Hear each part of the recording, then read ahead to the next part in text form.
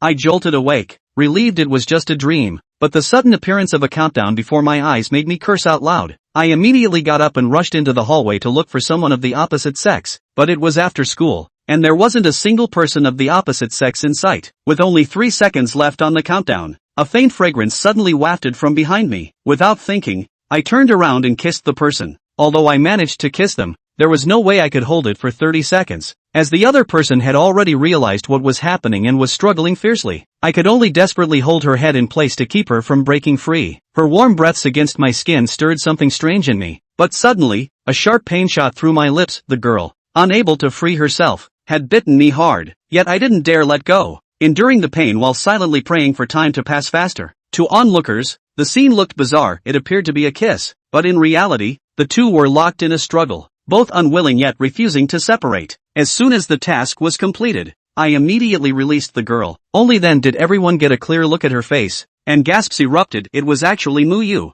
the school's beauty queen. Many turned and left, pretending they hadn't seen anything, while those who stayed wore smirks of schadenfreude, because Muyu was notorious as the school's untouchable demon girl, someone no one dared to provoke. Muyu swung a punch straight at my eye. Though she was naturally skilled, she didn't expect me to catch her hand effortlessly. She then raised her leg for a kick, but I dodged sideways and grabbed her leg instead. No matter how hard she struggled, she couldn't break free. The ambiguous posture between the two of us immediately excited the onlookers, who eagerly snapped photos with their phones. Muyu, the princess of the Mu family, had never suffered such humiliation before. Tears instantly welled up in her eyes. Her sudden crying startled me, and I quickly let go. "I'll make you pay for this," she shouted through her tears, her face flushed. Before running off, she dashed out of the school gate and into a sleek black luxury car. Inside, she pulled out a photo and said to the person beside her, "I want his complete profile before we get home." Moments later, the car stopped in front of a sprawling estate. Muyu went up to the second floor and pushed open a door. Someone inside asked, "The person you're investigating has a somewhat unclear background. What happened?" Without answering,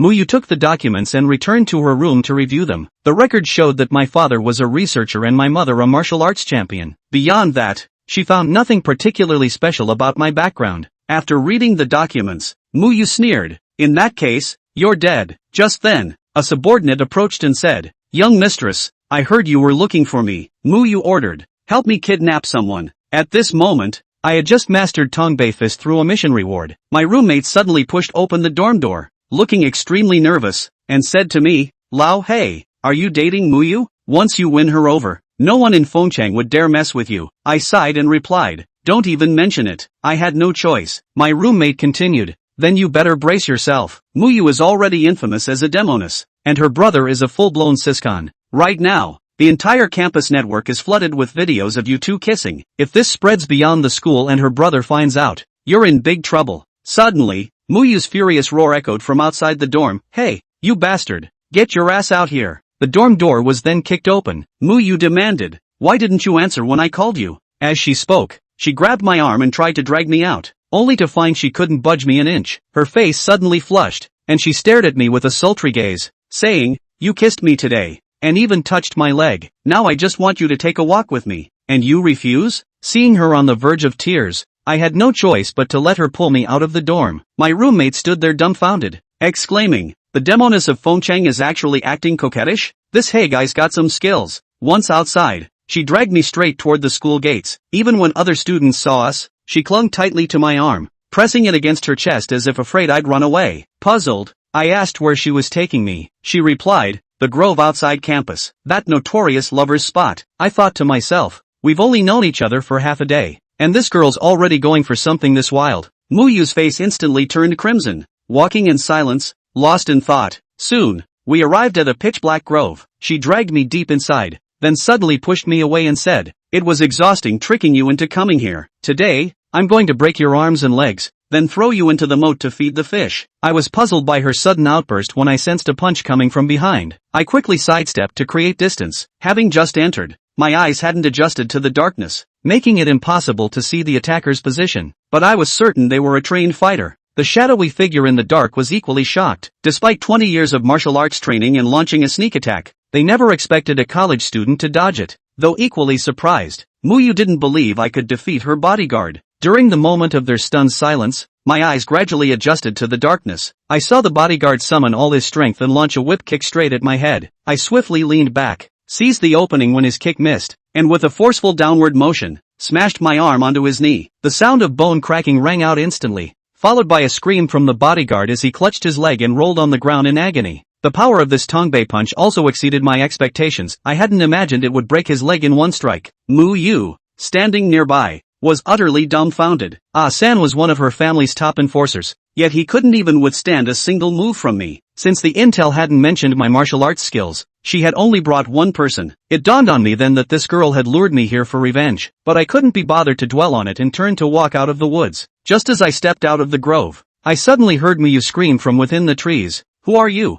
"I'm from the Mu family." Then a voice cut in. "Never thought we'd actually catch you off campus. Our boss has been waiting for you for a long time." I was still wondering if this was another one of her tricks when the system task abruptly appeared, warning that failure to help Muyu escape would trigger the host body's explosion. Cursing this godforsaken system under my breath, I immediately rushed back. At that moment, Muyu's hands were tied, and a man stood beside her, his lecherous hand reaching for her. Suddenly, he let out a blood-curdling scream as his arm snapped in an instant. The group behind him froze in shock. Spotting me, who had appeared before Muyu without anyone noticing, the leader immediately ordered 2 men to surround me. Muyu shouted, "Be careful, these 2 are highly skilled, they knocked out Ah-san in seconds." I replied, "Got it, babe, now watch me perform." Then I charged straight at the 2 men. Muyu froze as she watched my figure, thinking to herself, "Damn, I'm actually a little moved. What's going on? But isn't he afraid of being dragged down? These guys are desperados." Just then, 2 more screams echoed. After dealing with the 2 thugs,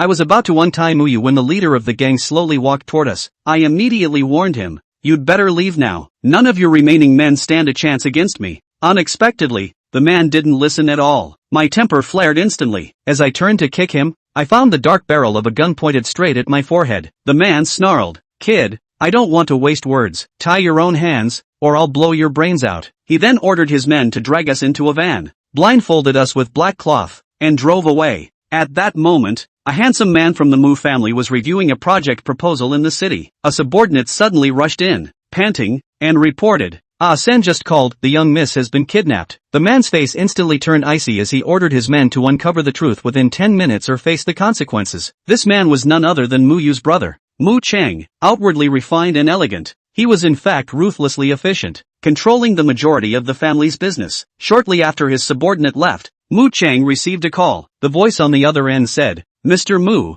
I heard you've already spent billions on that city project." Mu Chang immediately realized the caller was the one who had kidnapped his sister, but the other party denied it outright, merely stating they also had eyes on the project and advising him to back off before hanging up. Mu Qingqing's brows also furrowed deeply as he picked up his cell phone and dialed a number. "Young master, Chen Yen, how's the investigation into CU's matter going? I've hacked into the surveillance at the various intersections and found a black van with Rain City license plates at the time and place San described. I'm tracking it down. It's going to take a little while, but what?" The opposite party was silent for a moment, but still spoke up. "Something else happened to the lady today. I don't know if it has anything to do with the kidnapping." "What is it?" "You can take a look at the video on the Windy City University campus website. And the lady asked me for a boy's information today. These 2 things, I wonder if there's any correlation."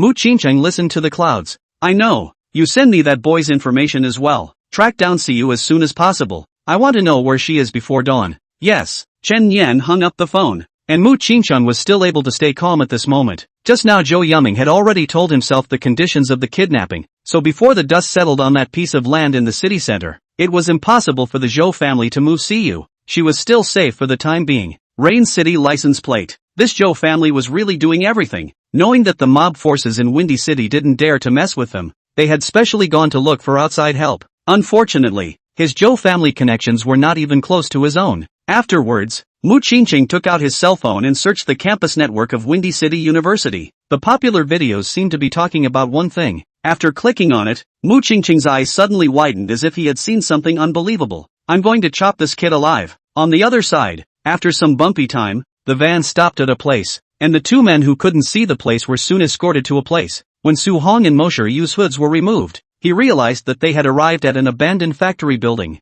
surrounded by a few men who were on guard, while more people were gathered around a small table. "Boring one hand, follow a hand. Leopard, come on, all give high money." Su Hong clearly saw them playing cards, while Li Long's figure he did not see. I do not know where this guy went. Sohan, Sohan. Muyu suddenly kicked Su Hong. Can you not kick me? I can hear you. Su Hong responded in a low voice, only that his eyes were still glancing again at the body of the gang not far away. Get me out of here. How can I save you when I can't save myself right now? I know. That one on your hand is a brin knot. You can untie it yourself. Mo Yu's eyes burned as she looked at Su Hong. Yo, you still surprisingly can still see that the knot on my hand can be opened. Su Hong was a bit surprised. Just now, in order to let Li Long relax his guard, Su Hong specially tied the strongest knot for himself, and the more he struggled, the tighter it became. But in fact, the main line was in his own hand, just a slight pull would loosen it. But Su Hong grunted and replied, "You were going to dismantle me just now, so who am I to save you from getting out?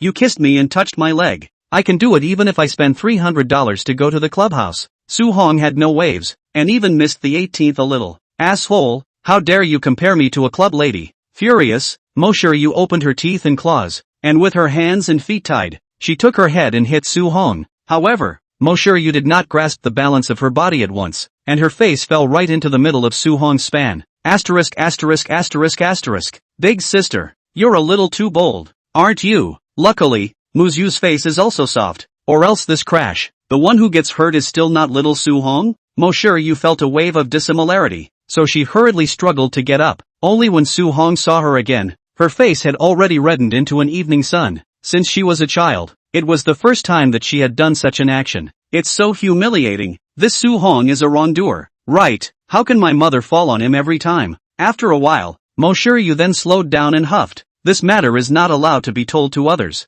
I'm not going to tell anyone. It'll affect my ability to pick up girls in the future. How dare you? Mo Yu was in a hurry. No, you also care if I pick up girls. You're not my girlfriend. Su Hong disliked him unceremoniously. You. Mo Yu's face reddened again. She didn't know what was going on. She subconsciously didn't want Su Hong to have a relationship with another woman. I haven't dismantled you yet. You just aren't allowed to pick up girls. No bubbles. No bubbles. You're so annoying. Su Hong rolled his eyes, and then he stopped talking to Mo Yu, because there was a movement not far away, only to see a man walk in from outside the plant. It's none other than Laron with a gun. In fact, Su Hong was able to do it when he woke up in the beginning, and the reason why he hadn't done it was because he wasn't sure of Li Long's location. These minions are not their own will. A dozen together are not necessarily have San can fight. He is most afraid of that gun. That thing, if you give his brain to a bit, it is directly the whole drama end of a fart. So the cautious Su Hong didn't make the first move, but observed where Li Long was, because Su Hong knew that the object of their kidnapping,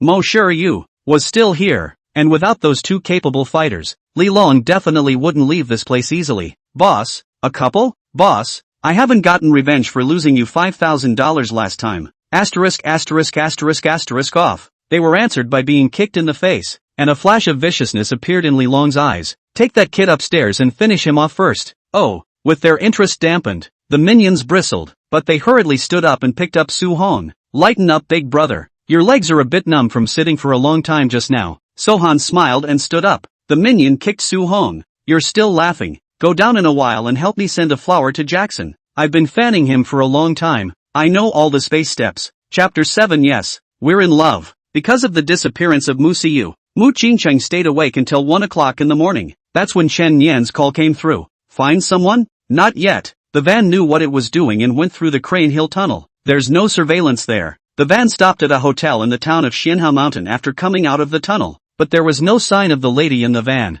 so I guess they got out of the van inside the tunnel. People should be on Xianhao Mountain. I checked the mountain roads where there's surveillance and there's no sign of a trail. Now there are a couple of suspicious locations. One is the Crane Village on the Crane Mountain. 2, there's an abandoned vinegar factory on the hill. 3 is the cave at the top of the hill. As the words fell, Mu Qingcheng stood up from his stool. Notify all the manpower. Gather immediately to go to Xianhao Mountain. Yes, Chen Yan answered and hung up. Mu Qingcheng's eyes were filled with gloom. The Zhou family, an upstart family that came out of nowhere through the big boss behind the scenes, also wanted to stroke their Mu family's tiger's whiskers? When we get Mo Yu back, it will be the Zhou family's time to die. Who does not know in Windy City, Muyu is his own scales. Since childhood he did not even spare water Muyu end a bit. Even someone dared to kidnap his own sister? It is really the birthday boy eating arsenic, smacking his own life long. Abandoned vinegar factory. The second floor of the factory. Brother, recognize money. You went to all this trouble to bring me up from downstairs. You couldn't have come just to enjoy the moon with me. The slightest hint of moonlight revealed itself from in front of the ruined window, spilling over the two men, and if one hadn't been tied to a rope and the other had a gun in his hand, it would have been a real knockout. Su Hong was a bit speechless. The first time in his life to enjoy the moon was actually with a man. The point is that he's also got a mean look on his face, which is so out of place. Li Long, on the other hand, ignored Su Hong's words of a tiger and wolf and snorted coldly, "Cut the crap. Are you that scandalous boyfriend of Mo Shiryu? What rumored boyfriend? We two are just regular classmates." Sohan tried his best to explain. Li Long went up and kicked Su Hong, then took out his cell phone and played a video of him and Mo Shiryu kissing passionately and deeply outside the classroom. Then said viciously, come on, explain to me what's going on." Su Hong people are confused, not big brother. You dry kidnapping also knock CP? I goddamn well knock CP. Li Long are speechless. He received the task as in the center of the city before that piece of land negotiation must be Muyu watch. He watched this video for the sole purpose of confirming the identity of Su Hong.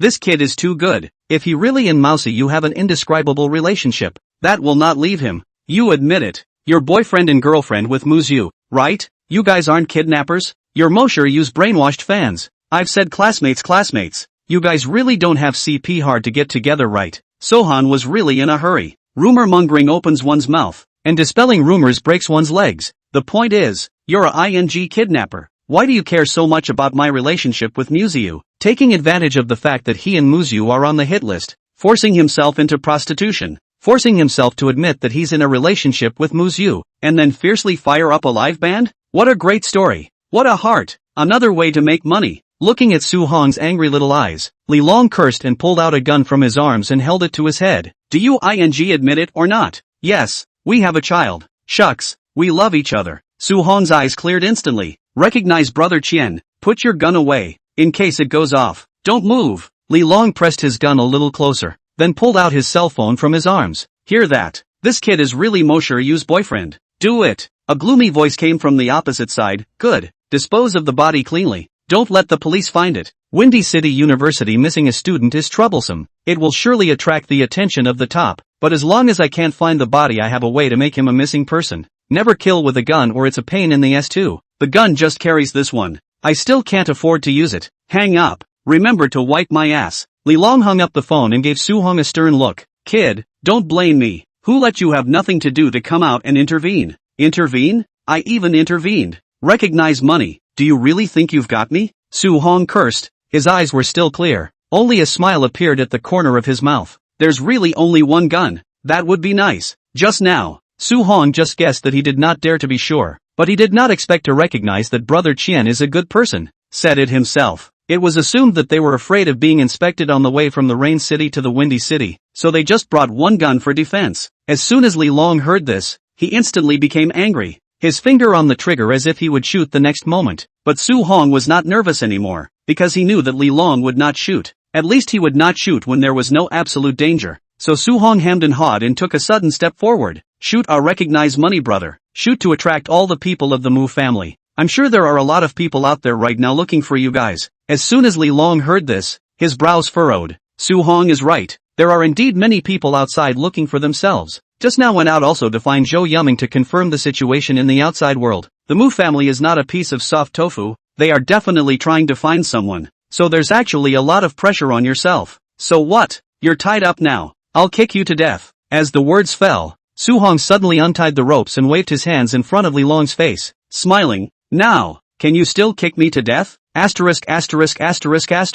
Su Hong's sudden action. Li Long did not react for a moment. This kid's body hand himself is known. If you untie the rope yourself in front of him is not a small chicken. Bang! Liren fired decisively, but Su Hong's figure was long gone in front of him. In the next moment, he appeared at Li Long's side, and with a single punch, he dry broke the joints in his hands, and the gunshot followed by a scream took only a short second. Then again, Liren's leg was kicked off. Su Hong's small eyes were filled with the desire for revenge. You just kicked me 3 times. It's reasonable for me to kick you into a cripple, isn't it? The boys downstairs heard the gunshots and screams, but there was no reaction, only a loud laugh. Another fresh life gone. Boss is also too fierce. Direct shooting. What if it attracts the police? Where are the cops in the middle of nowhere? Make it quick. We can probably take the money and run tomorrow. Listening to what these people said, and the sound of gunshots from upstairs, The only one who was dumbfounded was Muyu. Su-hong. Su-han is dead? Chapter 8. I have a small heart and a big heart. Although their Mu family was the largest family in Windy City,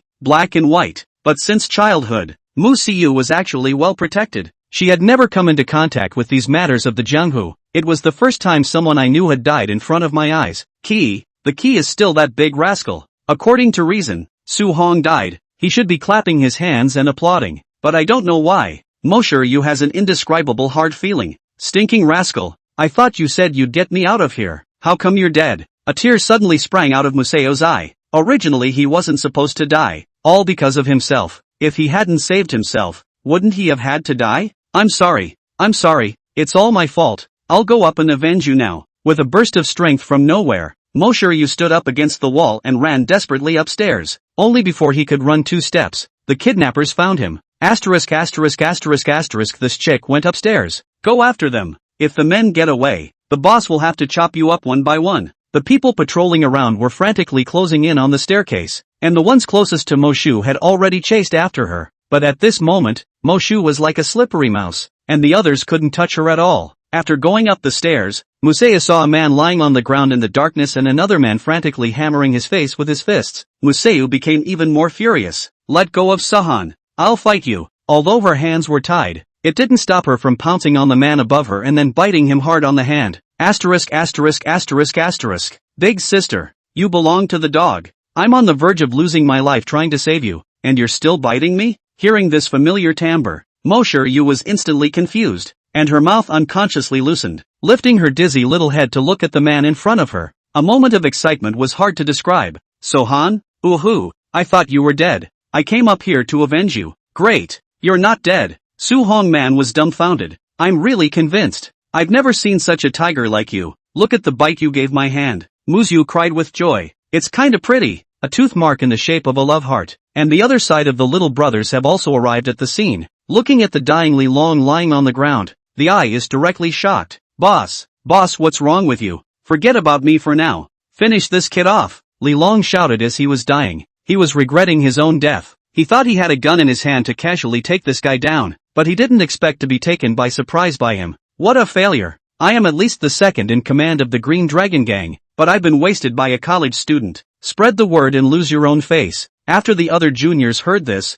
they slowly surrounded Su-hong's side like jackals, wolves, tigers and leopards, each staring viciously at him, as if they would eat Su-hong the next moment. In the meantime, a Rangoon U8 Mercedes-Benz in Xianhua Mountain rugged mountain road. The man in the car looked out with a serious face, although the moonlight through the branches shot in the car, but he still do not feel romantic, but instead, his heart was apprehensive. Shortly afterward, a call came in. Chen Yan, how's the situation? Young master, just now the drone detected gunshots coming from the side of the abandoned vinegar factory. I think there's a high possibility that people are over there. Mu Qingcheng frowned. Can you be sure it's over there? There's no way to be sure. The vinegar factory is quite large, but I've asked for to take someone there, so I should have results soon. Young master, are we going now or? For squads approaching towards the vinegar factory. 2 left to go to Xianhua village and the top of the mountain. We're going to the vinegar factory now. Be careful to take out the whistles first, so no one finds out where we are. Yes. After saying that, Mu Qingcheng hung up the phone, the ruthlessness in his eyes about to overflow. I haven't seen anyone yet, but since there's gunfire over there, the odds are that it's the vinegar factory. The Zhou family probably didn't expect their actions to be that fast, and they found Xianhua Mountain in a few hours, so the Zhou family shouldn't be able to come to support this place right now. As for the dozen or so kidnappers in the vinegar factory, one wants them all dead. Old wood, go to the vinegar factory. Yes, young master. The driver in the front row answered and immediately turned the car around and increased the throttle toward the other road on the hill. About 10 minutes later, the car stopped at the entrance of the abandoned vinegar factory, surrounded by a piece of dense jungle. Without Chen Yan's kind of ability to manipulate drones, it really wouldn't be able to find this place in a short period of time. When they got out of the car, a dozen or so people immediately emerged from the jungle. Young master, Chen Yan came to Mu Qingcheng's side wearing a black sportswear. Mu Qingcheng nodded. How is the situation now? Our men have felt their way in. The factory is too big to find anyone so far, but we'll have results in 10 minutes at most. Chen Yan replied with a sullen face. Mu Qingcheng nodded, then suddenly turned back and opened the car door to take out a pitch-black pistol from the rear compartment and put it in his pocket. Come in with me and look with me. Yes, follow the young master and protect him. Chen Yan nodded his head and turned to the subordinates behind him. However, he knew in his heart that Mu Qingcheng was really furious. From the time he came to the Mu family, he had only seen him take his gun out once, and that time, it directly changed all the patterns of the Windy City. The Mu family had thus turned into the true hegemon of Windy City. Put your hands up for me. If I can't see your hands, I'll buy him a peanut. On the first floor of the abandoned factory building, Su Hong pointed his gun at the little brothers squatting on the ground and cursed. Sing me under the bridge in front of the door. In front of the door, under the bridge, a flock of ducks flows by. Come on, come on, come on, count them. 2, 4, 6, 7, 8. The sparse singing sounded, only to hear Su Hong roar. Damn, didn't eat. Louder. Bang. A gunshot rang out and one of the boys was instantly shot in the foot. Not singing, are you? I sang, big brother. If I say you didn't sing, you didn't sing. Su Hong rolled his eyes, then walked over and viciously kicked him twice. You're the one who kicked me when I was going up the stairs just now. Don't think I don't know that. The old man has a small heart and a vengeful mind. Chapter 9. One shot your great uncle? Young master, there's news. The innermost abandoned factory building. Our drone saw a figure on the first floor. 10 minutes later, a voice came from an intercom, and Mu Qingcheng hurriedly replied, have you found Siyu's trail? No, it was so dark we could only see blurry silhouettes. The drones are afraid to get close for fear of spooking them. I see. Keep an eye out and have the remaining 4 squads surround that building until I arrive. Now Mu Qingcheng's face was horribly gloomy. The kidnappers are a bit smart. Pick the innermost abandoned factory building, and there are a lot of Li Long's eyes outside, but they are all being handled by Mu Qingcheng them stealthily. And now, congratulations to the host for completing the task and successfully activating the Grand Carousel draw. The Grand Carousel lucky draw is open. Please wait for the host. Ding! Congratulations to the host for obtaining a Yan Xuanying possession card, which can be placed in the card pack collection and can also be used to learn card skills. Listening to the voice of the system, Su Hong beautifully sat on the stool, looking at the gang of kidnappers who had already sung with their voices smoldering, and then he opened the system and learned the Yan Xuanying possession card, and for a time his mind was once again covered by an ocean of knowledge. After about 10 seconds, Su Hong's eyes regained their clarity, and the gun held in his hand was as if it had become a part of his body. Bang! Su Hong fired another shot, directly splattering the dirt underneath the junior's feet. It directly scared the piss out of him. Master Su, I sang. I really sang hard. 2 tigers, run fast. Oh, it's okay, I'm just trying out my marksmanship. Su Hong hemmed and hawed. It was really horribly accurate. According to his current ability, he should step into the ranks of sharpshooters. So he said happily, that, you don't sing, don't you know the space step? Get up and dance for me. Scared pissed little brother kind of regretted it. I was so redundant with that mouth just now. On the side, Mosher happened to walk in and came next to Su Hong with a soothing face. I'm suffocating, I almost peed in my pants. Su Hong rolled his eyes. Big sister, be a bit girly, okay? Those who don't know think you're Sun Earn Young. Su Hong, do you believe that I will beat you to death, without danger? Mosher instantly clenched her small fists and glared viciously at Su Hong. Su Hong grunted. If you could beat me to death, why would I need to be tied up here with you? I'm against your head and you can't even kick me with your short legs. Sohan, who are you calling short legs? Mosher really cannot endure. A foot kicked over, but fortunately Su Hong's eyes and hands fast, from the stool stood up after really using the hand against the head of Mosher.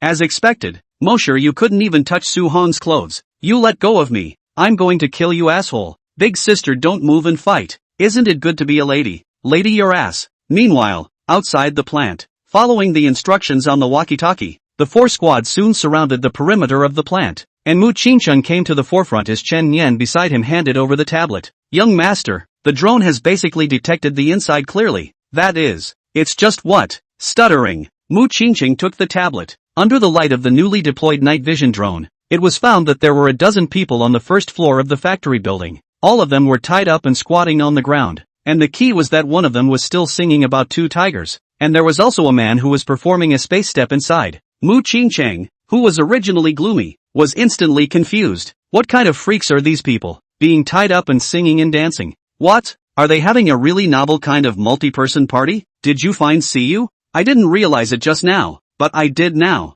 Chen Yan replied, then reached out and operated the drone. Behind one of the pillars, there stood Su Hong and Mosher who was flailing at Su Hong but couldn't hit him at all. Damn, it's really him. It's this Su Hong who lured Siyu out alone under the pretense of chasing after her and then kidnapped her. He's in cahoots with the Zhou family. Mu Qingcheng was enraged, then said to Chen Yan at the side, Give me the infrared sniper rifle. Young master, listen to me. I think this Su Hong is not the murderer who kidnapped Siyu. Cut the crap. Give me the gun. Mu Qingqing couldn't listen to a single word. He only knew that Su Hong was now bullying his sister. There was no other way. Chen Yan could only take the gun to Mu Qingqing, only to see Mu Qingqing with his gun in his hand walking inside from the crowd as well. The people behind him wanted to follow for protection. Mu Qingqing's other hand was raised, signaling them not to follow. The other side. He. You hit me. Short legs. You're the one with short legs. Your whole family is short legs. Let go of me. I'm going to beat you to death. Muyu shouted in anger, but there was nothing she could do.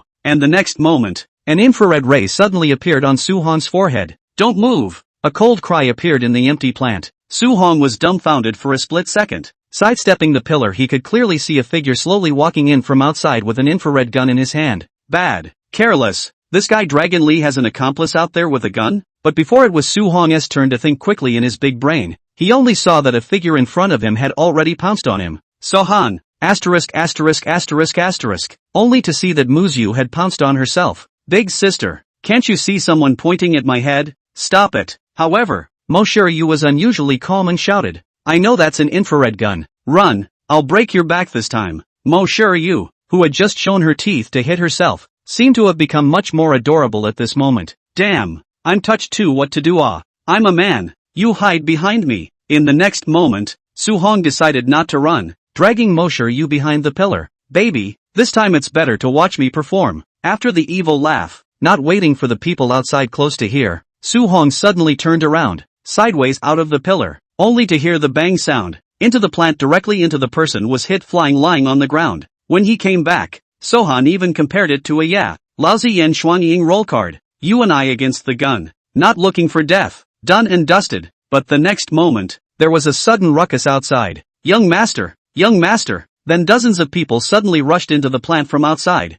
and for a while the plant was in chaos. Suddenly appeared out of this all these people. Just put down the heart of the Su Hong stared wide-eyed. How so many people? I don't have enough bullets. Missy, I'm Chun Yen. The one who entered the factory just now is your brother. He's here to save you. At this time another anxious male voice came from outside. Mushroom? Sohan. That's great uncle. Chapter 10. Do you have a red eye? Ahem. That hurt. You're such a good shot, kid. If I wasn't outside the effective range of a 54 pistol and wearing body armor, I could have gone straight to my tits. 10 minutes later, Chen Yan commanded his men to transport the kidnappers to the car one by one, while Mu Qingqing was leaning against the wall resting, blood flowing from the corner of his mouth due to the pressure of the bullets, while a steel plate was exposed on his chest, which was the thickened bulletproof vest. Brother, are you okay? Mu Siyu squatted by Mu Qingqing's side, somewhat heartbrokenly touching the steel that had a dent made by the bullet. Brother, you must be in a lot of pain. Hearing this, Mu Qingqing suddenly hummed, you still know that I'm your brother? You were bullied so much by this kid just now. I pointed an infrared ray at him just so you could retaliate back, weren't you? How long have you known this kid and your elbows are already turning outward? In fact, when he saw the drone video, Mu Qingqing knew that Su Hong was not a kidnapper, only that he couldn't stand to see his sister being bullied and showing her teeth. And that's why he was alone with a gun pointing at Su Hong to let his sister beat him up properly. Muyu was so good, she jumped right on the guy, and she was so afraid she'd shoot him and kill him? What's that old saying? A woman is too big for her britches, said Muyu. Mu Siyu's cheeks reddened, and she lowered her head to explain. I didn't know if that was you. I thought you were an accomplice of the kidnappers. Su Hong has already almost been killed twice today to save me. I just thought, okay, you don't have to explain. Mu Qingqing rolled his eyes, then looked at Su Hong. Kid, where did you learn your marksmanship from? Did a master teach you? Sohan hemmed and hawed. That's what happens when you play CF too much. Mu Qingqing is very skeptical that this guy is not some kind of unseen martial arts master. After all, the novels are all like this. A personal master who walks out of the mountains. But he meowed this guy background himself checked out where there is a Jedi master to teach him marksmanship. The only possibility. Still playing too much CF? Never mind. I won't ask you. I heard your boy molested my sister in public? How can that be? I'm very pure with MS. Muyu. Mu Qingqing cursed, then pulled out his cell phone from his pocket and took out a video. Come, you explain it to me. Looking at the video of this passionate kiss, Su Hong are almost crazy. Damn tonight how this group of people pull out the phone to question themselves. Recognize the money brother like this. And now Muyu old brother is also like this. Aren't you gangsters usually busy, getting high on CP everywhere? Watching this video, Moshiryu's face also slightly reddened a touch. Brother, this is a misunderstanding. Misunderstanding? Is it a misunderstanding that you two kissed? Or that this kid touched your leg? Mu Qingqing are confused. This girl how to now still cannot recognize the situation. Old brother in helping you to take revenge, do you know? But it was clear that Muyu didn't understand. She only knew that her old brother was a bit fierce, coming up and pointing an infrared gun at Su Hong. As for Su Hong injuring Mu Qingqing, she seemed to have automatically skipped over it. Don't worry about it, old brother. I'll take care of it myself. It's almost eaten up by others, and you're still telling me to leave it alone? Mu Qingqing was so anxious that tears were coming out of his eyes, and he was just about to speak when he realized that Chen Yan had already hurriedly run over with a person. Young master, the doctor is here to show you the wound. The doctor in the white coat was their Mu family's personal doctor, and after coming forward to check, he let out a sigh of relief. Young master is fine, he was just shocked by the bullet. He'll be fine after a few days of recuperation. Okay, Dr. Bye, you go back first. I'll carry the young master to the car. It's okay. Nothing happened. Just see Chen Yanai's complex look at the Su Hong in front of him. This kid is really powerful. Pick up the big lady not to mention, but also the young master injured. This time their family really cannot stop. Older brother, why don't you go back and nurse your wounds, and I'll come home to see you after school today. Looking at Mu Qingqing, who was being carried on the car, Muyu waved her hand. Mu Qingqing grunted. Bring this brat home for dinner tonight. Muyu froze for a moment, then nodded. Tonight thanks to Su Hong. It should invite people to eat a meal to properly thank. But what Mu Qingqing thought was that he must be killed and thwarted tonight. Not far away as avoiding the eyes of Mu Qingqing, Su Hong could not help but sneeze. Damn this big summer, how to feel the old unruly people wanna harm me. Turning his head to look, Mu Qingqing, who was sitting in the back seat of the Rangoon U8, was staring at himself coldly. This scene reminds itself of Secretary Dakong. No, did I break the sky? Just kissed Muyu for 30 seconds. How come every one of them has such a high hate value for themselves? I'm obviously just a laying player. Blame this system. Nothing to come what? No system, old son also live very well, okay?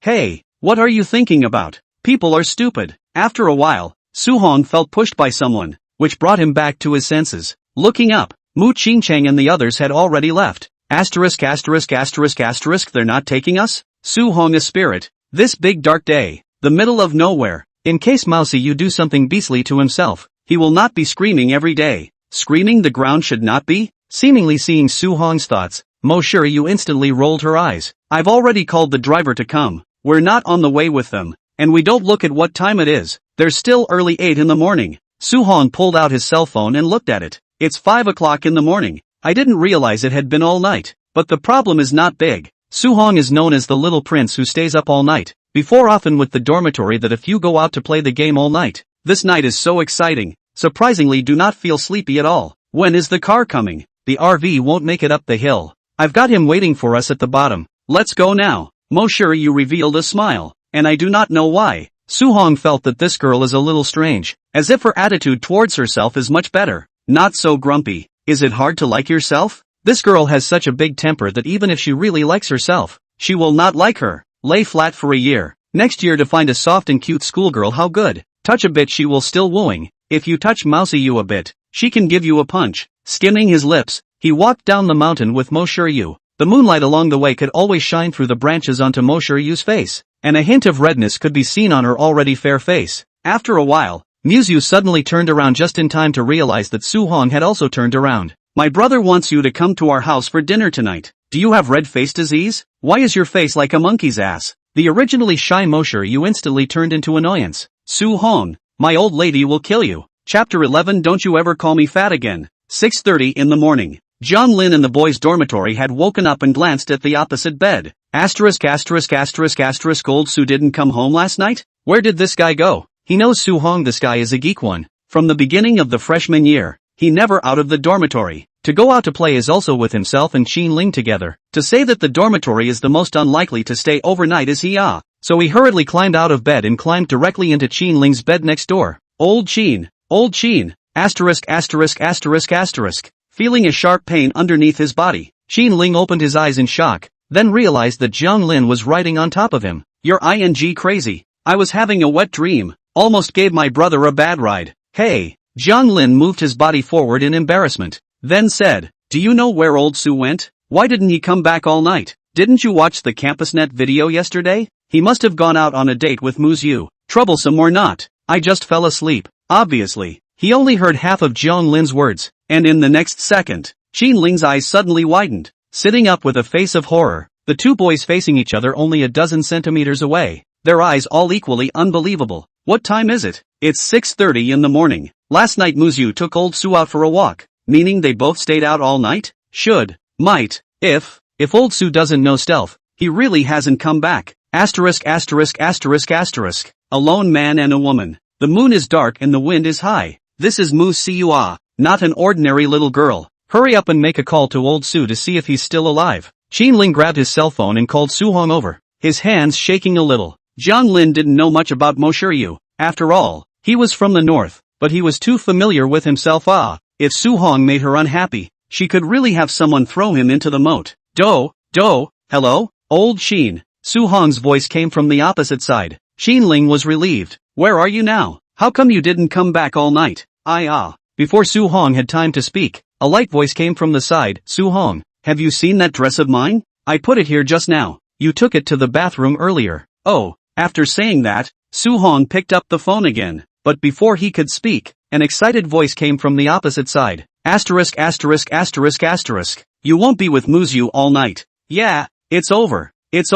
This witch has taken my brother in hand. You two aren't going to a room. What open room? I was with Muyu one night is good, but the process is a bit complicated. Can't tell you clearly in a moment. Okay, don't explain. Do you want me to take a vacation from work for you? Morning 8? No, we'll be at school in a little while. At this time another voice came from the phone. Su Hong, come over and help me. The buttons on my back can't be buttoned. Oh, here it comes. I won't talk to you. I'll see you at school later. After saying that, Su Hong hung up the phone. Qin Ling and Jiang Lin, on the other hand, looked at each other in dismay. If those rumors spread on the internet are rumors, then that phone call just now, really solid.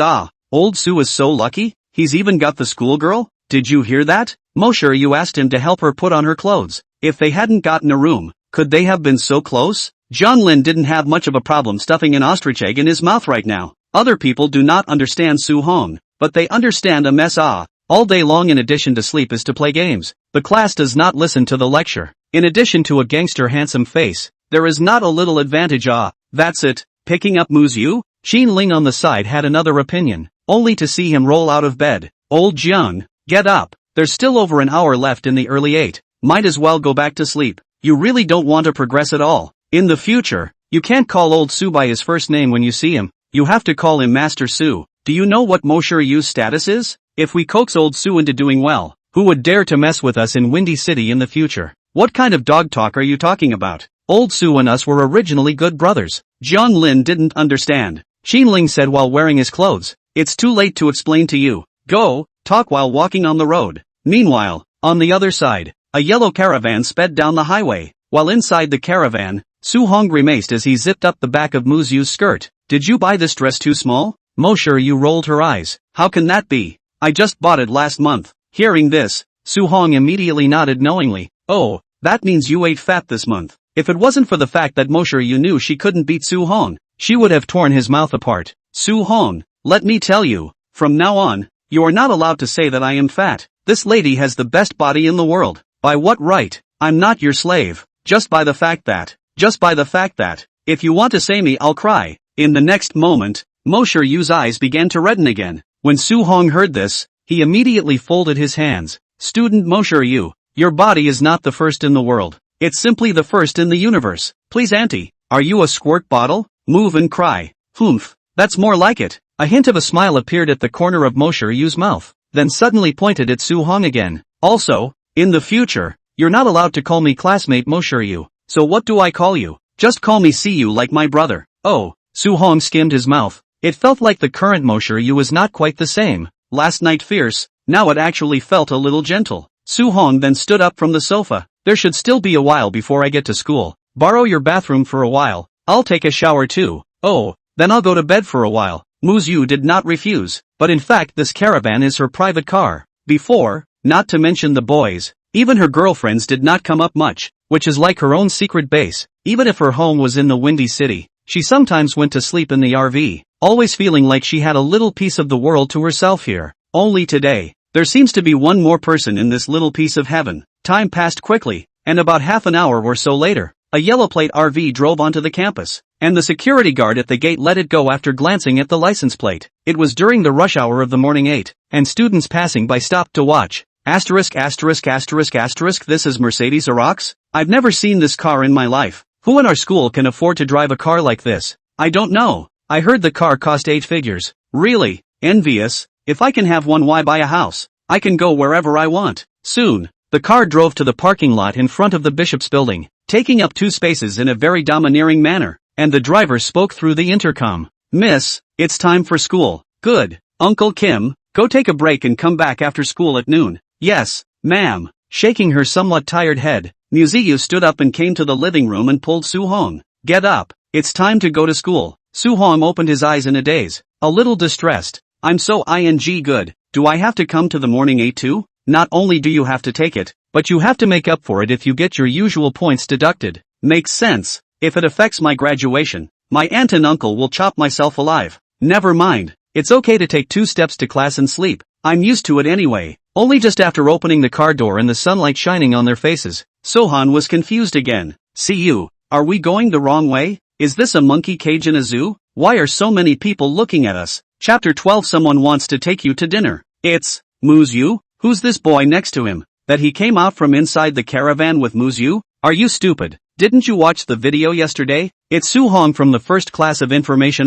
The male lead in the video. It's a real hammer. They're really in love. So sweet. I'm going to start knocking. Quick shot. Quick shot. First-hand resources. I want to be popular. For this scene in front of her, Muyu did not have much of a reaction. After all, since childhood she has been living in such an environment. Good-looking, distinguished family, wherever there are people chasing after her. But Su-hong looked a little social, like a little daughter-in-law hiding behind Muyu, until they entered the school building together and came to the door of the latter classroom. The crowd only then dispersed. Old Su.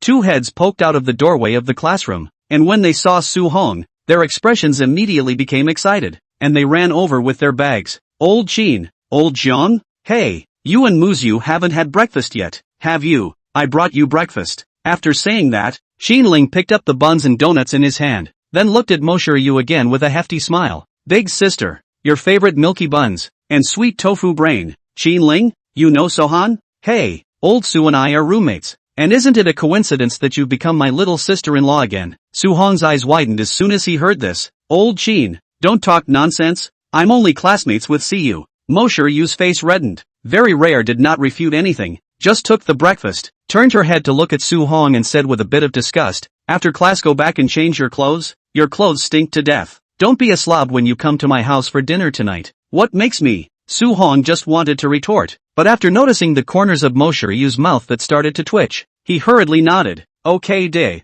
Got it. You get to class. Don't be late. Only then did Muyu arrogantly step into the latter classroom, leaving behind only Su-hong's helpless eyes. You chick, I haven't even promised to go to your place for dinner tonight, and you're telling me to change my clothes? What can you do if I don't agree? After thinking about it, Su-hong felt that if he didn't go today, Muyu would still rush into his dormitory and then look at himself with foggy eyes. And by the way, he would bite himself a heart-shaped tooth mark. Who can carry this? Forget it, forget it, forget it, take a step. This girl is fierce as hell. Not your ideal type at all. Let's go old Su. People are in the classroom and still looking. Xinling put his arm around Su-hong's arm. Anyway, he had already shown his face in front of Muyu. She knew about his relationship with Su-hong. That's enough. Hey, I didn't expect the splash of riches to appear on my own brother. That said, old Su, you can in one night you've ruled Muyu into submission. I see that the way she looks at you is so gentle. I've never seen it before, Xinling said as he lamented. When Su-hong heard this, he laughed bitterly. Gentle hammer. Do you know how many times this tigress almost killed me in one night? Asterisk. You all went to a room. How did she hurt you? It can't be that you can't do it, bro. God open the room. You don't even know how thrilling I was last night. The 3 of them dragged and tugged their way into the classroom, and Sohan began to complain about what happened last night. Lousy, a man who eats and sleeps all day long, was forced to fight with a gang of vicious, hot weapons-wielding bandits, and risked his life to save Muyu from an army of 10,000. The story went on until the end of the early 8 before the other 2 douchebags finished listening. Finished? Jianlin asked expressionlessly. Su-hong, having said that, so you guys really don't misunderstand. I'm just normal friends with Mo-shiryu. Jiang Lin simply ignored Su-hong's words and turned his head to look at Old Chin. Old Chin, do you believe it? I believe you, malarkey. Old Sua, you want to hide your relationship with Muyu, this I understand. Talk about love, want a low-key point, this is also very normal. But you told me that the kidnappers, gangsters, you also Mu Qingcheng injured. You are also too far. Write a novel, also dare not write it. Mu Qingcheng stomping the Windy City are to shake 3 times a person. Besides, look at it now. Do you want to lay low and be low? Qin Ling spread his hands, then looked at the other students in the class. After class they all looked at them here. It was obvious that because of that video yesterday he had become a celebrity in the school. Su-hong was dying of anxiety. You guys believe me? I'm really good now. Yes, yes, yes, you're a powerful mess. To be able to pick up Mo-shiryu, who can be as capable as you? What's Old Chin having for lunch? I'll take you to a high-end dish. Chang's extra spicy red soup with assorted fresh vegetables. Jiang Lin straightened up and said, asterisk is Mr. Chin going to treat me to a big meal? Su-hong on the side rolled his eyes. It's the old Zhang spicy hot pot in front of the school. Jiang Lin, but Su-hong no longer has the idea of eating. Early 8 did not sleep into. He is now sleepy as hell. I'll slip away first. Remember to bring me another hand pie when Lao Jiang comes back. Eggs, not sausage. You're such an oddball. There's no soul in a hand pie that wants eggs and no sausage. What do you care? The old man is happy. After saying that, Su-hong hurriedly slipped away, mainly because the surrounding people look at themselves too much. Now they are more attention than the monkey in the zoo. Hurriedly go back to low-key. In the meantime, Mu family manor. After returning from Immortal Crane Mountain, Mu Qingcheng did not rest at home, but called Chen Nian and a few Mu family leaders to the study. Chen Nian, find out exactly how many industries the Zhou family secretly has in Windy City and send it to me within 2 hours. Yes, young master. Use my name to send an email to the leaders of the Fire Suppression Bureau and the Commerce Bureau, saying that I, Mu Qingcheng, have reported in my real name that there is false information about some of the stores in Area A, Area B, and that there are problems with the fire qualifications as well. Have those brothers from outsourcing gather together and warn all of the Zhou family's pants tonight, telling them to stop working for the next 2 days until I've cleaned up Zhou Yumming. San, forget it.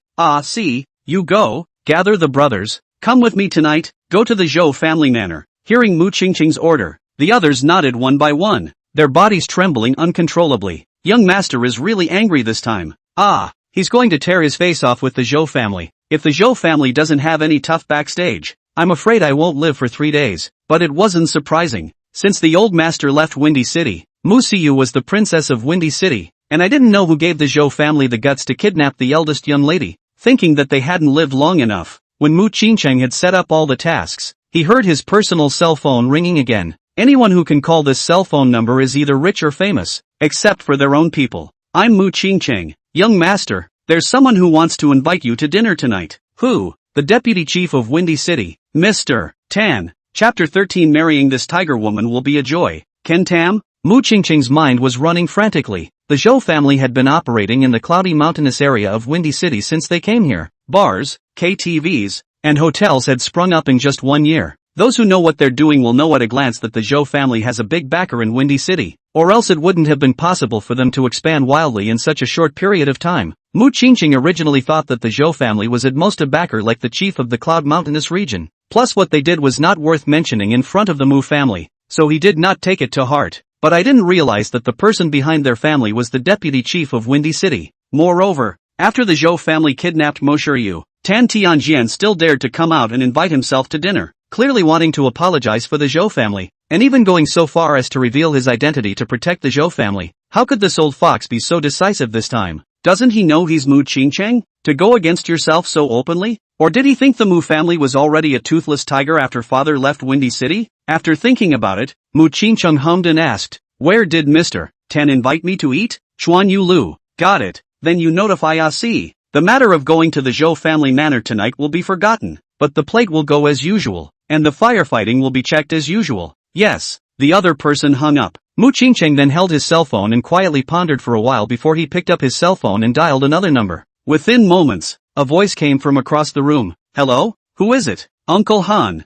I'm Qingcheng. Qingcheng. Your kid hasn't called me for a long time. Ever since your father left the Windy City, I feel as if I've cut ties with your family. Where? Qingcheng knows that Uncle Han is busy with his promotion during this time. How dare I disturb you? Castle, you can't call me today just to brag about me. Naturally not. It's been a long time since I've seen Uncle Han, so I've specially prepared a thin wine at Chuan Yu Lu today to invite Uncle Han to catch up. The words fell, and there was a sudden silence across the room. As an old man of Windy City, he naturally knew what this place, Chuan Yu Lu, was used for. After a while, a low voice came from across the room. Xing Cheng, can you tell me what you've gotten yourself into? Uncle Han, it's not that I'm causing trouble, it's that someone kidnapped Siyu, and now they've brought up Mr. Tan's name to prevent me from settling the score. This matter, Uncle Han, you have to make a decision for me. Hearing this, Han Lijin suddenly frowned and asked somewhat anxiously, Siyu was kidnapped? How is this girl doing? It's already fine. Rescued last night, but this is something that if Uncle Han doesn't make up his mind for me, I'll have no choice but to stab the Windy City sky in the back. Mu Qingcheng said firmly. Han Lijin laughed. Qingcheng, don't worry, if Siyu is really kidnapped, not to mention Mr. Tan coming, even if it's a bigger tiger, I'll help you out of this. Thanks Uncle Han. The corners of Mu Qingcheng's mouth sketched out a smile. Time passed quickly, and when Su Hong opened his eyes again, it was dark again. It's one of those days where how do you always stay awake at night and not wake up during the day? Is this a contemporary college student? It's too real. When he opened his eyes, a cold hand pie reappeared on his table. The dormitory was still empty. Su Hong was a little skeptical. The old man was shuttled to the day before? If it wasn't for the fact that he could see that he was assembling the Yen Shuangying character card inside the system, Su Hong really thought so. Jumping out of bed, Su Hong picked up the hand cake and ate a bite, not waiting to pick up the phone to look at the time, then heard a bang. The dormitory door was kicked open again. Su Hong, if I don't kill you today, I'm a dog. Only to see Muyu, dressed in a white knee-length dress, barge in again with a big grin. Su Hong trembled in fear, then raised his head with difficulty.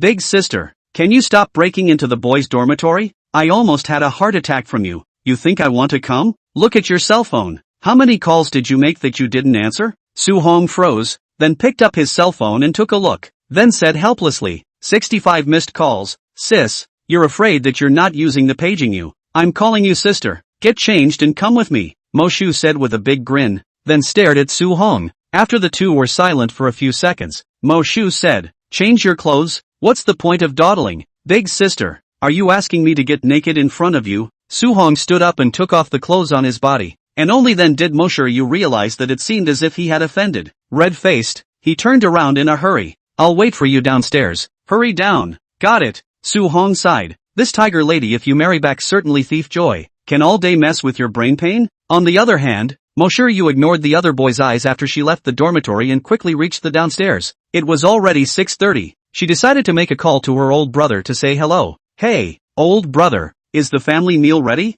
Su Hong and I are ready to go over. So Han? The opposite party obviously froze for a moment and suddenly tapped his head. See you. I was too busy this afternoon. I forgot about this. I'm having dinner with some very important people tonight and it's not done at home. What? Brother? I even told Su Hong to change his clothes. You said before you left to let him come to the house for dinner. Say hello to him. Will tomorrow do? I'll be sure to extend my hospitality tomorrow. No. Su Hong saved me several times last night and almost lost my life. What else is more important than having dinner with him? But, it's really important today. Who are you going to dinner with? Chief above. The Zhou family dared to kidnap you and I had to go and take it out on you. Then it's just as well. Take me and Sohan with you. What's the point of helping me out when I'm not there? Things are going to be too big for you to go today. 3. Sister, I'm at home now. Give me some face, will you? 2. 1. Then you and Su Hong mustn't talk nonsense. If you anger them, I really may not be able to protect you. I'm just going to eat and promise not to interrupt your conversation. Where are you booked? Chuan Yu Lu, Chapter 14. In the meantime, Zhou family manor. Pop. A loud slapping sound appeared in the Zhou family's study. Zhou Yuming covered his mouth and looked viciously at his elder brother Zhou Tianming. Brother! But before he could say anything, Zhou Tianming had already glared at Zhou Yuming, so angry that he kept turning around all over the room, pointing at him as he did so. Don't explain yourself yet. You can't think of such a thing as kidnapping in your pig brain. Say, who put you up to this? Zhou Yuming's eyes rolled, and he said aggressively, what do you mean by pig brain? Since I was a kid I've done better in school than you. Ha, you really shine when given some sunshine. Zhou Tianming sneered. Do you know how much trouble you've caused our family? We didn't come to Windy City to grab the Mu family's turf. Now that project in the city center we have been stagnant. The relationship that we should be looking for, but it's still not as good as the Mu family. If we don't make some other actions, The project is going to hit the drain. At that time, we will not be able to explain to Wei Xiao's side, Zhou Yuming said unconvincingly, but as his words fell, Zhou Tianming suddenly asked back, did Wei Xiao let you do this? What Wei Xiao brother? Wei Xiao is in Dragon City, how can he command me? Zhou Yuming smiled sarcastically. Looking at Zhou Yuming's face, Zhou Tianming had understood most of it and looked like he hated it. Eldest, you're really so stupid. Wei Xiangshu is setting you up again, you know? We know too many secrets about the Wei family. He wants to use the Mu family's hand to get rid of us. Believe it or not, you can't get through to him now. And our Zhou family will lose a lot this time. How can? It was obvious that Wei Xiao had blacked out Zhou Yuming. Only then did a trace of panic appear on Zhou Yuming's face. How? How is it possible? It must be a typo. However, after dialing several times in a row, Zhou Yuming still couldn't get through to him. And that's when Zhou Tianming sneered. Do you think we came to Windy City to help the Wei family fight? Letting us take the downtown project is just a front. He's just worried about us exposing them. Hearing this, Zhou Yuming then lowered his head. Then brother, now, what do we do now? Tonight I invited General Manager Tan to join us and go with us to apologize to the Mu family. When the time comes for you to be more sincere, I hope Mu Qingchun will let us off the hook this time. Zhou Tianming grunted. In the future, you'd better touch less of the family's business, and the business with the gray area. You shouldn't touch it in the future either. Mr. Tan will be here soon. You now, get down there and apologize properly in front of Mr. Tan. If you ever screw around without my consent again, I'll lock you up at home. Zhou Yuming still didn't understand, but looking at his big brother's serious expression, he obediently nodded his head. Oh, half an hour later, a Bentley sped down the highway to the suburbs. Muyu reached out to help Su Hong straighten the clothes on him. This place, Chuanyu Lu, is very special. Don't make a lot of noise when you go in, don't make a fuss no matter what you see, and don't climb up to talk to people casually. Upon hearing this, Su Hong was shocked. This is the 21st century, and the Windy City still has a palace? Muyu rolled her eyes. Turtle, normal people can't touch that place. The ones who can go there are basically the powerful people of Windy City. I'm afraid that once you go in and see a few actresses, you'll rush up and ask for autographs. I'm not that classless, alright. I don't follow the stars. I only follow the 5-star red sun, and I only believe in the people's sons and daughters. Alright, don't make a fuss and attract attention in a while. Muyu gave Su Hong a disgusted look, but her eyes revealed a hint of tenderness. Who would have thought that it had only been 2 days, and that Mo Shiryu's attitude towards Su Hong would have made a 180-degree turn. Su Hong skimmed his mouth. Buddy has the quality of it. The main hit is in obedience. Soon, the Bentley drove into a jungle in the suburbs, here by the mountains and the water. Not far from the side there is a scenic spot, but no one thought that in the middle of this skyscraping trees there is a 3-story quaint little building. Chuanyu Lu. 3 large, stamped letters appeared at the top of the small building, and the parking lot of this restaurant. At this time, there were all kinds of luxury cars parked, all priced at more than $1 million, and the civilian cars couldn't even get in. When you are at the entrance to the parking lot, a security guard will come up to you to confirm your identity, and only those who have a membership will be allowed to enter this area.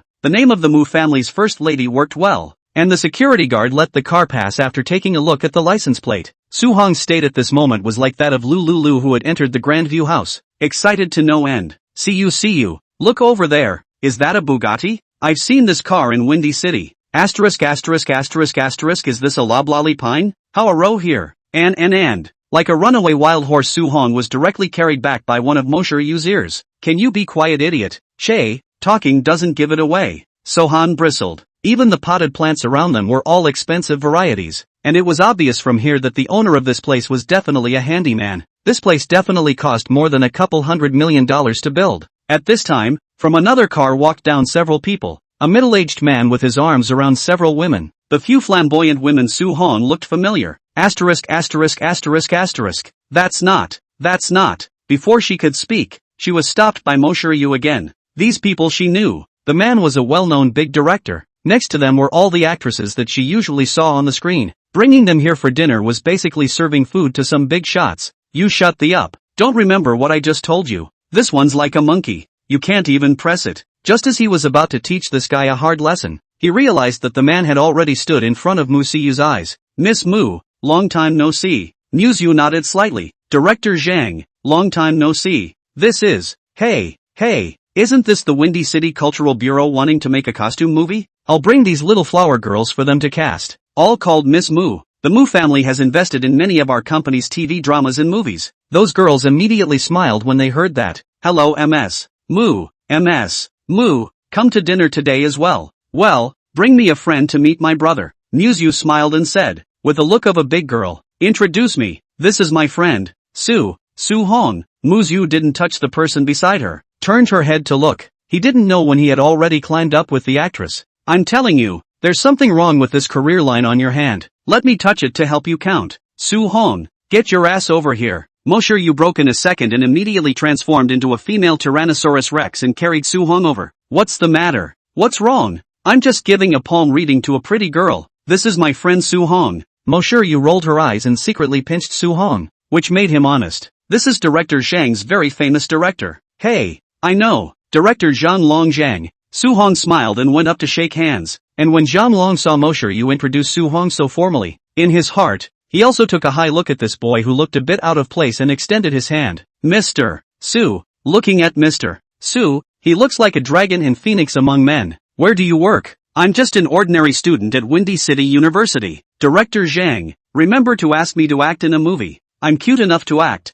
Baka drama. I can play Osamu. These words made Zhang Long laugh. Okay, next time I need it I will definitely ask Mu for Mr. Su's phone number. Chapter 15. I think I've seen you somewhere before. After Zhang Long left, Su Hong was a little bit unfulfilled. Just now that actress is the popular little flower girl Chen Man, right? What tender hands. Were those hands slippery back there? Hey, I didn't feel it. If only I could touch it a little longer. Sohan. Hearing these two words, Su Hong immediately trembled a little bit, which turned back to God, found that Muyu has already wide-open eyes dead stare at Su Hong. If he continues, it is estimated that he will be able to witness the Tyrannosaurus Rex beast evolution. I'm just kidding. How can their hands be as slippery as yours? Su Hong hurriedly explained. However, Su Hong was right. Those little flower girls had a good image, but there was still some gap compared to Muyu. It had to be said that although this female Tyrannosaurus Rex had a big temper, but she was really good looking and had a good body. She was not even on the same level as those actresses who relied on makeup only.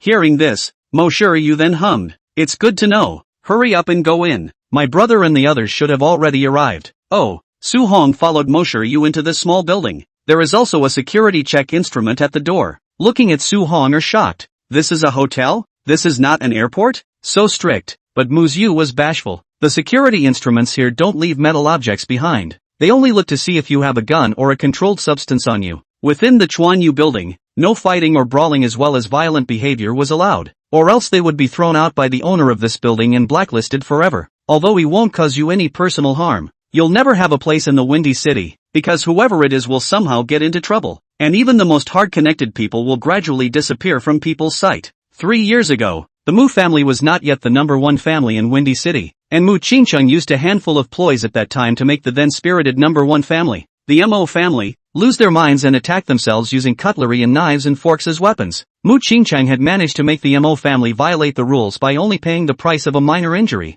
After that, the Mo family faded out as the leading family of Windy City, and the Mu family managed to become the leading family of Windy City. The Mo family at that time was even stronger than the current Mu family, but it was still brought down by the owner of Chuanyu Lu, so it is clear how heavily the owner's means here really are. Sir, you have a fruit knife on you, please take it out, and when it comes out we will return it to you in its original condition. After the inspection, a security guard stopped Sohan. Muyu was incredulous. What are you doing out for dinner with a knife? Su Hong scratched his head. Who knows if following this time bomb of yours will get you kidnapped again. I can't get a gun, so I have to take a pocket knife for defense. You're that much of an idiot. Muyu rolled her eyes, although she said so, but her heart is a little touched. Su Hong seems to be big and bold, but the behavior is details pulled full. No to bring a knife to protect themselves. You're the idiot, stupid girl. Su Hong skimmed his mouth and threw the fruit knife to the security guard. Save it for me. I bought it at the supermarket for $5.08. If it's gone, you have to compensate me $6. The security guard rolled his eyes. Miss Mu was right. This man was indeed a bit of an idiot. Who can come in here that isn't rich and powerful? You're $5 or $8 away from chopping prices at the food market. Hurry up. Muyu covered her head and took Su Hong away. He's so humiliated. Good man. You've confused the big brother of the security guard. In a short while, the two of them arrived at the second floor. The second floor of Chuanyu Lu had a very long corridor, and the side of the corridor was filled with all kinds of boxes with very right names. A river of spring water, February cardamom, 3 suns, 4 seas and wind. If Su Hong wasn't sure that he wasn't dreaming, He would have thought that he had traveled to ancient times all of a sudden, and a painting in front of the corridor stopped Suhan in his tracks again. Holding the flying fairy to Rome, holding the bright moon to die, Su Hong muttered. The painting shows a man standing in front of a stream, looking out at the moon in the distance. And someone as idiotic as you appreciates paintings and calligraphy? Muyu looked at Su Hong somewhat strangely. You have to say that this guy was charmed by a beautiful woman and could not walk, she believed. You have to say that he was fascinated by looking at the calligraphy and paintings. She would definitely scold this person.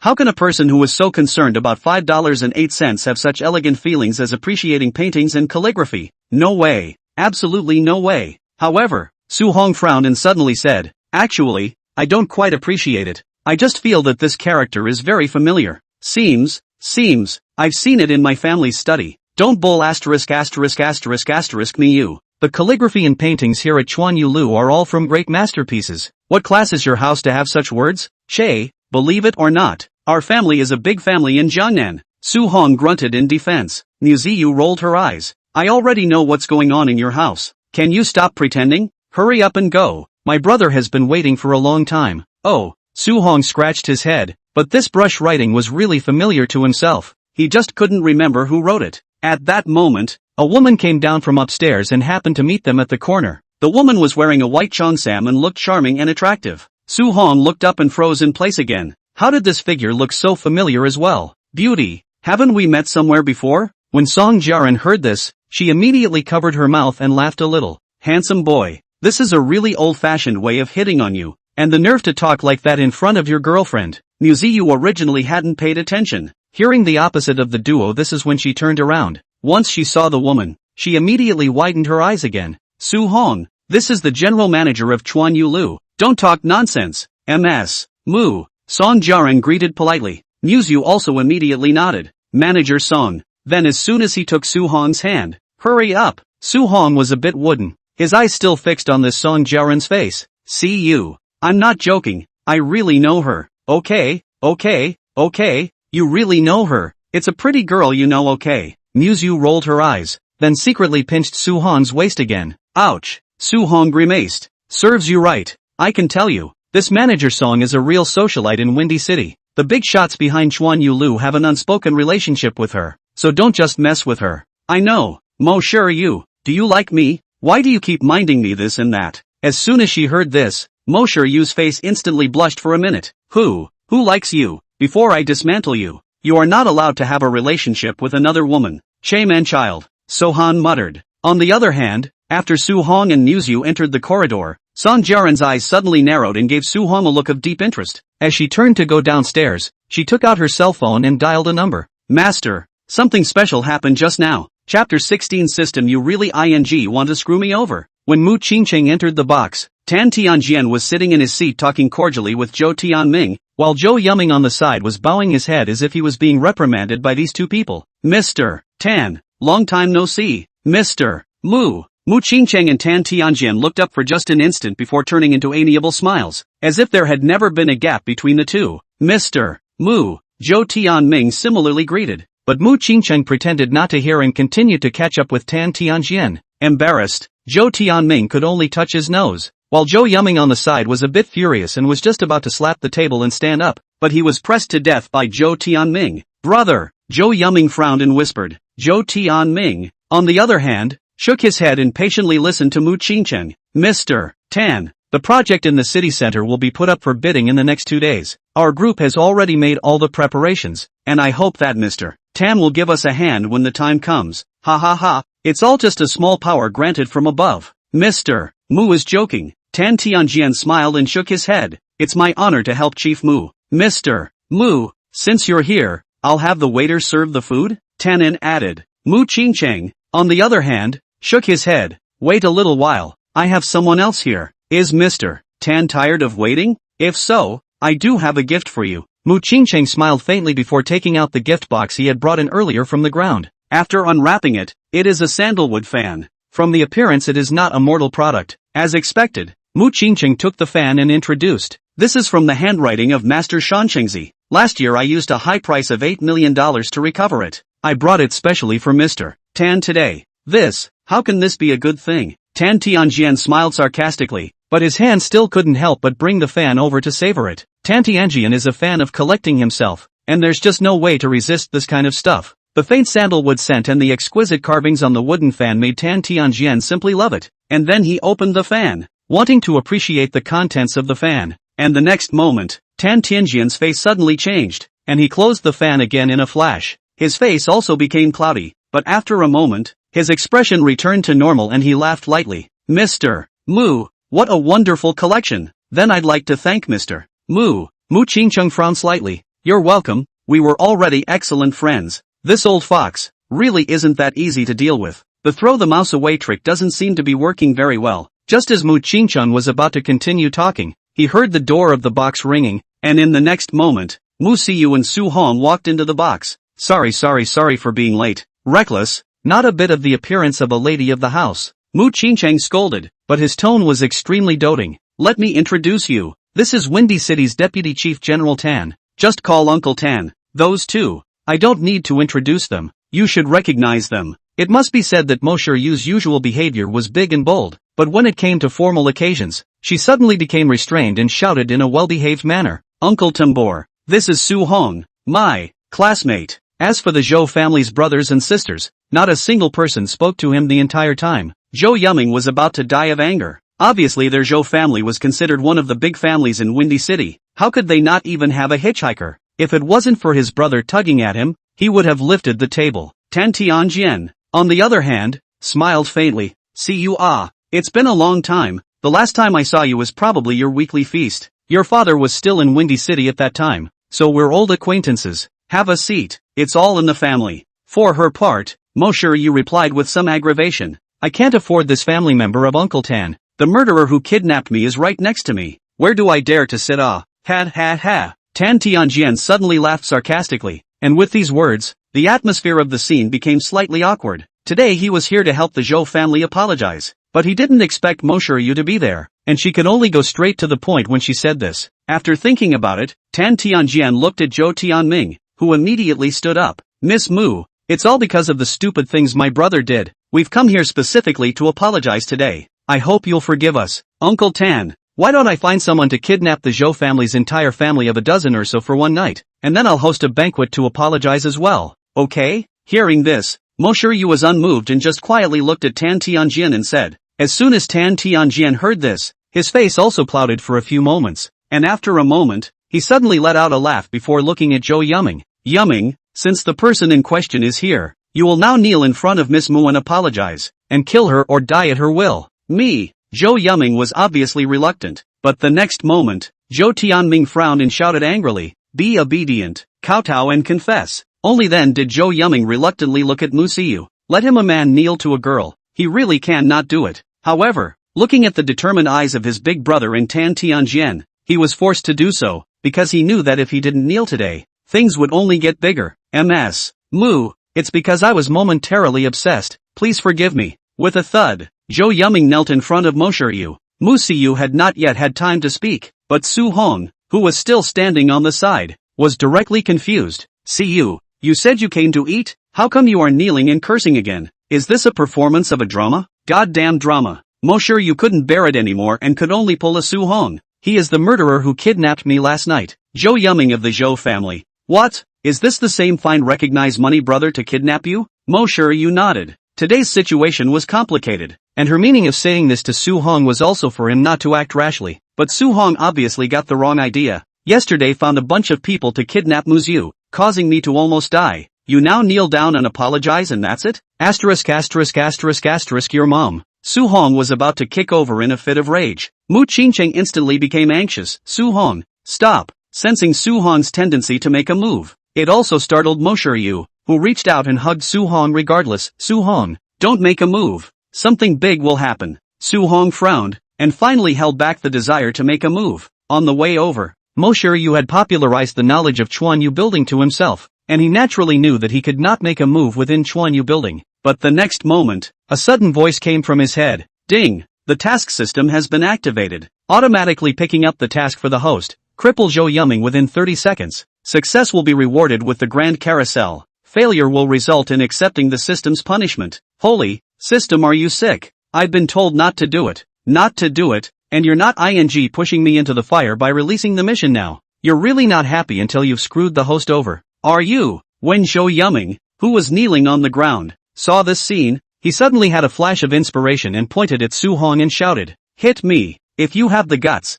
beat me to death." Dude, you don't actually have to act so real, because you'll be crippled in no time. Su Hong resolutely broke away from Mo Shiryu's embrace, then kicked Zhou Yuming's lifeblood heavily. I've never seen such an unreasonable request. The latter let out a scream. Ah, Chapter 17. His name is Su Hong, not Mu. Quiet. The box was now as quiet as in an open field. You can hear a pin drop. That kick from Su Hong directly shattered Mu Qingqing's plan. Originally, he wanted to get rid of the Zhou family directly through this meal, and for this reason, he had prepared his own backhand in order to prevent Tan Tianjian from using his authority over the downtown project to counteract him. Everything was originally in the plan, but now Suhan made his move. Within Chuanyu Lu, the meaning is different. Other people may not know the means of the master of the Chuanyu building, but they know how the Mo family did not have it back then. They know very well. Regardless of which family, there is always something that your ass can't wipe clean. You only need one thing that doesn't fit the rules, and there will be an investigation team from outside of the Windy City that will look into you until you disappear within the public eye, without dying. What Mu Qingqing could be sure of was that the owner of this restaurant could transfer the inspection team from the Heavenly Court, indicating that even in Dragon City, his status was either rich or noble. Such a person Mu family could not afford to mess with, and it was best not to mess with them. Yu Ming, what's wrong with you? Seeing this, Zhou Tianming hurriedly ran to Zhou Yuming's front and checked his body. His lower body part was gurgling blood, making Zhou Tianming couldn't help but be angry and bloodthirsty as he angrily stared at Su Hong. Kid, you're hitting him too hard. You're trying to make the Zhou family extinct. Call an ambulance, call an ambulance. Saying that, Zhou Tianming was about to take his cell phone and make a call. Mr. Zhou, let's not make this small injury known. Just as Zhou Tianming stood up, the cell phone that was placed on the table had been taken away by Mu Qingqing. Our Mu family will be responsible for this matter. Mu Qingqing, although our Zhou family is not as good as your Mu family, we are not able to hold back on everything. There is absolutely no possibility of negotiation in this matter. Zhou Tianming looked at Mu Qingqing angrily. If you don't give us an explanation, I will go out and call the waiter in now. In that case, why don't you take the call first? Mu Qingqing threw his own cell phone over, and after Zhou Tianming placed it in his ear, just a few short sentences were all it took to make his face change drastically. Mr. Zhou also doesn't want the fish to die, right? These industries can be the Zhou family's last cards. If the Mu family is not allowed to die today, within this period of time, the Zhou family will also be absolutely doomed. Mu Qingqing said coldly. All of a sudden, Zhou Tianming stopped speaking. His face was terribly gloomy as he looked at Tan Tianjian, who remained silent, seemingly weighing the situation. Mr. Tan, don't forget how you became a deputy chief. Zhou Tianming voiced a reminder. Only then did Tan Tianjian come back to his senses. His eyes seemed to be torn, but in the end, he still spoke out. Mr. Mu, Yuming is injured so badly. Call an ambulance, lest there be a fatality. Never. Zhou Yuming must walk out of Chuanyu building by himself today. Tan Tianjian replied grimly. Mr. Mu, are you ready to tear your face off with me? The final decision on the downtown project is still in my hands. Tear it up. So what? Mu Qingqing held the cup in his hand and rubbed it for a while before the screen behind the box opened, and behind the screen was sitting a tea drinker. The crowd's eyes were caught for a moment. Mr. Tan, long time no see. Han. Mr. Han. Tan Tianjian was alarmed. Han Lijin stood up calmly. Originally, Qingqing just invited me to have a meal, but I overheard content that I shouldn't have. Ah, Mr. Tan, don't you think so? Tan Tianjian stood up. Mr. Han, you're joking. We're from the Heavenly Court, and we're all about fairness and justice. Although Tan Tianjian was the only one who could say anything within Windy City, he was ultimately the deputy chief, and there was another chief above him, and that was Han Lijin. Han Lijin, on the other hand, snorted coldly and pounded the table. Your idea of fairness and justice is to threaten others with the downtown project? Mu's group has made a lot of efforts for this project. We are all witness to it, and in all reason the project should be Mu's group's. Mr. Han is right. Tan Tianjian nodded respectfully. According to the qualification, indeed should be Mu group to take the project. This point Han Lijin said right, and although the Mu family is the leading family in the Windy City, but the vast majority of the way to make money is very decent, and for the Windy City to do a lot of contributions, such enterprises in the Windy City should be protected is. Unfortunately, Tan Tianjian had been caught by the Wei family because of his mistakes some years ago, and that was why he could only be subjected to it. Helping the Zhou family was only for the sake of the Wei family. It was just that Tan Tianjian himself didn't know that he had been tricked by Zhou Tianming, and that the Wei family had now treated the Zhou family as an outcast. It was just that he hadn't received the news yet. When Hanli took a step further to the table, Mu Qingcheng respectfully stood up and let Hanli into his seat, while Hanli Jin looked at Tan Tianjian with a grim face. Mr. Tan, I'm quite disappointed in you. When we meet next time, I hope that you'll conduct a deep review in front of all your comrades, and I'll keep your promotion letter for a period of time, and during this period if you remain obstinate, don't blame me. Yes, Mr. Han. Tan Tianjian kept his head down and didn't say a word. Han Li Jin, on the other hand, raised his head to look at the others in the box. As the leader of the entire Windy City, what I'm going to do today is to be fair and impartial. Zhou Yuming was injured by this little brother, so naturally, medical treatment is necessary. After saying that, Han Li Jin looked at Mu Qingcheng. Qingcheng, call an ambulance and take Zhou Yuming to be rescued. What? Mu Qingcheng yelled lowly. Uncle Han, call an ambulance. Listen to me. Han Li Jin frowned and said, as for the murderer who hurt people, I'll make it clear to the owner of Chuan Yulu that it's his personal behavior and has nothing to do with the Mu family. And for Zhou Yuming's kidnapping case, I hope that he will voluntarily turn himself in after his injuries have healed, so that I won't have to make the public security comrades make a trip. How's that for a handle? Hearing these words, Zhou Tianming, who had originally thought that the Mu family was finished, instantly jealoused in anger. Mr. Han, this Su Hong is clearly brought by the Mu family. It's their family. What's your name, little brother? Han Li Jin looked at Su Hong blandly. My name is Su Hong, old man. I think you are quite fair and just. What Mu family, Zhou family? I hit this Zhou Yuming originally because last night he almost killed me, and has nothing to do with the Mu family. Listening to Han Li Jin's words, Su Hong understood what he meant. In itself he wasn't prepared to do it. This pitiful system let himself do it. Anyway, the task he completed. He shouldn't drag the Mu family down. This old man. The speech was quite level, blatantly helping Mu Qingcheng, but no one could pick out his reasoning. And hearing this old man, Han Li Jin smiled instead of being angry. Hear that Zhou Yuming. His name is Su Hong, not Mu. Chapter 18. Do you really like Su Hong? 10 minutes later, the ambulance came and so did the police. Zhou Yuming and Su Hong were soon taken away. Because of the vicious case at Chuan Yulu, Song Jiaoran was the first to arrive at the scene. After she saw that the one who maliciously hurt people was Su Hong, her expression instantly froze. What's going on? Song Jiaoran looked at Zhou Yuming, who was gurgling blood from his crotch, and questioned in a cold voice. Han Li Jin stood up from his stool, looked toward Song Jiaoran, and smiled slightly. Manager Song, let's take a step to talk. Song Jiaoran's face was bland, and when she saw that it was Han Li Jin, she nodded thoughtfully. On the other hand, Su Hong was taken away by the police. Mo Shiyu was anxious and wanted to chase after them to explain, but was stopped by Mu Qingcheng. Don't be anxious, let's go back first. Only to see him calmly arrive in front of Zhou Tianming and said in a low voice, you've been given the opportunity. Since you want to tear your face off, in 3 days at most, your Zhou family will be destroyed. Zhou Tianming gulped. It's over. It's all over. To say that Su Hong's outburst had disrupted all of Mu Qingcheng's plans, then Han Li Jin's appearance was to disrupt all of Zhou Tianming's plans. The most crucial thing was that Han Li Jin seemed to know the owner of Chuan Yulu. As long as he cleared the relationship between Su Hong and the Mu family, their Mu family would not have anything at all. It seemed that if he wanted to save himself, he would have to cut off one of his own arms. Mr. Mu, the kidnapping was done by Yuming alone. It has nothing to do with me or the Zhou family. Can you let a way out? I never pity the dying. After saying that, Mu Qingcheng was ready to leave, but just as he turned around,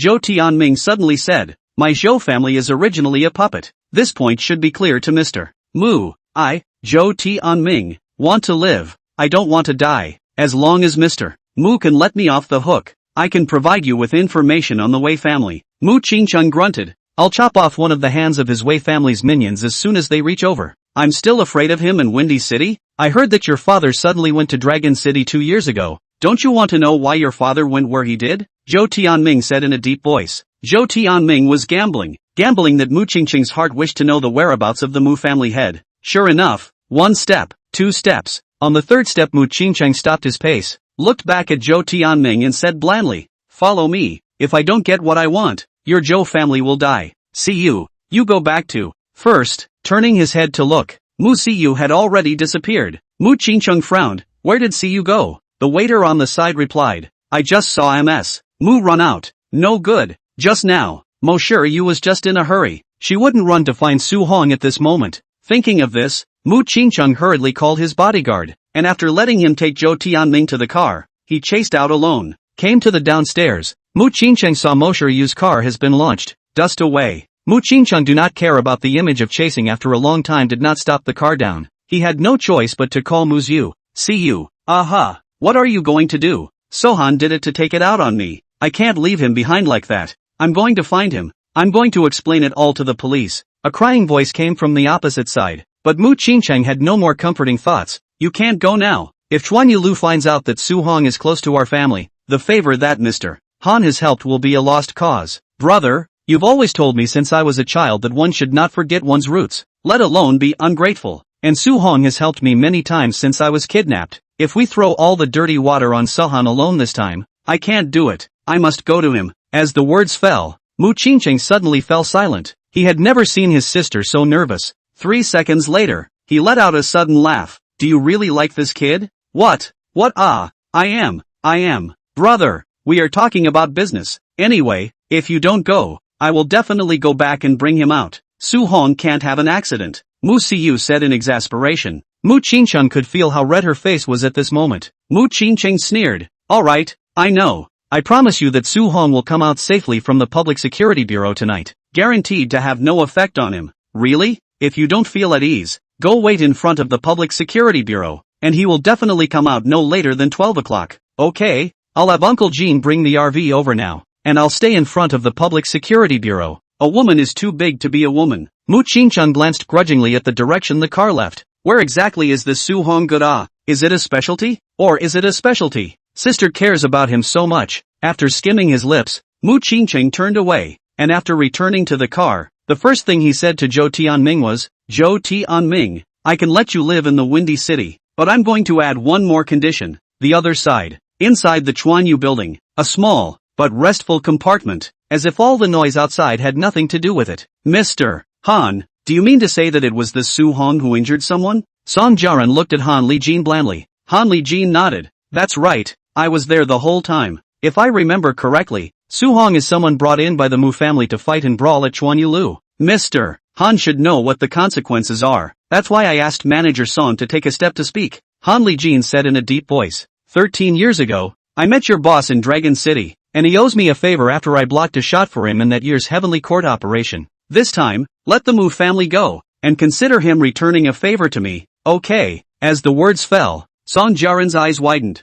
Mr. Han, do you really want to use this one favor? Our boss said that if Mr. Han needs it, he can escort you back to Dragon City, and if you help the Mu family this time, you might not have such an opportunity. Han Lijin didn't have much hesitation, just let out a bitter smile. Help me thank your boss. This life. I don't want to go back to that man-eating place either. The Mu family has been kind to me, and I have been kind to your boss. It's like a reincarnation, and it should end. After saying that, Han Lijin stood up from his stool and clasped his hands. It's a deal. Please greet your boss and say that I have time to go to Dragon City, and I hope he'll take me in for a casual meal. Definitely. Song Jiaran, on the other hand, smiled faintly and got up to send Han Li in. After waiting for Han Lijin to leave, Song Jiaran smiled and turned around to make a phone call. Master, you know what? It seems like little Hong learned to beat people up. Chapter 19. You watch out for side leaks. How is he? Now, a deep female voice came from across the room. Song Jiaran laughed and said,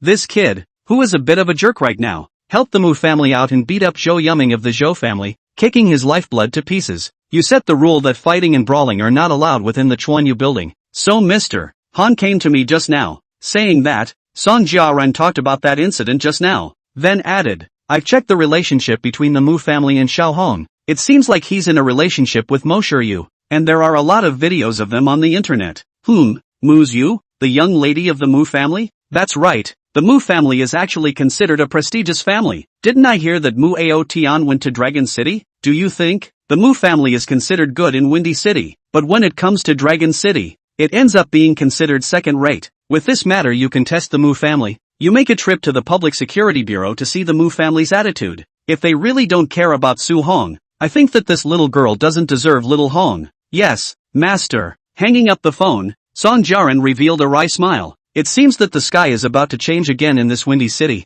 It's so interesting. The other side. Inside the Public Security Bureau. Congratulations to the host for completing the task and successfully activating the Grand Carousel Lucky Draw. The Grand Carousel Lucky Draw is open. Please wait for the host. Ding! Congratulations to the host for obtaining a mind reading card, which can be placed in the card pack collection, and can also be used to learn card skills. Handcuffed to the stool, Sohan prettily listened to the voices in his head. Mind reading. What the hell is that? Hurrying to open the system, Suhong looked at the card. Mind reading. After using it, the host can read the thoughts in other people's minds within 10 minutes, limited to 3 times a day. This skill is so great. That's good. Without even thinking about it, Suhong chose to use it, and like the previous times, a spiritual power surged into his mind, and in a short while, Suhong raised his head, looked at the little policewoman who was taking notes not far away, and silently recited in his heart, "Use the mind-reading technique. Why hasn't the leader come yet? I can barely hold it in. I need to go to the bathroom.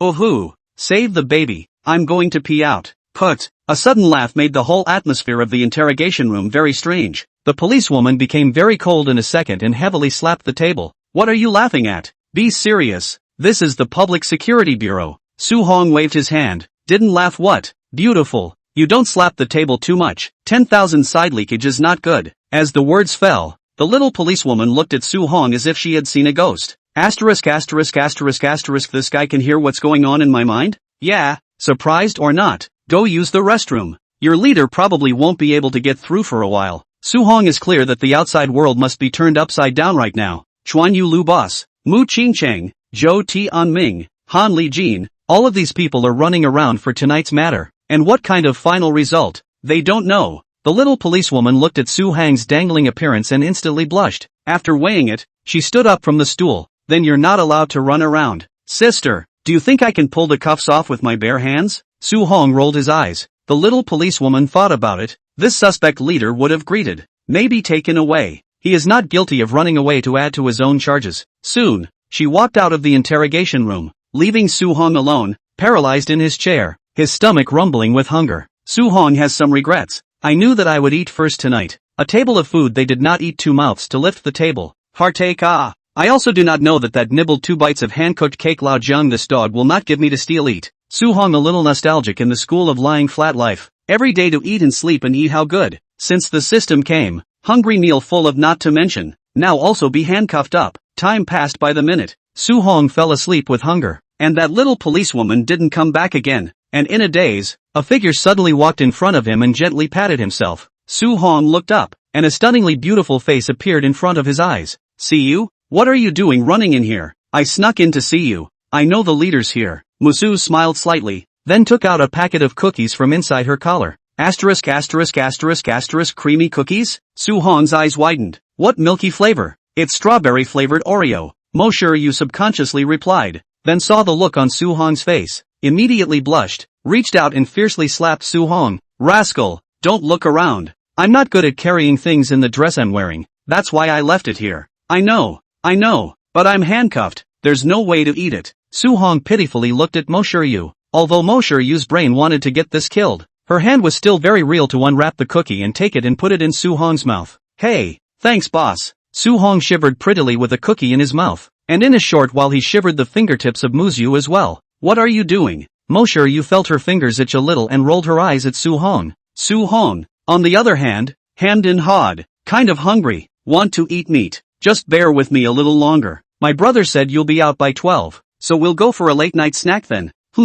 Your brother dared to find someone to save me? Chuan Yu Lu spared you? I don't know, but I won't let you take this on alone. If you get locked up, I'll confess this to the police." Mosher Yu skimmed her lips and said, "How about it? Old lady is righteous, isn't she? Preach, preach, preach. Who can be as righteous as you? You're the ancient Greek god in charge of righteousness. If you weren't usually so tigerish, there would definitely be a lot of people who like you." Su Hong revealed a hint of a smile. "Who's a tiger?" "You're the tiger." "Yeah, I'm a tiger." "You're not a tiger. You can't understand 3 sentences before you start in." "You." Upon hearing this, Mosher Yu immediately reached out to slap Su Hong's head. The latter hurriedly leaned back. Nah, don't do it, we're still good friends." Mosher Yu grunted, then put her hand back. "Hurry up and eat. We'll go out for a late night snack later." The two were silent for a while longer, and Musu suddenly said, "Do you not like violent girls?" Su Hong froze and said while eating, "Not really, it's just, I'm a person who prefers to keep a low profile. Then I'll try to be more ladylike from now on." Musu responded in a low voice. Rarely, both men seemed much more civilized until 2 men came outside the room. A middle-aged man, and another was a very pretty woman, wearing a cheongsam, and the 2 walked into the room talking and laughing. It was just that when the two of them walked into the interrogation room, when they saw this appearance of Mo Shiryu and Su Hong, both of them were slightly stunned. Song Jiaran said somewhat indifferently, "The interrogation room of your public security bureau is a parlor? Others can come in whenever they want?" Chapter 20 Song Jiaran arrives. Zhang Liwei heart do not know how helpless. He gave Mu Siyu half an hour to visit Su Hong, 1,000 instructions to let her within half an hour to hurry up, and now almost an hour. How this ant is still in awe. Manager Song, let me explain. Song Jiaran hummed. Zhang Liwei hadn't even finished his sentence. She directly turned over to look at Su Hong. Your name is Su Hong, right? Do you know the rules of our Chuan Yu Lu? Su Hong snorted coldly and shrugged his shoulders indifferently. What? Your Chuan Yu Lu's rules are still bigger than the law? Abusing lynching in the Public Security Bureau? Naturally not. But you'll be sentenced if you hurt Zhou Yuming, and in prison. I have 10,000 ways to punish you. If Chuan Yu Lu is really capable, he has the guts to kill me now. In the face of Song Jiaran's threat, Su Hong did not have the slightest fear. After all, he now had Kung Fu and IQ. Who could be detrimental to him inside the prison? By the time he gets out, he might even get the title of King of Prison himself. Song Jiaran furrowed her brows as soon as she heard this and walked towards Su Hong step by step. Do you really think that I don't dare to touch you in the Public Security Bureau? It's just surveillance. It'll run out of power. When Song Jiaran came to Su Hong with one step left in front of her, Mo Shiryu suddenly walked forward and shielded Su Hong with one hand. Manager Song, if you move Su Hong, you'll have to move me first. I was the one who brought Su Hong into Chuan Yu Lu. To be responsible, I am also responsible. Hearing this, Song Jiaran's eyes were still ice cold, and she cocked her head and looked at Mu Siyu again. Miss Mu, Mr. Han has already said hello. This matter has nothing to do with the Mu family. If you intervene now, it would mean that the Mu family is going to be the enemy of Chuan Yu Lu? These words left Musu speechless. Yes, their family had put a lot of effort into clearing up the relationship between Su Hong and the Mu family, and now if they were to defend Su Hong so much, wouldn't they be pushing the Mu family into the limelight again? But Su Hong had saved her several times, but she hadn't helped him in any way, and now she was going to let him take the blame alone. Watching from the sidelines, Mo sure you couldn't do it. See you, get out of the way. One for all. The next moment, Su Hong's voice rang out, but these words made Mo Shiryu's eyes firm up, only to see her raise her head and look at Song Jiaran seriously. Manager Song, I don't know what you mean by this. Mo Shiryu, only represent me personally. If you really want to pursue the blame for this, I'll share it with Su Hong. I won't let Suhan take the blame alone. As the words fell, Song Jiaran's eyes suddenly relaxed a bit before she blandly asked, Miss Mu, do you like Su Hong? I don't know. Muzi's pretty face was about to turn into a red apple. Big sister, at such a critical juncture, why do you keep asking such sensitive questions? Just as annoying as your own oldest brother. Cluck cluck cluck. Looking at Moshu's squirming demeanor, Song Jiaran suddenly laughed out, as if this last sentence was what she wanted to hear. In the next moment, she turned towards Zhang Liwei. Release them, I'll leave first, please Director Zhang. Zhang Liwei hurriedly wiped the sweat from his forehead and nodded. No trouble, it's all for the people. Then he hurriedly walked to the side of Muyu. Manager Song scared you. She just came over to release the people, saying that the Zhou family has not pursued this matter. Su Hong can go. What? Mu Siyu's expression that had just relaxed down, instantly became irritated again. Lifting up her sleeves she was about to walk out. Let Song Jiaran come back. I'm going to fight with her for 300 rounds. On one side was the Mu family's eldest miss, and on the other side was the manager of Chuan Yu Lu. One really couldn't afford to mess with anyone. Zhang Liwei suddenly felt so hard, there was no other way. He could only rush to help Su Hong loosen the cuffs. Mr. Su, hurry up and go persuade him. No, it's not a fixer-upper. So what do I have to advise? Su Hong was dumbfounded. These two stunning beauties fight is only good. Ragged and sweaty. It's exciting to think about it. But yes, in a closed room. Only if you can look at it yourself. Of course, this was something that Mo Shiryu was just saying. It was impossible to actually go up and fight with Song Jiaran, or else her old brother would definitely have to hammer himself to death. And since Su Hong had already let go, then her mood relaxed. Taking Su Hong's hand, he headed out. Goodbye Uncle Zhang. Come to our house for dinner sometime. Okay. Zhang Liwei hurriedly sent these two little ancestors out. Tonight because of this matter the Public Security Bureau can be lively. The chief deputy chief of all kinds of mysterious phone calls all called, so that he a director feel like watching the gods fight like. I don't know how powerful this Su Hong is to make so many people care. After leaving the door of the Public Security Bureau, Su Hong asked, what are we going to eat? I don't know. I know there's a night barbecue over in the old town that's pretty good. Why don't we go try it? Okay. I'll call the two animals, Zhang Lin and Qin Ling, to check it out. They're probably bouncing around the bar right now. Humph. can't the two of us eat? Yu was a little unhappy. Su-hong blinked, somewhat unsure. When we used to come out for a late-night snack, it was always the three of us. It's a little bit not too good to not call out to them. You've only had dinner with the two of them? Yeah, it's not like I usually go out in my dorm. I'm not used to being out at night for the past 2 days. Oh, you call it then. Muyu's eyes lit up and her mood became good again. That look was like looking at a pure and beautiful boy, while Yu was a weird uncle who just loved to ravage pure little boys like Su-hong. Sohan shook his body, then took out his cell phone to make a call. The first call to Jianlin didn't go through, so the second call was dialed to Qinling. Hey, Qinling spoke loudly after connecting. Old Su, what are you calling for at this hour? I've already shaken it up with Lao Jiang. Stop shaking and come to Old Town for barbecue. Eat? I've got a date with 4 sisters today. Do you want to join me? Save one for you. After hearing this, the eyes of Yu on the side instantly widened, then walked to Su-hong's side to take the cell phone and roared. Qinling, I'll only give you 20 minutes to come to the old city. If I don't see you people, I'll smash your home bar tomorrow. Crouch. Big sister. Chapter 21. Father, how are you doing in Dragon City? 20 minutes later, Qinling pulled Jianlin to sit respectfully at the barbecue stand's table and looked at Yu with a well-behaved face. Let's be on time. Big sister. Not bad. Saved your ass. Yu patted Qinling's arm. The events of the past 2 days had made her very tense, and now that she had finally relaxed, she was in a very good mood. Hey, big sister, on this dark and windy day, shouldn't you take Su-hong on a wanderlust and do something a couple should do? How come you remembered to get the little one for a barbecue?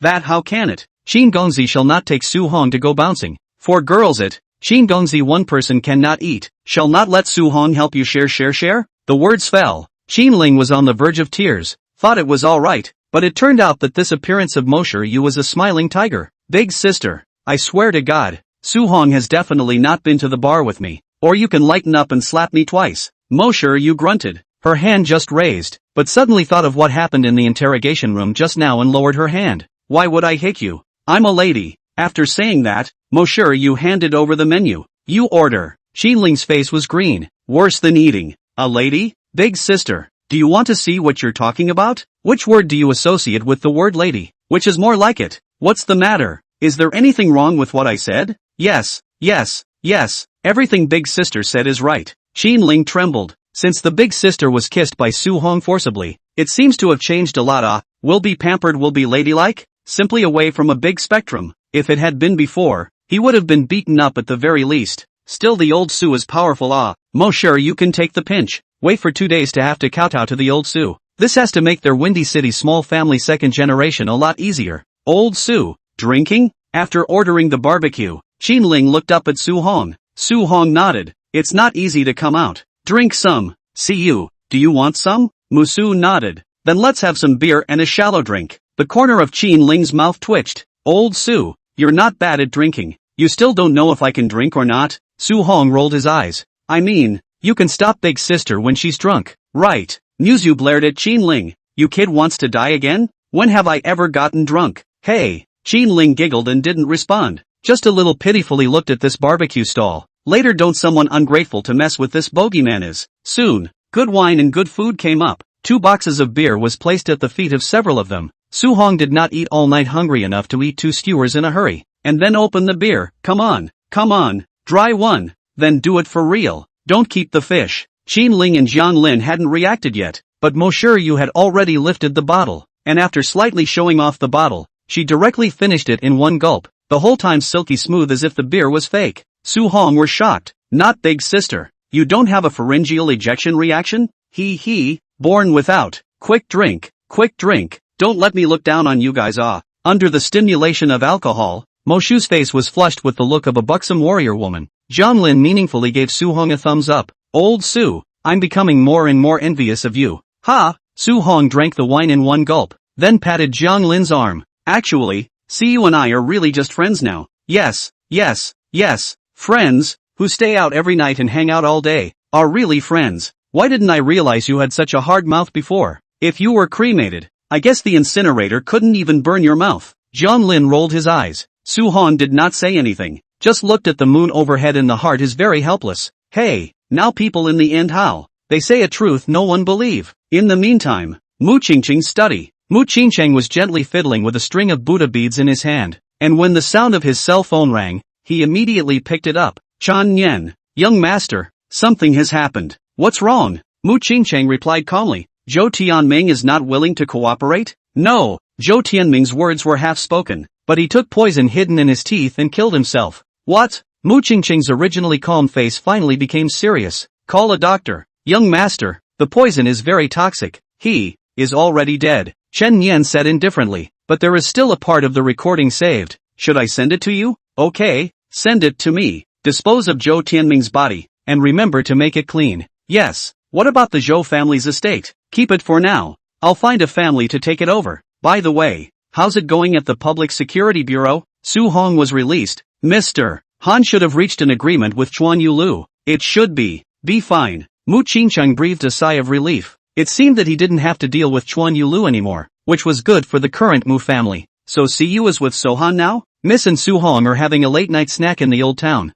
Si is watching. It shouldn't be a problem. Good. Make sure to keep Siyu safe. Messing up the Zhou family won't be too peaceful in Windy City during this time. Don't let her get kidnapped again. Yes. Hanging up the phone, Mu Qingcheng's heart finally relaxed a bit, but the bigger question also came to the fore. Zhou Tianming's desire to survive was so strong. Why would he suddenly take poison and kill himself? What was it about him that he couldn't let others know? About the Wei family? Or about his own father? Soon, Chen Yan sent an email in Mu Qingcheng's computer. The Wei family's territory in Dragon City has been being eaten up by the Mu family. So the Wei family wants to hold back the Mu family's development by supporting the forces in Windy City. And I've heard news that the Wei family's overseas projects have been damaged. So right now the Wei family may be in chaos internally, and is in desperate need of a victory to maintain their family's power. They in the near future might be opening the Sandy Ruins. Sandy Ruins? That's what? Mu Qingcheng frowned, then tried to find information on Sandy Ruins from his computer, but there didn't even seem to be a phrase for it online. Having no choice, he picked up his cell phone and called Chen Yan again. What are Sandy Ruins? It's being checked. Dragon City's network level is not comparable to Windy City's. I haven't attacked it yet. As soon as you can, contact me as soon as you hear anything.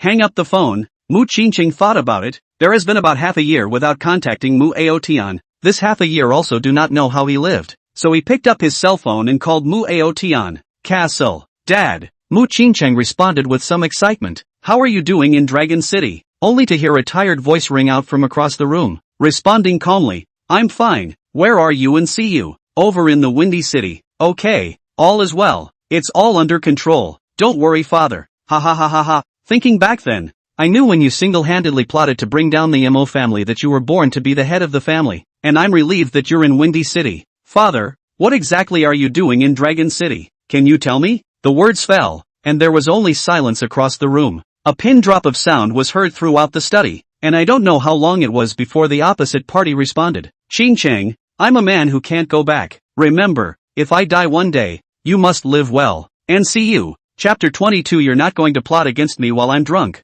Old Town. In front of the barbecue stand. 5 Kuwei head 666 Old Chin. Drink. 5 sixes. Open. Lao Jiang. Drink. Rock paper scissors. You lost Su Hong. Why is your face so red? Forget it, I'll drink it for you. A strange landscape made the surrounding people exclaimed in awe of the awesome. A girl with a face that was tilted and an impeccable body drinking with 3 boys. The key was that all 3 boys were lying on the table. Only the girl was still rosy-cheeked. There was no hint of drunkenness at all. Big sister, you're biased. How much you've helped old Su drink? What do you care? If you're good enough to row and beat me, you don't have to drink a bottle. Qin Ling Home, although not as good as Mousy Yu, but at least is also a rich second generation. Go to the bar to drink. Those girls are deliberately drink more so that they can take advantage of, which is like Mousy Yu. Hard to get themselves drunk. No, are you so brave today, ready to get us down and leave us behind and go back with old Su to play some fun game? Why don't we just stop coming? Why are you being so redundant? So Qin Ling struggled to climb up.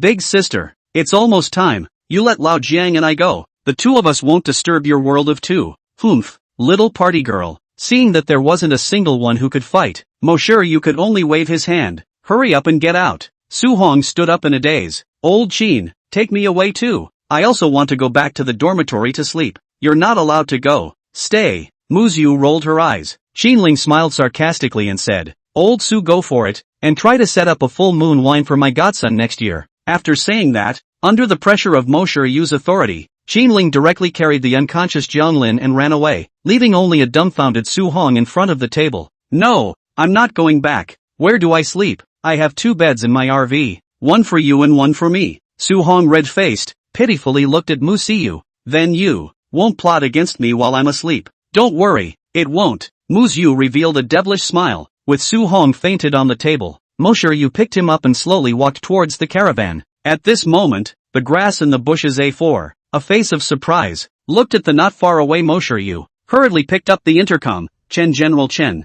Miss Su-hong drink down. The two of them go to the caravan. Should we go up and stop it? What did you say? Soon, a surprised voice came from the other end of the intercom. I say, the lady has abducted Sohan into the RV. Should we stop it? No. When did Muyu become so bold? Although Muyu this girl behavior greatly, but the idea is still very traditional. From childhood to the age of even a boyfriend have not talked about. They thought Muyu is not a lesbian. This Su-hong only know a few days are directly led into the caravan for the night? Thinking of this, Chen Yan hurriedly called Mu Qingcheng. So a roar came from the Mu family's manor, which was dozens of kilometers away. Quickly prepare a car for me. I want to go to the old town. The other side. On the edge of a dock in the Yunshan district, a cargo ship docked in the dead of night. And soon, a group of people emerged from behind the containers at the dock. Big brother, such a big ship. We shall not be rich. What are you thinking? How can it be a shipload? If a whole ship was full of sea sister pork, we'd be in a mess here already. Soon the hatch opened and a long wooden plank reached the ground quickly inside out. The bald man in a black leather jacket and sunglasses stepped out of it, carrying a huge box. He looked around warily, and after realizing that there was no one there, he threw himself down on the shore and flew away, closing the hatch and hurrying farther away. It was only when the cargo ship was far away that the gang behind the container hurried into action, and the man at the head of the group walked nonchalantly towards the shore, saying as he did so, "Have the minions guard the surrounding area? The winds are very tight right now, so don't let the police find out about it." "Yes, it's been arranged. Get a move on, get in the car and go." The middle-aged man at the head of the group thought it was another day of holding. This one was at least 100 kilograms, enough for them to use for quite a while, but when they walked to the shore and just picked up the goods, they heard a bang and a huge searchlight shone cleanly on the group. "No good. Run. There's a cop." The gang was so scared that they threw down their boxes and ran towards the container area. But unfortunately, before they could take 2 steps, they heard police bells ringing loudly, and in no time they were forced back to the shore by a large number of police vehicles. "Drop your weapons and be inspected. Drop your weapons and be inspected." They knew that today was planted. In the meantime, somewhere in the Windy City's Cloudlength district, "Dude, is this handicap yours?" A man dressed in black entered an alley with a stick. There were a dozen bald boys in front of him, their faces full of gravity. "We are Boss Zhou's men. Aren't you afraid of the Zhou family's retaliation? The Chow family? It's a thing of the past." The man let out an evil laugh and struck the briny egg-like head with a bat. Tonight's Windy City was destined to be unsettled. Many of the small clans that were friends with the Zhou family all broke their ties with the Zhou family. They knew that the thunderous Mu Qingcheng had struck, and in the future, there would be no more clans in the Windy City that could stand up to the Mu family. The next morning, Su-hong woke up in a daze and opened his eyes. A light fragrance came to his face. "Who am I? Where am I? I vaguely remember having a barbecue with Muyu last night, and then this niece turned into a paddling god of war, taking down 3 of their big men by herself, and then, himself seems to be unconscious. Asterisk. She's not going to take my first kiss and have to take my first time too. The point is, the old man didn't feel anything the first time much of a loss." Thinking of this, Su-hong's dying illness sat up in shock and sat up directly, and then he saw the empty big bed. That was a relief. Here is, looking at the curtains around, it should be Muyu's caravan. Then he slept in her bed. Where did Muyu go? So he lifted the covers, and went out of bed, and came to the living room of the caravan, and only then did he realize that there was a lift where the dining table had been, and when it was closed, there was a crib there as well, and Muyu had the covers pressed underneath her, and was sleeping with a big grin on her face. "I don't know if I was dreaming of something to eat, but I kept baring my mouth." This little witch actually looked kind of cute at the moment. Su-hong sat down beside her and reached out to help her lift her hair to the side, but just as his hand touched Muryu's hair, the latter suddenly opened her eyes. "What do you want?" "To," Sohan answered truthfully. "Dog Su-hong, I'll bite you to death." Chapter 23. You tell me how the car cranked up. Today's weather was very nice. A ray of sunlight shone in through the gap in the curtains, right on Musaya's milky, fierce face. Muryu nonchalantly bit on Su-hong's hand. Stop. You're a dog." Muryu grunted, then let go of her mouth. "You must be trying to plot against people while they're asleep." "No, big sister. I just saw that your hair was covering your eyes, and I kindly helped you to lift it to the back." "Why are you dog biting Lu Dongbin?" Su-hong explained with his teeth and claws open. "Besides, I still have to accuse you. Did you do anything to me last night while I was drunk? You. What could a girl like me do to you? You have a nasty mind. Muyu shouted. Who knows? I'm still a virgin. You coveted my beauty and took advantage of the fact that I was drunk. The moon was dark and no one was around. Before the words were finished, Muyu had already pounced over. Su-hong, I'll kill you today. The two men made quite a commotion and felt the car shake before they both stopped. Serve it or not. Muyu rode on Su-hong's body and flaunted her strength. Although Su-hong was underneath him, his expression was still enjoying himself. No way. If you have the ability to stick it on for a while longer, that's a lewd look on your face. Muyu reddened. She had one, but then again it seemed like she hadn't. The two had a fight and their wake-up call was gone, and after letting go of Sohan, the two sat up. No classes in your class today? Where is the class today? Saturday. Su-hong rolled his eyes. It was only then that Muyu realized that today seemed to be Saturday. Then let's both go out in the RV and have some fun. Go camping on the beach. How about that? Camping? It's just the two of us. It's dinner and camping. I'm afraid people will get the wrong idea. Besides, before the words were finished, Muyu's hand was already getting ready to pinch up. Repeat what you just said. Besides, what kind of relationship do we have? It's my honor to camp with a beautiful woman. Humph, that's right. Then I'll get out of the car and go around and get a little breakfast. Then go to the grocery store and get a few ingredients before we head out. Aha. Muyu nodded and took her clothes and prepared to go to the bathroom. By the way, get yourself another outfit. I don't have anything in the car you can wear. It stinks. Ow. Su-hong responded, then opened the car door. Just stepped out the first step. The sunlight on his face felt a little difficult to see the road in front of him, when he fixed his mind, but suddenly shouted, asterisk. What's wrong? Hearing Su-hong's voice, Muyu hurriedly rushed out from the bathroom and came to the door of the car wearing a nightgown. Then, asterisk.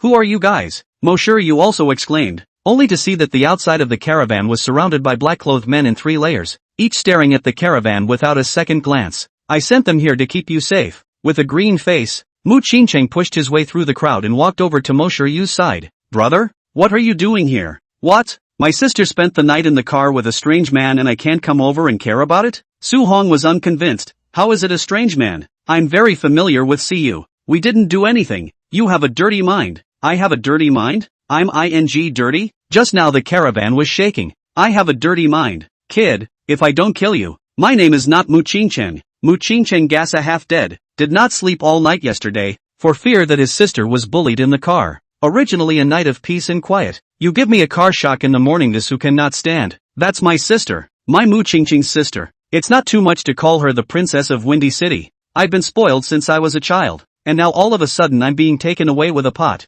And you're saying I have a dirty mind? I'm nasty to your whole family. Looking at Mu Qingcheng's face that was about to explode, Muyu hurriedly stepped forward. Brother, calm down. We both really didn't do anything. We were just fighting and he didn't beat me. Su-hong also lit up the countless red spots on his body. That is, who cares about your sister?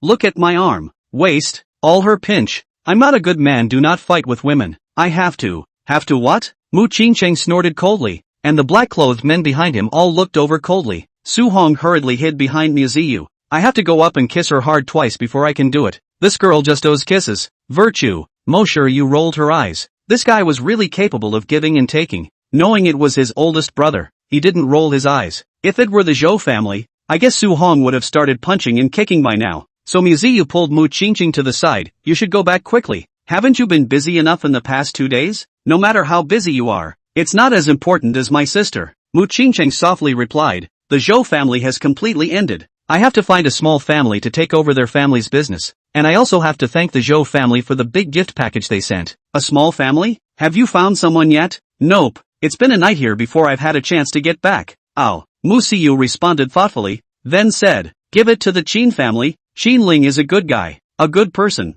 The Qin family? Their family is in the bar business. And the hotel piece of land is a good candidate. Why did you suddenly mention the Qin family? Because Qin Ling is Su-hong's roommate. The impression is not bad. So he gave it to him, to whom it was given anyway. How come it's Sohan again? Chapter 24. You don't like me. So what do you care if I wear a bikini? October 15th. The weather is sunny and the temperature is comfortable for a beach vacation. The caravan was running on the seaside highway, and Muyu and Su-hong were drinking coffee on the caravan's second-floor terrace, recklessly enjoying the azure color that reflected in their eyes. Why did you travel 200 kilometers to Rain City? Doesn't Windy City have a sea too? The beach in Windy City is too ugly. There's no good open-air baths at all. There's a big seaside vacation base in Rainy City, and since we don't have classes on Saturday and Sunday anyway, we'll stay in Rainy City for the next 2 days. You picked up the coffee and took a sip. Su-hong, your family is from Jiangnan. I heard that the water towns in Jiangnan are very beautiful. Is that so? Well, I'm a native of Jiangnan, also have never seen the Jiangnan water town, you believe. Su-hong laughed out loud.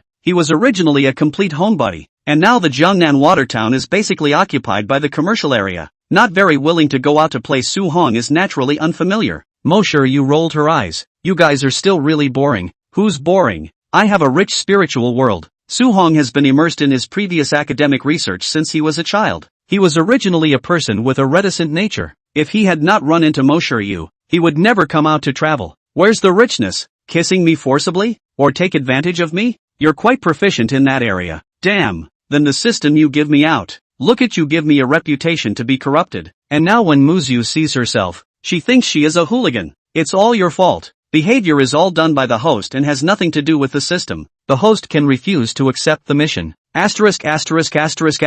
Your grandma, refusing to blow up my body directly. I can still refuse? It only means that the host's physique is too weak to resist the system's self-destructive behavior. So it's not the system's problem. System, you come out. Let's see if I can kill you with a shot of equality of all beings. The system didn't say anything, but Su-hong felt a deep disdain. Su-hong proudly bristled. You look down on me, I still look down on you. Waste. Rascal. What are you laughing at there? Are you thinking of the nasty things you did before again? Seeing Su-hong's upturned corners of his mouth, Yu asked shyly. Su-hong hurriedly shook his head. You don't understand. I just experienced a battle of the century. Inexplicably. Yu rolled her eyes. Is this guy's brain circuit different from normal people? Su-hong bristled. Forget about not believing. That said, how long before we reach the open-air bath? 30 minutes or so. Oh, I'm a little sleepy, so go sunbathe by yourself. I'm going to bed later. Are you sure? Muyu froze, then looked at Su-hong with some disbelief. Today's weather is very good. The bikini in the open-air bath is a lot of. Before the words were finished, Su-hong positively turned around. What bikini? I am accompanying you out to play. I don't care about bikinis. After saying that, Su-hong sat down next to Muyu with great interest, then picked up the coffee. Come on, celebrate a pleasant vacation. Meh, man, Muyu mocked nonchalantly. 30 minutes later, when the RV pulled up next to the open-air bath, Sohan's eyes widened and he said impatiently, Come on, let's go. There's really something about this place. From the second floor of the caravan you can see the beach inside. All long legs, all kinds of girls playing with water, taking pictures, sunbathing. Is this an open-air bath? This is a paradise. Don't worry, I'll go down and get my bathing suit. I don't think yours has one. Go to the store and get one yourself. Got it. Su-hong pulled Yu's hand and quickly came downstairs. Just did not expect this, put in the car closet full of stuffed all Muyu's clothes. Even swimsuits have a cabinet. That's the set. Let's go. Su-hong froze, then picked up the clothes that Yu was holding in her hand. No, this is all the fabric you have for these clothes? Isn't this all being watched by other men? Brother, I'm going to sunbathe. How can I get a tan if I don't wear this? No, this is too leaky. Su-hong made a deba gesture, then rummaged through half a day from Yu's closet and finally found a set of black and white plaid bathing suits. Although it looked ugly, Su-hong was very satisfied. After all, it didn't leak much meat. No, this dress is what I wear indoors. Or a spare. It's ugly. I'm not going to wear it. Don't you like to see people in bikinis? Can't I wear it for you? Muyu retorted loudly. Su-hong didn't give in at all. That bikini is what people wear. It's not my house, but you bikini can sneak to me alone. Muyu froze, then suddenly revealed a bad smile. Su-hong, do you like me? Su-hong grunted. I don't like you as a manly woman. After saying that, Su-hong swept a glance at Yu. Little short legs. Sohan, do you want to die again? Muyu raised her small fists, but in the next moment, she retracted them and said calmly, Humph, since you don't like me, why should I listen to you? I'm going to wear that bikini. No, I won't let you out of the car if you wear it. Su-hong suddenly turned his body and reached out to hug Yu.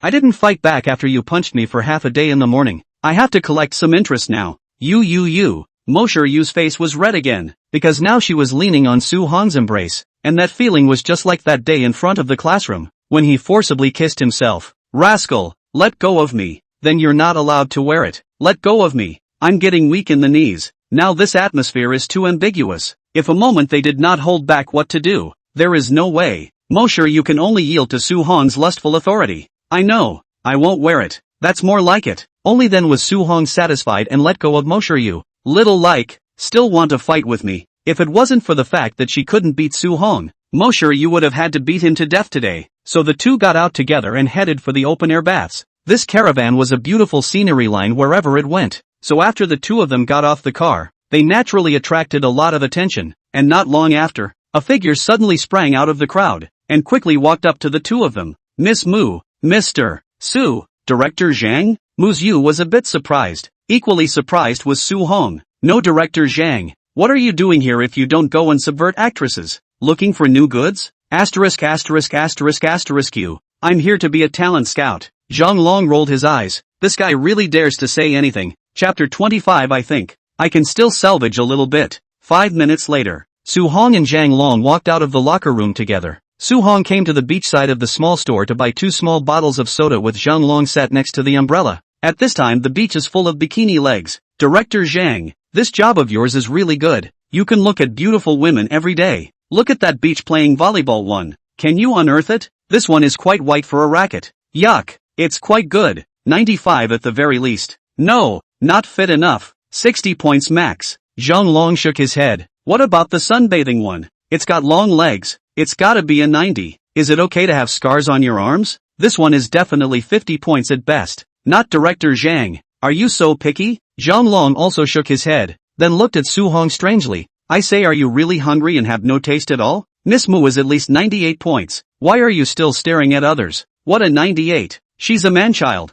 That's right too. Those 2 points are deducted on personality. Zhang Long skimmed his lips. If it wasn't for her temper, I would have been able to promote her to the position of national goddess at the very least. Just her? National female tyrant, I think. Ha ha ha ha ha. Mr. Su, you're really great. Daring to cricket Miss Mu so much behind her back. Zhang Long laughed out loud. I've worked with the Mu group on quite a few movies, and I've been helping their family with their accounts, and I still understand Miss Mu's temper. If anyone else dared to talk like that, I guess it would be stone cold tonight. Humph. When I first met her she did the same, came up and kidnapped me, and said she wanted to throw me into the moat. Do you think a big man like me could be convinced? Come up 3 punches and 2 kicks to dry down her bodyguard. And then she worshipped on me. You don't even know how crazy she is about me. There really wasn't the slightest lower limit to blowing up the power between men. Although Zhang Long didn't quite believe in it, but Su Hong's passage still made him very interested. Duke Su, I think the past few days between the two of you are so magical that you can even make a movie. How about you convince Miss Mu,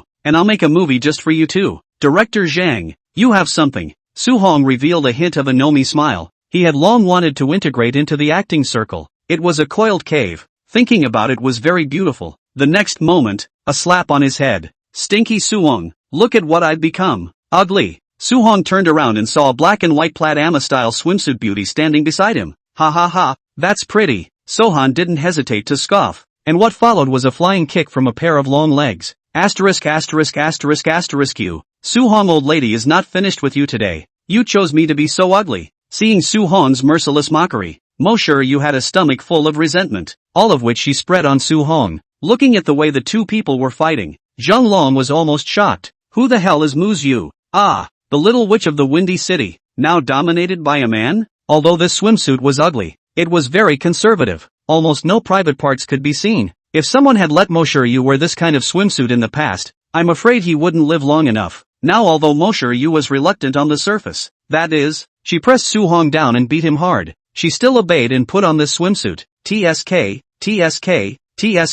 What a great knockout pair. The idea of making a movie for both of them is getting stronger. Soon, Su Hong returned to Zhang Long's side with a bruised nose and a swollen face, and said with a big grin, Director Zhang, I'm just a good man who doesn't fight with women, or else I have to beat this girl, Yu, until she's convinced today. Alright, I know you're good, Su Gongzi, good to know. I'm going to the restroom, help yourself. After saying that, Su Hong ran away like the wind. Damn, if I don't run, I will be strangled to death. And now my waist is full of red marks. This girl is really dead hand. Back in the locker room, Su Hong rested for a while, feeling that Yu's anger had almost subsided, before he retraced his steps from the locker room. Only when he just came to the original place, he realized that Yu and Zhang Long were all gone. What have they both been up to? It's not like he's sneaking off while he's resting, is it? This is Rain City. He must not go back to the car for a long time. The key is, the road cannot sleep. Muyu's caravan can at least lie down to go back. The next moment, a scream came out of nowhere. Ah, murder! Su-hong turned his head over and saw that the crowd had gathered in one place not far away, but now the crowd was scattered as if they were birds and beasts. A bad premonition surged to his heart, and Su-hong hurriedly ran frantically toward the place where the crowd had dispersed. Soon, Su-hong saw a man with a mask under a parasol standing next to Muyu, while next to her was Zhanlong, who was collapsed in a pool of blood. The corners of this man's mouth revealed a hint of evil smile. Then the dagger in his hand ruthlessly stabbed toward the already stunned Muyu. That is, he couldn't see the masked man's expression. Su-hong could imagine that there must be a wrong Ma's face hidden underneath. Damn! I'll kill you! Su-hong's body instantly tightened up, like a gust of wind rushing towards Muyu. Just when the dagger was a stone's throw away from Muyu, the masked man's hand was suddenly controlled by a powerful force. Looking up, Su-hong had already arrived at his side and grabbed the front end of the dagger. The blood from his palm ran down the blade of the dagger. Muyu, it's a playful job with you. After saying that, Su-hong shouted angrily and lifted the man's arm up, then hammered his fist on his face. The powerful blow caused the man to suffer pain, but he was a little better than recognize money, and instead of being hammered and fractured outright, he flew back several steps. In just a moment, he knew that he was no match for Su-hong, and picked up his dagger and turned to run. Don't run! Su-hong wanted to chase after him, but just after taking 2 steps, he stopped again because he was afraid of tuning out the tiger. He looked around warily, then retreated back to Muyu's side. He wrapped his arms around Muyu and carefully checked Muyu before and after, realizing that she did not suffer any injuries on her body, and only then did he feel relieved. Zhanlong, who was lying moribund in a pool of blood on the side, was shocked, and the desire to survive made him raise his hand. Mr. Su, I think I can still be resuscitated. Oh, it turns out that there is a person next to it. Su-hong also thought that it was just Muyu. I'm calling you an ambulance now. Just as Su-hong dialed the phone, a familiar voice rang in his head. Ding! The task system has been activated. Automatically picking up the task for the host. Guess the murderer who hurt Muyu and exterminate the Green Dragon Gang. Success will be rewarded with a big carousel. Failure will be punished by the system. Chapter 26. It hurts a little to cuddle. I'm guessing you're a big man. System? You've told me to exterminate the Green Dragon Gang. Why should I guess the murderer? I'm guessing your great aunt's second aunt did it. Okay? Really think I'm retarded? While bringing Zhanlong to the ambulance and bandaging himself, Su-hong's mind was thinking about this matter. This system is pointing to something very sick, and it's certainly not a good thing to be stalled on it. Again is to guess the murderer. Again is to find the Green Dragon Gang. Every day to let their own knife lick blood. Even if this is a parallel world, here is also a civilized society. Okay, why is it so hard for me to take a vacation? Are you okay? Does it hurt? Sitting in the ambulance, Muyu painfully took Su-hong's hand and said in a resigned manner, It hurts a little. I want to cuddle. Su-hong commiserated. Of course, Su-hong's aggravation is from this system, not the physical pain. For her part, Muyu naturally hugged Su-hong in her arms, and a milky scent made Su-hong linger. Ahem, ms. Mu, I blocked that knife for you. Is there really no one to feel sorry for me? Zhanlong struggled to raise his head and moaned feebly. Oh, thank you Director Zhang. I'll ask my brother to invest in your movies more often. Zhanlong a little regret. If I had known that knife I would not block. Good guy does not care about themselves even if, but also in front of their own show of love. You two really are human beings. I'm a seriously injured man and I have to watch you guys hug each other. It's disgusting. What are you doing in the open-air bath today? Wouldn't it be nice to be honest and drink and sing with the starlets? Soon, the car arrived at the hospital, and Zhanlong was carried into the operating room, while Su-hong went to the doctor for another simple bandage. 20 minutes later, outside the hospital also suddenly stopped several black cars. Rows and rows of black-clothed people walked down from the car. After the collection, they walked quickly toward the hospital. The surrounding passers-by have to avoid, for fear of messing with them. Soon enough, Muyu, who was still sitting in the hospital corridor, saw them. After frowning, she suddenly shouted, Chen Yen, didn't you send me bodyguards? Why am I still being attacked? Missy, it's my fault. 4 and the 4 bodyguards following you were taken out early. Muyu looked up.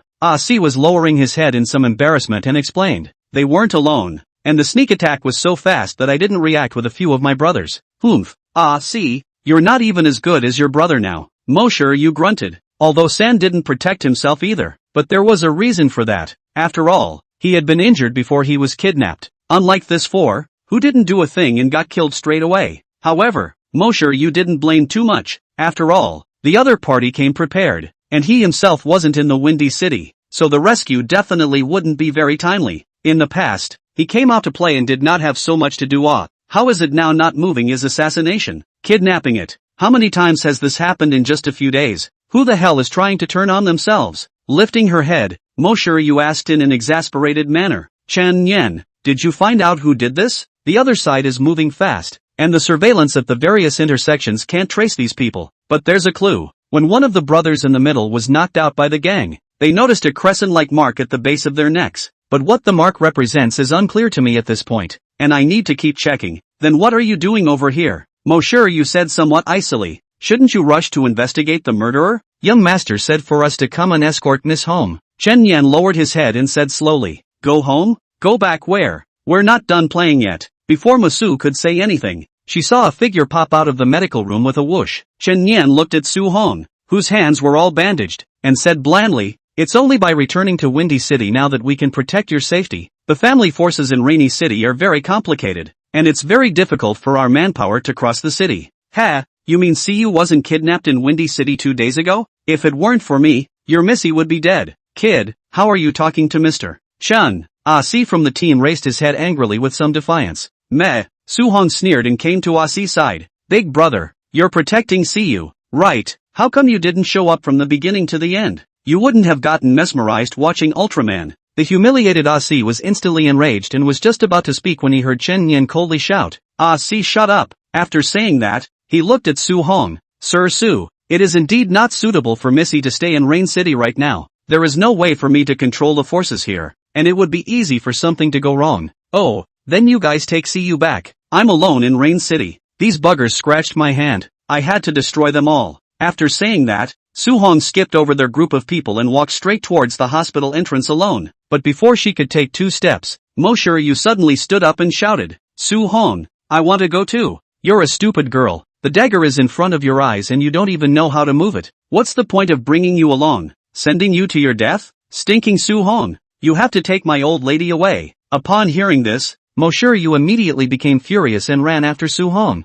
Or else I will definitely bite you to death today. Seeing this, Chen Yan hurriedly said to Si, I'll follow up and take a look first. You hurry up and call the young master. Yes, chapter 27. That voice could be a voice actor. Are you sure it's the Green Dragon Gang? In the caravan, Muyu frowned and asked. Sohan was very serious, packed. Isn't brother recognize money still at your Mu family manor? You can go and see if there are any marks on their necks. Hearing this, Mosher you felt that it was somewhat reasonable, and then made a call to Mu Qingcheng. See you, I was just about to call you. Don't you fool around with Sohan, now go home. Mu Qingcheng said in a deep voice. Muyu shook her head. He saved me twice when I was kidnapped, and once again yesterday. I'm going to follow Su Hong. Obey. No listen.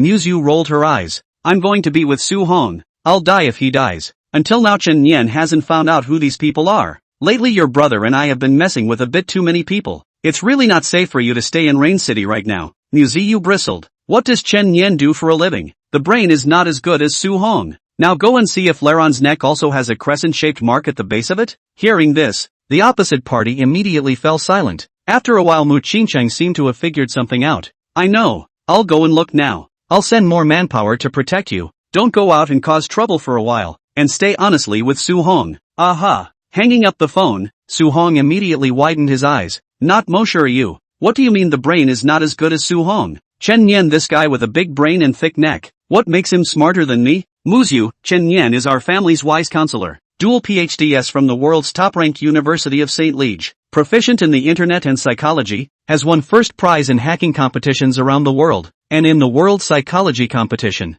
Mosher Yu was as knowledgeable about Chen Yan's life as he was, and before he could finish, he was directly covered by Su Hong. Okay, this resume is just average. I can't even enter the world's top 500 companies on my former planet. Where is brother Chen Yan? I'll go down and exchange information with him. Humph. Muyu looked at Su Hong with a haughty face. Little like, still can't pinch you? Soon, Sohan went down. There were now 2 whole rows of black-clothed men standing outside the caravan, and after the incident in the afternoon, they had followed Muyu without moving an inch, fearing that something would happen to her again. Channing, on the other hand, was in a Mercedes not far outside the RV. Knocking on the window, Chen Yan raised his head alertly and opened the car door after realizing that it was Su Hong. Mr. Su, don't call me Mr. Su, call me the universe's super invincible cute and beautiful handsome man. Chen Yan blankly glanced at Su Hong. This kind of shameful nickname was still not called out. Did your young master call you? Having just fought. I'm basically sure it's the Green Dragon Gang. So what are you doing now? When Su Hong saw that Chen Yan didn't even lift his head and kept tinkering with the computer, he came up and took a curious look, only to see that there are many windows on the computer. There is a green digital network. There are also some videos, but more than that, there are some codes that Su Hong cannot understand. I'm working. What did Mr. Su want to see me about? Nothing. Just wanted to inquire about what kind of a gang the Green Dragon Gang is. Do you know anything about it? Green Dragon Gang? Rain City's gang. The gang's sources of income are all gray. Kidnapping, drug trafficking, killing, no evil. Well, that's all the intel for now. No brother Chen Yan. Mo sure you is blowing you out of the water. And that's all the information you know? How many people do they have in total? How many killers? Where is the handicap? You don't even know now? Chen Yan looked up calmly and gave Su Hong a strange look before looking down at his work again. No, Stuffy, say something. Really convinced? This guy is not only talk when something happens to Mosher Yua. Just now, at the hospital, he looked like he was about to lift the table with that monkey wrench, and now he's starting to act all high and mighty? Chen Yan raised his head again and glanced at Su Hong blandly. Mr. Su, don't bother me with my work. I'm not too sure about the forces in Yucheng.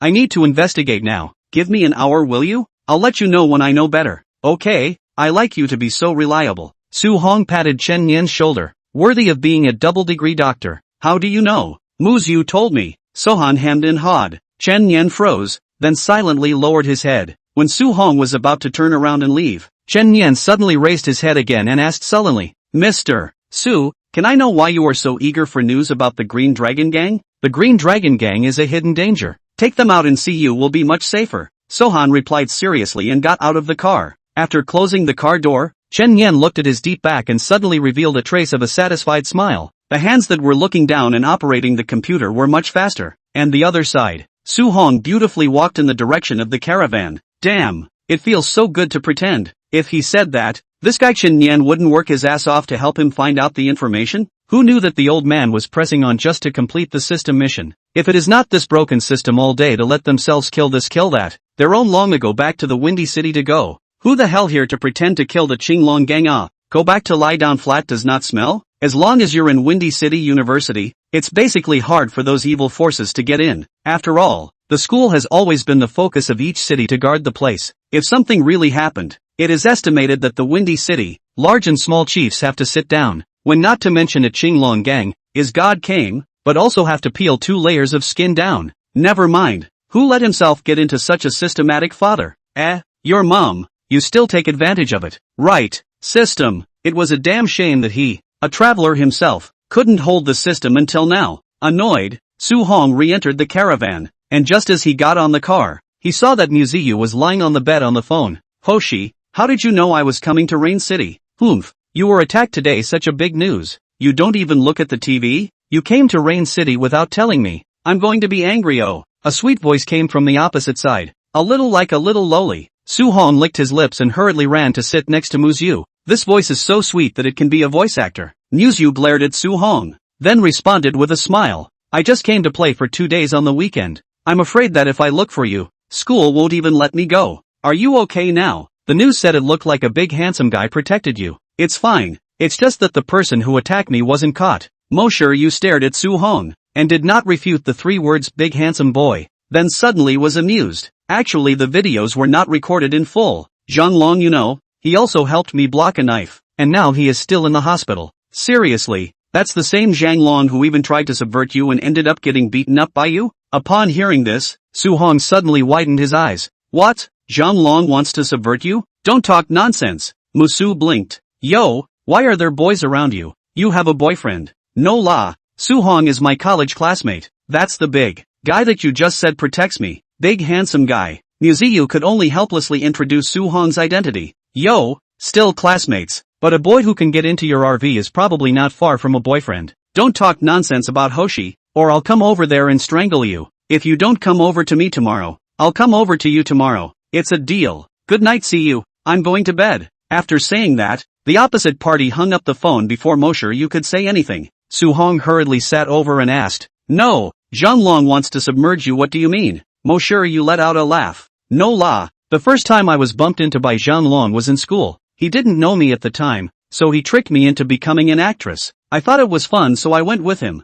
And then that night he tricked me into going to a bar to get drunk, and as a result, my brother found me. You don't know that he was so miserable that night, the whole bar could hear him." Sohan bristled. He didn't know before, but now he does. This Zhanglong is not a good thing either. The hospital that night. The screams in Zhanglong's hospital room were the same as that night at the bar. Nurse, someone's rubbing salt into my wounds. Really salt it hurts. Chapter 28 Big or small. It doesn't even count if I don't test it. Day 2. As soon as Su-hong opened his eyes, a fragrant soft body suddenly surged into his arms.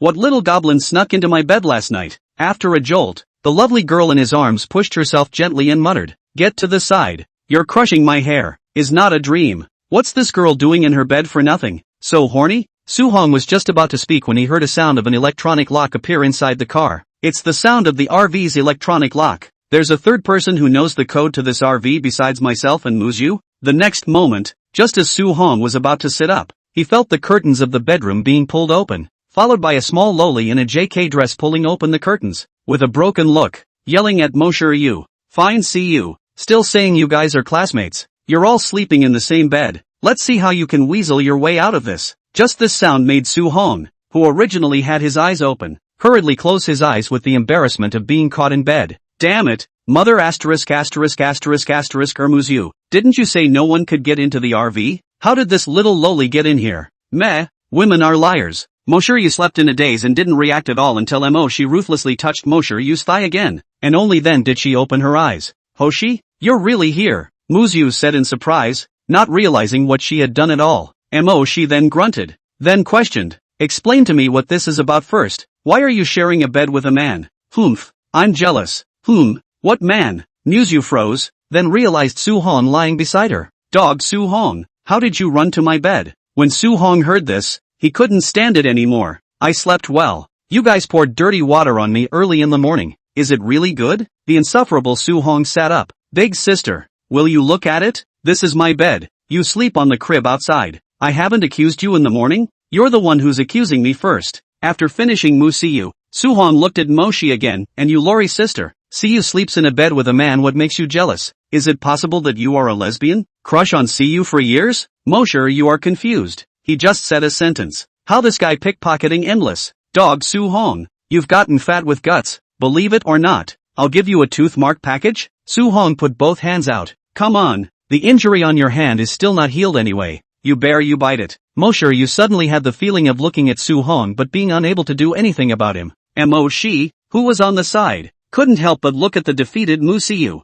I didn't expect that there would be a day when a person would be able to rule Muyu, the little witch, into submission. Hello, get acquainted. My name is Moxie. I'm Siyu's high school classmate and former best friend. Hello, Lori-san. My name is Universe Invincible Super Cute Beautiful Handsome Boy. The name is a bit long, you bother to remember it. Giggle giggle. Siyu, this little boyfriend of yours is so cute. Moxie covered her mouth and laughed, seemingly not caring about Su-hong calling herself Sister Lori. Mosher, you rolled her eyes. Alright, I'll get up first. Last night I probably forgot to go to the bathroom and subconsciously went to sleep in the master bedroom, not realizing that I had made a big mess in the morning. Then I'll wait for you in the living room. Good, haven't seen you in a while. Your boobs are bigger again. Touch them. Muyu was beaming with joy. Moxie hurriedly stopped it. Your boyfriend is still there. Shameless. He's not my boyfriend. Keep pretending. I've seen all the videos online. Otherwise I could have come this morning to catch the adulterer.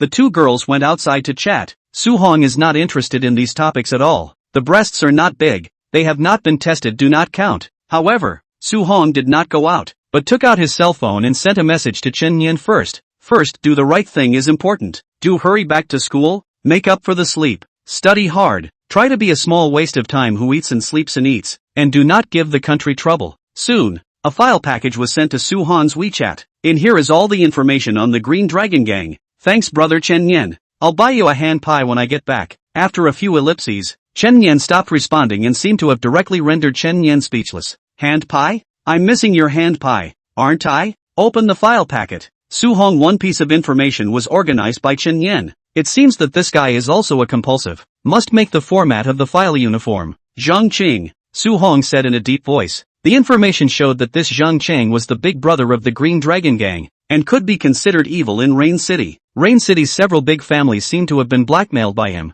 Not only that, his backstage seems to be quite hard. Every time after the accident can be alone, and the online news about him is few and far between. Rain City's local network basically can't search this name. Looks like this guy is a handful in Rain City. No wonder he dared to assassinate Muyu yesterday in a blatant manner. Can we him up in one day today? But don't delay my class tomorrow. Su-hong skimmed his lips. To him, sleeping in class was the best thing. And just then, a burst of chaos suddenly outside the car. Protect Missy, quick! Protect Missy, quickly report to Mr. Chun. Su-hong rubbed his head and sat up from the bed, pulling open the curtains to look out of the car, only to find that the black-clothed men outside the car had already assumed a vigilant defensive formation. So Su-hong hurriedly ran out of the bedroom. Muyu. What happened to Muyu? But just as she came out, she saw Muyu looking around vigilantly wearing only her underwear, until he saw Su-hong suddenly run out. Sohan, are you hurt? Why is your nose full of blood? Muyu asked with some nervousness and hurriedly walked up to check. Now there was more blood in Sohan's nose, staring straight where he shouldn't. First time in all the time we've known each other that I've realized there's something about this little witch. Almost turned me into a clothes horse. She, who was sitting on the sofa, was immediately amused as soon as she saw Su-hong's eyes. See you, if you were to wear a little less, I guess he would have just spurted blood. That's when Muyu realized. Rascal, close your eyes. Musu took a step back, the bath towel deadening her protection. Su-hong, on the other hand, answered righteously. Something happened outside. I have to protect your safety. Just now outside so chaotic. Just showered Muyu this anxious to run out, but did not expect to be seen by this guy, so she can only glare at Su-hong, and then turned around to hurry to wear clothes. It wasn't until the moment the clothes were all on that Su-hong righteously passed by Muyu and said seriously to Emoshi, protect Siyu. I'll go out and take a look. Put, Siyu, you're such a funny boyfriend. Obviously you've slept together and you have to watch you change. Chapter 29. Within 3 hours, it will definitely take Mushuyu's life. A dark arrow was stuck deep in the ground in front of the cab of the RV, which was what caused the surrounding bodyguards to panic. And at this moment, both Chen Yan and Su-hong had already arrived at the scene. Su-hong walked forward,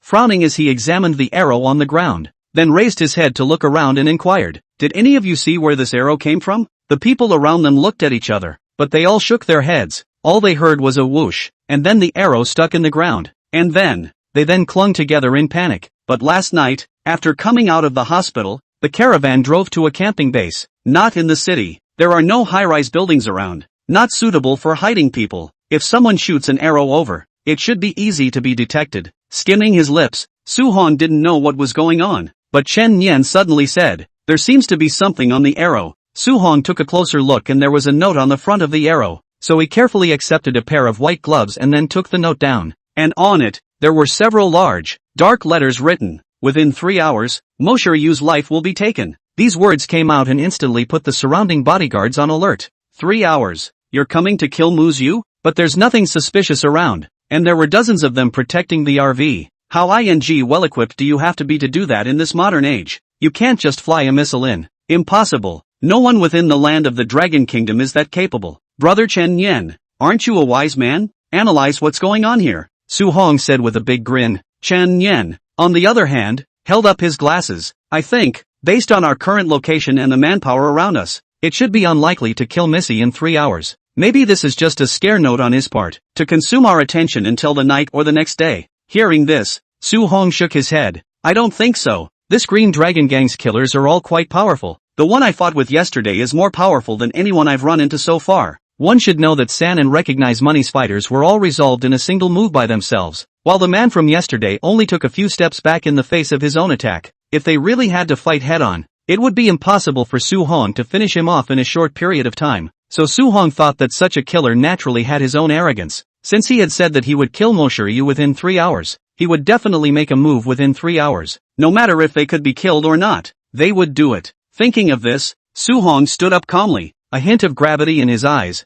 Brother Chen Yan, I won't move an inch away from Siyu within 3 hours. You're responsible for the security outside the car. Let's try not to move places. Okay, I'll just keep watch outside. Chen Yan also felt that things were not simple. These people were really crazy. Why did they have to kill Muyu? It's hard to believe that they want to get Li Lung and the others out? That's impossible. If they want to save people, they should be negotiating, not assassinating them non-stop, sparing Chen Yan's intelligence. For the time being, he couldn't figure out what kind of medicine the other party was selling in his gourd. Su Hong returned to the car and found that the two girls were sitting quietly on the sofa, so he sat down next to Muyu and asked calmly, "See you, how did Chen Yan come to your house? It can't be simply because your group recruits. How can?" Chen Yan was raised by my father from a very young age. Their family was very poor and their tuition fees were paid by my father, so they were kind of the core of our family. Not only Chen Yan, Aditua 13, all of them are bodyguards my father raised from childhood. Almost all of them ate and slept with my brother and I. They are the most loyal force in our family now. Oh,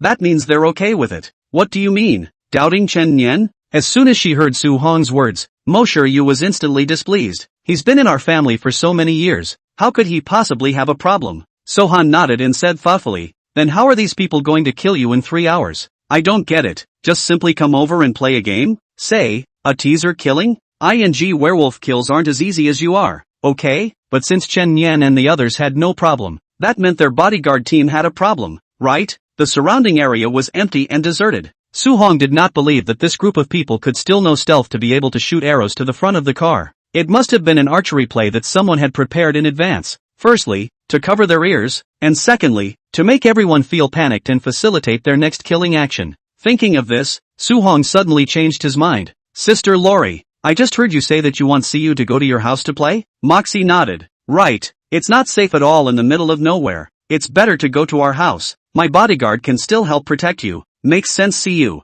Let's go then." Su Hong stood up. A change of place for a change of mood. Just in time to take the time to destroy the Green Dragon Gang. Not Su Hong. Are you an idiot? Don't you understand the reasoning behind crowds of people? Museo wanted to cut this guy's brain off to see if it was filled with water. Going to the Mo family drags people down. Not to mention that it is easy for people to mix in. It is better to stay here, surrounded by a large open space, whether there is anyone at a glance. But Sahan thought otherwise. It may be that the real danger is this very car. Moreover, one's purpose is not simply to protect Muyu, but also to destroy the Green Dragon Gang. But what can one do to lure the snake out of the hole? Of course it's Siyu who sacrifices to the heavens and has unlimited power. So Su Hong didn't hesitate anymore. After getting up from his seat, he said to Mo Shiryu, "I'm going to find Chen Yan now. You pack up your things, we'll get ready to leave for the Mo family." Chapter 30 King of Poker. I am the King of Mahjong. 10 minutes later, Su Hong re-entered the RV, and the next moment, Chen Yan also walked out from the Mercedes. He ordered to Asi and these dozens of bodyguards, "You guys, scatter and take cover, and don't approach 100-meter radius of the RV.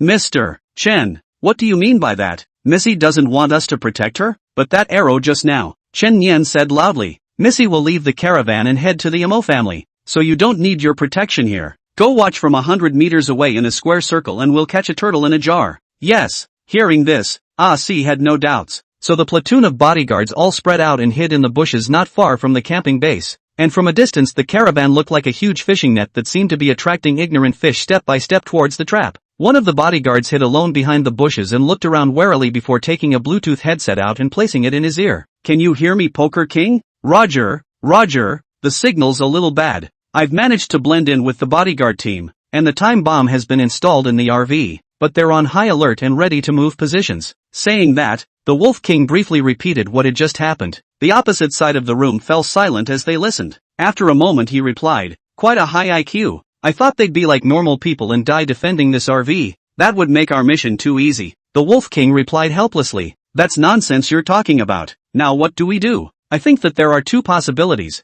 The first one is that they really did move positions, and the second one is that they just used a blindfold and probably just drew our attention to something else. If you can see it, you can pay attention to whether the one walking is or isn't Muyu."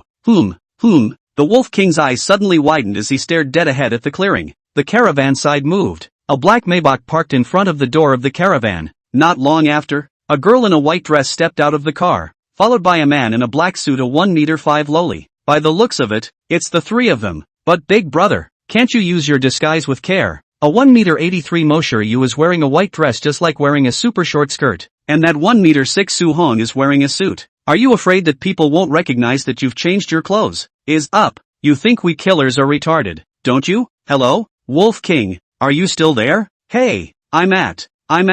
Bad signal again? No, it's that I feel like someone is rubbing my intelligence against the ground. I saw the three of them get into a Maybach. Yu is not in person. That Su Hong is not in person either. They seem to have changed clothes. No. Why are they both changing their clothes? Afraid we won't recognize them? The Poker King rolled his eyes. These two people were too different. Aren't they drawing attention to themselves? It's the same as that godly man in the martial arts drama who asks, why isn't there a single word in the wordless book of heaven? I'm a horse. I want to go up there and slap you. But the next moment, the Poker King suddenly calmed down again, and he asked, can you still see people? Are you sure? That one wearing Su Hong's clothes is Yu?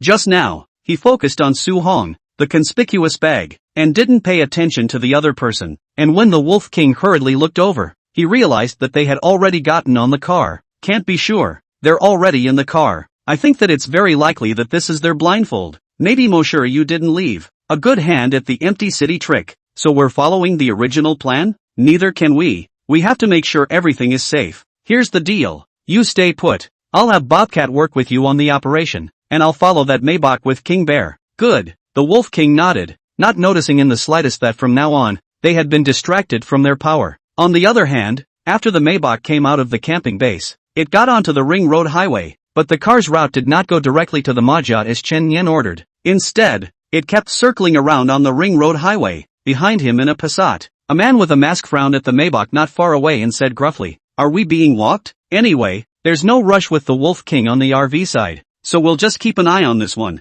Driving a car, Poker King replied calmly. The man who follows Yu closely must be treated with caution when he fights. Even I couldn't carry the force of that blow yesterday. That's because you're stupid. If it were me, this man wouldn't even be able to touch my clothes. The Poker King grunted, then increased the throttle again. The car's getting off the highway. Watch out. It was only after the Maybach not far away neared the exit of the suburb that it suddenly changed lanes and headed down the highway. The Passat was a close second. Soon, they came to a suburban road. It's surrounded by newly developed land, wilderness, and hardly anyone passes by except for the occasional passing construction truck. The next moment, the Maybach stopped on the side of the road. The Passat kicked the brake sharply. The Poker King immediately frowned. This place was too unfavorable for them. A glance could see that their car had been following them. The Maybach in front of them didn't make the next move after parking until a few minutes later, when the Maybach's rear window suddenly lowered and a hand came out, giving the middle finger in the direction of the Passat.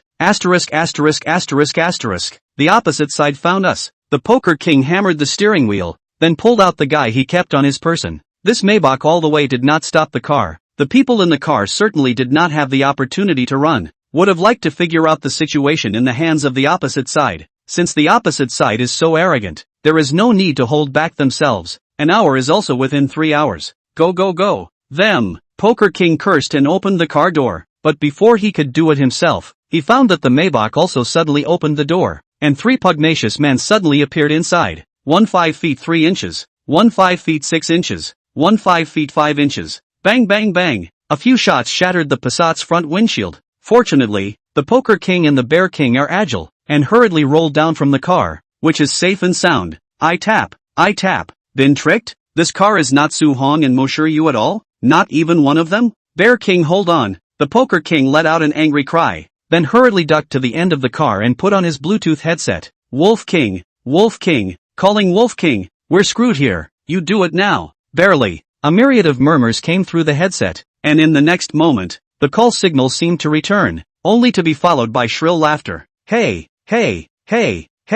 hello Poker King, I'm Mahjong King, please report your current location so I can send you to the west. Chapter 31. Because I'm your dad, Mahjong, King of Mahjong? What nickname? I have a reason for this Poker King name, okay? I used to kill people with a flying hand. What do you mean, King of Mahjong? The other guy shoots with a bang, and you throw out a fortune in return? Grass, who are you? The Poker King forced down the anger in his heart and said calmly, I'm the Mahjong King, buddy, don't you recognize me? I'm the chief commander handpicked by boss Zhang Cheng, come to command you all. Zhang Cheng? That kind of goon can command us? You're not Zhang Cheng's people. Ha, Zhang Cheng is nothing. The Poker King grunted and hung up. I had thought that the mission would be completed smoothly, but I didn't expect to run into such an unreliable target, putting on a funny show to draw all my attention away. So it seems that this mission can only fail. Bear King, withdraw. There's been a shooting here. The police will be here in 5 minutes tops, and they don't want to make such a big deal out of it just yet.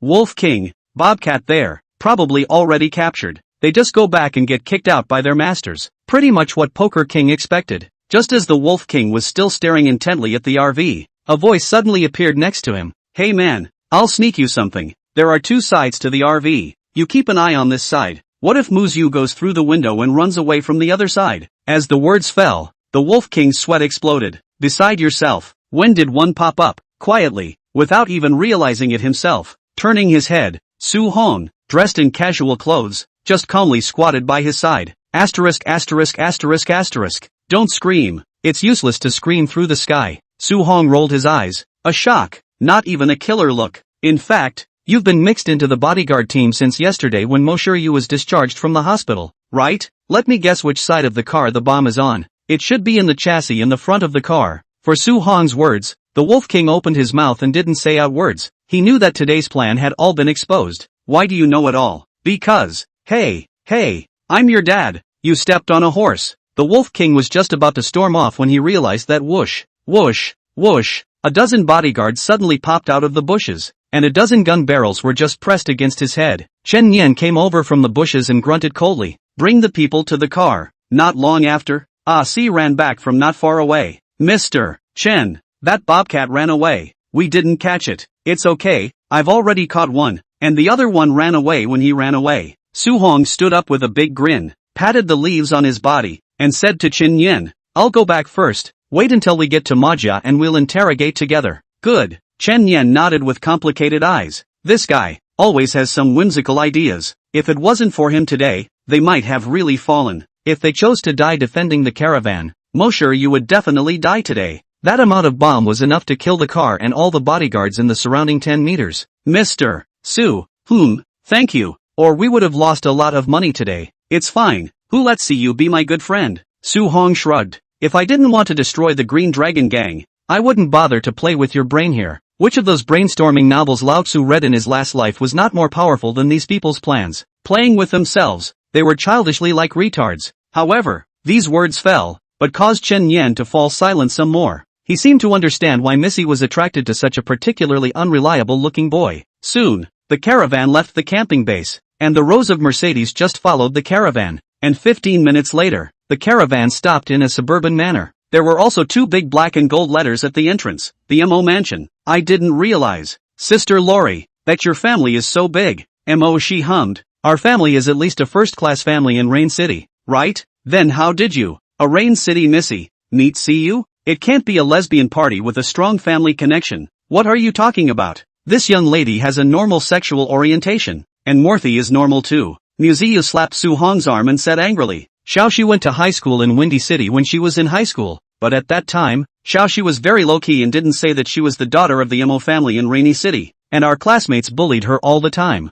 Then I once looked at it and taught those classmates a lesson, and then our relationship got better and better. That's right, I didn't even know you when I was getting along with CU. You're the third party. Moxie glared at Su Hong, then wrapped her arms around Yu's arm, her waves just rubbing against her arm. Sohan really wanted to turn himself into Muyu. Damn, that's exciting. When the caravan stopped at the entrance of the villa, Su Hong saw through the window that there was a middle-aged woman standing at the door, graceful and luxurious at a glance as a noblewoman. On the other hand, when Yu and Moshi saw it, they were so excited that they jumped up and ran out of the car. Mom, Auntie, CU, you haven't come to our house for a long time. Auntie misses you to death. After the noblewoman saw Muyu, her face was filled with a doting scowl, as if she was also her own daughter. Muyu snuggled intimately into the noblewoman's side. It's not like she's just been busy at college. After a few people exchanged pleasantries, the noblewoman looked up and saw Su Hong walking down from the caravan, and was instantly surprised. CU,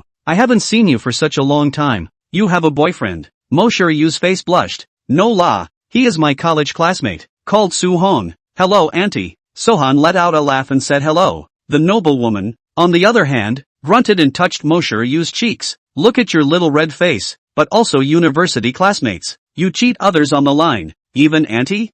She skimmed her mouth. That's right, she came to Rain City and didn't call me. If I didn't see the news about her being attacked, I wouldn't even know she came. So not enough of a friend. Sleeping in the same bed with Su Hong and still won't admit it. What a tough mouth. Hoshi, I'll tear your mouth off for you later. Muyu surreptitiously raised her small fists. Su Hong, on the other hand, didn't delay them from catching up, Auntie, the secret room is arranged. Right, I'll go and get busy first. Xingcheng has already told me. Xiaoxi's father has already asked someone to arrange. I'll be off for a bit then. Sorry, we must get Zhang Qing's position today. We still have class tomorrow? In case of a credit deduction, I'll wipe out all your gangs in Rain City. Chapter 32 System. One day let you plant my hands. Name. Wolf King. Snap. Who wants your stage name? I want your real name. Su Hong slapped the Wolf King's face. I don't know. I forgot. The Daily Blade Lickers never used their real names. A trace of blood showed at the corner of the Wolf King's mouth, but his expression remained indifferent. He himself was right.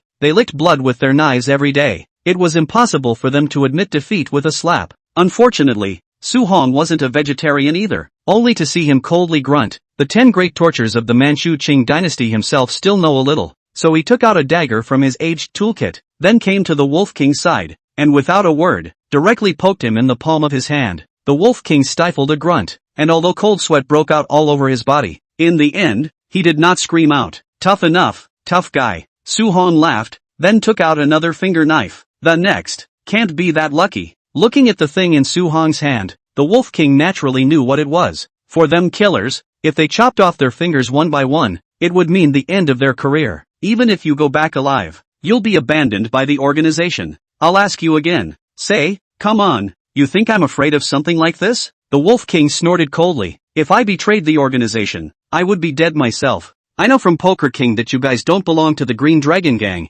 right? What a crap organization the Green Dragon Gang is. Zhang Qing is nothing more than one of his master's dogs. Su Hong rolled his eyes. Good lord. In the information Chen Nian gave himself, the Green Dragon Gang was quite a powerful organization, and now it was a piece of trash in their eyes? What a great organization you have. Can it be bigger than the Heavenly Court? Thinking of this, Su Hong no longer hesitated, turned around and threw the finger knife to Chen Nian. This kind of thing is too disgusting. I'll leave it to you. I want the result within 2 hours, can I? I'll try. Chen Nian nodded gruffly. For a dead soldier like the Wolf King, he wasn't sure if he could pry any useful information out of him, but he was quite curious about the mysterious organization behind the Wolf King. What kind of place is it that produces killers as good as them? If it wasn't for Su Hong today, they might have all been trapped. After waiting for Su Hong to close the door and leave, Chen Nian's eyes flickered with a hint of longing as he slowly approached the Wolf King with his finger knife. I'm going to ask you again right now. What the hell is your name? And why did you guys kill Missy? The other side. In a deep alley in Rain City, the woefully out-of-shape Poker King and Bear King leaned against the wall to catch their breath. Behind them a large number of police were walking the streets looking for them. The Mu family's team of bodyguards were all registered and the guns they wore were all registered, so they weren't afraid of the police in the slightest. But Poker King and the others were different. The guns were smuggled back in. That's why the police searched the city for them after the shooting. What now? It feels like we can't walk out. Call Zheng Qing and ask them to send a car to pick us up. The Poker King exhaled. The Bear King nodded, then took out his cell phone and began to call. And within moments, a fawning voice appeared. Lord Bear King, what is your order? We're on Wenfeng Street in Zone A. Send a car to meet us. There are cops all over the place outside. You were chased by the police? Small trouble, not a big problem. Come at speed, the Bear King said indifferently. The opposite side immediately hemmed and hawed. Alright, I'll send a car right away, Lord Bear King. After that, the opposite party hung up. The Poker King and the Bear King, on the other hand, went over one of the walls at the entrance of the alley and kicked open the door of an ordinary house, and after finding 2 sets of clothes inside, they immediately changed into them.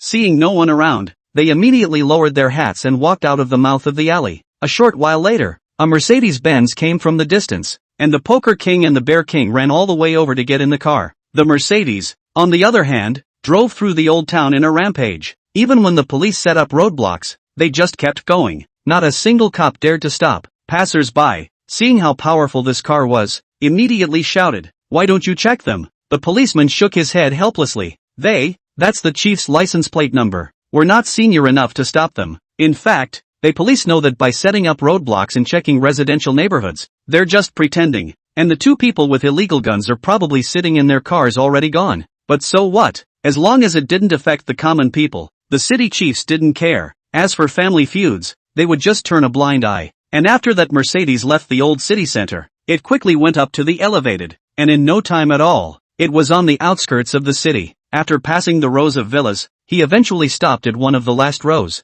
After arriving at the place, the Poker King and the Bear King got off one after another, but just after they got off the car, before they could take a breath, The car's surroundings already had a row of gun barrels on their heads. What do you guys mean? Where's Zhang Chang? The Poker King didn't panic in the face of so many guns, but just said indifferently. As the words fell, a man in a black suit pushed his way through the crowd and came over with a smile. Lord Poker King, Lord Bear King, this is what the master ordered. Your operation failed, and he wanted to make sure you weren't under enemy control. After saying that, Zhang Qing's complexion flinched as he looked to the people next to him. Check the two of them on their bodies and escort them to the house. Yes. Time passed slowly and it slowly got dark. Su Hong also received a call from Muyu. Where are you? I couldn't see you all afternoon. Auntie has cooked the meal. Come and eat. You guys eat first. Don't need to wait for me. I haven't pried this mouth open until now. After saying that, Su Hong hung up the phone, and then was very anxious. If this goes on, I'll have to take tomorrow off. But I don't think their teacher will approve it. He always sleeps in class, and if he catches me now, he's going to deduct my usual points. Damn. I still have to go and please the teacher in the future. Otherwise it's inconvenient to take a vacation. After organizing his messy thoughts, Su Hong once again returned to the secret room. How's it going? Chen Yan shook his head. If you don't tell us, we'll get you killed. He has really good willpower. Su Hong raised his head. At this time the Wolf King is already half dead. Hair has been pulled out hard. Fingers are only 5. But no matter what kind of punishment, he still does not say. Damn, what a way to go. Friendly reminder that the host's mind reading skill for today has not yet been used. At this time, the system, which hadn't appeared for a long time, suddenly came out with a voice. How could I forget such an important thing? Su Hong slapped his head. The system feels the same. After Su Hong harvested a set of relentless taunts from the system, he was almost so infuriated that he exploded in place. You wait, system, one day let you fall in my hands. Chapter 33. Who's fat? You're the fat one. I'm just the bear. Are bones made of iron? You don't even say anything when you're tortured like this. Kill me if you can. The blood-covered Wolf King looked up. If I don't die today, I'll cut off your flesh piece by piece. Good fear, yo. I didn't realize that your original profession was suitable for a butcher. You can also cut meat. Su Hong smiled. Don't worry, I'll send you on your way soon. When the words fell, Su Hong began to silently read his mind in his heart. If I get out of here, I'll shred you to pieces. And I wonder how the Poker King and the Bear King are doing and if they'll come to my rescue. It really hurts. If I can still live, I can only retire from the army. Receive a disability card. Take the hard-earned money of these years and sell you are back home to open a store. Beautiful. Hoo. 1, 2, 3, 4, 5. Go up the mountain to fight the tiger. The tiger didn't hit. Came a bunch of little squirrels. Ouch. Ouch. Ouch. Ouch. Ouch. Ouch. Ouch. Ouch. Ouch. Ouch. Ouch. Reasonably. Now Su Hong brain buzzing. This guy looks so calm on the surface. It turns out that the heart is so disturbing.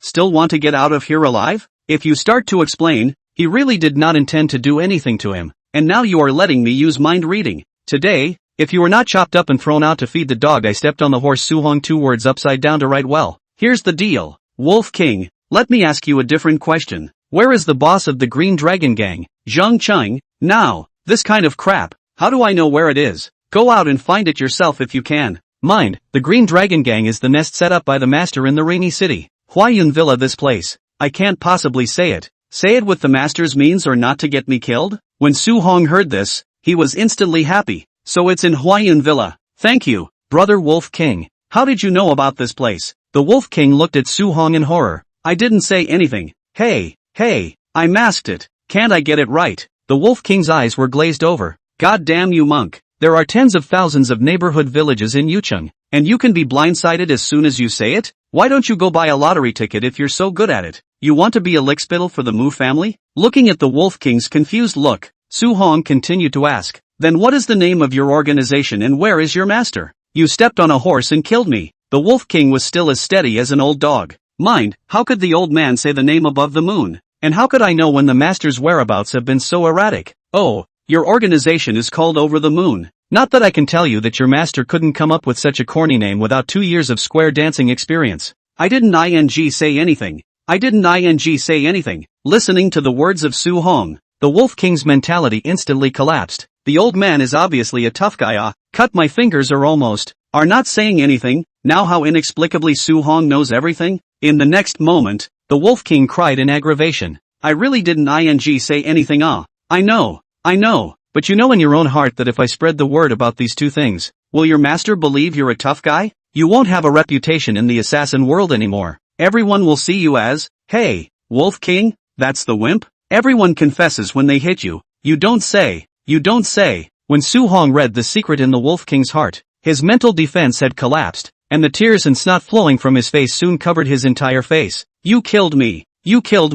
For them killers, they can endure physical pain. Even if their hands are cut, hands and feet are chopped, will not grunt. But their heart pressure is the biggest. As long as you can tear an opening from their psychological defense, you will find that their pressure is like a mountain torrent pouring down. Just like the Wolf King now. Snot and tears. If people didn't know, they would think he was incontinent. Brother Wolf King, I won't kill you, but as long as your master catches you, you'll definitely die. Why don't you cooperate with us, and perhaps, we can still save your life. There are 30,000 days in life, where there is so much loyalty to be found. Living is what matters. It had to be said that Su Hong's words were very attractive. Although the Wolf King's mind had collapsed, there was still a trace of sanity left in him. Perhaps this way, he could still take a look at Xiao Yuer. What do you want to know? In the end, the Wolf King lowered his head, and perhaps from now on, there would be no more Wolf King in the world. On the other hand, Su Hong on the side let out a laugh before turning to look at Chen Yan. It's done, I'll leave the rest to you. Chen Yan nodded, although he also wondered why Su Hong was able to guess the Wolf King's secret, but he didn't ask about it. Everyone has their own skills on them, but if their Mu family can let Su Hong help them so much, maybe the Mu family in the future can really reach a point that no one can reach. On the other hand, after Su Hong exited the secret room, he quickly returned to the villa, just walked into the dining room. A plate of fragrant meal was placed on the table. At the head of the table was a middle-aged man, as well as the noblewoman that he saw this afternoon, and further down was Mo Shiryu and Mo Shi. Su Hong already said not to wait for him, so let's just eat first. I'm starving. Muyu looked outside the villa with some worry. Wait a little longer. Su Hong hasn't eaten for a day. I'm afraid it's not good for him to come back and see that we've already eaten. Che, just spoil him and say you don't like him. Mo Shi rolled his eyes. This girl was really into the devil. This eyes looked like a lookout stone. Don't call yourself Muyu. Just call yourself Mousy Lickdog. Xiao Shi, you don't say anything. Xiao Su is a guest. It's only right to wait. Mo Shi's mother Zhang Xueme said with a smile. In the next moment, a hint of surprise suddenly appeared in Mo Shiryu's worried eyes. Sohan, Su Hong revealed a hint of a smile. Haven't seen you for an afternoon. Did you miss me? Che, who misses you? Hurry up and sit down to eat. Uncle and auntie are waiting to get hungry. Mo Shiryu skimmed her mouth and said. Aside of Mo, she teased. Yes. You do not want to. Also do not know who afternoon. 3 words do not leave Su Hong. You and Su Hong know only a few days. This is a lot of words, as if you have known for how many years. It's been a long time since dinner time. I'm starving my front and back, and certain people have to wait for Sohan. You shut the up. Mo Shiryu was anxious and hurriedly reached out to pinch her waist. Little wavy hoof. Old lady will get you killed. Cluck cluck cluck. Sorry. I'll stop. Morthy chuckled while covering her waist. As soon as Su Hong heard this, he immediately looked at Mo Shi righteously. Sister Lori, you're so much fatter than Siyu. You just think about eating every day. You should have lost weight a long time ago, you know. Okay, you couple bullies. Mo Shi glared. I'm just a big bear. The rest of me isn't fat at all, okay. Humming, Su Hong looked towards Mo Changshan as well as Zhang Xueme not far away and said in an embarrassed manner. Sorry uncle and aunt, I'm late. It's okay, eat. Mo Changshan and his wife didn't mind so much. After all, they also knew that Su Hong had something serious to go and be busy with. Chapter 34 The Lifeless Wolf King, setting out to destroy the Green Dragon Gang. After dinner, Su Hong finished thanking him and was just about to walk out of the villa when a sound came from behind him. Sohan, what are you doing? Mo Shiryu walked quickly to Su Hong's side and asked with her waist crossed. Su Hong froze. I'll go to Brother Chen Yan's place to see how the interrogation is going. But you've been gone all afternoon, and you're not taking the night off? Wouldn't it be better to let Chen Yan do this little thing? Muyu rolled her eyes. But, Brother Chen Yan met some difficulties. I don't feel at ease. I have to go and take a look. Su Hong made an excuse. After all, he is not going to find Chen Yan. He is now going to Huayan Villa. Muyu, so when are you coming back? I'm going shopping with Murthy in the city in a while. Can you accompany me? I really have something. Su Hong wanted to cry. We have to destroy the Green Dragon Gang tonight, or we won't make it in time. Is anything more important than me? Mo Shiryu muttered. Then she suddenly got angry. Then get lost. Old lady doesn't need you anymore. After saying that, Mo Shiryu turned around with an exasperated voice, causing Su Hong to be confused. What's wrong with this today? She's so startled. She wasn't like this before. When she was around, she was always picking at herself from time to time, with a look of dislike. Gee, Women are such fickle creatures. After Su Hong went out the door, he quickly arrived near the secret room, surrounded by a number of bodyguards. Shift change. The guards are very tight. After pushing the door, sitting on the stool of the Wolf King has been lifeless. It is estimated that now really want to kill him should not even react. Chen Yan, on the other hand, frowned as he organized the transcripts. How's it going? Chen Yan looked up and after realizing it was Su Hong, he calmly stepped aside. See for yourself. Sohan took his seat, then began to read the Wolf King's dictation. Our organization is called Above the Moon. It's the largest assassin organization within the Dragon Country. The forces are distributed all over the country. Even Dragon City has our people, but I don't know the exact distribution of forces. I'm just one of the assassins in the provincial branch. My real name is Chen Yong. I'm a native of Lei Chang. I grew up without a father or a mother. After being received by the organization when I was a child, I've been trained as an assassin, and I'm now ranked 285th on the global assassin list. The Green Dragon Gang is one of the forces above the moon, under the management of the Poker King. This time we received orders from our master to hunt down and kill Muyu. The exact reason for this is not clear to me. There was no need to read the rest of the transcript himself, as he knew that there was only so much information he could probably extract from the Wolf King's mouth. Normally such an assassin organization is highly hierarchical and has less information about their superiors, so if you want to truly understand such an organization, you can only capture the core personnel. Even the Poker King probably knows very little about this moon above. Forget it. What does this organization have to do with you?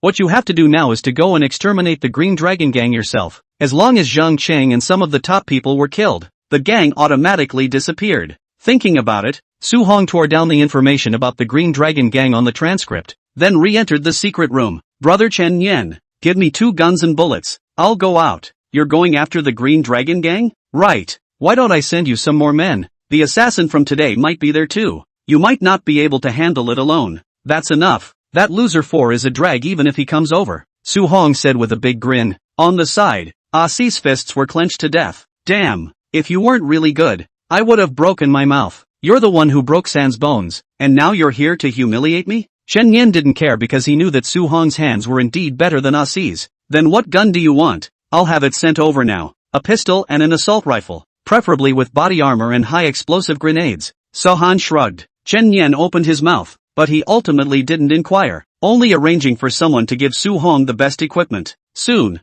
Su Hong left in a Mercedes, and not far away, Muyu looked at the car that was drifting away. Her heart was full of mixed feelings. This guy, did he go to help himself to revenge? No, I must go and help him. The other side, inside the Wyoming Cloud Villa, the Poker King and the Bear King were tied up in a secret room, and both of their eyes were about to burst into flames. Zhang Cheng, get your ass over here. Zhang Cheng, when I get out, I'll definitely dismantle you, the Poker King yelled, but the black-clad men watching them from the side were indifferent. Knowing that the Poker King and the Bear King are agile, they also put layers of shackles on their bodies. Not long after, Zhang Cheng with a cigar in his mouth slowly walked in from outside the room. Hey, Poker King, I'm here. What did you just say about what you're going to do to me? Zhang Cheng, I'll give you 3 seconds to open my shackles, or I'll definitely kill you today. The Poker King grunted. Zhang Cheng then raised his finger. 1, 2, 3. 3 seconds are up. Oh Poker King, why haven't you unloaded on me yet? If you don't do it, I'll do it.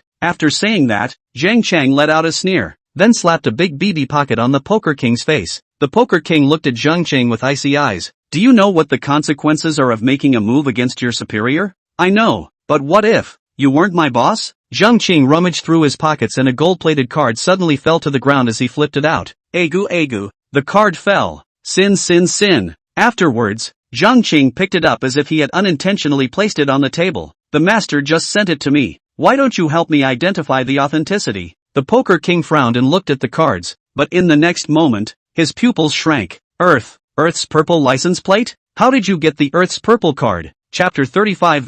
This is the end of the whole army? Would you believe me if I said I stole it? Zhang Cheng looked at the Poker King arrogantly. His previous fawning look suddenly gone. Poker King of course does not believe it. Give this guy 10,000 guts. He would not dare to steal the master's things. Then there is only one possibility that the sign was given by the owner. Say, what do you want? Is this the attitude you use when treating your superiors? Zhang Cheng snorted coldly before stepping forward and slapping each of you once again. Master asked me to test your loyalty. It looks like you guys are pretty defiant. I have a feeling you guys have quite a problem. Why don't I call Death in for a visit to test your loyalty to the organization? Hearing these words, the Poker King instantly calmed down. The arrogance of just now was gone all of a sudden. Even the always silent Bear King couldn't help but pick his eyes. The hierarchy of the organization is very strict. As long as there is a rank card, the subordinate needs to unconditionally listen to the orders of the superior. Even if he is told to die, there cannot be any hesitation. And if he acts beyond the rank, the master will let the god of death to carry out the punishment. The Grim Reaper, the 8th most ruthless man on the global hit list.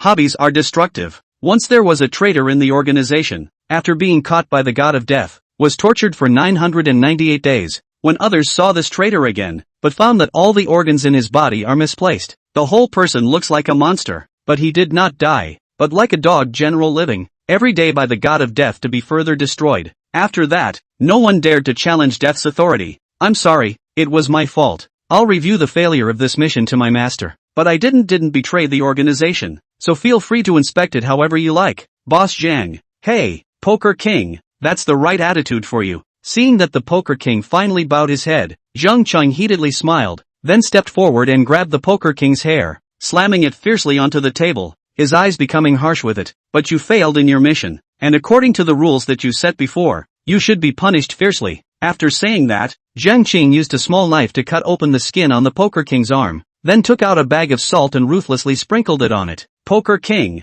do you remember? That's what you did to me once when I was first under you, when I had a shipment cut off. After so many years of lying in wait, my master finally saw this ruthlessness in me, and in the future, I will slowly torture you. Well, the Poker King stifled a grunt, although he didn't scream out, but his eyes were full of anger. He didn't expect that the trash under his former hand who couldn't even be considered as a little brother had now become his top boss. In his own opinion, he didn't have any good qualities in him other than being a little smart, and he didn't even know why his master had given him an Earth Purple card. It's an identity he's been after for a long time. As long as he got the Earth's Purple license, he wouldn't have to live this kind of knife-edge life, and he would even have the chance to transfer to the headquarters to command more people. Zhang Cheng, how about we make a deal? Make a deal? That's fine. I want your life. What do you want? Zhang Cheng sneered. If he wasn't tied up right now, the Poker King would hate to peel this guy's brain off to see what was inside. You want my life? How am I supposed to trade with you? I turn into a zombie to get what I want. It's really ing through and through.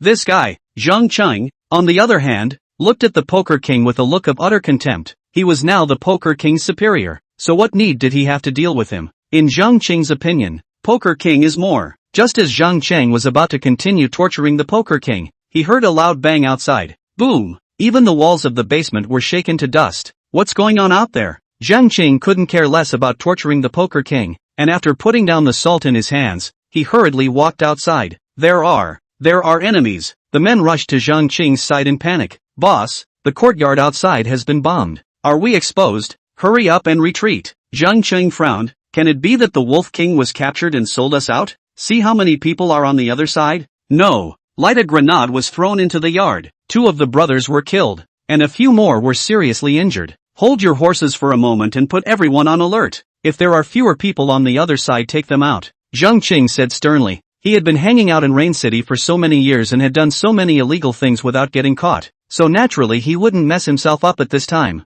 However, the next moment, only heard a bang. The villa inside and outside suddenly cut off the electricity. A darkness appeared around Zhang Cheng. Now he was a bit flustered. I'm in the light, I'm in the dark, and the power's out. How the do we play? But the nightmare didn't end there. The next thing I heard was a bang. A window on the second floor cracked somewhere, followed by a clattering sound. The junior brother standing in front of Zhang Qing was immediately shot and fell to the ground. Hurry! The enemy is on the second floor. Get up here! The quick-eyed Zhang Cheng shouted, then drew his gun and hid behind the other side of the room. One by one, the minions downstairs didn't dare to act rashly, but just held their guns up and looked around. Bang! A shot rang out and a black man downstairs had his head blown off. Don't hesitate. Everyone head upstairs. Each find cover. Zhang Cheng shouted. This bunch of people. The other party obviously brought night vision devices. You are so exposed inside the darkness. What is the difference between standing in the face of others to give others to kill? Besides, how am I supposed to determine the enemy's position if you guys don't rush up and deliver it?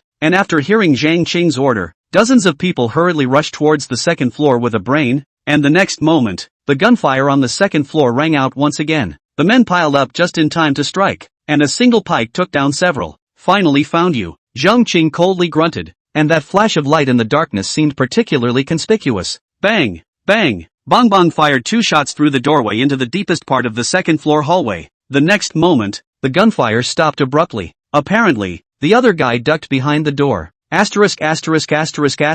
guy is ruthless. Su Hong, who was doing this kind of job for the first time, was hiding behind another door at this moment, and it had to be said that Zhang Qing's shot was very accurate, hitting his leg, and although his body was very hard, he was still killed by the bullet, and blood was gurgling out of the skin of his calf. But fortunately, according to Su Hong's physique, there wasn't much of an impact, and at this moment, a voice also came from the opposite side. Brother, you're from the Mu family, right? Let me off the hook. I'm grateful. Gratitude paralyzes you. Su Hong cursed angrily, then opened a grenade and threw it over. With a boom, a door not far away was blown apart. The next moment, there was a sudden silence outside. There was no more sound of Zhang Qing, not even the sound of the man in black moving. In Old Man, a grenade won't blow it all up. That's impossible. The explosion of this kind of grenade produces steel balls which are so many is to fill with human life cannot be all blown up but it was just so quiet outside. Su Hong even wondered if he had come to the wrong place. And what happened next made Su Hong's eyes widen even more. Congratulations to the host for completing the task and successfully activating the Grand Carousel draw. The Grand Carousel lucky draw is open. Please wait for the host. Ding! Congratulations to the host for obtaining a substitute doll card, which can be placed in the card pack collection. Or you can learn this card. Chapter 36 Missy, you're such a live dad. Just make it. Is this system out of its mind? One just casually threw a grenade to attract the opposite side's attention. And then, mission accomplished? I killed Zhang Chang and the core of the Green Dragon gang here? It can't be. Did you make a programming error? The system can't be wrong. Idiot. You're the idiot. Your whole family is. Su Hong didn't believe it at all. So after he took a deep breath, he alertly held his gun and quietly exposed a forehead to make sure that there was no one. Before he stepped out behind the door of the room, he had night vision with him, and he could see everything in the corridor clearly. The crumbling floor had several holes blown in it by grenades, and the room not far away was silent. If it wasn't for the system prompting the completion of the quest, Su Hong would definitely think it was a trap. After pressing step by step, he soon arrived at the room where Zhang Qing was hiding just now, the door of which was already in tatters at this point. It was quiet and noiseless inside, not even the barest sound of breathing, so Su Hong frowned tightly, and after a sideways turn, he broke into the room, the submachine gun in his hand constantly changing its position, looking for possible enemies. The next moment, a figure on the ground caught Su Hong's attention. He hurriedly walked up to check, and the person lying on the ground was none other than Zhang Qing, and he is indeed dead. Only, it wasn't by a grenade. The real cause of death would have been the strangulation marks on his neck. Who the shortcuts this strangulation? Stand up for the old man. Just when Su Hong was still angry that he didn't have the first kill, he felt a coldness around him if nothing else, and in the next moment, Su Hong subconsciously turned around, and then retreated back one after another. A flying card that looked like a razor blade flew past a few centimeters away from him. If he hadn't ducked earlier, he would have had his throat cut by now. Who are you? In front of Su Hong stood a man dressed in black, and the man said with a smile, "You are Su Hong, right? Damn it, I asked you who you are." Su Hong didn't have the courtesy to raise his gun for a pike, but the man in black seemed to have expected it and raised a steel plate to block his body, then said in annoyance, "Do you really think I wouldn't dare to kill you? You can't beat me, or else you could use a sneak attack?" Su Hong said disdainfully, "Besides, you were the one who made the first move just now, so it's only reasonable for me to make a move." The Poker King sneered, "You're smart, how about a deal? Who am I to make a deal with you?" Su Hong raised his gun. "I have the equality of all beings in my hand. You have nothing. A steel plate can protect you once, but cannot protect you a second time." The Poker Kings were shocked. Is this guy that crazy? I helped you to kill Zhang Qing, didn't you see that? Come up and shoot. Have you ever really respected me? Su Hong, don't you want to know why we've been chasing after Mo Shiryu? Poker King hurriedly said. Kind of interesting. Hearing this, Su Hong then lowered his gun. If you'd told me earlier, you wouldn't have had to take that bullet. We are all 1,000-year-old foxes. What are we playing chatty here? Tell me, why did you kill Muyu? Before you say that, you must promise me one condition. No problem. As long as you don't let me dig up your family's ancestral graves, anything is fine. 10 minutes later, a Mercedes-Benz drove frantically in the Huayun Villa area. Hurry, we're going to be too late. Su Hong won't have started the fight already. The car's Mo Shiryu was making a scene, her eyes full of worry, while Chen Yin in the car was full of helplessness. Mister, Su won't let us follow. Will we cause him any trouble by being so presumptuous? Why do people rush to the door to the Green Dragon Gang? Isn't it still to protect me? If I let him go alone and something happens, can I live with myself? I've been practicing guns for 2 years at least. I'll never drag my feet. You looked very determined. But only Chen Yan knew that Missy's marksmanship was strangely poor, and her hands were also very bad, or else the young master wouldn't have sent so many people to protect her. But she still has to go. One could only say that she really cared about Su Hong. Eldest miss, in a while you'll follow behind Ah-si. He'll lay down his life to protect you. Shay, I'm so powerful. Do I need force protection? Muyu bristled, but looking at Chen Yan's eyes, she finally nodded. Okay,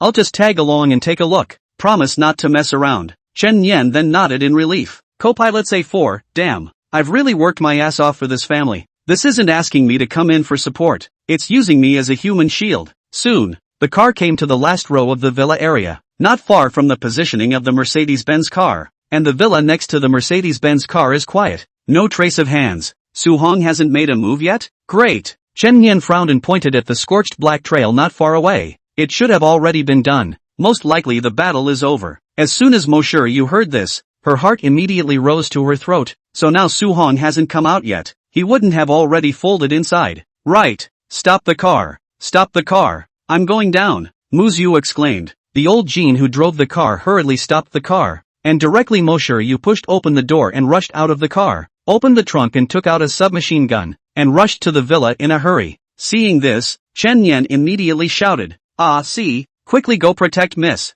No, for rushed out of the car in a hurry. This Missy is really a living father. You just make it. Obviously here are all the Green Dragon Gang's men. You so recklessly rushed in to give them food. Missy, stand behind me. When he was about to reach the gate of the villa, Ah-si hurriedly stopped Muyu, who was rushing in, and protected her behind himself. Muyu yelled in a low voice, "Go in quickly, in case it's too late. If Su Hong dies, I'll let you be buried with him." Ah-si is numb. You two couples are a perfect match. One staggeringly wants to single-handedly exterminate the entire gang. One without looking at the scene is going to send death inside. And in the end, you have to let me give you guys a funeral. I'm really convinced. So the helpless four could only quicken his pace. And when he was at the doorway, he dared to pause only a little, and then looked at the yard with his gun raised in a wary manner. In the next moment, four also froze, because there was no one in the yard, only a few bodies lying on the ground. There's no one here. Missy, come with me. I have to say, Su Hong something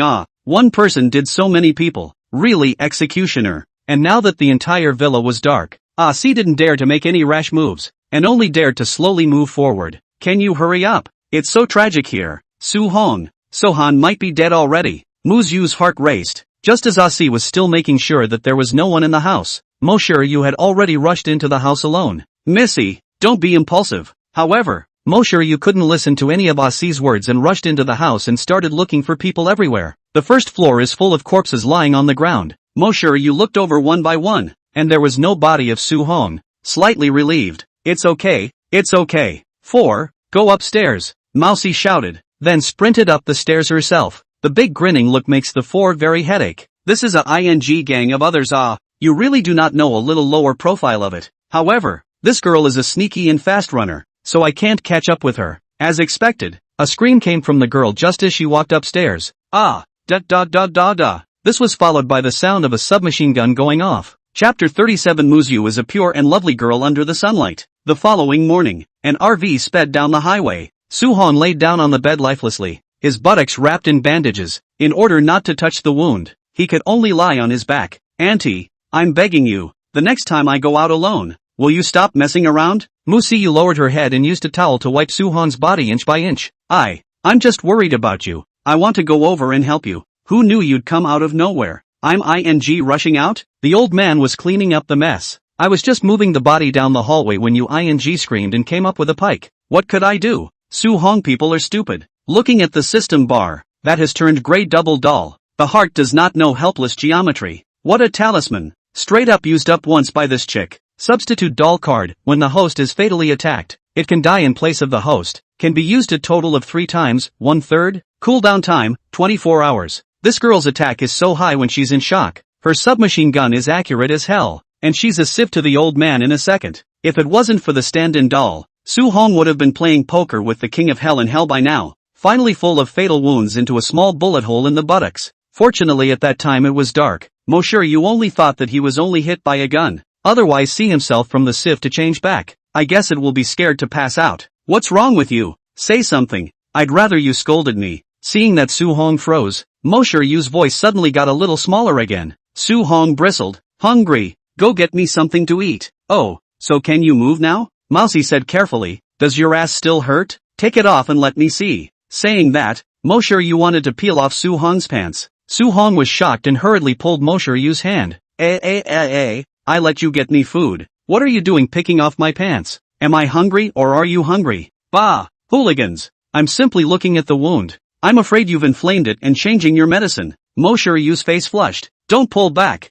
I'll go make you a bowl of noodles. There was still plenty of frozen food in the caravan, and Muyu went and made a bowl of noodles and warmed up some snacks. When he came back, Su Hong was rubbing his pants pockets and fidgeting. Muyu thought it was Su Hong where it hurt and sat down again. What's wrong again? Does it hurt? When he reached over, he felt a hard card. What is it? Mo Yu took it out and found that it was a purple card with a large word for Earth on it in addition to the mark of a crescent moon. Su Hong returned to his senses and said with a somewhat complicated expression, "This is your amulet, so keep it safe." In the meantime, an ordinary Volkswagen was traveling at high speed on the coastal highway. Poker, where are we going now? With Zhang Cheng dead, the master will definitely find out about us. Rain City can't stay any longer. I'm a bit confused. Why did you kill Zhang Cheng? Su Hong was already there. Isn't it good to let him do it? Bear King asked sullenly. You don't understand. This is called knocking on the door. We don't have much leverage in our hands. Only by killing Zhang Qing can we get Su Hong to trust us so that we can reach a cooperation. The Poker King shrugged. It's only now that we're both considered to be in the same boat. Since we're going to do great things, we need to find a smart person to work with. Don't get it, you bare brain. It would be strange if you could understand. You should know all the things that happened to the Mu family during this period of time. In fact, the one who really protects the Mu family from harm is this Su Hong. Let's just say that he's actually the one who's hiding the most. If we want to get rid of the organization, we can only borrow Su Hong's hand. King Bear froze. That male student is crazy. Is he really reliable? Poker King, humph. The two of us together are no match for him. Guess if he's good or not. Don't be fooled by the surface. Okay, you've got a good brain anyway. I'll listen to you. Bear King and Poker King in reality is from childhood to the hair of the small. Together into the organization to do things. Poker King has always been their distribution of wisdom. His decision to own are unconditionally listened to. Anyway, the big deal was death. The Bear King had put life and death aside long ago after so many years. So, where are we going now? Going to the Windy City, right under the Mu family's nose. It's called Blackness Under the Lamp. The Poker King gave a small smile. And the other side. It was about 200 kilometers from the rainy city to the windy city, and if he started driving in the wee hours of the morning, it would be just after 7 in the morning when he arrived at the school, just in time to catch the early 8. After Su Hong ate his meal, he slept beautifully. After arriving at the school, there were still a lot of students looking at them, only this time Su Hong's behavior was much more calm. Anyway, there are mouths that can't talk anymore. Tired and destroyed. Are you okay for class with your injury? Why don't I go to the principal's office and get you a leave of absence? No, alive and well, Su Hong said smilingly, the time is just right, and can go to the early 8 to catch up on sleep. Well, I don't have class until Monday afternoon, so I'm going to go back and pack up and I'll meet you after school tonight. What do you want with me? It's not like someone's trying to kill you again. I can tell you that I'm not coming out of school for a few days, Sohan said warily. These days there are a lot of annoying things. Su Hong feels that Mo Yu is the NPC. Every time he encounters her the system sends himself a task. And it puts itself on a knife edge every time. Damn, it's so hard for me to get to school and have some peace and quiet. So don't make me work my ass off again. Then we'll just stay out of school, okay? I'll come and look at your wounds tonight. Muyu beamed. When Su Hong heard it, he put down his heart, but fortunately it was not a bad thing. Getting out of the car and meeting the gazes of the surrounding students, Su Hong walked towards the teaching building step by step. Only before he could take 2 steps, Mo Yu suddenly shouted with a red face. Sohan, what's going on? Sohan turned around. In the next moment, a figure jumped into Su Hong's arms, wrapped his arms around his neck and kissed Su Hong, and after whispering thank you, he darted to the caravan and waved his hand. Bye-bye. At this moment, it seemed that the Merceau under the sun was not a witch, but a sweet, green girl. Chapter 38 The Mysterious Man Who Hit the Vegetable Window. The day passed quickly. Today's information class had a full day of classes and didn't get out of school until after 5 o'clock in the evening. Su Hong, who had slept for a day, was refreshed, and since learning Tongbei Quan, his physique had gotten much better, and yesterday's gunshot wound was basically unharmed. Old Su, Are you going back to the dormitory tonight? Are you going on a date with Muyu again? Jiang Lin, who had picked up the book, looked at Su Hong expressionlessly. He now recognizes the fact that this guy is A. Since that day after forcibly kissing Muyu, one thing led to another, and she didn't return to the dormitory on Saturdays and Sundays. Don't even want a home. It's true that when you have a woman, you forget your brother. Looking at Jiang Lin's grumpy expression, Su Hong smiled and patted his arm. What? Jealous? Eat your ass. Why doesn't this kind of good thing come to my head? Where is lousy inferior to you? Tall and handsome. Su Hong grunted, then patted Jiang Lin's ass. Because your ass isn't perky enough. Asterisk asterisk asterisk asterisk off. Something that got the better of me. After Qinling's popularization in the past 2 days, he finally knew what a concept Muyu was in Windy City. It's as simple as that. She's a total rich white girl who wants money.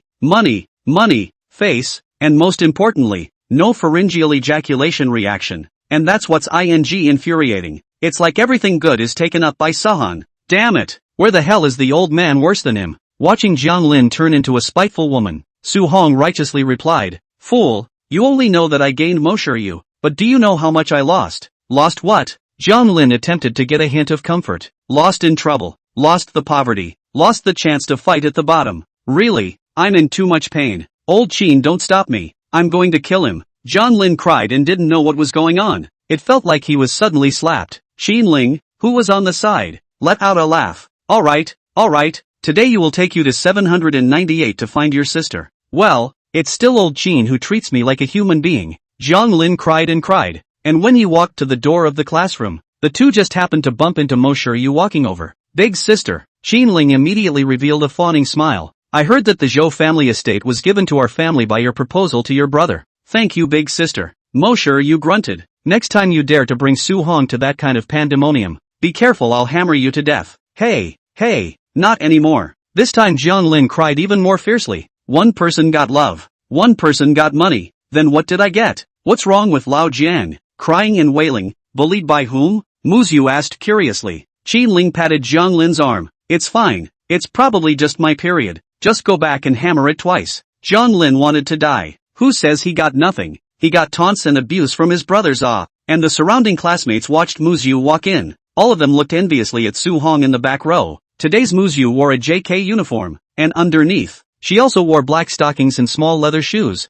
A pure and lustful look, which made people's hearts itchy. Sohan, Muyu came next to Su Hong and asked with some concern. How's your butt? Does it still hurt? Sis, say it louder. Will you? I don't want to lose face. Sohan's eyes widened in horror. Look at the way people look at me. They think we did something really bad in the car. Usually it's the girls who can't handle it. What kind of guy has ass problems? Hearing this, Muyu said with a big grin. What's wrong? I can't care about you if your ass is hurt. Besides, didn't I make it up to you? It's not about compensation. Okay, why is this girl so innocent? Haven't read those messed up novels, have you? In order to not let Muyu continue to stun passers-by, he packed up his things and hurriedly took her out of the classroom. The caravan was still parked at the entrance of the school building, and Muyu asked, Where are we going to eat at night? There's a private restaurant near my home that's particularly good. Let's go eat there. Ta-ba. Su Hong crossed his arms. Anyway, I'm definitely not going to be out of school for a while, so do what you like. You can't say that it's absolutely safe inside the school, but at the very least it's much safer than outside. If there was a killer here, the public security department couldn't just sit back and do nothing. It was a basic principle of this world, and the vast majority of killers wouldn't be able to afford to take that risk. Looking at Su Hong's determined appearance, Muyu could only skim her mouth. Okay, don't go out. Then let's go eat in the cafeteria always. That's fine. I'm out of money on my meal card, so you're buying me. In the future, sister will adopt you. Muyu held her head high and was very cute. As promised, I'll have 3 bowls of rice in one meal, so you'd better think it over. Sohan chuckled. After these few days together, these two goods became even more familiar, and even when Muyu kissed Su Hong in the morning, he actually felt that he deserved it. What a ed-up life. I didn't expect to be taken by this little witch in just a few days. Said handsome people must be careful when going out in the future. Don't be abducted by girls on the main road. Soon the two walked into the cafeteria. Because of the mealtime, the cafeteria was quite crowded, and there were queues at all the windows. The two of them picked for half a day, and finally stopped at the window of the spicy hot pot. Just eat this. Su Hong nodded his head and expressed his approval. Mainly this window rice tube enough. Not enough can be shang. This point Su Hong is very satisfied. So Mo Shiryu and Su Hong each took a basin and went to choose a dish. While Muyu prefers vegetarian food, Su Hong loads up on meat in big bites. And anyway, with a rich woman in her pocket, why should he aggravate himself? Soon, Su Hong's basin was filled with a variety of meals, and the other students were shocked to see it. Is this man a rice bucket? Can you eat all that? Mo Shiryu was also very surprised. Big brother, you're going to go home and open a pig farm? More than drinking you may be a big sister. More than dry food you may have to recognize me as a grandmaster. Su Hong said that small case. He has been eating and sleeping badly for the past 2 days. It is not easy to come back. Naturally, I want to eat a big meal. The main attraction is a dry rice man with a dry rice soul. That's $85.08. A man in the window said in a lowered voice. The brim of his hat pressed down so that he could not be seen very well. Mo Shiryu paid the money and said blandly, "Come on, let's go wait on the stool for a while." But Su Hong froze in place, because the man in the window he looked a little familiar,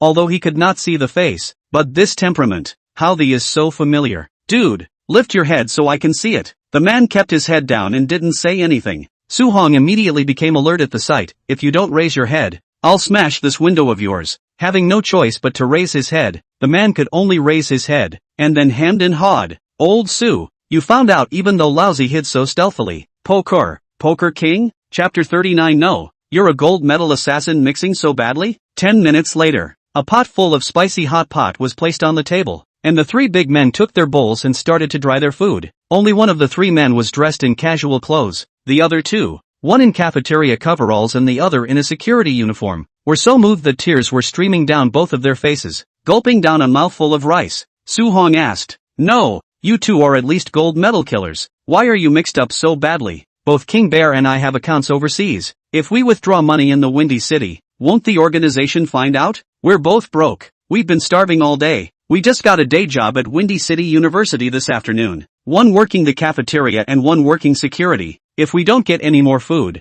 we can both go robbing." The Poker King choked back a sob. Who understands, family, that the gold medalist assassin who made a partnership deal with me just yesterday can't even afford to eat today? Su Hong was skeptical that working with these 2 goods was the right choice. On the side, Mo Shiryu took small bites of her meal and looked up to inquire. Su Hong, who are these 2 people? Don't really ask. I'm afraid you'll skin them both if I say anything for a while. Muyu became even more curious. Say, who the hell is it? Su Hong replied word for word. These 2 hungry goods are the main force that tried to kill you 2 days ago. Bang! Mo Shiryu slapped her chopsticks on the table and looked at the Poker King and the Bear King with a wary face. Seriously, I'll call the bouncer in. Hearing this, the Poker King let out a giggle.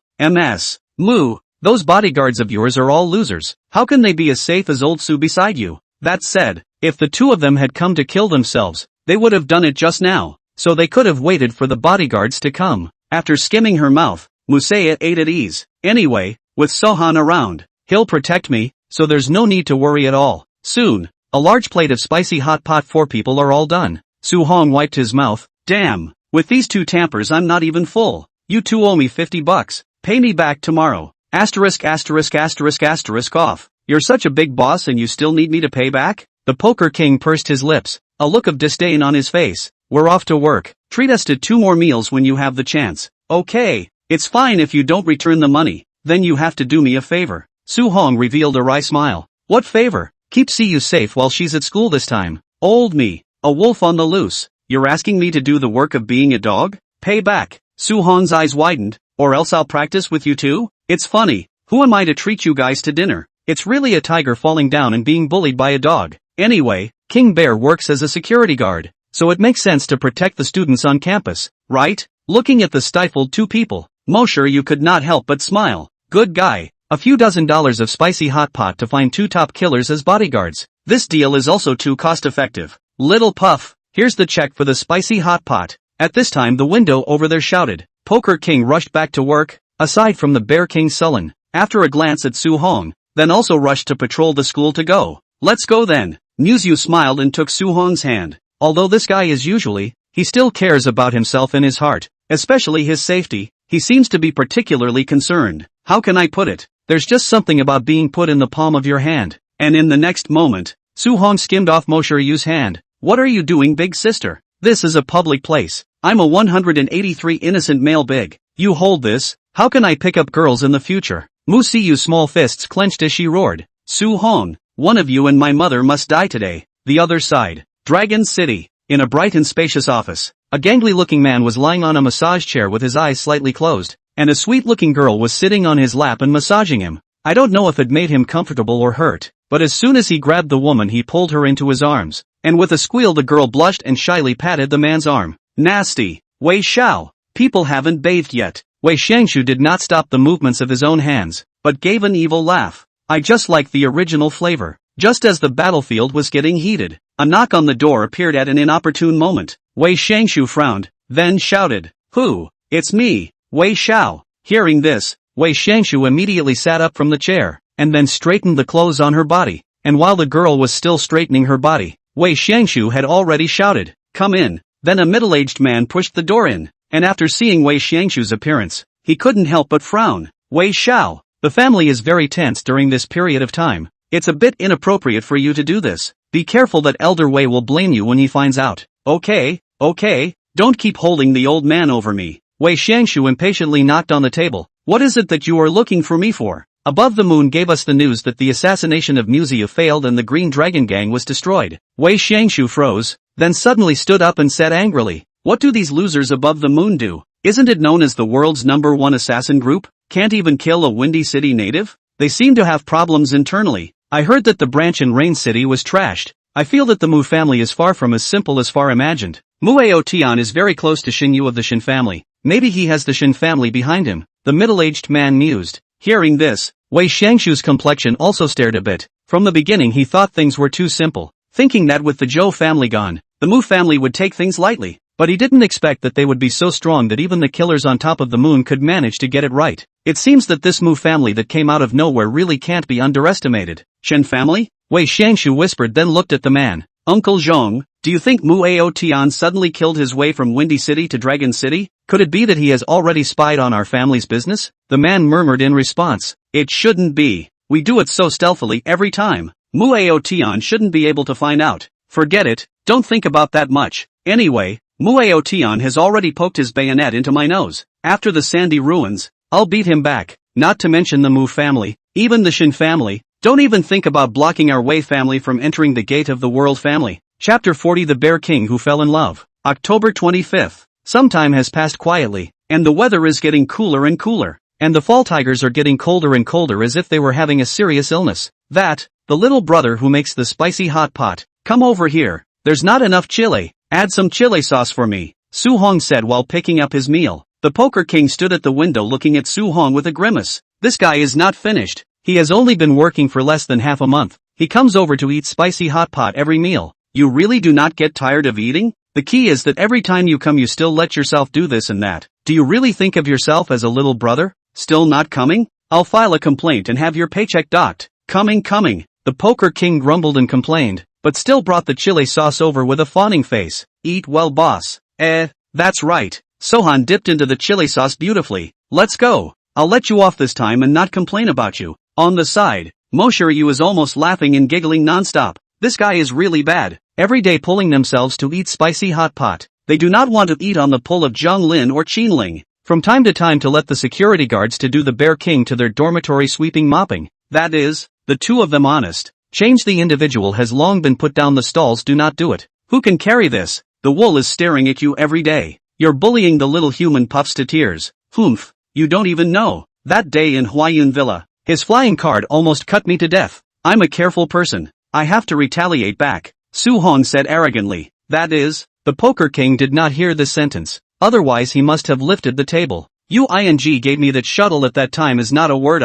Eat up. It's a nice night, so you'll be able to go bully the Bear King afterward. Mosher, you kind of pitted these two gold medal killers. Soon, the two finished their meal and wiped their mouths as they walked out of the cafeteria together. At this time, the weather outside is only 10 degrees. The body is still a little cold. Today's Mosher Yu is wearing a set of bare-legged goddesses, and the upper body is wearing a khaki-colored trench coat, which looks mature and charming. It's my brother's birthday in 2 days, so come with me to the birthday party then. What does your brother's birthday have to do with me? Why did you invite me? Sohan bristled. He is a lazy person. He can't wait to lie in the dormitory every day. It's not easy to have a peaceful period of time, in case the system pops up another mission after going out. What if it's going to make me go on a killing spree again? Looking at Su Hong's refusal, You instantly became unhappy. Su-hong, what do you mean? You haven't even been to my house in such a long time? What happened to me wanting to invite you to my brother's birthday at home? Hey, it's not that. Sensing that Yu was about to storm out, Su-hong immediately hemmed and hawed. The main reason is that I've met your brother a total of once, and almost crushed him, so I'm afraid he'll get me killed. How can that be? Then you've even saved my ass a couple times. Yu bristled. Anyway, I don't care. On November 11th? You're ready to go to my house for the banquet. 11?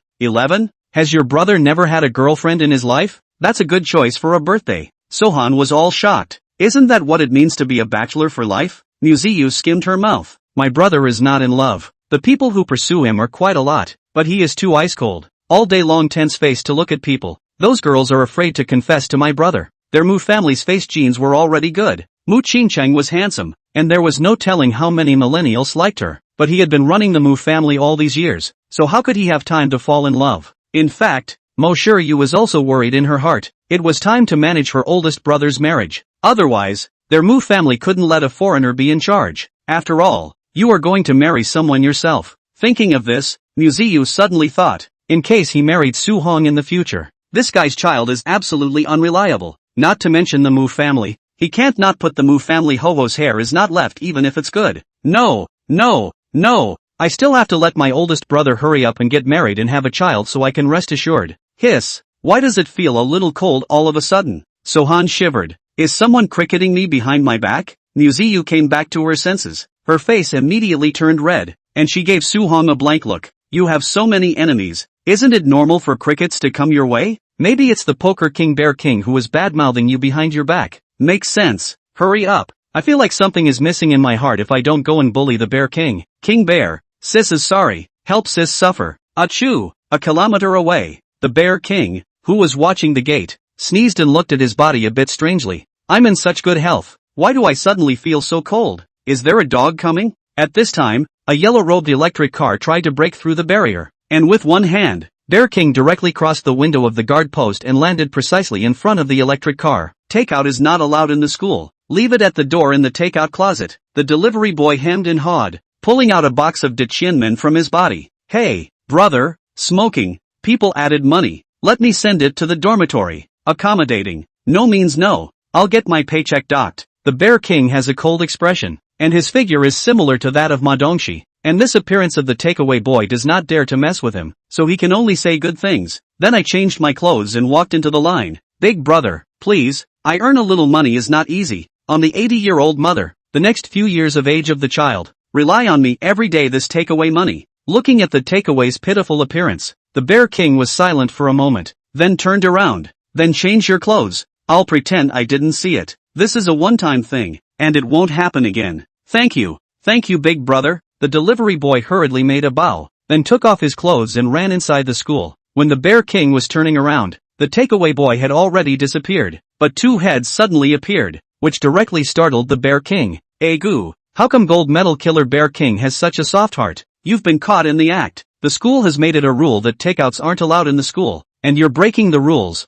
You're going to have your paycheck docked. Sohan hemmed and hawed. The Bear King then rolled his eyes. Are you guys cats? Not a sound at all. Don't change the subject. Tell us what you're going to do today to shut us up. Su-hong revealed a hint of a bad smile. This person, quite poor, the last time I saw him with a child delivery, is also a bitter person. You want to report? Just go. The big deal is that I don't want my salary today, the Bear King said sullenly, with a hint of tenderness in his eyes. In fact, the Bear King envied such a life, although earn less, but it is always better than the days of licking blood from the mouth of the knife. Not only that, every day, there are many young girls students talk to themselves, parents in short of everything, and even some girls will buy milk tea for themselves, send gifts. For a moment, the Bear King thought that he had become a normal person. Looking at the Bear King's appearance, Su-hong suddenly revealed a hint of meaningful eyes. I didn't expect Baozi. These days of security work has changed your character. Killers are cold-blooded, but this one doesn't seem so cold now. Chapter 41 Only 5 minutes of love. Like Su-hong,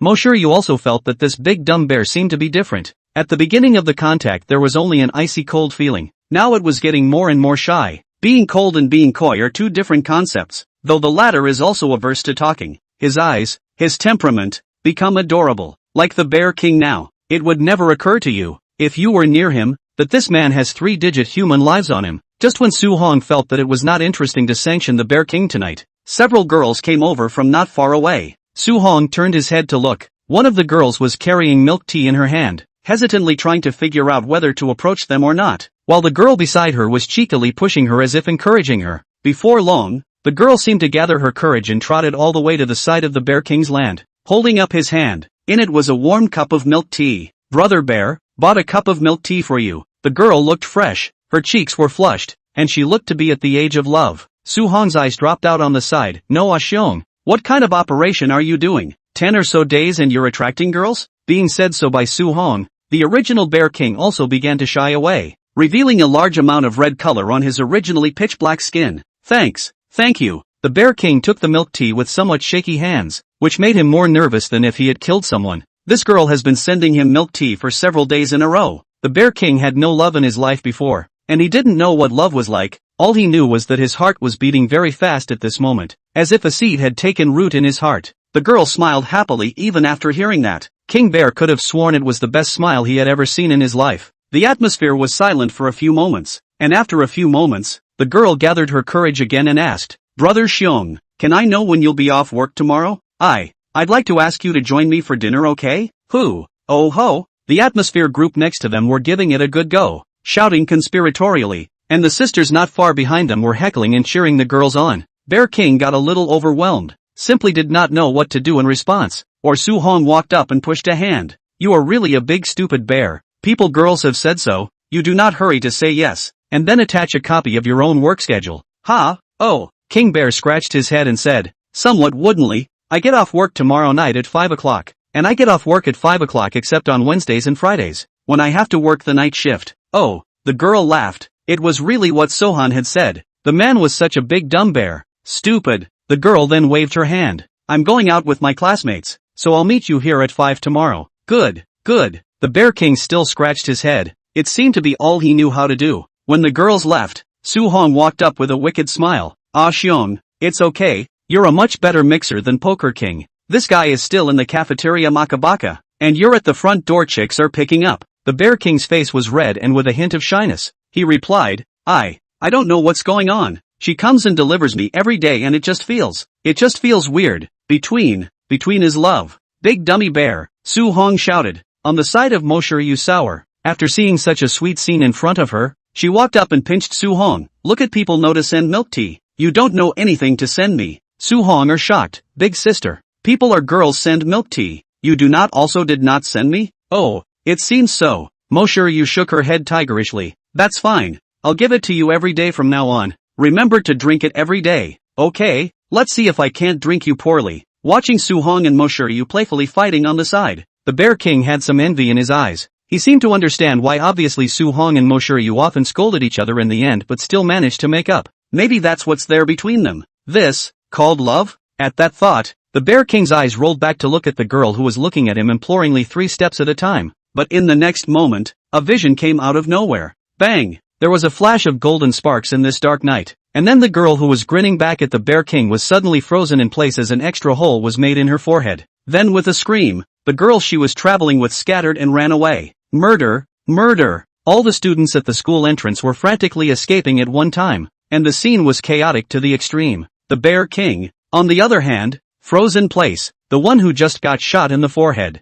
The one who got shot in the forehead was the girl who gave herself milk tea. After freezing, the Bear King's heart suddenly became annoyed and finally turned into anger. Who is it? King Bear frantically ran out of the school as if he didn't want to die, checking to see what happened to the girl. But the girl was dead. No chance of survival with a bullet in her forehead. The Bear King looked around frantically, and eventually, a black-clothed man behind a tree not far away was captured by him. The man in black didn't rush off, but instead gave him an icy smile. This smile caused the Bear King to feel a chill of evil because it was a smile that he had seen once before. Thunder King, a ruthless man with a ground purple license, ranked 98th on the global assassin list. It was important to know that the organized killers in the 2nd and 3rd tier cities, were at most ranked after 100, while those before 100 were all at the headquarters. The organization found them, just 10 short days to find them, but the Bear King now couldn't care less. The anger in his heart had completely suppressed his fear. After putting down the girl, he madly rushed towards Thunder King.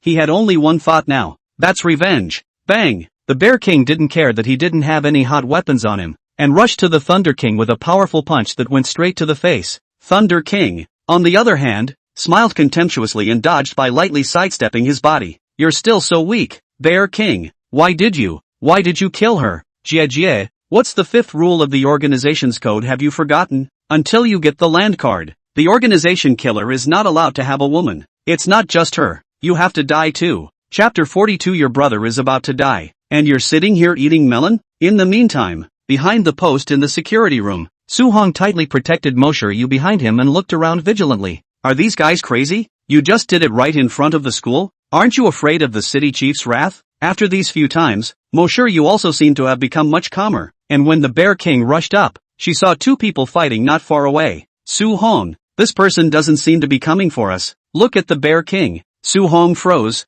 then looked at the two black shadows outside the school gate. In just a few dozen seconds, the two had already struck each other many times, and only then did Su-hong react. Indeed, not coming to look for Muyu. It's supposed to be that over-the-moon organization that found out about the Poker King and the Bear King. Do you want to go help? Bear doesn't seem to be doing too well. Well, Su-hong hesitated for a moment, but still shook his head. No, I have to follow you, in case something happens to you if I go. None of these people are good to be messed with. As the words fell, only a cracking sound suddenly appeared, and a silhouette suddenly appeared on Su-hong's side. Asterisk. Sure enough, Su-hong cursed. Sure enough, it wasn't purely aimed at the Bear King and the others. In the next moment, Su-hong stuffed his fist, while the latter dodged hastily. Asterisk.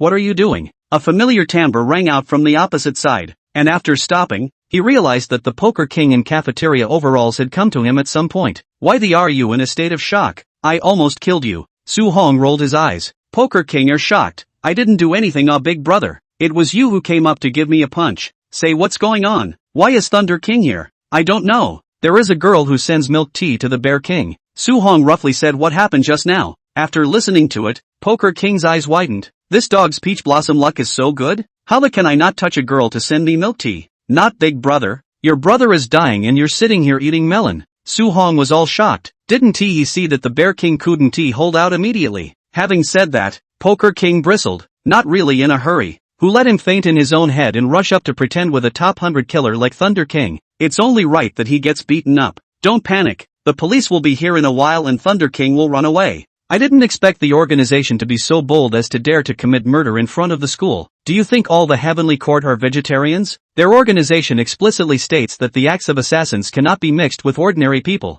or else they will be hunted down by the Heavenly Court. Since they were so bold, the Poker King wasn't worried about the Bear King's safety, so it was a good time to let the Thunder King beat him up and take it out on himself. Damn, it's only been a few days, and the girls are picking up. Bang! Just as the two of them were still hiding in the security booth and watching the show, after a loud bang, the Bear King flew backwards and lay on the ground with a bruised nose. Only his eyes were still furious. Again, the Bear King climbed up with an angry cry, and the next moment, the alarm bells rang loudly in the street not far away, and a large number of police cars rapidly approached the place. Lei Wan looked at the police car not far away. The corner of his mouth surfaced a cold smile. I'm not going to play with you today. 3 days later, have the guts to come here to find me? You resume your revenge. I'll finish my mission. With that said, a dart was thrust into the ground beside the Bear King while he turned and flipped over the wall to leave the scene. The whole thing didn't take more than 3 minutes. Many students didn't see them fighting and only cared about their own escape. Of course there were bold students who filmed the scene,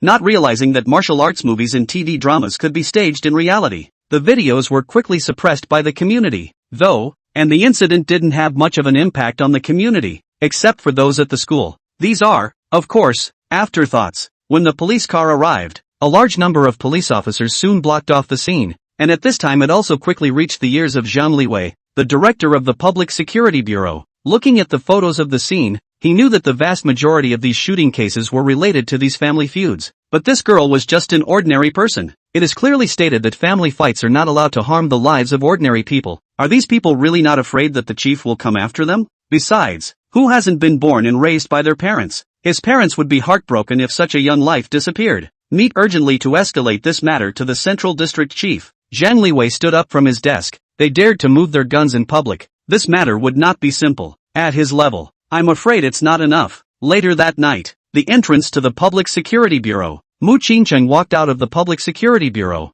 followed by a man with a cool figure like Ma Dongxie. The man's nose was bruised and swollen, and his expression was very frustrated. Brother, here. A Bentley parked in front of the Public Security Bureau, and Mo Shiryu, who was sitting inside, kept waving her hand. Soon the two were walking to the car. After seeing Mu Siyu, Mu Qingcheng walked over with a sullen face. Su Hong, Siyu, you come with me, I have something to tell you. After saying that, Mu Qingcheng went to his car, while the Poker King and the Bear King were sitting in the Bentley. Su Hong and Mu Ziyu looked at each other and decided to get out of the car. Soon, they came to the back of Mu Qingcheng's car. What the hell are you guys doing behind my back? And who are these two? Why are you guys involved with an assassin organization? Mu Qingcheng looked seriously at the two little ones in the back row. Mo Shiryu spread her hands. You ask Su Hong. I don't know anything about this matter at all. When Su Hong heard this, his eyes widened. You're really skimming the surface. Do you think I want to be associated with them? If it wasn't for the sake of getting to the bottom of your assassination, Laozi would have a connection with these people?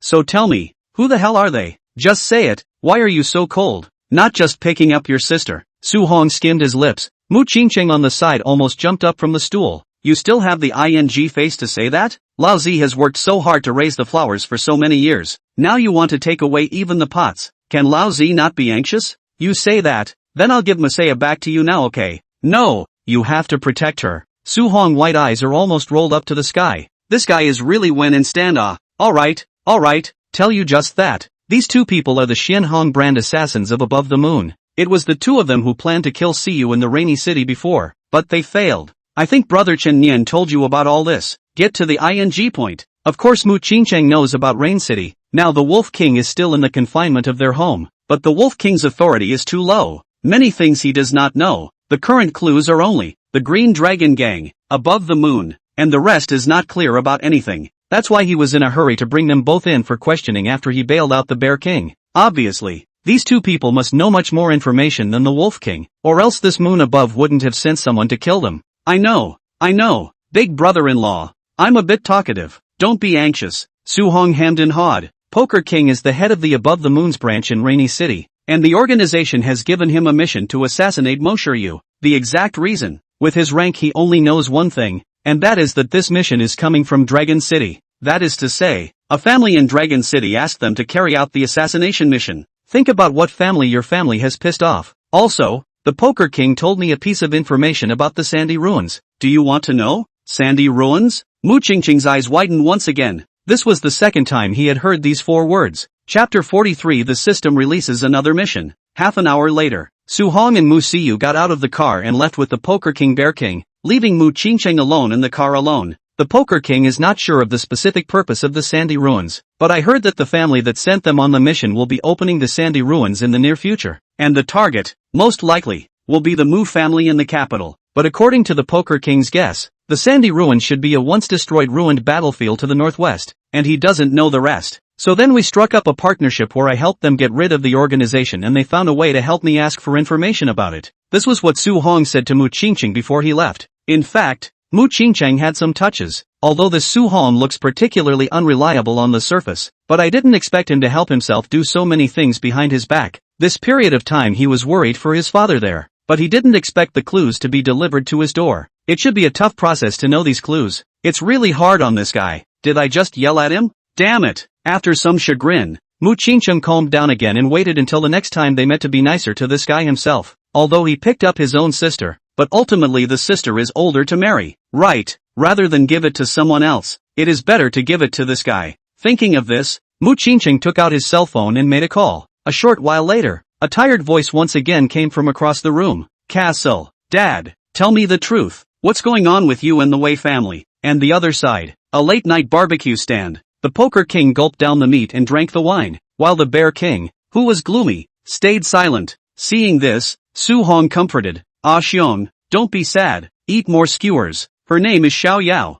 I've heard her roommate say her name, and if it wasn't for me, she would have found a really good boyfriend later on and lived a very happy life. It's my fault, I killed her. The Bear King didn't reply, but just kept mumbling, his sadness contrasting sharply with the Poker King's mindless eating and drinking on the sidelines. Bear, go one. We've been brothers for decades. We should have seen through life long ago. Now it's just a dead woman. Why are you so sad? However, the Bear King did not have any reaction. The Poker King took a look and showed a hint of smile. Yo-ho, you won't really fall in love, right? You big stupid bear still has the time to be enlightened, but love has become love. Xia Ji Yuan, if you say that again, don't blame me for disowning you as a brother. Perhaps irritated by these words, the Bear King slapped the table and stood up, glaring angrily at the Poker King. The Poker King didn't have any reaction, but just squinted at the Bear King. What? For a woman who's already dead, you want to turn your back on me? The Bear King hammered the table heavily, then sat down on it again as if deflated. If you're capable,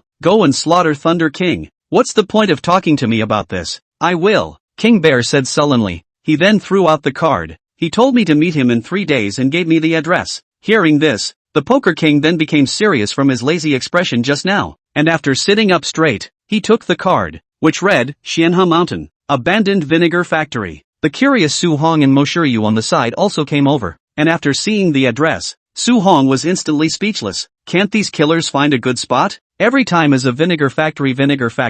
To not let Mu Qingqing Vinegar Factory acquisition, someone to fight directly publicize a wave of collection of admission money, is not earn hair. Bear, are you really going to go in 3 days? What if you don't go? This must be the organization pursuit team coming. If you don't go, they won't let you go. Bear King whispered. The Poker King agreed with this statement. Even if the Bear King didn't go for revenge, they would still come to their door, and then they would be even more passive. Then Poker King looked at Su Hong as if for help. Old Su, the time to test your determination to cooperate with us has come. 3 days later go with us to do great things. Asterisk.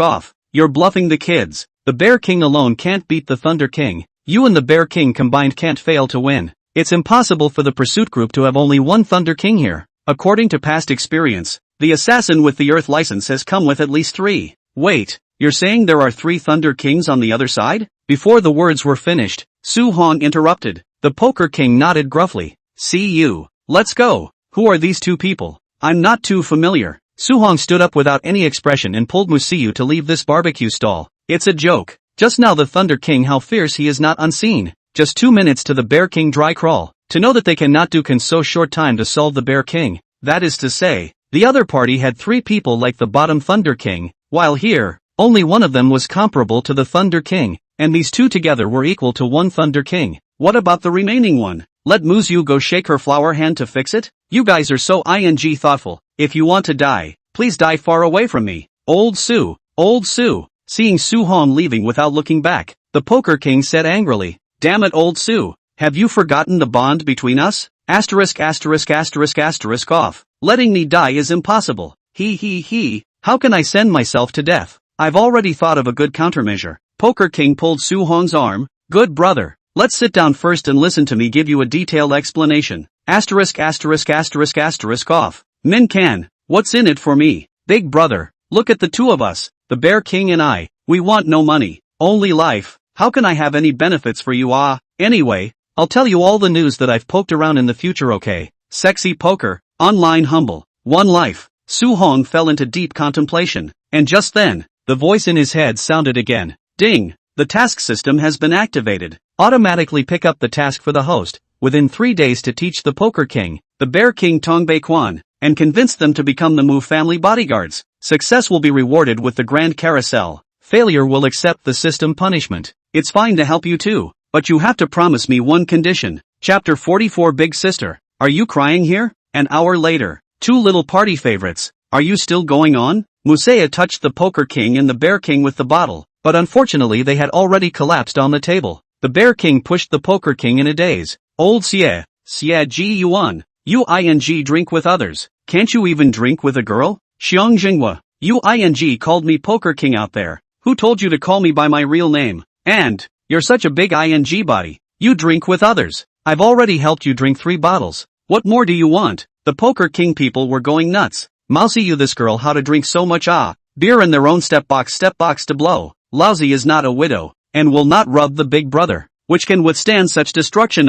The Bear King who heard this, cried then. Yeah, why can't I even protect a girl when I'm so big and fit? Xiao Yao, it's me who's sorry for you. It's my fault. I will definitely help you take revenge.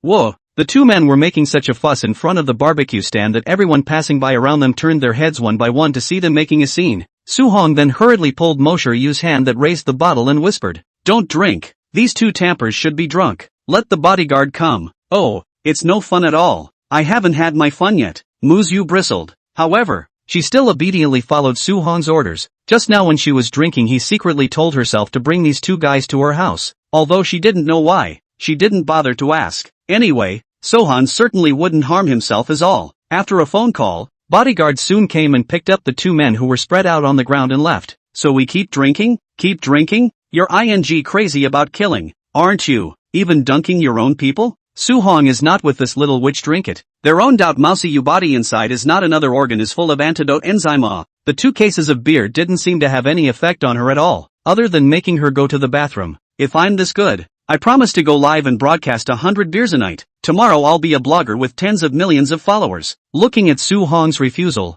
Muyu could only be bummed out and went to settle the bill, then pulled Suhong together and walked towards the school. Things had happened so suddenly this evening that the original good mood of going out for a walk was gone, so the two of them decided to take a walk back to school, her back to the RV to sleep, and Sohan back to the dorms. Sohan, stepping on the somewhat mottled floor tiles on the side of the road, Muyu suddenly raised her head and called Suhong, who was walking in front and was thinking, to stop. Sohan froze, then snapped back. What's wrong? You, sure you want to go to the vinegar factory after 3 days? Muyu asked with some worry. Suhong nodded seriously. Of course I'm going, but it's dangerous. What if you go and can't come back? What a joke. How could I not come back? Lousy will not only come back, but will also come back properly. Suhong laughed, then suddenly walked to Muyu's side and touched her little head. I don't know if it's because I've been drinking, or because this posture of Suhong is ambiguous. Anyway, under the streetlight, Muyu's face is flushed, and then with a hint of pouting,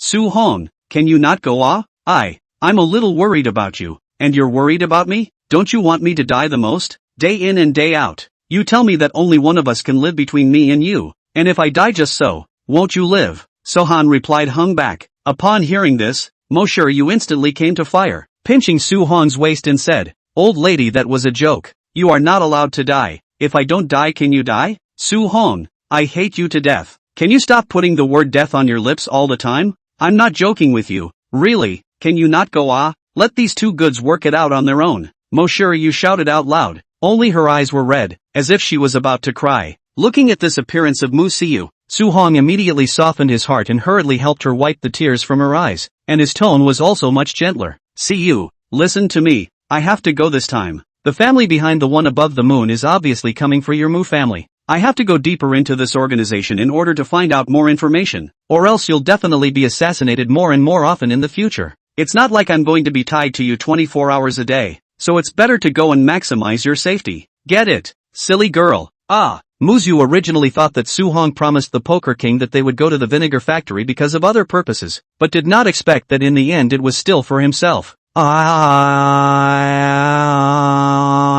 Sohan, Muyu suddenly came over and hugged Suhong. You're so silly. Today I saw that Thunder King is really powerful. In case if you die, what can I do? No sis, you're crying and mourning. You're so excited. Feeling the temperature of the body in his arms, Suhong all kind of didn't want to let go, so he gently hugged Muyu's back and said softly in her ear, I'm sure I went in fully prepared. I'm definitely going to make these guys pay this time. Then I'm going to. No, you must stay home. I will have your brother protect you. Behave yourself. Good boy. Suhong touched Muyu's face, which made the already flushed face even hotter. So, will you sleep with me in the RV tonight? Want me to leave an heir before I die? What are you talking about, stinking Sohan? I just want you to spend more time with me. In case you don't, there will be no one to play with me in the future. Chapter 45 Suhong, you're crushing me. That night, Suhong really didn't leave, and slept in Muyu's car. The main thing is that this girl is too demonic, all the way to pull his arm to not let himself back to the dormitory.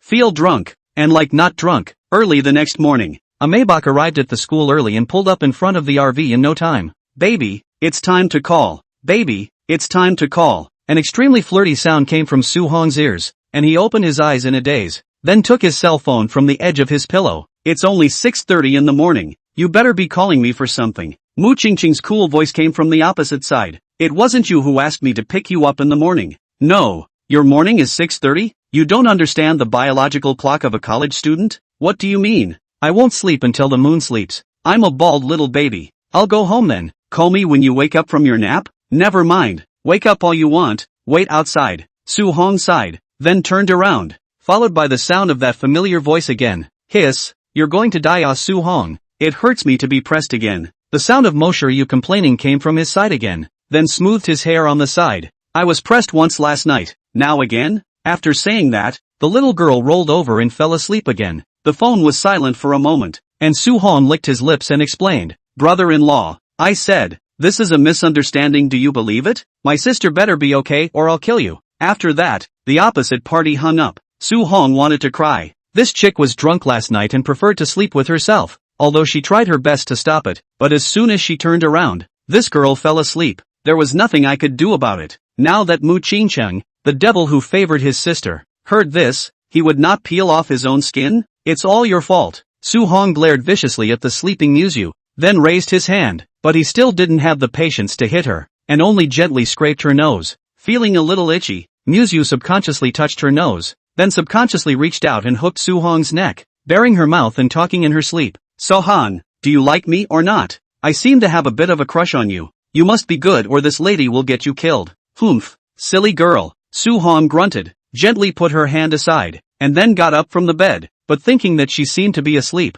Su Hong, who had just stood up, turned around again, and gently kissed her on the cheek before leaving the bedroom contentedly. After taking a shower and changing his clothes, Su Hong then stepped out of the car, and not far away, next to the Maybach, Mu Qingcheng is pacing anxiously, and there are several cigarette butts on the ground. After seeing Su Hong, immediately ran over anxiously, took a look at the car and then looked at Su Hong's body, sniffed, you just took a bath? Of course, I got home too late last night and went to bed without a shower. Can you love clean? My sister is cute and clean. Is there any measure? You guys just went to college. Don't get pregnant unmarried. I tell you brat, if anything happens to my sister, I will not let you go. Completely forgetting that last night he was thinking about being nice to Sohan. Mu Qingcheng dejected half a day. Su Hong did not listen to a word. Around Mu Qingcheng on the car, pissed the latter off, but couldn't do anything about Su Hong, who let this guy protect his sister all the time. When he got into the car, Mu Qingcheng sat in the back row and sulked, which made Su Hong laugh. No,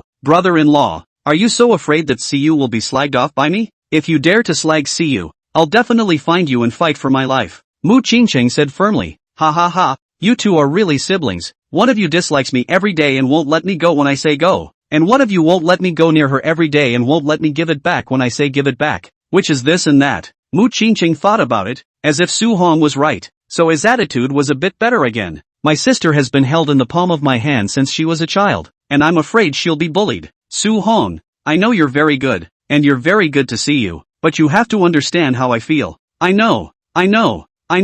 Who am I working my ass off for? It's still not for your family? Su Hong said with a straight face. No, this is not to bring two more powerful bodyguards to your family. What do you mean? Mu Qingcheng froze, then suddenly asked, those two killers? Well, I'm going to train them and then become the Mu family's bodyguards. As the words fell, Mu Qingcheng fell silent. In fact, he had been tracking down above the moon during this period of time, and there had been no results, but he was clear that all the killers above the moon were very powerful, and the two of them, the Poker King and the Bear King, were even more powerful than Ade and Aer, and if they turned into the Mu family's bodyguards, the strength of the family would surely go up to another level. What's the matter, great uncle? Are you moved to tears? It's okay, there are no outsiders here. You can cry out if you want to. Seeing that Mu Qingcheng kept silent, Su Hong flirted. Are these two reliable? After all, they come from a killer background. Mu Qingcheng asked with some concern. Don't worry, I'm a good judge of character. Su Hong hemmed and hawed. Speaking of which, how's the investigation into the matter of above the moon and that capital family going? Any idea why Siyu is being hunted down? Mu Qingcheng mused. Actually, I know who this family is. Who is it? The Wei family of the capital. 2 years ago, my father suddenly left Windy City for Dragon City, and most of the family's power was also taken away by him, and now his main rival in the capital is the capital Wei family. It's probably because my father is in the ascendancy and they've been trying to find ways to curb our family, so they hit on Siyu. Oh, so that's it. Hearing this, Su Hong suddenly realized that his old father-in-law, whom he had never met, was quite capable. Windy City was only a third-tier city in the Dragon Kingdom, but Dragon City was the capital. It's not an ordinary person who can go to that place and make a name for himself. So did you find out what the sandy ruins are? Mu Qingcheng shook his head. There's a big obstacle. Chen Yan couldn't enter Dragon City's network and couldn't find the core information. Che, I thought this Chen Yan guy had some skills. The information he grasped up to now is still inferior to mine. Su Hong rolled his eyes. Afterward, Su Hong added. By the way, I have something else to discuss with you. Yes? 3 days later. Chapter 46. What's wrong with being a dog? The car went home quickly and arrived at the Mu family's estate in half an hour. To be reasonable, this was the first time Su Hong had come to their house. The last time he said that he would come to the house for dinner and was delayed by ing Zhou Yumming. When he saw that the Mu family had built a huge manor house based on the mountains, Su Hong was still stunned. Brother-in-law. Our family assets are so majestic? It's my family's assets. Mu Qingcheng grunted. Su Hong hemmed and hawed. Brother big uncle, do I look like a dog licker to you? Off.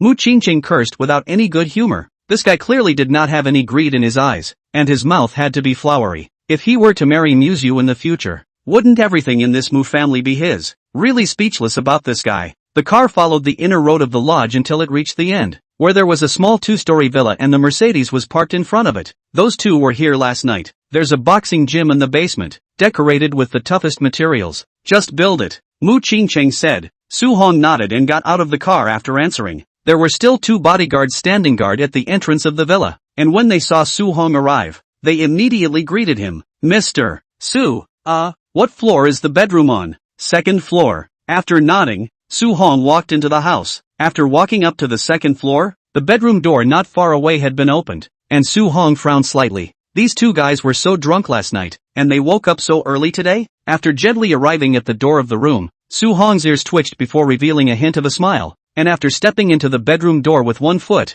he punched the back of the bedroom door. The Poker King, standing behind the door, fought back hastily, except that after his hangover he was a little pale and not as strong as he normally would have been. Sohan's punch pinned him straight against the wall. Little man, still trying to sneak up on me. Old Su, let go of me. Damn you, where is this place? Where did you get us? You guys drank too much last night. You're still not happy that I found you a place to stay? Su Hong rolled his eyes, then threw the Poker King off the wall. Where's Bear? Where did he go? The douchebag is still puking in the bathroom. He drank too much last night. You guys are so trashy. You can't even drink with Muyu. Su Hong skimmed his mouth. Hurry up and get this guy up. Then go downstairs for breakfast. After that go to the basement. I have something to tell you guys. Oh, hurry up then. I have to go back to work with Bear at noon. Otherwise we'll get our paychecks docked again. Don't even think about this pussy paycheck, will you? Didn't you see the big estate my great-uncle created for me? I can't afford to let you down. After leaving, Su Hong went downstairs to eat breakfast. I have to say that the breakfast of this big family is delicious, and the fried eggs have to be styled.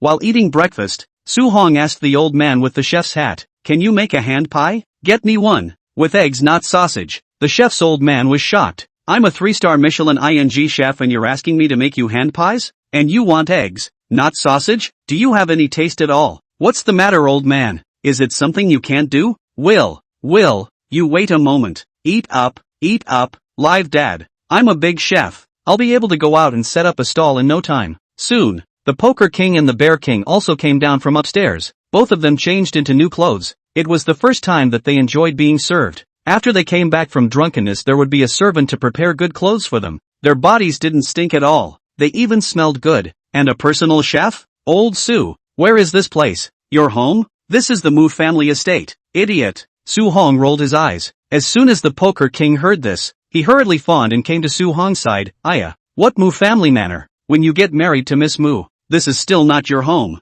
TSK. Congratulations, old Su, booking such a strong family business in advance. Low profile.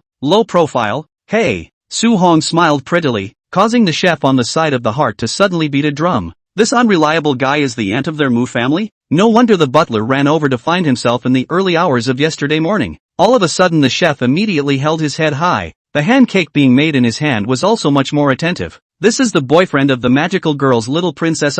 If he let him look at himself, in the future will not be flat on the ground? As a result, after the hand pie was ready, Su Hong tasted it and immediately skimmed his mouth. TSK, it's not good. I still like the taste of gutter oil. Chef people are going numb. What is Su Hong? This guy's head pry open to see what is loaded inside. Lousy Michelin 3-star chef. You tell me is not as good as the roadside stalls? The Poker King on the side also rolled his eyes when he heard this. You're a ing poor man's life. This ingredient is the freshest. Okay. Look how happy Bear is eating. He just threw up bile. This breakfast is so appetizing. The Bear King didn't say anything, but the non-stop movement of his hands told Su Hong that the rice was really quite good. I advise you to eat less, so you don't vomit it all up when you get your ass kicked later. After saying that, Su Hong put the half-chewed handcake on the table and walked towards the basement. It was similar to what Mu Qingcheng had introduced. The basement was a huge boxing gym where the Mu family bodyguard team usually trained. The facilities were very complete and the soundproofing was very good. Punching people in the face here.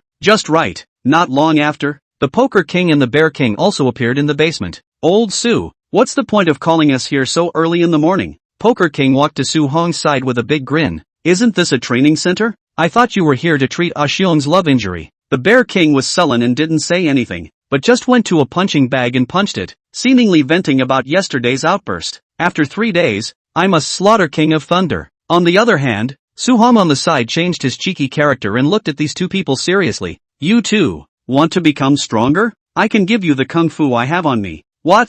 Did I hear you right? Su, are you serious? The Poker King's eyes widened, while the Bear King on the side was glowing with great eagerness. Things like kung fu are extremely personal to people like them. Although modern society is more about hot weapons now, kung fu is just as important to them as killers. Like the Poker King's flying cards, a set of cards can save his life in a close fight or when he's out of ammunition. The Bear King was more of just having learned some sparring from the military, plus being more physically fit himself, which is why he was so powerful. As for the Dragon Kingdom, there are quite a few orthodox kung fu only passed down within the family. For example, the top 100 of the killer list, most of them are from the family, and with orthodox kung fu, their strength is naturally not to be underestimated. Those like the Poker King, who relied on their own stunts, would only be ranked around the 100th place at the end of the day, and there was no way to compare them to someone like the Thunder King. So when Sohan offers to teach them kung fu, you don't even know how surprised the Poker King really is. But to be clear with you, I have conditions.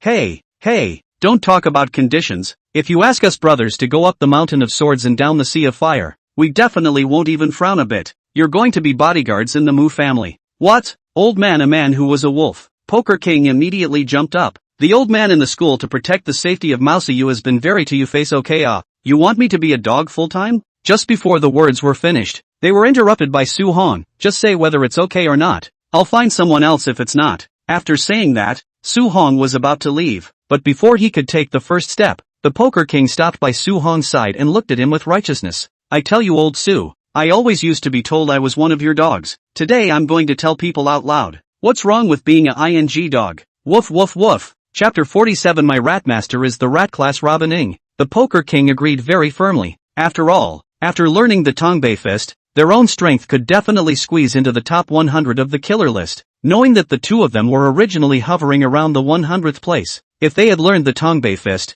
they would definitely and steadily occupy the top 100. But if they became the Mu family's bodyguards, the killer list didn't seem to have anything to do with the two of them. After all, this list only includes the battle power of global killers. As for the Bear King, naturally he wouldn't refuse this temptation. He was now eager to take revenge. If he could kill the Thunder King after 3 days, even if he was allowed to die, he would be willing to do so. Alright, since you guys are so sincere, then I'll take you two in as shut-in disciples. In 3 days, I'll bring your strength up a notch. Sohan hemmed and hawed. That's solid. Reward in hand. In the meantime, Dragon City, Mu Mansion. A woman in a black cheongsam stumbled towards the office and soon arrived at the door of the president's office. And after tapping on the door, a voice soon came out from inside. Who? It's me. Come in. After the woman pushed open the door to the office, she found one of the middle-aged men lying on the couch. And although the man's age was in his 50s, he was so well maintained that he looked like he was in his 30s. The man's face was also handsome,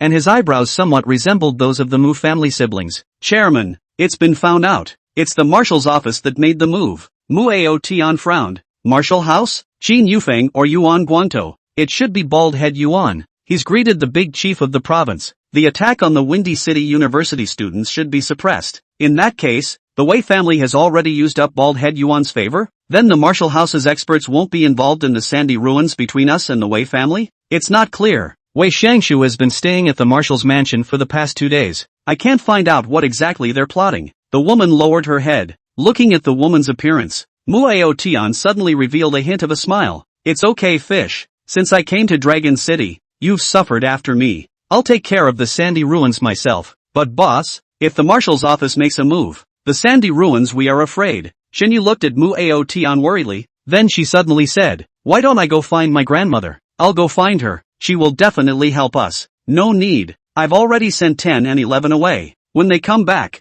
they'll become a huge help to us. Sandy Ruins. Oh, Sandy Ruins. I'm going to win. Muyu revealed a hint of determination in his eyes. At this time, the window is showing dazzling morning sunlight. The surrounding forested buildings are dyed white. It looks very cozy, but only Muyu knows that this place is a sea of cannibalism. After a while, Muyu suddenly came back to his senses. Right, fish. How is the information about Su-hong that I asked you to check? That's Xiaoyu's boyfriend? Xinyu raised his head, then pulled out a piece of paper from the document bag in his hand and handed it over to Muyu. Already checked. This Su-hong's background is very innocent. His family is from Jiangnan. There is nothing special about it. It's not bad looking. Maybe Xiaoyu just looks at people's face value. I feel that this Su-hong is not simple. I heard Qingqing say that from the time Xiaoyu was kidnapped to the assassination, it was all because of this Su-hong that he survived. He even recruited 2 killers above the moon. On this ability, you have to say that he is an ordinary person. I think it is unlikely. Muyu, while looking at the photo of Su-hong, said, also do not know why.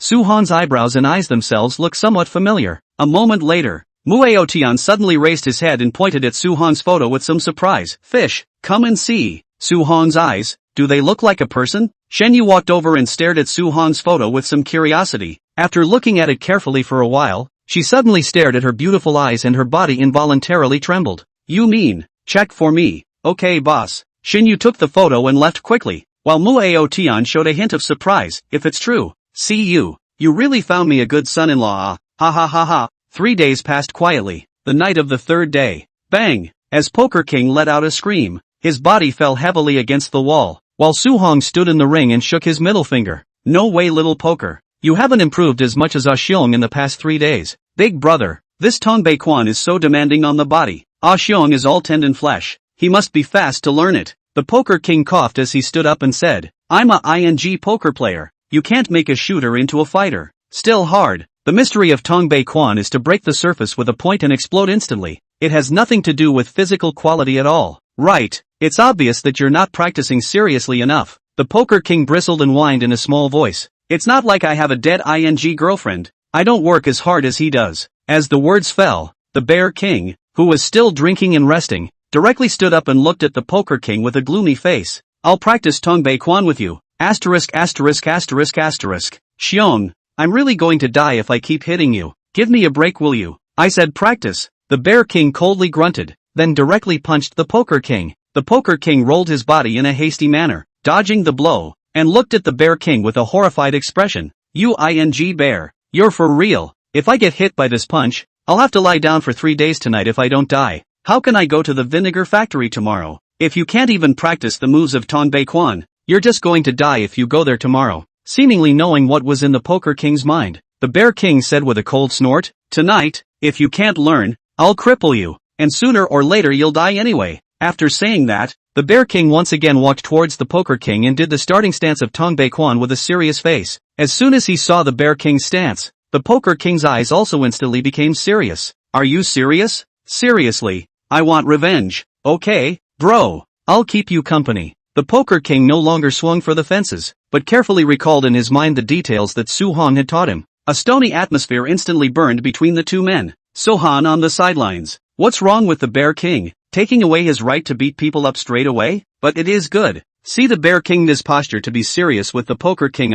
If so practiced, this task should be able to be completed tonight. Go Bear, break Puffy's leg straight away. If it's broken, I'll have someone connected to him, so there's no delay in going to his death tomorrow. After cheering, Sohan rolled right across the ring to the bottom and took a glass of juice and drank it. Over time, around 11 o'clock at night, a familiar voice finally sounded in Su-hong's mind. Congratulations to the host for completing the task and successfully activating the Grand Carousel draw. The Grand Carousel lucky draw is open. Please wait for the host. Ding! Congratulations to the host for obtaining a pet honeybush flying squirrel, which can be placed in the system's collection or summoned out directly. Honeybush flying squirrels? It's something. After thinking about it, Su-hong opened the system in his mind, only to see a very cute white mouse appear inside his system backpack. What's the point of this? I worked hard for 3 days to acquire this pussy rat? Su-hong rolled his eyes, then walked out of the training ground to the first floor. After summoning the rat, it lay obediently on its hand. Stupidly, little thing,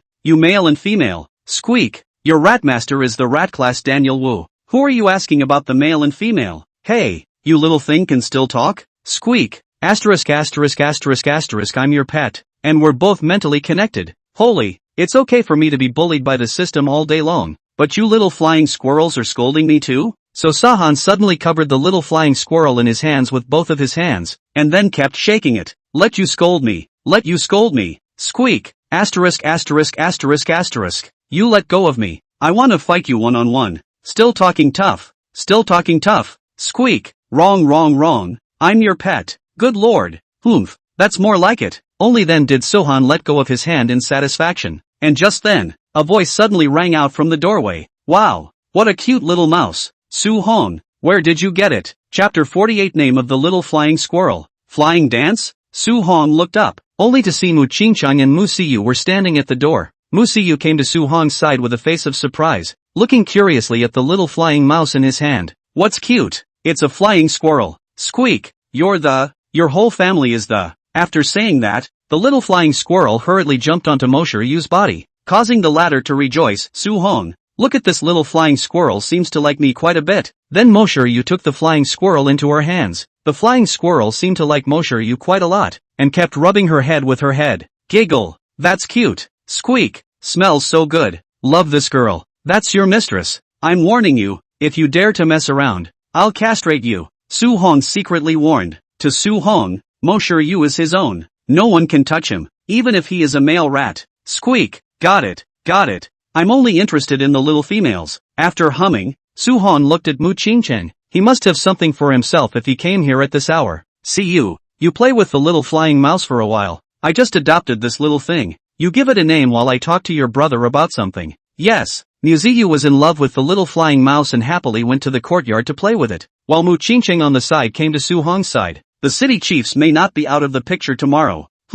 Su-hong froze, then subsequently picked up a glass of juice and drank it. A dead college student, and the chief and the others can hold back? Are they Ninja Turtles? So tolerant. Someone from the province came and urgently ordered Uncle Han and his men to deal with it internally, and the victim schoolgirl's family was pacified, so they won't be filing a lawsuit. Mr. Han also told me to stay out of this matter, and I heard that. It was an order from the higher-ups over in Dragon City. As the words fell, Su-hong nodded. Forget it, there was no intention that they would make a move. Since they dared to shoot the people in public, they must have made all preparations, and the matter was bound to be suppressed. But our family's power is available for you to use, and when the time comes, I'll have De and Air bring a team of bodyguards to go with you to Xianhe Mountain. Also, Zhang Liwei from the Public Security Bureau can provide us with assistance, and will arrange for police forces to blockade the area around Xianhe Mountain with all their might when the time comes. Zhang Liwei? Su-hong was a bit surprised, remembering that it seemed like he was the one who led Song Jiaoren to release himself that day.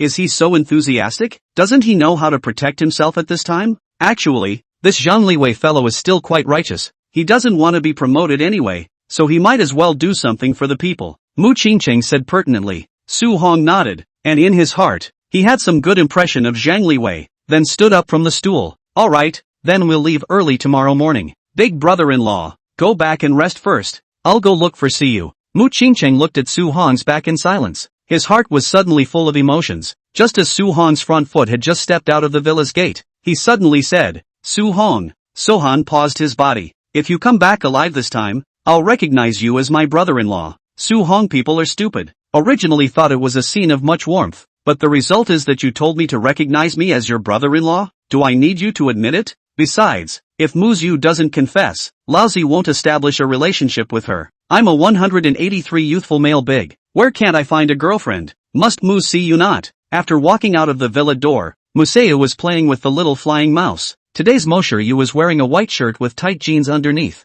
Under the moonlight she was like a little elf. Every now and then she threw the flying squirrel in her hand, and it would soar in the air for a while, and then revert back to Moshe Yu's hand along the trajectory it had just taken. The latter had a happy smile on her face, making Su-hong couldn't help but look mesmerized. Actually, it's not like this proposal from my great-uncle is out of the question. Sohan, come on. As soon as she turned her head and realized that Su-hong had already come out, she hurriedly waved to him, and when Su-hong walked over, Musi Yu said, this little flying squirrel is really cute. Have you named it yet? Rise and shine. Before the words were out of his mouth, the little flying squirrel squeaked immediately. There's no way I'm going by that name. Muyu thought that the little flying squirrel liked the name, and immediately reached out and stroked it. Don't scream. I know you like it. Su-hong, look. Tonight the moonlight is bright, light and feminine. The posture of the little flying mouse is especially nice when it flies, and when it flies against the moonlight, it is like dancing. We will call it flying dance it.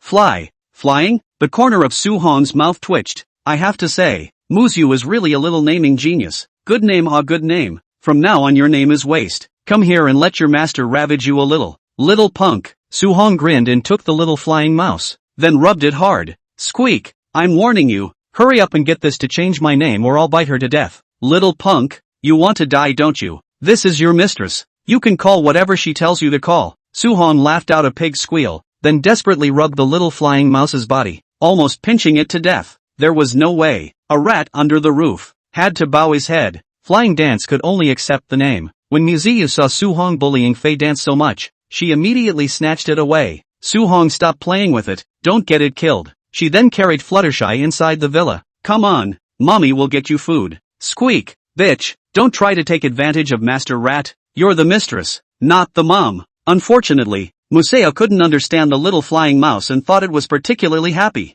Don't worry, there's plenty of food in the villa. Su-hong is too joyful. It is true that evil people have their own evil people. The night passed quietly, and when Su-hong woke up, it was already 5:30 in the morning. The time for the showdown, 2, has arrived. Chapter 49, All Things Considered. At this moment, Shinha Mountain. A man dressed in purple sat on a rock on the mountain, looking at the not-so-distant distance with a mischievous expression. Since the early hours of the morning, the bottom of the hill has been blocked off by police, and all the roads next to Senora Hill have had police checking for DUIs and stationed for long periods of time. It's obvious that the DUI check is just a front, and the real purpose is to monitor their movements. Thunder King hummed disdainfully. A waste is a waste, not even daring to take revenge openly. Think a couple of cops are going to come along and give us a run for our money? After saying that, Thunder King took out his walkie-talkie and said to the opposite side, the mountain is full of police officers. I guess they're coming soon. Are you guys ready there? Soon. A somber voice came from across the room. Come back. It's ready. Got it. In the next moment, a residual shadow slightly came out, as fast as an electric spark.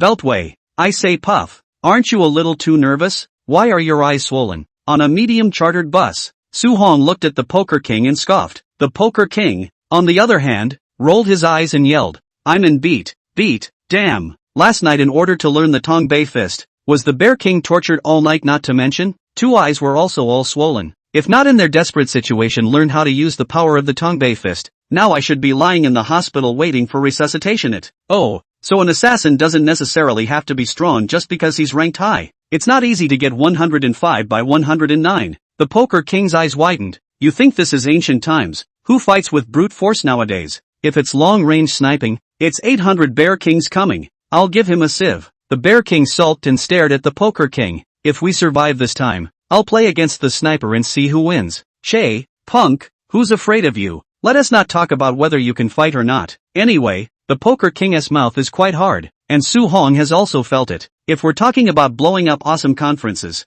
I don't think the Poker King could even get started without being there. While listening to the 3 people bickering, Mu Qingcheng, who was sitting at the front, looked outside the car worriedly. If the Mu family was so dedicated, that meant that they had officially become antagonistic to the moon above. And if Su-hong and the others lost this time, the Mu family would truly be dragged into the land of doom and gloom. There was no longer any way to guarantee the safety of Moshiru and herself. The other party could kill whoever they wanted. In fact, this is good to say, even if they do not go out in the future, the main or father side, if he also lost, then the Mu family can really finished. What's wrong, brother? It's fine. I'm just afraid that if Su-hong dies, you'll follow and be sad. Mu Qingcheng smiled faintly, hiding the difficulty in his heart very well. For her part, Moshiru rolled her eyes. Che, who would be sad? It's better for this annoying guy to die early, delaying my mother from finding a boyfriend. Close to Zhu is red, close to ink is black. You've really been brought down by this kid Su-hong. Just hid and cried.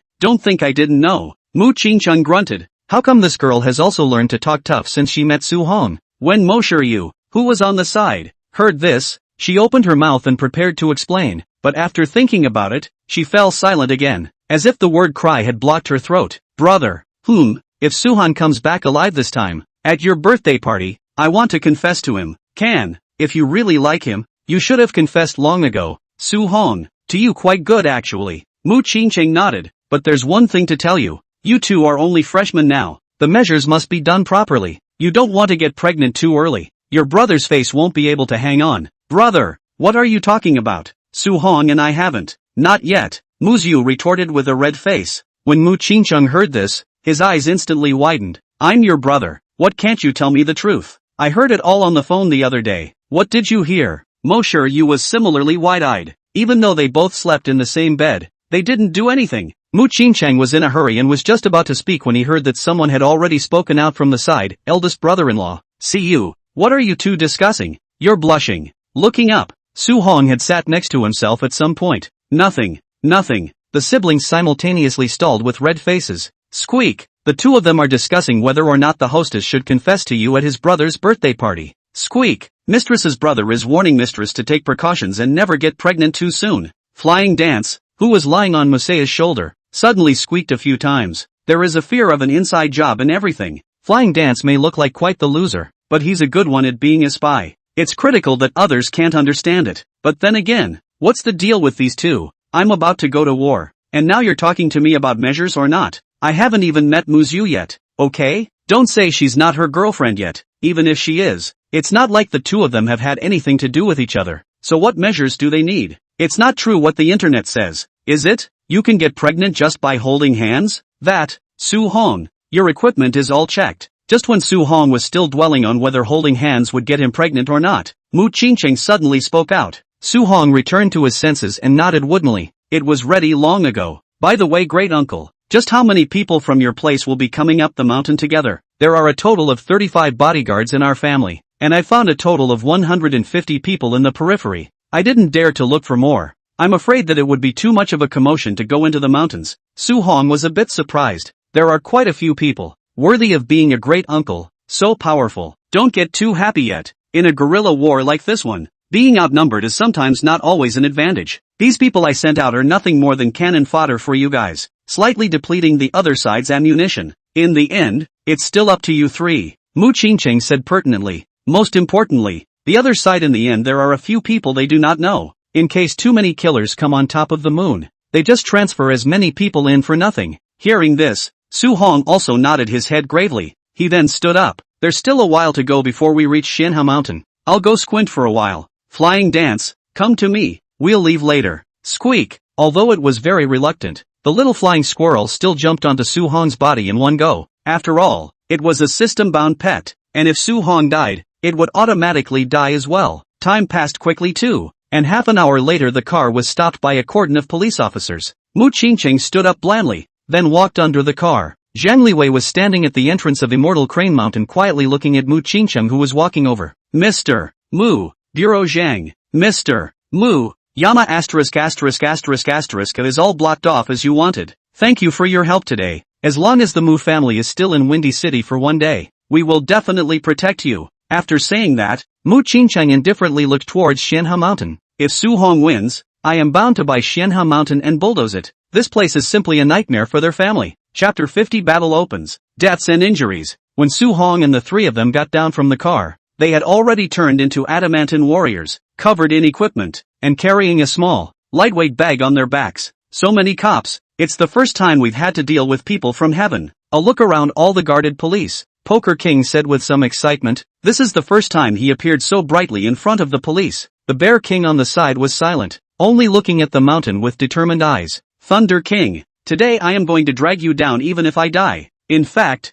this kind of occasion Poker King and Bear King are not so nervous. After all, before is to do this job. It is also considered familiar. You guys rest for a while I send a drone up the mountain to survey the terrain and traps. That's when Chen Nian walked over, still maneuvering the computer in his hands. At this time, his body was also wearing a bulletproof vest, and his heavily armed appearance made Su-hong couldn't help but freeze. Brother Chen Nian, what do you mean by this body? Going up the mountain with us? Chen Nian nodded. That's natural. The drone's maneuvering distance is only a radius of 2 kilometers. I have to go up the mountain, and with such a rare opportunity to contact the moon above, I must obtain data about them myself. Awesome brother Chen Nian, risking your life, I'm impressed with you. Sohan hemmed and hawed. I thought you were a nerd. Mo Yu on the side rolled her eyes. What are you talking about Su-hong? Chen Nian's hands aren't that bad, and he has won a bronze medal in world shooting before shooting. Oh, Sohan let out a laugh. then looked at the Poker King. Look, the person who was sniping against your center door is here.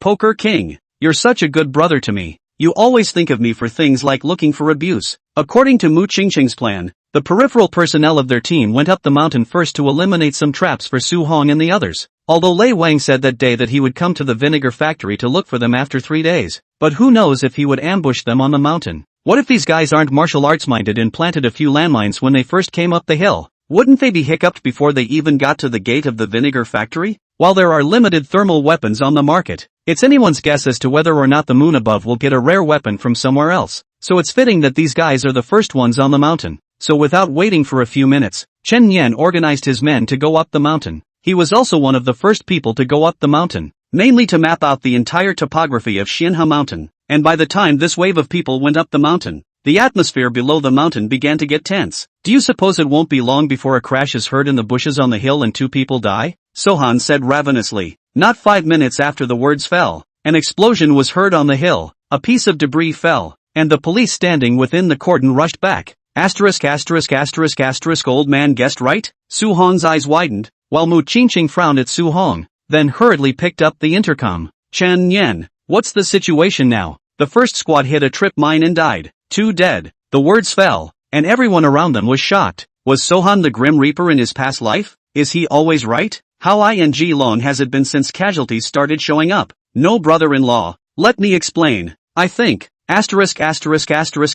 Off. You shut the up. Mu Qingqing glared at Su Hong. Then Mu Siyu hurriedly walked up to cover Su Hong's mouth. Big brother, you can stop talking. This moment my brother has already lost $10 million. These people dared to go up the mountain, but Mu Qingqing gave them $5 million a person for martyrdom. Mu Qingqing, despite being the richest man in the Windy City, could not afford to lose so much money so quickly. Sohan obediently shut up. $10 million are enough to buy how many pancakes to eat? You told me you spent so much money. I do not need you on the people. I carry a rocket launcher on the old man to the 3 people all fried. And after this explosion, things seemed to be much better, as people going into the mountains were much more cautious and removed a lot of obstacles. The other side, in the deepest part of the abandoned factory inside the vinegar factory, on a futon, a monk in a robe was chanting sutras with his eyes closed. The sound of the explosion under the mountain didn't seem to have any effect on him, still spinning the Buddha beads in his hand. And the Thunder King who was standing on the side couldn't sit still after hearing this voice and stood up and said, Monk, it looks like they're starting to come up the mountain. Let's start getting ready too. Amit Ba Buddha, there's no rush. This is just their death-sending group. Poker King and Bear King,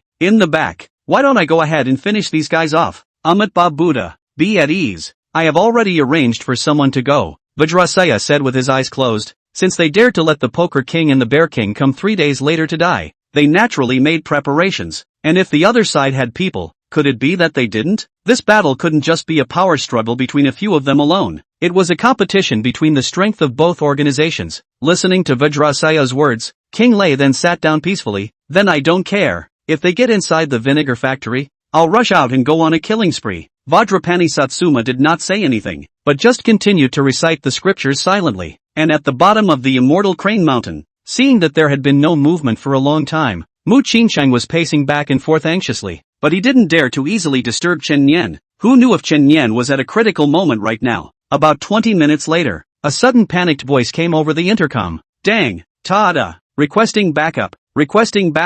Our team is being heavily blocked, and we're over half dead or wounded. What? It's the assassin from over the moon who struck. Mu Qingqing's eyes widened. It's only been more than half an hour and more than half of the 150 people are dead or wounded. Not them. There are quite a few people hiding on Xianhe Mountain. They all seem to be local. I don't know which family they are from. No prisoners have been taken yet. We can't carry them much longer. You hold on. I'm calling someone up now. Everyone present looked at each other in disbelief, originally thinking that they were only dealing with the 3 killers above the moon, but they didn't expect that so many people would suddenly appear, mobilizing so many people and weapons from outside Wind City into Wind City in a short period of time. It was impossible for the Mu family not to know about it, and these days were still a sensitive time, so there was only one possibility that this group of people was a force native to Wind City. This over the moon really hides so deep. I didn't even realize that there are actually clans in Windy City that they use for them. Mu Qingqing murmured. Su Hong was a bit unable to sit still, stood up and said,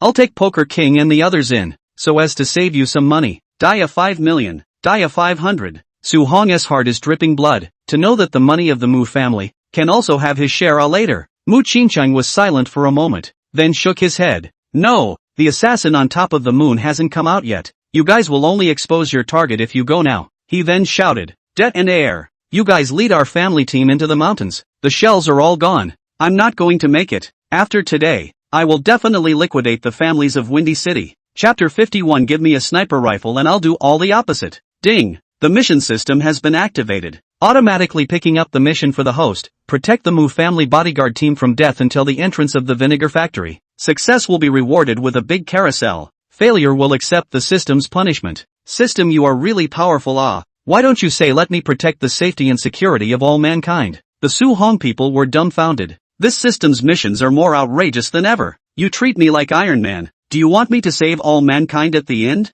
There was no way out. Just as Ada and Air were preparing to go up the mountain, the helpless Su Hong could only walk to Mu Qingqing's side. Great uncle, it's better to let me go up the mountain with them. Less people sacrificed is less. I've said you're not fit to go up the mountain now. How are we going to cope with the killers on the other side in case you and the Poker King and the others meet any danger? Mu Qingqing still shook his head. Don't worry, our bodyguard team is very strong. Those people on the opposite side are not their match. It's not a matter of rivalry or not rivalry, our brother-in-law. If one of you dies, I've failed in my mission and I'm dead as brother-in-law. Why don't we talk it over? Not negotiable. Mu Qingqing shook his head. Listen to me. You guys go last. Squeak. Are you a wimp? Why don't you dare to fight with him? You're the reason we can't get any meat. Flying Dance squeaked before being heavily slapped by Su Hong. You Li Yunlong dare to lecture me like that? Su Hong rolled his eyes, then his eyes focused on the surroundings, and before long, he suddenly walked towards the distance. What are you doing? Muyu asked. Peeing. Want to come along, baby? Muyu's cheeks reddened a touch and she skimmed her lips. Stinky rascal. Su Hong wandered to the grass by the side of the road. While releasing the water, he had already stared at the railing on the side of the hillside. Now everyone's eyes were attracted by the fierce battle on the hillside. No one was paying attention to him at all, so after releasing the water, he made a flash towards the cordon not far away. Comrade, stop. And you are? Su Hong snorted coldly. Can't you see that I'm from the Mu family? Young master told me to climb over this railing to give the enemy a surprise. Looking at the equipment on Su Hong, the police were not suspicious and released Su Hong. But after Su Hong climbed the railing, he immediately reported to Zhang Liwei. Chief, did the Mu family arrange for someone to climb over the railing over there? There was a person just now. The policeman pointed to Su Hong, who had already gone over the railing not far away, and said. Zhang Liwei froze, then suddenly yelled out in a bad way. Mr. Mu, Mr. Mu, Su Hong has gone up the mountain. What? When Mu Qingqing heard this, he immediately looked around in surprise. But where was Su Hong's silhouette anymore? And not far from the jungle, he saw Su Hong's back. He hurriedly yelled into the intercom. Sohan, hurry back. Who let you go up the mountain? Su Hong replied with great righteousness. Great uncle, forgive me for leaving without saying goodbye, but I just want fewer people to die. For me, it's not worth it. After saying that, Su Hong turned off the intercom. I'm such a justicemonger. I brushed a wave of goodwill so hard. I guess the gang down the hill is touched to death right now. Master, you're so loaded. Pretend you're a big man. Mustn't one set up a vicious wave of personas in order to accomplish the task anyway? Su Hong then suddenly grabbed the flying dance in his hand and then directly threw it into the air. You walk ahead for me. Remind me of any traps. If I get blown up, you'll have to die too. Squeak. Got it. You're so annoying. Luckily there's a pathfinder, so you shouldn't have to worry about being blown up by trip mines that pop up out of nowhere. And the other side. When everyone realized the news that Su Hong had already gone up the mountain, one by one, they were silent. Zhang Liwei exclaimed, Mr. Su is righteous. Why is this grandson so righteous all of a sudden? Not like him at all. The Poker King skimmed his lips and said, then he looked at Mu Qingqing. Mr. Mu, why don't the Bear King and I go up as well? It doesn't always feel good to let old Su risk his life alone. Mu Qingqing was silent for a while, but finally shook his head. At the very least, you should wait until the team has advanced to the entrance of the vinegar factory before you go in. Afterward, he took the walkie-talkie and said, Su Hong has gone up the mountain. You guys pay attention to cooperating. Got it, young master.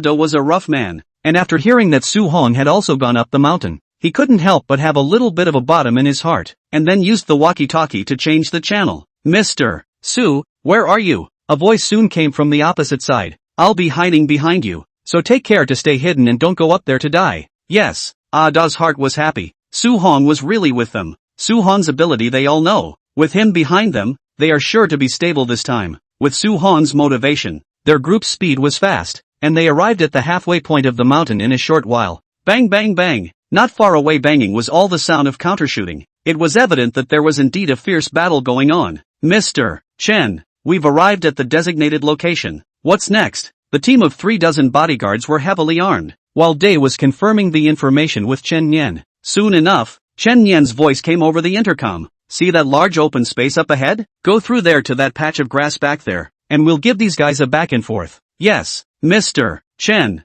Are there any snipers across the street? If there are snipers, we'll be exposed. No snipers have been detected so far. It's possible that they're not exposed. You guys get through quickly. We'll draw fire for you here. After saying that, Chen Yan developed orders to the others within the battlefield. Increase the firepower. Don't care about the ammo. And press the opposite side to the point where they can't lift their heads up. Ta-da! For a moment sparks flew in the jungle. You're such a living father. Brother Chen Yan. Sohan, who heard everything within the intercom, was at once speechless. You're letting people walk through an open field without even confirming the sniper? If one or two of them died, wouldn't they just fail their mission? However, looking at the situation on the battlefield, if he wanted to quickly resolve this group of enemies, he really needed to go around the back, or else it would be even more troublesome after a long time. After thinking about it, Su Hong didn't stop the group from crossing the clearing. Only when their group traveled to the nearest patch of grass, he suddenly called a halt.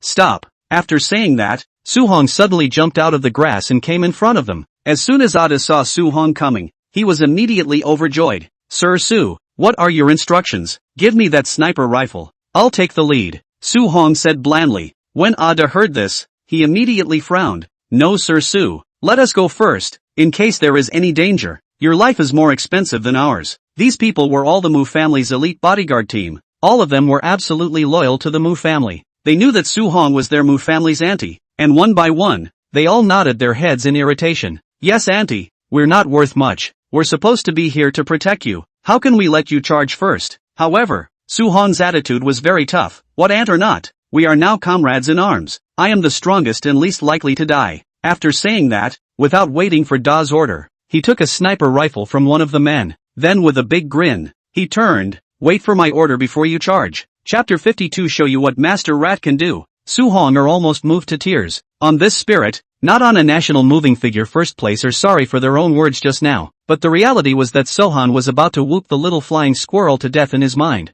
Have you found it yet? Flying dance? Flying dance? You're such a loser. You haven't moved in so long? Asterisk your mom. If you don't come out, I can't act anymore. Squeak. What's all the noise? It's coming. Squeak. I'm exhausted. I've never done so much work. Squeak. 500 meters southeast of you. A line of grass with 3 snipers lying on their backs. That clearing is a trap. A pit dug for you to jump into. Awesome. Worthy of my Master Rat. After having specific intelligence, it was finally Su Hong's moment to pretend, only to see him roll out of the grass. Yan Xuanying experience card let him basically do not need to familiarize himself with this sniper rifle. Pick up the gun to that piece of grass, a blind sniper. Bang! A shot fell and a flash of red emerged from the grass. The snipers on the other side of the street died, not realizing how the other side found themselves, unaware that a little flying squirrel was peeing on the tree above their heads. Squeak! You rat bastard! Asterisk. How did the other side know we were here? Boss, we seem to have been spotted. What should we do? I see it. There's only one guy on the other side. You two take him out. Blah. What the hell is so tie? Did some bird piss on my head? Leave it and shoot. On the other hand, when Su Hong fired the first shot, he saw reflections on the other 2 sides of the grass, so he didn't dare stop for a moment and quickly ran towards the grass on the other side. Bang bang! The 2 shots just happened to hit the ground where Su Hong crouched and stood just now. Behind the Mu family bodyguard team did not feel the heart tight. Fortunately they did not recklessly rush directly out of the bushes, or now they have a bunch of people counting one. All the opposite side of the living target. Su Hong's status in their minds rose another level. You must be careful, Mr. Su, don't bury your own life because of us. Mr. Su, Mr. Wang, promise that from now on you will be my heaven, and if the lady commits domestic violence against you, I promise to come out and protect you. Su Hong, who was still in the center of the battlefield, was running fast, but unfortunately, the 2 snipers on the opposite side of the battlefield were firing alternately, not giving themselves a chance to return fire. Squeak, really giving Master Mouse a rush. Next time there's an alternating gap. I'll help you jam one of them, and you shoot the other one. Why don't you hurry up? Don't you know that old man is dying? Su Hong flickered in this open space. If not for his mom's Tongbei Quan skills on his body, he would have been beaten into a sieve by these two people. So while he rolled to dodge the next round, his body didn't move anymore, but raised his gun and started returning fire. He's not moving. Shoot him. Shoot him. I know. Ah, where'd that stinking rat come from? How he bit me. But when he was just about to reach out and grab the rat, he heard a bang and his companion was killed by a shot. Before he reacted, the mouse on his head suddenly flew away, and the next moment, only to hear a bang again. He did not even react to how the other party killed himself. He was already unconscious, and fell straight to the spot. Wastes, all wastes. I've got a big plan all messed up by this bunch of losers.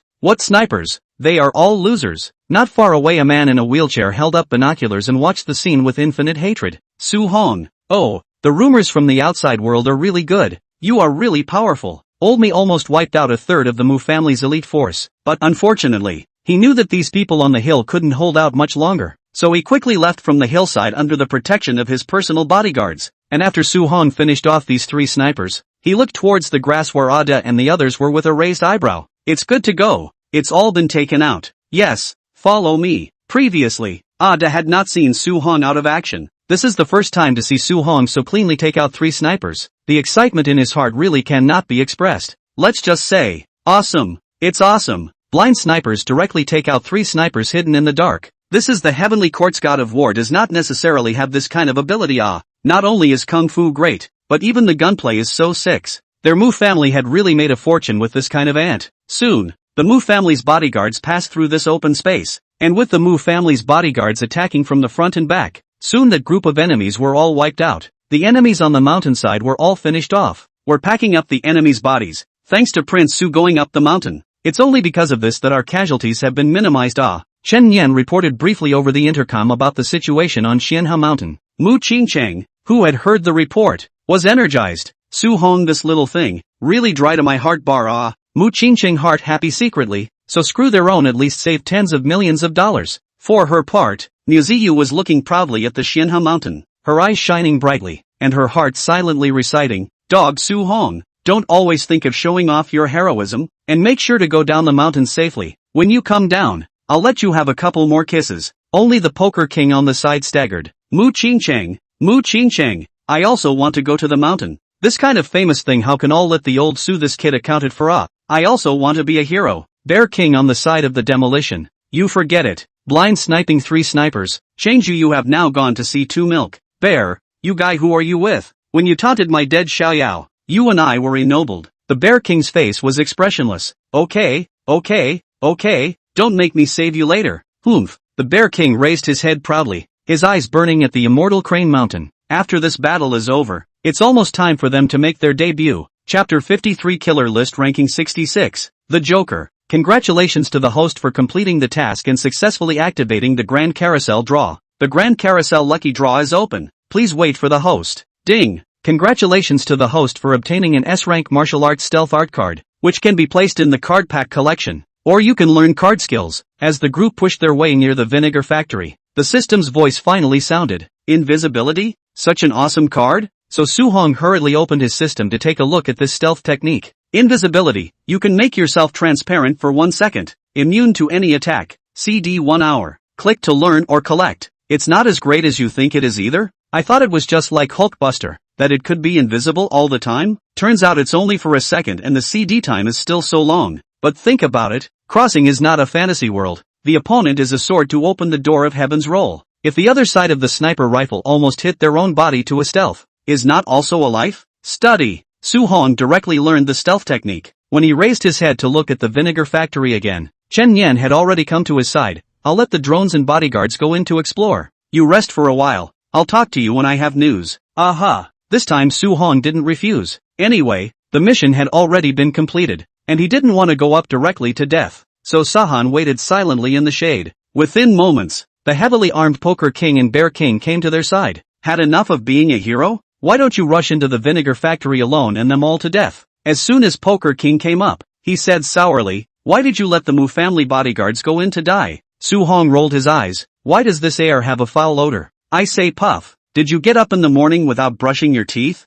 Why do you still have bad breath? Shall I have my great uncle send up 2 green arrows to freshen your breath? When the Poker King heard this, his eyes turned green. Damn it, I'll get you killed. Slightly, can't hit me. In terms of spraying people, Su Hong hadn't recognized the second. Just as they were still jostling, a vision suddenly appeared at the bodyguard team not far away. Mr. Chen, the intercom is not working. Mr. Chen, the drone screen won't transmit back. Once it's in, it's stone cold. Chen Yan raised his head in panic, and then saw that the group of teams that had just gone in had been lost, as if they had evaporated. What's going on? Su Hong hurriedly walked over and looked at the flowery white screen on Chen Yan's computer and asked strangely. Chen Yan frowned. The other side blocked the signal. The team inside lost contact with us. The walkie-talkies are useless. There are strong magnets inside. The next moment, only to hear a sudden explosion inside, followed by the sudden appearance of a figure in the window of a second-floor factory building, followed by a stone-like object being thrown out. Thud! When the crowd saw it clearly, a flash of shock appeared in their hearts, because what was thrown out was a human head. Su Hong recognized that it was the Mu family's bodyguard, tossed out like garbage by the people inside. Su Hong looked up, and under the mask of that figure, a hint of ridicule was revealed. It was as if they were saying that they were mocking Su Hong's trio for being cowards and letting ordinary people come in to die. Damn it, I'm going in to kill you now. The Poker King cursed, then was about to rush inside, but the Bear King standing behind him suddenly popped up. Wait, that mask just now, did you remember anyone? Who cares who it is? I even know Tongbei Quan now. I'll chop up anyone who comes. Looks like Joker. A clown is a clown, and I'm a ing clown girl. Watched too many movies, didn't you? The Poker King yelled, but then, he suddenly quieted down and looked at the Bear King incredulously. Who did you just say? Clown? Brother, I have a stomachache. I'll go first. The Poker King turned around and tried to run, only to be yanked back by Sohan. Who's the clown? The Joker is a groundhog's assassin, ranked 66th in the global assassin rankings. *******. I'm a man after 100. You get a clown to fight me. Aren't you trying to kill me? The Poker King is on the verge of tears. Why don't you just let the Grim Reaper come? Wouldn't I die faster? 66? Aren't you two 105 and 109? Is that a lot of difference? Su Hong asked curiously. Bear King explained sullenly. Thunder King is ranked 98. The two of us, Poker King and I, can only manage to win together. The top 100 killer list, every name that goes into it is a skyrocketing change. According to the Joker's strength then, 5 Thunder Kings are estimated to be almost as strong as the Joker. Su Hong's face was full of black question marks. 5 Thunder Kings? It's not fun. No more. Su Hong also wanted to run away. Damn, I thought that Thunder King was already very powerful. Now you're telling me that there are killers equivalent to at least 7 Thunder Kings on the opposite side? What am I playing at? Why don't you go home and put your wife and kids to bed? Getting into this mess with you guys? Looking at Su Hong's helpless face, the Bear King continued. Don't be too discouraged. The Tongbei fist has a great effect on us.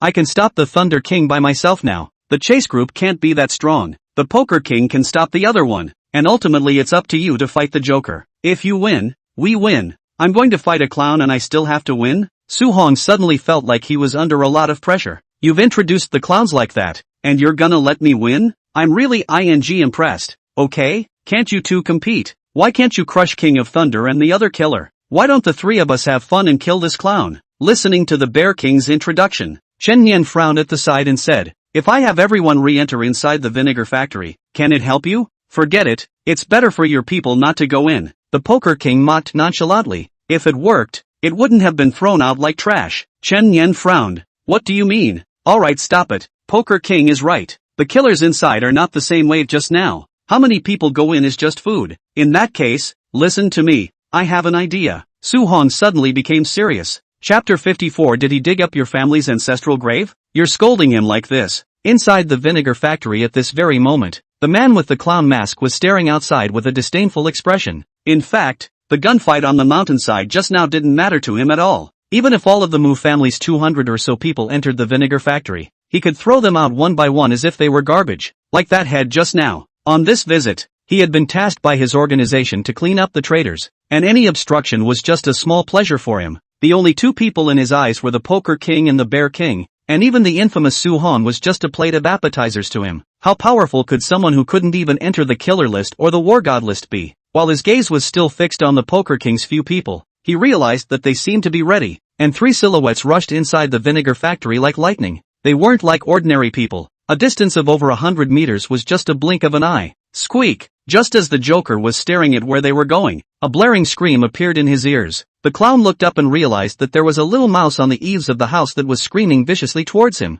Looking at the mouse's milky ferocity, the clown couldn't help but laugh and said to himself, "Do I look too kind? This kind of small also want to bully me." But the next moment, he suddenly frowned, and when he looked up again, he realized that the three people who had just entered the factory together had become, well, two people. And Su-hong's aura, he couldn't feel it himself all of a sudden. Kind of. The clown once again looked at the mouse on that roof. "You are in league with Sohan, aren't you? No wonder you're helping Su-hong. It seems like you're of the same kind. Both of you are unseen. Z, you're the one who can't INGC. You think you're a person because you wear a mask? Did you run out of work at the circus and come here to play a role?" After saying that, the Joker turned around and left the premises like a ghost, saying calmly into his Bluetooth headset, "The Poker King and the Bear King are coming in, so you guys take care of him, and I'm going to take care of the other little mouse. Squeak, don't run away if you have the guts. Come and fight with Master Rat in a fair and square manner. I'll piss you to death." Squeak, you were a single-celled creature when Master Rat was hanging out there. It's just that the clown can't understand Flutterby, or else he'd definitely have to compare notes with it. Good lord, let me just say, that's some dirty cussing you've got going on. On the other hand, Flying Dance soon received a message from Su-hong. "Can you stop cursing? Did he dig up your ancestral grave? You're targeting him so much. Squeak, you don't even know it. He called me a rat and said you were hiding like a rat. That really should be scolded, but you're also too unqualified. What is he percent? You and hashtag at Z, Master, you cursed so hard that the system muffled it. I'm highly qualified." Su-hong spoke in a cloudy voice, then quickly adjusted his mind. "Follow that clown, and tell me if you have any news." After that, Sohan said into the intercom, "Can you hear me? Zip zip zip. Can. After a murmur, Poker King's voice came over the intercom. "The signal inside should be fine. They just blocked the signal outside. Now you two go find Thunder King and the others. I'll check the rest of the place." Su-hong possessed the invisibility technique. It was impossible for even the god of heaven to discover where he was when he came in that second, so he used Flying Dance to get the Joker's attention, and then used stealth invisibility the moment he entered the factory to make the Joker lose his target. Before, the enemy was in the dark and I was in the light, but now he himself has also turned to the dark. This will also make the opposite side throw in the towel and not dare to act rashly. At the very least, before he appears, the clown should not be able to make a move. Still, the first goal now was to find out just how many people were inside this vinegar factory, even though the Poker King said it should be 3. But what if there's a killer hiding in the shadows, and you fought miserably until the end thinking you're going to win, only to be killed by a bullet? Wouldn't that be a blood mom loss? So Poker King acted in the open, while Su-hong searched the vast vinegar factory in the dark in detail. On the other hand, the Poker King and the Bear King quickly walked to the deepest part of the vinegar factory. They knew that the Thunder King was here, and his restless aura the two of them had already felt just after stepping into the vinegar factory. The Poker King and the Bear King looked at each other, then secretly took out a pistol in their hands and leaned it against the wall outside the plant, ready to deal with any sudden situation. The next moment, however, a light voice came out from the plant. "Amit Ba Buddha, Master Puff, Master Bear, there's no need for a gun. We're all unarmed. Come in for a moment." As the words fell, the Poker King and the Bear King froze momentarily before looking across the room with a hint of fear in their eyes. Damn, this voice, it can't be the heavenless Buddha. It should. It won't. The Bear King swallowed his saliva. If it is the heavenless Buddha who comes today, don't even think about it. Not to mention the two of them plus Su-hong. Today it is 10 Su-hongs who come. Skyless Buddha, the 7th ranked person on the global assassin list, even higher than death. Rumor has it that Buddha Skyless was the Buddha son of the biggest Buddhist temple in the Dragon Kingdom, the 10,000 Buddhist temple. 50 years ago, all of his kung fu was Buddhist orthodoxy. His strength was unfathomable. There was once a gray triangle gangster who messed with him, and 10,000 of that gangster's men were massacred by him in a single night. Since that time, the heavenless Buddha had disappeared. When he reappeared, he was already ranked 7th on the global assassin list, and no one had been able to shake it for so many years. That's why the Poker King had such a big reaction after hearing the Buddha's voice inside. If hearing the clown was just a stomach ache, then heavenless Buddha he could only kneel down and pray that he would give himself a pain in the ass. "I'm a little scared." "Ah Xiong, you're not avenging your girlfriend. You go in first." "I'm in if I'm in." The Bear King sulked and stiffened, and went inside, only that he put down all the equipment in his hands, because he knew that if it was really the heavenless Buddha, it would be useless for him to just bring a bazooka. The King of Bears went in, followed by the King of Poker. After skirting the wall in front of the plant, they soon came to a huge open space, and in the clearing, a small shaman in a golden robe and a man in purple seemed to have been waiting for a long time, and the Poker King was instantly relieved when he saw the two of them. Scared the hell out of me. I thought it was the heavenless Buddha. Damn, you little monk pretending to be a god. Die you. Chapter 55. Would you believe me when I say, I'm here for a pet? Thunder King was shocked. No, what did you say, Poker King? Little monk? He's Vajrasaya. He's 89th on the hit list. I couldn't even beat him, and now he's a little ing monk in your mouth? If he's a little monk, what the are you? A little poker? However, the main reason was that Thunder King had not experienced the kind of despair that Poker King and the others had just experienced, as if originally they were facing a super tsunami, and now even though this tsunami was enough to kill them, they would still be relieved that at least it wasn't a certain death. And when the Vajra shamans on the side heard this, they didn't have much of a reaction to it, but instead folded their hands and said, Don't worry, my master didn't come to overtake you. You don't need my master's Buddhism yet. If heavenless Buddha came today, the entire Xianha mountain would have to be used to sacrifice their flags. What do you mean? You're looking down on us, Vajrasaya? Upon hearing that heavenless Buddha was indeed absent, the Poker King immediately jumped up. I'll let you know how powerful I am today. Ah Xiong, the Thunder King is more difficult to deal with. Leave it to me, you directly this monk. After saying that, he rushed towards Thunder King, but before he could take 2 steps, he saw that the Bear King had already stopped him. Thunder King's life, it's mine. No bear, I'm helping you. What are you doing? However, before he could stop the Bear King, he realized that the latter had already rushed up with an arrow step, and for a moment a huge cloud of dust rose from the clearing, and the Poker King licked his lips and looked over at Vajrasaya. Why don't? Let's watch the drama from the side? It's not too late for us to fight after they've divided the winners and losers. For his part, Vajrasaya bowed slightly. The poor monk was only acting in accordance with the organization's orders. Offended. After saying that, Vajrasaya raised the robe on his body, not realizing that the skinny body was full of muscles hidden in it. De Wei Tian Long. Your mom yo. When Vajrasaya's palm came in front of him, the Poker King was on the verge of crying. Old me, a poker player, you're asking me to play close quarters with you? All said and done. But the Poker King who had learned Tong Bei Quan still reacted much faster than he had before, and dodged with a sideways movement. As the blow landed, the concrete slab on the ground was smashed with a crack by Vajrasaya, and the Poker King felt that if this blow had been on him,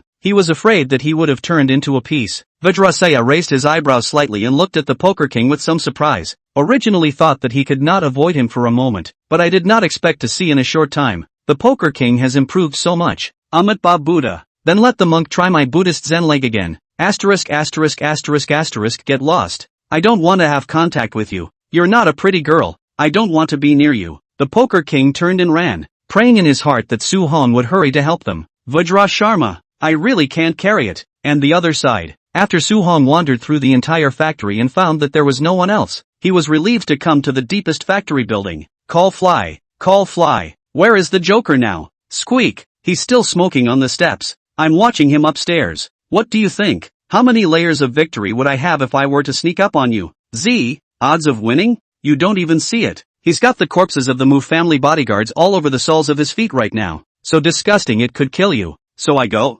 Squeak. It's not impossible. If you run away now, I, Master Rat, am willing to wave with you. Just shut up. You're not a pretty girl. Can I wave with you? Squeak. What do you mean? But before the words were out of his mouth, Flying Dance looked down to see that the clown man had disappeared. Squeak. Asterisk asterisk asterisk asterisk. He's gone. Just as Flutter was looking around, a whisper appeared in its ears. Little mouse, we meet again yo. Flying Dance looked back, only to find that the clown's extremely ugly face had appeared in front of its eyes. Creatures of this size stun Flying Dance right out of the gate. It's like you're taking a walk and you realize Godzilla's big face is only 5 centimeters away from you. Are you scared? Z, what's the matter Fluttershy? What's happening at your place? There was no reaction after the little flying squirrel's scream. Asterisk asterisk asterisk asterisk. This guy will not be captured by something. Right, big brother, you do not die or go back to how I explained to see you All Su Hong could think about now was whether it had been captured by some bigger creature, a cat or a dog, and now it might have become someone else's food, but being discovered by a clown, he thought it was unlikely. After all, how could a person care about a mouse passing by their feet? After thinking about it, Su Hong couldn't care less about the fierce battle in the house. He turned around and ran towards the building he sensed before. You just ate our Master Rat. You have to leave a bone so that I can bury him. Su Hong hadn't taken 2 steps yet, and had just turned around to pass by a patch of grass when he realized that a silhouette was already standing there, seemingly just waiting for him to come to the door. "Don't hide, I've seen you." After the low voice appeared, Su-hong knew that he was exposed, so he stopped hiding and directly walked out of the bushes. "Brother Joker, when I say, I've lost my pet and I'm just here to find it, do you believe me?" The clown smiled at Su-hong, then nodded. "Of course I believe it." After saying that, the clown threw the flying dance in his hand into the air and then threw it to Su-hong. "We also have an assassin in our organization who likes to play with small animals, and he once told me that you shouldn't take any small animals you run into lightly, because they could very well be the tools of another assassin." Originally I didn't believe it, but I didn't think I'd run into another master at communicating with critters today. Su-hong received the flying dance and took a look at it, realizing that it was already foaming at the mouth, but luckily it wasn't dead. It had simply fainted. "Damn, is it really you who knocked out my rat master?" "You misunderstand. I didn't hit him, it was stunned by me." The clown changed his arrogant attitude from earlier and said in a civilized manner. Su-hong looked at the foaming flying dance with a look of contempt. "You're really embarrassing the old man. All day long, you're blowing smoke about how you're doing in your rat world, and you're getting the knocked out? Ugh, coward, place your pet, and next, it's time for you to die." That's when the Joker shouted again, and then he disappeared like a gust of wind. In just a second, he arrived in front of Su-hong. Frightened, Su-hong shouted, "Asterisk asterisk asterisk asterisk. You don't speak martial arts." Chapter 56 Scary as Hell Clowns. Bang! Fortunately, Su-hong's speed was also fast enough to avoid his vitals after sidestepping, and the clown's dagger only scratched the bulletproof vest on his body. In the next moment, the clown appeared 3 meters away from himself again, looking at his hand somewhat strangely, a grim smile appearing on his twisted face. "Not bad, not bad. I haven't met anyone this good in a long time." "Su-hong, where is your division?" Su-hong grunted, then placed Flutterings in a safe place in the grass, then arrogantly replied, "You still have a division? I'll just learn it on the internet. Hee, really crazy, but you also have the capital to be arrogant." Joker felt his blood run hot. Just now that knife he used his full strength, but he didn't expect that it was still dodged. It seems that the rumors from the outside world are good. This Su-hong is indeed very powerful. However, those rumored experts, I don't know how many of them I have slaughtered myself, and this Su-hong would not be an exception. Flying dance, even though you're a real loser, Daddy will still avenge you because Daddy loves you. After Su-hong muttered, then changed his usual cheeky look, and looked at the clown with a serious face. In fact, now he is under a lot of pressure. The Poker King and the Bear King are not expected to be the opponent of those two. They really need to be more serious. If they lose, then they are bound to lose today. In the future, the Mu family will only be fish and meat on the chopping board, allowing others to take it at will. "Clown, you're such an ugly bastard, and you broke my clothes. I won't get you killed today. At least I'll make you pay for my old man's clothes before I kill you." After saying that, Su-hong made the starting stance of Tongbei Quan. The clown, on the other hand, was amused. "Ha ha ha ha ha, Su-hong, I feel your seriousness. Come on, let me see how strong you really are." While the words fell, the Joker disappeared once again, the dagger in his hand waving non-stop. Left, right, behind. Su-hong quickly dodged. Although the clown's hand movements were fast, Su-hong still reacted to each of his frames. He just never found the opportunity to return the favor. After a period of exchanges, Su-hong had many small wounds on his body, and even though he was wearing a bulletproof vest, he still looked woefully out of shape. However, Su-hong seems to have found a breakthrough. After the strike, the two staggered their bodies, and the clown appeared on the far side of Su-hong, cracking a smile. "If it wasn't for that dress on you, you'd probably be dead by now." "That's not necessarily true. As of yet, you haven't plunged a dagger into my heart." Su-hong also grinned, and in the next moment, he suddenly took the initiative to attack. The mind is silent. 10, 9, 8. When the 10 seconds were over, Su-hong directly gave up his chest to the clown. This caused Joker to subconsciously thrust his dagger towards Su-hong's chest. "It's over, baby." The Joker gave a small smile. It seems that Su-hong is average well, even so quickly revealed the crack. But the next moment, the clown suddenly froze, because when the dagger was only 1 centimeter away from Su-hong's heart, his body suddenly became illusory, and the dagger even stabbed empty. Instead, Su-hong landed a powerful blow to the left and right of the defenseless clown. Boom! Perhaps to an outsider, it was only a second or two of effort, but the clown's arm was suddenly fractured, while Su-hong appeared intact 2 meters away from the clown. Joker showed a cold sweat. His arm, broken. Damn it! Joker held the dagger in his mouth while his other hand rushed to check the injury to his arm, but there was unmistakable shock in his eyes.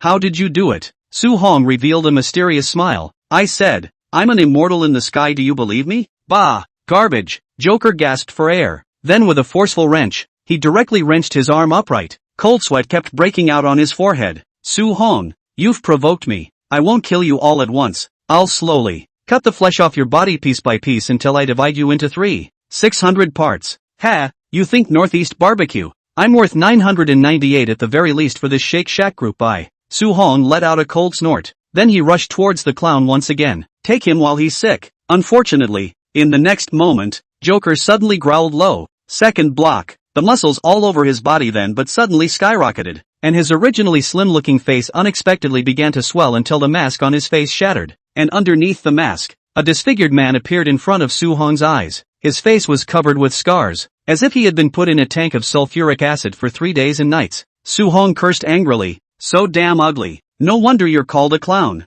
A powerful punch followed that went straight for the Joker's face. Now that he was injured, his body's reaction speed was definitely not as fast as it was just now. Bang! The next moment Su Hong's eyes widened. Originally, Su Hong thought that his fist was hard enough, but he didn't expect that he hit the clown's face as if it was hitting steel, and the other party wasn't hurt in the slightest. Instead, his dagger rose up in a smooth motion and cut right through his chest instead. A deep wound appeared on Su Hong's body. In the next moment, Su Hong retreated back to where the clown was 3 meters away and looked at him in surprise. What the kind of monster are you? Oomph. Do you think that's all I've got to climb to the 66th position on the leaderboard? The Joker is rejuvenated and has reached an incredible level of power of his own. At least Sohan hadn't come into contact with anyone so hardened. After all, the face was a fragile part of the human body, and his face, surprisingly, had hardened to such an extent. It's only 66 on the killer list, and it's already so terrifying as it is? So how good are the Shinigami, the Skyless Buddha, and the like they're talking about? Chapter 57. What's with the morning erection in this guy's case?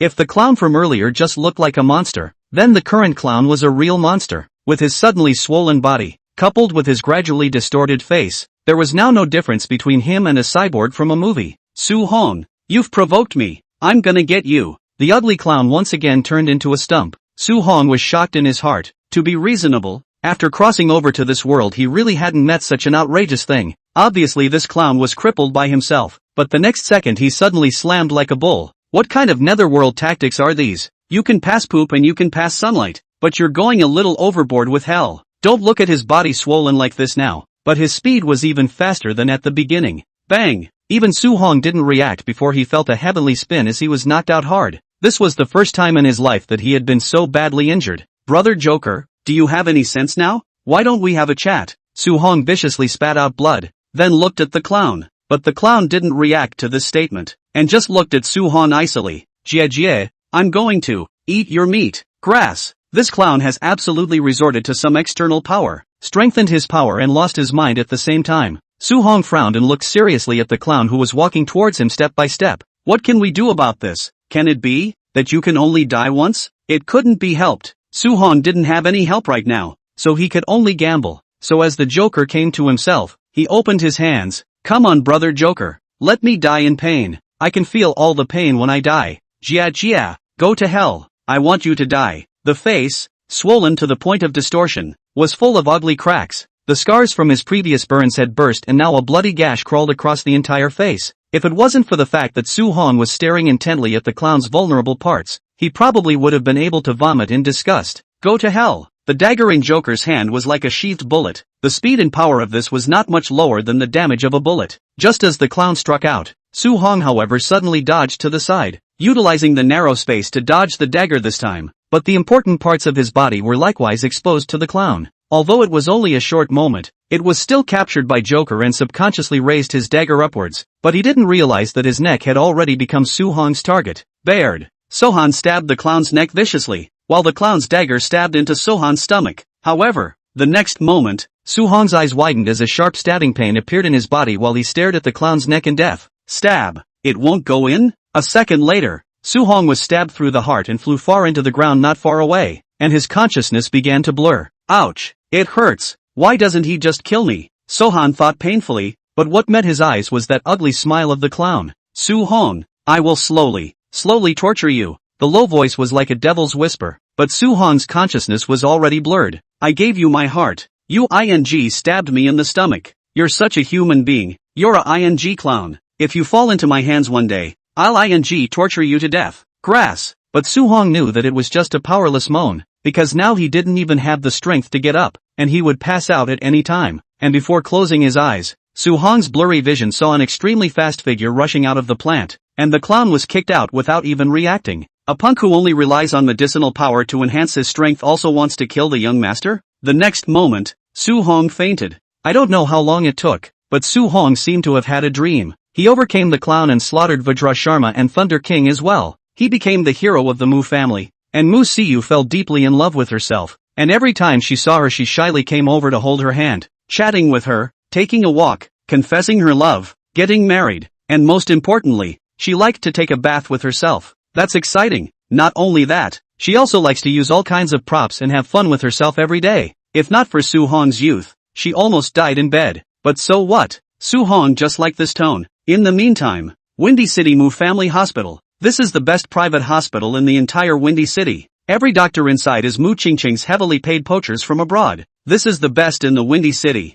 both in terms of medical care and doctors. Doctor. A sweet little nurse bursts into the doctor's chief's office in a panic. VIP ward. That patient. There seems to be a problem. Upon hearing that it was from the VIP ward, the director immediately stood up. What's wrong? What happened? It's. The nurse gasped. That patient moved, and the EKG became normal this morning. Isn't that a good thing? What are you in such a hurry for? I'm ready to go into surgery. The director was speechless for a while. Heck, this is someone that young Master Mu personally greeted. No matter what, he must save his life. If something goes wrong, I don't say I'll continue to do it. I guess I can be pulled out and shot directly by Mu Qingqing. It's just that he's not like the others. The nurse's face actually flushed a shade of red at the mention of this. Other people wake up with manual or foot movements. This patient, he has a morning erection. That's the situation. Is he normal? Chapter 58 Say, how long have you been coveting little Su-hong? Dragon City. In front of a huge manor, a letter was suddenly dropped into the interior of the manor from the outside. And after the bodyguard inside the manor saw the letter dropped in from the outside, he immediately picked it up and flew into the interior of the manor. Young master, outside, there's a letter coming. In front of the grandstand of the manor house, a young man was drinking tea comfortably, and after hearing the statement hurriedly barging in, he also immediately put down his teacup. What level? Orange. As the words fell, the man couldn't care less about the tea he was making, and stood straight up from his chair, and after taking a closer look at the letter, he did find the orange markings. Go stand guard. I'm going out. The man looked around with a panicked expression. Then after sending the bodyguard away, he went straight to the back garden of the manor. Before long, he came to a small house. If anyone else was here, they would have been surprised, because the guards here were even tighter than the manor's main entrance, and the surrounding area was full of patrolling bodyguards. Soon the man pushed his way into the house, and after making sure once again that no one was around, he moved a vase on the bookshelf. An iron door then opened and a step appeared in front of the man's eyes, before his figure disappeared into the darkness. But soon, a brightly lit area appeared in front of his eyes again, and even the bodyguards or servants who had worked in his house for years did not know that there was an extremely wide underground castle here. Who? A voice appeared in the hall before an iron door. The man rushed forward. It's me. With it, the words fell, and only then was the large lock on the door slowly opened, followed by darkness again. The man kept going inside until he reached a darkened room, which stopped him in his tracks. Knock. Grandpa, it's me with it. Come in. A very old voice appeared in the room, so the man gently pushed open the room, and in the room, there was only a dying oil lamp, and on the bed, lay a windy old man. Grandpa, your illness seems to have gotten heavy again. The man looked at the old man with some heartache. The old man revealed a trace of a kind smile. It doesn't bother me, I'm used to it after so many years. Jier, tell me, what happened? Zhu Enji frowned and replied seriously. Actually, the orange envelope shouldn't have alarmed you. But this time the situation is a bit special. After saying that, Zhu Enji handed the envelope to the old man now, and after the old man read the contents of the envelope, his originally bland demeanor became serious. The Joker is dead? Vajrasaya and Thunder King are all dead? How is it possible that someone from the War God ranking has made a move? I didn't figure out the specifics. All I know is that it was all done by the Mu family. A kid recently came out of their family who seems to be quite powerful, turned the Poker King and the others more than that, but also killed all the killers in our pursuit group. I wonder if we should stop working with the Wei family. They've wasted too many of our men, and the organization will be hurt if we continue like this. As the words fell, the old man suddenly frowned. No, The way family's potions are very good. If we break off the cooperation now, we will lose a lot. It's just a few dead assassins. We'll just train them again. But Vajrasaya died. He was the only disciple of the heavenless Buddha, and he there might be a little hard to explain, Zhu and Ji said with some difficulty. And when the old man heard it, he just grunted, and then shakily took out a Buddha bead from under the bed. Give this Buddha bead to the heavenless Buddha. He won't say anything. Grandpa, what is this? Zhu and Ji looked at the old man strangely. 30 years ago, when I rescued him from the gray area, he gave me 10 Buddha beads, and he said that no matter what I did, if I gave him one of the beads, the matter would no longer count. The old man said indifferently, then looked at Zhu and Ji with some seriousness. Jier, after so many years, I don't know how much you've learned to go after your father, but you have to remember, we, above the moon, have been able to stand in Dragon City for so many years without collapsing because of our strong-arm tactics. You can't even do away with a kid who just came out. I think you'll have a tough road ahead of you in the future. I know, Grandpa. Zhu and Ji lowered their heads and said with some embarrassment, Su Hong will become my focus. I will personally deliver his head to Grandpa's hands. This is the man of our Zhu family. The old man smiled in relief, and in the next moment, he added, it's the 8th day today. You call Dr. Song to come in. It's time for me to change the medicine. Yes, Grandpa. After saying that, Zhu and Ji stood up and turned to leave. But just as Zhu and Ji turned to leave, the smile on the old man's face changed from amiability to greed in an instant. It felt as if Zhu and Ji were his food. 3 days passed in the blink of an eye. Su Hong felt his body gooey, and then his consciousness awakened. When I opened my eyes, I noticed the white color that filled my eyes. White walls, white beds, white pipes. Scared Su Hong a panic. What the is wrong with me? Lousy got color blindness?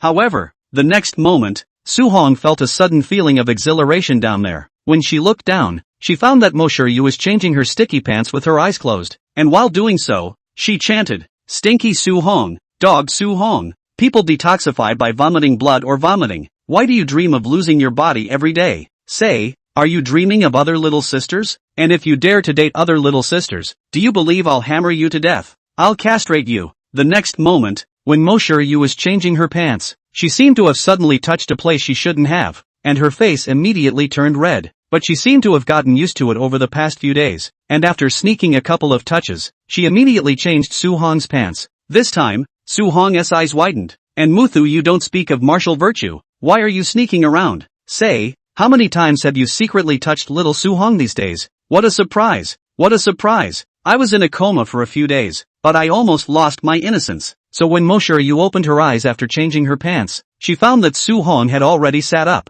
and the two faces were just a dozen centimeters away from each other. Ah, ghost! Mo Shiryu screamed, then directly gave Su Hong a punch, and ran straight out of the hospital room. But the next moment, as if she suddenly thought of something, her surprised eyes instantly overflowed her entire face before she walked back. Instead, he found Su Hong lying in the hospital bed grimacing in pain. I say, Mo Shiryu, why are you so strong? The wound is tearing me apart. Mo Shiryu walked over and looked at Su Hong in surprise. You're awake? You really woke up. Great. Don't move. I'll go call the doctor. Soon, the doctor came over, and after checking Su Hong's body, he said with some strangeness, all the bodily functions have recovered well, but why is your face suddenly red and swollen? It's better to give you a checkup. No need to do that. This is actually something I just accidentally hit it. Muyu admitted with a red face. The doctor people are stupid. Miss Mu family is also really interesting. 2 days ago when the person did not wake up, crying every day, now the person woke up, directly give people a punch. Are you afraid people will live too long?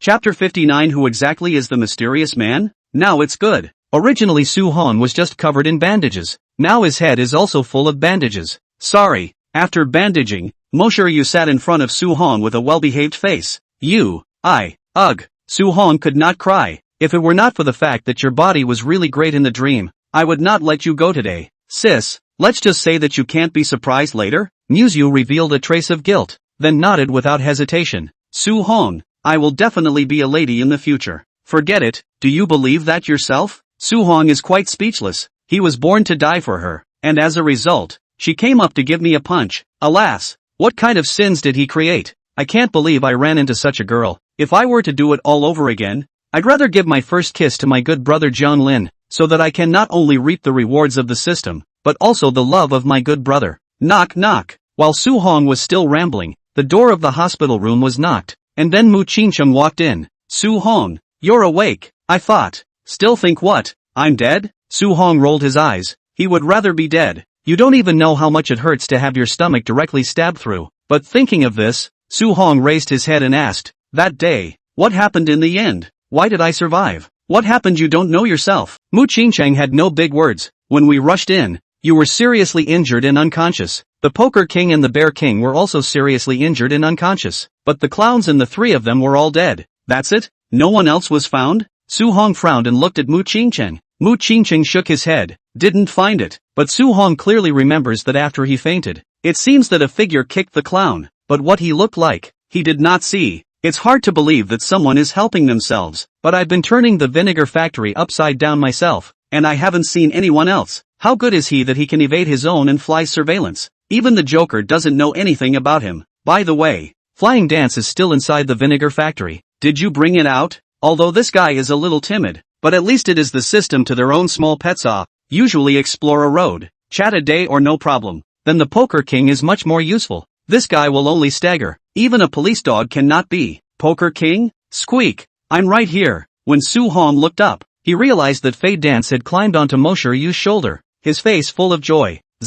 Great. You're not dead. I was afraid you'd die and I'd have to GA. Mosher Yu let out a smile. When we went in, Flying Dance happened to be beside us, and when it saw me coming, it climbed onto me by itself. It wasn't hurt. That's fine. Su-hong nodded, but in his heart, he had already asked, little trash, did you see anyone when you woke up? Squeak, you're the little punk. Is this your attitude to beg? Master Rat has been in the rat world for decades. What kind of people haven't you seen? I'll cut you off from your rat food if you keep pretending with me. Squeak, mice tell you, when I woke up, I was seeing a man, dressed in black, handsome, but the clown was already dead by then. Whether he killed him or not I don't know, but I do know that he alone killed both Thunder King and Vajrasaya with just one move. So Han? Squeak, much more powerful than you anyway. You wouldn't get through a single move in his hands. Damn you for growing others' ambition and destroying your own. However, the kick in front of the closed eyes was seen by himself. To know that the clown who couldn't even be stabbed with a dagger was actually kicked away by this man, which was too exaggerated. It's like, let's say, you didn't even kill a guy with one shot, and someone else stabbed him in the heart with one kick, and it's just this kind of guy who's kind of like Superman. Is this parallel world that much of a stretch? But think about it, Lousy has a system, so what's the use if you're just more powerful? Sooner or later, I will have to kneel under my own pomegranate pants. Squeak, Master don't you mascot, if you were really that good, you wouldn't have been beaten up by a clown like this pussy. Come here little punk, let's see if I beat you to death. Sohan muttered. The ones that survived were good, though, so that they didn't waste the number of times the stand-in dolls could be used, and could be sent twice later if they ran into something they just couldn't solve. Thinking of this, Su-hong asked again, what about the Poker King and the Bear King? How are they injured? Transferred to the general ward. They both weren't hurt as bad as you were. Mu Qingcheng replied. When he first saw Su-hong, really thought he was dead. There is a deep mouth in the chest. It is estimated that a few centimeters short of the heart. The stomach was also poked through the heart. The body of those small wounds not to mention. If it is not Su-hong's physical fitness is too strong, replaced by his words are expected to hiccup on the spot. When Mosher Yu heard this, she just skimmed her lips. I told you to protect yourself. You know how to play the hero. It's better if you die. Mu Qingcheng snorted a laugh. See you are really a tough talker. Someone who doesn't know how many times a day she secretly cries. You are willing to let Su-hong die? Brother, get the hell out of here. After being poked and prodded, Mu Siyu's face immediately turned red and noisily pushed Mu Qingcheng out. Before leaving, Mu Qingcheng said, you take care of your injuries here and leave the rest to me. Siyu will take care of you. As soon as he heard that Mosher Yu would be here, Su-hong immediately widened his eyes. Big brother-in-law, why Don? You change an escort here. I'm afraid I won't live to see tomorrow. Su-hong, what do you mean? Auntie took the trouble to take care of you for 3 days, and now you dislike me? After driving Mu Qingcheng away, Mu Siyu came back with glaring eyes and looked at Su-hong with an unkind face after sitting on the edge of the bed.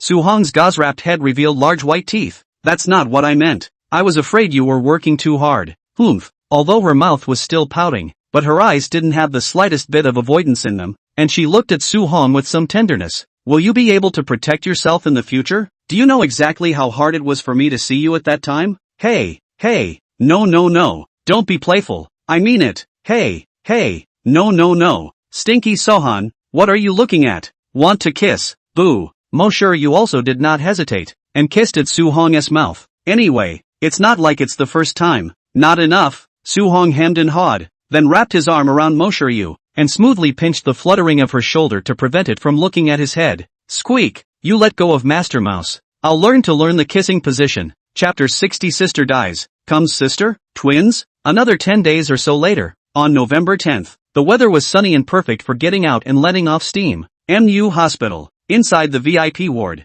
1 on 3. Can't afford it. The Poker King people are stupid. I am a poker player, cannot even afford a pair of 3 one day. Hey, pay up. 100 each. Sohan prettily extended his hand towards the Poker King. The Poker King all lost his eyes sharply. Old Su, you really have a good heart. Working so hard to get us to work as bodyguards in the Mu family, and you end up giving me a paycheck recall? Mu Qingqing just gave me a few tens of thousands of dollars in compensation for us, and I've lost it all to you in the last few ing days. When Su Hong heard this, he looked at the Poker King with a straight face. No, all your nicknames are called the Poker King. Even a landlord, you can't beat me. So don't call me the Poker King in the future. Call me the king of losing every time you gamble and forget about it. For his part, Bear King sat sullenly on the table and threw $100 to Su Hong without a word. No Xiong, can't you see that the evil capitalists are exploiting us? You should stand with me against old Su. The Poker King yelled as he tugged at the Bear King. Xiao Yao's home was helped by General Manager Mu to resettle.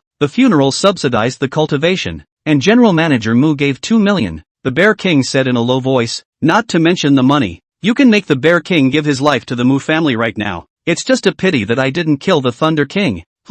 You saw the mystery man too? When these words came out, Su Hong immediately asked. The Bear King shook his head. I saw it before I fainted as well. The man cut off Thunder King's head with a single slash. And what did he look like that you saw? The Bear King still shook his head. Didn't get a good look. He was wearing a mask. The Poker King bristled. What do you care what the mysterious man looks like? The other side is dead anyway. We won. Su Hong sniffed and could only look out the window helplessly. Who the hell helped me? It was all part of the old man's plan. Forget about thinking about it, you'll always find out later anyway. Come on, keep playing cards. Super double this time. Scram. No more fighting. I have to go out for a walk in a while. This hospital's nurse girl is really good looking. I've added several WeChat. Poker King said beautifully, just as the door of the hospital room was suddenly opened. Poker King immediately screamed miserably and sat back in the wheelchair. Ouch. At this time it happened to be a young lady in a nurse's outfit today. As soon as she saw Poker King screaming miserably, she immediately walked over.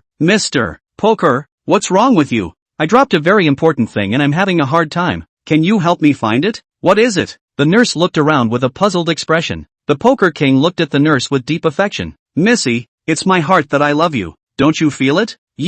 Su Hong was about to vomit. Isn't this person a killer? Where did he learn this kind of love language? But it was still quite useful. The nurse lady on the side blushed, and it was obvious that she kinda liked the Poker King. Sheesh, poor eyesight to even like this crap. Soon, the Poker King was pushed out to let off steam, leaving only Su Hong and the Bear King. Bear, how about getting you a new girlfriend? Even a shabby like Poker King is liked by people. You must be even more popular. Su Hong patted Bear King's shoulder and asked. King Bear shook his head. Forget it, I don't want to fall in love. The happiest moment in his life was probably those 5 minutes. That Xiao Yao who smiled at him was the most beautiful. No one could replace it. Looking at the Bear King, Su Hong also shook his head helplessly. Hey, this guy is also a melon head, so I guess he won't be able to figure it out for a while. And just then, the door to the hospital room was pushed open again. A plainly dressed, very young-looking girl walked somewhat shyly inside the ward, looking around rustily, and finally saw the Bear King sitting in a wheelchair. The little eyes immediately became bright. It was the first time she had seen the Bear King, and her face was shyly flushed. Are you, Brother Bear? The nurse's sister told me to come to this ward to see you. You are? The Bear King's heart was slightly moved. What a familiar face. She and Xiao Yao were like a mold. Could she come back to life? Just as the Bear King's naked eyes made the girl a little overwhelmed, her cheeks flushed red and she said, Brother Bear, my name is Huang Mengxi. That's Huang Mengyao's younger sister. My mom said that you are recuperating from your injuries here, so she asked me to bring a little bit of fruit to take a look at you. Finished, the white small hand raised a red plastic bag. Plain and simple look let the Bear King also suddenly shy up. He red-faced sullenly replied, Oh, Xiao Yao's sister. You sit down. The Bear King subconsciously stood up, so nervous that he forgot that he had a wound on his leg, and as a result, a sharp pain came from one stop and he fell to the ground again. Brother Bear. As soon as Huang Mingxi took a look, she immediately walked forward and reached out to help the Bear King up from the ground. Are you alright? It's okay. It's okay, hey. The Bear King turned into a big shy bear again. The two of them being in such close contact just now made his heart thump once again. I didn't realize that Xiao Yao had a sister. Or twin sister. Big dumb bear. You call that okay? I think you've got a big thing going on. Su Hong on the sidelines. People are stupid. This dog just finished emo. The result is Huang Mengshi came. The key to this girl and that Huang Mengyao or a mold carved out. Simply do not be too cool. If Huang Mengyao didn't die, wouldn't this be stupid to tell the difference? Huang Mengshi didn't understand what Su Hong meant by what he said, and looked at the Bear King somewhat strangely. I'm sorry, brother bear. Are you uncomfortable somewhere? No. The Bear King was just about to speak, only to be interrupted by Su Hong again. Xiong is indeed not feeling well. In order to avenge your sister's death, he is covered with injuries. You'd better push Xiong out to let off some steam right now, and then come to take care of him every day on time and on schedule. And also take care of the patient's mental health. Prepare a little bedtime story every day. Put Xiong to sleep. If you can also make a loving breakfast every day, what is even better? Su Hong spoke at length, causing the little girl's face, which had returned to normal, to redden once again. Bedtime short stories. Breakfast of love. What the hell is all this? Bear King then rolled his eyes. Old Su, don't talk nonsense. Can you push me out for a walk? I'd like to hear stories about what your sister used to do. Good. Although Huang Mengshi was a bit timid, her tender little hands still hurriedly pulled over the Bear King's wheelchair and walked out of the ward door, making Su Hong envious for a while. Xiong, this dog, how come the dog's luck is so good? The sister died and came the sister. More tender and graceful than the sister. If I could find a twin, I'd probably wake up smiling in my dreams. Ha, aren't you playing cards with Poker King and the others? Where are they? I don't know how long it took, but Monsieur you walked in with a water basin, saw Su Hong sitting alone in the corner, and asked somewhat strangely. Su Hong cried out and looked at Muyu. See you, I'm a little sore. They've all got girls pushing out for walks and I'm the only one still in my room. However, what greeted Su Hong was Monsieur Yu's tender punch. Stinking Su Hong, you speak a little conscience. Okay, wouldn't it take longer for me to take you for a walk every day? And take care of you every day? Hey, Su Hong scratched his head, as if he was, himself a little happier than them. Chapter 61 Honger so powerful? Can you make the little ugly like this? After the walk, it was dark, and Monsieur Yu helped Su Hong back to the hospital room. Compared to Poker King and the two of them, Su Hong was actually more seriously injured, but both of them had injuries on their legs, so they could only sit in a wheelchair, while Su Hong was able to walk as normal as a normal person, only his movements needed to be slower. Sit down for a moment. I'll change your medicine now, Muyu said as she busied herself. The original Monsieur Yu was a big lady. Her shoulders couldn't resist, her hands couldn't lift, even her fingers were white and tender. But during the days when Su Hong was in a coma, she learned to care for patients, just so she could take care of Su Hong every day. Body scrubs, food shopping, changing clothes, cleaning, she's pretty much learned all of that. Although these small things Su Hong did not say, they were all seen and remembered. Just as Monsieur Yu turned to Su Hong's side with the medicine and bandages, he suddenly asked, Muyu, what's going on? Why are you being so nice to me? As the words fell, Muyu froze, her eyes kept fluttering, but in the next moment, she was firm again, only to see her skimming her lips and saying, your body had to be cleaned every day while you were in a coma. I don't want to let another woman touch your body. The point is that you have to change your panties every day, and I don't feel comfortable with other women looking at them. Su Hong never dreamed that Monsieur Yu would learn nursing for this reason, but after thinking about it, Su Hong and relieved, Monsieur Yu is not a gentle girl. She is the little witch of the Windy City. Can be made so already. Let the vast majority of people cannot catch up. Just as Su Hong was about to speak, Monsieur Yu suddenly added, actually, it's not exactly like that. If it wasn't for the Mu family, if it wasn't for me, you probably wouldn't have had to suffer such a serious injury. If I can't even do a little thing like take care of you, I think you'll grow to dislike me. Muyu spoke seriously, and some warm red color hung on her fair face, as if it was a freshly ripened apple, and Su Hong, who heard this, was silent, and after a moment, he suddenly laughed out. Monsieur Yu, I didn't say I like you either. Why are you being so self-centered? Looking at Su Hong's mixed-up smile, Monsieur Yu instantly exploded. Dog Su Hong, I'll beat you to death right now. Ouch, ouch, ouch. I'm kidding, the wound is splitting. After a burst of beating by Monsieur, Su Hong finally honest. In fact, his injuries are not very serious. The next step is to wait for scabs on the line, but Monsieur is still forceful to change the medicine for Su Hong to wipe the body. See you, if I remember well,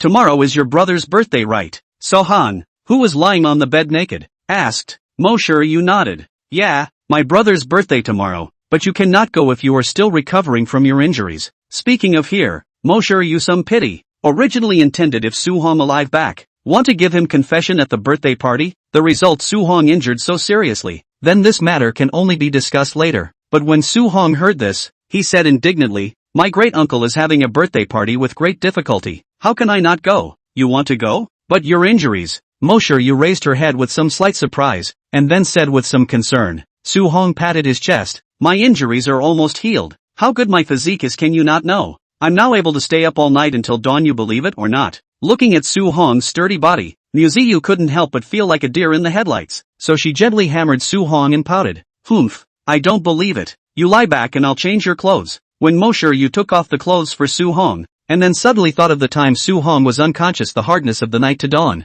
Is he really so powerful? Shaking her head, Muyu hurriedly withdrew her mind, only for her face to become even more flushed. So-han, do you really want to go tomorrow? I want to. It's not like we won't be there for my great-uncle's birthday. Su-hong said beautifully, but I can't afford to buy a gift. The most I can do is to rub a meal. Che, who wants your gift? After Mo sure you finished wiping her body and changing her clothes, she patted Su-hong and told him to roll over before leaving the hospital bed. Then I'll go back in a little while and come back later. What are you going back for? What do you care? Mo sure you rolled her eyes and hurriedly left. In the meantime, in front of a dimly lit room, ma'am, I'm back. A young man stood in the doorway and gently snapped the gate. A serious voice came from inside. Come in. When the man pushed the door in, he found a woman with beautiful skin like fat sitting at the desk. The whole room was very dim, with only one slight light on, and the woman was working on the paper, seemingly correcting the documents. Ruffing, how is Honger? Back to ma'am. The young master is seriously injured, but there is no fear for his life. Luckily I arrived in time. These monsters above the moon are getting more and more powerful.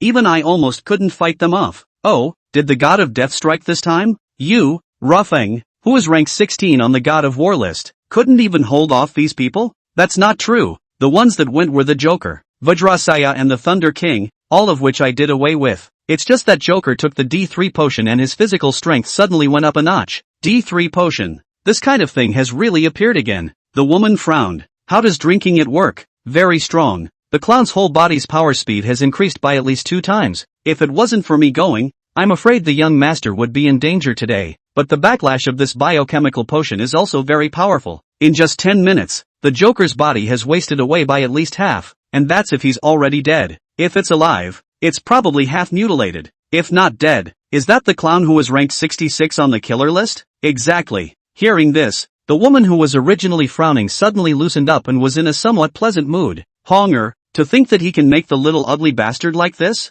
During this period of time, what exactly has he gone through? After thinking about it, the woman added, make a call to Long Mei and ask her to visit Honger in Windy City to see how he's doing. Also, check the background of Above the Moon in the meantime, and find out where the hell they got this potion from. Chapter 62 Eve of Birthday Party. The VIP wards are set up similarly to star hotels, with the same facilities except that the beds have become hospital beds. Staying is no different than staying in a hotel. So Mo sure you wasn't worried about what Su-hong would be uncomfortable with after she left. And after Mo sure you left, Su-hong began to huff and puff. He had been particularly sleepy before, and now that he was well and truly injured, he spent the vast majority of his day sleeping, in addition to eating and letting off steam. On the other side of the Mu family manor, as soon as she came back, Muyu went back to her bedroom to frantically try on clothes. This black one doesn't look good. How about this little pink dress? Su-hong likes to look at other people's legs when he's outside. This time this young lady's legs will let him have a good look. No. It's too revealing. Sohan doesn't like it when I wear clothes that are too revealing. Why don't you wear this white evening dress? High and elegant and generous. Good looking without losing face. But dressed so formally Sohan will surely laugh at me for pretending. The guy always thinks I'm a barbarian. Muyu beamed. Whatever. Old lady is going to wear such formal clothes, so that dog Su-hong can see whether old lady is good in temperament or not. Not long after, Mu Qingcheng, who had heard the news, pushed the door in, saw the bed full of clothes, and asked strangely, Sister, what are you doing? Su-hong said he's going to your birthday party tomorrow. So, I want to dress formally and confess to him. Sohan is coming tomorrow? He's coming over as soon as he recovers. Mu Qingcheng's eyes widened at once. He said no problem. Big deal. Don't let him exercise too much. Just sit there all the time. Brother, what do you think of my silver tuxedo? It's all beautiful. Sis, you'll be the center of attention at the birthday party tomorrow night no matter what you wear, and Sohan will love it. Mu Qingcheng replied with a smile. but listening to this Moshu is skimming his lips. Obviously he is so good looking, not to mention Windy City University. Is the entire Windy City, can be beautiful into their own like this or very few? But Su Hong is still always smacking himself, not moving, said to go to find other girlfriends, have made their own self-confidence is not confident. So Muyu decided, tomorrow night, she must amaze this guy, make him follow his side immediately when he sees himself from now on and not look at other girls. No, I must pick out my clothes tonight and be the brightest jewel tomorrow. Seeing his sister so excited, Mu Qingcheng could only helplessly shrug his shoulders. Forget it, whatever she wants. Previously, he himself was not too fond of Su Hong, but after this vinegar factory incident, Mu Qingcheng completely changed his opinion of Su Hong, and it should be an honor for their family to become the aunt of the Mu family. When he returned to the study, it happened that Chen Yan also came to look for himself, so the two of them walked into the room together. Young master, the whereabouts of the gang have been found. Only a stack of photos were thrown on the table. All of this weaponry came from a smuggling ship. We had a mole in the docks, and we didn't have this equipment registered to us. The personnel, on the other hand, came in through normal transportation channels, and most of them were from Ray Town. Thunder City? Wang family? Zhao family? Chen Yan shook his head. According to the information I know, it shouldn't be the fighters of these two families. The existence of these people are all very secretive. Living in Lei City is normal people only. I have a feeling that someone with such means won't be simple. The Wei family? No, if the Wei family were to come out, they wouldn't be so sneaky. They're a Dragon City family, and if they were to come over, they'd do so with great fanfare. Mu Qingcheng pondered for half a day and could never think of any cause and effect. But Mu Qingcheng knew that the purpose of this group of people was different from those killers. They came for the lives of Mu's family members, while these people, on the other hand, came for the position of Windy City's overlord. Otherwise they wouldn't have had to ship so many weapons. Forget it, don't think about it. Tomorrow you work a little harder to be in charge of the manor's security. I'm going to knock some of the smaller clans at the birthday party so that no trouble will arise. Yes. Chen Yan nodded and turned to walk out of the study. Only Mu Qingcheng was left alone to stay in the study alone to think secretly, although he had not found any definite evidence until now, but he already had the answer in his heart, and he thought that tomorrow's birthday party would reveal the truth. Early the next morning, Mo Shiryu came to the hospital early. In fact, the first few days she stayed in the hospital to sleep. Last night suddenly came home for today's birthday party, so when she came in the morning, she was still a little worried that Su Hong would not be accustomed to it. Results: Su Hong was sleeping on all fours, and his snoring was about to wake up the poker king next door. Stinky Sohan, you're really good at getting used to it without me. The huffing and puffing Mo Shiryu lightly punched Su Hong's chest, and in the next moment, Su Hong's eyes widened in horror. Asterisk asterisk asterisk asterisk, there's an assassin. Assassin your ass. It's my mother. Oh, I thought someone was going to hammer me to death. Su Hong skimmed his lips, then rolled over. Are you feeling better? Muyu asked. Su Hong opened his body and flexibly moved it twice. Not bad. Not scared to death by you. I'll change your meds one last time then. Not after my trip to my house today. 2 days rest and you should be out of the hospital. That's best. I haven't seen old Qin and old Jiang for a long time. I missed them. Qinling should be going to my brother's birthday party today. After all, their family was focused on by our family some time ago, but whether or not they brought Lao Jiang, that I'm not sure. Muyu got up from the hospital bed, then changed Su Hong's medicine as usual. Undress, change bandages, change clothes, dress, all at once. Only today's Mo Shiryu didn't look so resistant, as if everything was so heartfelt. Okay, so when do we leave? Su Hong felt refreshed. I haven't even been out of the hospital for a long time. If it wasn't for you accompanying me every day, I guess I would have gotten tired of it long ago. Then I'll be with you every day from now on. Okay, Muyu suddenly said. Su Hong froze, then came to Mo Shiryu's ear and said loudly, I don't want it, so I won't have a chance to find other chicks. Sohan, I'll cripple you now so you'll never get out of the hospital. Mo Shiryu huffed and turned around to overwhelm Su Hong, riding on top of him and bunking him twice, which knocked him honestly. Looking for another woman? Not looking. I'm just kidding. You're so good looking. Why would I go looking for another girl? That's more like it. Only then did Mo Shiryu let go of Su Hong's hand before climbing down from his body. However, today's Mu Siyu was obviously not in good shape. From the hospital out to the middle of returning to the Mu family, she was always preoccupied and felt like she was out of her mind all the time. Chapter 63 Auntie and Uncle Who Called Out of the Blue. What's wrong with you? Mo Shiryu's hand suddenly felt a wave of warmth, and when she turned her head to look, Su Hong was staring at herself with a strange face. No, nothing. I was wondering how many people would come to my brother's birthday party today. What do you care how many people come? Even if it's just a few of us it's fine. That won't do. Mo Shiryu. Must announce the world when I do something. Muyu beamed. What kind of things are you going to do? Suhong asked strangely. No wonder this niece has been distracted. So there is really something However, the next moment, Moshu hurriedly waved her hand again. No, it's okay, you're annoying how to ask so much.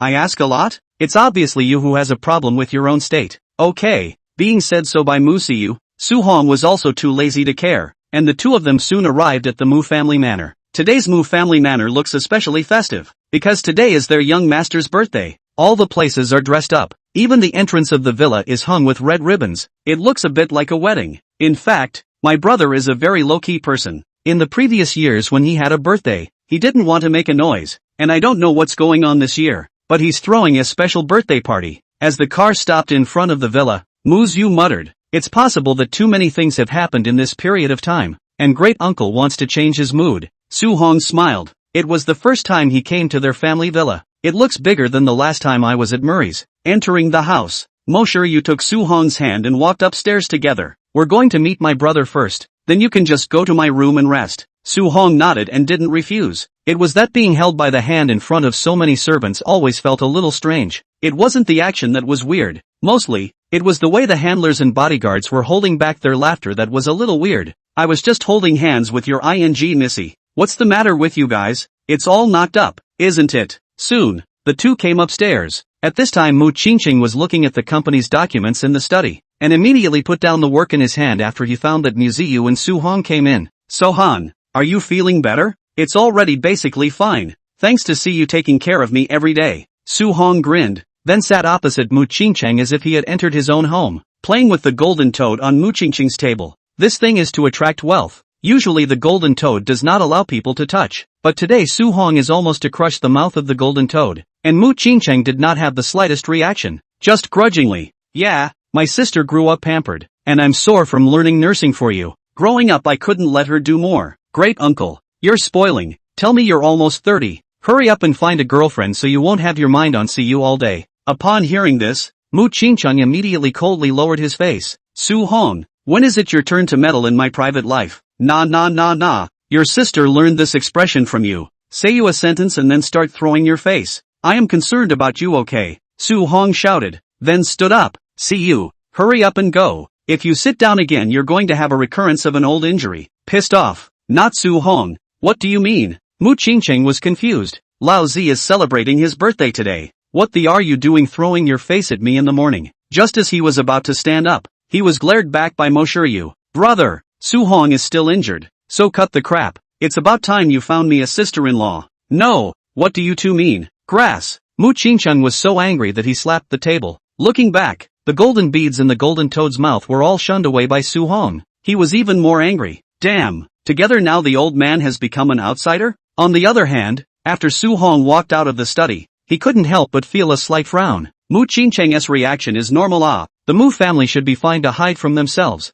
Then how did Muyu walk all the way? I thought something had happened to the Mu family. So what is this chick up to behind her back all day long? Turning her head, Musu held herself up in silence and came to her room in a short while. Just opening the door to his room, Suhong couldn't help but be shocked. Sister, are you sure your room hasn't been robbed? Just see the room inside and outside the bed on the ground is full of clothes. Do not know also thought that the Hall Mu family manor was patronized by thieves. Muyu came back to her senses and immediately explained with a red face. I forgot to clean up. You sit for a while. I'll go let auntie come in for a visit. I went to bed last night after trying on clothes, and this morning I hoofed it to the hospital to pick up Suhong, and I forgot to have auntie come and clean up the room. After the soulful run out of the room, Suhong skimmed his mouth. This niece today is really strange, but Suhong is a little envious of Mousy Yu. This niece in the end how many clothes?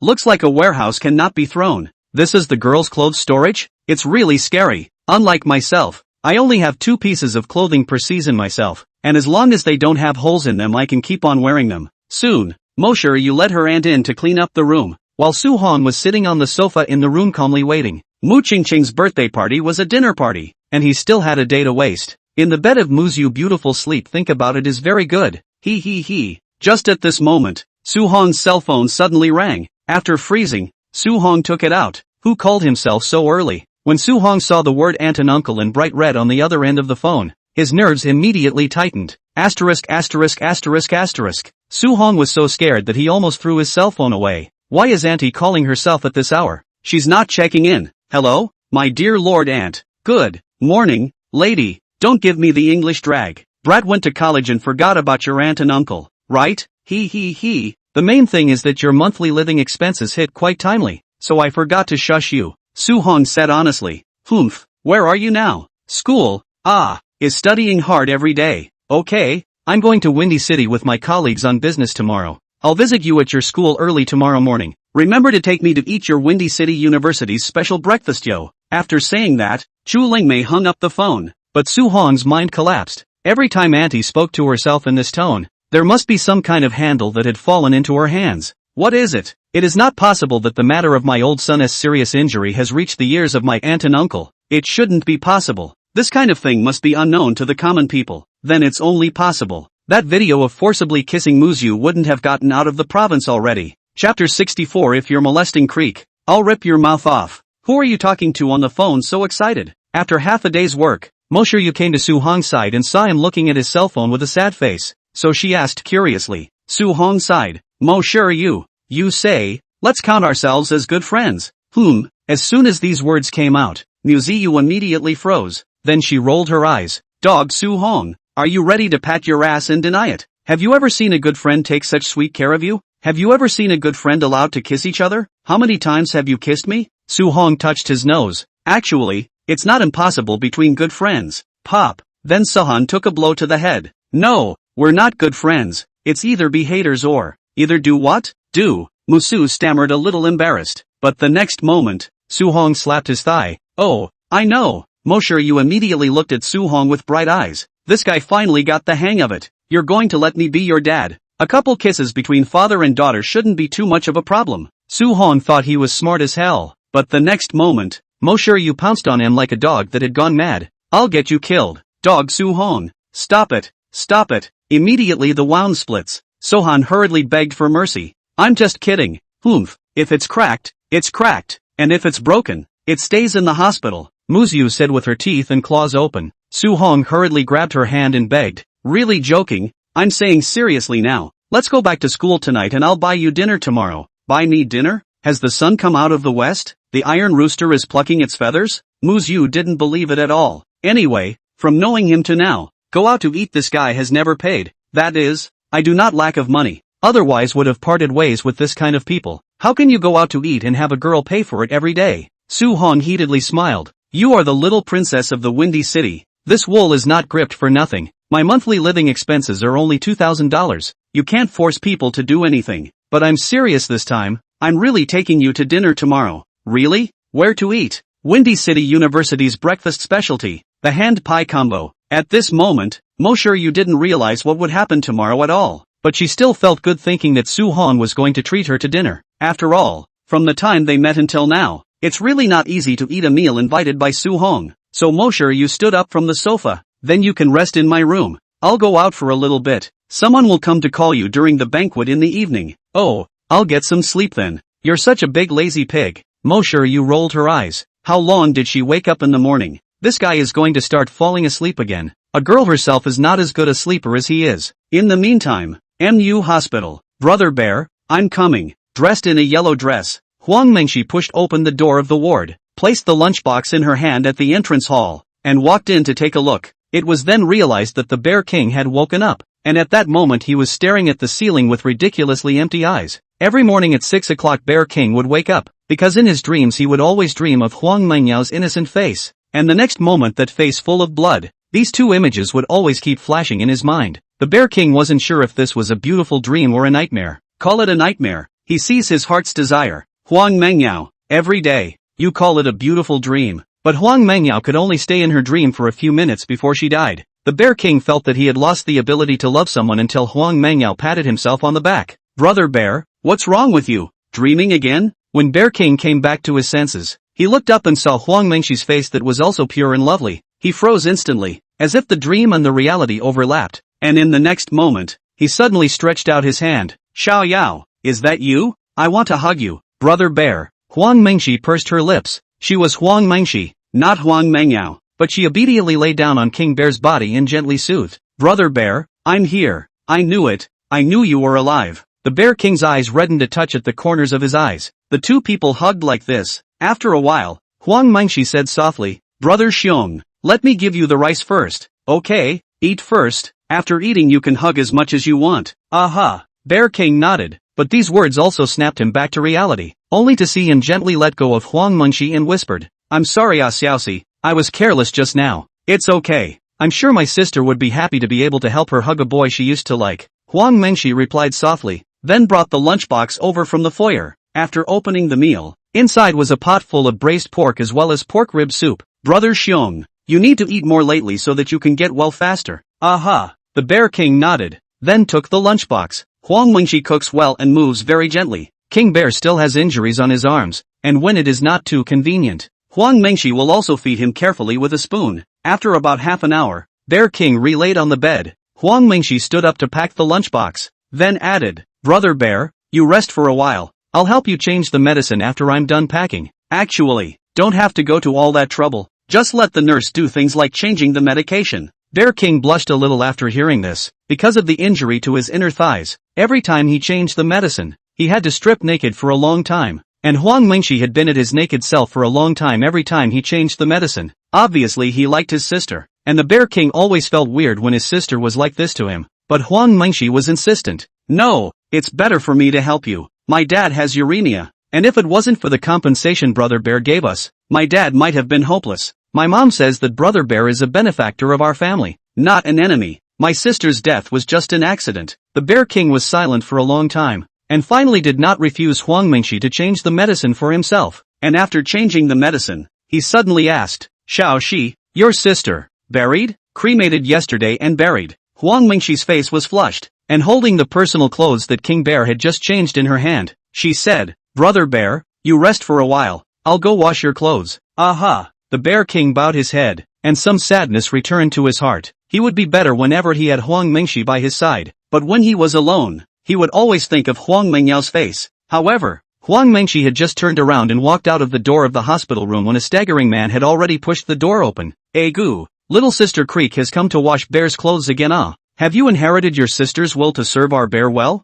Hearing this, the Bear King immediately came back to his senses and exited coldly. "If you molest little Creek again, I'll tear your mouth apart." Chapter 65. You use your mouth for eating. I thought it was for spewing feces. The midday sunlight spilled into the hospital room, right onto the Poker King's beaten face. "Bear, in a hurry? Rush you." The Bear King glared at the Poker King without a good look. "Look at your bare face. You're on the verge of jumping up and hitting me, and you're saying there's no rush." The Poker King laughed out loud. "I'm doing you a favor. Do you understand? You should be lucky that your sister died and you got a sister who's still so nice to you. Big dumb bear. I like Huang Mengyao, not Xiaoxi." The Bear King turned his head away doggedly, except that there was an extra splash of red on that bronzed face. Seeing the Bear King in this state, the Poker King grunted, "Just keep your mouth shut. I'm going to record this part of your speech right now and play it at your wedding when you get married to Huang Mengshi." Bear King didn't answer this sentence again. Thinking of the lovely girl in his arms in the morning, he felt a little sorry for Huang Mengshi again. It would really be too unfair to her if she herself liked her because of Huang Mengyao. So when Huang Mengshi returned to the hospital room with her wet clothes, Bear King, who was sunbathing on the balcony, suddenly said, "Xiaoxi, you don't have to come from tomorrow." "What?"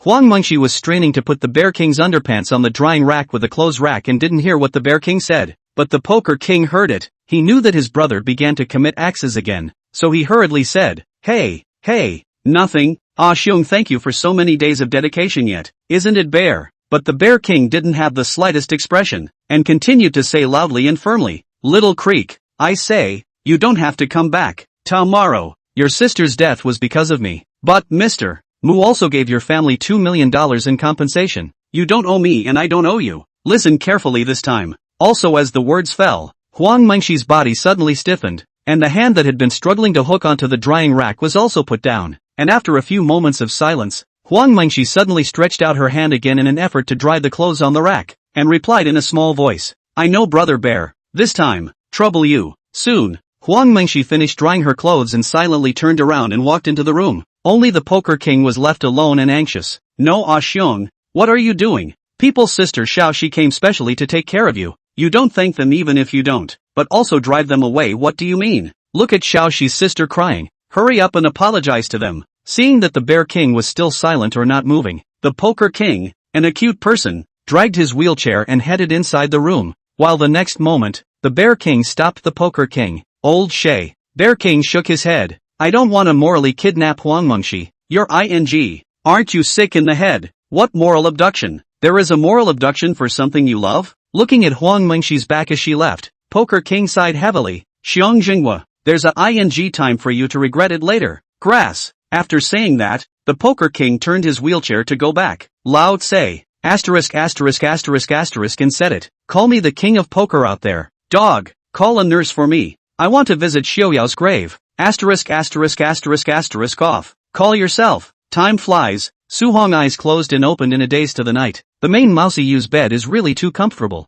This girl is really will enjoy the mattress is soft, but also not afraid of the future of the lumbar disc protrusion. Looking around, Sohan climbed up and got himself a glass of water, and then, a melodious music could be heard resounding outside, and Su Hong walked to the door while sipping his water, just as the knock on the door sounded. Knock, knock, knock, Mr. Su, are you awake from your nap? The next moment, Su Hong opened the door, only to see San standing in the doorway with a suit. Yo, brother, one trick, how's your fracture? Upon hearing this, the corner of San's mouth immediately twitched. This guy had no emotional intelligence at all. What do you mean? One move, brother. That is, you beat me in one move. Who else doesn't go through 100 or 10 moves with himself? But San's tone remained gentle, and he simply said, it's long since ready, and this is what the lady gave you to wear at the dinner party. What clothes? Su Hong froze, then took the clothes. The fabric is pretty soft, the panels are straight, and it looks as if it's great. After bringing it over, Su Hong waved his hand.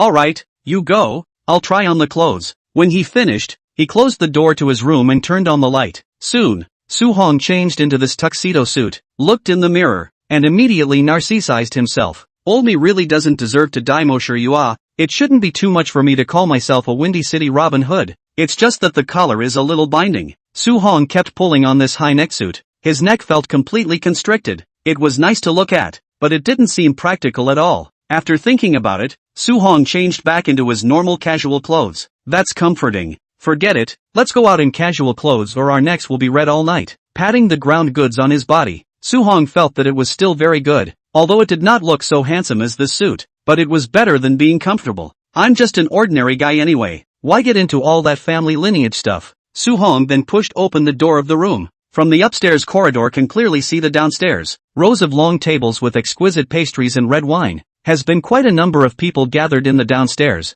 They are all dressed in beautiful, looks like non-rich or noble. And outside the villa, with the pool, the band, this reception just looked luxurious. TSK, as expected of the Mu family, the handwriting is big. Walking down the corridor, Su Hong walked towards the villa's hall step by step. The dress he was wearing seemed like an alien walking amongst these rich girls and young masters. But Su Hong didn't care, came to the table and picked up a piece of cake and ate it. The next moment, a strange voice appeared in Su Hong's ears. Where's the hillbilly from? Stay away from me. Su Hong looked up. A girl in a princess dress stood next to him, looking at himself in a commanding manner. Are you, in fact, talking about me? If we don't talk about you, is it hard to talk about me? The girl stared at Su Hong with a despicable gaze, leaned to the side in a bit of disgust, and then picked up a piece of dark chocolate cake and put it in her mouth. Su Hong looked at the girl with wide eyes. Holy, it's amazing. Your mouth is for eating. I thought it was for spewing. Chapter 66. He banged several women, I believe.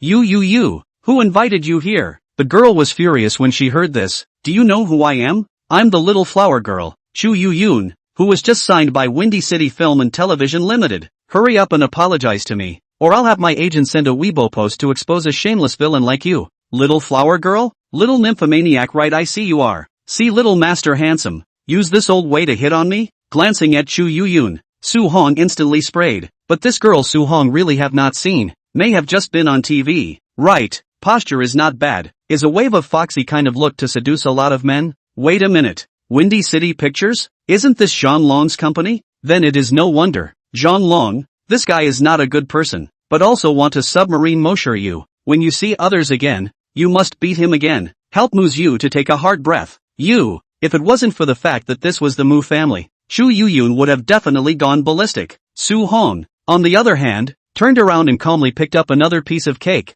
You? Hurry up and get away from me. The people chasing me are lined up from here to France. How old are you? Me, what me? And you have the nerve to say me? You should say Ben Psycho. Chu Yuyun was angry with a red face, but the mouth and said but Su Hong. And at this time a man in a suit walked over. Chu Yuyun saw it, his eyes immediately brightened up, and hurriedly walked over to take his arm. Director Zhang, you're here. Look, a man in a beggar's outfit can blend in here, and he bullies me when I say a few words. You have to judge for me. Zhang Long had just finished greeting a few of the great young men of the world families when he turned his face to see Chu Yuyun tattling on himself. If other people, it is estimated that Zhang Long does not want to care, but this Chu Yuyun is different. This bedtime kung fu can make people die. The key is also able to help themselves to pull sponsorship. So Chu Yuyun to himself after the complaint. Zhang Long also serious, taking a look at the boy not far away. Well, dressed in a ground-up outfit, definitely not a big character. He patted Chu Yuyun's hand and smiled faintly. Don't worry baby, I'm sure I'll get you out of this today. After saying that, Zhang Long came behind Su Hong and said in a cold voice, Kid, you've got guts, bullying my people. Now I'll give you a chance to kneel down and apologize or I'll let my bodyguards throw you out. As the words fell, Su Hong did not move, but put the cake in his mouth and chewed it slowly, and just as Zhang Long was about to get impatient, he suddenly grinned, turned over, and smiled. What a coincidence, Director Zhang, I didn't expect you to be discharged so soon. It turned out that the back was turned. Zhang Long did not know anyone at all, but when Su Hong turned around, the child was scared and took off 3 meters directly in place, and then took a step directly back. Mr. Su, hey, Director Zhang hasn't seen you for so long, you've become handsome again. Looking at Su Hong's kind smile, Zhang Long was on the verge of crying, his waist was stabbed even if. This guy also went to the hospital in the middle of the night to spread salt inside. I almost didn't die in the hospital from pain. I didn't realize how long it had been. I've run into this little devil again. Mr. Su, I was wrong. I won't dare to do it again. Please forgive me. Zhang Long wanted to cry. Su Hong said playfully, then, let's follow what Director Zhang said just now. Kneel one and I'll let you go. No problem, no problem. Zhang Long did not hesitate to kneel down and apologize, not to mention the background of this guy. Let's say that this guy's hands. It is estimated that the Mu family bodyguards cannot be beaten. Even the Mu family's eldest lady was pinned to death by him. They dare to provoke? Tired of living. Chu Yuyun on the side saw Zhang Long kneeling so silky smooth, also hurriedly covered his mouth. He really messed with the one he couldn't afford to mess with? Director Zhang has knelt down. So himself. So Chu Yuyun accompanied Zhang Long and also knelt down. Well, nice apology. Take your men and get out. Remember to give me a script after a while. I also want to be a leading man. Vicious female supporting. I want this Chu Yuyun to play. Zhang Long hurriedly stood up and nodded his head. No problem. No problem. Then glared fiercely at Chu Yuyun. This can make me suffer. If not, she is still useful. Have to snow her. Afterwards, Zhang Long turned around and ran away cursing. Of course he didn't dare to curse Su Hong. It was Chu Yuyun that he cursed. Chu Yuyun, on the other hand, kept her head down, shy like a frightened bird. This scene was seen by many people in the cocktail party, and their hearts were curious about Su Hong's identity. After all, Zhang Long was an internationally renowned director, and the character who could make him directly kneel down and apologize was at the very least a figure who was a man of the Windy City. Who is this guy? Can it be that he's a young man from a second-tier city, and he's here to pretend to be a pimp in his street clothes? Old Su. Just as the crowd was puzzled,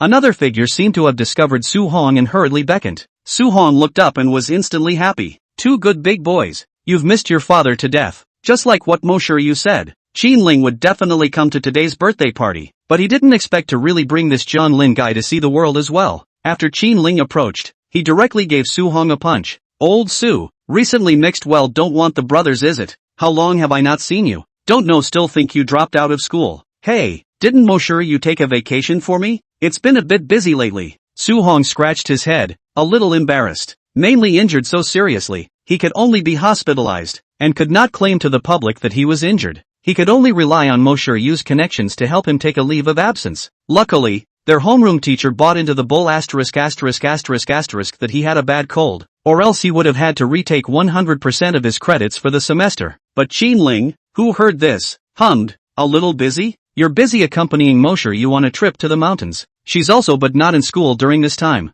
You two are really, I don't even know what to say. You guys really don't mess around so fast. I really don't want to be a godfather next year. The two true words truly expressed Qin Ling's inner despair. Mostly, it's not like it's being shown up so hard, when it's clear that they're all the same age, and they're still in Makabaka themselves, and some of them are already happy and fulfilled. Looking at Qin Ling's expression, Su-hong instantly rolled his eyes. I'm going to save the world. I've killed several bad guys in this period of time, and the Public Security Bureau is on the verge of giving me a certificate of honor for being a good citizen for bravery. Killed several bad guys? Do you believe this, Lao Jian? Qin Ling turned his head to look at Heir Jianlin. Jianlin, on the other hand, bristled. I can believe it after banging several women. Chapter 67 Han Lijin's Transfer Order. After blowing awesome with Qin Ling for a while, Su-hong felt that the time was almost up, and as soon as he turned his head, he saw a man in a suit slowly walking down from upstairs. The worldly youngsters and powerful men present hurriedly closed their voices, and one by one, their gazes were attracted to the man. Mu Xiao, Mu Xiao. No matter how powerful the characters present were, they were all nodding their heads in homage to Mu Qingcheng. After all, it was clear to everyone that the Mu family was the true king of Windy City. Mu Qingcheng, on the other hand, was smiling. His aura was cool and unobtrusive. He looked like an unapproachable Buddha, only to see him gently waving his hand. Thank you all for coming to my birthday party this time. Everyone eat and drink well. There will be a dance party in 30 minutes. I hope that you all will actively participate in it. And after it's over I'll announce a very important thing. Mu Qingcheng's downfall wasn't much of a tall tale. Just a few hurried words and out of the villa. Because at this time the entrance of the villa parked a Win61 Audi. He appeared out of nowhere to meet him as well. Uncle Han. Mu Qingcheng personally opened the car door and welcomed Han Lijin down. You, boy, and coming over here to open the door for me. With all your tricks. Uncle Han's visit to our Mu family manor is an honor for our Mu family. So how could I not rush my ass down to open the door? Mu Qingcheng said playfully, not at all different from his domineering presidential appearance just now. The current Mu Qingcheng was like a pampered big boy. Han Lijin shook his head helplessly and said with a smile, Qingcheng, it's crowded here. Let's go upstairs and chat for a while. Exactly. Mu Qingcheng nodded and accompanied Han Lijin as they walked towards the upper floors within the villa. It made the rich girls and model stars who originally wanted to get close to Mu Qingcheng not have a chance at all, and only dared to whisper in a low voice. I thought Mr. Mu had come down so I could have a word with him. Why did he suddenly go up again? Who is this person that can make Mr. Mu personally come down to greet him? Don't you know, Mr. Han, the big chief of our Windy City? Grand Chief? No wonder Chief Mu personally came down to greet them. These two people are our Windy City's handful. Hey, it would be great if I could be the Mu family's wife. All of a sudden I'd fly up the branch and become a phoenix. Slutty hooves, you forget about it. Mushroom is mine. Listening to the words of this group of women, Su-hong could not help but skim his lips, not expecting that the identity of this single brother-in-law has become a golden signboard. Countless women squeeze their heads to want to enter the Mu family. Brother-in-law is good. If you want, you can find a few more ladies to sleep together in a big bed. I guess these women have nothing to say. But if I dared to look at another woman twice, I guess Mosher you would have to lift my heavenly aperture. Thinking of this, Su-hong suddenly thought, it's been so long, where did Mosher you run off to? Taking out his cell phone, Su-hong hurriedly sent a message to this girl. Soon after, Mosher you mysteriously sent out a voice. I've got something going on. I'll be here at the dance. Humph, if you don't come, I'm going to find some other young lady to dance with. Dog Su-hong, how dare you? Knocking, but there are a lot of good-looking girls down there. Just now Director Zhang and newly signed little flower girl all winked at me. If it wasn't for me holding fast to my beliefs, I might have been captured by the enemy. The opposite party was silent for a moment, then replied, I've asked D to keep an eye on you. If you have the slightest physical contact with another girl, I'll castrate you tonight. Will you use it? Just castrate. It's not the first time we've seen it. Meanwhile on the other side, inside the Mu family's study,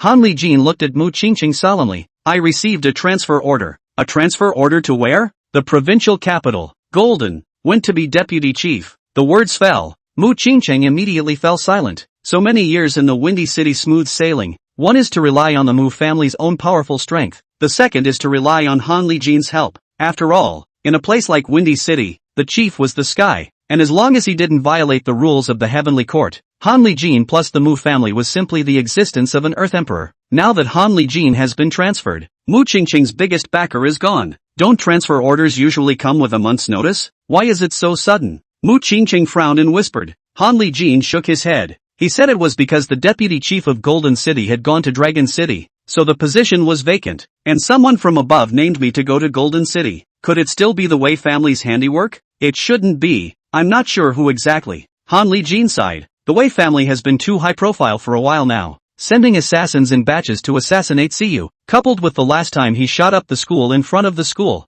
he has already attracted the attention of the celestial court. And if they do anything more excessive during this period of time, the celestial court will surely step in. So they can only concentrate on your father now. Listening to Han Lijin's explanation, Mu Qingcheng nodded thoughtfully. Since the Wei family wasn't involved, there was only one possibility. So he went under the table and took out a piece of information. Uncle Han, do you still remember Mo Yuqing from the moat back then? As the words fell, Han Lijin instantly frowned. Mo Yuqing?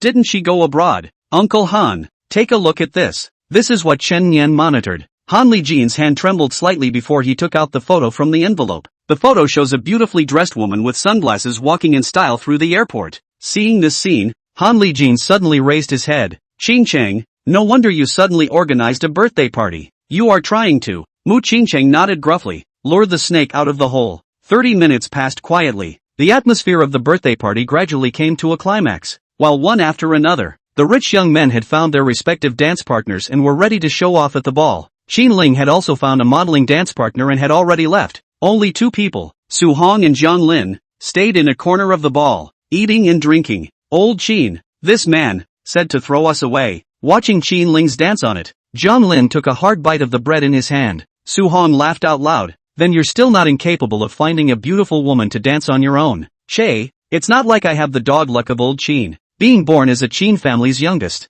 Jiang Lin skimmed his mouth. Then he asked, where's Muyu? Not going up to dance with you? I don't know. This girl mysteriously do not know what to go. This birthday party is almost half past. Not even a shadow cannot see. But just as Su Hong was still puzzled, the speaker inside the villa suddenly rang. Good evening everyone. I am the host of this birthday party for Mu Xiao. I just watched it, and everyone's dancing was amazing. Next, our Mu family's eldest miss, Mu Siyu, will also pick a man on the spot to share a dance with her. I wonder which man would be so honored. Next, please welcome the little princess of the Mu family, Mu Siyu. As the words fell, the spotlight suddenly hit the second floor of the villa, and a breathtakingly beautiful figure walked out of the room. Chapter 68 Mosher Yu's Deep Confession. Under the spotlight, the light above the stairs gradually became soft and mesmerizing, only to see a girl in a purple evening gown, as if coming from a dream. The material of that gown was as smooth as silk, and in the weak light it shimmered with a mysterious luster, as if every inch of it carried the shimmering light of the stars. Her steps were light and graceful, each step carrying just the right rhythm.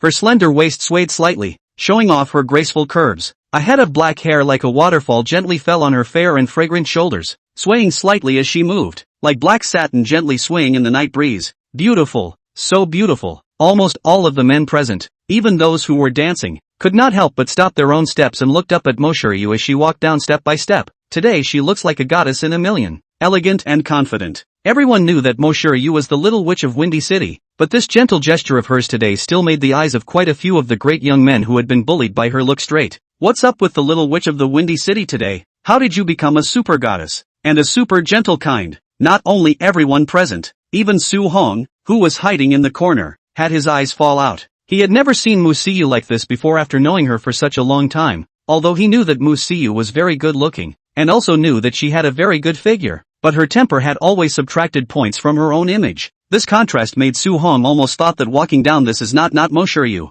Is it possible that she has a twin sister? I haven't heard. Just when Su Hong was out of his mind, Mosher Yu had already arrived at the host's side, took the microphone, and gave a rare sweet smile. Hello everyone, my name is Muyu. You should all know me. Ravenous. Damn. Normal Mousy should not say. My mother called Mousy.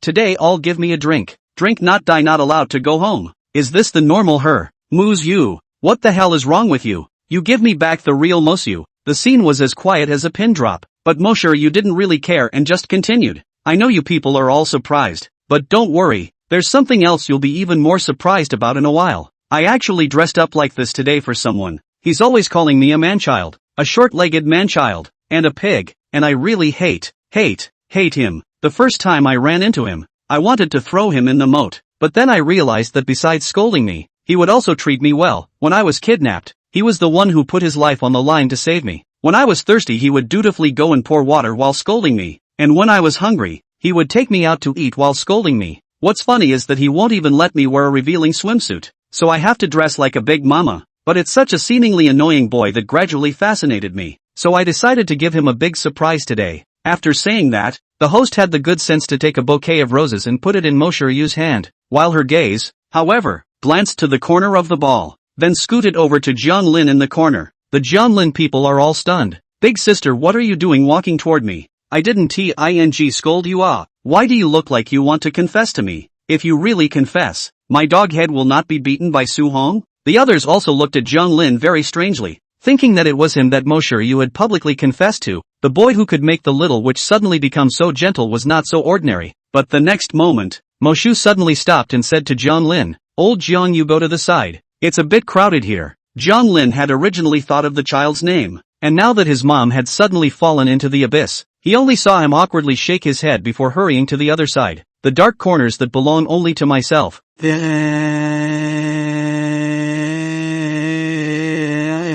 After driving away Jianlin, Mo Shiryu looked at Su Hong, then puffed and said, "Dog Su Hong, what are you clueless about? You can't have not heard me confessing to you again." Sohan said woodenly, "I heard you. When did I scold you? Hitting is kissing and scolding is loving. Okay, and you have short legs in the first place, and I'm right, and you're usually reckless like a pig, and I'm right, so who are you to call this cursing? Dog Su Hong, my mother's neck is full of legs, you say I have short legs? And I'm called Frank. What do you mean like a pig?" Muyu was furious and stupid. Not only Mo Shiryu, everyone present was dumbfounded. I originally thought that Lu Bu was already invincible, but I didn't realize that there was someone even braver than him. Whose ministry this is? That's Muyu across from you. Ah, the little witch of the Windy City. Do you realize that the last person who talked to her like that is lying in the moat feeding the fish? And isn't this a touching moment of confession? What's the point of you two arguing? Who's a good guy? Couple confession is a fight. Su Hong, I'll ask you one thing. I like you. Can you be my boyfriend?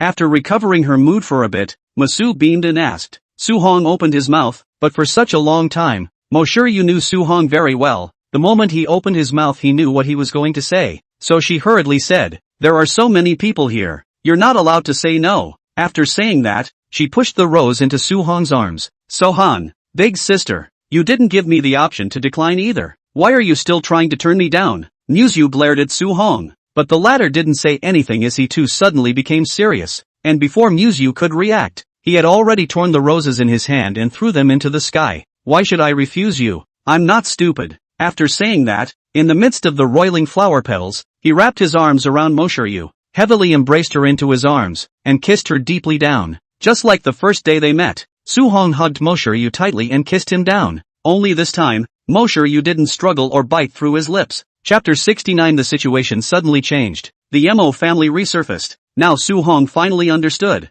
why this girl is distracted all day today. The original hold this good show. Luckily, it's not like I have to put my life on the line to save you. The mouth was still familiar with the flavor of plums, only that both people's state of mind had changed to different degrees, and with the illumination of the crowd of eaters present, Mo Shiryu felt her body getting softer and softer. The next moment, she gently pushed Su Hong and whispered with a red face, "Go back at night and kiss again. First accompany me to finish this dance." "Okay." Su Hong let go of Mo Shiryu and blinked. "But I don't know how to dance. What if I keep stepping on your feet later?" "It's okay. I'll teach you. It's very simple. You follow my steps," Mo Shiryu said gently. The little witch from before seemed to be gone, and now Mo Shiryu was more like a considerate and sweet girl. So with the spotlight on them, the two stumbled to the center of the stage. "Wrap your arms around my waist, cutie." Mo Shu rolled her eyes, and only then did Su Hong put his hand on Mo Shu's waist. Only his footsteps were stiff, and even though Mo Shu's movements were already slow, he still stepped on Mo Shu's small leather shoes. "Hiss,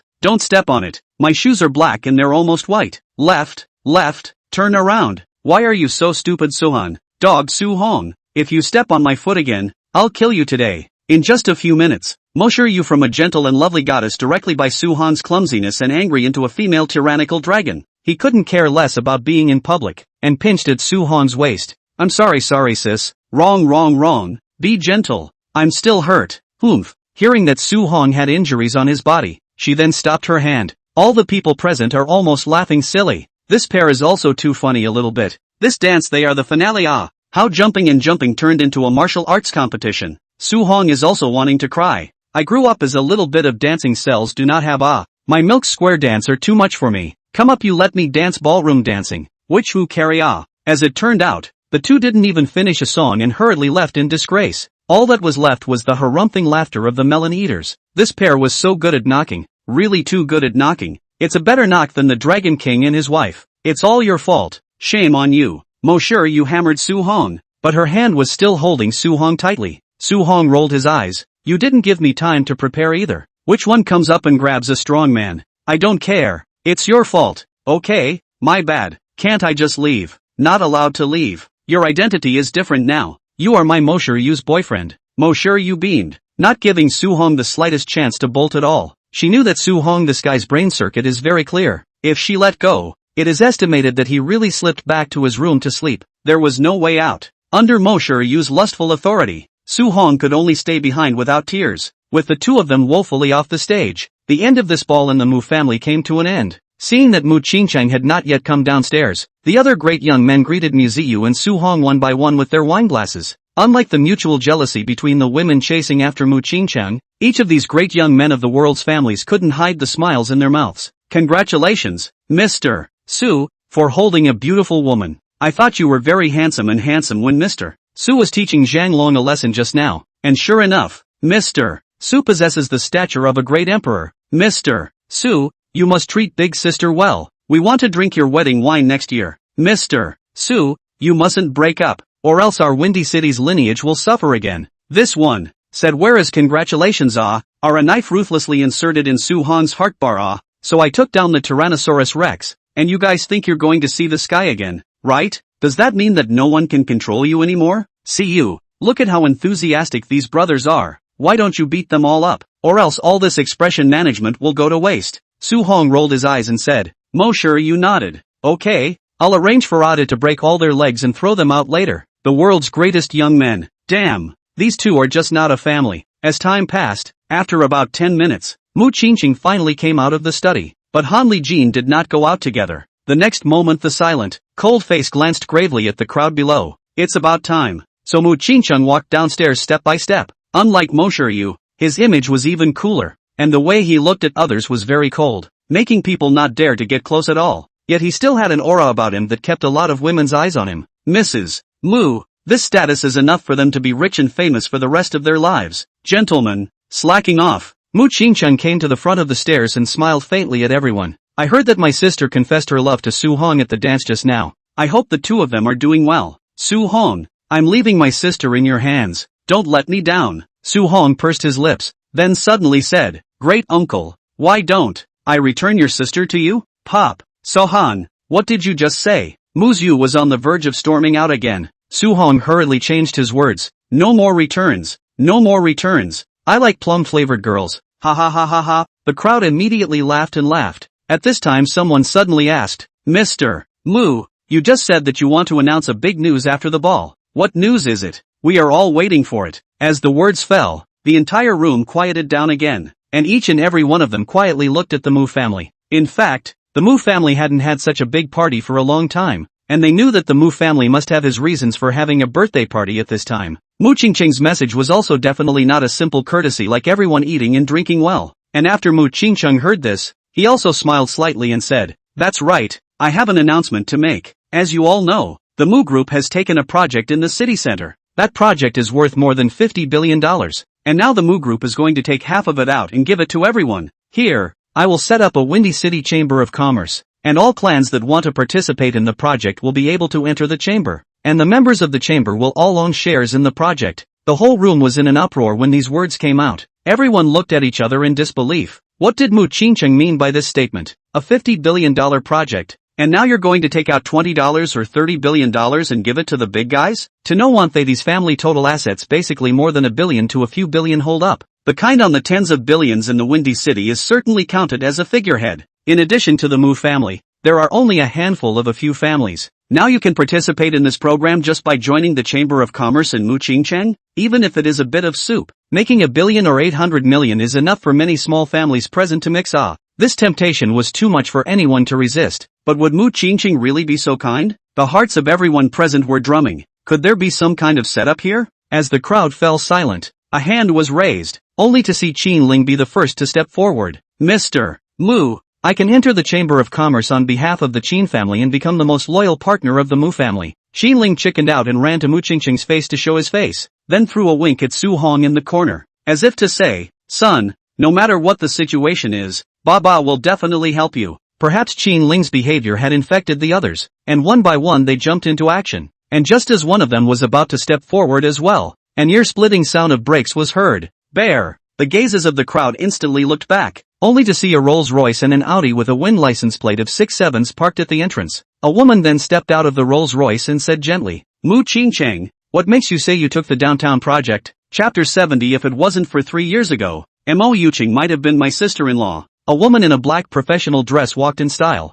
mature and charming. Skin like cream face let a person look at a glance and cannot move their eyes. The only one who could match that was the gentle down moose rain. Mo Yuqing, it really is you. Mu Qingcheng did not seem to be surprised by Mo Yuqing's sudden appearance and only sighed gently. Mo Yuqing let out a laugh and looked at Mu Qingcheng with a slightly grim look. Farewell, Qingcheng. As the words fell, the door of the other Audi also opened, walking down a middle-aged man in an executive jacket. Before he always nodded his head when he saw Mu Qingcheng, now his gaze was like a torch, as if this Mu family was already a dish for him. Only a silky smile was seen. Happy birthday, Mr. Mu. Thanks. Mu Qingcheng's eyes were narrowed and did not have any expression, and then Tan Tianjian smiled faintly. I heard that Mr. Mu likes to open champagne at halftime, so I've come to observe. Saying that, he came to the center of the villa with his hands behind his back. Looking at the surrounding worldly families, he calmly continued, all of you are the elites of our windy city, and have made great contributions to the construction of our windy city, so people shouldn't be fooled by Mr.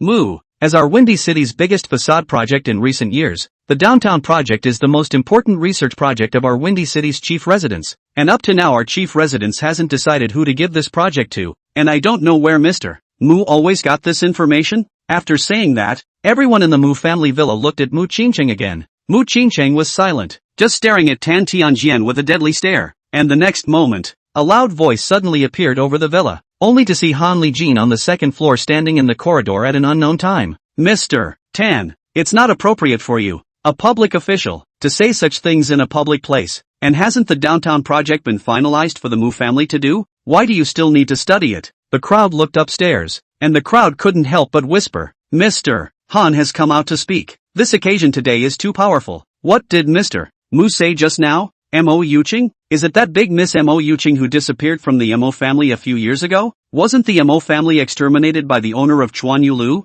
How come there's still a Mo Yuqing alive? That's good to see. Mr. Han and Mr. Tan are both here. If it was in the past, if Mr. Han had spoken like this, Mr. Tan would probably have long since grayed out and stood upright, but today he looked at Han Lijin with a smile on his face. Mr. Han, I'm sorry, I didn't think that you'd come to Mr. Mu's birthday party today as well. Ah, I should have gone up first to greet you and congratulate you. Immediately promoted to Deputy Chief of Golden City. But Golden City is Golden City. Win City is Win City. You, a leader of Golden City, shouldn't be able to intervene in the decision of Win City's chief's house. Han Lijin narrowed his eyes at the victorious Tan Tianjian, knowing that if he left, Tan Tianjian would most likely be promoted to Chief of Windy City. Although the approval hadn't come down yet, since Tan Tianjian dared to show up at the Mu family manor in such a high-profile manner, he must have come with certainty. What? Mr. Han is leaving? Wouldn't that mean that the Mu family's biggest backer is gone? TSK, it turns out that Mu Qingcheng had just made this announcement under false pretenses, just to tie us onto that boat of his. It's a good thing I didn't come forward just now, or else I'd be in deep right now. Everyone knows that Mr.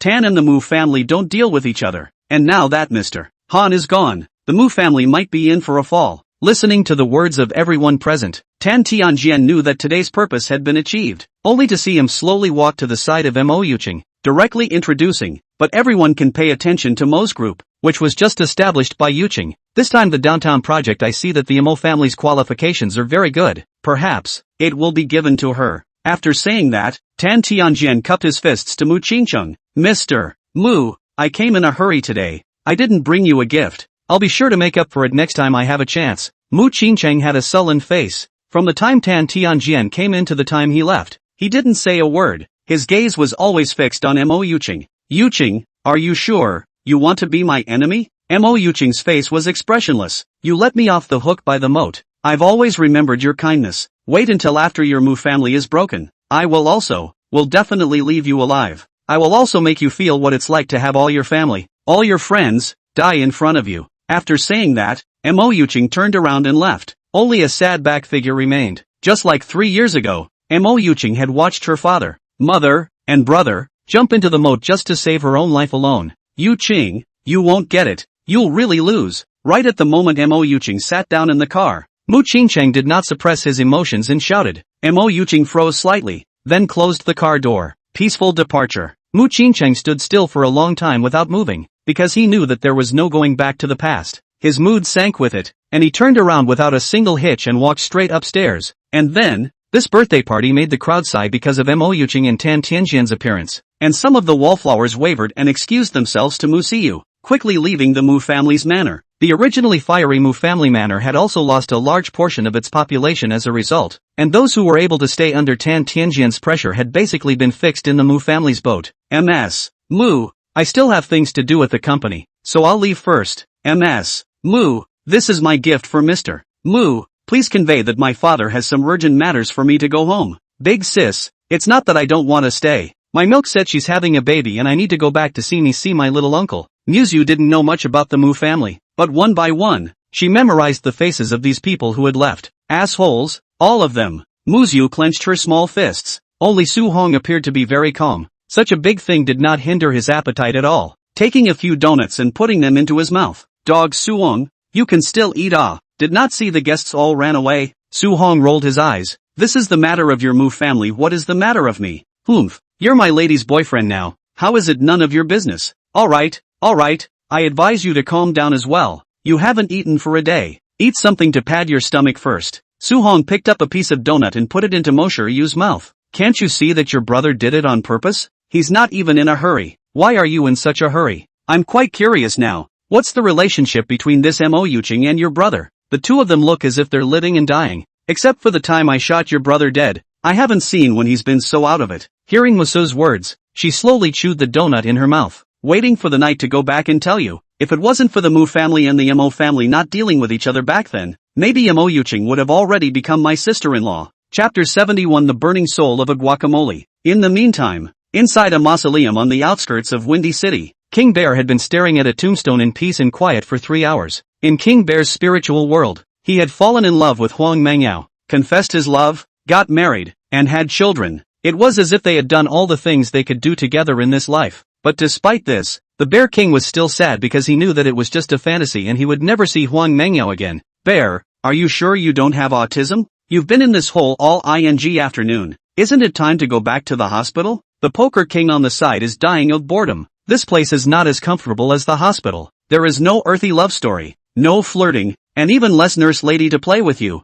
It is not interesting at all. But the Bear King continued to look sullenly at the tombstone, and the picture on it. If you want to go back, you can go back. The Poker King man was dumbfounded. I'm really convinced. After saying that, the Poker King himself pushed the wheelchair and headed out. The Bear King raised his head and glanced at the Poker King, wanting to say something, and in the next moment, the Poker King waved his hand. Don't worry, I'm just going to go pee, and I'm sure I'll go back to the hospital with you. Soon, the Poker King ran off somewhere. The Bear King sighed and said to Huang Mengyao on the tombstone, during this period of time, your sister came to stay with me for a few days. I always thought of her as you and hugged her several times. You won't be jealous, right? You can't help it even if you're jealous. If you were alive you'd be holding me by the ears and cursing me. But I've gotten to know you a lot better during this time. During the time I was a security guard at the school, I only knew that you were a sunny and cute girl. But Creek told me that you actually had a pretty miserable time as a child, right? Both parents have different degrees of illness. The whole family relies on your father's income from farming. In fact, this point I'm quite similar to you. I was also quite miserable when I was a child. My father is a violent maniac. Always domestic violence my mother. And then once, my mother was beaten to death by him. And when I couldn't stand it anymore, I picked up a knife and killed my father. I was small then. I didn't know that murder was against the law. I just thought I had helped my mom get revenge. And then later on, I bumped into Lao Xie, the Poker King, and we went into the organization together to train us as assassins from a young age. But Xiao Yao, don't worry. I've changed for the better. I won't kill anyone else in the future. I'm following old Su now. He's not bad to me. He gave $2 million to your family. I'm sure your parents and sister should be able to live a good life now. But you, the Bear King couldn't help but redden his eyes again as he spoke. The next moment, however, a rustling sound suddenly came from behind the tombstone, as if it was the sound of feet moving the sand. Who? The Bear King, who had not yet had time to grieve, instantly raised his head, and a dagger he was carrying flew out with a whoosh sound, hard enough to shatter the cement around the edges of the tombstone. And then, only a thin figure slowly stood up, and the familiar face reappeared, causing the Bear King to be in a trance. Creak, how's that for you? Huang Mingxi lowered her head and walked over from behind the tombstone, explaining in a low voice. I saw you come out with Big Brother Xia and was relieved to see you guys, so I snuck over here. I'm sorry Brother Bear, I didn't mean to make a noise. I know you like my sister, not me. I'll try to keep my distance from now on, but could you, please, let me continue to take care of you?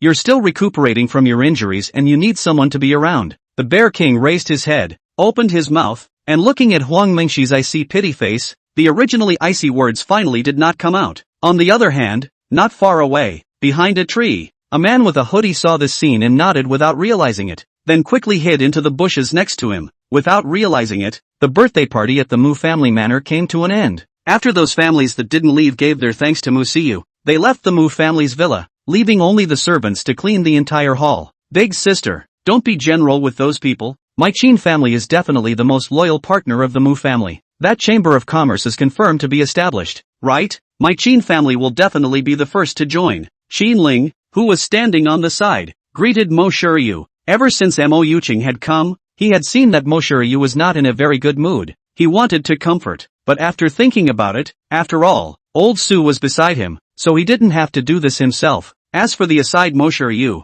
after hearing this, she just calmly shrugged. I don't know anything about the Chamber of Commerce. You can ask my brother, Old Qin. Thank you for comforting me. Asterisk. Big sister telling me thank you. I'm straight up not sleeping today, alright. Hearing this, Qin Ling directly stupid. So many years, Mo Shiryu on their own are never either hit or scolding. Not to mention thank you, can show you a smile has been given a great face. Mo Shiryu reached out and hammered him hard on the head. Take my mother's thanks and get out of here. Don't make me beat you up. Hey, I'm going. Bye-bye big sister. Bye-bye old Su. Qin Ling covered his head and laughed, then led Jiang Lin, who hadn't yet licked his wounds, away quickly. And at this time, there was no one else in the Mu family villa. Only Su Hong accompanied Mo Shiryu and stood to the side. The guests are gone. Can we go back to our rooms now? Su Hong looked at Mo Shiryu with a bit of impatience. Muyu frowned and looked at Su Hong with a displeased face. What are you in such a hurry to go back to your room for? It's not like you can make a move on me just because you're my boyfriend, you know. Su Hong looked at Muyu with a confused face. No big sister. Why are you so nasty? Didn't you just say that you don't want to talk about your brother's melon in public? Let's hurry back to the room now and tell me about your brother and that Mo Yuqing's melon. Mo Shiryu took a closer look at Su Hong's eyes and found that there was indeed no astringency in them. Only the burning soul of a melon eater. Chapter 72 I'm human. Not. Actually, I don't know much about the story of Sister Yuqing and my brother. All I know is that they met at a chieftain's house bidding conference 5 years ago. Inside her room, Muyu reminisced as she removed her makeup. But at that time, Sister Yuqing wasn't involved in the family's business. She was just a reporter who was responsible for interviewing the winning bidders of the chief's mansion. The company that won the bid for the highway that time was our Mu family, and an interview allowed the two of them to get to know each other a lot better. My brother's talk, his demeanor, deeply attracted Sister Yuqing. Later on, Sister Yuqing looked for all kinds of opportunities and all kinds of reasons to come to Mu Group for interviews. And slowly, my brother also fell in love with Sister Yuqing, and the two of them secretly fell in love. Doesn't your brother know that Mo Yuqing is the eldest miss of the Mo family? Su Hong blinked and asked nosily. Mo Shiryu shook her head. I didn't know at first, but I realized it later. But it's too late to know. There was a time when the chieftain's mansion tendered for an old neighborhood demolition plan. The Mu family and the Mo family all participated. My brother told Sister Yuqing that if he won the bid, he would go and follow Sister Yuqing to meet the parents. But then the project was aborted. The Mo family snatched the project. My father was dying of anger, and finally found out that there was a mole who exposed the internal information of their project, which made the project aborted. Did Mo Yuqing leak the project information? Su Hong froze and asked. Muyu didn't nod or shake her head. She just continued. Although the project didn't get it, my brother went to meet the parents with Sister Yuqing, and that's when he found out that Sister Yuqing was the eldest miss of the Mo family. No, is your Mu family a bunch of freeloaders? Someone is in love with your young master, and your family doesn't even check his background and let him just come? It's not like our family is a jackal or a tiger. Why do we check people's background every day? Mo Shiryu rolled her eyes. Sohan stood up and almost lifted the bed. Then why are you checking up on me? That's.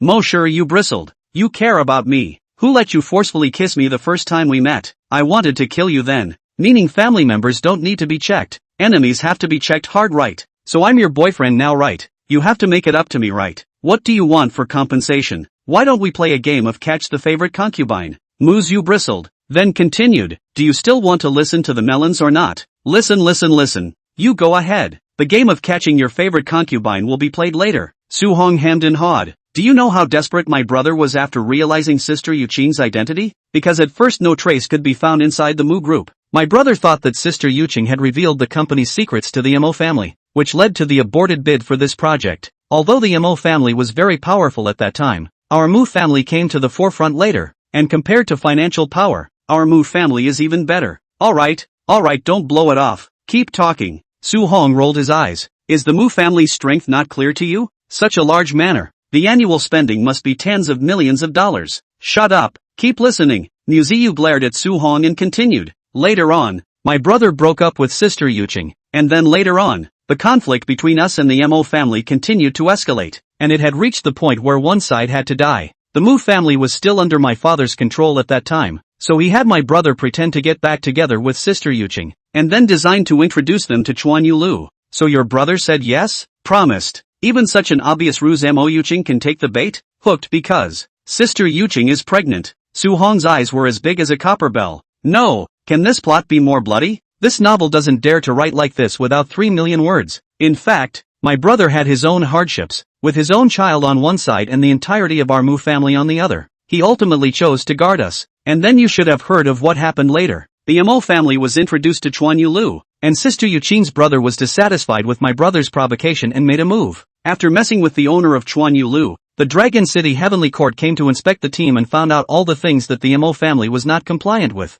and the vast majority of the property was confiscated, and the Mo family fell into disrepute as a result. Then the Mo family came to assassinate my brother, and after my father found out, he forced all the Mo family to die. No, I have a question. Sahan raised his hand like a schoolboy who loves to ask questions. Say, then did Mo Yuqing steal your family's trade secrets or not? Also, what happened to the child in Mo Yuqing's stomach in the end? When the words fell, Su Hong was snapped on the head by Moshiryu. Fool, isn't this not the end of the story? In the end, my brother found all the Mo's and brought them to the moat, forcing them to jump into the river one by one. It was then that Mo Yuqing told my brother that her love for my brother had never been mixed with any impurities, and that she had never stolen the Mu family's company secrets. In fact, at that time, my brother had already found out that the company's secrets were stolen by one of their group's vice presidents. So for the sake of the child, he told Sister Yuqing to go abroad to get rid of the child and never return to Windy City again. Originally, my father didn't agree, but my brother forced him to die,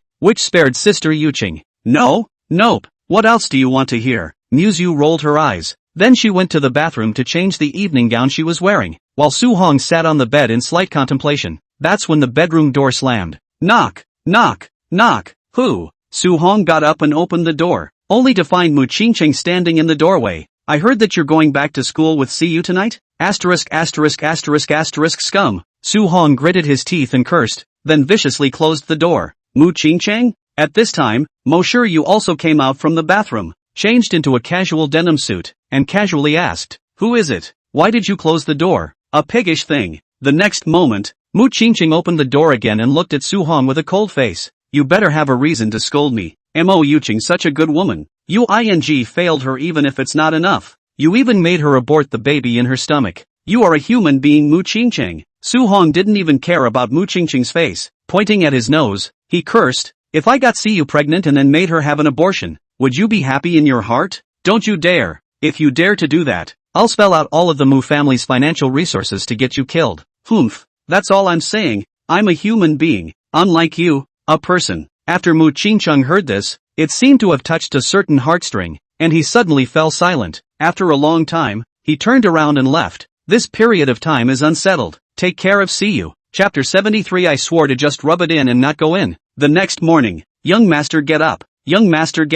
With a sweet alarm, Su Hong opened his eyes, and after he opened his eyes, he only saw a big fat rat lying in front of him. Squeak, your rat master is back. Happy? Happy your ass. Where have you been for the past 2 days? Squeak, you pick up girls in the human realm. Can I pick up girls in the rat realm? I'm the most beautiful and handsome man in the universe. Holy, that's clearly my nickname. Squeak, roll, that's an old nickname too. When the words fell, Fei Dai was pinched in Su Hong's hand and shook it fiercely. If you say that again, I'll pinch you to death today. Squeak, mice are wrong. You're shaking me to death. That's more like it. Su-hong beautifully climbed up from the dormitory bed. Hey, said this Muyu is also too meaningless. Originally did not determine the relationship, but also let himself go to the caravan to sleep it, and now determine the relationship, but instead shy up to let the old man back to the dormitory to sleep. Who understands? My girlfriend won't let me touch her. What should I do? Drugged? I'm afraid she'll kill me. Just when Su-hong was torn, a large face appeared like a ghost on the side of Su-hong's bed. Old Su, what are you muttering about in the morning? Old Jiang, can you stop being godless? It's only 7 o'clock in the morning. I got up to pee and thought, what's wrong with you? All alone up there talking to yourself. Are you overly happy? You're the one who's overly happy. I've got things to do today. After saying that, Su-hong sat up. Yesterday my aunt and uncle said they were coming to visit today, so I must not get up early today and be ready to meet them. Seeing Su-hong's excited look, Jiang Lin was once again stimulated. It turns out that the feeling of being in love can really be exciting. Look at Sohan, who used to sleep 20 hours a day, got up at 7 o'clock today. Oh, old man wants sweet love too. However, this feeling didn't last long. A deep drowsiness struck in Jiang Lin, who had returned to bed, continued to sleep. Love whoever you want. Being in love should be something you do after you've eaten and slept. On the other hand, Su-hong was directly after a flurry of washing and combing a grown-up hairstyle. He took Fei Dai out of the door, but now his aunt hadn't called him, and he didn't know when she was coming, so after thinking about it, he dialed his aunt's number.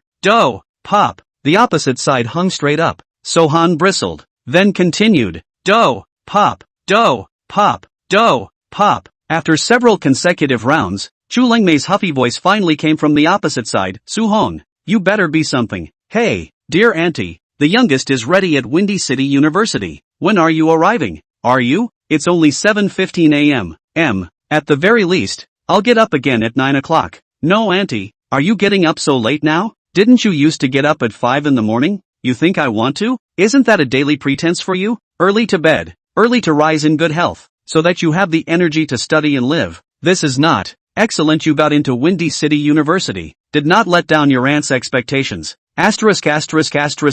So you guys are pretending to be so positive for me? Then what else? A boss lady who owns half of the tobacco and liquor rivers in Jiangnan needs to work so hard every day? Isn't it good for my old lady to sleep on her beauty sleep every day? Don't call me until 9 o'clock. One more and I'll skin you. With a snap, Chu Lingmei hung up the phone. Auntie must have watched too many movies. My old man always had a sense of catching dolls. After Su-hong was speechless for a while, he continued to walk inside the school. There was no early 8 in their class this morning, and he watched a bunch of busy students grabbing the little time they had to enter the building. The feeling of not having to go to an early 8 is blissful, a feeling that only crunchy sharks can understand. Soon, Su-hong came to the school parking lot. The caravan was parked not far away. Su-hong walked over without fear. Before he got on the car he was quite embarrassed. After such a long time of training he has now practiced the thick skin. He even dislikes it when someone looks at him. What are you looking at? Can't you see that my girlfriend is a little rich? Ha ha. After skillfully entering the password, the car door was opened, and Su-hong tiptoed inside. Before, he did not dare to sneak into the car like this. If he was discovered by Muyu, he would inevitably be served a meal of words. Now, after gently pushing open the door of the bedroom, he found that Muyu was sleeping soundly. A white jade leg was exposed under the light quilt, while her hand was gently resting on her chest. The neckline was slightly spacious, revealing her delicate collarbone and a small piece of snow-like skin. This fragrant scene made Su-hong couldn't help but let his blood spurt, only to see him cupping Fei Dai's body with one hand and throwing it directly into the bathroom, then locking the door, while he himself gently came to the edge of the bed. Squeak! I'll be damned. Let me out of here. I'm just a rat. I'm not interested in humans. Sohan, don't scream. By the way, after silently chanting, he extended his clutches to Muyu, only just caressing on the smooth thighs of Muyu. The latter suddenly opened her eyes, and after realizing that it was Su-hong, the original nervousness then relaxed. Scared the hell out of me. Muyu pouted, and after gently patting him, she hooked her hand around his neck, and her eyes like a porcelain doll just stared at Su-hong. You just wasn't trying to do something evil. What do you mean by evil things? This is a glorious deed that shines in the history of mankind. Okay, the story of Adam and Eve can be a myth. How did your parents have you without it? Poverty. You're a rascal. If the previous Su-hong had been so light on her, she would probably have been directly punched by her. But after yesterday's confession, it seemed normal to her. They're boyfriend and girlfriend now. So she blushed and said, Su-hong, but I haven't thought about it yet. Can I wait for some time? Then I'll have to collect some interest first. Su-hong smiled faintly, then pressed Yu underneath him and kissed him without hesitation. And of course, the salty hands must have mooched. A moment later, Yu panted and pushed Su-hong away. Su-hong, don't continue. Baby, I swear I'll just rub it in and never go in, Su-hong murmured in a low voice. Just as things were getting out of hand, an abrupt phone ring suddenly rang. Baby's on the phone, Pop. Sohan hung up without even looking. Baby, Pop, pow. Yu gently pushed Su-hong. Why don't you first go see who called you? Damn it, if I find out who broke my good deed today, I will cut him down without mercy. Su-hong huffed and sidestepped his body, picked up the phone, and yelled, You'd better be alright, or I'll rip your head off. Can you repeat that sentence again, Sohan? How dare you hang up on me? Auntie, hey, Auntie, I was just talking in my sleep. Chapter 74. No, you have to call me aunt and uncle. I love it. I thought you said you weren't coming until after 9 o'clock. Why are you calling me so soon? Sohan nodded his head like a pure licking dog. I can't sleep after being woken up by a phone call from you. I'm getting up now, and in 15 minutes I want to see you waiting for me in front of the school, or else, you wait. After saying that, Chu Lingmei hung up the phone again. Su-hong wanted to cry without tears, turned around and looked at the beautiful and shy Yu who was like a heavenly fairy and a young girl and murmured, What should I do?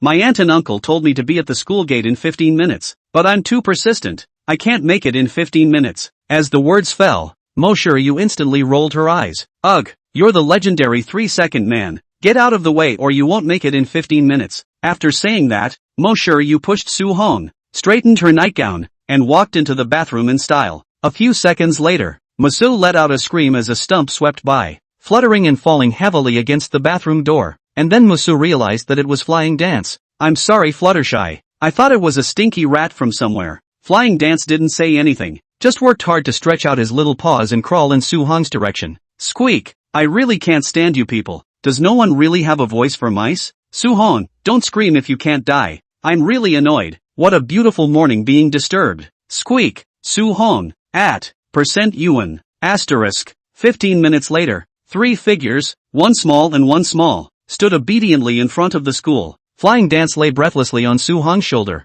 murmuring in a low voice. Squeak, Master Rat is wasted. At the very least he has to rest for 3 months. Su-hong, you have to get the rat food ready for me. I know, it's just a fall. Where's all the complaining? Su-hong didn't even care about Fei Dance right now, staring at the traffic across the road. Not long after, a BMW 5 Series turned around from the intersection and entered the fork in the road in front of the school, and soon stopped at the entrance of Windy City University. A woman in a khaki trench coat got out of the back and after a command, the car was driven away. Hero, Chu Lingmei smiled and opened her arms after removing her sunglasses. But to this, Su-hong is indifferent. This aunt of hers likes to be shocked. Seeing that Su-hong didn't give any face, Chu Lingmei immediately pulled down her face. Give you 3 numbers, or the living expenses will stop for you. Hey, come on auntie, I missed you so much. As soon as Su-hong heard this, he immediately revealed a harmless smile and was forced to open for business. After the hug, a soft voice suddenly came from the side. Auntie, hello auntie. Yu did not have any of her old domineering demeanor in the slightest. Now she was like a well-behaved girl, and her voice was a few points weaker as well. And Chu Lingmei, who was on the side, glanced at Muyu before instantly widening her eyes, and then said gently, Girl, you are the heroine in that video online, right? You are much better looking than in the video. What's your name? My name is Muyu. What a nice name, Chu Lingmei said smilingly, and then smoothly took Muyu's hand. You and Xiaohong determined the relationship? Hearing this, Yu was slightly stunned, then still nodded. Yesterday, at my home, I confessed to him. Chu Lingmei raised her head and gave Su-hong a contemptuous look. What's wrong with you kid? How do you let girls confess to you? I don't know, it just came out of nowhere. Su-hong pressure fundamentally do not know Yu will plan such an out. He was full of thoughts. Yesterday is not an accident to save this girl again, which thought she would be so many people face to their own confessionate. Pop, Chu Lingmei slapped Su-hong's head. You're a big man who wants a girl to take the initiative. You're really not a thing. Wait for the new year to go back and clean you up. I'm hungry. Hurry up and take us both to breakfast. Oh, Su-hong felt that his life must be very dark in the future. These two women who had one thing on their face and one thing behind their back acted really well. Those who don't know think how gentle and lovely they both are. In fact, one is a Jiangnan tigress and the other is a Windy City female Tyrannosaurus Rex. Just as she turned toward the school, Chu Lingmei said, What do you mean? Just treat us to breakfast at school. I can't come here once in a while, so you can't get out of the blood. Upon hearing this, Su-hong all exploded. Big sister, You just give me 2,000 living expenses a month. How can I have money? Chu Lingmei grunted, reached out and took Su Hong's cell phone, and after a drumming session, took out the bank card's text message. Isn't there still 18,000 in the bank card? Don't try to fool me. As stingy as you are, going out to eat and play must be rubbing off on Cuyu's money. Muyu snorted. Auntie, you are worthy of being Su Hong's own aunt. You can guess everything. This kid has been stingy since he was a kid. When he bought him a fruit when he was a kid, he could hide it and secretly eat it himself. Chu Lingmei angled her head,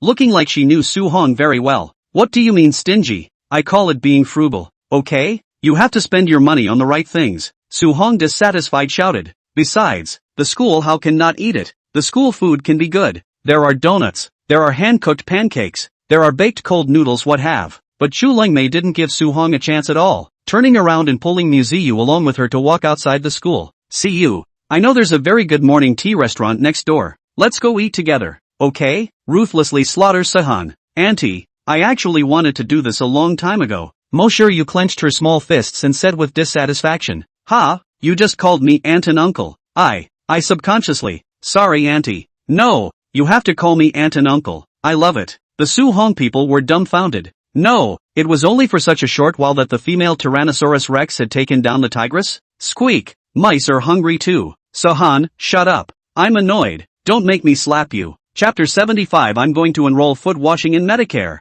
The other side. A woman in a white trench coat and delicate makeup arrived in front of an abandoned manor. Looking at the manor's entrance with those two big words Mo family, she couldn't help but moisten her eyes. I don't know how long it took, but Mo Yuching murmured in a low voice. Dad, brother, I'm back. When she finished, she lifted her foot across the cobweb-strewn threshold. The manor was very dilapidated, with scattered furniture and damaged yard decorations everywhere. Mo Yuching never imagined that her once favorite home would turn out to be like this. Miss, at this moment, several plainly dressed servants came through the door and stood respectfully in front of Mo Yuching. And he, take the people and clean up the house. I'll still live here from now on. Good, good. The head of the middle-aged woman cried tears of joy. Mo Yuching was brought up by her since childhood, just like her own daughter. Seeing the Mo family broken down, she was also very sad, and has always lived in the vicinity of the Mo family manor, until Mo Yuching came back again. Soon, the middle-aged woman entered the manor with a few people. Instead, Mo Yuching walked inside while looking at the manor, and before long, she pushed open the door of the villa. A putrid, unpleasant odor rushed into his nostrils, but Mo Yuching didn't have any hard feelings. Instead, she was very nostalgic. Step by step, she walked to the door of the bedroom on the second floor. She pushed open the room. Although the layout inside hadn't changed, there was still a stale rancid smell. It was very unpleasant, but Mo Yuching didn't have a trace of dislike. It was just a matter of coming to her dresser, and soon a secret compartment was opened by her, and inside was a fine little box. Back then, her family was raided by the chieftain's house, but this item was well preserved by her, and when she opened the small box, inside was a ring engraved with her own and Mu Qingcheng's names, and she reached out and gently rubbed it. Mu Qingcheng, why are you so cruel? My father, my brother, my sister-in-law, although you didn't kill them, they were forced to die by your Mu family. I'll make sure you get a taste of what it's like to lose a loved one. After saying that, a trace of ruthlessness appeared in Mo Yuching's eyes again, and she put the ring box back into the drawer again. At this time, a man in an executive jacket came to the door of the room and reached out to wave his hand in front of his nose. What is this smell? It smells awful. And then he saw Mo Yuching, and his face instantly became smiling. Miss Mo, you're really here. I've submitted the paperwork for the downtown project, and I'll wait until it's approved by the provincial chieftaincy. Aha! Mo Yuching didn't turn around and just nodded calmly. Then Tan Tianjian added with a smile. Mo, then my transfer paperwork. Before the words were finished, Mo Yuching's eyes were already cold, and when she turned to look at Tan Tianjian, her fingers gently slid her white lotus root arms. Mr. Tan, you are nothing but a dog that I raised. What qualifications are there to negotiate? When Tan Tianjian heard this, the smile on his face instantly froze. Mo, what do you mean? We clearly had a deal. I'll help you and you'll make me the leader of Windy City. Talk? What qualifications do you have to talk to me? Ha! Mo Yuching slowly walked out of the room. Help me and you can continue to be a dog. If you don't help me, you're not even a dog. And after Mo Yuching left the room, a dark shadow suddenly appeared behind her, looking icily at Tan Tianjian. Mr. Tan, please do your own thing. If you don't have any sincerity, Mr. Su will personally descend on Wind City. After saying that, the man followed Mo Yuching and left. leaving only Tan Tianjian frozen in place. After a moment, he seemed to resign himself to his fate. He seemed to always be the one with the least luck, thinking that helping the Zhou family would further his career, but not realizing that in just a short time the Zhou family would be gone and the Wei family would treat him as an outcast. Now it's hard to change boats, but it's still a life of being a dog. But there was no way. The person behind Muyu, even the owner of Chuan Yu Lu, could talk his way out of it. It was simply a pipe dream for him to fight against him. He didn't understand why all these handfuls of people had their eyes on the Mu family. What kind of magic did their family have? On the other hand, Muyu, who had left the room, came to the bleachers on the second floor of the villa, and the man in the black suit came over and handed over a cell phone. "Ma'am, Mr. Su wants you to answer the phone." Muyu nodded and took the phone and said flatly, "Built, how's it going? Are you getting used to staying in the Windy City?" "It's okay, this is my old home, and I'm ready to put the former estate back together. So are you happier?" "Well, the mood is pretty good." "Built, thank you. Do we still need to say thank you to each other?" "Once you're settled, I'll send my son to Windy City to play with you for 2 days." "Okay, I kind of miss Silky Clear. I'm going to get busy here as soon as I can. I'll call you when I'm done. By the way, don't forget what I've explained. That corpse is what I'm waiting for in a hurry. Bring it out to me as soon as possible." "No, don't worry." After exchanging pleasantries, Muyu hung up the phone and handed the cell phone to the man following behind her. "You make arrangements for this matter. That corpse is now in the morgue of Mu Hospital. Remember to use the people Zhou Yuming brought with him. Don't make any trouble." "Yes, ma'am. By the way, have Mo Changshan come see me again?" "Yes, ma'am." "Waiter, order." Sitting in a small private room, Chu Lengmei beckoned,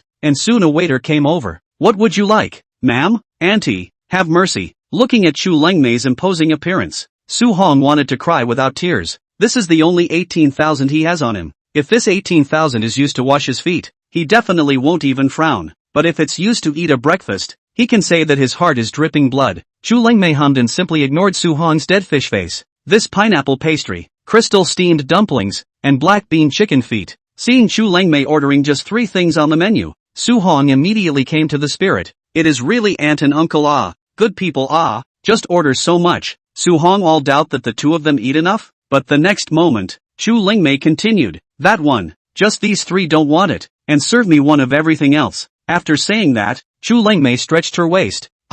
It's been a long time since I've had a big meal. Today I must have 1 meal to top 3. Su Hong cried and then laughed. Chu Lengmei asked, "Little Hong, what's wrong with you?" Crying and laughing again. "Auntie, I want to take the public exam." "Why? Didn't you used to hate being an official?" "I'm going to get into the biggest office, and then I'm going to put foot washing on my health insurance so it won't cost me any more of my own money to wash my feet." Chapter 76. You can buy a pack of tissues for when you cry at night. In the meantime, the Mu family. Ever since he was scolded by Su Hong last night, Mu Qingcheng stayed awake all night, looking at the scenery in his study all night. But the night passed, and he still didn't feel the slightest bit sleepy, and his mind was filled with images from before. "Qingcheng, my dad confessed to me today, but he won't let me go to you. I miss you, I really do. I can't live without you. Qingcheng, I'm pregnant. It's just been a month. Let's stop messing around and make up." "Okay, Qingcheng, my father said that you invited us to Chuan Yu Lu to make peace as a trap, but I don't believe it. You won't harm me, will you?" "Qingcheng, why did you lie to me?" Why? "Qingcheng, the chieftain's house came today and said that our family's assets are of unknown origin and that they will be confiscated in their entirety. But I hid the ring you gave me in a secret compartment. I won't lose it, and I want to show it to our child so he knows that his father loves us." "Mu Qingcheng, you are the coldest, most heartless man I've ever seen in this world. I've given my all for you. Why are you doing this to me?" "Mu Qingcheng, this is the last text message I'll send to you. I'm ready to leave Windy City, this heartbreaking place. The child, I'll abort him after I leave the country. You don't deserve it. You don't deserve to be his father." Thinking of this, Mu Qingcheng forcefully pulling his hair, eyes indisputably fell out of tears. He thought that he and Muyu this life will not run into. He will also be up to this cement-sealed heart, never marry for life. But fate is such a tease. She's back, and she's back with a hatred for herself. She knew she couldn't bear to kill her, but she still had to keep provoking herself. Phew. Mu Qingcheng was panting heavily, and his hair was pulled by himself. Now he was like a begging vagrant. His eyes were lightless. "Young master," Chuan Yu Lu wrote back. At this time, a familiar voice appeared behind Mu Qingcheng. Mu Qingcheng paused, gently tidied up his wretched appearance, then turned to look at Chen Yan. What did Chuan Yu Lu say? Song Jiaran reported this matter to their boss, but their boss said that he's not pursuing the matter of the Mo family. and it should be that the backer behind Mo Yuching and the owner of Chuan Yulu reached a settlement. The backer behind Mo Yuching is so big? Mu Qingcheng frowned, thinking slightly. Did you find out who that group of people on Immortal Crane Mountain were? Also found out. It's Zhou Yuming. Those people were all Zhou Yuming's hidden manpower in the field. Originally a backhand prepared by Zhou Tianming to stay alive, but he was already dead. So these people fell into Zhou Yuming's hands. Zhou Yuming? Isn't he already in jail? Bailed out. The other party's backer is very hard. The formalities are all complete. Zhang Liwei can't keep anyone, Chen Yan explained. But who exactly is it? I can't find out right now. Mo Yuching this time is coming on strong. Mu Qingcheng nodded and patted Chen Yan's shoulder. Over the years, which of our Mu family's opponents didn't come on strong? Even the Wei family couldn't do anything to us. So what are you afraid of? Go on, keep me posted. I want something. Yes, Chen Yan laughed. Only before he left his eyes looked deeply at Mu Qingcheng and then sighed. Previous opponents didn't make the young master suffer like this. Raffles Restaurant. Auntie, don't you want to stay in shape? Aren't you afraid of eating yourself into a pig by ordering so much? Su Hong looked at the table of breakfast in horror. The person was going crazy. 100, 200. He doesn't even know if this 1800 is enough. Chu Lungmei, on the other hand, replied calmly. Eat first, take it back if you can't finish it. My staff haven't had breakfast yet. So you're asking me to buy everyone's breakfast? That's very nice of you, my dear aunt. Su Hong looked at Chu Lingmei with tears in his eyes. What's the problem? Which one of those uncles of yours didn't hug you when you were a kid? And what's wrong with you buying them dinner? Look at you being petty. My lady came here this time to talk about a big deal. If it works out, I'll give you a big red packet at that time. Upon hearing this, Su Hong's small eyes immediately opened wide. Really? What kind of business? Tell me about it. Humph. Trade secret. Chu Lingmei picked up a piece of barbecued pork bun and put it in her mouth. Mo Shu on the side was curious and asked in a low voice, Auntie, why don't you tell me about it? If it's more difficult, I can ask my brother to help. No, your kindness is appreciated, Auntie. Chu Lingmei touched Muziyu's head. I'm at least an elder. How can I let my juniors do me a favor? And these are just little things that my aunt and uncle easily take with one hand. Well, Auntie is just great, Muziyu said sweetly. Su Hong looked at Mo Shu with a shocked face. Mo Shu, why didn't I realize before that you have the potential to lick dogs? What did you say? What did you say? The female Tyrannosaurus Rex and the tigress raised their heads at the same time and glared at Su Hong with an angry face. It's okay, eat, eat, eat. Su Hong hurriedly lowered his head, afraid of being eaten alive by these two mice. Why don't you turn me into a honey bunny too? I don't think you have such fierce women in the mouse world. Squeak, the female rats in our rat world are so well behaved. They're not mean at all. Hey, a broken rat is happier than me. There was naturally no way for a table of breakfast to be solved by the three of them, and despite their best efforts to eat, there was still half the table left in the end. So Chu Lingmei called the waiter to pack up the breakfast on the table and gave some money for them to send it to the hotel for the men. And after paying and getting the bill, the Sohan people were dumbfounded. 1,799. Auntie, why don't I get a paternity test? I think I picked it up. Chu Lingmei was not polite at all. Isn't this still $1 left for you? What can I do with $1? Sohan cried. My foot washing fund. $1 goes a long way. You can buy a pack of tissues to wipe your tears when you secretly cry at night. Su Hong a little regret. I knew that in the morning and aunt said to come to class. This is good. It is not easy to save some money and confiscate it. The two women who had finished eating walked side by side, with Muziyu holding Chu Lingmei's arm, looking like a mother and daughter. So what are we going to do now? It's still early. I'm going to walk around the mall with Siyu, so you'll be responsible for carrying our bags. Upon hearing this, Su Hong had a jolt and hurriedly said, Auntie, I suddenly remembered that I still have class this morning. You two go play. I'll go back first. However, Su Hong had just turned around. Chu Lingmei had already reached out and grabbed him. Then a devilish smile appeared on Chu Lingmei's face. I've already inquired about it. You don't have class until this afternoon. And, I've called your homeroom teacher. You don't have to attend class today. It won't affect your credit. Where's your backbone, old Ben? Can't you refuse this wicked woman? Didn't you say that the sky is the limit and the class is the biggest? Holy, you wishy-washy man. Chapter 77. Otherwise people would think that the Mu family really has no background. The afternoon flew by and in the blink of an eye it was evening. The evening sun in the sky was like a blood-stained piece of Auntie's napkin. Some people loved it. Some people had a hard time with it. Anyway, this was the most desperate evening sun that Su Hong had ever seen. Auntie, I don't think you should be doing tobacco and alcohol. You should be researching and studying human prosthetics. Chu Lingmei, what foolishness are you talking about, child? Why don't you turn around and look at me? Do you see any more places on me where I can hang things? Su Hong stood in front of Chu Lingmei. His hands, shoulders, neck, as long as he can hang things were all hanging shopping bags, that is, he cannot be like Neza like 3 heads and 6 arms, otherwise Auntie will certainly treat himself as a walking clothes rack. Inside the key so many shopping bags, there was only 1 pair of socks for himself, and all the other clothes were bought for Muyu. Sister, do you know that Muyu's bedroom is full of clothes? There's so much there's almost no room to stuff it. I only have 2 winter clothes, and you don't want to buy me more, but you buy clothes for the king of clothes? Looking at Su Hong's pitiful appearance, Muyu snorted a smile, came to Su Hong's side, and said softly, you can just walk across the road La. I'll let Uncle Jean drive the caravan over. Oh, Sohan whined, but he trudged across the street and threw his clothes on the RV.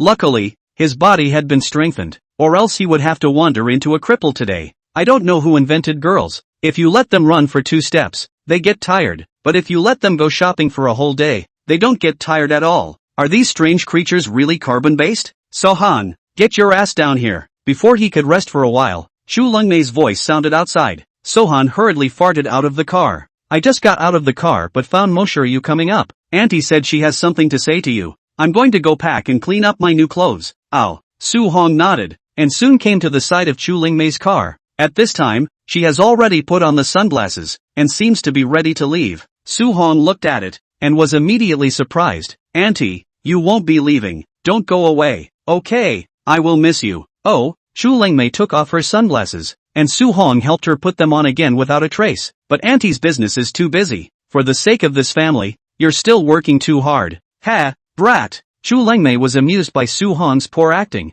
reached out and patted him, then took out a bank card from her bag. Still mad about swiping your card today? I was teasing you. Here, there's $20,000 in this card. Don't keep letting you spend money when you go out to play in the future, okay? Really? Su Hong stared wide-eyed, but Chu Lingmei clearly saw that there were no eyeballs in his eyes at all. They were full of gold coins. Brat, just no money. Chu Lingmei grunted, then instructed. See you, I've seen it for you today. I'm very satisfied. I'm sure your mom will be satisfied as well. In the future you have to be good to people, hear me? Here. Su Hong took the bank card and was filled with $20,000. $20,000. He had never touched such a huge amount of money in his life. Then I'm leaving, don't miss me. Su Hong accepted the bank card with a watery smile, then kneeled down on one knee. Greetings, Your Highness. Your kid's mouth is really poor. Remember to bring you when you come back in the new year. If you don't, be careful, I'll get you killed. Chu Lingmei let out a laugh, then got in the car. Only just getting into the car, her face immediately became clear and cold. The driver in front asked, hit the road, ma'am? To talk business. Where to talk business? Windy City Chieftain's mansion. Chu Lingmei grunted. The man in black who got the order nodded and immediately started the car and headed for the chief's house, while Chu Lingmei in the car dialed a number by phone, and in a short while, a voice came from the opposite side. Long Mei, you're back? I'm still in the Windy City. How's Honger doing? Well, how can I put it? I've observed him. His body is indeed much stronger. I wonder if there is someone behind him instructing him in Kung Fu, as long as his body has nothing to do with the potion. As for whether there is anyone to teach him Kung Fu, I will check on this matter. By the way, what do you think of this girl Muyu after you contacted her? This child is very good, simple and kind, and good looking, quite similar to you, sister, when you were young, just a little short-tempered. That's fine, as long as it's good for Honger. Long Mei, it's hard for you to make this trip. Are you coming to Dragon City now, or go back to Jiangnan? I am, now, going to the Windy City Chief's house. Is something wrong? The opposite party inquired with some concern. Chu Lingmei snorted coldly. I got information that Su Jianqing's trader is competing with the Mu family for an engineering project. I don't think the Mu family can spell Su Jianqing, since I've recognized you as my daughter-in-law. Of course I have to send a gift to meet her. Upon hearing this, the caller was a little more understanding, and after a sigh of relief, she said calmly, go ahead, make as much of a mess as you want. Otherwise, Su Jianqing would really think that the Mu family doesn't have a backer. After the phone hung up, Chu Lingmei looked out the window with a clear and cold gaze. 20 minutes later, 2 BMWs stopped at the entrance of the chief's mansion gate, and the security guards rushed over when they saw this. Hello, outside cars are not allowed in. There is a bus parking lot next door. The co-pilot's window lowered and a man in black showed his credentials. Dragon City War God's mansion. Open the door now. As soon as he saw this, the security guard immediately widened his eyes and ran back to open the door, then hurriedly called the secretariat of the chief's house. For not too straight. For a while, the offices of the chief's house were in chaos. Secretariat panicked and called Tan Tianjian, who was still out socializing. Deputy Chief is not good. The Dragon City War God's mansion is coming. It seems to be. For not too straight. What? Where are they now? It's already downstairs in the chieftaincy building. Do. The phone hung up straight away. On the other hand, the car stopped directly in front of the building, and Chu Lingmei walked down from the car, followed by a couple of men in black. They wended their way toward the building. In a short while they arrived at the chief's office. Pop! Chu Lingmei kicked the door in. Realizing that no one was inside, she yelled down the office hallway, "Come to a steward." A short while later, a middle-aged woman came into the office with a trembling body. "Hello, who are you looking for? Where's Ken Tam?" "Mr. Tan is on his way back." "Okay, you call Tan Tianjian now. Only give him 10 minutes. If he doesn't come to the office, he doesn't have to come to work tomorrow. Get your ass out on the road and direct traffic." Chu Lingmei kicked the stool, then sat down in Tan Tianjian's seat staring silently at the clock on the wall as if reading the seconds. Good. The secretary rushed out, and these 10 minutes passed by in a flash. In the last 10 seconds or so, Tan Tianjian ran down from the elevator, bean-sized beads of sweat running down from his forehead, but he couldn't care less about wiping them off. Leader, I'm here." Tan Tianjian stood panting next to Chu Lingmei. Chu Lingmei, on the other hand, laughed coldly and extended her hand. "Mr. Tan, where's the downtown project paperwork?" "Ha, playing dumb with me?" Chu Lingmei knocked on the table. "Oh, project paperwork. Tan Tianjian bowed and operated the computer on his desk. "And soon," he replied with a shaky voice. "The project paperwork has already been submitted to the province in the afternoon, and it might come down tomorrow." Chu Lingmei didn't say a word and directly dialed a phone. "Bo Wenhan, I'll give you 10 minutes to return the project paperwork for the Windy City Center project to the city, or else you'll be directing traffic for me tomorrow." 2. Tan Tianjian was startled. Wasn't this the head of their provincial chieftaincy? What kind of handyman is this one? Dare to call Berwin Hammers by his first name. This is not the most surprised. The most surprised is that 5 minutes later, Tan Tianjian received the return message of the project paperwork. Big 3 words, "Not passed." "Leader, look at. Print out the project paperwork for me," Chu Lingmei said calmly. Tan Tianjian rushed off, and in a short while he brought back the paperwork. And then Chu Lingmei took the paperwork and changed the Mo group on it to Mu group, and then stamped the seal of the Dragon City War God's Palace. This contract, when the bidding conference is held,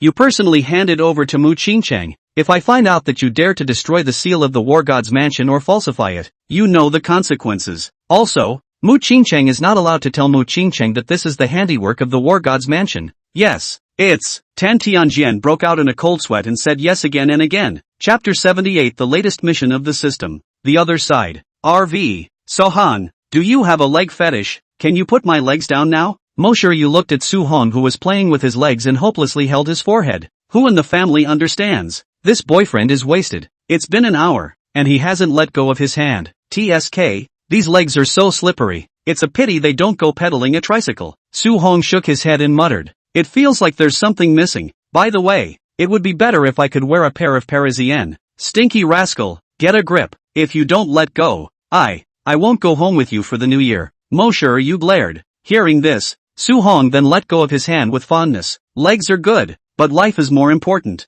Muyu asked again. What are we doing now? Back to school? Su Hong thought for a moment and shook his head. Go to the hospital. It's been 2 days since I came out. I haven't even done the discharge formalities. By then the dean will still think that I've escaped privately. By the way, let's see if those two have been picking up girls behind my back for the past 2 days. What does it have to do with you if they pick up girls or not? Mo Shiryu bristled. Su Hong, do you know that for men, the number of girls to pick up is a glorious deed. Look at the Poker King, that sand sculpture. Every day to go to change the nurses to pick up. Immediately he bumped into me. Surely want to blow awesome with me again. Hearing this, Mo Shiryu raised her finger and pointed at Su Hong. I don't care about others. If you dare to go behind my back to pick up other girls, be careful, I'll castrate you. Humph. You said I was behind your back, so how could you know? Mo Shu huffed and pinched Su Hong. Say that again. Hey, I'm kidding. That's more like it. Mo Shiryu hummed, then put her lowered leg on Su Hong's leg again. The one at home is also very good. You're not allowed to think about the one outside.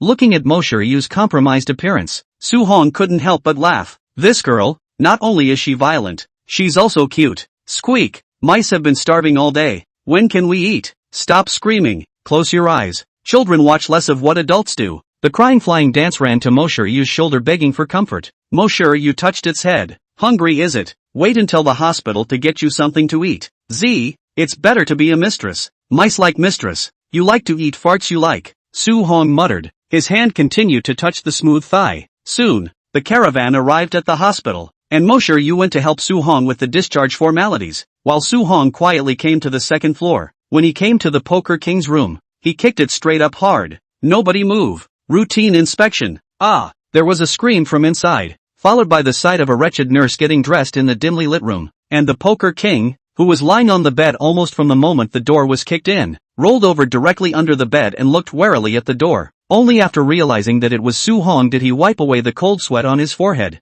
Damn you old Su, are you out of your mind? Don't you know how to knock when you enter a room? The Su Hong people were dumbfounded. What kind of drama is this? Nurse's secret? No, it should be caretaker's secret. Poker King, you really are human. How dare you pull something like this in Mu Hospital? And you're not afraid that Mu Qingchang will find out and fine you? What's the matter? You are allowed to fall in love with Yu, but I am still not allowed to release my hormones? Poker King was naked and slowly sat up to put on his clothes. The nurse on the side put on her clothes and then ran out of the ward with a red face. Su Hong grunted. I'm serious about being in a relationship. You're serious about being the one who's having a good little life. When he finished, he turned on the light and found a stool to sit on. Where's Xiong? I just went to his room and didn't see him. Where did he go to wave again? This guy. Oh, Poker King didn't even want to say that after coming back from the mausoleum that time, Huang Mengshi came again. But this time, Bear King didn't reject people. Instead, the two of them were as good as anything. I'm just being stimulated by Xiong,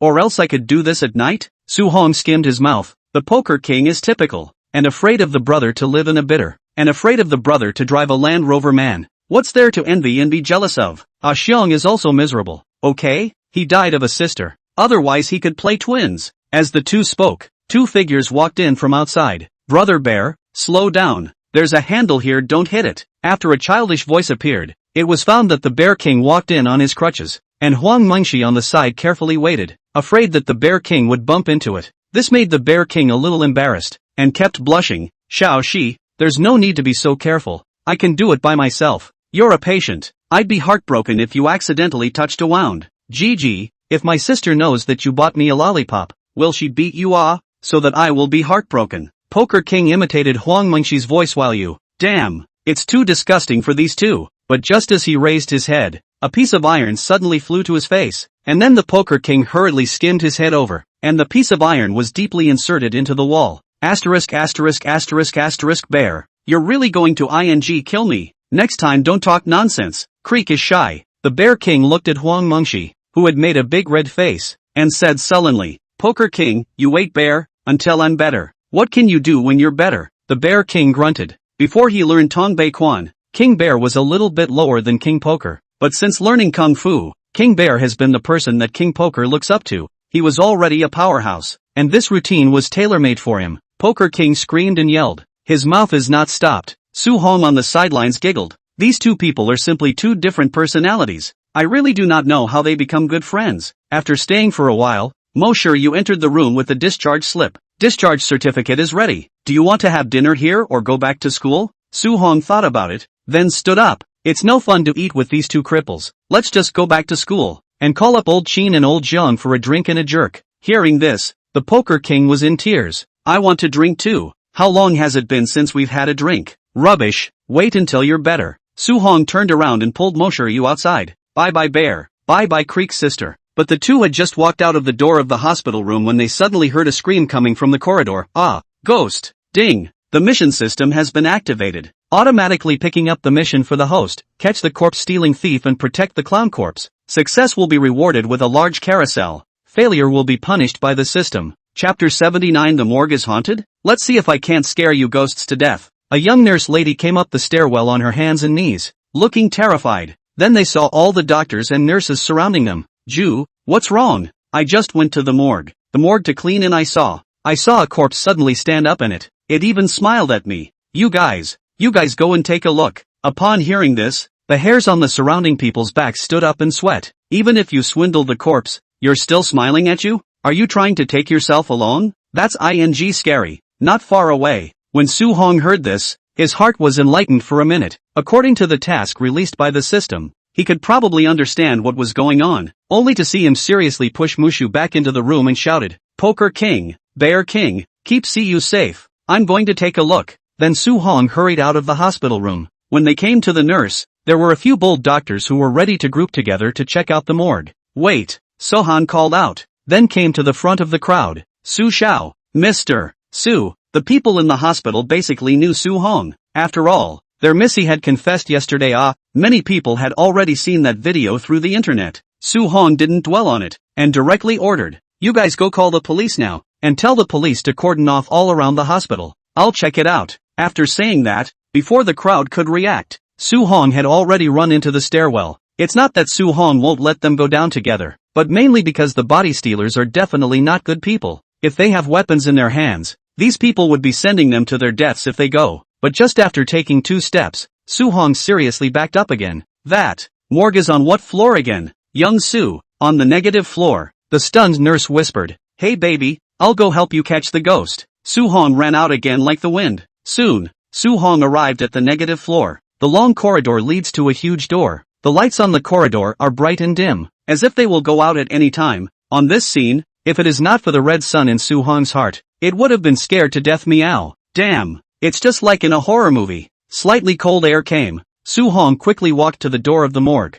through the gap in the doorway to look inside. Next to the rows of corpses, there are indeed a lot of black shadows scurrying. If a normal person saw this scene, they would probably have to turn around and run in fear. Who in the family understands? So many figures moving in the morgue. Bodies having birthday parties. You like to scare people, don't you? I'll scare you to death today. After grunting, Su Hong's figure disappeared into the darkness, and in the meantime, a figure darted around the morgue. Find it. Which one is the clown's body? I just scared that nurse away. Someone's bound to come later. Fear what, boss? Come on, people, continue to scare people is. Besides, he is not afraid of ghosts. Always have to be afraid of my hands of the guy. Cut the crap and find it. Damn, these corpses don't have names written on them either, and you have to look at them one by one. I just saw an ugly stroke of a female corpse that looks like a giant statue now. You stop it. I'm going to throw up my dinner if you say it again. A short while later, one of the men walked over to a single bed, and as before, he first opened the white cloth to confirm the clown's features, but after seeing the corpse, he suddenly froze and murmured in a low voice, "This guy just died, right? Why are his lips still red and teeth white? The little look is quite handsome. If only I was this handsome, little feather wouldn't run away." Just as the man was about to return the white cloth to its original position, the body suddenly shook, startling the man. Asterisk asterisk asterisk asterisk. Moving. Delu, what you said moved. Will not you see which beautiful you are moving it? You really disgusting. Just broke up taste so perverted? No, I said the body moved. The man said with some trembling, while the next moment he saw the eyes of the corpse open again. Asterisk asterisk asterisk asterisk. True fraud. If he was just feeling creepy earlier, now it really scared the piss out of him, only to see him take a step back and accidentally fall to the ground. Dang, it seems so out of place in this quiet morgue. Delu, what's wrong with you, Delu? What swindle? The other man rushed over here, but just as he reached Delu's face, he turned to see the body slowly sitting up from the bed. This was a good thing. The two of them fell to the floor together in a spread. I'm dying a horrible death. Give me back my life. I'm so wrong. I'm hard by my own handsome death. How can there be such a strange way to die? Ghost. The two couldn't hold back any longer, and with a wow, they got up off the ground and ran. Only before they could take 2 steps, they hit a very hard object. When they looked up, they realized that the body covered with a white cloth was standing in front of the two of them, and in the next second, the two of them were directly stunned. Not a bit of fun, so unintimidating. Lifting the white cloth away, Su Hong skimmed his lips. This mission ended so simply? So how come the system beep hasn't gone off yet? In the next moment, Su Hong suddenly thought of something and raised his head to look at the large morgue. Bang! A gun went off. A burst of gunfire from somewhere in the morgue, and almost at the same time, Su Hong murmured, "Stealth." His body suddenly became transparent and the bullets traveled through his body. Damn, there really is someone else. Only Su Hong's figure moved through the morgue like a ghost, and soon, he found a man who was scared to pee in a corner. It turned out that there were 3 people in the group, and it was too dark just now to see how many people there were. This damn morgue. Can't you push a light? What? Are you still afraid that corpses are afraid of the light and don't dare to swindle? You. In the end, are you a human or a ghost? The man looked at Su Hong in front of him with a horrified face. I am your father, Su Hong bellowed, then a hand slash knocked the man unconscious. Done. Su Hong hemmed and hawed, but in the next moment, a beep came from the system. Body stolen. Penalty countdown, 10 o'clock. Body stolen. Punishment countdown, 9:59. ING system, you're out of your mind. Aren't 3 of them done? What do you mean the body was stolen again? Su Hong, people are stupid. This morgue is not good. And just as Su Hong was puzzled, but suddenly heard a bang, an extremely fast-moving body in the darkness crashed through another gate not far away, and on her back, she was carrying a corpse. Asterisk asterisk asterisk asterisk. The Gang's 4. Chapter 80, Sister-in-Law. Which cadre can stand your test? This was the first time Su Hong had failed a mission. I just didn't realize that after failing, there was a countdown for punishment. But if I captured that person and retrieved the body in 10 minutes, the system shouldn't punish myself. Blowing up your own body. Who's going to be able to handle that? So after the figure ran out of the morgue, he rushed after it. This gate led straight to the hospital's underground parking lot, so Su Hong came to an open field after running out. But after he came out, he didn't see the figure anymore, and the visible one moved more quickly than he thought she would. But this place is still several hundred meters away from the exit of the parking lot. It is impossible for that person to run out of the parking lot in such a short period of time, so there is only one possibility. Then she must be in this parking lot. So Su Hong revealed a devilish smile and shouted, "Yoo-hoo, little baby, have you hidden it yet? Then I'm coming for you, yo." GGG. Moose Hospital. This place rarely outside people come in hospitalization, so the parking lot also did not have a few cars parked, empty in addition to a dozen load-bearing columns. A glance to the bottom. Su Hong moved quickly, slowly approaching from the outside to the inside, and it only took 5 minutes to arrive at the innermost part of the parking lot. Let me guess, are you behind this pillar? Oh, no. So let me guess again, are you behind that pillar?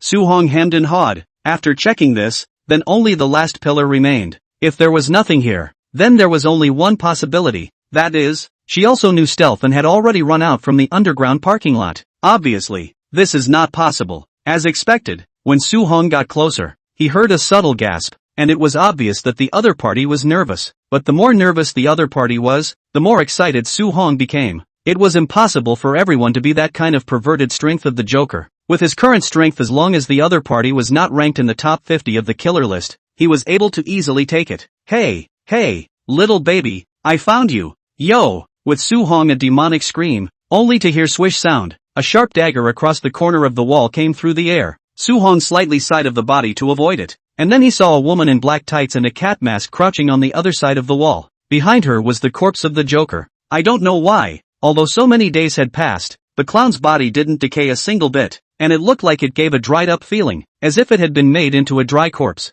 Yo, it's still a girl. I'm even more excited. Su Hong had a perverted vestigial feeling, only to see the woman glaring at him viciously. Su Hong, let me go. That's no good. The Joker's body. I have to take it back. Su Hong grunted. Don't think that just because you're a woman I'll let you off so easily. Then I'll just have to kill you. Without any hesitation, the woman raised her dagger and stabbed at Su Hong's face. But this speed looked just like a child playing house in Su Hong's eyes. Sister, your speed isn't even half as fast as Brother Clown's. What a joke. After Su Hong skimmed his lips, he reached out and held the woman's hand that was grasping the dagger. Don't say it. The hands are quite tender, and it's surprisingly comparable to Muyu. But can these professional killers really have such tender hands? You're not Muyu, who puts on face masks and soaks in milk baths every day. Hey, I just have a girlfriend. Otherwise I would definitely consider you. Su Hong grunted, then gently pushed. A huge force appeared in front of the woman, and she was hard pushed away several steps. Kind of curious who you really are.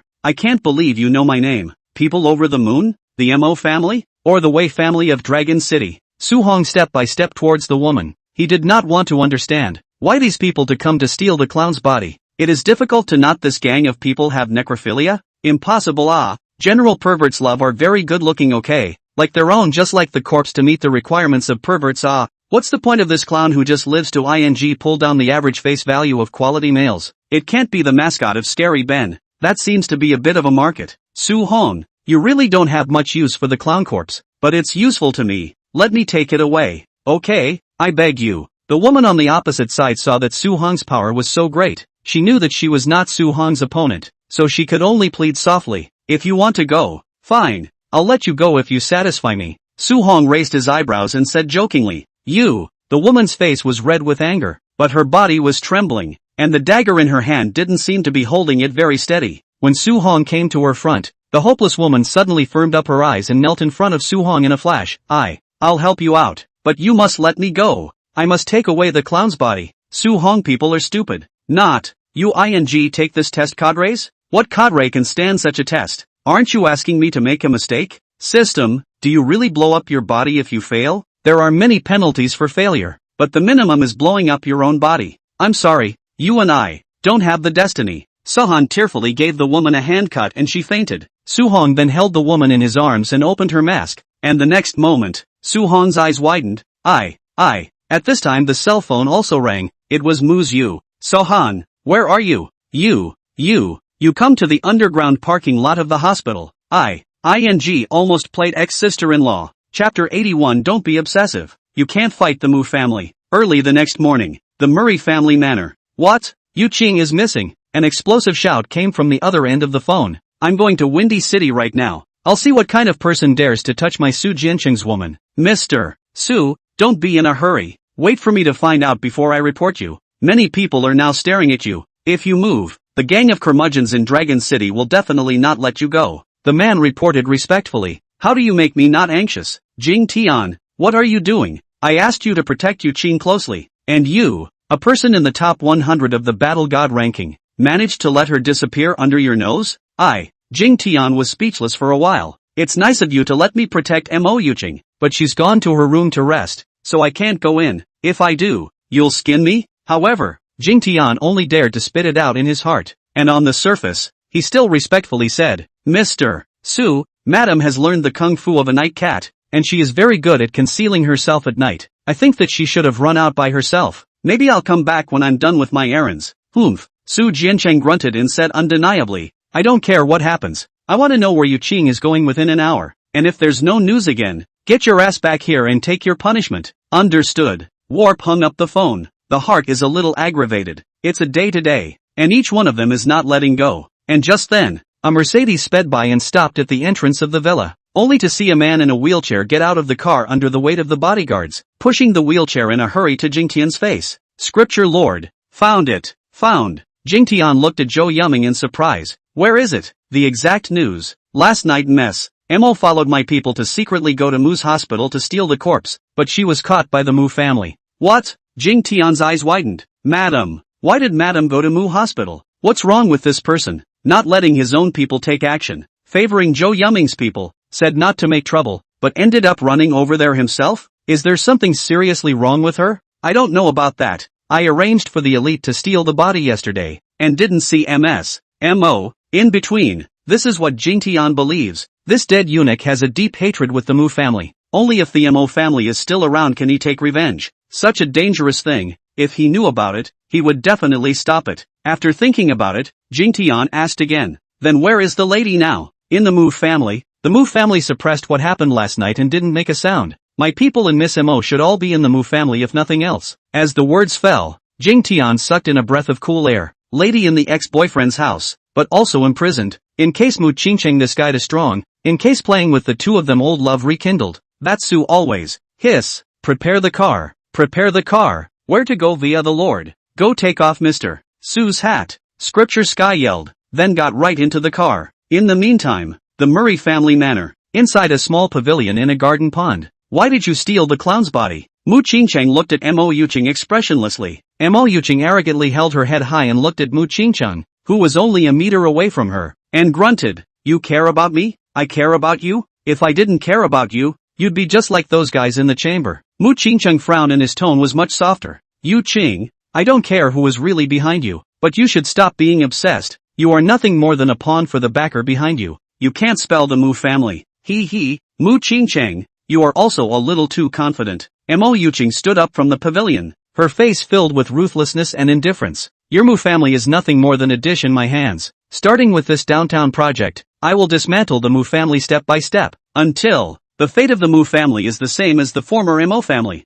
You, hearing Mo Yuqing's tone, Mu Qingcheng's hand immediately raised, but the next moment, Mo Yuqing took a step forward. What? You want to do it? You do it. It's not the first time anyway. You slapped me that time in front of the moat. I'll remember that slap for the rest of my life. Mo Yuqing, I slapped you that time to save your life, do you know that? Mu Qingcheng let out a low growl, but his hand was released with it. At this time, Mu Qingcheng was very emotional. Obviously they used to be the most loving couple. He didn't know why they had come to this end today. Mo Yuqing sneered, saving my life? Ha! Mu Qingcheng, you don't understand me at all. I would rather drown in the moat of Windy City. Now I'll say one thing. Either let me go or you treat me like those people and torture me to death. Looking at Mo Yuqing's cold expression, Mu Qingcheng calmed down with it. Let you go? Of course I will let you go. However, it will have to wait for your backer's dog to come. Mo Yuqing crossed her arms and sat down again. Humph. I know you don't dare to touch me. In the meantime, not far from the kiosk,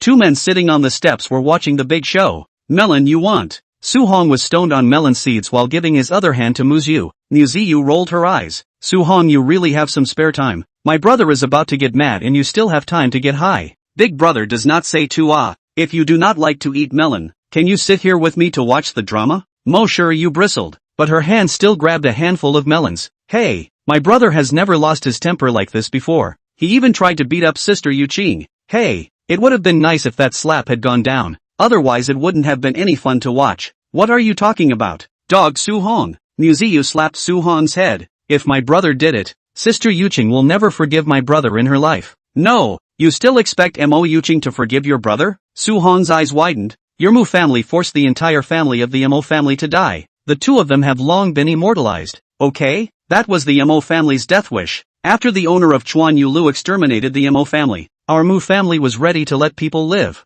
Who knew that their family would also come to assassinate my brother? Which made my dad get up in arms. Okay, if it's a fault, it's theirs, the Mercers. Yes, you Mu family is right. Getting someone pregnant and making them have an abortion. Su Hong skimmed his mouth, then received a drifting punch from Mo Shiryu. Dog Su Hong, what do you mean? He. I'm just kidding, Su Hong said with a smile, but in the next moment, he suddenly raised his head and his face became serious. What's wrong? Seeing Su Hong's face, her small fists were lowered. Su Hong glanced at the manor's gate. Someone is coming. Bang! Only a loud bang was heard, and several black-clothed men were kicked to the ground, while a fast-to-blur black shadow appeared at the entrance of the Mu family's back garden. He came running towards the pavilion at speed. Mu Qingcheng, who was still in the pavilion, frowned, and just as the visitor was about to dry his fist on Mu Qingcheng's nose, he realized that a figure had already taken a step faster than him and arrived in front of Mu Qingcheng, and his fist was caught by the latter.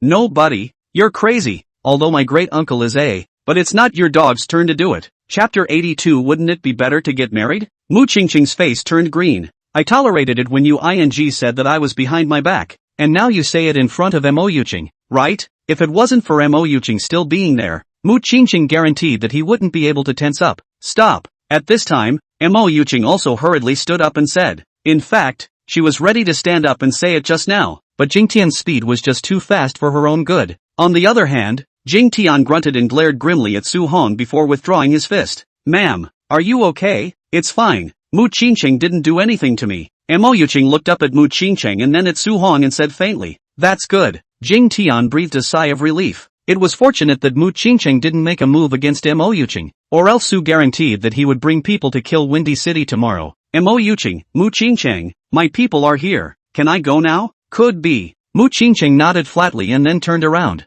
Mirakumo, and I'm taking the clown's body. Could be. Mo Yuqing was a little surprised. She didn't expect Mu Qingcheng to loosen up so easily. Just now she clearly didn't let herself go. After hesitating for a moment, Mo Yuqing turned around and walked out of the pavilion, saying to Jing Tian, the clown's body is in that small room over there. Take it away and I'll wait for you at the door. Yes, ma'am. The two walked quickly and disappeared within moments. Su Hong came to Mu Qingcheng's side in disbelief. Great uncle, just let them go? I didn't expect Mu Qingcheng to let go so easily. Is this still him? Can't it be that he still has some old feelings for Mo Yuqing? Letting her off the hook for a future date? Really this scum. Mu Qingcheng, on the other hand, glanced at Su Hong and did not reply to the sentence, but only murmured, Madam, Yuqing, married is it? Isn't it better to be married? Su Hong's eyes lit up. Mu Qingcheng gave Su Hong a strange look. Eventually he nodded as if he agreed with Su Hong's theory. He then walked out of the kiosk and headed in the direction of the villa. Just after stepping into the front door of the villa, Chen Yan walked over. Mu Qingcheng asked, the look is recorded? Aha. Find out as soon as possible and find out whose dog he really is. Mu Qingcheng said icily. Chen Yan nodded. Yes. He then looked at Mu Qingcheng with some doubts. Young master, why did you give them the clown corpse? I got the forensic pathologist to study it all night last night, and there is indeed something a little strange about this corpse. Mu Qingcheng asked rhetorically. Then what did you find out? The corpses decay much slower than normal, and the moisture of the body feels absorbed by some substance. It feels automatically become like a dry corpse, so nothing came out of it? Yes, but young master. Before Chen Yan could finish his words, Mu Qingcheng had already interrupted. Chen Yan, we can't find out. Father there is not willing to tell me anything. Up to now we don't even know what the sandy ruins are. It's too chaotic out there right now. One by one they're all rushing towards our Mu family, but we've been kept in the dark not knowing what's going on at all. All I can do is hand over the Joker's body and let them dogfight. As long as the Joker's body is a meat and potatoes item, those behind it will naturally surface.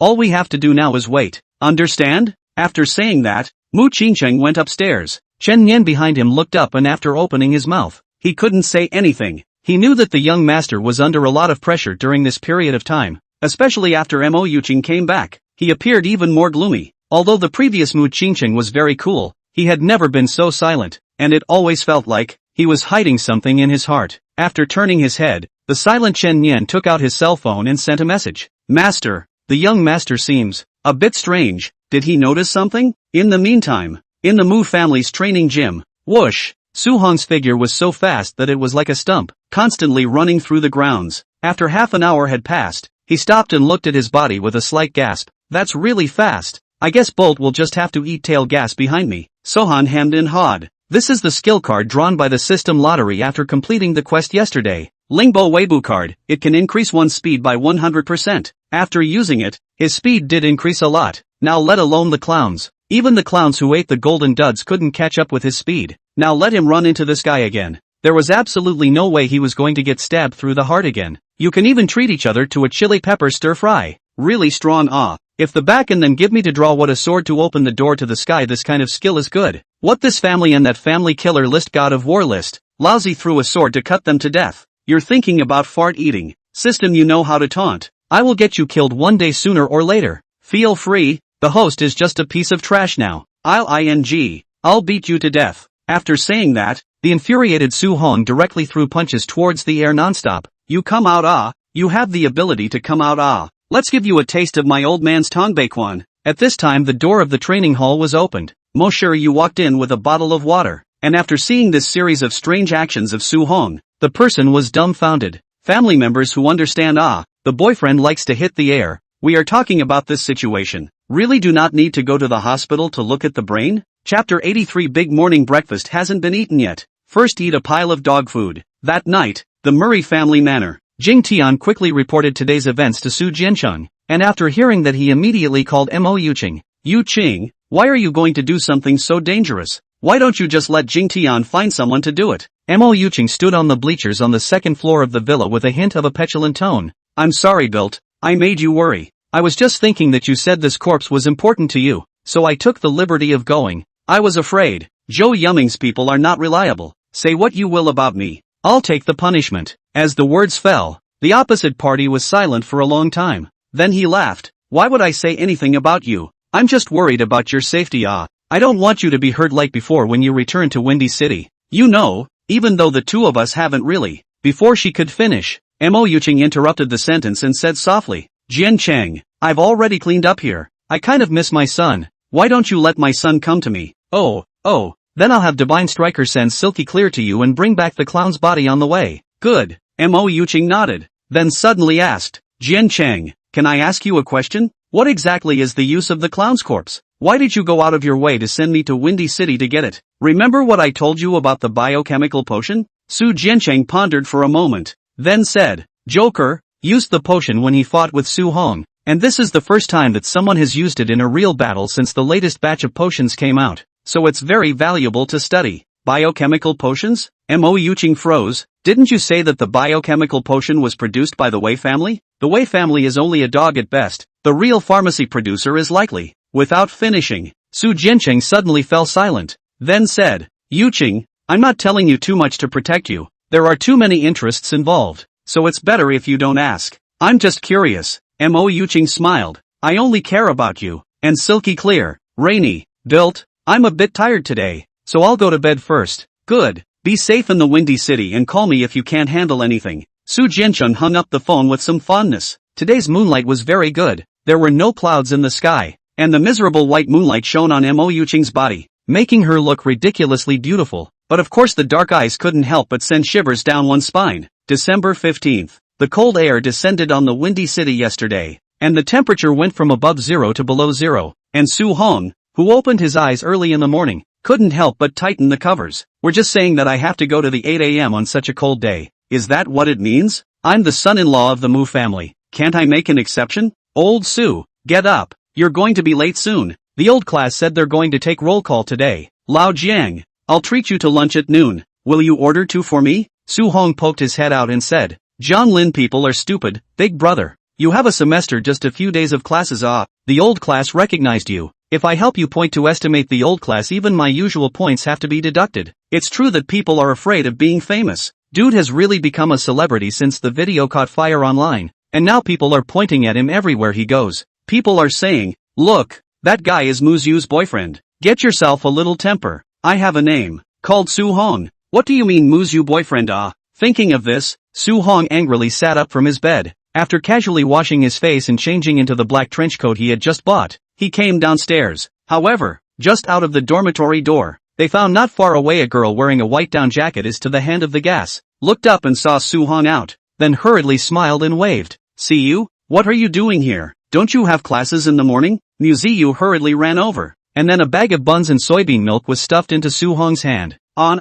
But today is a big information class. Did you not see the schedule? Our two classes together. I just thought to come early to go with you. Cootie, are you cold? There is a heater in the caravan. You don't stay here, but you come to bring me breakfast. Although Su-hong grumbled on his lips, he still hurriedly put Muryu's frozen red hands into his arms. This is warm, isn't it? Much more comfortable. Muryu squinted her eyes, feeling Su-hong's question, and revealed a cute smile. On the side, John Lin's face was green, cursing as he passed by these two people. Damn, in the morning I haven't eaten my breakfast yet. I ate a big pile of dog food first. Do you really take me as a Siberian sled dog? Ling, on the other hand, greeted. Good morning, little sister-in-law. Old Su is so happy. The Windy City little devil, little princess personally brings him breakfast. Hearing this, Muryu immediately angled her head and slapped Su-hong. Hear that? You're so happy. Happy hammer. If you're happy you should let me sleep in the RV. Su-hong clamored. Upon hearing this,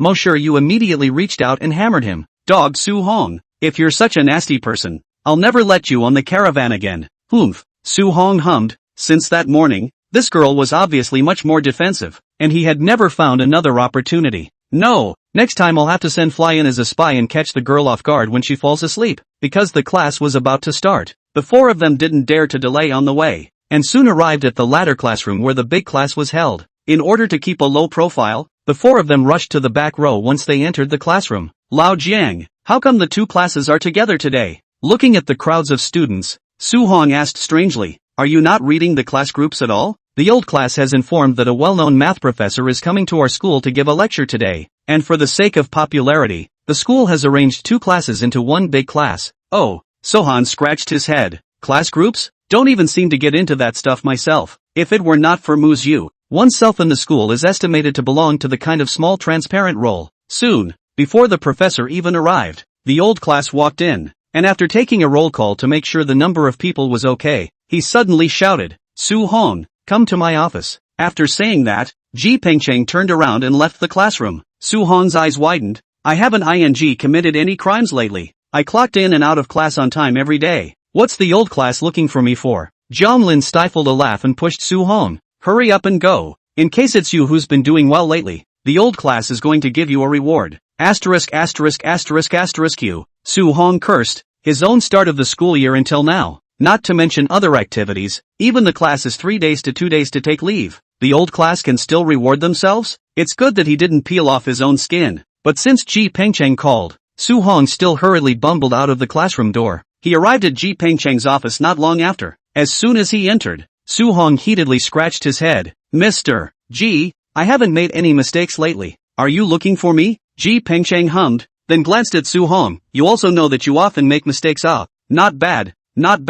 A bit of self-knowledge. With that, he took a piece of paper and placed it on the table. Take a look. Su-hong went over to take a look, only to see a notice placed on the table. A notice about a National Freshman's Math Grand Prize competition. I've asked Mr. Gao of our department. He said that you have a good talent, and I've read that your high school entrance exam score is also a perfect score in math. How about you represent our school in this competition? No teacher, can't you see? How can someone who sleeps in class every day be able to participate in such an awesome math competition? Su Hong subconsciously wanted to refuse. There is no benefit to participate in the competition. What did the old man participate in it? It is not good to have this time to lie in the arms of Moshiru Boing Boing. But the next moment, Ji Pengcheng coughed. Su Hong student, I've checked your daily record. Leave absenteeism class sleeping at night roll call not in the dormitory. Your daily score may fail. Before the words were finished, Su Hong immediately stood upright and said forcefully, Mr. G, competing for the glory of our school is an obligation that our students should fulfill.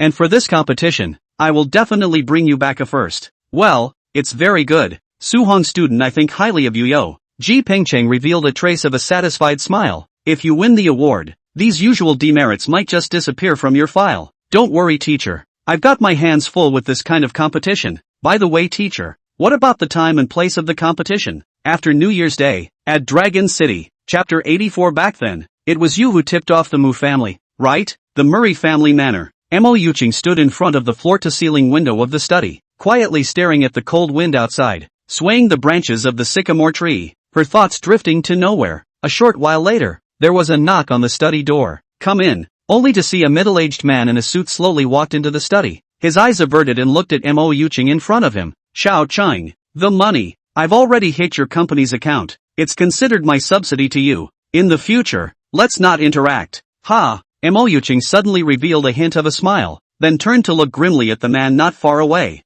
Junior uncle. We're uncle and nephew. How can we stop seeing each other? My father is dead. My brother is dead. My sister-in-law is dead. But it has a lot to do with you. Mo Changshan explained with a hint of panic in his eyes. Xiao Chang, don't frame me. I've been in Rainy City all along. Your father's death has nothing to do with me. Poof. Back then, my father messed with Chuan Yu Lu. You are too cowardly to help us even if you are afraid. After all, you also have a family. But after the fall, my father went to look for you, and he only told you about our family's assassination of the Mu family. So if you hadn't tipped off the Mu family, why would they be so clear about our assassination route? Mo Changshan stammered. Xiao Chang, listen to my explanation. Before she could finish her words, Mo Yuching had already interrupted Mo Changshan. Little uncle, what's the use of explaining now? After explaining my father, my brother will be resurrected? What I'm going to do is send you down to explain to my father. The words fell, only to hear a bang sound. The door of the study was opened,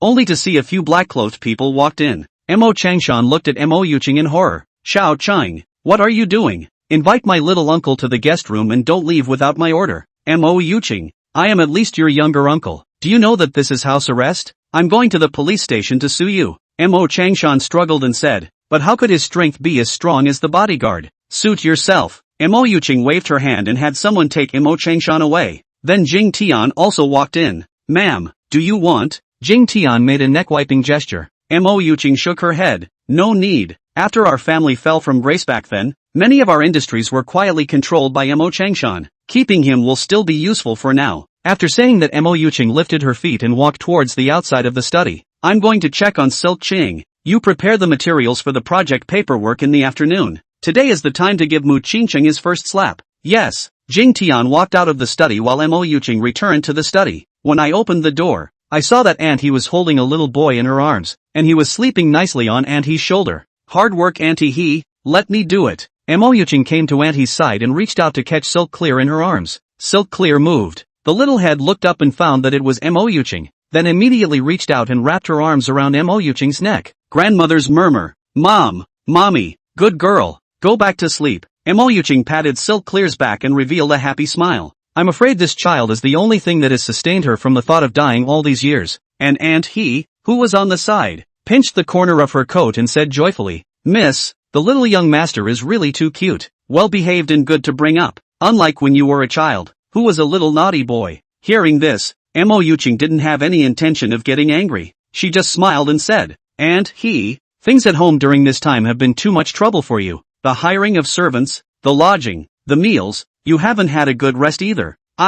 You don't even know I can be excited during this period of time. Think of the old master. Years ago. Speaking here, Aunt He suddenly paused, then gently patted her mouth. Blah blah blah. Anyway, miss, don't worry, just leave the house to me. I may be old, but I still have a handful of strength. Don't worry miss. Speaking of this, Aunt He then suddenly thought, Miss, The little young master's 4th birthday seems to be coming up soon. Right, do we need to be there by then? Before the words were finished, Muyu suddenly frowned and looked at Aunt He icily. And he, I'm only going to tell you once, Silky Ching is only a little over 2 years old. If you want to prepare, you should also prepare for the 3rd birthday. Understand? Miss I. Aunt He opened her mouth, but in the end, she just nodded. Got it. I'll prepare for little young master's 3rd birthday then. Well, go get some rest. You're going to be exhausted these days. Muyu regained her composure and said blandly. The other side. Step classroom. Suhong sneaked into the step classroom through the back door after coming out of the office.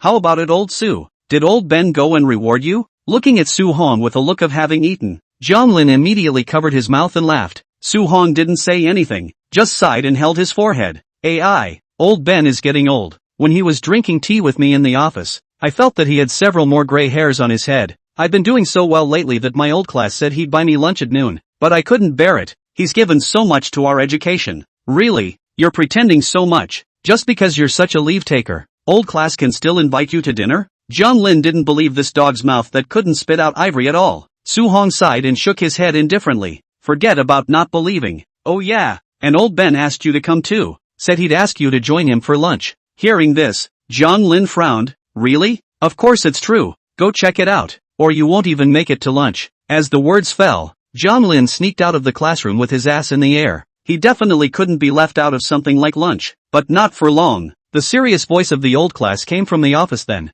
Zhonglin, what are you doing here? Just in time. Let's talk about your excessive daily point deductions. You've been behaving badly lately, and if you don't correct it, I'm going to consider notifying your parents to come over here. Zhonglin roared in his heart.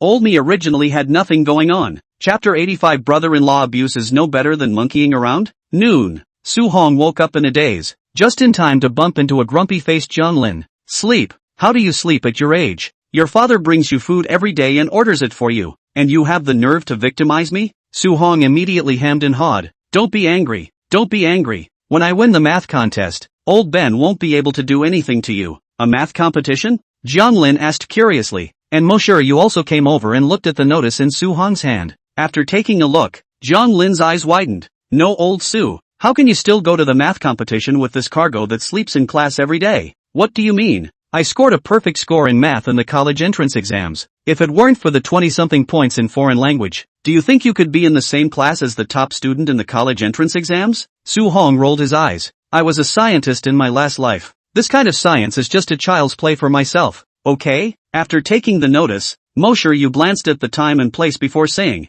after New Year's Day, going to Dragon City? Right. Sohan nodded. Muyu immediately wrapped her arm around Suhong's arm and said, I haven't been to Dragon City since I grew up. Why don't I go with you? Daba. I refuse. Why? It just so happens that my father is also in Dragon City, so we can go over there and look for him. I haven't seen my father for a long time. Muyu bristled. Suhong, it's because your father is in Longcheng. Your brother is already looking at me with displeasure. In case my old husband looks at me with displeasure as well, wouldn't I be in deep water? Not as good as anything. Suhong glanced up and down at Moshiryu. It would be better to wait for the raw rice to be cooked, and directly hold a doll to your father. He would have to agree even if he didn't agree at that time. Pop. No thither. Muyu patted Suhong's head. Her eyes rolled. Forget it. I'll think about it. Isn't there still a month left? We'll talk about it then. What's for lunch today? Hey, some of the guys are out of the hospital, so of course we're going to get some 5-star service at lunch today. 10 minutes later. Old Su. Why are you here again? Poker King, who was feeding his classmates, saw Suhong coming and acted as if he had seen a ghost. Suhong hemmed and hawed. How well informed I am. I got the news just after you lurked back. Originally Poker King thought that after discharge from the hospital, according to their own strength how to mix a bodyguard brigade captain to mix it. The results of the past the first time Mu Qingqing arranged to go back to school to protect the safety of Muyu. To cover their tracks, they also do the previous post. The key himself is the most miserable. Every day to beat the meal to serve the student boy. And the Bear King this guy ran to the school gate to pick up girls again. Grass. Looking at the Poker King 8. Suhong heart comfortable then, little pouncer, give the master a copy of the old look, the old taste, waiting for you yes. The Poker King gritted his teeth and responded, eat, eat you to death. There is no way to vent Suhong. He can only ruthlessly copy the spicy hot pot. On the other hand, Suhong returned to his seat in a beautiful manner, and Muyu asked curiously, How did you know that the Poker King came to school? I didn't even receive the news. Suhong hemmed and hawed. Don't even look at who I am. The school is full of my eyes. Flying dance idol every day to visit the school. The entire school mother mouse basically by him to visit a hole. The whole school a little wind blowing grass and grass movement themselves know. Not to mention the Poker King back. Is the school behind the grove inside a night how many couples go in their own know thoroughly. Looking at Su Hong's lewd smile, Muyu couldn't help but roll her eyes. Then wouldn't it be that you know my whereabouts every day? Do I need to know that? Sohan's eyes widened. Then he took his cell phone out, and the chat inside was basically, Sohan, I'm done with class. I'm going back to the caravan to take a nap. I'm sleepy. Sohan, I'm in the school building. I want to meet you for lunch. Su Hong, you're not allowed to look at other young ladies during class. If I find out, I'll break your legs. Sohan, come to the RV. I'll show you a surprise. Ever since Muyu had confessed to herself, she had turned into a little chatterbox and basically had to check in with herself wherever she went. Although, right, this girl is a little bit grumpy and can't move against herself, but the security gives a lot of awe. Counting on it, Muyu was considered a quality girlfriend with 98 points, and after taking a look at Su Hong's cell phone, Muyu, who was on the side, unconsciously touched her nose, then patted Su Hong. This is a sign that I like you, and in the future, you must report like this every day as well. I know, you're so annoying. Other than going out, my daily schedule is, classroom, dorm, RV, you, then I don't care. You have to say it too. Muyu held her head high. By the way, do you have a class this afternoon? Nope, getting ready to go back to bed. What's the point of sleeping? Sleeping can be fun. Why don't we try the RV after dinner? Muyu doubted whether his boyfriend's brain was only this kind of thing all day long, and after pinching his waist, she continued, there's a bidding conference in the chief's mansion this afternoon. Why don't we go and join in the fun as well? A bidding conference? What's the point of that? Might as well go to the circus and watch monkeys being played. In the afternoon my brother and sister Yuching are going to it. Is the tender for that project in the city center today out of the results? Don't you want to go to see the two of them after meeting? Words have not finished, only to see Su Hong immediately interested. Circus monkey, what good to see. At most is to say that this monkey really humane, which is not as fun as my great uncle brother's melon toa. I'm going to the bidding meeting this afternoon for sure. Jesus can't even stop it. I say, blah, blah, blah, blah, why do you keep comparing monkey to my brother? Hey, almost, baby, mouth 1, boo. Jiang Lin, who was on the side, saw this scene and his heart went cold. Why did I make this? I came to eat spicy hot pot with them. Look at other people. Lao Qin knew he was going to be shown up and had already found an excuse to run away. Chapter 86. Yes, Mu Qingchang and I did have a relationship. Longcheng district of Beijing, formerly Longcheng County, MU's office. It's already winter. The temperature outside makes the crowd flowing outside the building wear down jackets and cotton jackets, and the atmosphere makes Mu Ao Tian's mood fall to the bottom. Chairman, this is the project proposal for the 3 commercial plazas in the northern part of Dragon City. If you think it's okay, I'll have the following people submit it. Xinyu walked in from outside, holding a copy of the contract in her hand. However, when she looked up, she realized that Mu Ao Tian was looking out the window with a gloomy face, so she gently walked over and stroked Mu Ao Tian's back. Ao Tian, what's wrong with you? Mu Ao Tian came back to his senses and after glancing at Xinyu, he said with some fretfulness, it's winter. The Wei family's application should be coming down soon. 10 and 11 haven't come back yet, and they can't be contacted until now, in case they miss the time. When Xinyu heard this, he was relieved. So it's about this. If I really can't get in touch, then I'll go to Grandma and ask him to produce 2 people from the war god ranking for you. Ao Tian, we will definitely win. Now that half of the Wei family's commercial plazas in the North District have been acquired by us, they're only really anxious now. Mu Ao Tian shook his head. Little fishy, if your Shin family makes a move perhaps we will have a much simpler time, but I don't want to throw out my cards so early. Shin Yu bristled. Ao Tian, I think you just simply can't let go of your lofty body. We've been coming together for so long. My grandmother just can't see you anymore. And hasn't she overreacted in any way up to this point? It means she's slowly starting to accept you. So when you're free you can pay a visit to my house and ease the relationship a bit. And maybe my grandma will open her heart to you. But, Mu Ao Tian turned around and looked at this lovely person in front of him, reaching out to touch her face, but in the next moment, he suddenly retracted his hand. Little fishy, I still can't let go of the mustiness in my heart. You're still youthful and the age of my son, so how can I? Pride, does love have anything to do with age? That time you saved me, since then I knew that I would only like you alone. Xinyu moved her body and gently hugged Mu Ao Tian from behind. I've willingly worked for you as a secretary for so many years, you really can't feel it at all? Fishy, how could I not feel it? Muyu Tian's body trembled slightly, but soon, he turned around and let go of Xinyu, and suddenly said firmly, if we win the sandy ruins, I'll go with you to your house to meet your grandmother. Really? Xinyu raised her head and looked at Muyu Tian in surprise. Of course, Muyu Tian revealed a meaningful smile. The other side, Su Hong and Muyu, who had eaten, got into the RV and drove in the direction of the city center. Just like what Muyu had said, the lobby of the chief's mansion building looked extraordinarily lively today. The bus parking lot was filled with all kinds of luxury cars, and countless media outlets were crouched just inside the parking lot to keep an eye on the spectacular bid. The bid was the largest project that the Windy City Chieftaincy had publicized to the public in recent years. As the facade project of Windy City, no matter which group got it, it was a symbol of strength and identity. However, people who really understand this project know, basically or Mu Group manipulation of this project. After all, the early demolition of old neighborhoods, resettlement fees, including the cost of machinery, are the Mu family advances. They are imperative to this project. I have inside information. I heard that the Mo family has recently returned to Windy City, and this time they will compete with the Mu family for this project. I don't know if it's true. It can't be. Didn't the Mo family hear that the company was involved in a lot of illegal crimes and their assets had been confiscated? How could they get involved again and start over? You don't understand. Do you know about the Rain City Mo family? The head of the Mo family, Mo Changshan, and the head of the Wind City Mo family are blood brothers. If the Wind City Mo family comes back, they will definitely help out. At a glance you don't know the relationship between these families. The Rain City Mo family and the Mu family have a good relationship working together all year round. They won't help the Wind City Mo family. Che, blood is thicker than water, don't you understand? I don't think the Rain City Mo family will sit back and do nothing. Mr. Mu is here. Just as the press corps was discussing, a black Maybach drove into the middle of the coach parking lot, followed by a nanny car full of Mu family bodyguards. After parking the car, a large group of journalists swarmed around and blocked the entrance to the parking lot in a mass. When Mu Qingcheng was flanked by bodyguards and walked out of the parking lot, the reporters rushed forward to ask questions.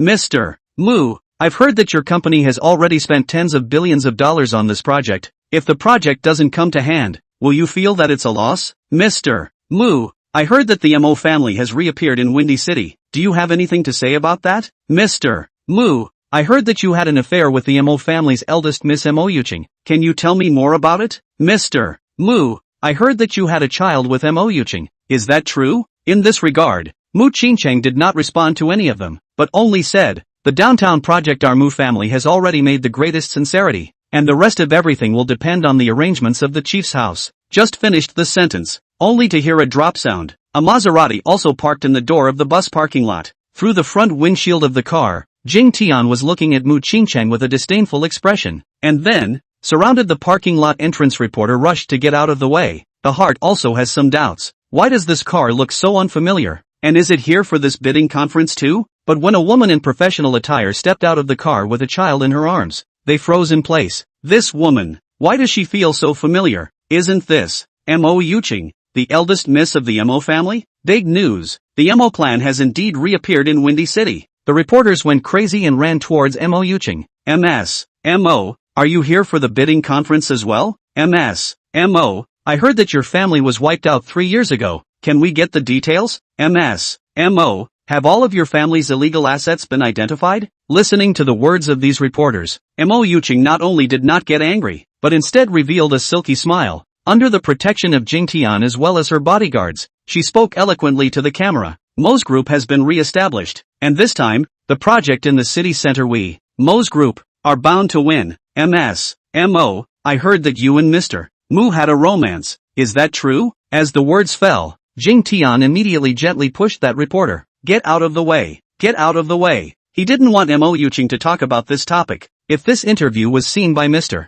Su, wouldn't it piss him off again? Can't these reporters ask anything else? Grass. However, when Mo Yuching heard this, she suddenly stopped her body and said greatly to the camera, Mu Qingcheng and we did fall in love before, but that's all in the past. I have nothing but deep hatred for him now. This time, for the downtown project, Mo's group, will definitely take it and ruthlessly snipe Mu's group. In Mo Yuching's tone, all the reporters heard a strong smell of gunpowder. Chapter 87. The child's name is Silkching, and his last name is Su. Big news. This is definitely big news. none of the journalists present in the eyes of the release of the burning soul of the melon. On this explosive news today to get, tomorrow is the editor-in-chief also have to kneel and lick their toes. M.O. Can you elaborate on why you hate Mr. Mu so much? M.O. Seeing as you're so confident about the project, do you already have inside information? M.O. I see you holding the child. Is this your child with Mr. Mu? Whoa! Just as the reporter desperately squeezed forward, the child in Mo Yuching's arms suddenly cried out and wrapped his arms around Mo Yuching's neck. Mom, afraid. Xinger is good. Let's go in now. After Mo Yuching heard Silk Clear's voice, the resentment in her heart also instantly calmed down quite a bit, so she smiled at the media. The child is crying. Let's talk again when we have the chance. After saying that, she went inside the gate of the chief's residence under the protection of Jingtian, and the press was stopped outside the gates. Xinger is good. The reporters are all outside, not afraid anymore. Mo Yuching hugged the child in her arms and gently stroked his back. Silk Qing was also very obediently lying in Mo Yuching's arms. Xinger isn't afraid. Xinger likes mommy. Well, let's go inside the building. It's warm inside. Mo Yuching smiled, then turned around. But just as she raised her head, she saw Mu Qingcheng, who had an indifferent face. But Mo Yuching saw a hint of doubt, as well as incredulity in his eyes. This is your child? Mu Qingcheng asked with a slight surprise. Mo Yuching didn't say anything. She just hugged Silk Clear as she passed by his side. But before Mo Yuching could walk up the steps, Mu Qingcheng stopped her. I'm asking you, get out of the way. Mo Yuching coldly hummed. Mu Qingcheng did not get out of the way, just continue to ask, is he? No. Mo Yuching raised her head and looked at Mu Qingcheng indifferently. His surname is Su. His name is Silk Cheng. He's not even 3 years old yet. He's the child of my husband and I. Mu Qingcheng, I'm warning you, I'm already married. If you come to pester me again, watch your head. After saying that, Mo Yuching walked around Mu Qingcheng, but the next moment, she turned around again. Mu Qingcheng, even if he is your child, you are not worthy of being his father. A father who killed his child with his own hands. Mo Yuching walked up the steps. The sound of the high boots crunching on the ground seemed to knock at Mu Qingcheng's heart. He watched Mo Yuching's back leading step by step and froze in place for a long time. The child's last name is Su, and he's just under 3 years old. According to the time, it should have been 2 years away from him before the child was born, and there was no way it could have been his. Like Mo Yuching said, even if the child was his, so what? One is not worthy of being his father. At the beginning when he let Mo Yuching abort his child, he was no longer worthy of being a father. After shaking his head bitterly, Mu Qingcheng entered the chief's mansion building in a state of disorientation. As the two of them entered, two lewd little heads emerged from beside a pillar next to the chief's mansion building. Did you take any pictures? Tapped out. Su Hong took his cell phone out, and the photo album was clearly the gaze of Mo Yuching and Mu Qingcheng when she raised her head just now. TSK, TSK, TSK, too handsome. Ex-sister-in-law's eyes instantly kill your brother. What are you talking about? My brother has a strong aura too. Okay, but, did you hear what Sister Yuching said just now? Is this child my brother's or not? How stupid you are. You can't hear it when you're this close. Su Hong pinched Mo Yu's little face. Former sister-in-law said that the child's surname is Su, called Silk Cheng, and that it has nothing to do with your brother at all. But what? Su Hong revealed a hint of a big smart look. Silk Clear, isn't it just thinking about Qingcheng? I have a feeling your ex-sister-in-law is lying. She must still like your brother. You have a point. If this child is my brother's, wouldn't I be the one to become an aunt? The more Mo Yu looked at that little boy, the better she looked at him, and in the next moment, she suddenly said, Su Hong, I have a good idea. Don't you talk about your bad ideas. I know what you're up to. Su Hong's understanding of Mo Yu had basically made it possible for him to know what kind of fart she was farting just as soon as she lifted her ass. Silk Cheng is definitely the object of Mo Yuching's key guardianship, not to mention the child. You can't even touch a single hair of his right now. How do you know you can't touch it if you haven't even tried? Muyu beamed. I'll go find Sister Yuching in a while. She'll definitely be willing to give me the baby to hold. Won't it be easy for me to get 2 hairs then? Surely the old man's words were right. The bigger the breasts, the lower the IQ of the woman. Sohan bristled. Muyu hammered her fist on Su Hong's back. How did you know my bust? You dead pervert. Su Hong pointed to his eyes. My eyes, that's the ruler. And the other side. When Mu Qingcheng entered the site of the bidding conference, Mo Yuching had already gone to her seat,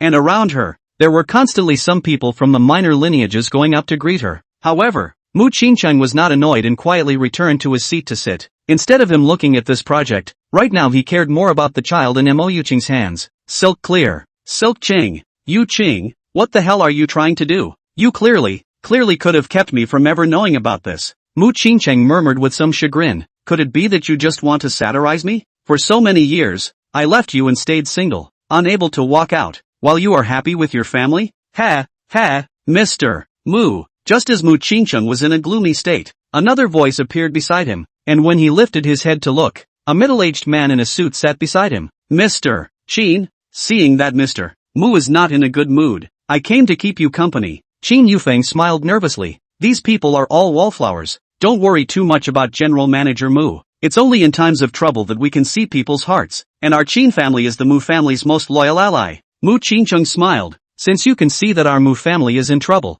aren't you afraid that the Mo family will come after you? Qin Yufeng impassioned loyalty. Others are afraid. Qin Yufeng is not afraid. Our Qin family was originally a small family. To have the favor of the General Mu this has today's as, if I'm the same as those wall grass, is not a failure of the trust of the General Mu. Mr. Mu, don't worry, as long as I can help, you can just open your mouth. If I say a word of no, I won't be surnamed Qin. Hearing this, Mu Qingcheng suddenly asked, I heard that your son is friends with Su Hong? Yeah, Linger and Auntie are roommates in the same dormitory. Actually, that's what Ridge told me. He said that he's a very righteous man, and that no matter what, he has to support his brother. Qin Yufeng touched his head and said with some embarrassment, so don't worry, Mr. Mu, no matter what, we will be by your side, and I think if Su Hong or MSCU were there as well, they would comfort you in the same way. Mu Qingcheng was just about to nod his head when he heard a clamor not far away, only to see Moshu walking in together from outside the venue pulling Su Hong's hand, but the two of them didn't stop when they saw Mu Qingcheng. Moshu even glared at Mu Qingcheng before running towards Mo Yucheng in a watery manner. The people of Mu Qingcheng were dumbfounded and gave Qin Yufeng a strange look. This is, what? You said you'd comfort me? Why did these two goods run off to lick Mo Yucheng as well? Chapter 88 Tonight. The moon is dark and the wind is high. Let's have a Mandarin duck bath. 3 minutes ago, Su Hong looked at Moshu with a confused expression. You're really going to find Mo Yucheng? Of course, it's not like what happened back then had anything to do with me. I'm still on good terms with Sister Yucheng. When she was in a relationship with my brother before, I was the one who tipped her off to where my brother was. Moshu said with her head held high. I can definitely reach Silk Clear. When the time comes, I'll strip off 2 of his hair and do a paternity test with my brother. If this is really my brother's child, I'll have to be responsible for him. No sis, why do I get the feeling you're more anxious than your brother? Of course, this is most likely our Mu family's child. Look at my brother's heartless look, when he goes to make sure. I guess the yellow flowers will be cold. After saying that, Moshu pulled Su Hong and walked into the venue. Looking at Moshu's eagerness, Su Hong shook his head helplessly. Mo Yucheng will definitely not let you touch this child. Don't even think about it. Humph. What if I make contact? Then let's make a bet. If you don't make contact, you'll let me sleep in the RV tonight. Upon hearing this, Moshu instantly blanked Su Hong, but she still nodded. Okay, if I'm in contact, then you have to be obedient to me for a month, and you're not allowed to look at other girls when you go out. It's a deal. Sohan hemmed and hawed, feeling like he had it tonight. Let's not talk about the grudge between Mo Yucheng and Mu Qingcheng. Even if she, Mu Siyu, could talk to Mo Yucheng would definitely not hand over the child to her, because in Su Hong no, this child is not the Mu family. This matter is very important. This is beyond this child itself. And today, Mo Yucheng chose to bring the child out. It was only to make the public raise doubts about the identity of this child, and while stimulating Mu Qingcheng, she definitely had her own purpose as well.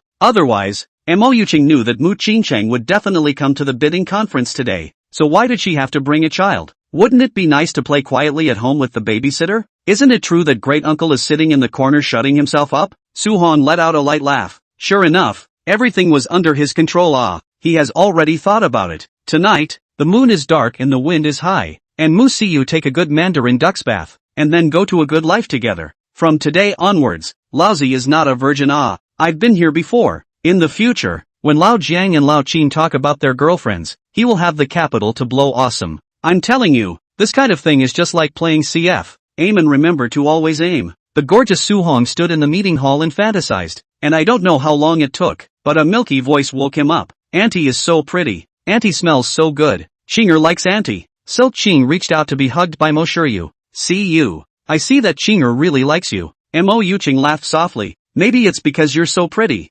Men's nature. After saying that, Mo Yucheng greatly let go of Silk Clear, and then this little milk ball instantly surged into Moshu's arms. Feeling this little guy rubbing his neck, Muyu instantly felt her heart was adorable, stood up and gently coaxed, "Auntie, take you out to play." "Okay, let your mom rest for a while." "Good, good," Silk Clear said softly as she wrapped her arms around Yu's neck. Silk Ching had long been unable to stay here. He was a boy whose mind had just opened up and was curious about everywhere, but Yuching kept him sitting on the sofa and didn't let him run around at all. "Auntie's still good. She takes him out to play." But with such a simple image, Su Hong felt like the sky had fallen. Yuan Yang bathing, sharing a beautiful life, having the capital to blow awesome? These images appeared in front of Su Hong's eyes as if they were shattered. "Not Yuching. Are you really not afraid of Moshu secretly picking your son's hair? Your son is only 3. How important is hair? Even if this isn't Mu Qingqing's child, you can't let her hurt the child like this." Yuching, are you sure you came back to torture Mu Qingqian?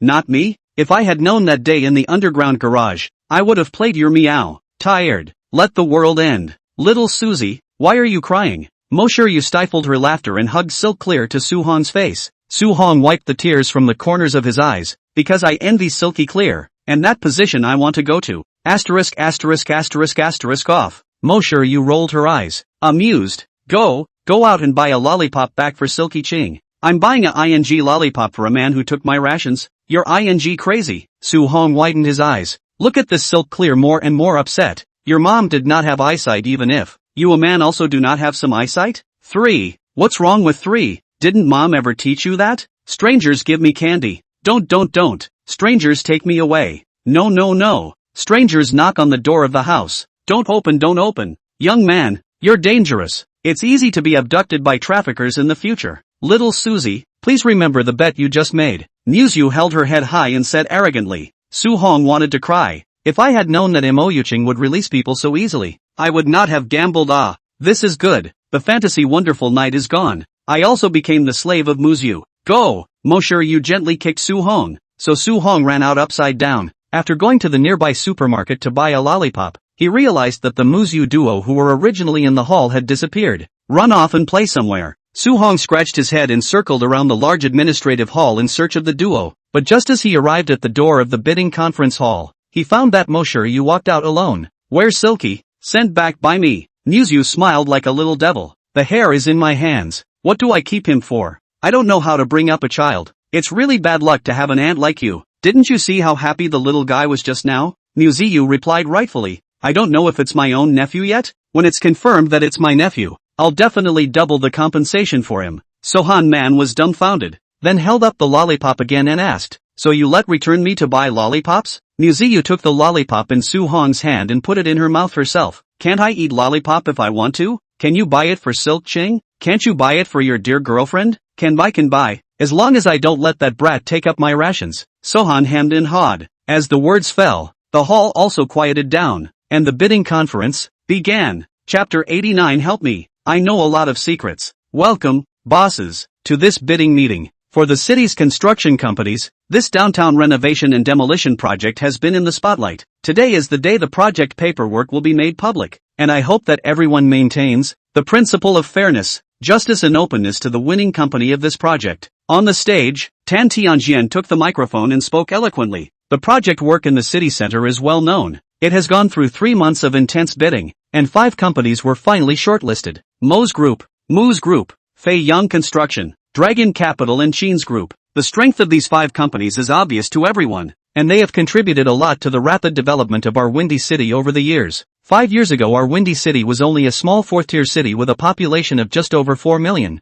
and it was because of the endeavors of these companies and their sincere cooperation with the chieftain's house that the Windy City has made its way step by step to a 3rd-tier city with a population of 10 million. So I think we should all applaud these 5 companies, regardless of which company wins the bid today. As the words fell, the stage clattered with applause. Su Hong under the stage couldn't help but skim his lips. This old man is really pretentious. Yuching has only been back for a few days, and all her previous achievements can be counted as her share? That's such an obvious statement to pave the way for the Murray Group. Muyu gently patted Su Hong. What do you care? Blowing awesome is a necessary skill for every chief. It still depends on who the final project goes to. Isn't this obvious? Tan Tianjian said all that day at the birthday party that Mo's Group was great, and he accompanied Yuching to the birthday party, so the two of them must have reached some unseemly deal. Not a deal. At this time Mu Qingqing exited and said, "The current Tan Tianjian is a dog of the Mo Group. Finally you can talk?" Su Hong glanced at Mu Qingqing strangely. I thought you were autistic. How do you talk?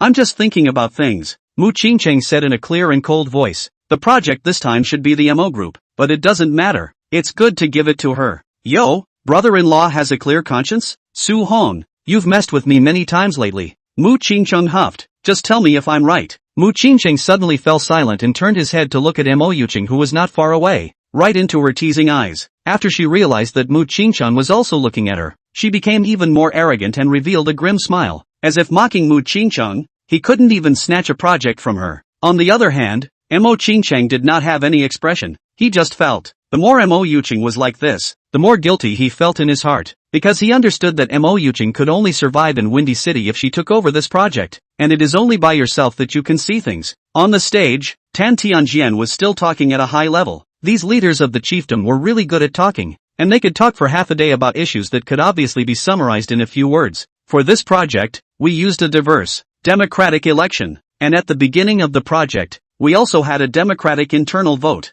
and we finally settled on a candidate after a study. In fact, all of the businesses in the room were very good and are valuable assets to our Windy City chieftaincy. After a very long speech, Tan Tianjian slowly walked to the stage, came to Mu Qingqing's front. Mu's group is our Windy City's leading enterprise, doing its best in this project. The preliminary demolition, compensation, land allocation of these jobs are all done by Mu's group. All of these things are in the heart of the chieftain's house. As our Windy City's front runner, Mu's group has really done an exemplary role. The whole room was in an uproar as the words fell, and everyone glanced at Mu Qingqing strangely. That day at the birthday party, Tan Tianjian didn't say this. Today's tone how suddenly favored the Mu family. Could it be that in these few short days, the Mu family had done something else to pull Tan Tianjian back? For a while, the other lineages began to panic. Damn it, I should have known not to lick the Mo family. This is good. The Mu family in case of power. I do not have to be settled again? Only Mu Qingqing looked calm because he knew that he hadn't done anything. There's no way the program is going to give itself away. As expected, Tan Tianjian's words changed. However, I think that most groups' sincerity is also sufficient. They haven't been established for very long, but they've put in no less effort in that time. In fact, it's really hard for our chief's house to make a decision. After all, this project is the biggest one since I took office, and it's worth far more than tens of billions of dollars. Saying that, Tan Tianjian walked over in Mo Yuqing's direction. The other people just tensed their hearts and immediately let go. Damn, you deputy chief. No wonder you can't turn right in this life. Can you not speak? A big gasp. It was all scared to death lousy. However, the hearts of the other lineages were relaxed, while Mu Qingqing's brows furrowed. Originally, he thought that Tan Tianjian was simply comforting himself when he said this, but he didn't realize that he was intentionally looking for a topic to approach him, because at this very moment he had a note placed in his hand by Tan Tianjian. Mu Qingqing looked up, and after realizing that almost everyone's eyes were drawn away by Tan Tianjian, he immediately opened the note. It's nakedly written on it. Save me. I know the Mo family's backers, and I know why your father went to Dragon City. Mu Qingqing's pupils shrunk, and his heart was like a shocking wave. The Mu family in Windy City was not clear about the current situation despite their strong resources, and he wasn't even sure what exactly his father was doing in Dragon City. Chen Yan, however, could not find out anything. I do not know whether he deliberately did not tell himself, or he really did not know anything. Anyway, he is now like a trapped beast in the abyss. It seems to have a high status, but in fact it is a puppet. He had always wondered why his father suddenly went to Dragon City, why he was going up against a behemoth like the Wei family, why was the moon above staring at Moshiryu, what were the sandy ruins, and why did Mo Yuqing suddenly appear in Windy City? He knew nothing of all this. In fact, this downtown project is a front from the beginning to the end. From the birthday party to announce this matter to the bidding conference, Mu Qingqing did not want to take this project at all. He just hoped to stabilize Mo Yuqing's position through this project, so as to draw out the pair of big hands behind her. Because Mu Qingqing knew that from the beginning of the kidnapping of Muyu to the appearance of Mo Yuqing, all of this vaguely pointed to his father, which was why he wanted to know the truth so desperately. But now this note from Tan Tianjian now confused Mu Qingqing again. Tan Tianjian had clearly entered into a partnership with the Mo family, so why did he suddenly ask for help? What the hell happened in between? Just as Mu Qingqing was in a trance, he heard Tan Tianjian heavily announce, although the Mo family's sincerity is greater, the bidding proposal is better, and the price is lower than that of the Mu group. The chieftain's office has finally decided that the project will still be handed over to the Mu family. Everyone welcome Mr. Mu to the stage and officially sign with the chief's house. Chapter 90. Suddenly deeply affectionate Mu Qingqing. What? Mu Qingqing looked up with a confused expression and looked at Tan Tianjian, who was all smiles, and then he looked at Mo Yuching, noticing the happiness on her face from the beginning. The excitement also suddenly turned into dismay. Obviously, it was all planned. How did it suddenly turn out like this? Mr. Tan. Just as Tan Tianjian walked onto the stage, Mo Yuching suddenly stood up and called out to Tan Tianjian. What's wrong with Mr. Murray? Are you sure this project is given to the Mu group? Mo Yuching said through gritted teeth. It wasn't just her, but the Jingtian behind her had also coldly lowered his face. This Tan Tianjian, he doesn't even want to be a dog anymore? Wants to be a dead dog? Tan Tianjian barely hesitated and said directly. What? Is Mr. Mo doubting the authenticity and openness of the chief's mansion? No, Mr. Tan continues. Mo Yuching's face was horribly gloomy, but in this public setting, it was impossible for her to insult Mr. Tan. Otherwise not only would they not be able to get the project in the city center, their Mo family would have to be checked again by the heavenly court. Of course, this scene wasn't just Mo Yuching. Even the small clans that were close to the Mo family were in a daze. No buddy, you just praised Mo's group so much and Mo Yuching so much that you almost kneeled down and licked other people's toes. And then you turn around and say that the project has been handed over to the Mu family? What kind of operation is this? Maintaining an unexpected? It's over and done with. The Mu family has really pulled in Chief Tan this time as well. Before it was Han Lijin. After he was transferred, now it's Tan Tianjian. Now there's really no one in the Windy City who can go up against the Mu family. That's what we're saying. Is it too late to lick Mr. Mu? Mr. Mu, what are you waiting for? Come up for the signing ceremony. Tan Tianjian, who was standing on the stage, said smilingly to Mu Qingcheng, whose stunned expression came back to him. However, Mu Qingcheng's mind was also turning extremely fast, although he was not clear about what exactly happened in between. He understood that the most important thing right now was to save Tan Tianjian's life. So the moment he stood up, he looked at Su Hong, who was sitting on the side, and said in a low voice, immediately call the Poker King and the Bear King over to protect Tan Tianjian. So Han froze, but he nodded before going out to make the call. But he was a bit confused. Why should he protect this? Also, didn't you trust the Poker King and the Bear King before? Why don't you call your Mu family's bodyguards? Although the strength of those losers of a San AC is definitely not as good as the Poker King. Right, but it is always the most loyal person of the Mu family. On the other hand, Mu Qingcheng slowly walked onto the stage as he met everyone's envious gazes. Mr. Mu, this is the signing instrument for the downtown project. As long as you sign on it, the downtown project will belong to the Mu group, and I hope that in the future, the Mu group will cooperate with the chief's house through and through to create a brilliant future. Tan Tianjian handed a paper contract to Mu Qingcheng.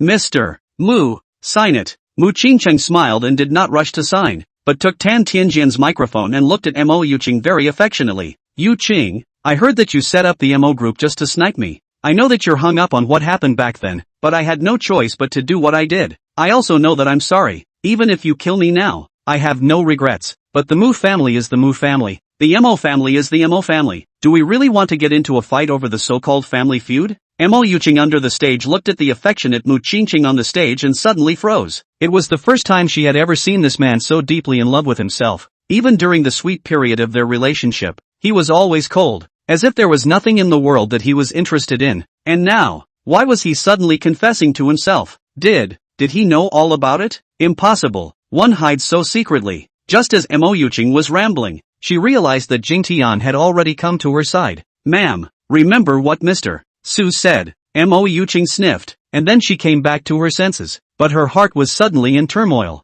and her face became flushed with it. On the side, Silk Ching licked her fingers and suddenly laughed. Mom, you're blushing. Are you shy? Only then did Mo Yuching hurriedly recover her original state and gently said, Xinger, Mommy isn't shy. It was too hot just now. She then looked at Jing Tian and said calmly, I know. I'll go talk to Jian Jian there. And Mu Qingcheng on the stage was still speaking fondly until Su Hong sneaked in from outside and then gave 5 fingers to Mu Qingcheng. Mu Qingcheng nodded slightly, then continued, so I have decided on behalf of the Mu group that we, the Mu group, will give up the downtown project this time and give it up to the Mo family. Rainy, I don't beg you to forgive me, but I hope that with this project, I can calm your anger towards me a bit. After saying that, Mu Qingcheng tore up this project paperwork in front of everyone, and then walked off the stage in front of the crowd's astonished gazes and walked straight out of the bidding conference. These families of people have a heart attack. Today this bidding conference how to reverse so many don't you know it's hard for all us little families? Originally, the Murphys were licking their chops and they were assured that they would get the project this time around so that they could split the benefits with them.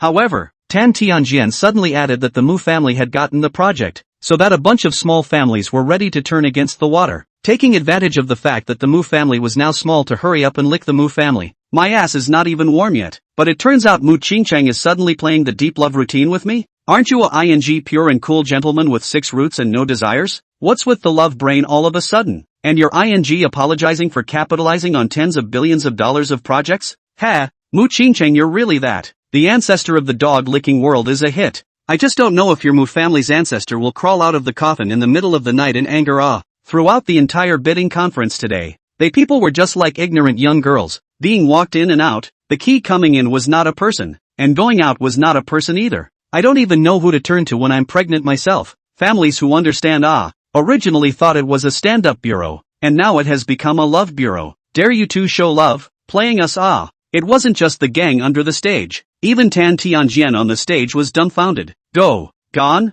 Mu Qingchang just left? This contract has the seal of the war god's mansion. If they misunderstand, I'm really convinced. How to count? Old man is dead And big brother, are you really not going to read this note? I've already revealed my family's secrets. If you really don't protect me, I'll be dead in the water. Looking at people, Mu Qingchang waved his sleeve, not taking away a cloud of back. Tan Tianjian people are almost stupid. But there is no way. This bidding conference themselves still have to do it hard so he can only give a sarcastic smile and explained. I didn't realize that Mr. Mu is still a lover. Since Mu's group has given up, let's have Mo's group. Chapter 91. Afraid of others, not afraid of the general's residence? In the end, the downtown project was taken by the Murray family. After the signing was over, Tan Tianjian left the field at lightning speed, and now all he could think about was staying alive. Originally thought that stuffing a note would allow him to get Mu Qingchang's protection, but I didn't expect this guy to go straight to the love brain and give the project back to the Mo family again. Now it's good.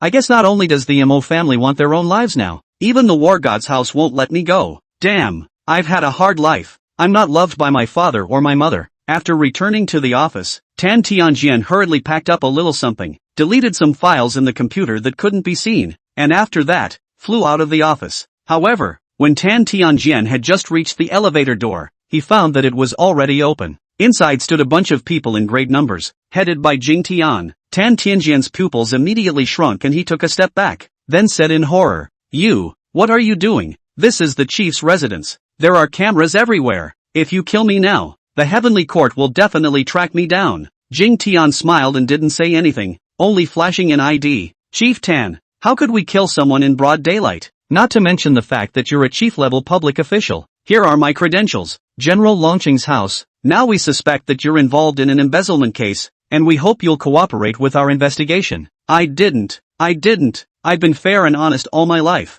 How could I possibly be corrupt and take bribes? Upon hearing this, Tan Tianjian immediately panicked, turned his head and pulled his legs out to run, but before he could run 2 steps, he was held down by Jing Tian. "Resisting investigation. I have the right to take coercive measures against you." After saying that, Jing Tian cuffed Tan Tianjian. "Take it away." Soon, Tan Tianjian was secretly brought to the underground parking lot and got into a commercial vehicle. As soon as he opened the door, Tan Tianjian saw Mo Yuqing sitting beside him. "Mr. Tan, what a coincidence to meet again." Tan Tianjian was on the verge of tears. Mo, do you believe me when I say that this is a joke I played on you with Mr. Mu? I believe it. Why wouldn't I? Didn't I get the program too? Mo Yuqing smiled grimly. "So can Mo release me? No. I promise to obediently be your dog in the future." Looking at Mo Yuqing's eyes, Tan Tianjian couldn't help but shiver. Damn, this Mu Qingchang is really unreliable. Didn't I just you twice? Why don't you protect me? I thought I was going to be the chief soon, but now they can't even be dogs. Not to mention chiefs. Look at Mo Yuqing's eyes. She wants to kill me by 1,000 cuts. Mo Yuqing, then can I ask, why did Mr. Tan suddenly change his mind and was ready to give the project to Mu Qingchang? Tan Tianjian licked his lips and said with some difficulty, "I can't say. If I say it, I'll die." "Ha, Mr. Tan, are you afraid of them, but not of the general's office?" Mo Yuqing let out a grim laugh. "But it doesn't matter. I have plenty of time to get what I want out of your mouth." As the words fell, the business car started up and headed straight for the Mo family manor in the suburbs. Soon, the car was far from the downtown area and came to the quiet suburbs. These places are all one manor, in which live the rich people of the Windy City, and the streets are a lot quieter compared to the downtown area. Just when the business car threw an intersection, face to face but broke over a Mercedes-Benz car, bang a heavy impact on the headlights of the business car, so that the business car unsteady rolled over on the road, and the other side of the Mercedes-Benz is jerking the direction of the other side of the road to a stable stop. Mercedes,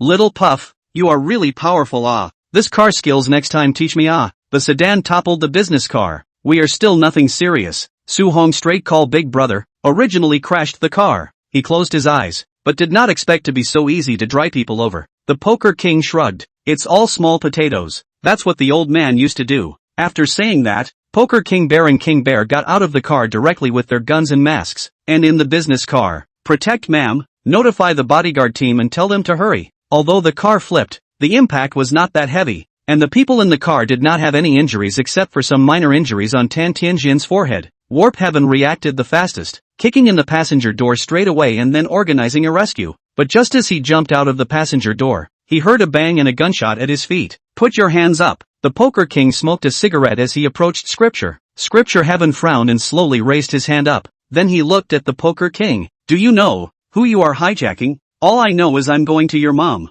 The Poker King didn't hide it at all and came up to give Jing Tian a slap on the face. Then said, now, crouch down on the ground and hold your head with both hands. Then he looked at the Bear King, who, after nodding his head, climbed directly into the commercial vehicle and said in a low voice, everyone inside, put down your weapons and walk out one by one. Bang! Seeing a bodyguard in the back row sneakily touching something, King Bear just shot him. The rest were finally honest, and one by one they climbed out of the commercial vehicle. Mo Yuqing coldly looked at the Poker King and the Bear King and said in a cold voice, you call Mu Qingchang now. If he wants to take away Tan Tianjian, I will never forgive him in my life. Mo Yuqing was reluctant. She hadn't asked who exactly made Tan Tianjian change his mind. However, after these words fell into Poker King's ears, he immediately grew his mouth. Asterisk asterisk asterisk asterisk sister. How do you know that we are Mu Qingchang's people? We are obviously wearing masks. Mo Yuqing. It's like this guy has some major brain disease. At this juncture, who would come out to protect Tan Tianjian besides Mu Qingchang?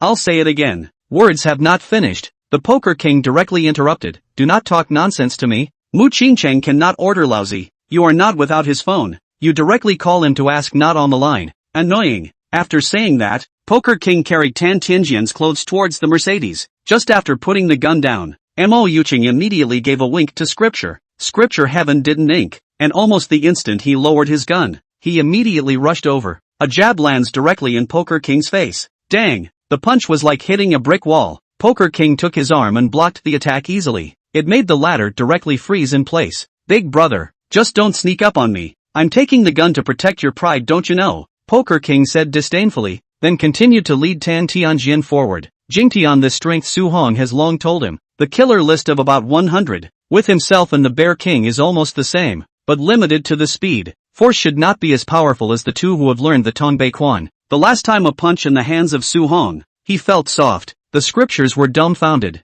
I'm at least 98th on the God of War list. Just ignored? No. Are there so many experts in this windy city? Why does it feel even more oppressive than in Dragon City? Chapter 92. Laughing so hard it sickens me. Jing Tian didn't make another move because he knew that even if he did, he wouldn't be a match for the Poker King. Not to mention that there was a Bear King next to him. Mo Yuqing and Jing Tian watched as Tan Tianjian got into the Mercedes and took off. You're such a loser. Mo Yuqing also did not expect that the person sent by Mu Qingchang was even more powerful than Jing Tian. The point isn't even the same Sohan who killed the clown. Who's really behind the Mu family now? Surprisingly, it had gotten so strong. Jing Tian, on the other hand, was grimly staring coldly at the distant Mercedes. Ma'am, let Chief Su continue to send people. Things here have gone far beyond our expectations. Mo Yuqing, on the other hand, grunted and turned around to slowly walk towards the road. Of course I'll talk to Bilt. Why did you send a loser to protect me? And the other side. Car. Su-hong looked at Tan Tianjian and said with a smile,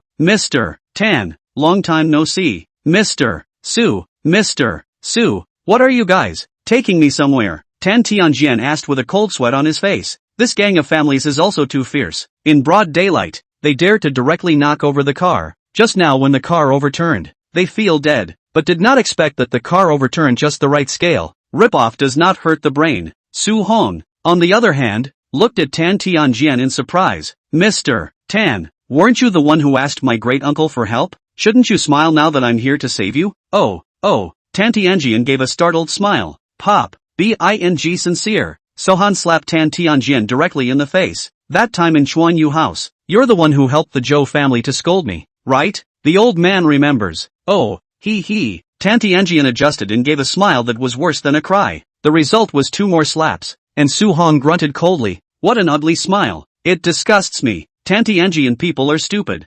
I call this ugly? It's obviously you who slapped my face and swelled it up. I look ugly, okay? The poker king sitting in front of him snorted. Old Su, don't fan yourself. If you can't speak in a while, be careful of Mr. Mu scolding you. Cut. Can I still be afraid of my great uncle? You're not afraid of Mr. Mu or MS. Mu, humph. Can I still be afraid of that girl Mo Shiryu? Can I, a big man, give in to a woman's lechery? Su Hong grunted, then took a tissue and wiped the marks of the fingers on Tan Tianjian's face. In a moment, when my great uncle asks, you'll just say it was a fall. Got it. Got it. When has Tan Tianjian, a deputy chief, ever been bullied like this? But after thinking about it, Tan Tianjian endured. After all, his life was saved. Soon, the Mercedes reversed a direction and didn't go to the Mu family manor, but to another small set of villas in a suburb. And at the entrance of the villa, Mu Qingchang and Muyu were already standing there waiting. After seeing Su Hong get off the car, Muyu walked up with a worried face. Are you alright? Are you hurt? Su Hong smiled. No la, Jingtian, that is not the opponent of the poker king. How can I need my hands? I didn't even get off. That's good. Mo Shiryu breathed a sigh of relief. Every time Su Hong went to do these dangerous things, she was worried, although she knew Su Hong was very powerful, but after all, he was not invincible. On the other side of the room, Tan Tianjian was crushed from his car by the Poker King and the Bear King. Mu Qingcheng couldn't help but breathe a sigh of relief when he saw Tan Tianjian bring him into the room. He then turned to look at Su Hong and Mo Shiryu. Don't tell Chen Yan about what happened today. Brother, what do you mean?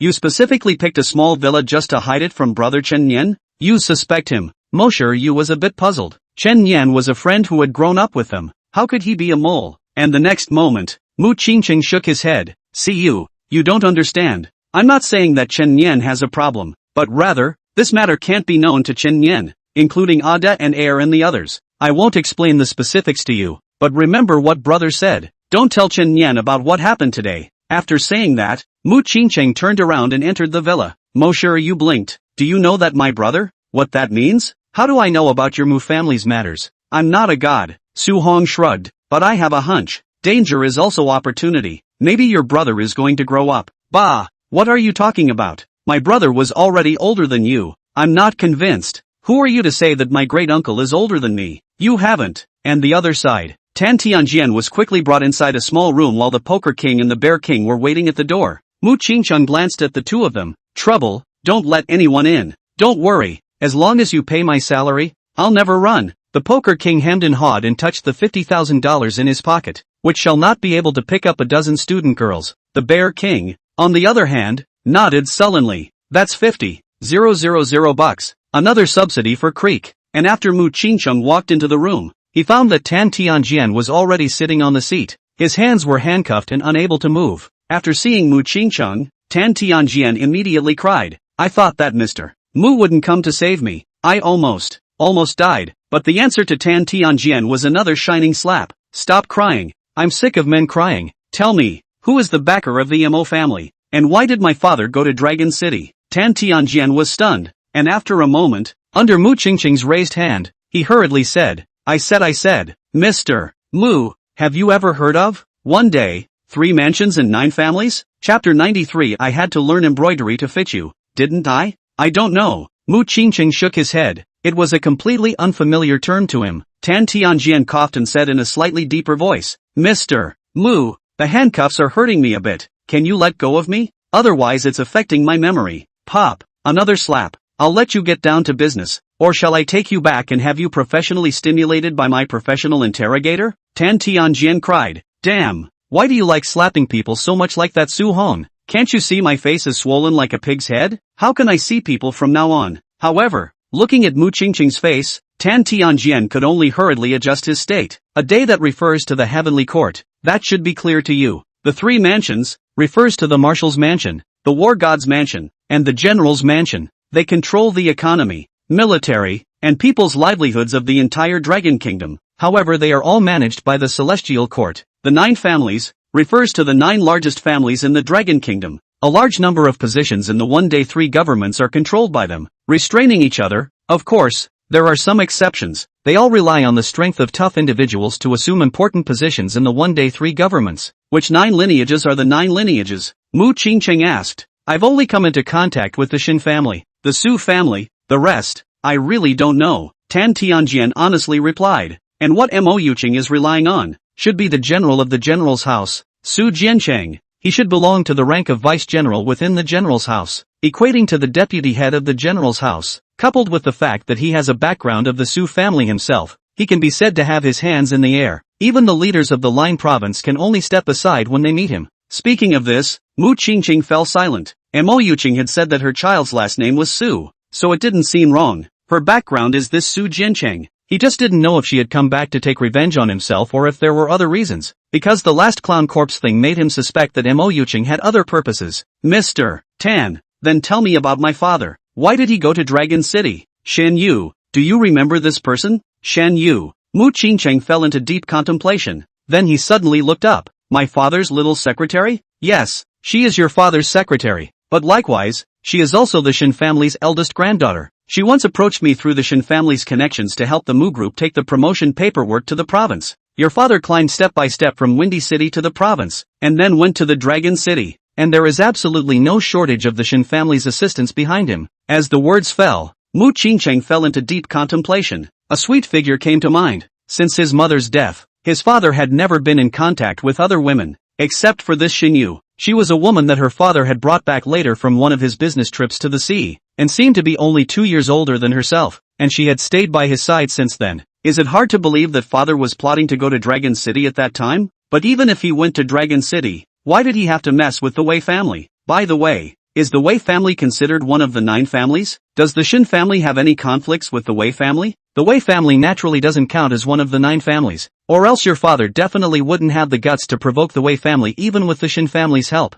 As for the contradiction, Mr. Mu, a deputy chief of my rank really can't reach those behemoths. Tan Tianjian swelled his face and begged Mu Qingqing bitterly. Mr. Mu, I have told you everything I know. Can you protect me? As long as you can let me live. Once I have other information in the future, I will definitely notify you first. Only to see Mu Qingqing faintly smile. Mr. Tan, of course I will protect you. You can go back to your regular job now, and I'll have my men follow you. Really? Tan Tianjian said in surprise. Mu Qingqing nodded. Then he suddenly thought of something as if he turned over again. By the way, you and the Mo family had a good talk. Why did you suddenly change your mind about giving the project to our Mu family? Tan Tianjian was momentarily speechless. That woman from that day clearly told herself that this matter could not be told to Mu Qingcheng, or else she would be pursued by the War God's mansion. But if she didn't say anything now, she would probably lose her head right now. After thinking about it, Tan Tianjian raised his head. Mr. Mu, it's not that I'm saying it, it's that they won't let me say it.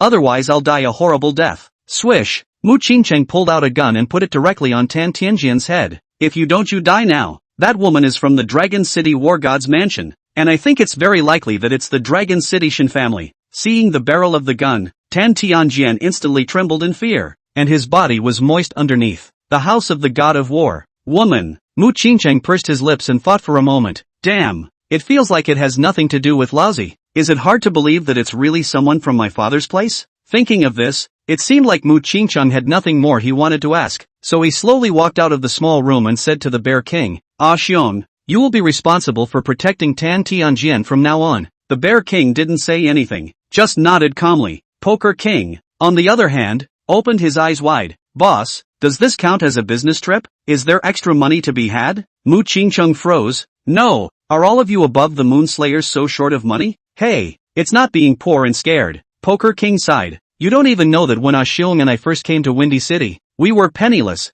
We couldn't even afford a steamed bun. And now that we've managed to earn some money from our part-time jobs, mustn't we save up some of our wife's capital? Besides, it doesn't matter if I'm single. I can't let my good brother aggravate Xiong still has a little girlfriend. The family needs money every day. Before the words were finished, Mu Qingcheng a bank card had already flung over. Don't push. Work hard. You can't spend this card. Alright, thanks boss. Poker King's eyes widened, but when Mu Qingcheng left, he suddenly called out again. No boss, you gave me the card. You didn't give me the password. Idiot. The Bear King gave this man a blank look and turned to go into work. Poker King cursed. Ah Xiong, you're so inhuman. Who do I want money for? Isn't it still for you and your little girlfriend? On the other hand, Mu Qingcheng came to the living room, but found that Su Hong and Muyu were playing the game console in the living room. He came to Su Hong. Su Hong, come out for a moment. I have something to tell you, Su Hong said while maneuvering the game console. Later, when I pass the level,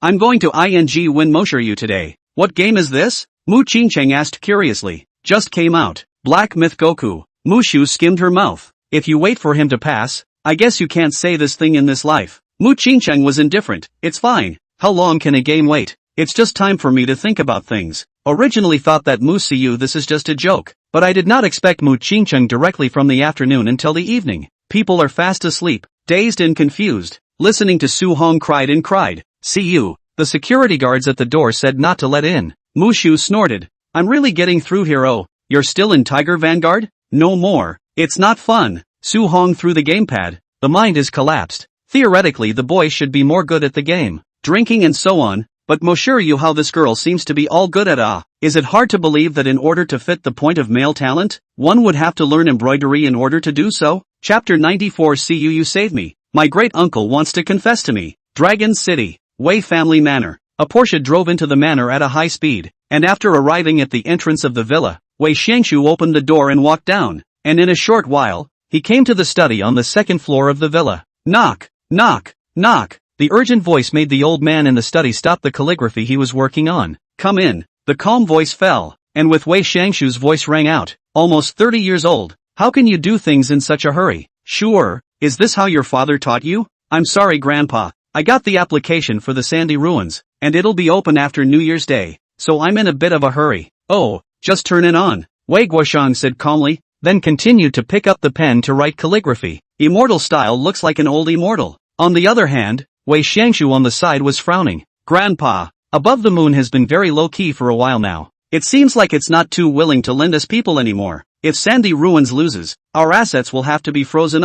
If the Heavenly Court finds out. Before he could finish his words, Wei Guoshang had already raised his head and glared at Wei Xiangshu. Shut up, there are some things that can't be said in the open. Don't you know that? Yes, but we have to find a way. Wei Xiangshu was a bit anxious. There's the Shin family behind the Mu family. If the Shin family strikes first, we're in a critical situation. Humph. Wei Guoshang lifted his brush and fiercely knocked Wei Xiangshu's head. Just like your useless father. When something happens, you only hurry. What's the use of hurrying? Will being anxious make our Wei family one of the 9 families? Yes, but, before the words could be said, they were interrupted again. Wei Guoshang said lightly, the Mu and Shin families are not as impregnable as imagined. The Sandy Ruins clearly stipulated that the help of other families cannot exceed 2 people, so you don't have to worry about the Shin family interfering too much with the outcome of this time. Do you know about the 13 typos of the Mu family? The 13 eunuchs? Wei Xiangshu froze. I saw them once last time when they participated in the merchants' conference. It seems to be some kind of audit to a 13,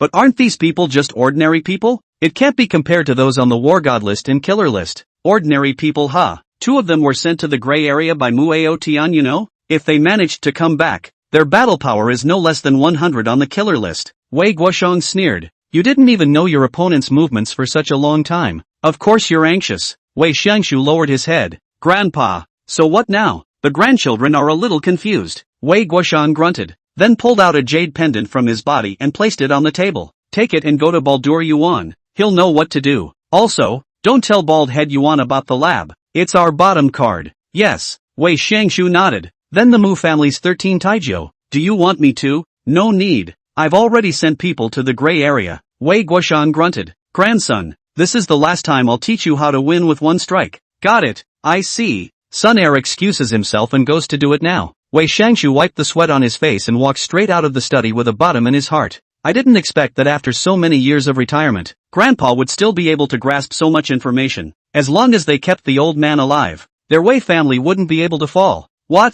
That day at the vinegar factory? Let's see. In the room of the villa, Mu Qingcheng asked Su Hong about what happened in the vinegar factory that day. Su Hong pondered for a long time. That day in the vinegar factory I went in with the Poker King, the Bear King. I searched the entire vinegar factory. In addition to those 3 assassins, I didn't find anyone else. And then, before he could finish his words, he was interrupted by Mu Qingcheng. I know. I mean during your fight with the clown, did he behave abnormally? When Su Hong heard this, he instantly jumped up. Of course he did. Old me was almost killed by him. Originally, lousy through my godlike brain and hands have forced that clown guy into a desperate situation. His arm was broken by me. And then he inexplicably with the same as the drug. Fierce as a ghost, Lousy's military dagger. Full force stabbing all did not pierce into his skin. Not only the hardness of the body, but even the speed, strength, and outbursts are more than twice as much as before. In just one move old me was defeated, and I don't know what the reason is. Something like, dope? Well, it's kind of like, it feels like one of those genetic potions they put in movies, but whether there are any side effects I don't know. Su Hong shrugged. Then he remembered something. Right, I think he said something about second block or something. He thinks he's Luffy, second and third block, same as a ING ghost. Listening to Su Hong's words, Mu Qingqing suddenly had a vision in his mind. Although it was a bit ING outrageous, but if combined with those impossibilities, this should be the only possibility. Thinking of this, Mu Qingqing raised his head and looked at Su Hong with affection. Little Su, you're all I have right now. Do me a favor. After saying that, Mu Qingqing reached out and tried to grab Su Hong's arm. Then Su Hong's eyes widened as he hurriedly jumped away, looking at Mu Qingqing in horror. No, big uncle, you back off first. Are you too lonely? I'm a ING man. Mu Qingqing replied very seriously. It is because you are a male. If you are a female, it may not be very suitable. Get out. Sohan fell away. Brother-in-law, brother-in-law. I originally thought that you were only emotionally injured, so you were single for so long. I did not expect. The original reason for your singleness is not Mo Yuqing. What?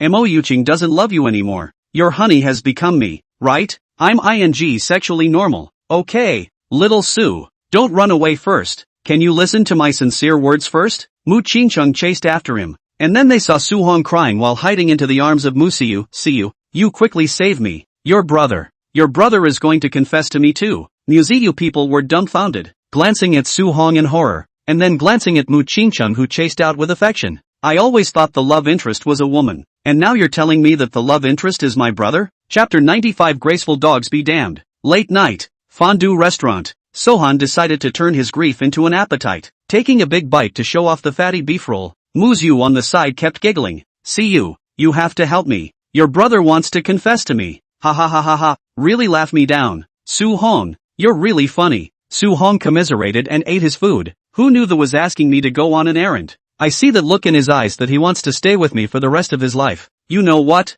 I was scared to death. People have twin sisters falling in love with me. I'm a brother and sister falling in love with me at the same time? This plot novel was river crabbed right after it was written. Okay. Su Hong viciously ate the fatty beef roll in his mouth and added, but I'm still quite curious. How come your brother doesn't let brother Chen Yan do these things, preferring to let me go? You're stupid. It means my brother trusts us. Mosher, you said rightfully. You're the one who's stupid. It means brother Chen Yan is unreliable now. Idiot. I'm just testing you. You really are a pig brain. Su Hong rolled his eyes. I suspect that this matter is related to my old man. My dad? What are you talking about? You mean my dad is going to hurt us? The mousy man was dumbfounded. I'm my own. Why do you want to hurt me? Looking at Mosher Yu's confused head, Su Hong gently reached out and rubbed it. Fool, how could your father possibly harm you? Saying that, Su Hong took out a plate of fatty beef rolls and placed it on the table. Look, it's a plate of fatty beef tacos. Looks delicious, doesn't it? Muyu bristled. I don't like fatty beef rolls. Lousy, this is a metaphor. Su Hong rolled his eyes. This woman's boobs must have been traded for her IQ.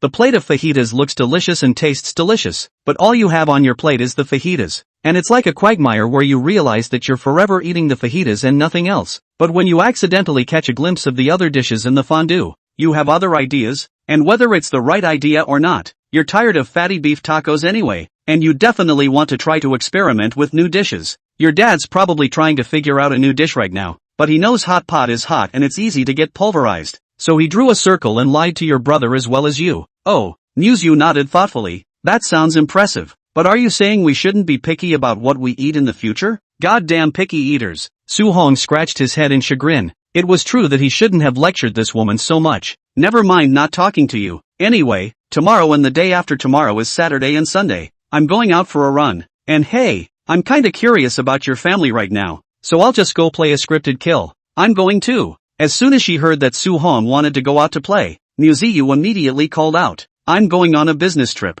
and it's not convenient to take you with me. Then why don't I just wear a tracksuit and a mask tomorrow and look like a boy? Muyu bristled. In the next moment, Su-hong's hand suddenly attacked towards Mo Yu's chest. Mo Yu's quick eyes and hands directly slapped his salty hand away and said in annoyance, "What are you doing? See, a male is a male, a female is a female. The subconscious reaction of girls and boys are different. How do you pretend to be a boy?" Su-hong patted his chest. "Look, if you attack your chest, I definitely don't have any reaction. Really fake." Mo Yu did not believe it, and after suddenly attacking her chest, Su-hong was very quick to give her a touch. Then suddenly he screamed, "No fair, if you do it, you must let me do it too. Dog Su-hong, so you're here waiting for me." Muyu staggered to bite Su-hong's hand, then accidentally flipped over the bench and directly pressed Su-hong underneath. "No sis, it's a big crowd. Are you in such a hurry?" "Who's in a hurry? Was just careless." Muyu bristled, just about to climb up but realized that her waist was suddenly wrapped around Su-hong. "No, I want you to make it up to me." Su-hong couldn't care less about the fact that this was a hot pot restaurant, and directly kissed Mo Yu. The loud noise here startled the waiter, who quickly came over. "What's wrong with the two guests? Can I help you?" The next moment he saw the two men under the table and instantly turned away. ING deserve this trip. Grace dogs be damned. Chapter 96. I'm not going to give those two animals a chance to snoop on me. In the meantime, inside the Mu family manor, in a room filled with computers and various documents, Chen Yan was making a phone call. "Have the whereabouts of 10 and 11 been found? Master, you do know that after entering the training camp it's training from hell. We can't contact the ones we can't contact. As long as they're still alive they'll definitely contact me. Well, however, we can't wait any longer. The Wei family will open the sand ruins anytime after New Year's Day, so if they win, we'll have lost everything. If it's not possible, I'll personally go to the gray area to fetch 10 and 11 back," Chen Yan said stoically, and the opposite side was silent. Not long after, he continued, "No, I've already made a deal with Little Fish. If I don't hear from them again, she'll help me go to the Shin family to borrow someone. The gray area is too dangerous, and you're more important than both of them. But according to the current Wei family's power, if those two from the Shin family hadn't stepped in, our chance of winning would be less than 20%. Muyu Tian mused. "I'll think of a way for this matter," because Muyu Tian knew that there was no way back for him now. Ever since he tasted the fruit, he couldn't forget that sweet taste, even if he was burning with desire. Just, after a moment of silence, Muyu Tian asked again, "How is it going there in Windy City? What did you mean last time when you said that Qingqing sensed something?" Chen Yan answered truthfully, "Young master's trust in me has begun to erode. That day, he had originally discussed with me to only let Mo Yuqing go back, but young master suddenly gave Mo Yuqing the clown's corpse. Today's bidding conference is the same. He gave away the project without saying a word, then suddenly disappeared in the chief's house. Dat and air. They didn't find any trace of the young master." Hearing this, Muyu Tian gently sighed. "This child, his mind is just too heavy. It's just a matter of letting it go. So, do I need to confess to the young master? No need. Let it be. Let that kid Qingcheng make a scene for a while. It's good to lose his temper," Muyu Tian said calmly, and then Chen Yan heard a knock on the door outside. "Someone, master, I'm hanging up." After saying that, Chen Yan hung up the phone, then walked over and opened the door, finding Mu Qingcheng standing calmly outside the door. "Young master, where have you been? I asked Da and Air to look for you, but they couldn't find you." Chen Yan's face struggled to show worry. Mu Qingcheng, on the other hand, was bland. "I was in a bad mood and went out to have a look around." Chen Yan, the downtown project was given to the Mo family, so let's put the Chamber of Commerce on hold, and wait until there's a new project before initiating the Chamber of Commerce's notification. Also, organize the information and send me the list of those lineages that are close to the Mo family, and the Mu group terminates cooperation with them completely. Yes, but, young master, the Mo group is about to start the construction of the city center. This industrial chain is very sufficient. If we terminate the cooperation with those small families now, it is clear that we are pushing the money towards the Mo group. Will this? Mu Qingqing's gaze flinched as he said seriously, "I'm the boss, you're the boss. I need you to remind me?" "Yes." Chen Yan lowered his head. After saying that, Mu Qingqing walked upstairs without saying a word, and in his heart, he just secretly expected that tomorrow Su-hong could help himself to find out a little something, right? Thinking of this, Mu Qingcheng couldn't help but draw the corners of his mouth. This guy seems to be the most unreliable in their family, but he didn't expect that he would turn out to be his last hope. Early the next morning, Su-hong woke up from his dormitory bed in a daze. A fat rat was chirping and lecturing another black rat that climbed onto the bed. The latter immediately turned his head away in aggravation and disappeared into Su-hong's bed. "No, what are you doing? Alas, the love debt is entangled. I let her go. I'm a prodigal son without a home. She prefers to follow me." "No, what are you showing? You rat! In the morning Su Hong got up and felt that the sky had collapsed, grabbed Faye Dance and kept shaking. Why can you, a dead rat, have a love debt? And I, a pure and sunny young man, can only stay in the dormitory and sleep? Squeak! Master, what novelty are you talking about? We don't have monogamy in the rat world, nor 996,007, nor unpaid overtime. Su Hong, suddenly a little envious of the mouse. This then the mouse rely on their own is a honeybush fly everywhere. But human beings in this way, it is very easy to suffer from the law. The key is, get up every morning. You know you wake up every day as Amino when you are more sad. Grass. I got a system and I still have to go out and work? At the thought of this, Su Hong's tears came down, and the next moment a scream appeared under his own bed. Bang! After a loud bang, Jiang Lin fainted on the ground under his bed. You, why are you topless? Lao Jiang. As the words fell, Su Hong whooshed and jumped off the bed, and then found a moose wearing a black sweatshirt wearing a hat kicking Jiang Lin to the ground. What's this? Su Hong was dumbfounded. Muyu covered her eyes. It's not me, it's Lao Jiang. It's so cold in the morning and he's still not wearing clothes. Jiang Lin lifted his head with difficulty. Big sister. This is my dorm room. Boys' dormitory. What does it have to do with you if I wear clothes or not? Su Hong then reacted, then glanced at the time. No, it's only 7:30. What are you doing in the boys' dormitory? Muyu skimmed her lips. Didn't you say you were going on an errand today? I'm afraid you'll sneak away alone, so I'll come earlier in the morning to watch you, in case you run away. What will I do in the next 2 days? Big sister, didn't I tell you yesterday that I wouldn't leave until noon? You're in such a hurry? You have such a strange brain. Who knows what time you're leaving? Anyway, I don't care. You have to take me. Just as the two were bickering, Jiang Lin raised his head. Big sister, old Su, is there really no one to control me? I'm about to pee in my pants. The floor was so cool in winter, and with his foot hurting so much, Jiang Lin couldn't even get up at once. After grunting, Mosher, you turned around. You go and help. Let's make it a rule in this dormitory from now on that no one is allowed to be naked in the house either. I'll just go up to, neither can be upper body. Although Masu was big and sometimes like a tomboy, she was still very traditional at heart. To be reasonable, since she was a child, apart from Su Hong, she hadn't seen anyone else's body. That's why he overreacted just now. Looking at Muyu's unreasonable appearance, Jiang Lin sighed deeply before slowly walking into the bathroom. What kind of sins did I commit in my past life? How did I get to know these two talents? The physical pain was already unbearable, but Jiang Lin came out of the toilet and realized that the sky had collapsed. No, I'm still here? You two kissed in front of me? Don't kiss, Lao Jiang is still watching. Mosher, you whispered and pouted. Su Hong heatedly smiled. It's still early, so shall we go to bed and kiss? Okay, then you're not allowed to move your hands. How can that be? I'm not giving these two animals a chance to spy on us. Chapter 97. I feel that the tigering Jingyang gang is 50-50 with you. Noon. Windy City Harbor. The largest shipping company in Windy City was also controlled by the Mu family. In fact, the export trade was the Mu family's first bucket of gold from scratch. At that time, the population of Windy City was still very small, and all parts of society were slightly chaotic,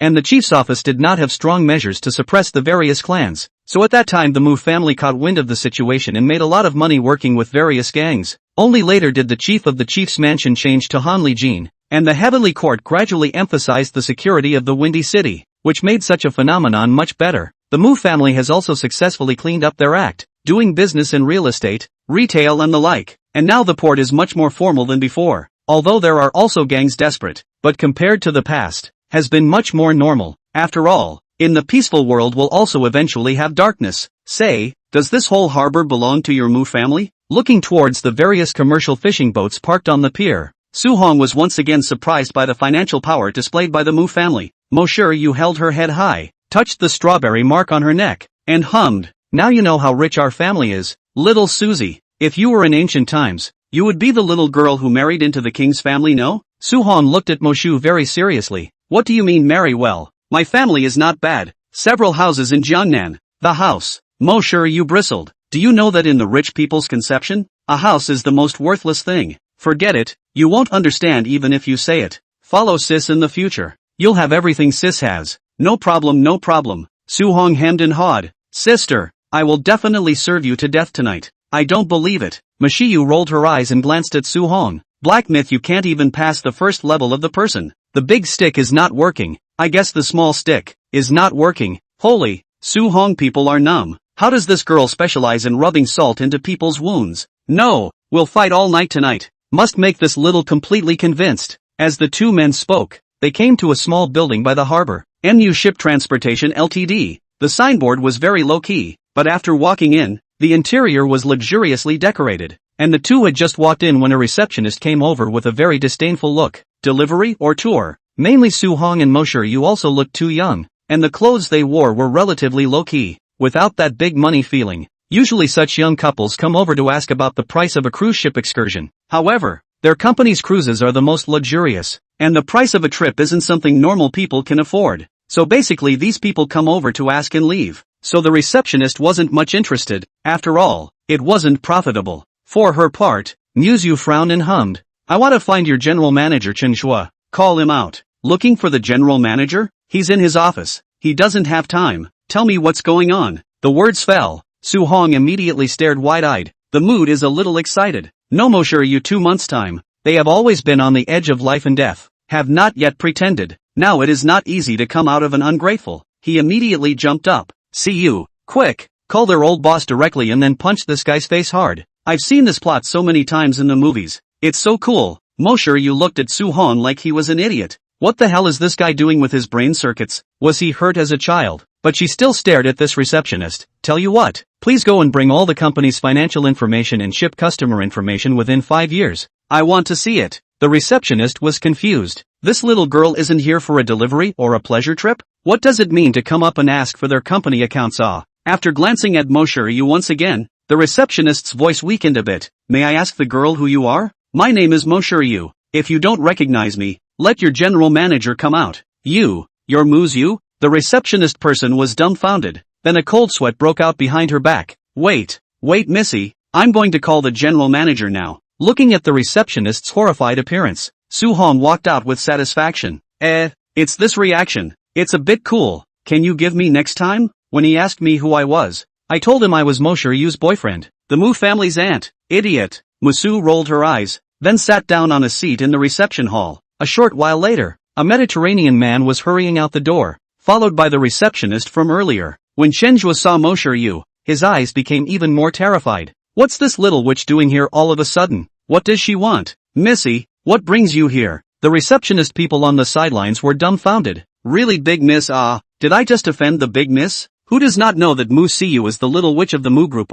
She will not kill me. Mom, I want to go home. I'm not in love yet. In the next moment, Mo-shur-yu grunted, then stood up from the stool and walked towards the office area inside. Check the accounts. Then she stopped beside this receptionist and said indifferently, Shenjua, you know how this person should be handled, right? No.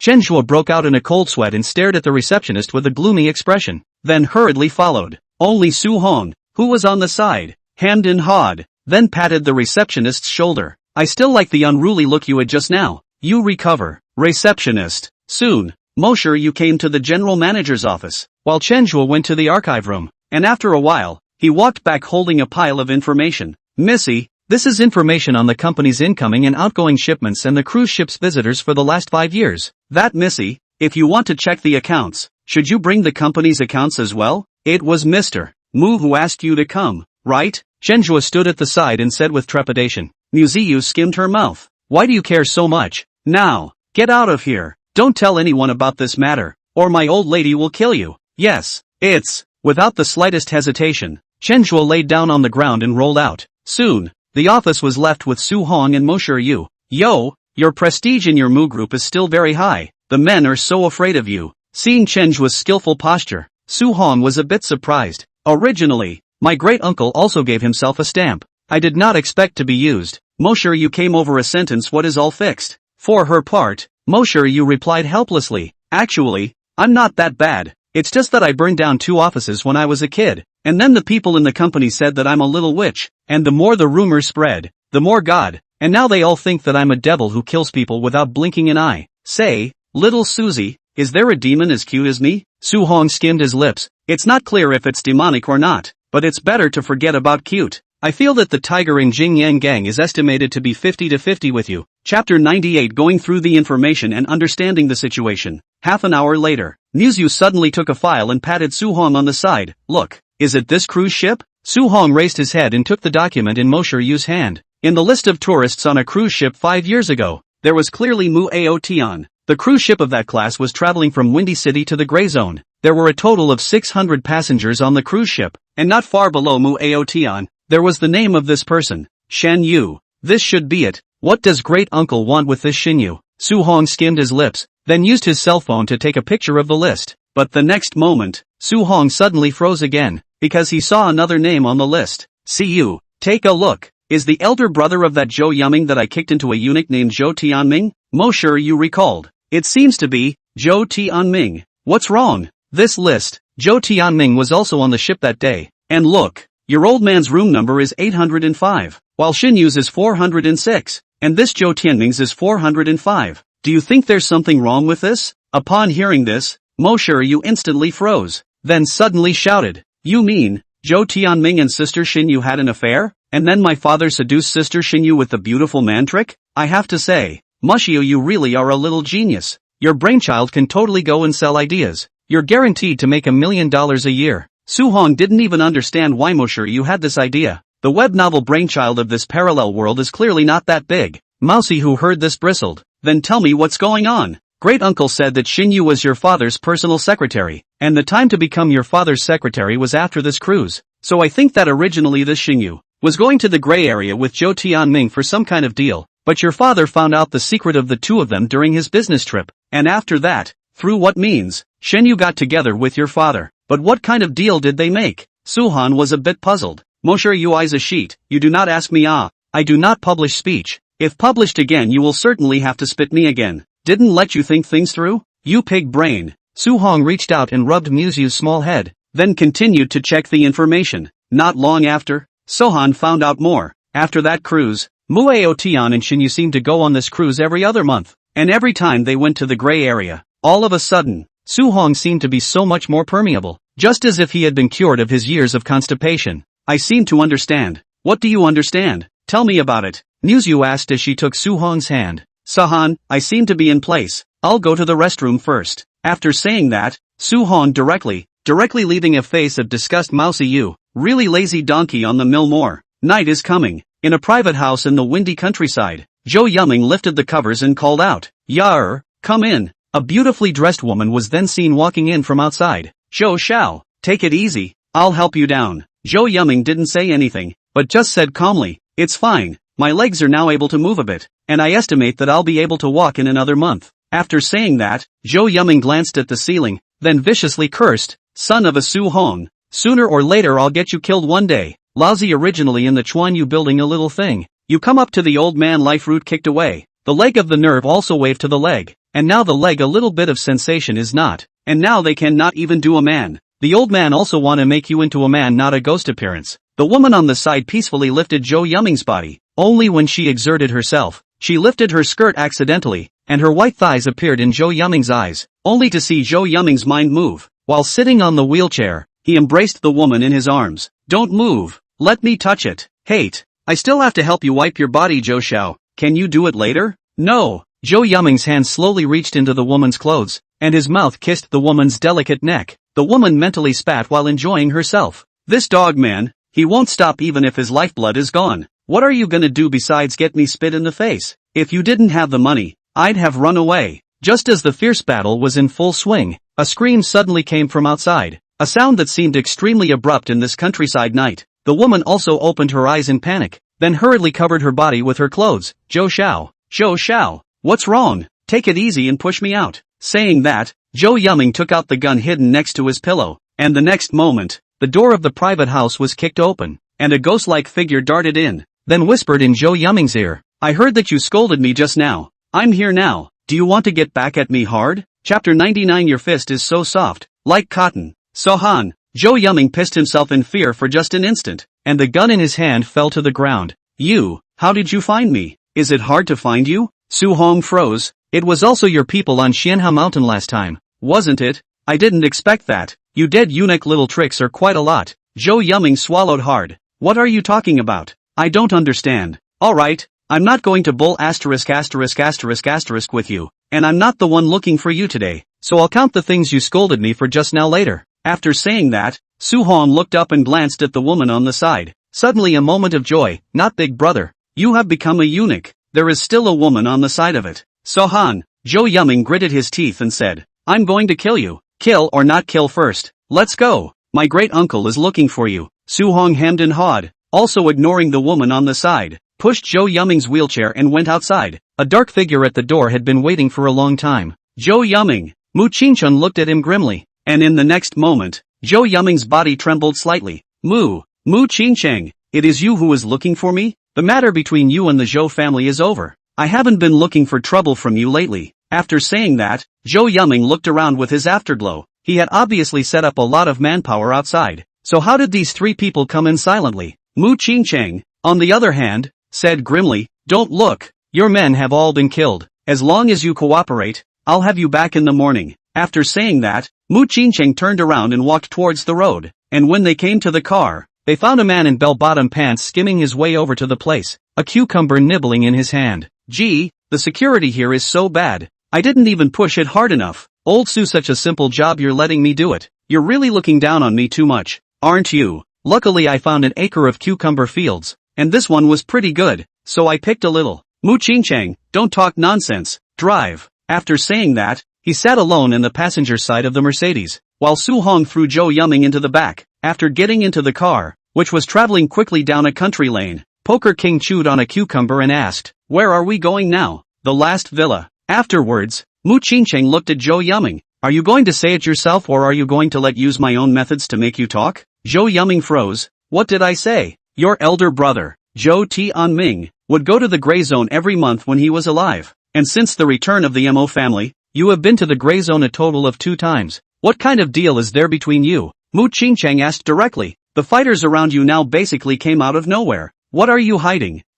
When Zhou Tianming heard this, he immediately fell silent. He had thought that Mu Qingcheng had come to eliminate the roots, but he didn't think that he had discovered their secret. Mu Qingcheng, get me killed. There's no way I'm going to tell. Zhou Tianming's reply was basically expected by Mu Qingcheng, only to see him snort coldly. When we get to the place, I have plenty of methods. In the next moment, Zhou Tianming fell silent, looking out of the car window with a somewhat flustered expression, seemingly waiting for something. After Su Hong, who was on the side, saw this, he immediately began to silently recite in his mind. Mind reading, come and get me. Where the are you people? Come help me. Aren't you afraid I'll sell you all out? If this D3 potion thing is known by Mu Qingcheng, Mueo Tian will really be flying high. Su Hong frowned slightly. D3 potion? It's something. Looked up and glanced at Mu Qingcheng. In Su Hong thinking how to open the time, the car just from the country road to the provincial highway, and just at this moment, a large truck whistling past, only to hear bang a loud noise directly from the back of the collision over. Boom!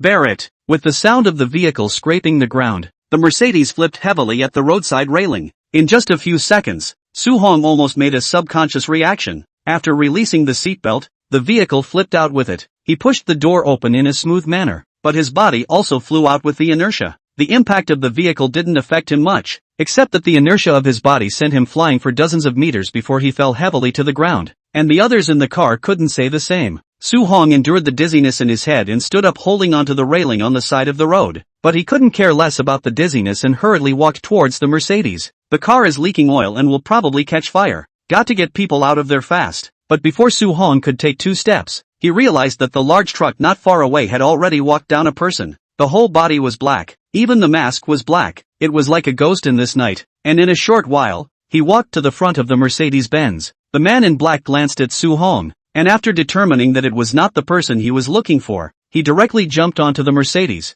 and after yanking hard on the door, the originally twisted door was instantly pulled out by him. Asterisk asterisk asterisk asterisk. Is this guy Superman? Su Hong's eyes widened, but the vertigo in his head made it impossible for him to be faster than this man in black. Hey, who are you? Su Hong shouted. The man in black hesitated for a moment and ignored Su Hong, only looking down to continue searching for something. Soon, Zhou Tianming, who was sitting on the other side of the back row, was pulled out by him. Only at this time, Zhou Tianming was already covered in blood, but there was still a glimmer of hope appearing in his pupils as he was still conscious.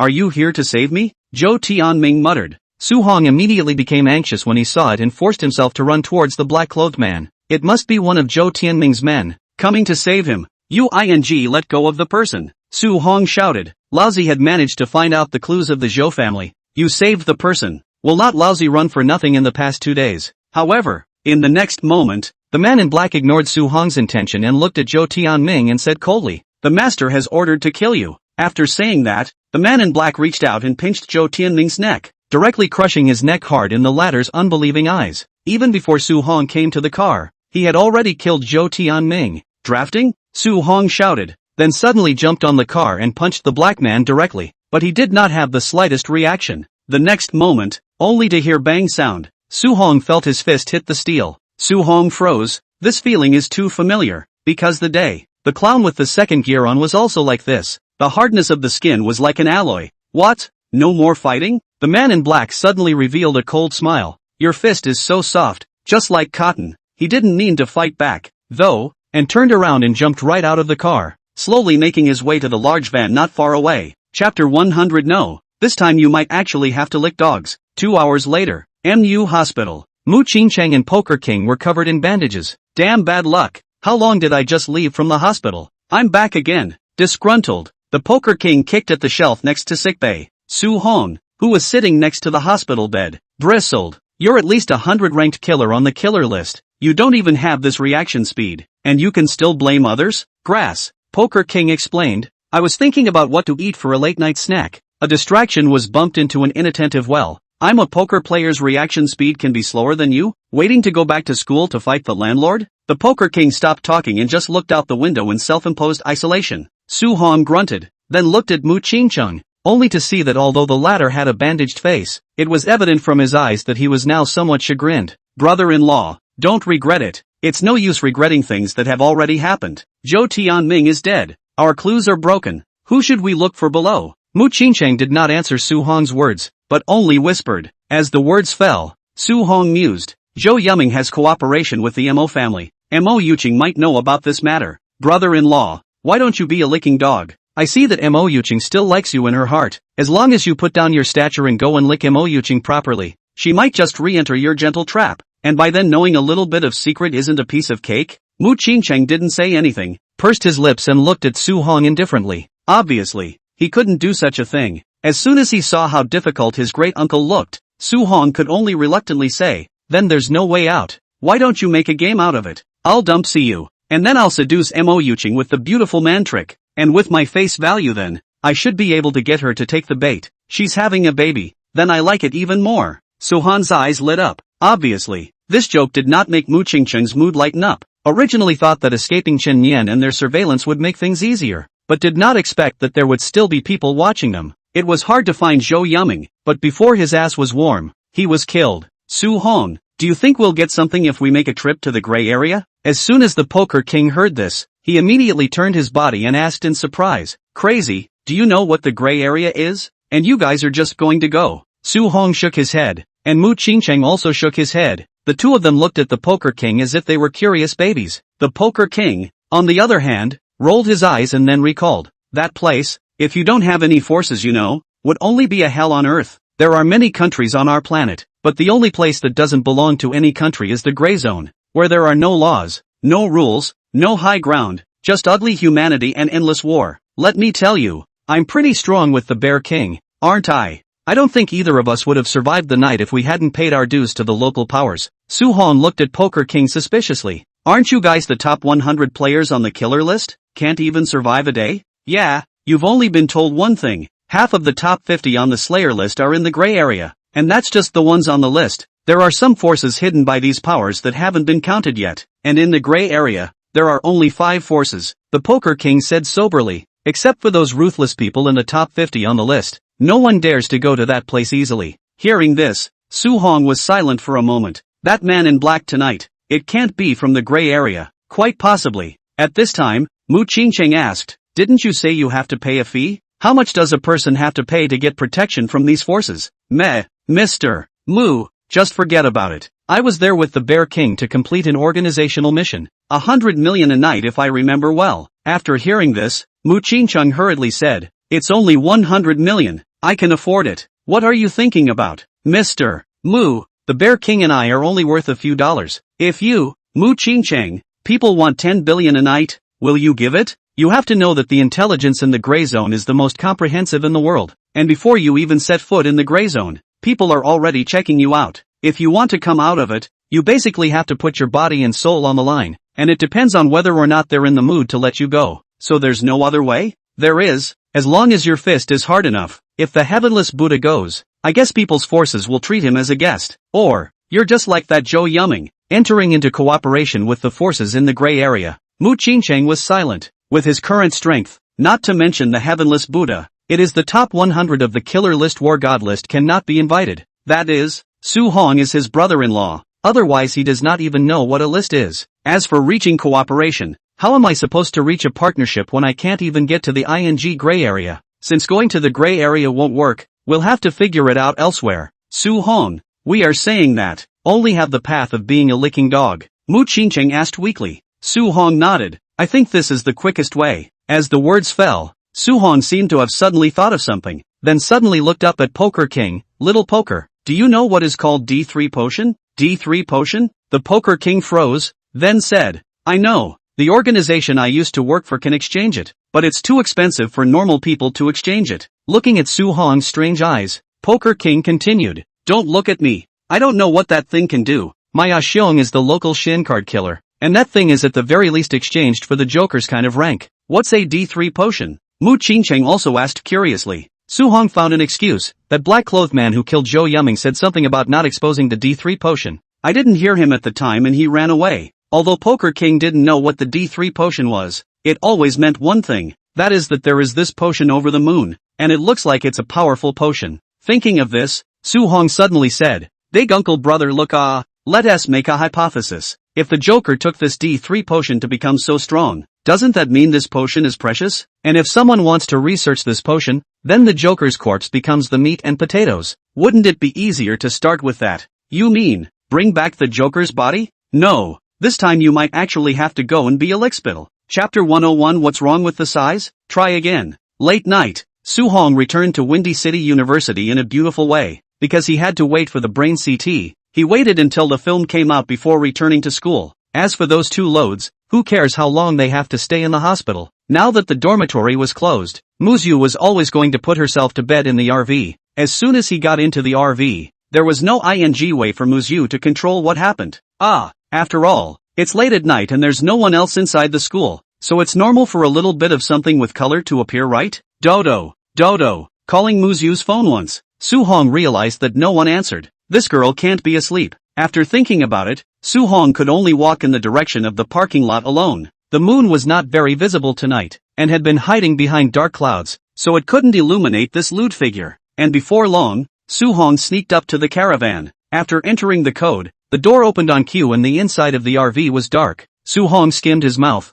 Humph. This girl also said during the day that she must wait for herself to come back to sleep, but did not think that she would sleep in front of herself. In order to punish this man for not keeping his word, it would be reasonable to give away his first night himself. Reluctantly, after tiptoeing to the living room, Su Hong suddenly found that the height of the dining table was lowered, and after the faint moonlight from the window shone in, a small bed and a sleeping figure appeared. What's the point of this girl sleeping on this crib when she has a big bed to sleep on? Is it hard to know I'm coming and leave the king-size bed for me? But I used to sleep in 2 beds with her because I hadn't finalized the relationship yet, and now that we're boyfriend and girlfriend, how could I possibly sleep in separate beds with her? Su Hong thought wickedly, then gently came to the edge of the cot, then lay down beside Muyu. When his hair brushed his face, Su Hong froze again. How is the flavor of this shampoo different? The previous Moshu's hair was not this fragrance. She loved the light jasmine scent. Why did it feel so strong now? You're pretty good at that, little thing. Ostensibly sleeping on the cot by herself to share a bed with herself, but actually changing the erotic scent to seduce me. It's so true to your nature to want it both ways, but this lord will satisfy you today. So Su Hong hemmed and hawed, and his salty piggy hand was placed on Muyu's waist, then slowly moved upwards, as if she felt the touch. Mushius said in a daze. See you. Stop it. I'm sleepy and want to sleep. What see you? Big sister. You're sleepy. Why are you calling yourself that? Is it hard to believe that you like to touch yourself so pervertedly when you're alone? Until Sahan pinched. How is this not the right size? I can't hold it with one hand. Is it a hallucination? Do you want to do it again? The next moment, the figure on the cot seemed to be woken up by Su Hong, and turned his body with a big grin. See you. I've said it all. If you want to wait for Su Hong you can wait by yourself. Why are you always harassing me? I haven't slept in 2 days. I'm sleepy. When the two came face to face, both Sohan and her froze. 3 seconds later, she suddenly screamed. Ah! 3 minutes later, the inside of the RV was lit up. Moshi's face was red as she sat on the cot, while Su-hong on the side lowered his head like a small child who had done something wrong. While Moshiryu looked at Su-hong with a serious face. What you did to Hoshi? Sohan. Speak. Muyu glared at Su-hong. Didn't do anything, just helped her try on the size of her underwear. It's okay, it fits quite well. After saying that, Su-hong slyly said, this is all your responsibility. You also didn't tell me that Sister Lori came to the caravan with the black light. I thought it was you. Dog Su-hong. I'll kill you. Moshiryu stood up and choked Su-hong's neck, shaking it fiercely. Su-hong was pinched and couldn't breathe. Hurriedly said, I'm sorry, I'm wrong. Big deal. Let Lori's sister touch back. I promise not a word. You still want to touch each other? Do you want to get another big one? At those words, Musu's intensity increased. Then the hand retracted and gave Su-hong another pinch, which dissipated the fire. Tonight you'll sleep on your knees. Sohan. On the side, Moshi's face flushed red and said, forget it, Su-hong is also unintentional. I forgive him. Let's hurry up and go to sleep. I'm really quite sleepy. Aha. After teaching Su-hong a lesson, Moshiryu nodded and turned off the lights in the living room, and Su-hong followed along into the bedroom like a good boy. What are you doing in here? Muyu turned her head and glared at Su-hong again. If I don't come in, where will I sleep, big sister? The dormitory is already closed. It's not good to trouble people's hostelants so late. I'm telling you to take a shower. It stinks. As soon as he heard this, Su-hong immediately became excited. There is a drama tonight. After solving the problem of bathing in 3 times, Su-hong rubbed himself with incense. Tonight must be an unforgettable night. I don't know how it happened. Su-hong suddenly also a little nervous. Hey, baby, I'm coming. After making sufficient mental preparations, Su-hong immediately went into the bedroom. However, in the next moment, it was found that Moshiryu under the light did not have any facial expression, holding a small scissors in her hand, and forcefully cut 2 times to the air, then showing a hint of a teasing expression. Little Susie, come on, let's play a game. Chapter 102. The reason Sister Lori came. Su-hong's small eyes that were originally filled with desire instantly became clear.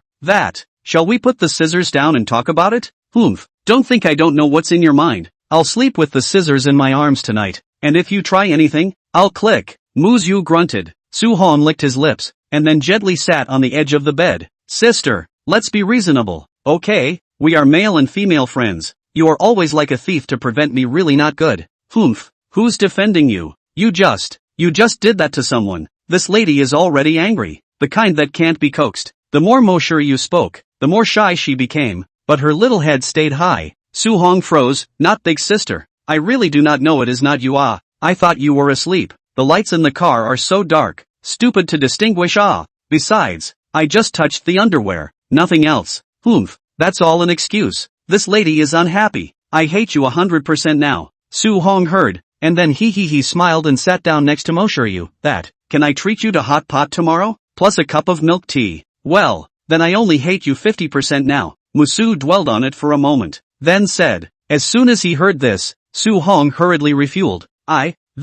We'll wake up early tomorrow morning to make you a loving breakfast. Well, 30 points now. Muyu put down the scissors. That's 20 points for breakfast. It's too hard to coax. No more coaxing. How dare you? You must coax me. Upon hearing this, Moshiryu was anxious again and hurriedly turned around to pull Su-hong back. You did something wrong tonight. Okay, then I'll take you to the playground again tomorrow. Okay, then I like you now. Muyu revealed a sweet smile, then suddenly wrapped her arms around Su-hong's neck. Then let's sleep. Su-hong nodded and rubbed her little head. This silly girl, so cute. Soon the lights went out and murmurs came from around them. A short while later, Muyu in the darkness asked somewhat sheepishly, so what do you say? Is mine bigger or Hoshi's bigger? You can't compare to Xiaoxi's scale. Su-hong subconsciously responded. As the words fell, Muyu opened her angry little eyes. Dog Su-hong, you still say you only touched the underwear? Early the next morning, Su-hong opened his eyes in a daze and looked at the sunlight coming in from outside without tears.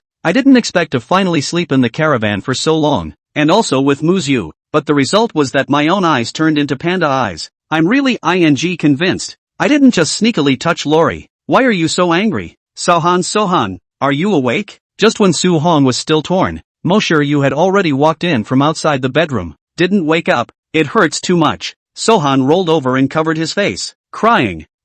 Amused by Su-hong's scene, Moshiryu fell on Su-hong's body and softly said, Angry, I was careless last night. I promise to be a lady from now on. Big sis, how many times have you said that? When have you not acted like a violent maniac? What kind of sin did you commit in your last life? Having a girlfriend like that? Come on, don't cry. I'll let you sleep in my bed tonight. I promise to be a good girl tonight. I just asked Hoshi, and it's true that you didn't do anything excessive last night, and that action was unintentional. Humph, then what were you doing last night? Only then did Su-hong slowly turn around. Sorry.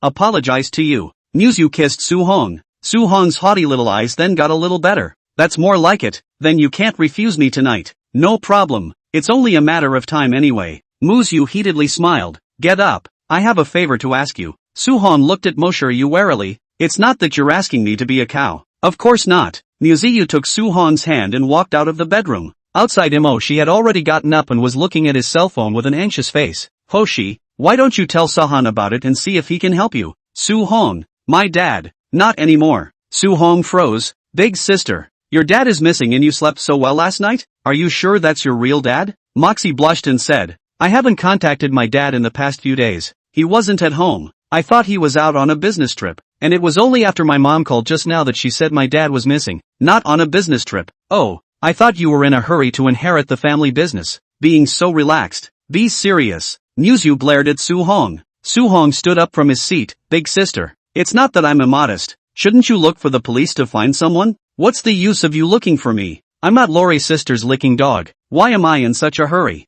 Morthy looked up. But my mom said that the last time my dad talked to her on the phone, he said he went to his cousin's house. Your cousin isn't my cousin. What's it got to do with me? Moxie's cousin is Mo-yu-ching. Su-hong's body that stood up sat down again and stared at Moshi's eyes. You're related to Mo-yu-ching as cousins? Yeah, Mo Changshui is my grandpa. Originally both of our families were in Windy City, but then I don't know what happened that made my dad and my grandpa talk it out. And then we moved our family to Rainy City. Oh, no wonder your last name is Mo. So it turns out that you're in the same family as Mo-yu-ching. Su-hong nodded thoughtfully, then asked, then when did your father go looking for Mo-yu-ching? About half a month ago. He'd been frowning and saying something about how what was coming would come eventually, and at the time I thought it was the business at home making him too anxious, and I didn't care. Then one day he just said he was out on a business trip, and I thought he was really off on a business trip, and then he just lost contact until now. My mom just told me today that he was going to my cousin, and I figured that he might be under my cousin's control. Oh, this way then wouldn't it be better if you just called Mo-yu-ching and asked? Sohan asked again curiously. She hurriedly explained, I can't, our family and cousin's family contradictions are very heavy. If I ask, she will definitely let me roll. I think you and the Mo family and nothing to do with it, so I want to see you ask if you can help. No problem, it's all trivial. Su-hong readily agreed. It just so happens that he has to find trouble with the Mo family recently, just so that his great-uncle has an excuse. He then picked up his cell phone and walked out of the RV and called Mu Qingcheng. Brother-in-law, I didn't think your chance to be a lickspittle would come so soon. Chapter 103. Yesterday's account is not yet settled. You still want to embrace the right and the left? After making the call, Su-hong got back into the car. How's it going? It's fine. I'll check in the next 2 days. Su-hong shrugged his shoulders. Anyway, the information was revealed to his great-uncle. How he considers it is his business. He only needs to help with the work. Xiao-shi, you shouldn't be too nervous. At least your dad is Mo-yu-ching's little uncle. She won't kill your dad. Morthy nodded, but his eyes were still full of worry. So Su-hong continued. Alright, let's go have breakfast. Just in time to take you to meet the handsome men of our Windy City University. We've been hungry all morning. Muyu similarly raised her head, carefully holding Moshi's hand. Don't worry too much. I just eavesdropped. Su-hong is calling my brother. There is my brother out there, surely we'll be able to find your father out soon. Aha. Morthy thought for a moment. It didn't seem like a good idea to stay here all the time, so he nodded his head in agreement. So the three of them took turns going to the bathroom to wash up. It didn't take long to put on new clothes. Today's Moshiyu was wearing a set of milky white trench coat. The pure white color was flooded with delicate luster under the sunlight. Her skin color was already white, and with it, she looked like a snow-white princess who came out from the fairy tale world. Lori's sister is a different style, a pink long-down jacket, just to hide her extra flesh under the clothes. But Lori's sister's face value is still online, so when the three of them walk together, it is a beautiful landscape in the university. The passing boys all looked at Su-hong with an extremely envious gaze, and Su-hong held his head in a haughty manner. How's that for being surrounded by two great beauties? Aren't you crazy cool? This is just where if I let me left to embrace the right to let them envy to death. Okay Su-hong skimmed his mouth. while the next moment, Mo Yu's 9 white bone claws came up. Yesterday's account is still not finished. You still want to embrace the right and the left? I can't satisfy you, can I? Su Hong hurriedly and honestly. Mainly this girl's mouth word is a storm. Look at the dude next to me. His mouth is open like he's about to stuff an egg. In the past, when I looked at the school flower Muyu, I was not moving to fight and cursing, and now I always say, can you satisfy me? Why do you say that the young woman is the best? So there is a reason. Watching the other two sparring, Morthy's mood gradually improved. Before long, the three of them walked to the university cafeteria. The cafeteria wasn't too crowded on a weekend morning, and one stared curiously at the three that came in with their food bowls. What do you want to eat? Sohan volunteered. Mo Yu immediately widened her eyes upon hearing this. You're so proactive about treating us to breakfast today? That's true. My aunt and uncle gave me a huge amount of money, the kind you can't spend. I'll be honest with you guys. Just this cafeteria you can order whatever you want. Today this eunuch is paying the bill. He, you really look ambitious. The corner of Mo Yu's mouth twitched. Auntie added WeChat with herself, and told herself, Su Hong has 20,000 yuan of living expenses on him. Reasonably, this amount of money can't even afford to buy a bag for himself. This guy can really pretend. Instead, Morthy replied flatly, eat whatever you want, I'm fine with it. So Sahan bumbled off to the window to get his food, while Mo Yu accompanied Mo Shi and sat on the stool next to him. 3 minutes later, Mo Yu, who was ready to rummage through her bag to get her cell phone, suddenly called out, this pretender, sneaking my meal card. And the other side, the Murray family manor. Mo Yuching had been busy all morning with the downtown project, and looking at the fact that it was almost noon, she got up, stretched, and walked out of the study. In a short while, she arrived in the bedroom. At this time, Silk Cheng was playing a game with Auntie. Seeing this scene, Mo Yuching felt that her busyness was worth it for a moment. And he, go prepare lunch. I'll come and play with Siching for a while. Mo Yuching walked up and said, and he looked up and then immediately stood up. Yes miss, I'll go cook now. After waiting for Auntie to leave, Mo Yuching squatted beside Silk Cheng and said in a warm voice, what is Chinger playing with? Without lifting her head, Silk Cheng pointed to the picture on the floor and said in a milky voice, Mommy, this one is Mommy. This one is Dad. Yeah, those two picture words are Mom and Dad. But why is there only one dad here? Auntie told me the other day that I seem to have two daddies. Silk Clear chagrined, lifting his head budging up to look at Mo Yuching. The latter, on the other hand, was slightly stunned, and the aunt that Silky Clear said, was it Mo Yu? Thinking of this, Mo Yuching felt a bit embarrassed and hurriedly said, how could Chinger have two daddies? Chinger only has one dad. Then, who's my dad? Silky Clear's little head was a bit confused. The Longchang one. Mom always told him to call himself uncle, but he privately told him to call himself dad. But is he his own father? Your father. Mo Yuching was speechless, and for a moment she couldn't even say anything, while in the next moment, the bedroom door was knocked. Mo Yuching's thoughts dodged to the door for a moment. Come in, ma'am. Mo Changshan is willing to talk, but he wants you to go over there in person. Jing Tian reported as he stood at the door. When Mo Yuching heard this, a trace of surprise flashed across her face before she stood up from Silky Ching's side. Then you play with Silky Ching for a while. I'll go to the secret room now. Okay. Jing Tian nodded, then came to Silk Clear's side, while Mo Yuching walked out, descended the stairs, and soon arrived at the secret room in the backyard. Opening the door, only to see Mo Changshan sitting on a stool with bruises. It was obvious that he had suffered a lot in the past 2 days, but he still had a trace of strength, glaring at Mo Yuching with a deadly glare. You go out, I'll be fine here alone. The man in black looked up at Mo Yuching, and in the latter's undeniable eyes, he still walked out. After closing the door, apart from a monitor, there were only two people left, Mo Yuching and Mo Changshan. June, your uncle. Now that it's just the two of us, you can say it. Why did you betray my father back then? Mo Yuching revealed a grim expression. Mo Changshan lowered his head and said word by word, back then, the Mu family promised to give me 80% of your family's estate. I was greedy for money and didn't resist the temptation. After hearing this, Mo Yuching, however, suddenly laughed. Then after raising her head and glancing at the monitor, she walked to the corner of the wall and unplugged it, and then walked step by step to Mo Changshan's front. Uncle Junior, you know what I want to hear. Not this. Let me give you a hint. D3 potion. As the words fell, Mo Changshan immediately stared at the demonic Mo Yuching with wide eyes, not daring to believe it. Chapter 104 Dog Suong. You lied to me. You are not afraid of heights at all. How? How do you know about this stuff? Mo Yuching revealed a grim smile. Not only do I know about the D3 potion, I also know that it was the real reason why the Mo family was slaughtered back then. Muyu Tian, on the other hand, is the profiteer of the D3 potion. He was able to go to Dragon City and obtain the Shin family's help because he has a channel for this potion, right? If I'm right, you had a hand in this, didn't you? Mo Qingshan's eyes widened and he shouted in tears. I wasn't involved. I really didn't participate. I'm just trying to stay alive. Ha, I know you're not involved, and with your strength, people don't even want to take you for a ride just yet, but you're taking credit for my dad's life, and that's your fault. He was your own big brother. How dare you get him killed? You're worse than a pig and a dog. After saying that,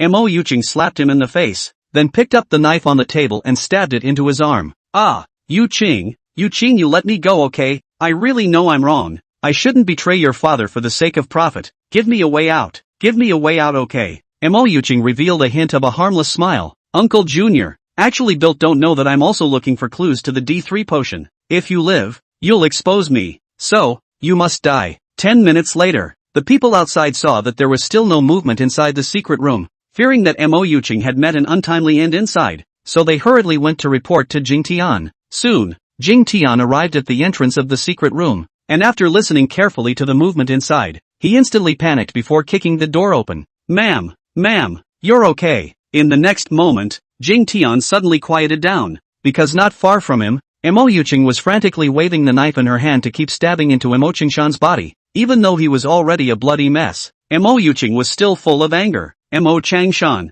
you killed my father, killed my brother. I want you to die. Only when there was no more strength in his hands did he drop the knife. When she turned around, Mo Yuqing's face was covered in blood, but her eyes were incomparably sad. She raised her head to look at Jing Tian, then slowly walked out from the secret room. I'll leave the rest to you. Dispose of the body cleanly, don't let anyone find out. Mo Qingshan is an entrepreneur in Rain City. The Public Security Bureau will definitely investigate. Yes, Jing Tian nodded. Only in his heart he was somewhat appalled. It was the first time he had seen Mo Yuqing kill someone, but I guess it is also because of too much anger. After all, Mo Qingshan is the direct cause of the death of his father and brother. The matter here quickly reached the ears of Su Jincheng in Longchang, and the phone call came in due time.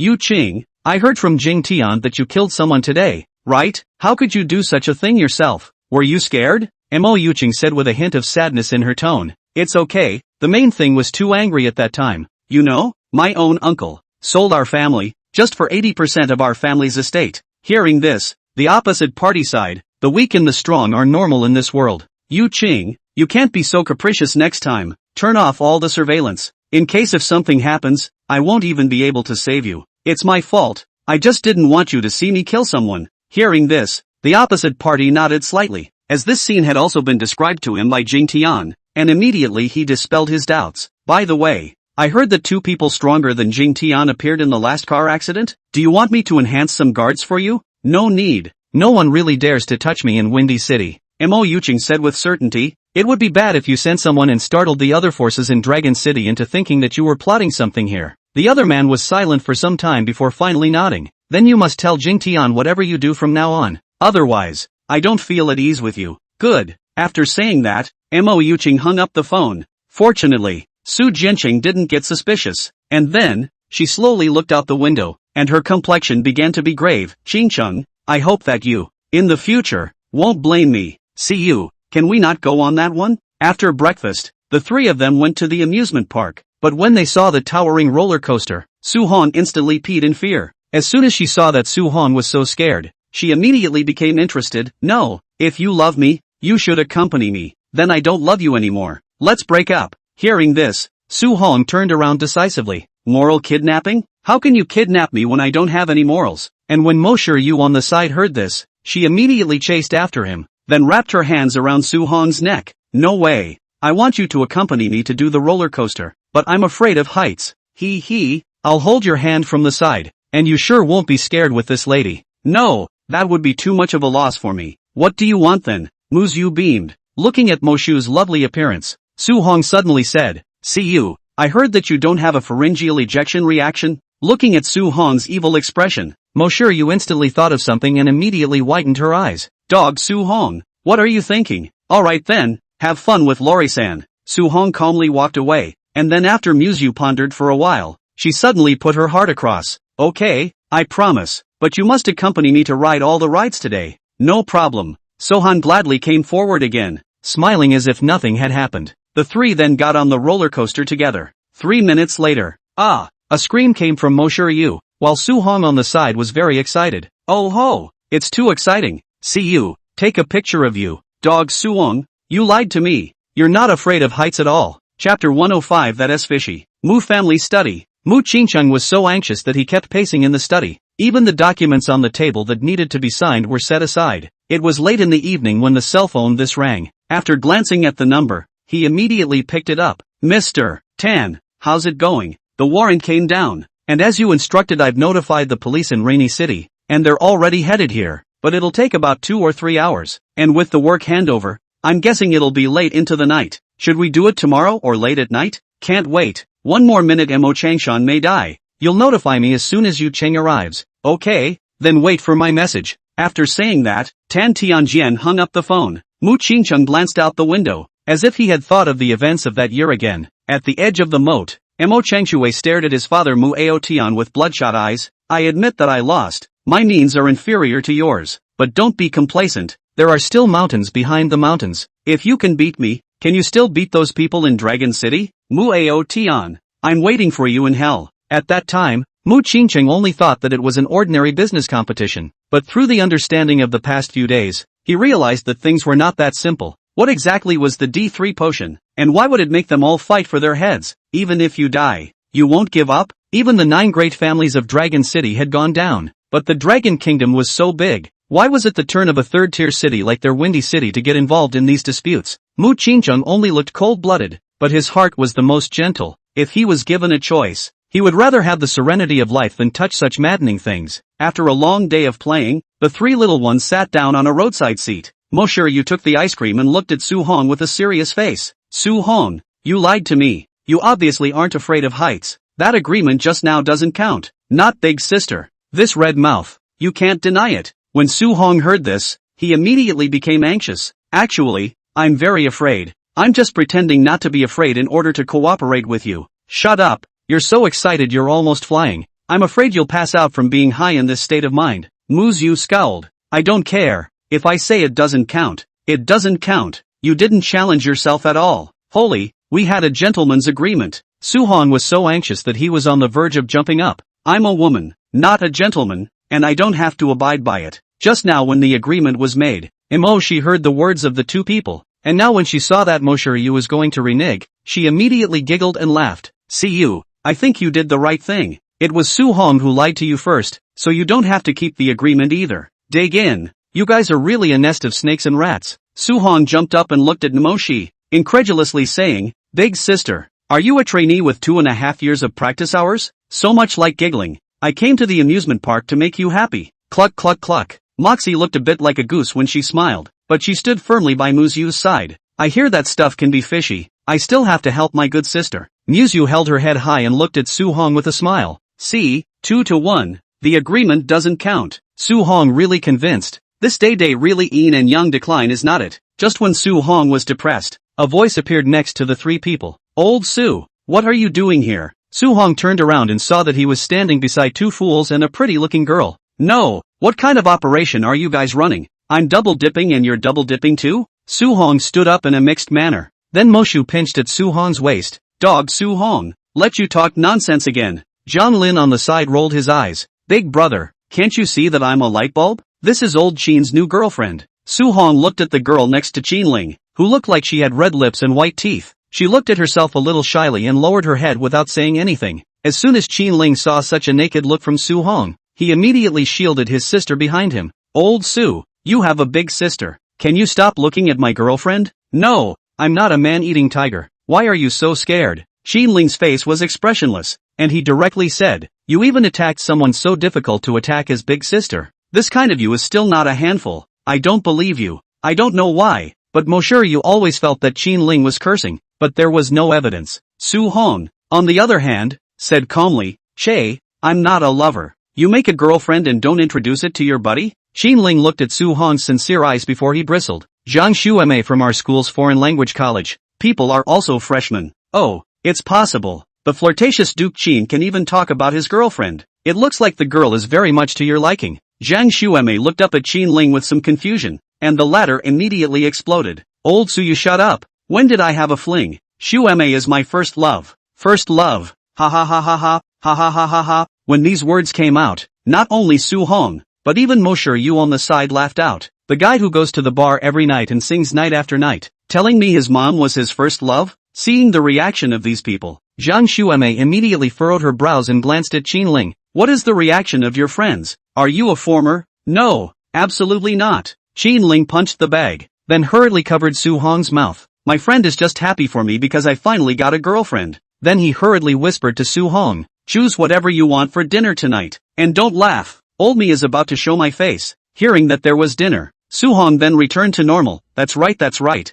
I'm just happy for my good brother. Right, how could I possibly lie to you? Qin Ling walked to Zhang Shueme's side without any sense of contradiction. We happened to run into each other today. Let's have dinner together tonight, just so you can get to know my friends. Chapter 106. I'll buy you a bathroom break. Evening. A very high-end barbecue restaurant, very famous throughout the Windy City. Inside the box, Su Hong licked his face and held the menu. Hey, mister. Qin broke the bank today. That waiter. This one.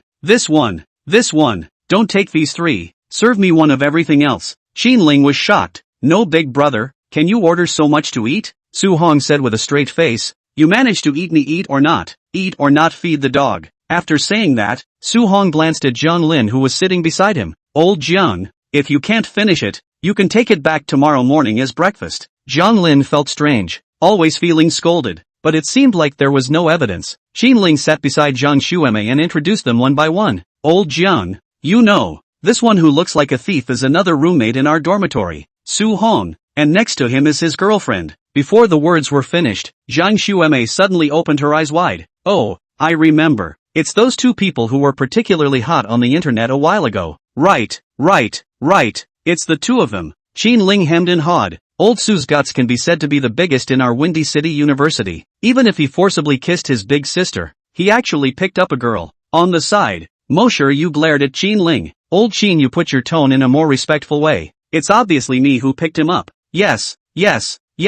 Big sister made the first move. I'll prove this. Qin Ling hurriedly hemmed and hawed. I also testify that the one who told me to get lost at the time was me. There's a video online. Jiang Lin raised his hand. As the words fell, Zhang Shueme snorted. That confession video she had also swiped to. The atmosphere was also much more cordial for a while, and Zhang Shueme wasn't as shy as she was at the beginning, only to see her take the initiative to introduce herself. My name is Zhang Shueme. I'm from the College of Foreign Languages, a local of Windy City. I'm very happy to get to know you guys. I'm also happy to have another person I know at school from now on. Muyu took the initiative to raise her hand and shake Zhang Shueme's. Then she introduced, this is my good friend Mo Shi, a native of Yucheng, who came to me for fun in the past 2 days, and is currently still single. Upon hearing this, Jiang Lin immediately became interested. Hello beautiful, my name is Jiang Lin. I'm also from Rainy City. Aren't you a northern provincial? Su Hong looked at Jiang Lin strangely. I'm moving to Rain City tomorrow, Jiang Lin said with great righteousness. Upon hearing this, Moxie snorted. I heard that the northern province holds clans in high regard. Aren't you afraid that your parents will get you killed if you move to Rainy City? It's okay, my mom said if I can get a good daughter-in-law, they both can pay $880,000 for the dowry. And if the daughter-in-law is afraid of mother-in-law-daughter-in-law relations, they can die young. Cluck cluck cluck. You're funny. Moxie was amused by Jiang Lin's mouthful of ordinary northern province words, and all of her worries today seemed to have been alleviated. The Su Hong people on the side were dumbfounded. What's the situation? Is Lao Jiang playing so consistently today? Only to see Qin Ling give Su Hong a look. The latter immediately understood and stood up from the stool, then said to Muyu, see you. I'll ask you to go to the restroom. Brother, our toilets are different. Mosher Yu was shocked. The first time a guy invited himself to the toilet. I just looked. This store has a couple's restroom. I invite you to take a. Su Hong skimmed his eyes. Muyu didn't seem to understand. What's wrong with you? Did you get something in your eye? Asterisk. You are really my own father. Su Hong directly did not pretend. Intercepted the waist and directly carried Mosher Yu up. Where is so much nonsense? The old man let you go. When they reached the door, that's when they put Muyu down. Can't you see? Old Jiang is so to Lori's liking. Why are the two of us sitting in the middle as a light bulb? Hearing this, Mosher Yu reacted. Oh, you said that Xiaoxi and Lao Jiang have a drama. You said it earlier. Don't I just come out? My ing eyes are flying out from inside my eyes. Can't you see? Su Hong man was dumbfounded. Can't read. I thought you really had to go to the bathroom. After saying that, Muyu pulled Su Hong in the direction of the toilet. Take me to see what a couple's toilet looks like. Soon, Su Hong and Muyu came back from the restroom. The two excused themselves to sit together, so they squeezed Zhang Lin to the side. Zhang Lin naturally came to Mosher's side. We have a particularly fun attraction there. I'll take you with me sometime. Zhang Lin gushed about his hometown. No problem. Then the next time you come to Rain City also tell me. I can treat you to dinner. She smiled and nodded. She originally thought that Su Hong was quite interesting, but she didn't realize that the people around Su Hong were also so interesting. Watching the two people add contact information, Su Hong's heart was sour. Lao Jiang is really lucky. If she really made it with Sister Lori, the child would definitely not be afraid of running out of milk in the future. Time flew by and the meal was a good one. They ate and talked until 12 o'clock at night. A group of 6 people stood in front of the grill. Lao Jiang, the dormitory should be closed at this moment, so why don't you come home with me and sleep? Qinling took Zhang Xuemei's hand and said. Zhang Lin waved his hand. Forget it, don't be a light bulb for you guys. I'll go to the internet cafe and pack up for the night tomorrow and go back to the dormitory to sleep during the day. After saying that, Zhang Lin came to Moshi's front very actively. How are you going to sleep today? I'm going to sleep in Cuyu's RV. Moxie smiled. This big boy is actually her impression is still very good, although it looks a little brown, but quite a northern province men's flavor. Oh, Zhang Lin was a bit lost, but he still smiled and said, then, let's talk on the cell phone sometime. Good, bye then, bye. After a brief parting, Zhang Lin and Qinling walked in one direction while Su Hong and the three of them walked towards the road to the school. Xiao Shi, you're interacting quite a bit with Lao Jiang today. Aren't you a bit interested in someone else? Just after walking through the intersection, Muyu immediately asked impatiently. She replied with some shyness, which is not all friends, the scene which I have the good sense to refuse people. Look at this pretty face is all red. Hoshi, you're done, you're in love, don't be ridiculous, I don't have the heart for a relationship right now, I don't even know how my dad is doing. She hurriedly hammered Muyu with her small hand, the latter heatedly rushed forward. Slippery road, can't hit it, Xiao Shi you be careful of drowning in the river of love. Watching these two people running and jumping and fighting, Su Hong couldn't help but let out a laugh, and then his cell phone rang. After picking it up, Mu Qingqing's voice came from the opposite side. Come back, the warrant is down. Chapter 107 Mu Qingqing, you are still as simple as before. 2 o'clock in the morning, the neighborhood of the Mo family manor suddenly had a loud alarm, and a dozen police cars in conjunction with a few Mercedes-Benz parked at the entrance of the Mo family manor. The bodyguard who was keeping watch at the door stepped forward and stopped the first few men. What's the business of coming to the Murray family? Zhang Liwei took out a search warrant. This is a search warrant issued by the province. It is suspected that the Mo family is related to a missing person case. We are going to search the Mo family manor. The bouncer froze, but didn't move his body out of the way. I'll have to go and report to the lady. Can't you INGC? This is a search warrant, and if you resist, I'll have to destroy you. Before Zhang Liwei could say anything, Su Hong had already walked up and kicked these two people in the body, then walked straight in. The two bodyguards were just about to stand up and fight back. Then a voice was heard. Stop. Let them search. Raising his eyes, Jing Tian had arrived at the gate without knowing what to be precise. His duty was to guard Mo Yuqing. His sleep was very light. He knew the slightest movement at the door, not to mention the alarm bells that filled the surrounding area. Mu Qingqing, who was now behind Su Hong, then coldly stared at Jing Tian before walking towards the villa from the manor's greenery. Also because of the entry of the police, the lights of the entire manor quickly lit up. All the bodyguards and servants got up and cooperated with the inspection. Only Mo Yuqing's room was still quiet and unresponsive. Not long after, Zhang Liwei came to Mu Qingqing's side. The others are searching Miss Mo's room. Mu Qingqing frowned and didn't know what to do for a moment, while Su Hong, who was wandering around the villa, immediately became interested when he heard this. Brother-in-law, are you embarrassed to go in? If you don't get in, I'll get in. My ex-sister-in-law is so good-looking and has such a great body. As the words fell,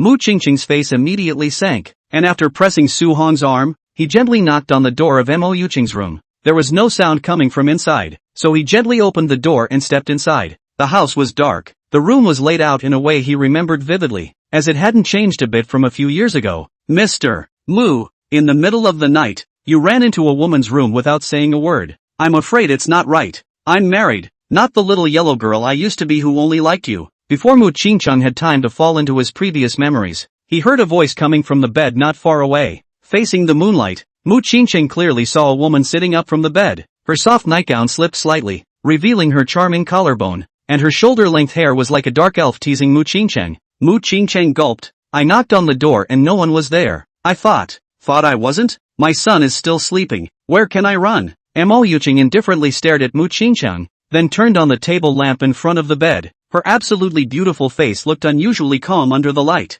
Mu Qingcheng forced down the thoughts in his heart and asked, where is Mo Changshan? Mo Changshan? Mo Yuqing slowly stood up from the bed and slowly walked towards Mu Qingcheng, her gloomy eyes looking at Mu Qingcheng without any avoidance. He has probably already turned into meat froth and thrown into the moat. I'm afraid that you will have to spend some time if you want to find him. You killed him. Mu Qingcheng's eyes widened. He had never thought that this once sunny, gentle woman in front of him had now learned to kill. Mo Yuqing sneered. Mu Qingcheng, do you know? The world changes every day, and people can't be static, including you, including me. Gee, but I have a problem with that. You are as innocent as ever. Mu Qingcheng frowned. What do you mean? Like, right now. After saying that, Mo Yuqing slowly pulled down the halter of her nightgown, and then suddenly jumped into Mu Qingcheng's arms in one go, and then held him down for dear life. Ah, Mu Qingcheng, get lost. Somebody, help. In just an instant, Mu Qingcheng's eyes immediately became terrified, as if he knew what Mo Yuqing was going to do,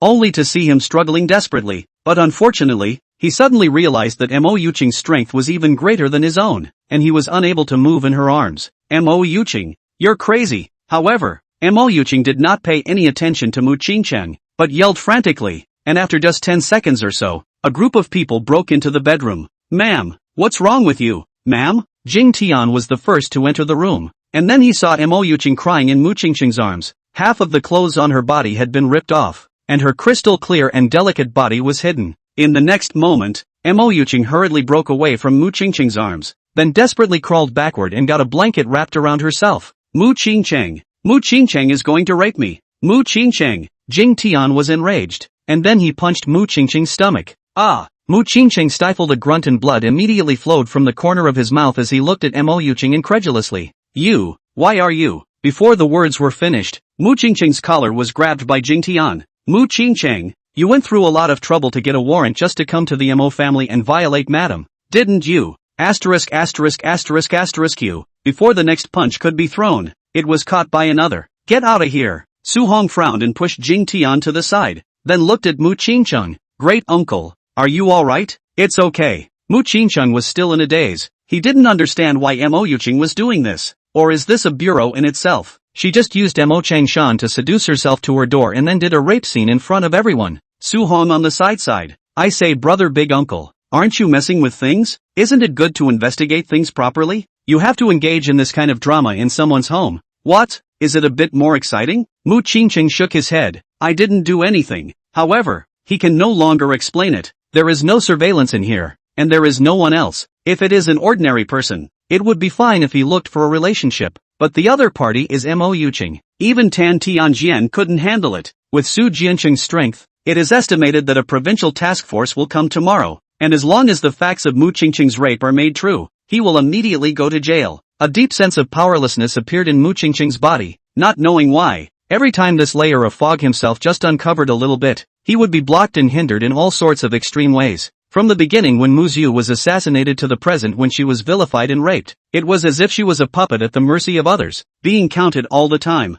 He himself had nothing except knowing a D3 potion, and even he couldn't even escape from Mo Yuqing's trap now. Ha, how ironic. I used to say that people are just a pawn. Myself. Surprisingly, he is even worse than a pawn. Sohan. Aha. If I go in there, will you check it out for me? I'm begging you. Not good. Why? I don't think any of that matters. What matters is that you and Siyu are safe. Mu Qingcheng raised his head to look at Su Hong, who had put away a hangdog look and was full of seriousness. Chapter 108. I'm going to scold this bad woman to death. The drama of this search of the Murray estate ended in a very ridiculous conclusion. The police could only cuff Mu Qingcheng and take him away due to the pressure from the Mo family, leaving only a mess in the room. Mu Qingcheng glanced at Mo Yuqing, who was still in shock, and could only leave sadly. Day 2. As Mu Qingcheng imagined, the province came to the task force, specializing in investigating the original cause of this matter. Under Mo Yuqing's description, Mu Qingcheng turned into an unforgivable bad guy, and himself was a scared little white rabbit. So Mu Qingcheng was detained by the Public Security Bureau in a detention center.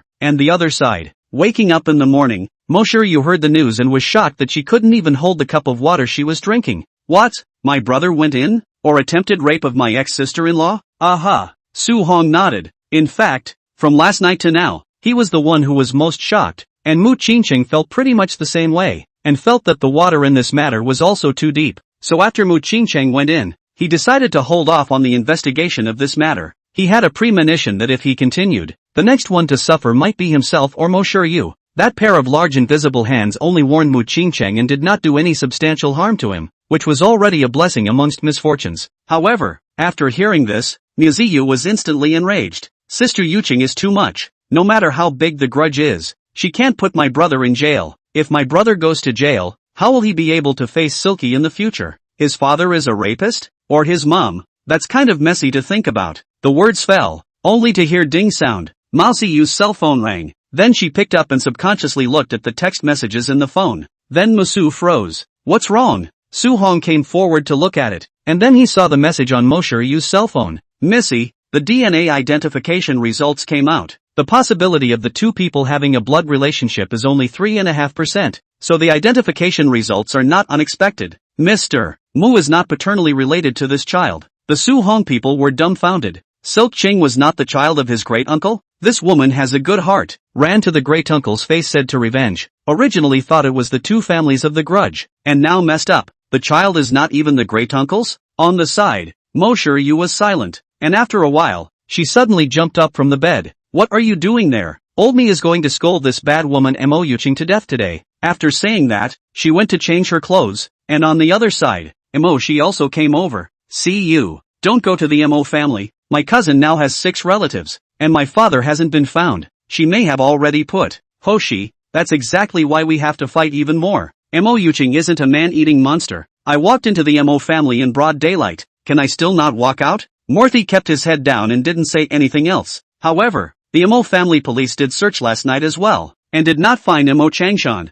And now that her father is still alive or dead, she doesn't even know what to do. On the other hand, Su Hong, who was on the side, fell into a moment of contemplation. After a while, Su Hong muttered, in fact, there's nothing wrong with it. Mo Shiryu is so reckless. Now that his brother has gone in, if he can still be so calm, it's quite abnormal. After saying that, Su Hong also jumped up from the bed. Why are you following me into the bathroom? It's quite a nice day and I'm in a good mood, so it's a good time to take a Mandarin duck bath and honor yesterday's gentleman's promise. Get out. No way. I won't roll. Su Hong followed Mo Shiryu into the bathroom like a dog's skin. If you don't get out, I'll bite you. Mo Shiryu, you are dying of shame. Did not expect this guy really followed in, although they have had intimate behavior, but naked relative has never been. This guy, does he really need to be eaten up by him to be happy? The next moment, however, Su Hong suddenly came to Muyu's ear and said softly, see you. We have to wash together. Have you ever wondered why it's such a coincidence? Big Uncle had just gotten the idea to go to the Mo family when Moshi came to Windy City to ask for your help.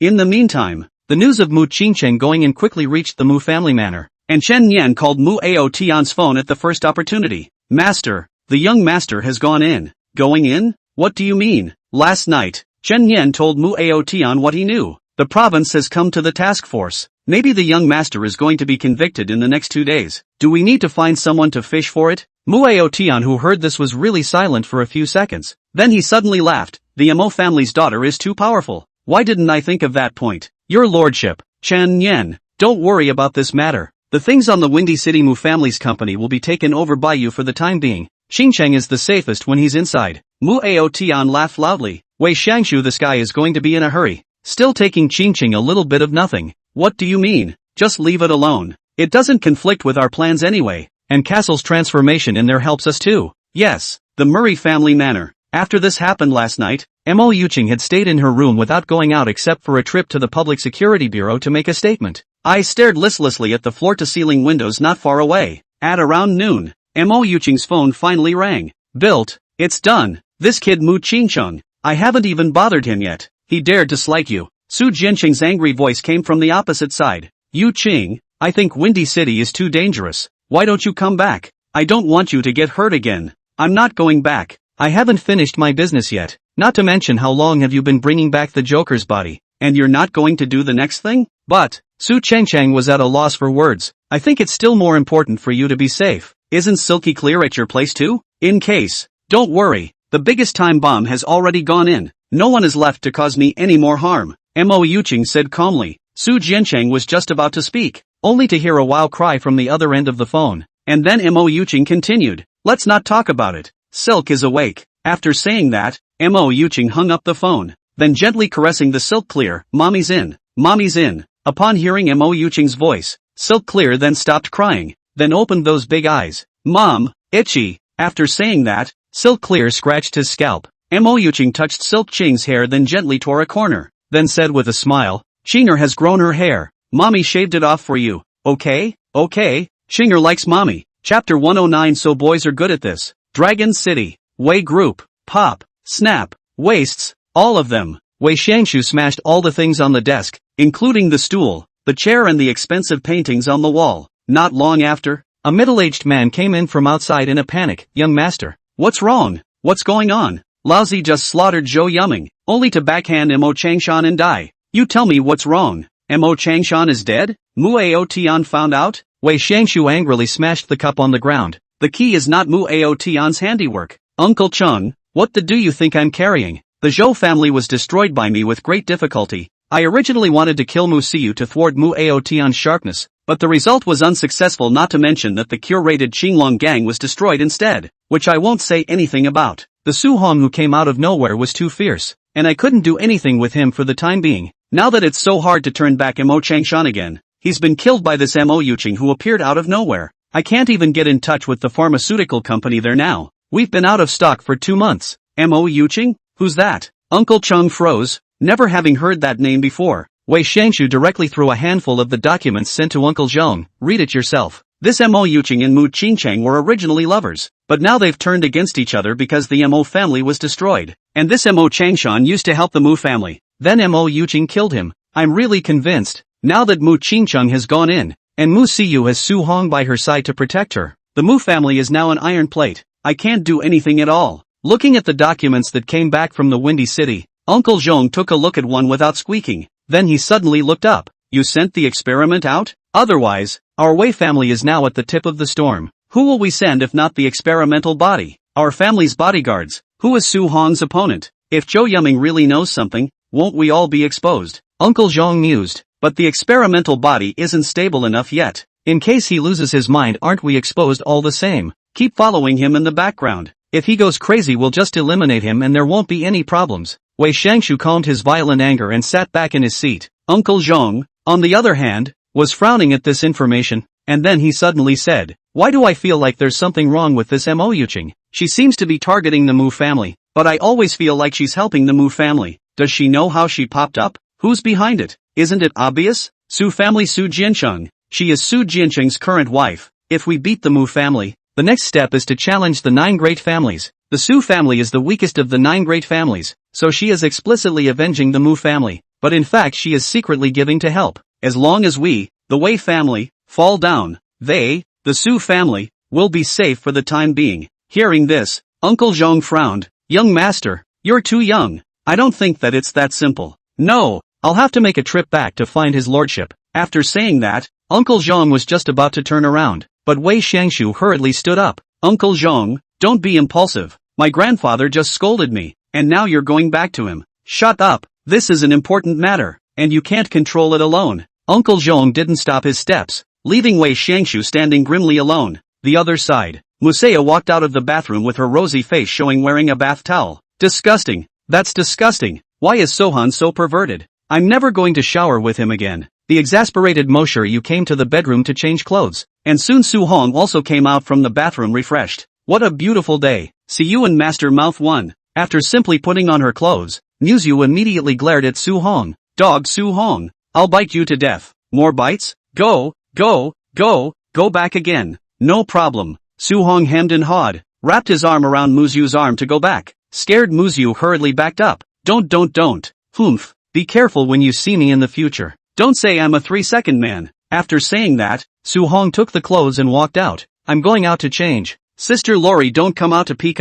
or I'm afraid you'll linger. After waiting for Su Hong to leave the bedroom, Emoshi hurriedly came to Musiyu's side. Siyu, isn't that thing really fishy? Don't you know the flavor? Musu frowned and asked rhetorically, what about the science you told me before still? Emoshi looked at Moshiru somewhat sheepishly. I haven't tasted it either. I've read all about it from the internet. Tell me about the feelings quickly, so I can have a somewhat profound experience. Muyu skimmed her mouth. Actually, I don't know the flavor. I just went straight in and didn't even taste it. But thinking about it, Muyu felt that Su-hong was really hateful. No wonder he was so excited when he heard that he didn't have a gag ejaculation reaction. So boys are good at that. Disgusting. That's disgusting. She kind of regretted going to the shower. She should have known to just change and leave. What talk of business is an excuse to play with yourself under the pretext of business? But thinking of this, Muyu suddenly turned her head and asked, by the way Xiao Shi, how come you properly want to get up and find me to play? Before you didn't come to me for several years. As soon as She heard this, she suddenly froze and her face suddenly became embarrassed. Only this expression was fleeting. Soon she said calmly, I stayed in the rainy city for a long time, so I came out to take a break. My mom's been going out a lot this time, too, and my dad's disappeared, so I don't think there's much point in having a family. You know, it's not like I have any friends, so I had to come to you. As soon as she heard this, Muyu naturally replied, well, it feels like there's too much going on these days. Even I've been assassinated. Since you're here, why don't you stay at my place for a few more days, just so I can find an excuse to avoid that dog Suong. The two of us will sleep together. Or no, I have school tomorrow. I have to go back today. Moxie shook her head, then suddenly laughed. Besides, I'm not sleeping with you. Muyu, you're already unclean. Stinky girl, I'll tickle you to death. Upon hearing this, Muyu's face immediately flushed again, and she went up to scratch. The two played around for a while before they started to change. Soon, Muyu put on a set of close-fitting white tweed coat, and her hair was tied into a ponytail, and underneath, she was wearing a pair of tight jeans, which emphasized her figure to the fullest. When she walked out, Su-hong instantly widened his eyes. See you. What for? I kind of want to go into the bathroom again. Asterisk asterisk asterisk asterisk off. There's no way in hell I'm going in there with you in my life. Just kidding. We're going to get down to business now. Su-hong hemmed and hawed, then took a white scarf and put it on Muyu's neck. It's cold outside. Wear more. Oomph. Hearing this, Muyu's complexion then cheered up a bit. Dog Sohan, I'm a little tired. I want you to carry me out of school. Good. Chapter 110. Be good. Call me auntie. Soon, the three of them got into the car and headed to the Murray family manor in the suburbs. The bodyguards at the door seemed to have known that Su-hong and the others were coming. When Su-hong and Muyu stood at the door, they surprisingly did not even stop them. Instead, they made a welcoming gesture. Mr. Su, Miss Mu, Miss said that if you guys come, just go straight to the bedroom and look for her. For her part, Muyu frowned as she looked at Su-hong, fearing that it was some kind of trap that invited the king to enter the jar. But Su-hong let out a laugh and came to the bodyguards, helping them to straighten up their clothes. Two big brothers, their clothes aren't even on. They look. The bodyguard didn't say anything, glanced at the other somewhat shyly, and then hurriedly lowered his head. When Su-hong looked at it, the person was dumbfounded. I'm right about all this? Ahem. Hurry up and go, hurry up and go. What should I do in case these two people look at my eyebrow-raising self? The servants of the Mo family manor seemed to be quite normal today, and there didn't seem to be anything strange about the three of them, as if they were born to be here. Before long, they walked up to the villa. At that moment a little boy on a toy horse ran out of the gate of the villa with an ant chasing after him. Young master, slow down, don't fall. Soon, the little boy came in front of Muyu, and after seeing her, he immediately said in surprise, Auntie, we meet again. Kiyoshi misses you a little. Looking at the silk clear in front of her, Muyu was suddenly angry. What does this woman mean? She still wants to let the silk clear out to taunt herself a little? Thinking of this, Muyu skimmed away the hand that silk clear reached out to her, not caring about the child's crying, and rushed straight up to the second floor of the villa. Bang! Muyu kicked open the door of the study. Mo Yuching was checking the company's documents in her study. After hearing the voice, she wasn't startled. Instead, she used a doting tone. See you, why are you here? Come to see Chinger? Chinger has missed you during this time, and has been chanting about you every day. Ha, what does someone else's child have to do with me? Muyu snorted coldly, then walked straight into the study grumpily slapping her desk. Why are you falsely accusing my brother? What have I falsely accused him of? Mo Yuching asked as a matter of course. Muyu slapped the table and said angrily, how could my brother rape you? Back then you guys loved each other so much. How could he possibly be willing to hurt you? After you came to Windy City, he teared up every day, and the project in the city center said he would let you have it. Just one man, and he raped you? It's impossible to think with your feet. See you. Don't forget that I'm the victim. Mo Yuching looked at Muyu indifferently. I'm the one who was victimized by the destruction of my family. I'm the one who watched my family jump into the river. I'm the one who suffered for so many years. Now your brother is just going in and that's all you're so excited about? Shouldn't it always be me who gets excited? After hearing this, Musu was momentarily speechless. But, my brother fought to the death to keep you alive back then, too, and it was my dad who forced your family to jump in the river, not my brother. So is your last name Mu? Is your brother's last name Mu? Muyu asked rhetorically. Muyu opened her mouth, as if 1,000 words could not be said in general. Obviously she was rushing to scold her. After thinking about it, Musu suddenly shouted, Suong, dog Suong, come here and help me curse. Lao Mama. Lao Miang has no words. However, he did not respond, so angry that Mushu turned her head over, and suddenly realized that Su Hong was standing in the doorway, and in his arms was none other than Silk Ching, who had just been exasperated and cried by Mushu. Silk Clear, good boy, call auntie to buy you candy. Humph, I don't call, auntie just ignored me. Good boy, hurry up.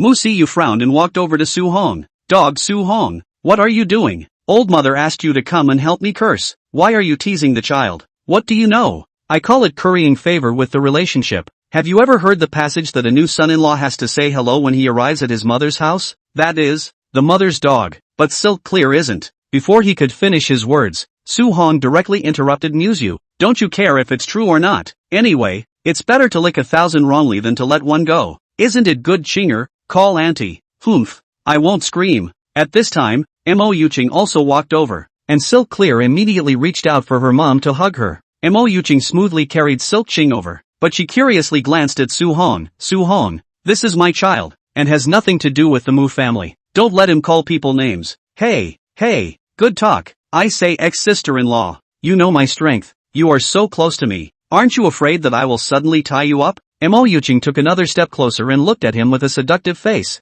I know you won't. You're a smart man. Don't come any closer. Don't let my great-uncle find me in trouble when he finds out. Su Hong was so scared that he hurriedly took a step back. But if you really want me, sneak to me at night. Dog Sohan, what are you talking about again? I'm still here. When Muyu heard this, he immediately became anxious. I just helped you this morning, and now you're turning your back on me? Who's across the street? It's your ex-sister-in-law, my brother's ex-girlfriend. How can you flirt with that? Su Hong hurriedly begged for forgiveness. Hey, I'm just kidding. See you. I sleep with you at night. Where is the opportunity? Alright, see you. Let's go. Oh, subconsciously, Muyu followed and left. Then as if she remembered something, she yelled, Su Hong, come back here. Old lady came here to scold someone today. Why did you suddenly run away? But Su Hong had already gone far away, and Muyu could only chase after him. Shi, who had followed them in, glanced at Muyu, then hurriedly chased after them. Soon, the three of them walked out of the Maja manor. Dog Suong, slow down. I can't catch up with you. Oh, only then did Su Hong stop, and Mushu panted and walked to Su Hong's front. Why are you running so fast? I haven't played yet. Ha, you still play what? No one is half as good as you are with this mouth. If you stay any longer you'll probably have to break defense. Looking at Shi, who had not yet caught up behind her, Muyu asked again in a sudden whisper, so did you find anything? Of course. No, I didn't. The villa is full of guards. Where can I go? If the situation is not right, then run quickly to realize that. In case you are framed in the same way as brother-in-law, what should we do? Su Hong rubbed Mushuyu's little head, and the latter immediately jumped up. My hairstyle is all messed up by you, so what do we do now? Just leave my brother in there? Eat and drink as you should. Be quiet for a while, and someone will naturally save your brother when the time comes. Chapter 111. Why don't you dare to with the counselor? A few more days passed. December 30th. The chill of winter deepened. The leaves on the trees were falling off randomly every day, and the bare trunks now looked like Sohan's brain. Don't forget to come with me to see my brother after class today. Walking on the main road of the school, Muyu reminded. Su Hong nodded, then grumbled. See you. Don't you know how to kidnap? You go kidnap our old class. I can't stand it anymore. Every day after class he makes me do papers. I know those hanging papers just by looking at them. He prefers to make me familiarize my hand. I am truly convinced. Muyu rolled her eyes and said righteously, I'm a lady. I've never done these things. Su Hong seriously suspected that Muyu had been assimilated by himself, and how he had also started to be shameless. Forget what you did to me the first day we met. Damn it. Soon the two of them were walking to the bishop's building, holding hands. Muyu wrapped her arms around Su Hong's neck and gently kissed him. Then I'm leaving. Remember to run quickly after class. Don't get caught by the homeroom teacher. Well, as soon as I'm off I'll scatter. and you'll wait for me at the bishop's door. But then Sahan obviously overthinks it. Who said that there were no good horror movies in China? When he had not yet finished his class, a dark figure stood in the doorway of the back door quietly watching Su Hong now. The glowing lenses and the 2 test papers carried in his hands seemed to rule his fate. With the teacher's dismissal of the class, he slowly walked in with his torture device. Sohan was scared out of his wits. Don't you come over here. Ji Pengcheng held up his glasses, revealing a creepy smile. Student Su Hong, what are you talking about? I'm helping you progress. Not much, just 2 today. This is not 2 papers. This is 2 of their own death notice. If you do not go to find Muyu, she shall not eat herself alive. Ben, let's just say, I'm a little busy right now. Can you wait until I get back? Ji Pengcheng shook his head and said with certainty, what kind of person are you that I don't know? If I let you run away, I won't be able to find you in this lifetime. But, no buts, you have to leave for Dragon City the day after tomorrow. You must do the questions in these 2 days to familiarize yourself with the difficulty of the paper. But I have already blown the awesome out of the water with the principal. If you don't come back with an award this time, I'll lose my promotion and pay raise. Su Hong took out his cell phone and shot Ji Pengcheng's devilish appearance to Moshiryu. Baby, come and save me. Help yourself. Old Quarter is also our class counselor. And I'm scared too. Moshiryu returned such a sentence and simply disappeared. Su Hong angrily cursed in his heart. Aren't you the little witch of the Windy City? Shouldn't you come over here and point your nose at the counselor and then lead your dear boyfriend away? Why don't you dare to with your counselor Sama? In the end, it's you, the little Windy City witch, who's too much of a wimp. That. Are you sure it's just 2 papers? Guaranteed. Ji Pengcheng said without hesitation. The exams are coming up soon, and the first 2 days are not suitable for you to do papers too intensely. That's fine. That's fine. Hurry up old Ben, don't keep me from falling in love. Saying that, Su Hong hurriedly pushed Ji Pengcheng to the office. Half an hour later. Finished writing. Su Hong threw down the paper and was about to run, only to be directly stopped by Ji Pengcheng. Wait, you kids write that fast? Said. Ji Pengcheng took the paper and read it. Although he is not a bishop of high mathematics, but in order to this competition he still remedied a little bit. The topic on the paper but also all will be. The next moment, his eyes popped. This guy, he's really alright? Old Ben, can't I be gifted? Don't worry, as long as you let me go now, I promise to bring you back a first place. Well, the answers are alright, but you're a mess on this paper. Can you make your dog whistle writing look better in the future? Also, I know you're in a relationship with Moshiryu, although the university doesn't object to you guys being in a relationship, but you need to focus more on your studies in the future, you know. If you're so talented, I can send you to. Ji Pengcheng lowered his head to preach, and just raised his head. Where was Su Hong's shadow in front of him? Only then did Ji Pengcheng laugh and curse. Brat! Running quite fast. On the other hand, Su Hong flew all the way after coming out of the office, and soon came to the door of the bishop, and fixed his eyes to see that a girl wearing a white cashmere cotton jacket, with thigh-high boots and bottoms underneath, was watching her cell phone intently on a chair in the hall. The students who passed by couldn't help but look at her twice more, but none of them dared to go up and talk to her, because they all knew that although this girl was good-looking, if you messed with her, it was guaranteed that you would definitely be beaten up tomorrow. It was only Su-han who could cure a violent maniac like her, only to see Su Hong slowly walk over, after sitting next to her, slightly changed the tone and asked, "Beauty, can you add a WeChat? Get out." Moshiryu just coldly spit out a word. Eyes did not lift, has been staring at the video in the cell phone. Su Hong put over to look at a glance. It is the network of their own usual and she went out to play when shot. Many of them are also sneak peeks, and there are even videos of the two of them made into episodes that have gained a lot of heat online. Each mousse of rain nodded beautifully. Eyes were narrowed slightly, looking happy. "Yo, you're still quite innocent, beauty. This is your boyfriend, Why does he look just like Daniel Wu?" Su Hong added. Then Moshiryu furrowed her brows and paused the video in her hand. "Don't you know who this young lady is? Want to die?" When she finished, she looked up. In the next moment, her eyes were suddenly surprised. "Badass. How did you come out so quickly? You knocked out the counselor?" Su Hong rolled his eyes. "Is this violent solution the only thing you have in your head? Can't I just finish my paper and come out?" Muyu rolled her eyes. "Che, I don't believe it. Can you be that fast at this level? Look, you're always doubting me. You were saying I was a 3-second man before? Turns out I am?" As the words fell, Moshiryu's face instantly reddened, and gently slapped Su Hong. "Dog Su Hong, mention that one more time, and I'll beat you to death." "Hey," Su Hong hemmed and hawed, then obediently took Moshiryu's hand. "Let's go. Big Uncle should be waiting anxiously." Aha! In a short while, the two of them got into the car and arrived at the Public Security Bureau. Zhang Liwei got the news in advance and had long been waiting at the door. Miss Mu, Mr. Su Hong casually greeted. Bureau Chief Zhang is young again. Ugh.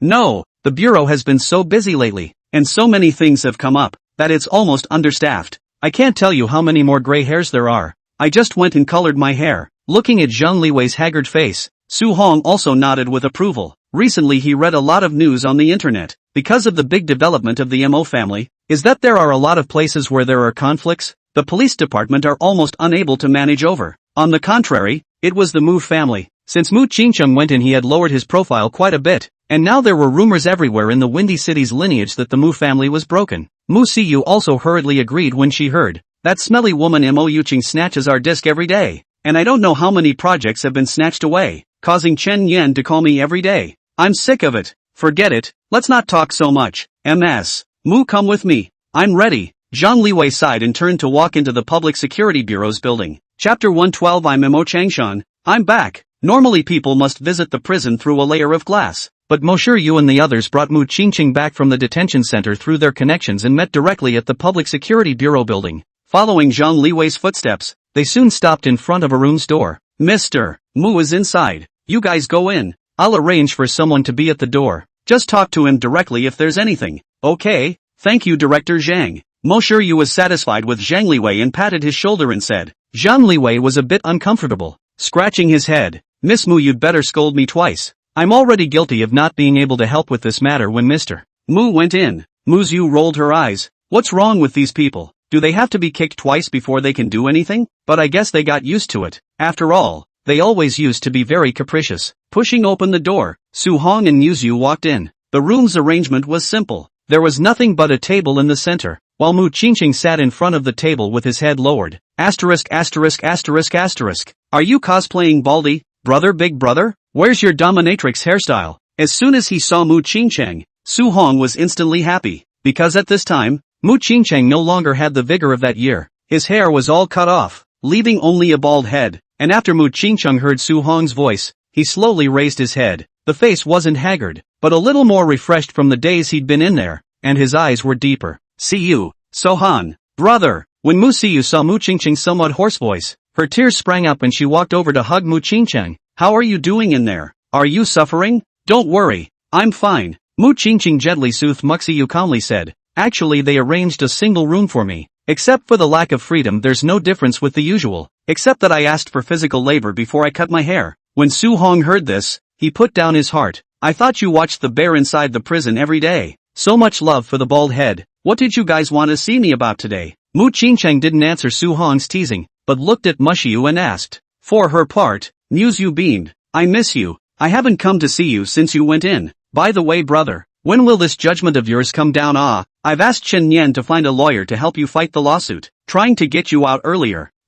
Actually, no need. I think it's kinda nice to be alone. A while ago I was too impatient, thinking that as long as I was in the Windy City I was in control of everything, and things turned out to be too unexpected. I think it's nice to be alone more, to read a book, to laze around. Looking at Mu Qingqing's silent demeanor, Muziyu was suddenly startled. Brother, what's wrong with you? In the past you were much of a spirited person, now how come you are fast turning into a cowering coward? Stupid sister. Mu Qingqing patted Muziyu's head and laughed. This is called keeping a low profile and restraining one's temperament. I'll be even dumber if you keep filming me. Monsieur Yu covered her head in dissatisfaction. See you, it's time for you to grow up. It's not good to be so reckless all the time. I heard that after I went inside, you even went to look for Yuqing? What's wrong? Isn't it right for me to scold her twice? Who let the false accusation against you? Monsieur Yu bristled with dissatisfaction. Mu Qingqing shook his head. This is what I owe her. She just took a knife and stabbed me then, and I wouldn't have complained. Yo,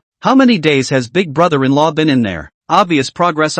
Su Hong on the side immediately widened his eyes after hearing this. It makes me want to go in and sit down too. Mu Qingqing revealed a hint of a smile. Fine, if you bring me a knife now, I can send you in as well. Hey, forget it, I have to protect your sister. Sohan hemmed and hawed. Mu Qingqing hummed, then sighed. Su Hong, I found out that your IQ is the highest. At first I thought that you were crazy and unreliable as a thief, but later I realized that Siyu is only safe enough to follow you. I realize now that your words were right the other night when I was arrested. Oh, great uncle is approving of me? Su Hong's face was delighted. Mu Qingqing nodded. Anyway, I'll leave my sister to you. Just don't bully her. Of course. Su Hong hemmed and hawed and hurriedly came to Mo Shiryu's face. Hear that? Big uncle has entrusted you to me. You can't be domestically abusive to me in the future. *****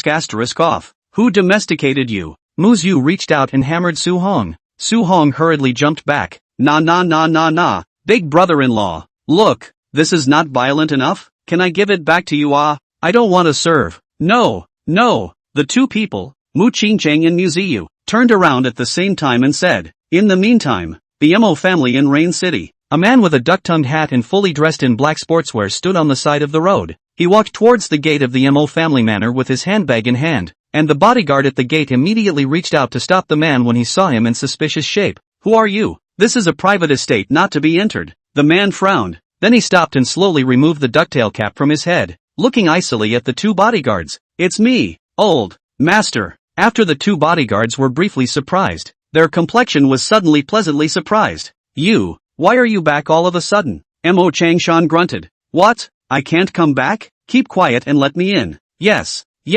When the bodyguard heard this, he immediately bent down and got out of the way. Mo Changshan, on the other hand, walked into the manor in a very low profile and returned to the study in a short while. While on the table in the study, there was a cell phone and a laptop. Mo Changshan sat down calmly, then picked up his cell phone and made a call. I'm Mo Changshan. I'm back. Chapter 113. Aren't you bullying an honest man? Are you a human or a ghost? Terrified words came from across the room. Intelligence tells me you're dead. The bodies have been thrown into the moat. Mo Changshan replied calmly. I wasn't dead at the time. I was stabbed by Mo Yuqing and seriously injured. She threw me into the moat, but I was tenacious and carried on, finding a kind family to recuperate for many days before I recovered. I've snuck back to Rain City and snuck home to call you. What should I do now? As the words fell, the opposite side was silent for a long time. It was obvious that this statement from Mo Changshan did not gain his trust. Are you really Mo Changshan? Who can call you on this cell phone but me? Where was the first place we met? Rain City docks. How many days did we sail for the first time? 3 days, 3.5 to be exact, because Wei Xiao was looking at one of the ship's models at the time and was delayed by half a day. Hearing these words, the opposite party was relieved that only the two of them knew about these things. Great old Mo. You're surprisingly not dead. Mo Yuqing is too vicious. Almost a little bit and I would have died. Well, then you'll recuperate at home for 2 days. Remember to keep a low profile. Don't let anyone know you're still alive. I'll send someone to find you in the next 2 days and get you to a safe place. I'm running out of stock here and need to make a run to the gray area. Yes, Wei Xiao. I'll hide and wait for your news. Speaking, Mo Changshan hung up the phone, and the next moment, the door to the study was gently opened. Father, those two bodyguards just now have already been dealt with.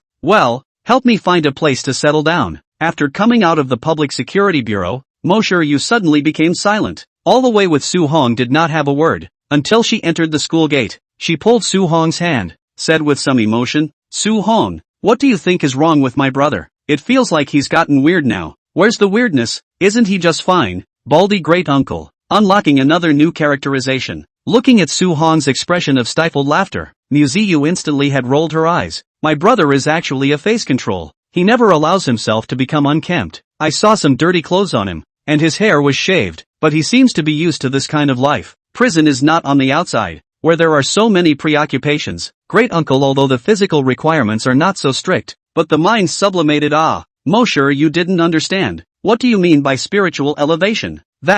He also wants to be bitten by his ex-sister-in-law. Su Hong suddenly came to Mo Shiryu's ear and whispered. The latter caused the latter to directly slap Su Hong on the back. Dog Su Hong, you still dare to mention it. Old lady will get you killed today. But Su Hong didn't give her any chance. Before Mo Shiryu could make her next move, he reached out and princess hugged her in his arms. Hey, don't move. I'll carry you straight to the bathroom and the caravan. Su Hong's strength was so strong that Mo Shiryu couldn't move. She yelled, stinking rascal, you put me down. Your brother has given you to me. It's no use shouting your head off. Su Hong hemmed and hawed, but when he jogged all the way and past the school's main gate, Su Hong suddenly frowned, and then stopped in his tracks. What's wrong? Muyu buried her head in Su Hong's arms, but suddenly realized that he wasn't running anymore. Su Hong put Mo Shiryu down, then gently shielded her behind him, looking warily at the back of the security booth. Who? The next moment, a silent figure slowly walked out from behind the security booth. There? Only then did Su Hong drop his guard. Didn't you kid go to protect Tan Tianjian?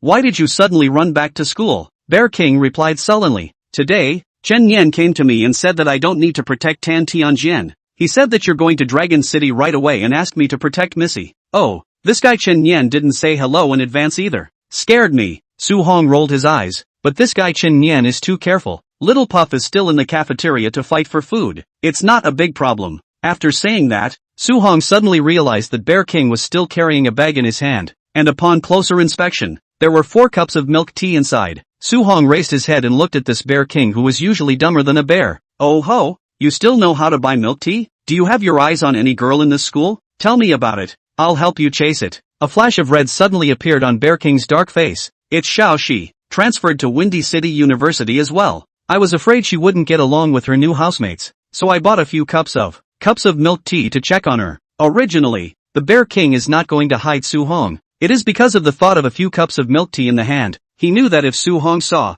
the social cattle patients will certainly taunt their own, so he chose to hide behind the security booth. Just did not think that Su Hong's vigilance is so high. Oh, Huang Mengxi also came to Windy City University? Which school was she in before? Su Hong blinked. For his part, the Bear King replied sullenly, Longqing University. Yo, Huang Mengxi is so great that she willingly transferred from the top-ranked university to Windy City University. Upon hearing this, Su Hong looked at Xiong Wang with a face full of envy. TSK, gone is the girlfriend, come as the sister-in-law, and still treats you so well. Ah Xiong ah, how come you have such good peach blossom luck? The Bear King, on the other hand, shook his head. I won't stay with Creek, she came here. I'm just, conveniently taking care of her. Your mouth is so hard ah Xiong. Su Hong rolled his eyes, then took his cell phone out and made a video. You repeat that sentence just now, and when you get married, I'll play it at the wedding. As soon as the Bear King saw that Su Hong was serious, he lowered his head again and didn't dare to speak. Muyu on the side looked at it and took down Su Hong's cell phone. Alright, if you keep flirting, in a while Ah Xiong should cry. You're not bullying an honest man. Su Hong's eyes widened. Big sister, is that how you define honest people and scum? I've talked about a girlfriend like you since I was a kid. Ah Xiong talked about his sister after talking about his sister. He's the one who's okay ah. Muyu suddenly felt that what Su Hong said made sense. After thinking about it, she came to the Bear King and took 2 cups of milk tea from the bag. I'll have 1 cup each with Sohan, and you'll rebuy it yourself. King Bear, it's been a bad day. I ran into 2 hooligans right out the door. Chapter 114 Actually, it's not that bad for 3 or 2 seconds. Night. Su Hong lay quietly in the caravan, his things all packed up and placed outside. Tomorrow he would be going to Dragon City, and his mood was somehow suddenly a bit complicated, and it seemed that Muyu, who was lying in his arms, couldn't sleep either, and from time to time she wriggled in her arms. A short while later, she raised her head. Sohan, are you asleep? No. Sohan shook his head. Muyu raised her head, her eyes looking at him quietly. Why don't you sleep? Hard. Sick? I was sick, by and large, and my eyes closed on that day in the bathroom, and I wondered if we'd never get another chance to recreate the pleasure of that day. Looking at Su Hong's sentimental appearance, Muyu instantly rolled her eyes. If anyone else had seen it, they would have thought the 2 of them were having some kind of romantic affair in the bathroom. Only Muyu is clear. Damn, this guy has nothing else in his head is full of Cersei, topping Su Hong's chin with a head hammer. Muyu hummed, don't even think about it. It's absolutely impossible in the future. Don't make it sound so absolute. In case you have something to ask of me. Shay, I'm going to beg you? Joke. Muyu bristled. The 2 people were soon quiet again, and after a moment of silence, Muyu suddenly hugged Su Hong tightly. Dog thing, can you take me with you tomorrow ah? I promise to be good next to you and won't get into trouble. No, it always feels like something will happen after you go to the Dragon City. It's safer to stay in the Windy City. Su Hong shook his head and said very seriously, just stay at school. I'll let the Poker King and Bear King protect you, and spoil you when I come back. Then you're not allowed to look at other girls in Dragon City. If I know you're all womanizing in Dragon City, I'll castrate you. You shed? Su Hong asked rhetorically with a smile. Muyu thought for a moment, then lowered her head again and fell silent. And just as they were ear to ear, Muyu always felt that there was something strange, and in no time, it was pressed against her little tummy. Muyu raised her head again. Is it hard for you to be like this? Of course, with such a good-looking big beauty in my arms. Wouldn't I really have a problem if I were to sit still? Oh, Muyu lowered her head again. I don't know why, knowing that tomorrow Su Hong is going to leave. Muyu especially wants to stick to him. In the past, they all slept separately. Today after going to bed, he slowly stuck himself over. However, Su-hong also knew what was in Mo Yu's mind and did not reject her. But taking her to Dragon City was not in Su-hong's plan. After all, his current identity to go to Dragon City is indeed a bit sensitive. I do not know what I will run into. In case there is danger, it is better to be alone than to bring Mo Yu. Go to sleep. I'm a bit sleepy. After thinking about it, Su-hong's hand wrapped around Mo Yu gently let go. In the next moment, Mo Yu, however, suddenly grabbed Su-hong's hand and didn't let him let go. You're not allowed to take your hands off me tonight. You have to sleep with me in your arms. Big sister, I can't sleep like this, and your hand will go numb if you rest it on your pillow all night. And, before she could finish her sentence, Mo Yu directly interrupted. Then if we go to the bathroom now, can you let me sleep on your pillow tonight? Damn, what's the use of hands? Don't want them, Su-hong said with great righteousness, and then directly picked up Mo Yu in a princess hug. One night passed. When the day became cloudy, Su-hong opened his eyes. Mo Yu was still sleeping with her arm under her pillow. Anyway, the arm is now without any sensation. If he doesn't move around a little bit, it is estimated that he will have to go for amputation today. So Su-hong gently skimmed Muyu's head down a bit, then gently kissed her on the cheek and quietly got up. Although the high-speed train ticket was for 9 in the morning, he decided to leave now. Otherwise, with this girl's temperament, I may not be able to keep up with myself for a long time. In case it's almost time, she won't let herself go and won't be in trouble. After going to the bathroom and doing a quick wash, he grabbed his bags and got out of the RV. Just as he stepped out of the RV, two figures quickly approached not far away, just in time for the Bear King in his security uniform and the Poker King in his cafeteria attire. I'll leave see you to you too. I'm off haha.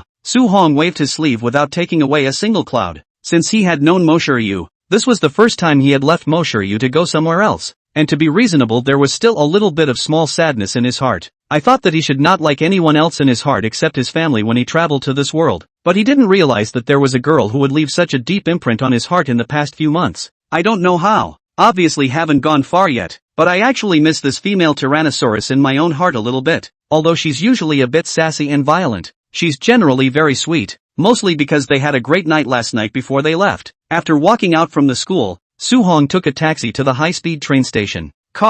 Some annoyed Su-hong took out his cell phone. At this time the time is only 7:30 in the morning. For college students, this is just the time to sleep. So even the university group is naturally not much news. After thinking about it, Su-hong opened his aunt's WeChat. Auntie, I'll be out of school for the next 2 days, helping the school to participate in a math competition. When I get the prize to go back to give you a long face in front of your relatives on New Year's Eve. And then, less than a minute later, the phone call came from my aunt and uncle's cleaver. Baby calls. The ringer had only said 5 words before Su-hong picked up the phone. You want to die, Su-hong? My good sleep and you woke up. Su-hong could not cry. Auntie, won't you turn on the mute when you sleep? You care about me. Everyone knows not to call me before 9 o'clock. Just you. Shu Lingmei grunted. She actually turned on the mute, except that she set an exclusive ringtone to Su-hong. No matter whether she was muted or not, he just called and sent a message her cell phone would ring. After all, Sohan was the only child in their family. Su-hong, hey, don't be angry. When I go back in the new year I'll bring you specialties from Dragon City. I don't need you to carry me. Tell me what time you get there and I'll pick you up.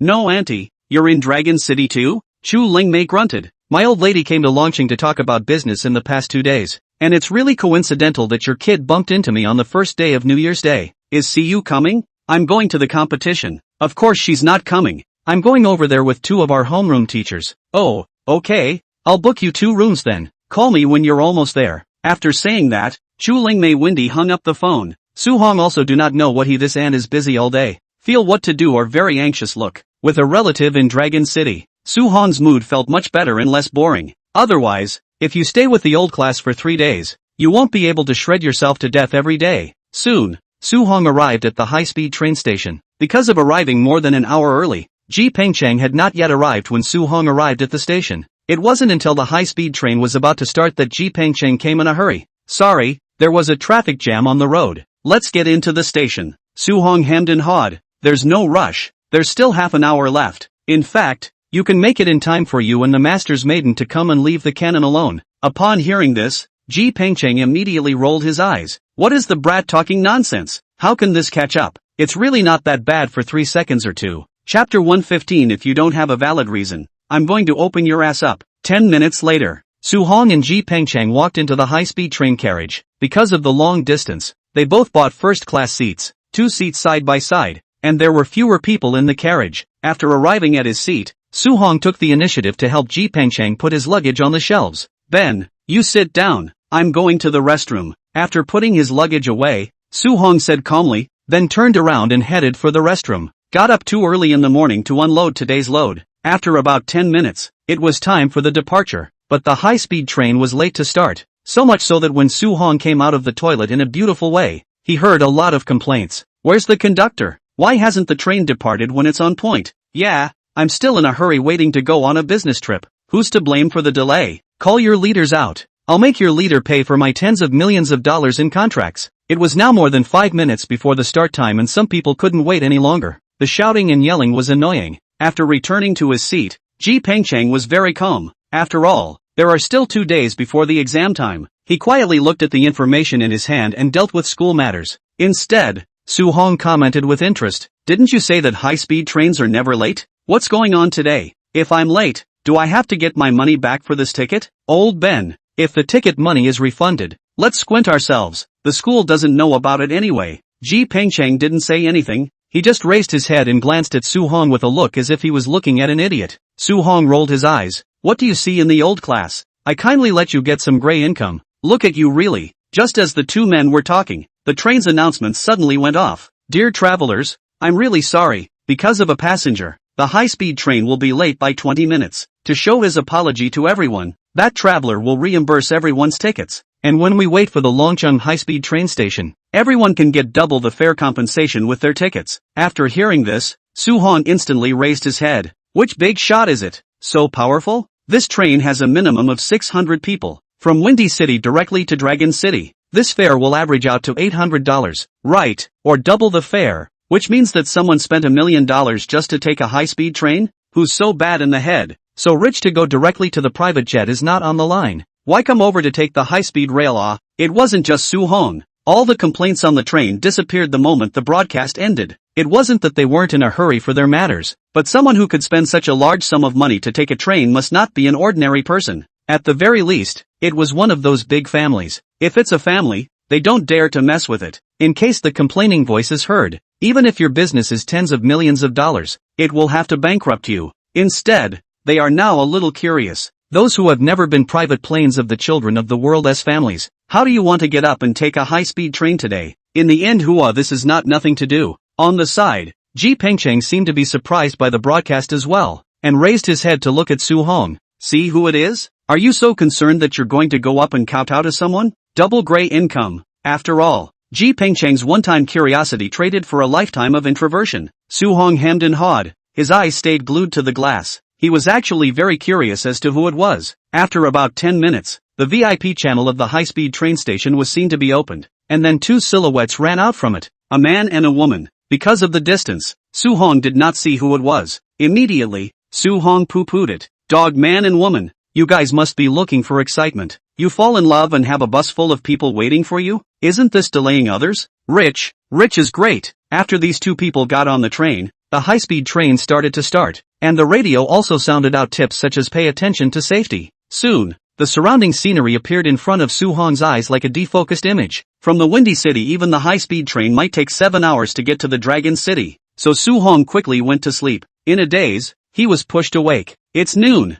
We're going to the dining car for dinner." Ji Pengcheng closed his book and said faintly. Su-hong froze. Meals on the high-speed train can be expensive. Is the school reimbursed? No reimbursement. Ji Pengcheng's old face flushed, but he stood up firmly. Su-hong froze, and then immediately reacted. Although the old class did not say anything on the surface, but the heart must have made up his mind to squint this double ticket.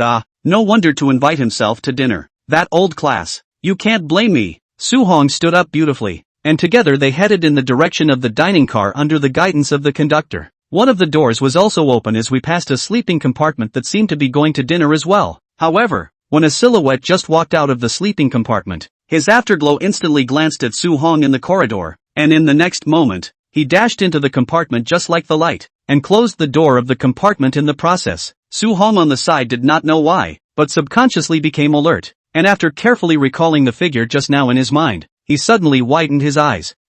Holy, are you blind? That lewd figure in bell-bottom pants just now. Other than the poker king who had that aesthetic, he couldn't really think of anyone else himself. What's this poker king doing here? Stalking yourself? What are you doing? Go! Seeing Su-hong stop at the door of one of the carriages, Ji Pengcheng urged. Su-hong swallowed his saliva. Lao Ban, let's just say, if I push open the door of this compartment now, if I find someone I shouldn't in there, should I beat him up? Ji Pengcheng froze slightly. Acquaintance? What do you mean? Su-hong didn't say anything, although he didn't want to, but the fact is right in front of us. Then Su-hong opened the door, only to see the poker king standing behind the door smiling awkwardly at himself. Old Su, what a coincidence! And behind the poker king, there is a girl who covers her face with a quilt shivering, as if to say, can't see me, can't see me. Su-hong walked over, then picked her up. You better have a valid reason or I'm going to open your ass all the way up. Chapter 116. Blame the poker king. It was his idea. Blame the poker king. It was his idea.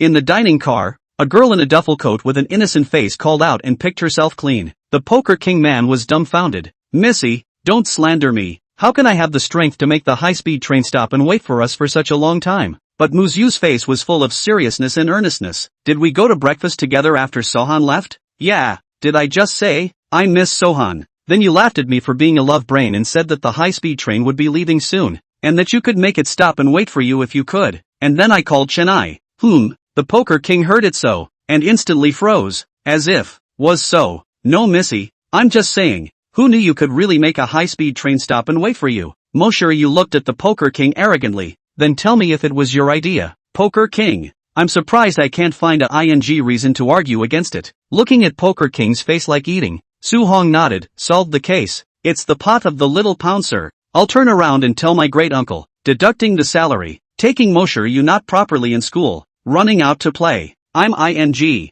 The poker king man was jumping up and down. But before the words were finished, Ji Pengcheng on the side had already interrupted. Looking seriously at the two little ones across the table. You guys are calling it a crime of desire. Look at the two of you. Your hands haven't separated since you entered the dining car, and you're still blaming others. How nice, Mosyu-san, tomorrow is a class. If you just run out like that, I'll deduct your usual points. You looked as if she had already thought of it. Counselor, this is my leave slip, approved by the principal. After saying that, Mosyu took out the leave slip she had with her. Ji Pengcheng took a look at it. It was indeed stamped by the principal. He could only shake his head helplessly. That Su-hong is going to take the exam this time. You can't influence him. No problem, counselor. I promise to be good and not make any noise. After receiving Ji Pengcheng's consent, Yu's eyes instantly narrowed. Happy as a child. The grip on Su-hong's hand also tightened a bit. Looking at these two little ones, Ji Pengcheng was also envious in his heart. Originally, Su-hong didn't look like he was in a particularly good mood, but after Yu appeared,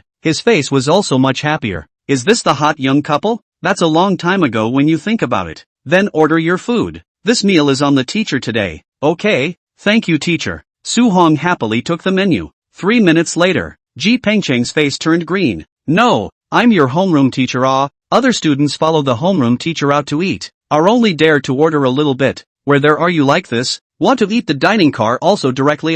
Muyu hurriedly whispered a reminder from the side. Don't order it. The counselor is about to set off the table. What do you know? You're rich enough to reimburse the whole bus for double tickets. I've got to earn this money back from old Ben. $1,600. Not a penny more. After saying that, Su-hong handed the menu to Ji Pengcheng. That's all. See if you want to order anything else. I'll order you a big one. You're about to eat the menu. What else can I order? After tears, Ji Pengcheng can only hand the menu to the waiter. Originally thought to go back to buy a gift for his wife. Did not expect all by this little brat pit finished. By the way, meaning you know about Chen Nian who sneaked out with you? Of course, I don't have the phone number of the boss of the high-speed rail company, so I can only let Chen Nian go and call. You said with a bristling mouth. Su-hong nodded slightly. Since Chen Nian knew about this matter, it meant that Yu's father also knew about it. It was just that he didn't know if his father would come to see her after going to Dragon City. Let's hope it doesn't make more waves. In the meantime, the Mugatu Manor.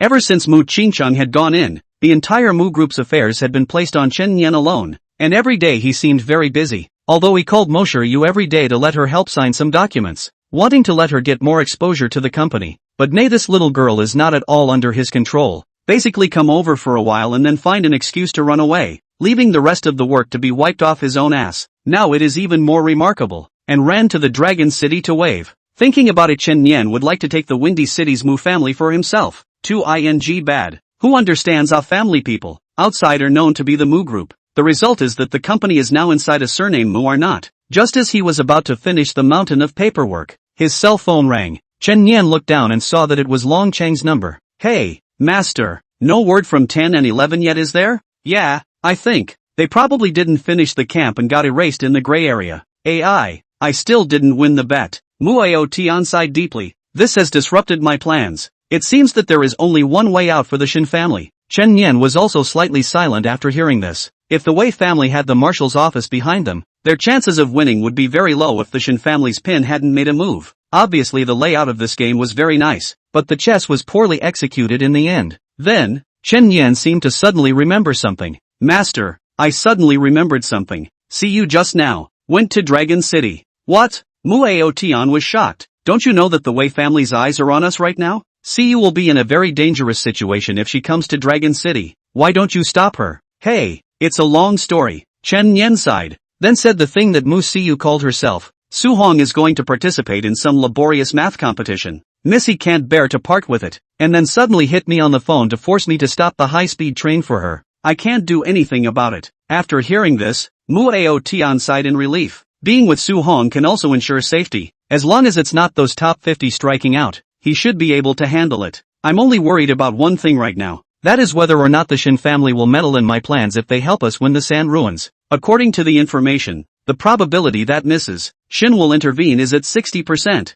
Unless, using MS. Shin. Before he could finish his words, Muyu Tian interrupted Chen Nian. No way. I won't utilize little fishy. She really gave too much for me. Then there's nothing we can do. Chen Nian said helplessly. After a moment of silence, Muyu Tian suddenly asked again. What did you just say? Su Hong came to Dragon City, right? Are they two people? No. Missy brought the Poker King. And Sohan's homeroom teacher. Chapter 117. Don't talk. Kiss me. The compartment of the high-speed train. In order not to be disturbed by others, Monsieur Yu had booked 4 tickets for a whole compartment. So the 4 of them could just occupy a compartment now. Hiccup. Su Hong burped comfortably, then lay down on the bed. Like him, this midday meal has held almost everyone up today. High-speed rail 1006 meals. 10 people can't even finish it okay. Fortunately, Su Hong and Poker King were martial arts practitioners and were more able to eat, which made it possible for them to finish the table of dishes. For her part, Muyu took out the stomach strengthening and eliminating tablets from her bag and separated everyone.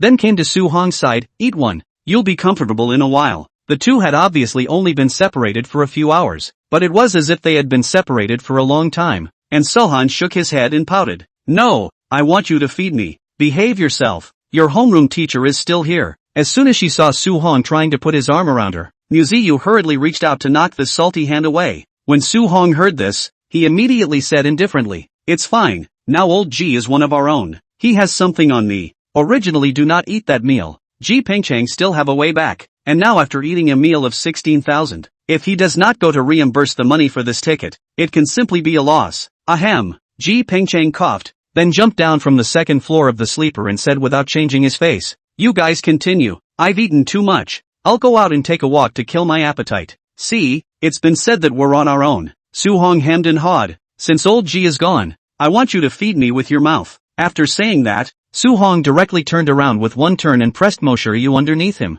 Muyu blushed and immediately said, The Poker King is still up there. Puffy, are you going to roll your own? Or do I have to tell my great uncle about all the you've been pulling at the hospital? As the words fell, a figure as fast as lightning ran out of the carriage, leaving behind only the words, I ate too much. Go out and vomit. Sohan shrugged. See, it's that easy to take these people. There was no other way. Moshiru could only send Su Hong with stomach strengthening tablets in her mouth. The two kissed passionately on the facade of the box. After a while, Moshiru gently pushed Su Hong away. I can't catch my breath. Don't talk. Kiss me. Dragon City. Wei Family Manor. A text message was sent to a cell phone in the den, and on the side, Wei Guoshang was practicing his calligraphy, until this cell phone rang, and only then did he put down the quill in his trembling hands, picked up his cell phone, and within 3 seconds of opening the text message, this text message was automatically deleted. Mission accomplished. The 2 maggots will not be returning. Wei Guoshang sneered, then picked up the brush and continued practicing calligraphy. Muyu Tian even sent someone to the gray area. Isn't this bumping into his own gun? In the training camp, these 2 were nothing more than the lowest maggots. He could wipe them out at any time. It's amazing that they were expecting these two to graduate from training camp as trappers with flying colors. What a joke. After thinking about it, Wei Guoshang stopped his pen again, picked up his other cell phone and called Wei Xiangshu, who was at the office. Grandpa, how's it going at Vice President Yuan's place? He made a deal with me to lend us the east and north winds to participate in the sandy ruins. Only the east wind and north wind? Wei Guoshang thought about it, and then blandly said, forget it, it's enough. Mu Ao Tian's beautiful dream is now shattered. What he can rely on now is only the Shin family. As long as he can get those two in the Shin family to make a move. Aha! Wei Xiangshu nodded, then added, Grandpa, I have another good news to tell you. Mo Changshan of the Mo family isn't dead. 2 days ago I've sent people to control him. We'll have the goods soon. Watch out for other people's traps. Wei Guoshang warned. Wei Xiangshu, don't worry Grandpa. Mo Changshan is now throwing his weight around. He wants to live only to continue to help me. When we restore the supply, the lab can continue to run. Hearing this, Wei Guoshang was relieved. Xiangshu, Grandpa sees that you've improved a bit and can think. Wei Xiangshu smiled. It was so hard to finally hear his grandfather's praise, but he wasn't overly proud of himself, and after hanging up the phone, he called Uncle Zhong in. Prepare the car and take me to the lab. Chapter 118 Auntie's Welcome. Dragon City. As the most central city of the Dragon Kingdom, the area was 10 times the size of Windy City. The population also exceeds 100 million. There are 10 high-speed rail stations in Longqing alone, which is equivalent to 10 times as many as other cities. So when Su Hong and the others got off the bus, they were just like Lu entering the Grand View Garden, looking around at the extremely spectacular flow of people getting off the bus as well as the luxurious station decoration. It's worthy of being the center. This high-speed rail station is even more imposing than the Windy City's airports. Su Hong exclaimed. Poker King, on the other hand, skimmed his lips on the side and pretended. I used to come to Dragon City often to report my duties. I'm used to it. Sohan, not a little punt. Look at the poor air on you. Do you have any money on you? I've got a whopping $20,000. What a city boy to pretend. Poker King? No big brother. My salary is just over $20,000 a month. So do you have a girlfriend I can stop the high-speed train with? Alright, don't argue. Su Hong, didn't you call your aunt? Where is she? Should we go find her for a bit? Mo Shiryu looked at these two men who were one poorer than the other and hurriedly interrupted. Su Hong looked around. It seems like it's going to the exit. Right, let's just follow the crowd. After saying that, Su Hong took Moshu's luggage in his hand as well and followed the crowd towards the exit. Walking through a passageway, it wasn't long before they saw one huge banner behind a glass door. Welcome Mr. Su to Dragon Study. Young Su is awesome. I love you, Mr. Su. Then underneath the banner, there were a couple of hot chicks dancing and it looked like some kind of celebrity welcome. Other people passing by were looking around to see which celebrity was on the same high-speed train as them. Mo Shiryu froze slightly, then nodded at Su Hong. That, is the Su Daoshao mentioned on this banner you? Sohan gulped. I hope not. Even a social cow patient like Su Hong felt very embarrassed when he saw this banner. But when he saw a woman with sunglasses wearing a mink coat standing next to the banner, he knew that the Su Daoshao seems to be talking about himself. My mama. Su Hong covered his face and prepared to leave this exit passage directly. Can't see me. But before he could take 2 steps, he realized that a large hand had wrapped around him. I've got you, Mr. Su. Su Hong trembled, and when he looked up, he saw Chu Lengmei's devilish eyes, and then, in full view of everyone, those dancing hot girls ran over and stuffed themselves with a bouquet of flowers, and then cried out in unison, Welcome to the presence of Su Dazhou in Dragon City. Su Hong Yuan's society died on the spot, wanting to cry without tears looking at Chu Lengmei. Auntie, I just came to take a test. You do not have to be so giddy. That won't do. My nephew's grades are so good that he's been chosen by the school to compete in the Dragon City. Can I not give him a warm welcome? Chu Lengmei revealed a hint of a smile. By the way, where is your teacher? I'll have to go thank him for that. Su Hong turned his head to look around and was instantly surprised. Where were those other 3 little people? You're not going to see all of them running away, are you? Su Hong guessed correctly that these 3 people had already blended in with the crowd and left. When Chu Lengmei made these people withdraw, the 3 of them were finally seen in a corner of the station. Auntie, as soon as she saw Chu Lengmei, she immediately jumped up, then came to Chu Lengmei's face to give a big hug. Chu Lengmei also got excited when she saw Mu Siyu. Why are you here? Didn't Su Hong say you weren't coming? As soon as she heard this, Mo Shiryu's face instantly turned red. I secretly followed me here, and he didn't know until I got on the car. Hot love period of the young couple well. Can understand. Chu Lengmei instantly blanked Su Hong a glance. You do not say earlier. I banners had known to order another Siyu's. Welcome my nephew-in-law to Longwalk. Mu Siyu smiled awkwardly. No quite good.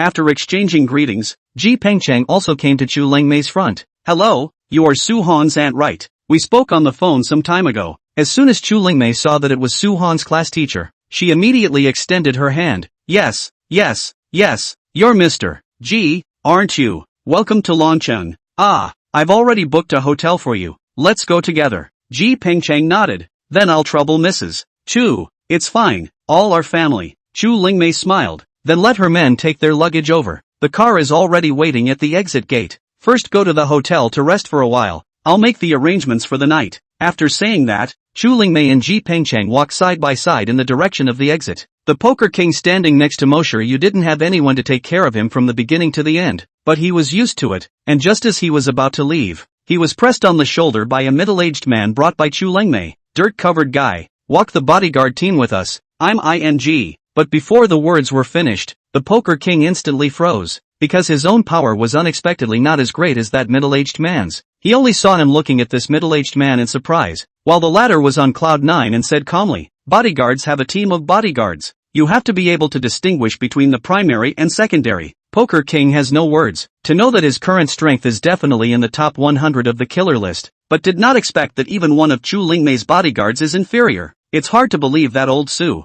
Really? Surprised, he still obediently followed the bodyguard team. He is almost certain that if he does not obey, this middle-aged man can kill himself with one hand. And the other side. After Su Hong and the others left the station, they got into the business car that Chu Lingmei had already prepared. Along the way they looked at the skyscrapers of Dragon City. Their hearts could not help but be very shocked. The construction of Windy City was already very good, but compared to Dragon City, it was simply the countryside. Hundreds of stories of buildings are everywhere here. No wonder it can accommodate such a large population. Soon, led by the caravan ahead, they arrived at a huge square. In front of the square, there is a hotel that looks like a medieval castle, surrounded by greenery, amusement facilities, everything, covering an area of at least more than 100,000 square meters. In Longcheng, where every inch of land was gold, to have this scale, it was definitely one of the most upscale hotels. Old G, how much did our school pay for the subsidy? Looking at the magnificent scene in front of him,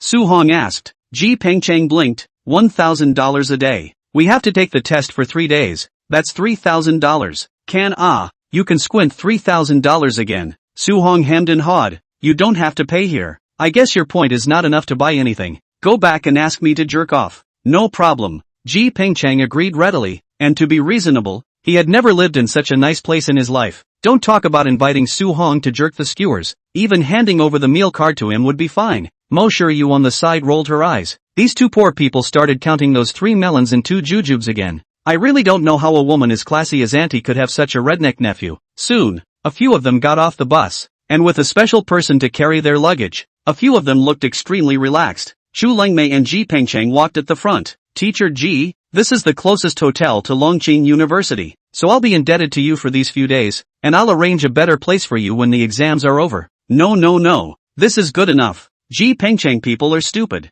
This is already 5-star. You still want how good? Live in the sky? On the side, Su Hong directly said. Auntie, in fact, the all-season can also live. You have to give me cash. I will take CU to live there. Asterisk off. If you want to live you go live alone. These 2 days CU went out with me to have fun. Chapter 119 I knew our family had a mine. Soon, the 4 Su Hong people were brought into 2 suites by the staff. The facilities were so luxurious that Su Hong had seen them since he was a child anyway. He came to Chu Lingmei's side. Auntie, quite a lot of money for this night. Not much, just $100,000 a night, Chu Lingmei said indifferently. Looking at Chu Lingmei's expression, Su Hong's eyes widened and he exclaimed, No auntie, what kind of family are we that you just opened $200,000 rooms? Didn't you teach me from a young age that our family was poor and that we had to be careful with our money every day? When Chu Lingmei heard this, she was instantly speechless.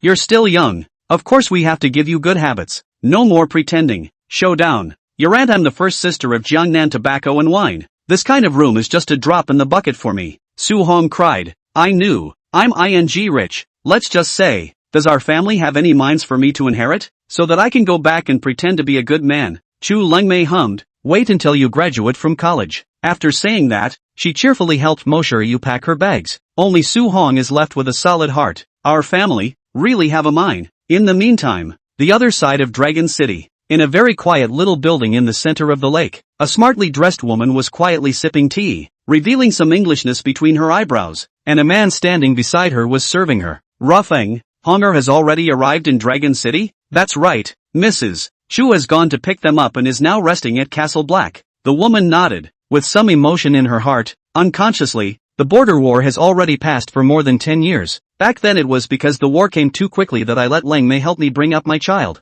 I didn't expect that so many years had passed. The last time I was home, it was years ago, I think, and it was only in a hurry. The border has been quieter for a while now, and the militants are close to being all caught in. So is Madame going to talk to the young master about it? Ru Feng, who was on the side, inquired. But before the words were finished, the woman had already shaken her head. It's better not to for the time being. I see that Honger is quite happy now. I'm afraid that I'm a bit hasty to confess to him now, and it will be too much for him to accept. So feel free to let him have fun outside, and arrange for me to go back to Jiangnan in an ordinary capacity during this year's New Year's Eve. Yes, Ru Feng nodded. The woman then picked up her cell phone, and on it was the part where Chu Lengmei went to pick up Su Hong, which was filmed by Chu Lengmei's security guard. The woman couldn't help but reveal a hint of a smile, as if she was talking to herself. Long Mei, this girl is also so high profile, Honger will definitely not be able to stand it. But yes, after such a high profile, those curmudgeons won't be able to hit Honger's idea. The brand of the War God's mansion is still very good. That girl, is that Muyu? It's a good-looking girl, and Honger probably likes her a lot. Otherwise he wouldn't have brought her with him when he came to Dragon City. I don't know when I'll be able to go back to enjoying this heavenly happiness. Ruffing replied from the side. Madam can go back if she wants to. Can't it be that there are still people in this Dragon Kingdom who can stop you? Ruffing, you're wrong about that. The current me moving around will definitely trigger the attention of forces from all sides. It's better to keep a low profile. Recently the evolved version of the D3 potion has begun to appear on the market in Dragon City again. We need to nip these forces in the bud before the fiasco from back then happens again. The woman said bashfully. Actually, it's good enough to see Honger so happy in the video. You see, he looks like me or his father? Hearing this, Ruffing was slightly stunned, then replied seriously. Eyebrows. Eyebrows are somewhat like you. And the nose is somewhat like you, sir. Don't call him mister. He's not from the Dragon Kingdom anymore. Upon hearing this, the woman huffed and glanced at Ru Feng. Ru Feng immediately shut up. No longer dare to mention the word, but also only dare to cry in the heart. Big sister, obviously you mention, but not I mention. But the woman was only angry for a moment, then calmed down and looked at Ru Feng with a slight apology. I'm sorry, Rufus, I shouldn't have yelled at you. Although Ruffing spat in his heart, his mouth hurriedly said, I don't blame Madam. It's because he's too desperate. If it wasn't for him, our Dragon Kingdom wouldn't have won so hard. Since what happened back then is in the past, let's move past it, and hopefully we won't see him again. The woman shook her head helplessly, then picked up her cell phone again and watched Sohan's playfulness in the video. It was Sohan who could make himself happier than his father. When Su Hong arrived at Dragon City, basically all the forces from all sides received the news at the same time, including the Zhu family who had never found a chance to assassinate Su Hong. Above the Moon was an organization that the Zhu family secretly controlled, and as one of the 9 great families, they had done a good job of that over the years, and there were no other families who knew that they were the true masters of Above the Moon. Of course, even if there were other forces that had suspicions, there was no evidence of actuality. And today, a letter was thrown into the Zhu family manor like dumplings in a frantic manner. Su Hong and Mu Siyu took the high-speed train from Windy City to Dragon City. Su Hong got off the bus. A party of 4, the ones with combat power are Su Hong and Poker King. Someone greeted Su Hong. According to the intelligence, it's the War God's wife of the War God's mansion, Chu Lengmei. The two don't know what their relationship is, and the scouts don't dare to get too close for fear of being discovered by the bodyguard team. The scouts overheard that Su Hong seemed to call out to Chu Lengmei's aunt, but were unable to determine their true relationship. When he saw the letter, Zhu and Ji frowned. Chu Lengmei, auntie? Zhu and she couldn't help but burst out. If Su Hong is Chu Lengmei's nephew, then wouldn't Gao Yuanshan be Su Hong's backer? Who's that? One of the 3 great war gods of the War God's Mansion. Knowing that the War God's Mansion was the organization that controlled 80% of the entire Dragon Kingdom's army, in terms of comprehensive battle power, the War God's Mansion was the strongest of the 3 mansions, not to mention Gao Yuanshan's own battle prowess. In terms of their Gao family's strength, they were definitely in the upper echelon of the 9 worldly families. Anyway, on paper strength, the Zhu family had mobilized all the killers above the moon that they could actively control, and that was definitely not a match for the Gao family. How do these people do intelligence? They haven't even really checked out Su Hong's background by now? Is this ING orange intelligence? It's not even ING red information. Gao Yuanshan's nephew. No, Zhu, and she suddenly froze again. Gao Yuanshan's nephew. When did Gao Yuanshan have a nephew? And who is Gao Wanson's sister? How come I've never heard of it? Didn't you say the Gao family only has an only son? After thinking about it, Zhu and she stood up and hurriedly walked towards the secret room behind the manor. This matter was too important and had to be reported to Grandpa. Chapter 120. Someone offered me $10 million to pick you up. Just as the entire Dragon City was in turmoil, inside the room of the Castle Hotel, Su Hong was huffing and puffing, mainly because he was too tired on the high-speed train in the afternoon, consuming too much of his own energy, coupled with the shock that his aunt gave him. Su Hong felt that he had already emptied his body. Just wanna come over to take a test. How come there are so many problems? It was dark when I woke up, and the whole room was silent. Su Hong reached out and touched. There didn't seem to be anyone inside the room. Even Mo Shiryu, who was sleeping soundly with himself at the beginning, seemed to have disappeared. Su Hong rubbed his eyes and took his cell phone, and saw that it was nearly 7 o'clock.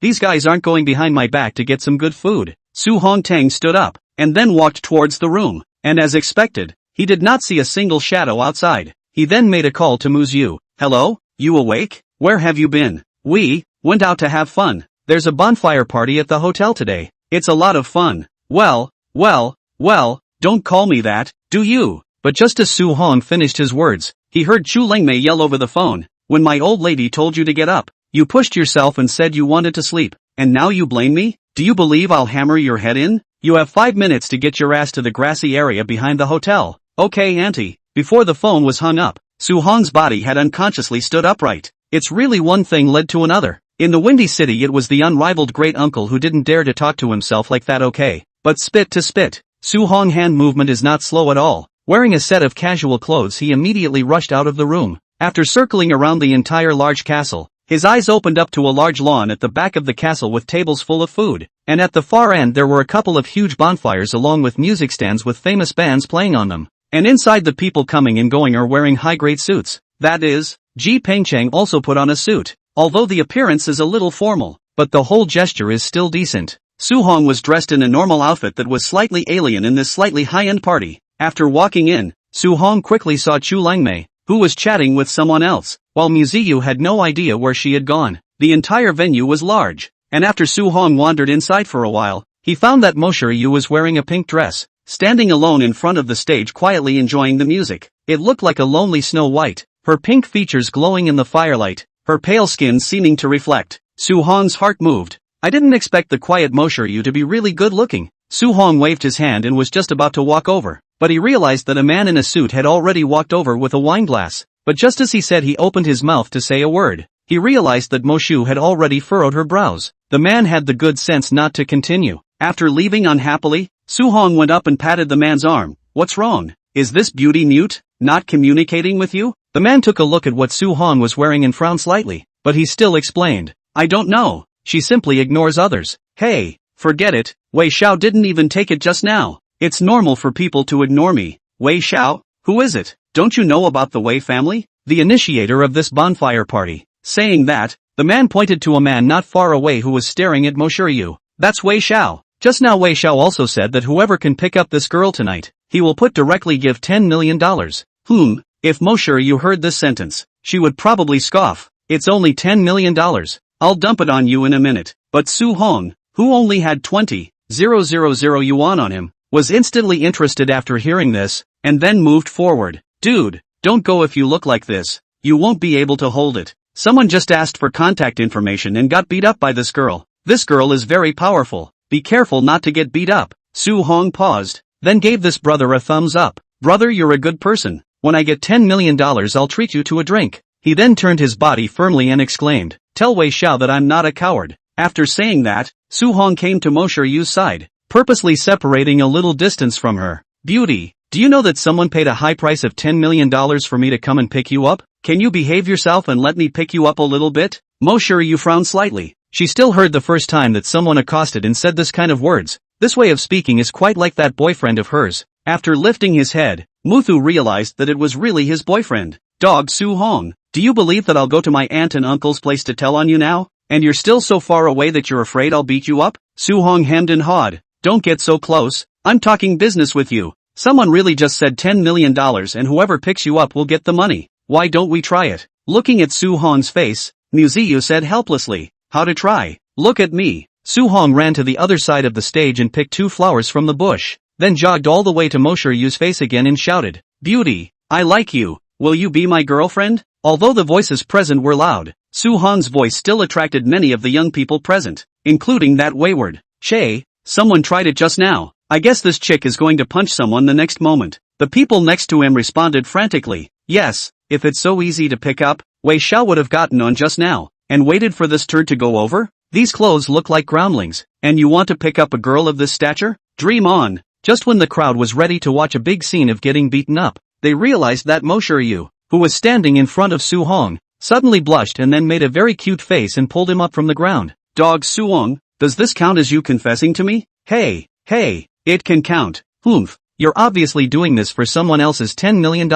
Just tell me if I did it or not. Other people's jaws are dropping. No, this kid from where the gods are, looks just like that. Although a little handsome, but also not so big, a beautiful woman said yes.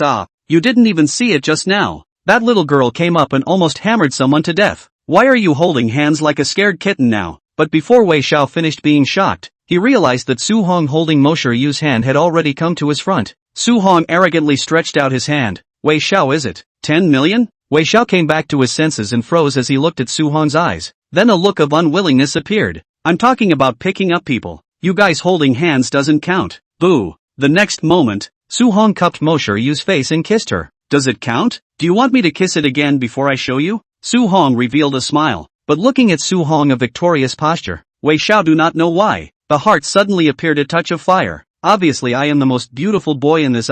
Why did this kid take it all? Damn, what can you do if I don't want to give it to you? If you keep pretending, I'll ask my bodyguard to throw you out." Su Hong stared wide-eyed. "Not big brother, a mouthful of spit. You can also cheat this? So what? Get lost, or I'll kill you today." "Oh, I would like to see how you get me killed." Su Hong narrowed his eyes. To be reasonable, he was a little angry. "If not for this $10 million, I would have eaten." "Who is playing with you here? What confession?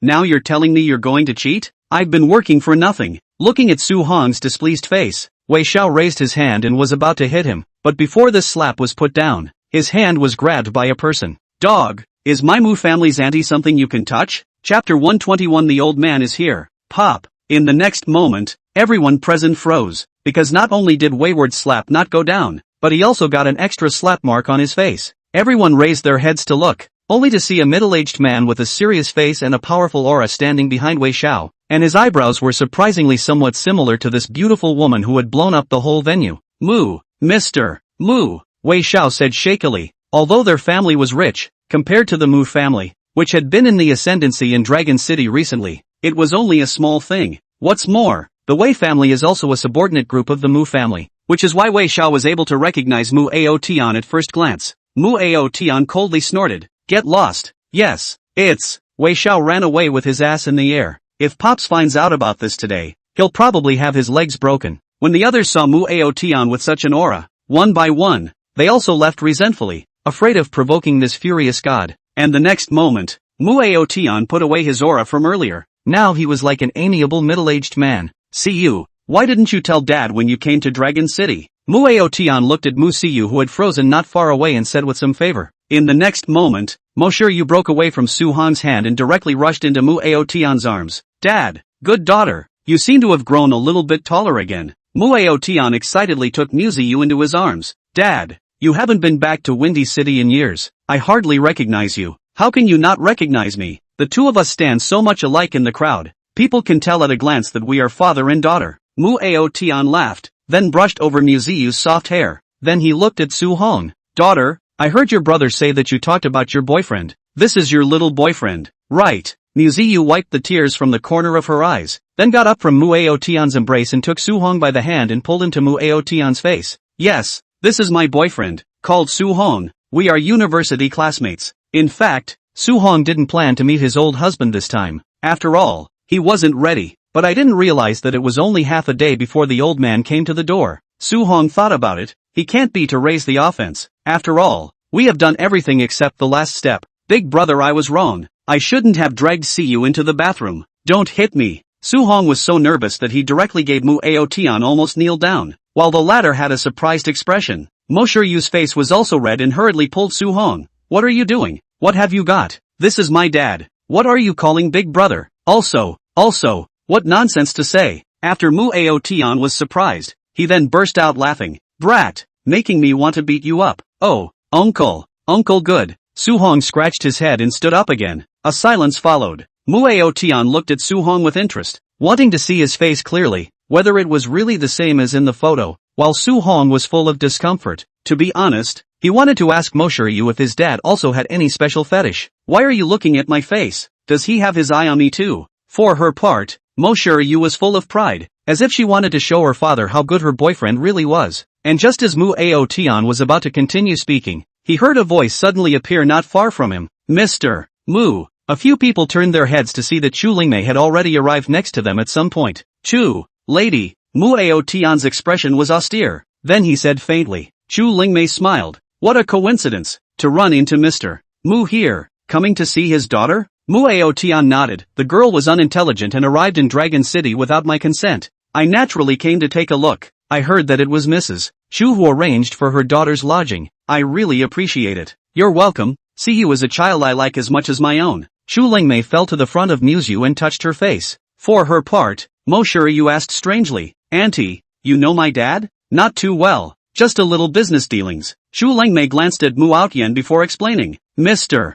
Mu, the children are playing here. Let's go to the side to talk. It just so happens that there is a batch of goods on hand that I want to trade with you. Muyu revealed a hint of a smile and nodded slightly. Mrs. Chu, come this way. After saying that, Muyu walked to the side, and the atmosphere seemed to have some subtlety. After Chu Lingmei also left, Su-hong and Muyu looked at each other, and Muyu asked in a low voice. The two of them seem to be fighting. Will they fight? Ah, my aunt is a Jiangnan tigress, and your father is guaranteed to suffer if they fight. Yu rolled her eyes, but she still said worriedly, should we go over and take a look? In case the two of them don't let us be together once they discuss what to do. If you don't allow it, just so I can pick up a new one. Before the words were finished, Yu had already pinched Su-hong's waist. I'll let you say it.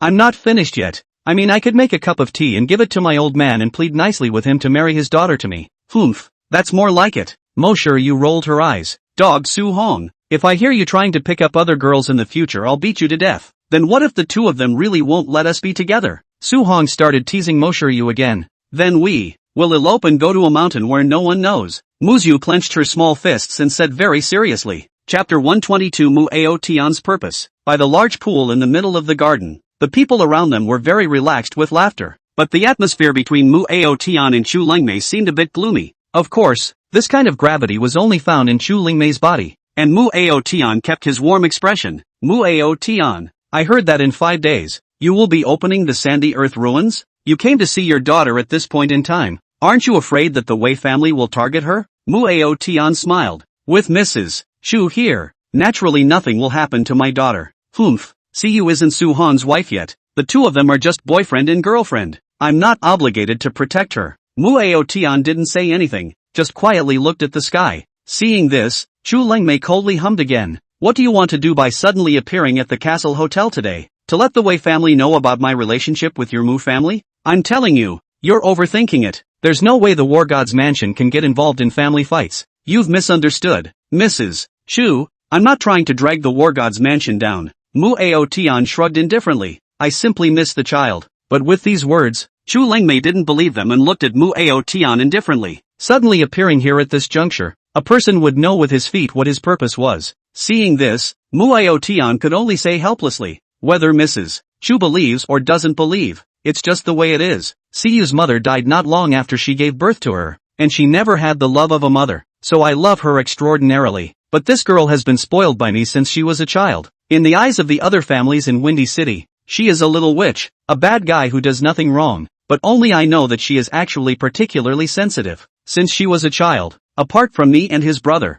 she is hardly close to anyone. Honestly, when I heard Castle say she had a crush on a boy, I was very shocked. That day little fish gave me Su-hong's photo. In fact, I had already found the clues, because he and Mr. Cow are really too much alike. I knew that his background is definitely not simple. I didn't expect. My guess was true. Mrs. Chu, I came here today with only one request. If I, Sandy Ruins, lose, I ask that you, the War God's mansion, must protect this child. See you. And if possible, Xincheng, I also wish to entrust it to you. Chu Lingmei frowned and looked at Mueo Tian. Only these? I thought you were in a hurry to demand a bride price from our war god's house. If Honger identifies with Siyu, then it's only right that our war god's mansion place a bride price. After hearing this, Mueo Tian smiled miserably. I didn't expect Mrs. Chu to treat me as this kind of person. You think I would trade my daughter's happiness for profit? He. Although the war god's mansion is a big family, it's a bit too powerful. No, I'll take Siyu away. After saying that, Mueo Tian turned around, but before he could take 2 steps, Chu Longmei had already voiced out. Wait, don't let things from the previous generation affect the feelings of the 2 children. Mueo Tian stopped his body and Chu Longmei continued. Mr. Mu, see you. I'll take care of it. She won't have any damage. That's good. Mueo Tian breathed a sigh of relief, then turned around and walked towards the outside of the hotel, laughing loudly. Ha ha ha, then I'll trouble Mrs. Chu. Wait, Chu Lingmei shouted meaningfully. Mr. Mu, can I know what you're killing from Windy City to Dragon City for? Don't say for the sake of the Shin family. Her family is nothing more than a pawn. Mueo Tian stopped his body again, and after freezing, he also looked at Chu Longmei meaningfully. I hope that one day, this in-law relationship of ours will not turn into a hostile relationship. After saying that, Mueo Tian left. Chu Lingmei didn't continue to block. Only in her heart she couldn't help but have some doubts. Hostile? What's that supposed to mean? And the other side. When Mu Siyu saw Mueo Tian leave, she immediately became anxious. Why is my dad gone? After saying that, she quickly ran over, and before she started to take 2 steps, Chu Lingmei directly stopped her. Siyu,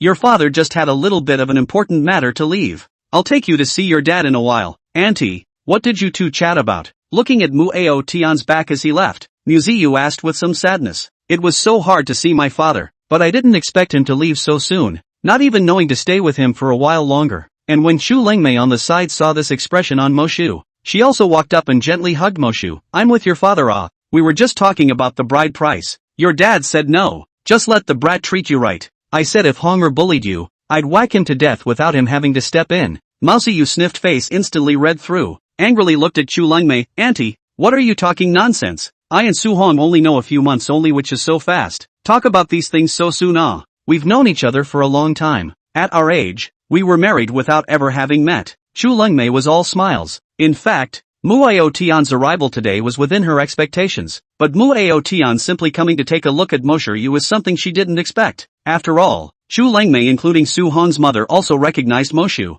as long as Mueo Tian's request was not excessive. Even letting their war god's house people help out in the battle against the sandy soil ruins was fine. This time the help would be considered as a bride price for Moshu was not too much. But Mueo Tian didn't want anything. There didn't even seem to be any intention of utilizing the war god's mansion's connections. Could it be that he was planning to use just one Shin family to resist the Wei family and the marshal's palace? Chu Lingmei was a bit puzzled, but she believed that Mueo Tian would have come to herself for help if he really needed it. He would not fail to understand the reasoning. Just as Chu Lingmei was still pondering, Su Hong popped out of nowhere and whispered in Moshu Yu's ear. Muyu, your father doesn't want you. This voice was like the childish words between children at the beginning of kindergarten. However, Moshu Yu was eating Su Hong's words, and her sad face just now instantly turned into anger. Dog Su Hong, I'll beat you to death. Slightly, can't hit me. Su Hong hemmed and hawed, then was chased all over the field by Moshu Yu. Chu Lingmei couldn't help but be dumbfounded. It was only his own nephew who could still make such jokes at a time like this,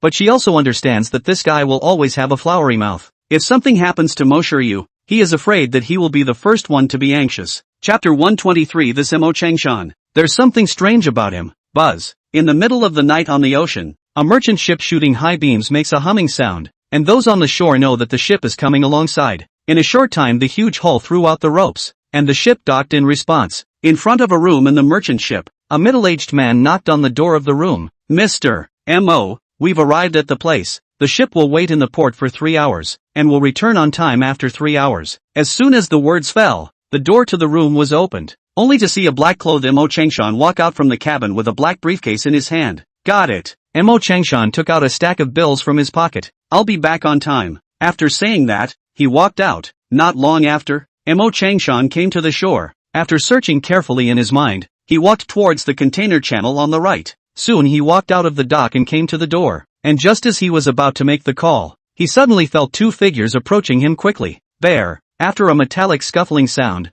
only Mo Changshan sidestepped his body, and a small knife touched a machete. Yoo-hoo, not bad for a body. Turning around, two gangly men had already surrounded them, looking at Mo Changshan with an unkind face. Boss, you look humanoid. You should have a lot of money on you. Take it out and spend it on us brothers, or you won't even make it out of this dock. Mo Changshan frowned. He didn't expect the robbers to come just after he came to the gray area. It was worthy of being the most chaotic place in the world. However, Mo Changshan didn't dwell on it. He just pulled out a stack of bills from his pocket and threw it over. Pick it up and buy a drink. The man took the bills, counted them beautifully, but there were $10,000, and his heart was suddenly more greedy. How could they let go of such a fat bug they wouldn't see once in a few years, only to see that they didn't put down their knives, but once again raised their heads to look at Mo Changshan with a sneer on their faces. Boss, this amount of money isn't enough for us to buy drinks, or else show us how much you have left. We're not asking for much. We'll give you the remaining $300 to get you a cab to your destination. Mo Changshan frowned slightly and snorted coldly. I still have things to do. I don't want to talk nonsense with you. If you don't get lost, you'll die. This pier is our territory of hearing rain, and you want us to die? I think you're the one who's tired of living. If the man was intimidated by those words, he shouldn't stay in the gray area. Dried so many years, which come to the gray area is not a little skill, but so what? They are the Golden Rat Gang is the boss of this dock. The King of Heaven came are useless. I'll throw you into the sea in a while. Let's see if you still have a stiff upper lip. After saying that, the man held the machete and slashed at Mo Changshan. But before the machete even touched Mo Changshan in the slightest, the man's movement stopped as his head suddenly rotated 180 degrees. A silhouette appeared at the man's side like the speed of light, and in his hand was the severed head. The other man with the man took a look and immediately stared in horror. You, who are you? Tell two dogs that it's his grandpa de Tian. He dares to touch any of my men. Crazy. Under the light of the searchlight, it was a tall, thin man who looked like a thin dog, but was ridiculously strong, and in just one stroke, he broke the head of this big, thick man.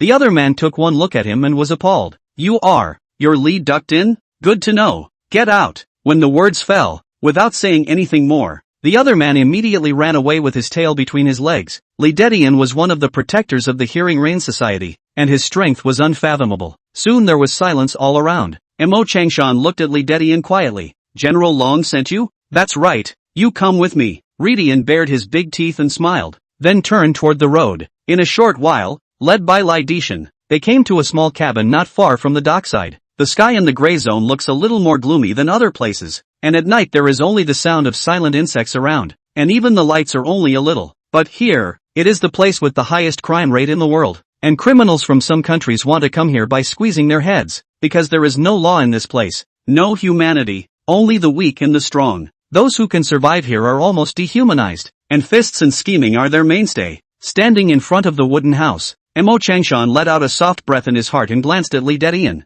General Long, in here? Li Dedian narrowed his eyes. Whether it's in there or not, we won't know if we go in. Mo Changshan nodded and pushed open the door of the cabin. Instead, they were greeted by dim lighting and a masked man sitting on the side of the cabin, with two bodyguards standing beside him, and a metal case sitting on the table in front of them. General Long, goodbye, Mo Changshan said calmly. Wei Shangshu told me that you died. I didn't think you didn't. Mo Changshan laughed. I managed to climb out of the ghost gate with great difficulty. Can you not say such demoralizing words? After saying that, Mo Changshan glanced at the box on the table. Wei Xiao already paid you for the last shipment. This time I'm here. Shouldn't you give me 2 copies? Last time? When was that? Why don't I remember? General Long had a puzzled look in his eyes and spread his hands to show that he didn't know anything. Looking at General Long's extremely clear eyes, Mo Changshan almost rushed up and gouged his eyes out. No, where are your cosplayers? How about a soundtrack of you digging and digging and digging in a tiny garden? However,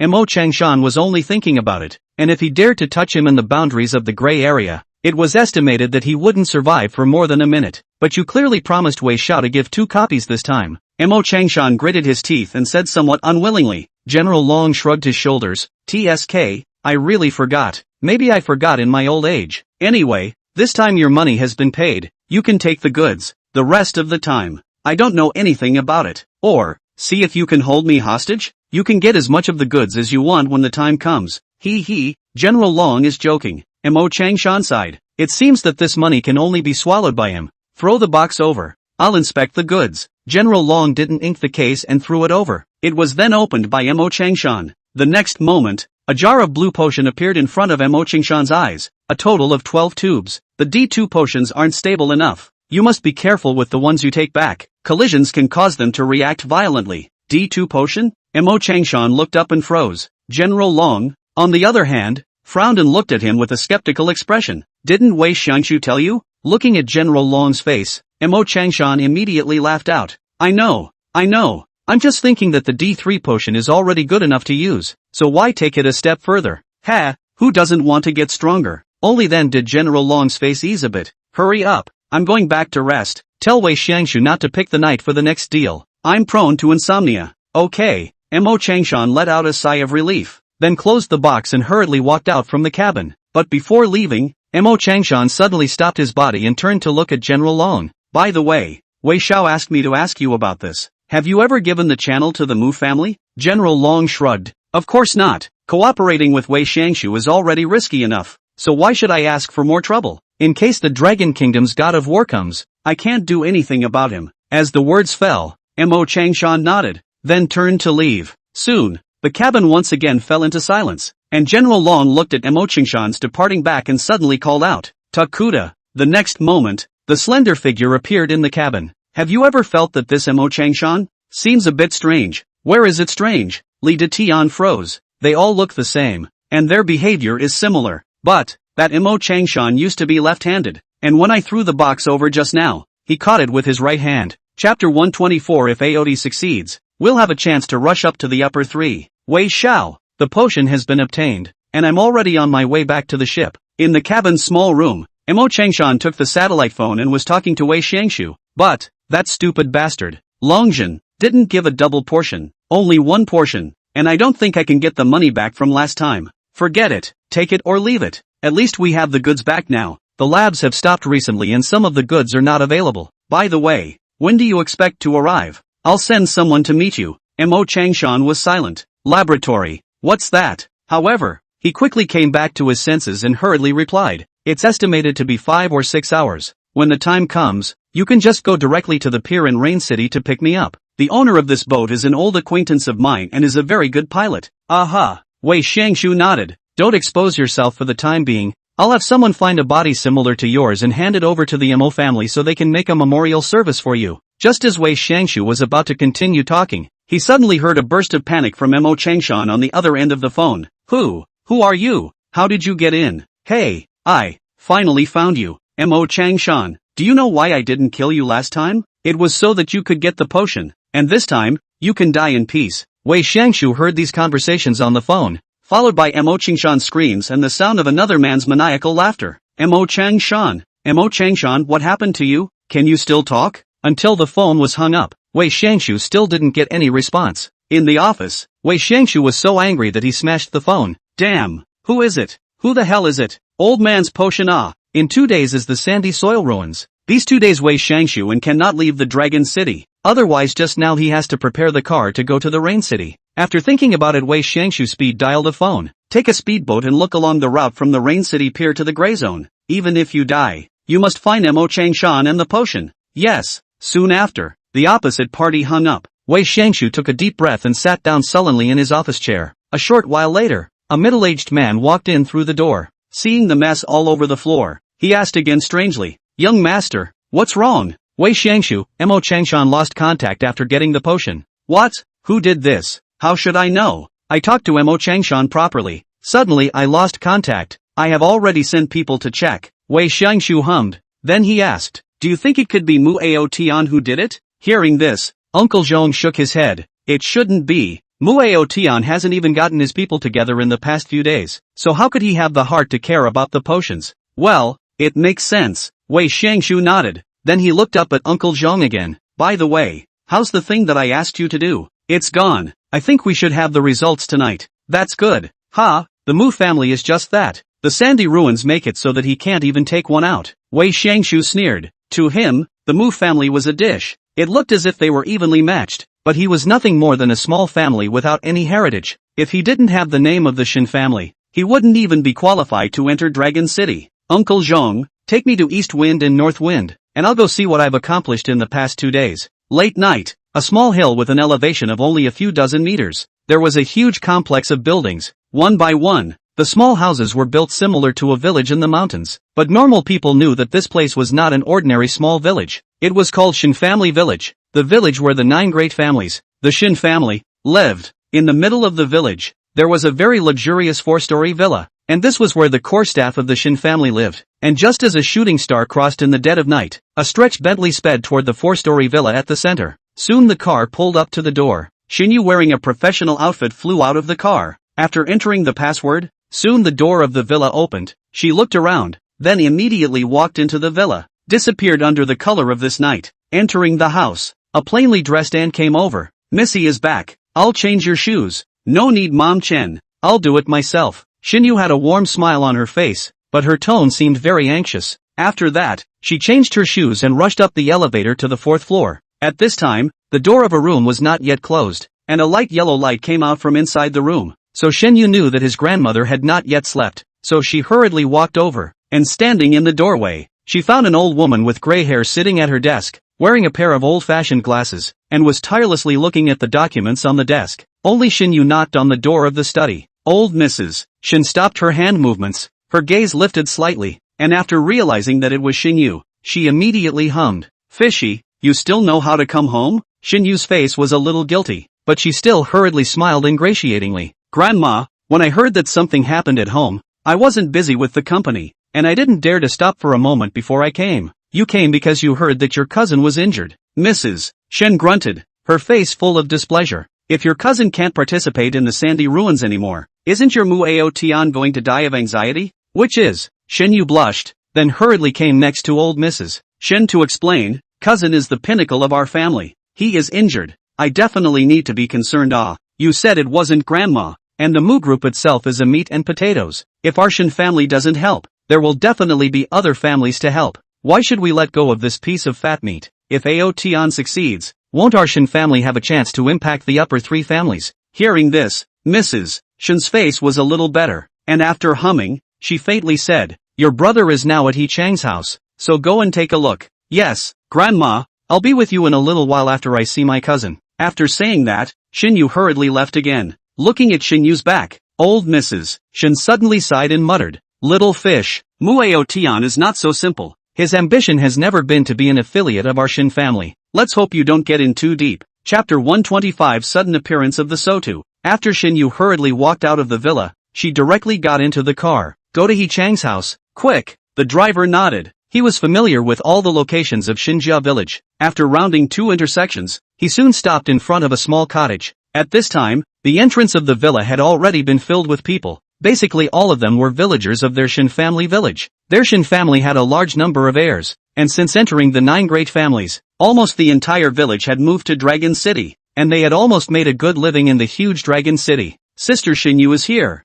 I don't know who in the crowd said a word, and everyone's eyes instantly looked at the car not far away, while Shinyu came over in a hurry. "What happened?" "We don't know." Everyone shook their heads. Just now they heard the sound of fighting in He Chang's house, and when they came over again, the door of their house was already closed on. At this time a little girl about 10 years old came up to the Shin Fish family. "Shen Fish sister, you quickly go and take a look. He Chang brother seems to be dead. You saw it? An hour ago I came back from the field." At that time the gate of He Chang brother's house was still open. I don't know where to pop out a particularly powerful man in black, all of a sudden grabbed He Chang brother, and dragged him back to the house. I heard He Chang brother's screams at that time, was very afraid and ran home. Later when I came, I saw the blood on the doorstep. Then brother Urchang came and he closed the door. After hearing the little girl's words, Shinyu frowned and hurriedly knocked on the door. "I'm Shinyu, let me in for a moment." After the person inside heard that, they opened the gate a crack, and after it was indeed Shinyu, they let her walk in.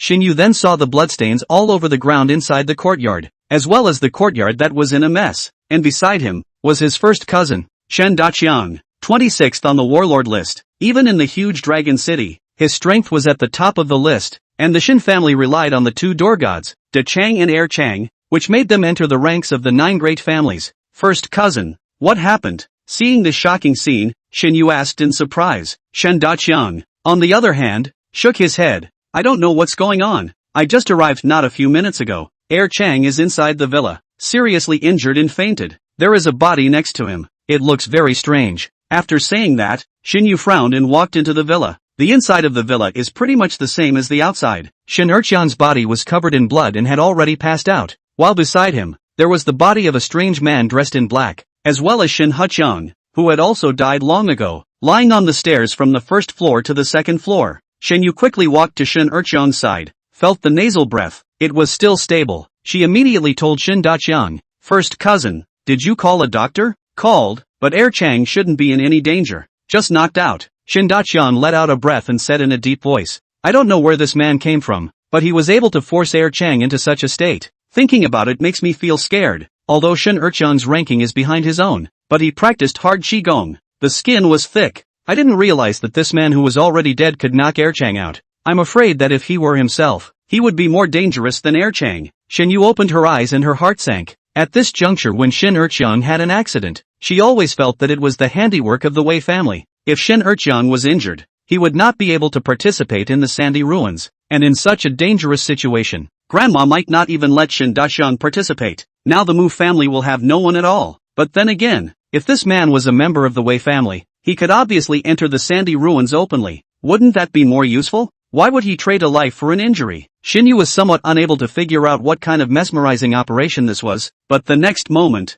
there was a sudden clamor outside the door. There was only a knock on the door, and the voice was very anxious. "Knock, knock, knock." Shin Daqiang quickly walked over. Shin Yu followed behind, and after opening the door, he realized that the area around Shin Huqiang's house had been surrounded by a cordon, and standing in front of the two of them was a group of men in uniform. The leader was a middle-aged man, and after seeing Shin Daqiang, he directly flashed his credentials. "Mr. Shin Daqiang, I'm from the Divine Intelligence Bureau. We've received a report that there may be a user of the offending agent here. This case may be related to your Shin family. Please cooperate." Divine Intelligence? Shin Daqiang's eyes widened. Something here could even alarm this organization? Not only was Shin Daqiang, but Shin Yu, who was standing by the side, was similarly wide-eyed. Bureau of Divine Intelligence. Why did it come out of nowhere? Is it hard? Thinking of this, Shin Yu hurriedly explained, "Leader, you've misunderstood. It's an intruder who inexplicably appeared in the Shin family village. This has nothing to do with our Shin family at all." The man replied blandly, "We have clear evidence in our hands that a person taking the offending potion in Shin Huqiang of your Shin clan village often come and go. We're here specifically to investigate this matter. Please cooperate." After saying that, the man walked into the villa. Shin Yu's heart went cold. The Divine Intelligence Bureau was one of the most mysterious organizations in the Dragon Kingdom. Their power was supreme and no family was allowed to defy them. And the purpose of their existence was to check and balance these increasingly large families, preventing them from doing things that would jeopardize the entire Dragon Kingdom. They don't get involved in normal family fights. They only show up if the clan hurts a commoner, or if the clan does something that violates the ban. And as soon as they show up, any behavior by the family in the short term is stopped. Includes participate in sandy ruins. If the matter of taking the offending potion was actualized, then the sandy ruins a few days later, their Shin family was not qualified to participate. Originally, Shin Yu thought that their purpose was just one of their Shin family's door gods, but he didn't expect them to hit on this idea. For this purpose, they had gone so far as to bury such a figure of battle power. It's too hard. Soon, the man walked out of the villa and called out to the door, "Little Li, come over here. Seal off the crime scene and send Shin Erqiang to the hospital under our surveillance. Prohibit any action by the Shin family and report to the Heavenly Court." Shin Yu swallowed and looked at the man with difficulty. "Leader, may I know what is going on?" Chapter 126 Su Hong. I want to go find my dad. In this parallel world of the Dragon Kingdom, the laws against the family are not the same as for ordinary people. It's legal to carry guns, fight, and kill people once the assets reach the size to become a registered family. This includes hoarding forces as long as they are within reason is not a problem. But fighting and killing is limited to between families. Just like the Mu family in the capital, it's no problem to directly slaughter the Wei family, provided, of course, that one has the strength to do so. However, normal clans basically wouldn't suffer from massacres after they were established. After all, as long as the clans that could be established in Dragon City relied on the 9 great families behind them, and the 9 great families didn't allow incidents of massacres. That's why, except for that one time a dozen years ago, there's never been such a thing as a massacre. But in order to restrain these families, the Heavenly Court, as the central body, enacted bans that were different from those of ordinary people. As long as one touched the contents of the ban, even the 9 great families would likewise be subject to investigation. Otherwise they would be seen as defying the Heavenly Court, and the most powerful war gods in the Dragon Kingdom would be sent out to exterminate these families. So don't look at the man in front of you who didn't have the slightest bit of kung fu. Shinyu also didn't dare to touch him in the slightest. Instead, she needed to give him a great deal of respect, and after the man heard Shinyu's words, he just replied blandly, "Ms. Shin, our Divine Intelligence Bureau will issue documents to you, but right now, your Shin family needs to cooperate with our Divine Intelligence Bureau's investigation. Miss Shin, Mr. Shin, come back to the station with me." Good. They both nodded. Since the Divine Intelligence Bureau had invited them, they had to go. It was a certain procedure. Early the next morning, Su-hong opened his eyes with difficulty. He had played too much last night, and only went back to bed in his room with Mo Shiryu in the latter part of the night. "I just got into bed and fell asleep on the pillow." Waking up, Su-hong reached out and touched his hand, and still didn't touch Mo Shiryu's body, so he stretched and sat up from the bed. Where is this girl running off to this early in the morning? In the past, she used to be the biggest sleeper in the sky, but the two of them were known as the Windy City's sleeping duo, one sleeping longer than the other. If it wasn't for the fact that he had an exam today, he would probably be able to hug Mo Shiryu and sleep until the afternoon. When I opened the door to my room, I smelled a particularly fragrant odor. Sohan looked up and shone a light on the source of the smell, which seemed to be coming from the sweets kitchen, so he walked over, only to see a bandana-tied girl with an apron standing in the kitchen, lamely frying eggs. If it wasn't for the fact that he had known Muyu for a long time, it was estimated that Su-hong thought that Muyu was a virtuous wife and mother type of girl, until the next moment, when Muso flipped the egg. Zip, zip, zip. The force was a little too big. The egg directly smashed on the pan. The oil in the pan all bubbled out, and then Mo Shiryu suddenly covered her face and took a step back in horror. Seeing this, Su-hong rushed forward and protected Mo Shiryu behind her, and then a spatula that had fried her pressed down on the egg that was nourishing oil, and after frying it for a while, he turned off the fire. "Sis, it's not quite right for you to be playing so excitingly in the middle of the morning." Sohan grimaced as the oil burned his teeth and a blister formed on his wrist. Seeing this, Mo Shiryu rushed forward to check and said anxiously, "Are you alright? Does it hurt? Why don't we try letting the oil burn you a little?" Su-hong rolled his eyes. Muyu turned around and hurriedly went to find the medical kit in the room, then pulled Su-hong to sit on the sofa in the living room to apply the medicine. "I'm sorry. I was just thinking about you going to your exam this morning and getting up early to make you breakfast, and I didn't realize I messed it up." Su-hong looked at Michiyu, who was applying medicine to herself, and didn't blame her, but touched her head and said very seriously, "Sister, promise me, if we get married in the future, places like the kitchen, you won't go in, okay? Woohoo." Musea made a cute milk bubble sound, as if she knew what she was doing was wrong, and didn't say anything. The air was silent for a while, so Mo Shiryu silently applied medicine to Su-hong. She seemed to be a bit out of it. Her mind didn't know what she was thinking about until she rubbed Su-hong's wounds even worse. Su-hong could not cry. "Sister, did I mess with you last night? Are you ready to kill me?" "Ah!" Mo Shiryu gave a soft yelp, and only then did she realize that more blood was flowing from the wound on Su-hong's wrist. His own swab nearly stretched the wound on his wrist wider and wider. I'm sorry. But before the words were finished, he only saw Su-hong suddenly reach out and take Mo Shiryu into his arms. "You little thing, you can't even hide your heart. Getting up early in the morning to make a demon out of this and that. Is there something you can't talk about? Is it because you don't want to talk to me because I didn't shower yesterday?" Only then did Muyu beep and fall silent, leaning peacefully in Su-hong's arms. "Actually, there's nothing really going on." "There's nothing going on. You get up in the morning and cook? Don't I know you well enough? If you don't have anything to do, you sleep even more than I do, and I'm guessing you're not even up when I get back from my exams." Su-hong rolled his eyes. "Speak up or watch out for me to spank you." "Su-hong, when you finish your exams, I want to go see my father, okay? He came for just a few minutes yesterday and left. I was afraid something had happened to him." "Looking for my old man?" Su-hong froze. "You can go if you want. You can go now. You Rapunzel of the Windy City can't even have money for a cab, but Auntie won't let me go." Mo Shiryu raised her head with red eyes. "My dad is like this. Every time before something happens he is silent and never says anything to me. Last night he looked like that something must have happened. I haven't slept all night. There's been a thorn in my side." "Sohan." Before the words were finished, Su-hong had already blocked Mo Shiryu's mouth. Under Su-hong's verbal attack, Muyu quickly quieted down, and only after a while did Su-hong whisper in Muyu's ear, "When I finish all the exams tomorrow, we'll sneak out to see your dad, okay? Don't worry, my old man's business is my business." But Auntie's sighed. "It's okay, it's just aunt and uncle, isn't it? I used to sneak out to the internet cafe when I was a kid. I survived, didn't I? Even though our aunt is a tigress, she doesn't eat children." "Really?" Sohan quipped, looking at Su-hong's expression. Mo Shiryu, who was originally in a very depressed mood, suddenly snorted and laughed out. "Good, thank you. you'd better not thank me. If you keep thanking me, I'm afraid you'll give me house points, so that not to mention my old husband, even your husband will have to GA. Bummer, you're not yet. Hey, I'll just prep my identity in advance. The parents have met. Sooner or later. Chapter 127 But the Sandy Ruins. What am I to take? The day passed quickly. Since the accident at the Shin family last night,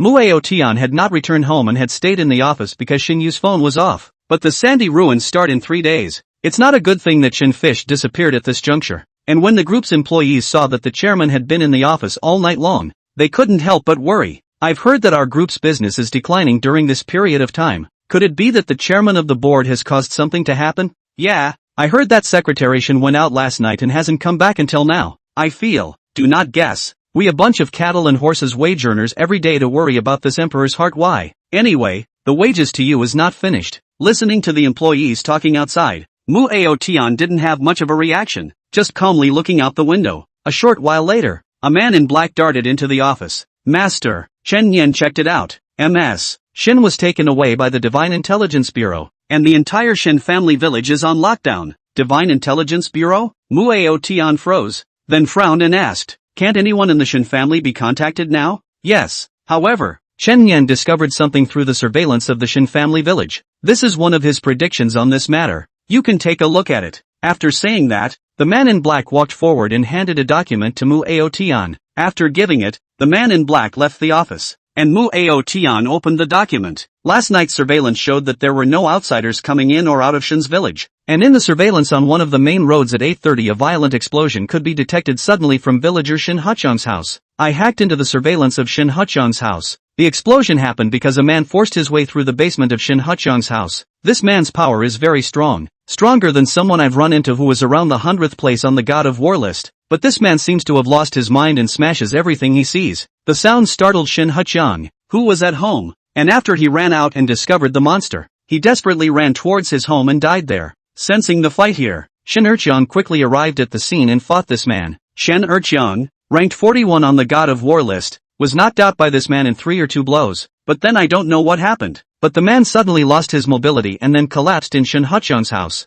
I suspect that this man is taking an experimental version of the D3 potion. The D3 potion won't make anyone die suddenly or go insane. In Dragon City, this potion is expressly forbidden, and the Wei family has a channel for this potion. So my conclusion is that the Wei family somehow hid this man who took the D3 potion in the Shin family village, and somehow controlled him, releasing him at this point in time in order to slander the Shin family's private possession of the D3 potion, in order to achieve the goal of the Shin family not being able to participate in the Sandy Ruins. The likelihood of this is 78%, and the remaining 22 is that this matter was directed by Mrs. Shen herself, and that she doesn't want to work with our Mu family anymore as a way to destroy our relationship. When you see this, the file is gone. Muyu Tian also closed the document with it. The mind also had his guesses. The matter is that the Wei family did a good job, but there was no way that the Shin family didn't know about this. If this man wanted to enter the Shin family village, it was impossible for him to do so unnoticed. The reason why Shin Daqiang and Shin Erqiang are known as the door gods of the Shin family village is because the two of them have been protecting the village, and nothing in the village can escape their eyes. Not to mention that a living person has been hiding in Shin Huchong's home for such a long time.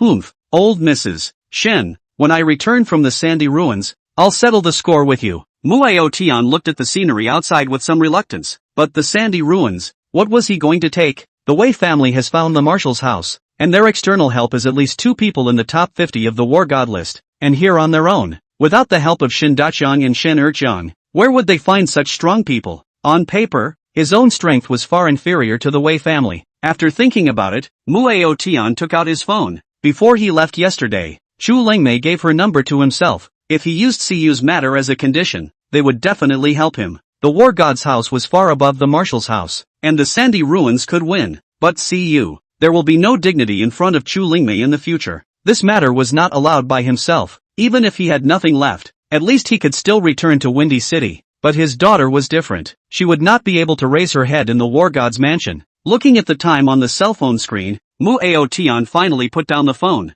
Big deal. I'll personally enter the Sandy Ruins. It's not just death. How can I still be afraid? In the meantime, Longcheng district of Beijing, formerly Longcheng County, Lotus Island. This was the most central area of Dragon City, a place that was absolutely off limits to the outside world, and quite a few big chiefs lived in this place. so the secrecy level of this place was the highest. And in a building on the island, both Shin Yu and Shin Daxiang were sitting in it. A short while later, a man came in from outside with papers and placed them on the table. "Leader, can you tell me what's going on?" When Shin Yu saw the man walk in, she immediately raised her voice to inquire. The man murmured, "See for yourself. The autopsy report of that dead man has come out. It was determined that he took the prohibited D3 agent that has disappeared for a long time. This man was closely related to your Shin family village's already dead Shin Hachiang. This matter is subject to further investigation, so please be patient. If the prohibition is violated, your Shin family will face a harsh punishment." As the words fell, Shin Yu immediately froze, then hurriedly explained, "Prohibited potions? Leader, our Shin family has never touched it. Please be clear about it. Leader, yes, or no. Investigate and find out." The man resumed his walk from the office with an expressionless face. "You will stay on Lotus Island for the duration. If you need anything, knock on the door and someone will help you." Chapter 128. I'll woof at you. Another day and night passed. On the oceanic sea floats a lifeless cargo ship. The search party searched the route for an entire day before finally finding the freighter 2 nautical miles off course. "Go up and search the people. See if Mo Changshan is still up there?" Seeing such a sight, the leader's heart also sank slightly. Then several speedboats quickly surrounded the entire cargo ship, and his men rushed up with their guns. The entire freighter was a mess, with the bodies of the captain and crew scattered just about everywhere on the deck, and the ship's cargo piled up everywhere. It was evident that a violent battle had been fought here. The man in charge did not find Mo Changshan's body on the deck. "Not on the deck. Go look in the cabin." With that, he was the first to step into the middle of the cabin, and in no time at all, he found an anomaly in a room in the middle of the cabin, because as long as the door to this room was violently broken open, after pushing the door, he found that the room had gone through a fierce battle just as it had, and by the bedside, the man saw a man lying on the floor, and although the floor was covered with blood, his chest still rose and fell slightly. Mo Changshan. Seeing this, the man hurriedly stepped forward and then helped him up, and after determining that he was still breathing, he immediately shouted, "Quickly come to someone, Mo Changshan is here." Soon, a group of minions ran over, and then the man ordered, "Quick, carry him to the speedboat and go back for a doctor." After saying that, the minions carried Mo Changshan out, while he stayed in the room and carefully searched the room, and after determining that there was no case containing the potion, he left with it. On the return speedboat, the man hurriedly dialed Wei Xiangshu's phone. "Wei Xiao, the boat was found. Mo Changshan was seriously injured, but still alive. But the potion is gone." "I see. Can Mo Changshan talk now?" "It's passed out and we're doing everything we can to go back and save him. Make sure you get him back to life. Do what you can to find out. Make sure you find out who took the potion." A huffy voice came from across the room. "Yes." With that, the man hung up the phone, and in the meantime, Windy City, an abandoned factory building. A woman wearing a mask and a black nightclothes carried a box panting to a huge factory building. A day and a night of non-stop running had almost made her use up all her strength. After trudging to the middle of the plant, she wiped her hand on the ground, and then a red button appeared in front of her. Buzz! The woman pressed the not-so-flexible button with all her might. The next moment, a slight rumbling sound followed, only to see that in the center of the plant, a hollow suddenly appeared, and then a layer of steps suddenly appeared on the ground, forming an underground passage. The woman let out a breath and walked over. After pressing another button on the steps, he collapsed to the floor, completely unconscious. After a while, the door of the underground passage was opened, and a man came out from it, and after seeing the woman who had already fainted from exhaustion, he immediately looked around vigilantly. After realizing that there was no one following them, they hurriedly helped the woman into the underpass, and then they came to a huge underground laboratory, where a number of people were working, while the man took the woman into a room and ordered others to find some water and food. About half an hour later, the woman woke up in a daze, only just opened her eyes immediately alert, looked around, and after realizing that it was a familiar environment, then she gently sighed in relief, and as soon as the nurse tending to the woman realized she had opened her eyes, she immediately spoke up and asked, "How are you feeling? Is it okay? No more problems, just rest for a while, the strength is coming back," the woman said faintly. "All right, I'll go inform Mr. Chen and ask him to come over." The nurse nodded and then walked out of the room. Soon, a man in a suit walked in from outside, and this man was clearly Chen Yen. "How are you doing?" The woman smiled and replied, "It's okay to die. Got the stuff, right? Well, it's already been handed over to Dr. Chen, and the ingredients are being tested." Chen Yen nodded. "Tough job. I'll talk to his lordship. This is what I should do. Back then if it wasn't for Mr. Mu, our family might have been extinct. Before long, the master will help you take revenge. Don't worry." Chen Yan nodded slightly. Rest well, I'll go and get busy first. The woman nodded, then lay down on the bed and took out her cell phone, and as the signal returned, WeChat popped in one voice after another. From yesterday to today. In order not to delay the trip, she had specially put her cell phone into flight mode, and could not receive anything from the outside world. So the moment the signal was turned on, almost instantly the phone's messages turned to 99 plus, but she knew that the vast majority of these messages were from one person. Tapping on WeChat, there was a person who had sent himself a total of 92 messages since yesterday. Are you asleep? No. Do you girls all go to bed so early? I know I'm a licking dog, but you've got to say back that you're going to take a shower. Otherwise the licking dog doesn't have a clue in his heart. Good morning, goddess. No. You answer a message. Did you lose your cell phone? If you lose your cell phone, can I buy you a new one? No, you really won't get back to me? Do you believe I'll blackmail you? Sister, I don't dare to blackmail you. My sister-in-law will peel my skin off. Did something happen to you? Why don't you tell me about it? If you've been kidnapped, just wink at me.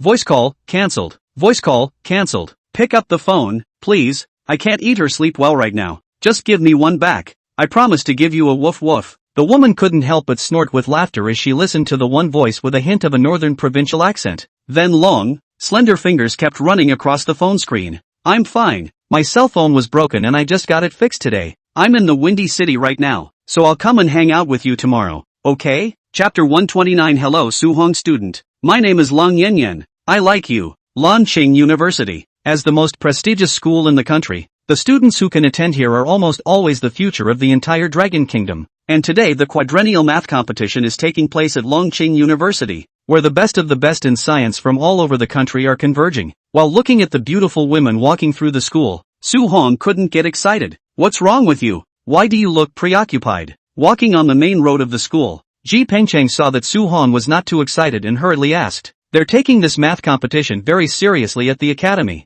If Su Hong was directly eliminated in the first round, he would not go back to be scolded to death by the principal." But the listless Su Hong on the side was muttering in a small voice after hearing this. Have I been too tired lately? Or has this girl Siyu gotten better? What technology? What's wrong with you two? Ji Pengcheng asked somewhat strangely. Su Hong wanted to cry. Mr. Ji, I'm only 20 years old. Do I have to take medicine? What's wrong with you? How come you have to start taking pills? Ji Pengcheng is more anxious. These days Su Hong is the treasurer. You talk to the teacher, not let's go to the hospital. I'm not sick. I just didn't play well this morning and the fight was over in 5 minutes. Sohan cried and whined like a whiny woman who had been victimized by domestic violence. Ji Pengcheng's small brain atrophy. Not buddy, you talk to me a teacher about such a private topic is not a little too spirited. I'm your ing homeroom teacher. However, looking at Su Hong's moody appearance, Ji Pengcheng, for the sake of his own future, still held his tongue and said, Su Hong, today you go to the exam and relax. Tonight you will definitely be the best slugger in the world.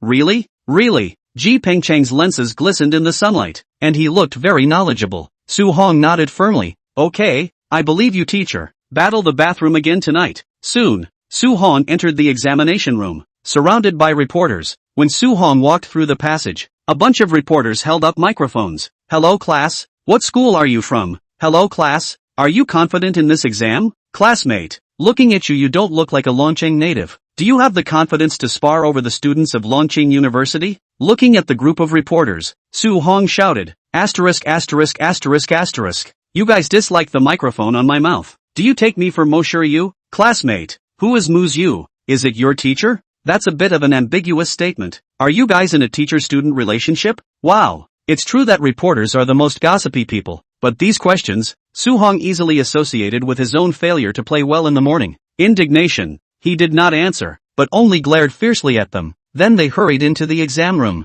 The reporters looked at Su Hong's eyes, and their small eyes couldn't help but show a huge light of gossip. Holy, he's afraid to answer. Is it really a teacher-student relationship? I don't know. Hurry up and find out which university the student is from. So exciting. So exciting. This story is surely the most discussed topic of the day. I've thought of the title. Lanqing University's shocking appearance of teacher-student love. Is it a moral degradation or a distortion of human nature? That is, Su Hong didn't hear it. Otherwise he would have to die in place. These guys, their imaginations are really exaggerated to a certain extent. And in the meantime, Muyu was having breakfast with Chu Lingmei inside the hotel. Mosher Yu's little face was overflowing with happiness, always smiling as she ate her meals, as if she was a child who had gotten candy. Curious, Chu Lingmei on the side asked, What's wrong with you? It's been laughing all morning. As soon as she heard this, Muyu immediately came back to her senses. It's nothing, it's just that I thought of something funny. Family, who understands? Yesterday on the internet inadvertently brushed a video to learn 2 strokes.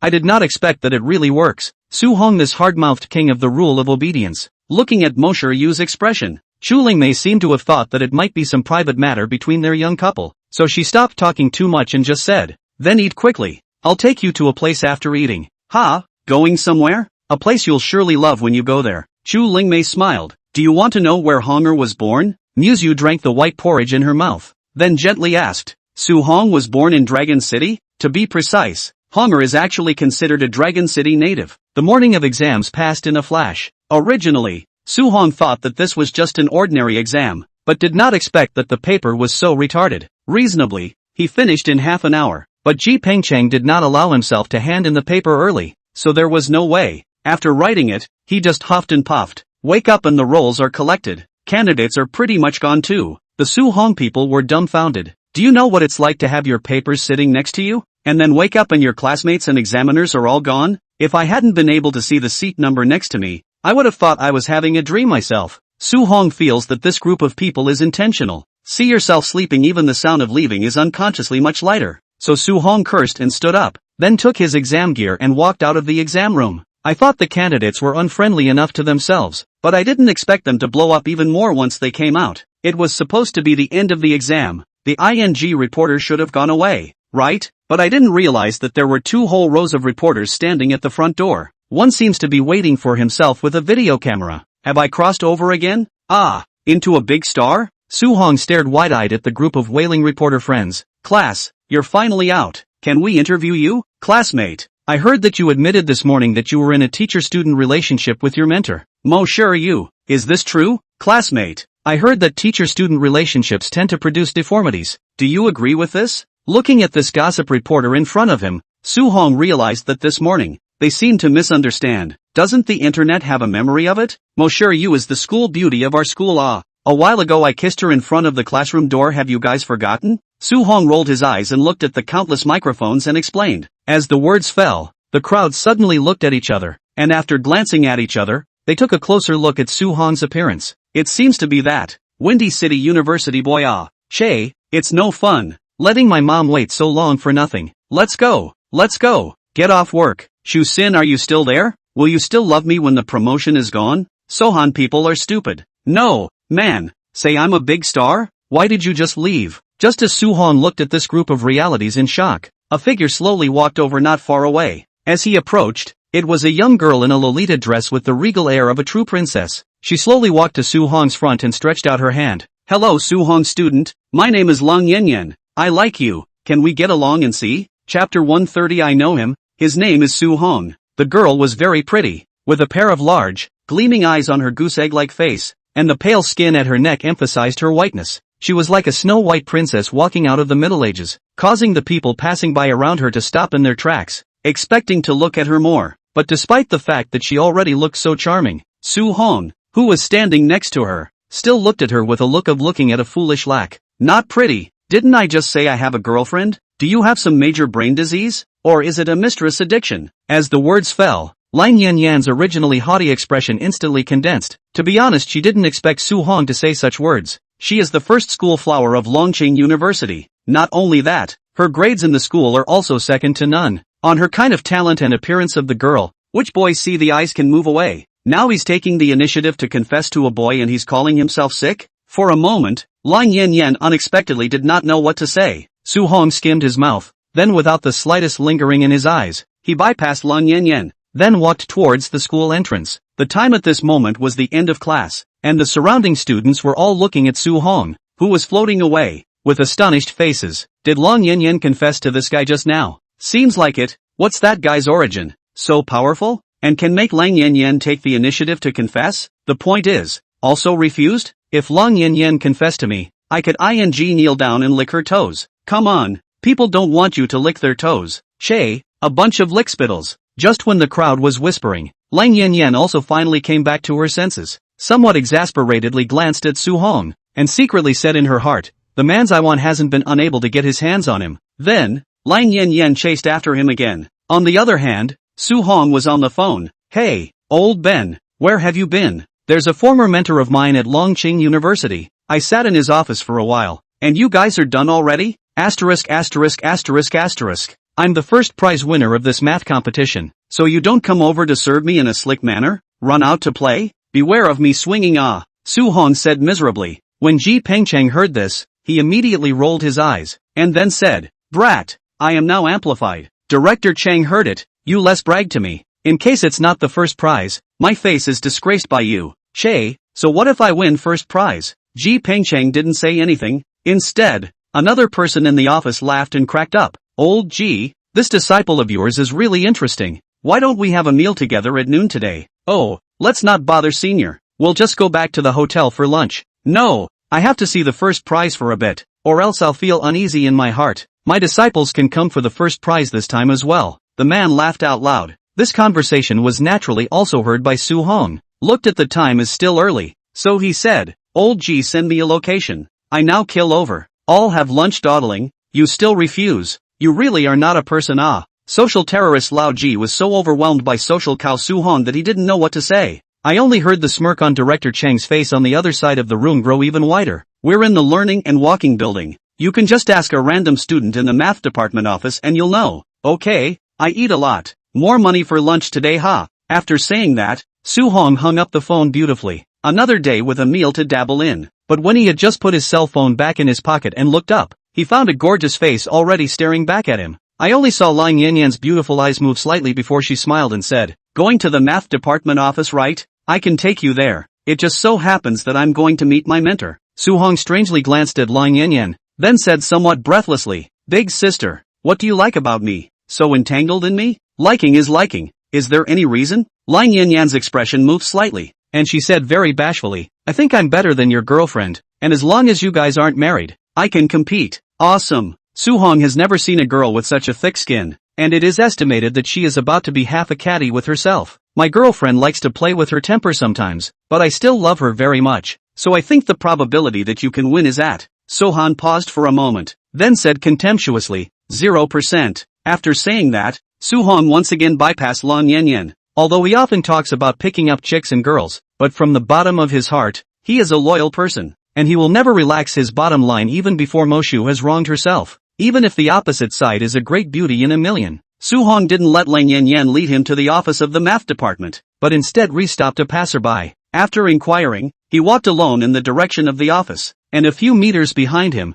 Lang Yanyan followed him peacefully, although she bumped into quite a few gazes along the way. Her expression remained cold and she just blandly followed behind Su Hong. Not long after, Su Hong entered the academic walk building. After stepping into the elevator, Lang Yanyan came up with her. This kind of elevator was just the two of them, and Lang Yanyan's naked gaze made Su Hong very helpless. Big sister, don't look at me like that okay? I'm afraid that in a while the elevator stops and you suddenly start to get blood inside your eyes and then the flashes start around you. I'm too timid to watch thrillers, I only dare to squint. LOL. Lang Yanyan, who heard this, snorted. I didn't expect you to have a good sense of humor. Su Hong really did not understand. This girl how to feel the brain missing a string? Can't you even hear that I'm in you? Sighing, Su Hong could only say what he had to say. Sister, can you not follow me? I really have a girlfriend ah. It's not good for my girlfriend to see you like this. Lang Yanyan's eyes narrowed. Who told you that I'm following you? Didn't I just say that I'm also going to look for my mentor now ah? Okay,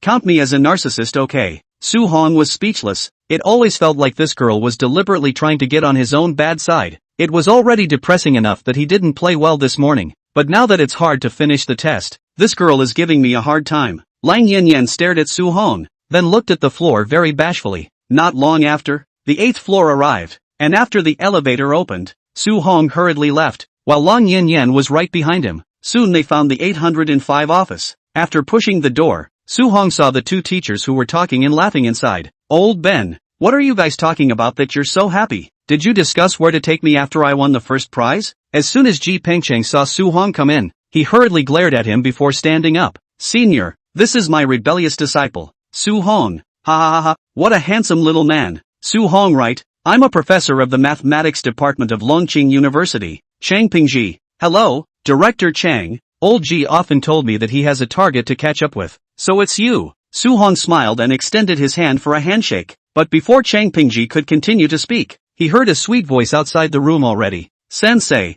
Chang Pingji froze, and when he looked up, he realized that Lang Yanyan was standing in the doorway looking at himself, and his face immediately turned into one of elation. Yan, why are you here? Come.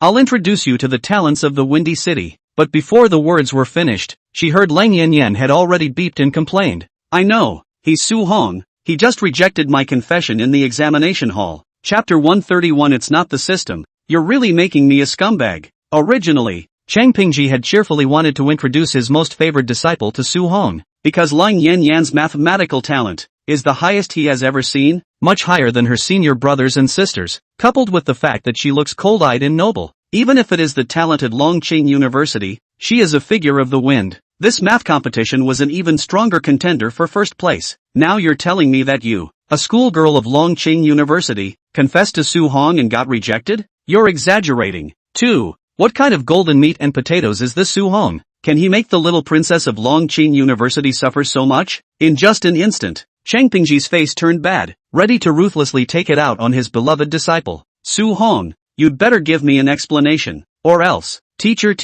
But before the words were finished, Lang Yanyan hurriedly pulled Chang Pingji's hand. Teacher, I'm not asking you to scold Su Hong. He didn't even finish listening to my self-introduction just now. Can you let him listen to my self-introduction? Chang Pingji flinched for a moment, then glanced lifelessly at Lang Yanyan. Tired. Destroy. Is it really appropriate for you, one of the best students at Longqing University, to be a lickspittle? However, when he saw Lang Yanyan's supplicating eyes, Chang Pingji could only shake his head helplessly before looking at Ji Pengcheng. Old Ji, do me a favor, this disciple of mine, hey, Ji Pengcheng, on the other hand, held Su Hong down. No manners at all. Listen to the girl finish her sentence. Me. Sohan licked his lips. Brother, it's not like you don't know that I have a girlfriend, and you're letting another girl introduce herself to you now? You're a teacher. It's still Muyu's counselor. You can do such a bloody thing? Do you believe Muyu will go back and puncture all the eyes on your car's tires? But when he looked at the indisputability on Ji Pengcheng's face, Su Hong could only look at Lang Yanyan helplessly. Beauty, you introduce it. Why are you so chipper now? It's okay, I found the dump.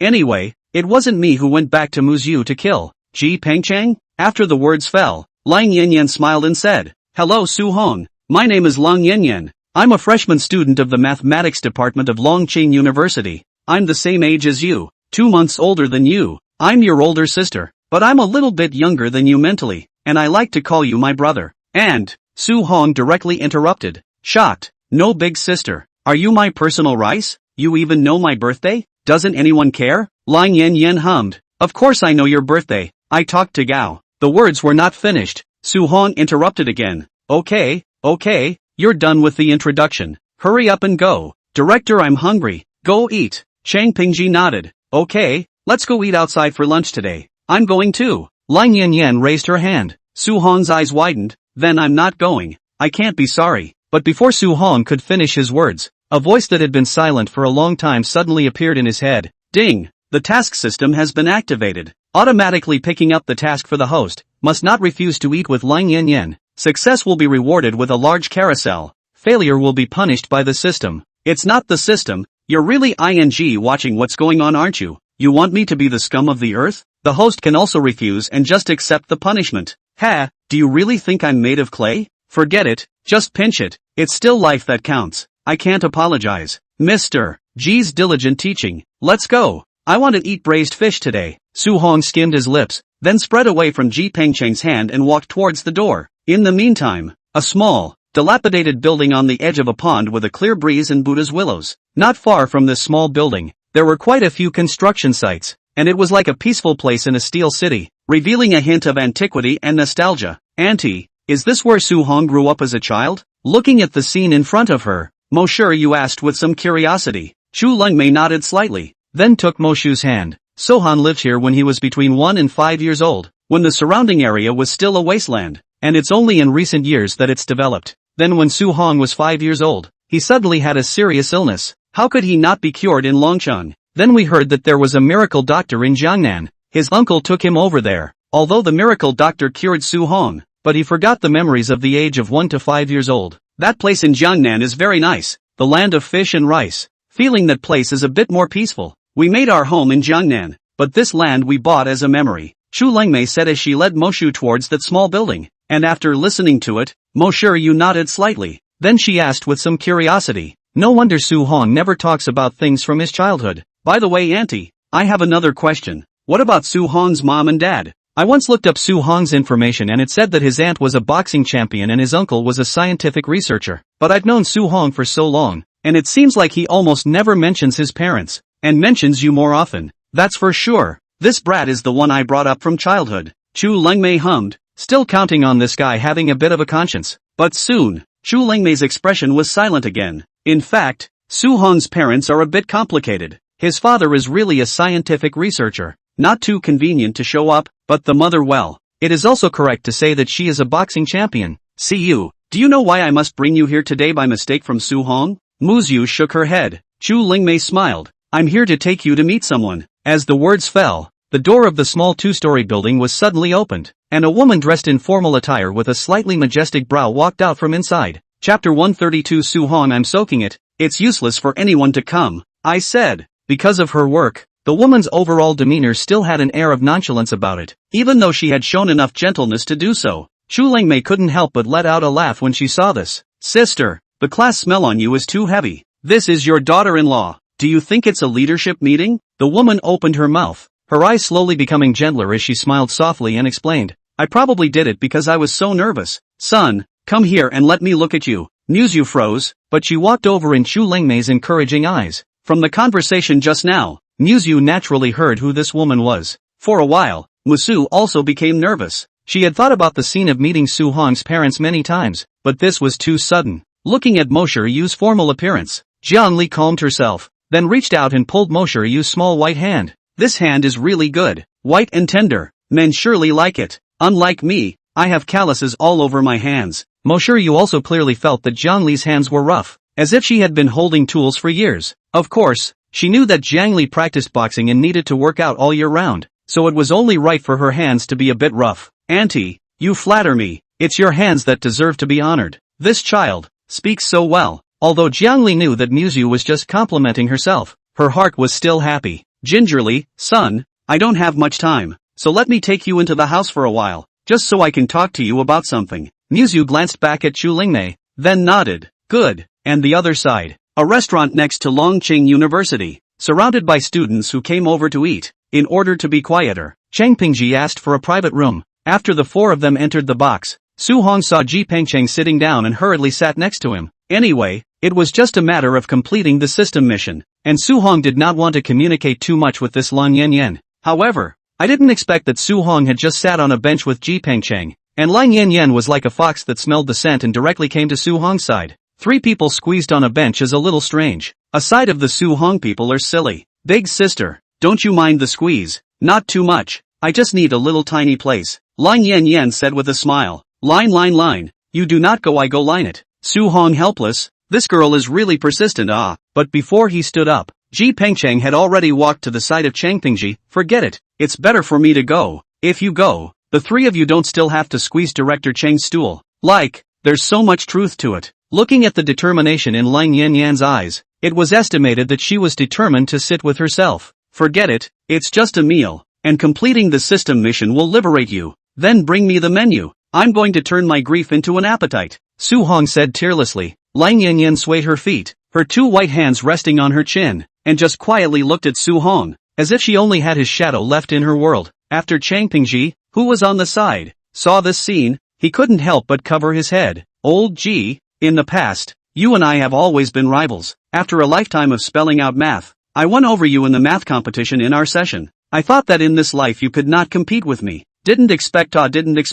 In the end I'm the one who lost completely. Ji Pengcheng hemmed and hawed. If senior brother is so powerful, the disciple is naturally very good as well, and the first prize must be within reach. Chang Pingji sighed. The disciple I just told you about in the office is Lang Yanyan. She can also compete for the first prize in the math competition this time, but now it seems, it doesn't matter if she wins first prize or not. If you bring this Su Hong kid back, maybe this girl Lang Yanyan won't even study at Longqing University anymore. I don't even have any ing disciples left, so what's the point of fighting? Ha ha ha ha ha, this is not so. Ji Pengcheng laughed awkwardly, but his eyebrows were filled with pride. It turns out that Lang Yan is the disciple that he boasted in the office that he could hold up half of the sky in the future math session.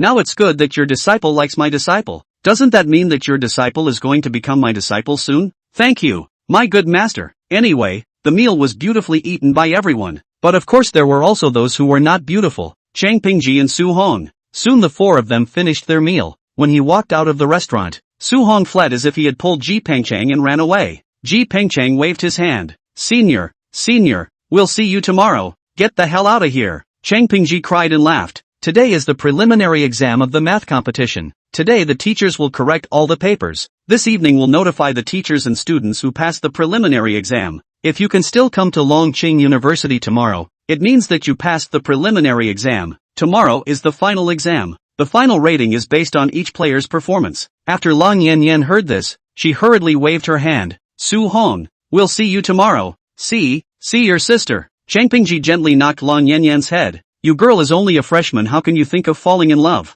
Teacher, you're cursing. Lang Yan beamed. Besides, I'm an adult. It's my right who I like. Get lost and go back to study with me honestly. If you lose to Su Hong, see how I'll teach you a lesson. And don't let me see you looking like a nymphomaniac tomorrow. If you don't behave, I'll call your mom to come. Chang Pingji glared. Lang Yan beamed. It's useless if you let my mom come. She can't control me. If she heard that I was going to hit on Sohan, she could probably knock me out and send me to Sohan's bed. Really fake. What is the origin of this kid Su Hong? Upon hearing this, Chang Pingji asked in surprise, because he knew that Lang Yan's origin was not small. At the very least, it was at the level of the Longqing family, and she valued Su Hong so much now. Could it be that he was still in 9 great families? 9 great families, no surname Su okay. Glancing at Chang Pingji, Lang Yan hummed. It's futile to talk to you. Anyway, Su Hong, I'm pickled. It's useless for anyone to come. I said so. Chapter 133. Where is that vixen? And the other side. After eating the noon meal, Su Hong and Ji Pengchang got into the car and headed in the direction of the Castle Hotel. You don't have to take the test this afternoon. Just wait for the retest tomorrow. So the rest of the day Su Hong can sleep beautifully. The first thing after getting on the car, Su Hong picked up his cell phone and looked at it. Noticed that today, this girl Muyu didn't seem to send herself any messages all morning. Damn, she's not picking up another little brother behind my back. I just rejected the schoolgirl of Longqing University for your sake. If you dare to betray me, I'll definitely get you killed. Su Hong grunted, then beat up Muyu's video. Ring ring ring. After a ringing of the microphone, the opposite side picked up the video, only to see that Muyu was sitting on an upscale restaurant stool while Chu Lengmei was sitting beside her. What's wrong? Muyu asked, squinting and shining a light on her steak. Su Hong froze. Holy, I'm going to the exams. You eat so well? Thanks to Auntie's blessing. Muyu revealed a hint of a smile. How did the exams go? Not bad. The first prize is easy. Su Hong held his head high. Humph. You don't care about me when you live a good life with my aunt and uncle. Right. In the past, when it came to mealtime you must have kept calling me and asking me where to go to eat. You didn't even contact me today. So have you eaten yet? Eat up. Rubbing people the wrong way for a good meal. Then it's not over. Muyu rolled her eyes. Didn't the counselor say in the morning that you have acquaintances at Longqing University and that you might not come back for dinner today? If I'm overly concerned about you, won't it seem like I'm being petty? What Muyu said seems to make some sense. After skimming his lips, Su Hong asked again. So did you miss me? Che? I don't want to. Muyu beamed, but the lingering love that flowed from her eyes had already betrayed herself. Upon hearing this, Su Hong immediately yelled, Big sister, if you don't want me anymore, your husband will soon become someone else's husband. Today, but there is a beautiful girl to me. I heard that it is still the school flower of Longqing University. Hey, some people really in the blessing do not know the blessing Before the words were finished, Muyu's blank stare had already drifted to the sky. Che, who would like you except for this girl who has a big heart and likes to like you? Just like you. Bragging. Student Muyu. Su Hong really didn't brag. What he said is true. When Ji Pengchang on the side heard this, his head poked over to seriously explain. The thing is like this. But Su Hong didn't pay attention to this girl. This is something I can help him prove. Ji Pengchang talked about today's events roughly, but only the part of the meal. The rest was not said. But after listening to it, Muyu's face changed instantly. Su Hong, where are you now? I'm on my way back. Wait for me at the hotel. I'll be right back. No, big sister. I didn't promise people. Don't come back and hit me. I promise not to hit you. Muyu hung up the video with a huff. Then Su Hong and Ji Pengchang in the car looked at each other in dismay. Su Hong gulped. Old Ji, Shouldn't I be talking to Siyu about this? Siyu looks like she's quite angry. Ji Pengcheng was silent for a moment, then firmly replied, I think it's right to say that if you hide it from her, even if you don't have anything to do with Long Yen Yen, she will definitely be more angry than now when she finds out. Now then, at most, I'll beat you up. No, old G, you're half responsible for what happened today. I didn't want to eat. You're the one who preferred to come along. I'll hide behind you when Siyu hits me later. Ji Pengcheng glanced sullenly out the window, then said, it's fine, I'll definitely protect you. Wait until the car arrived at the castle hotel. Muyu has changed into a cowboy suit hand holding a whip. Su Hong also remembered the first date. Muyu wearing this, that time she found a 3 kidnapped himself. Ji Pengcheng got off the car to take a look at the situation, then suddenly covered his stomach and said painfully, beloved disciple, the master has a bit of a stomach ache. Go and fix it first. When I come out I will definitely protect you. Not old quarter. Your ing stomach didn't hurt just now on the road, and now at this critical moment, you have a stomach ache? But before Su Hong could speak, Ji Pengcheng bared his soul and ran away. There was no way Su Hong could only walk over with a hard head and hurriedly explained, see you. I really didn't do anything with others. Don't hit me, okay? Muyu glanced at Su Hong, then said, who said I was going to hit you? Where's that vixen? I'll kill her today. I don't know her. After rejecting her, I came back.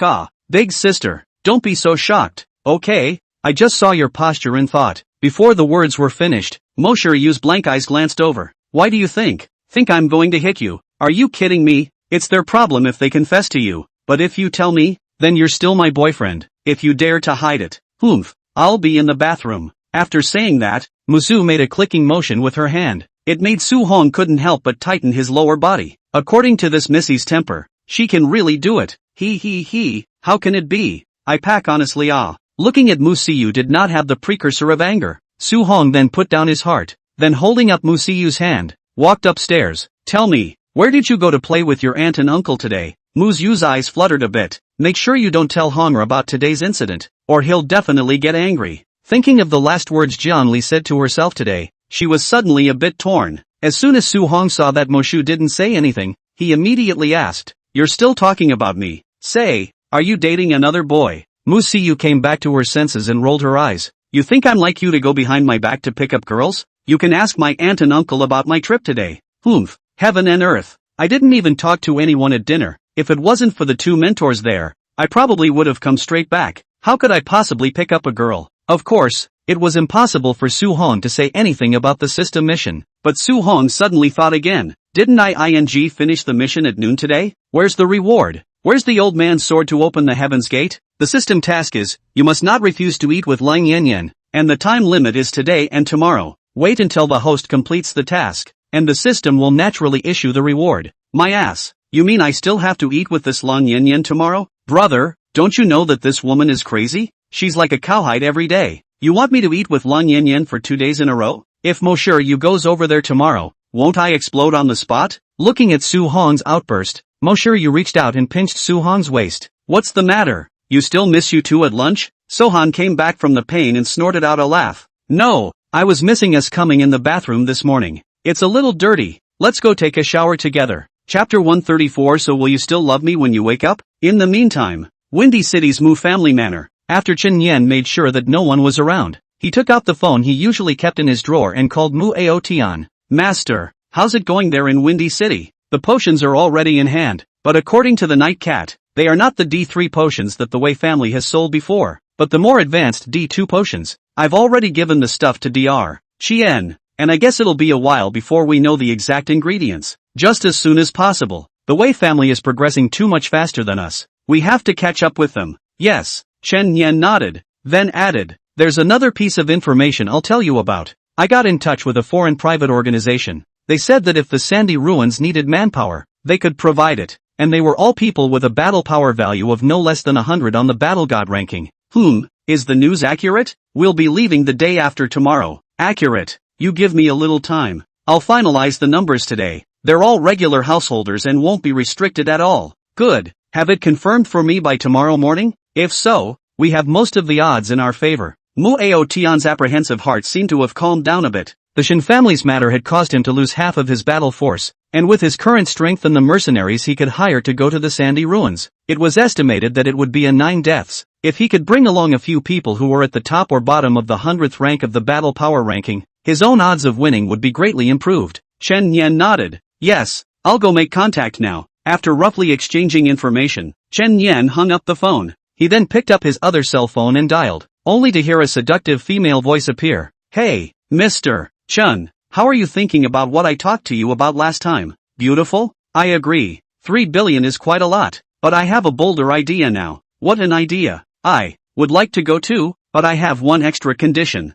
Tell me about it. I want the tube of D2 potion you're holding. As the words fell, Chen Yan immediately fell silent, and the next moment, he frowned and said, I don't understand what you're talking about. Don't forget what our organization does. There are my people on that transport ship of Mo Chengshan. The female voice laughed coldly. According to our intelligence, East Wind and North Wind from the Marshal's Palace will participate in this sandy ruins. Their rankings on the Battle God ranking are 48 and 49, and with your Mu family's current strength, you only have a less than 10% chance of winning against them. I, Cold Eyes, am ranked 39 on the assassin list, and I'm in the top 50 of the killer list, the only one with a normal household registration. So if you miss me, your Mu family has no chance of winning. You have 10 tubes of D2 potion. I only need you for 1. You're well earned. Chen Yan was silent. He had contacted this woman in the dark net, but he did not realize that he knew so much about himself and the Wei family. But what she said was the actual truth. Killer ranking 39. They needed it too much right now. If Shin Daqian Shin Erqiang couldn't fight,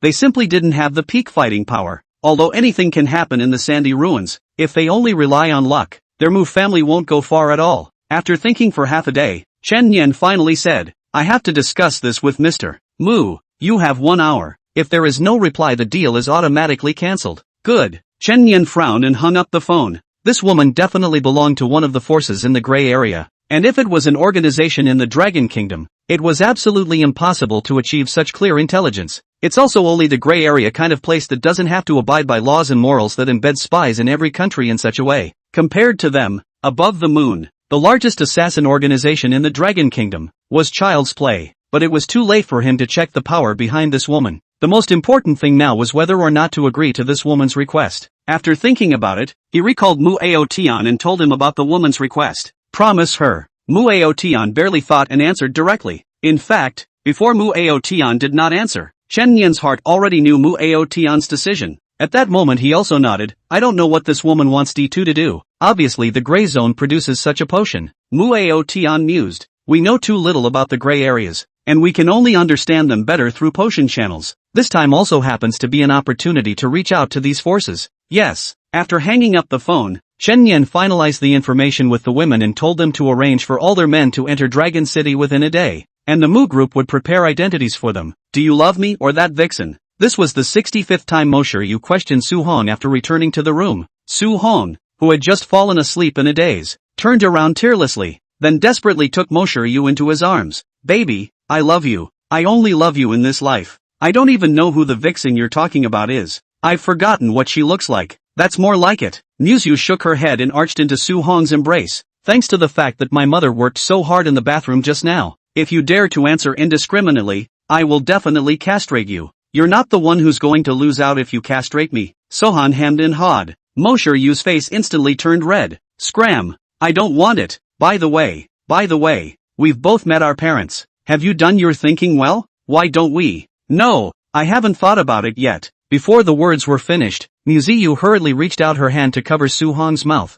I'll tell you when I've thought it over. Don't keep asking. Okay, we've both had a breakthrough. I'll give you time. Su Hong is not in a hurry, mainly because he is too sleepy now. Mo Shiryu, this girl from the moment she came in to now has not stopped. Go to bed. A little sleepy. Ow. And will you still love me when you wake up? Pack of love. If not, you castrate me, okay? Aha. Chapter 135. I'm going to fight Junior today. The next day, the entrance to the castle hotel. Mo Shiryu took all her life's effort to dress herself up, choosing a set of pure white small dresses, wearing a pair of padded bottoms underneath, and spending a touch of delicate light makeup on her face. The whole person looked like she had walked out of a painting. To the side stood a confused Su Hong. Big sister, why are you dressed so nicely? Are you afraid that I'm not famous enough in Longqing University? Muyu grunted, her face showing all the anger. I'm going to fight the mistress today. the momentum can never be lost. In my life, I hate that kind of person who knows 3 is 3. If Long Yen Yen dares to pester you again,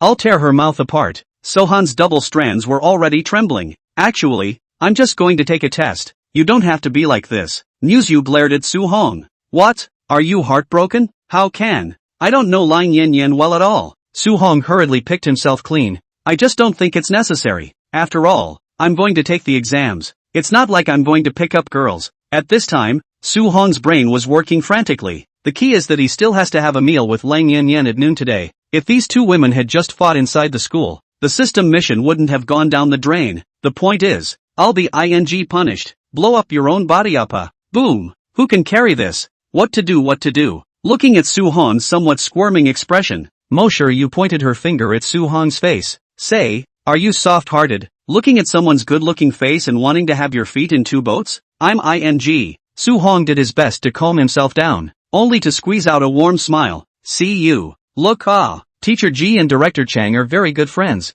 I'm Teacher Ji's student. That Lang Yen Yen is Director Chang's student. If you go over and fight with someone else, Teacher Ji's face won't be able to hang on, right? I'm looking out for Mr. Ji's reputation, you know? If in the future his seniority is old and he can jump ship to Longqing University to become a professor, and as a result, people's leaders take a look at it, and his student once beat up the student of Longqing University's Director Chang. In case you can't jump ship because of this Mr. Ji, won't your conscience be pained? As the words fell, a flash of hesitation appeared on Muyu's stunningly beautiful face, and after a moment, she skimmed her lips. Then you're not allowed to talk to her. Why would I talk to her? I don't know her well. Sohan swore with relief. Thankfully the brains he gathered from the reader's master worked, or else today would have been a bad day. Hearing this Musiyu's face then better. Originally she planned to go shopping with Chu Lengmei today. Today also do not go. Wait until Su-hong they got on the car. Muyu also got on the car. Today she must see what this mistress looks like that can make Su-hong linger so much. In the meantime,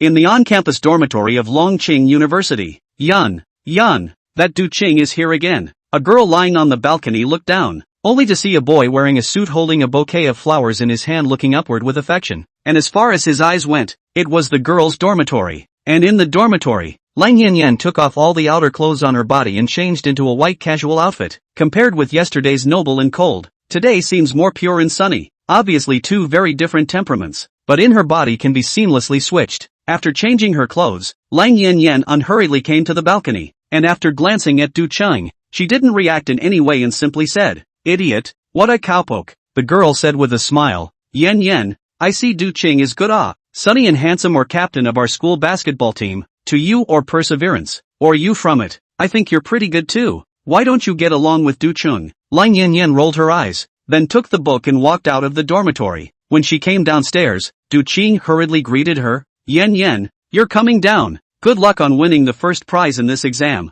The flower in his hand was then placed in front of Lang Yen Yen. "This is fresh white roses. I hope this scent will refresh your morning." Without the slightest expression, Lang Yen Yen faintly took the flower and gently smelled it. Then a handful of them were thrown to the ground. "Du Qing, you're really annoying. Don't come back to me next time." After saying that, Lang Yen Yen bypassed Du Qing, just took 2 steps. Her body paused again, turned back and added, "Also, this flower of yours doesn't have any fragrance at all. I don't like it at all. And you, I don't like it at all either." Du Qing looked at the back of Lang Yen Yan's departure with infinite sadness in his heart, but in the next moment, he smiled helplessly. After all, from the time Lang Yen Yan entered the school until now, she had rejected him uncountable times, and slowly, she got used to it. So he bent down and picked up the flowers. Then he shouted at Lang Yen Yan's back, "Yen Yen, I won't give up. Sooner or later you will fall in love with me." Unfortunately, Lang Yen Yan didn't have any reaction. Du Qing, on the other hand, held the flowers and silently left from the entrance of the girls' dormitory, and after turning the corner from the intersection, he came to an empty space where no one was, and sadly threw the flowers in his hand in the garbage can, while his hand was very quick, and drew out a note in the white roses. "This afternoon, you,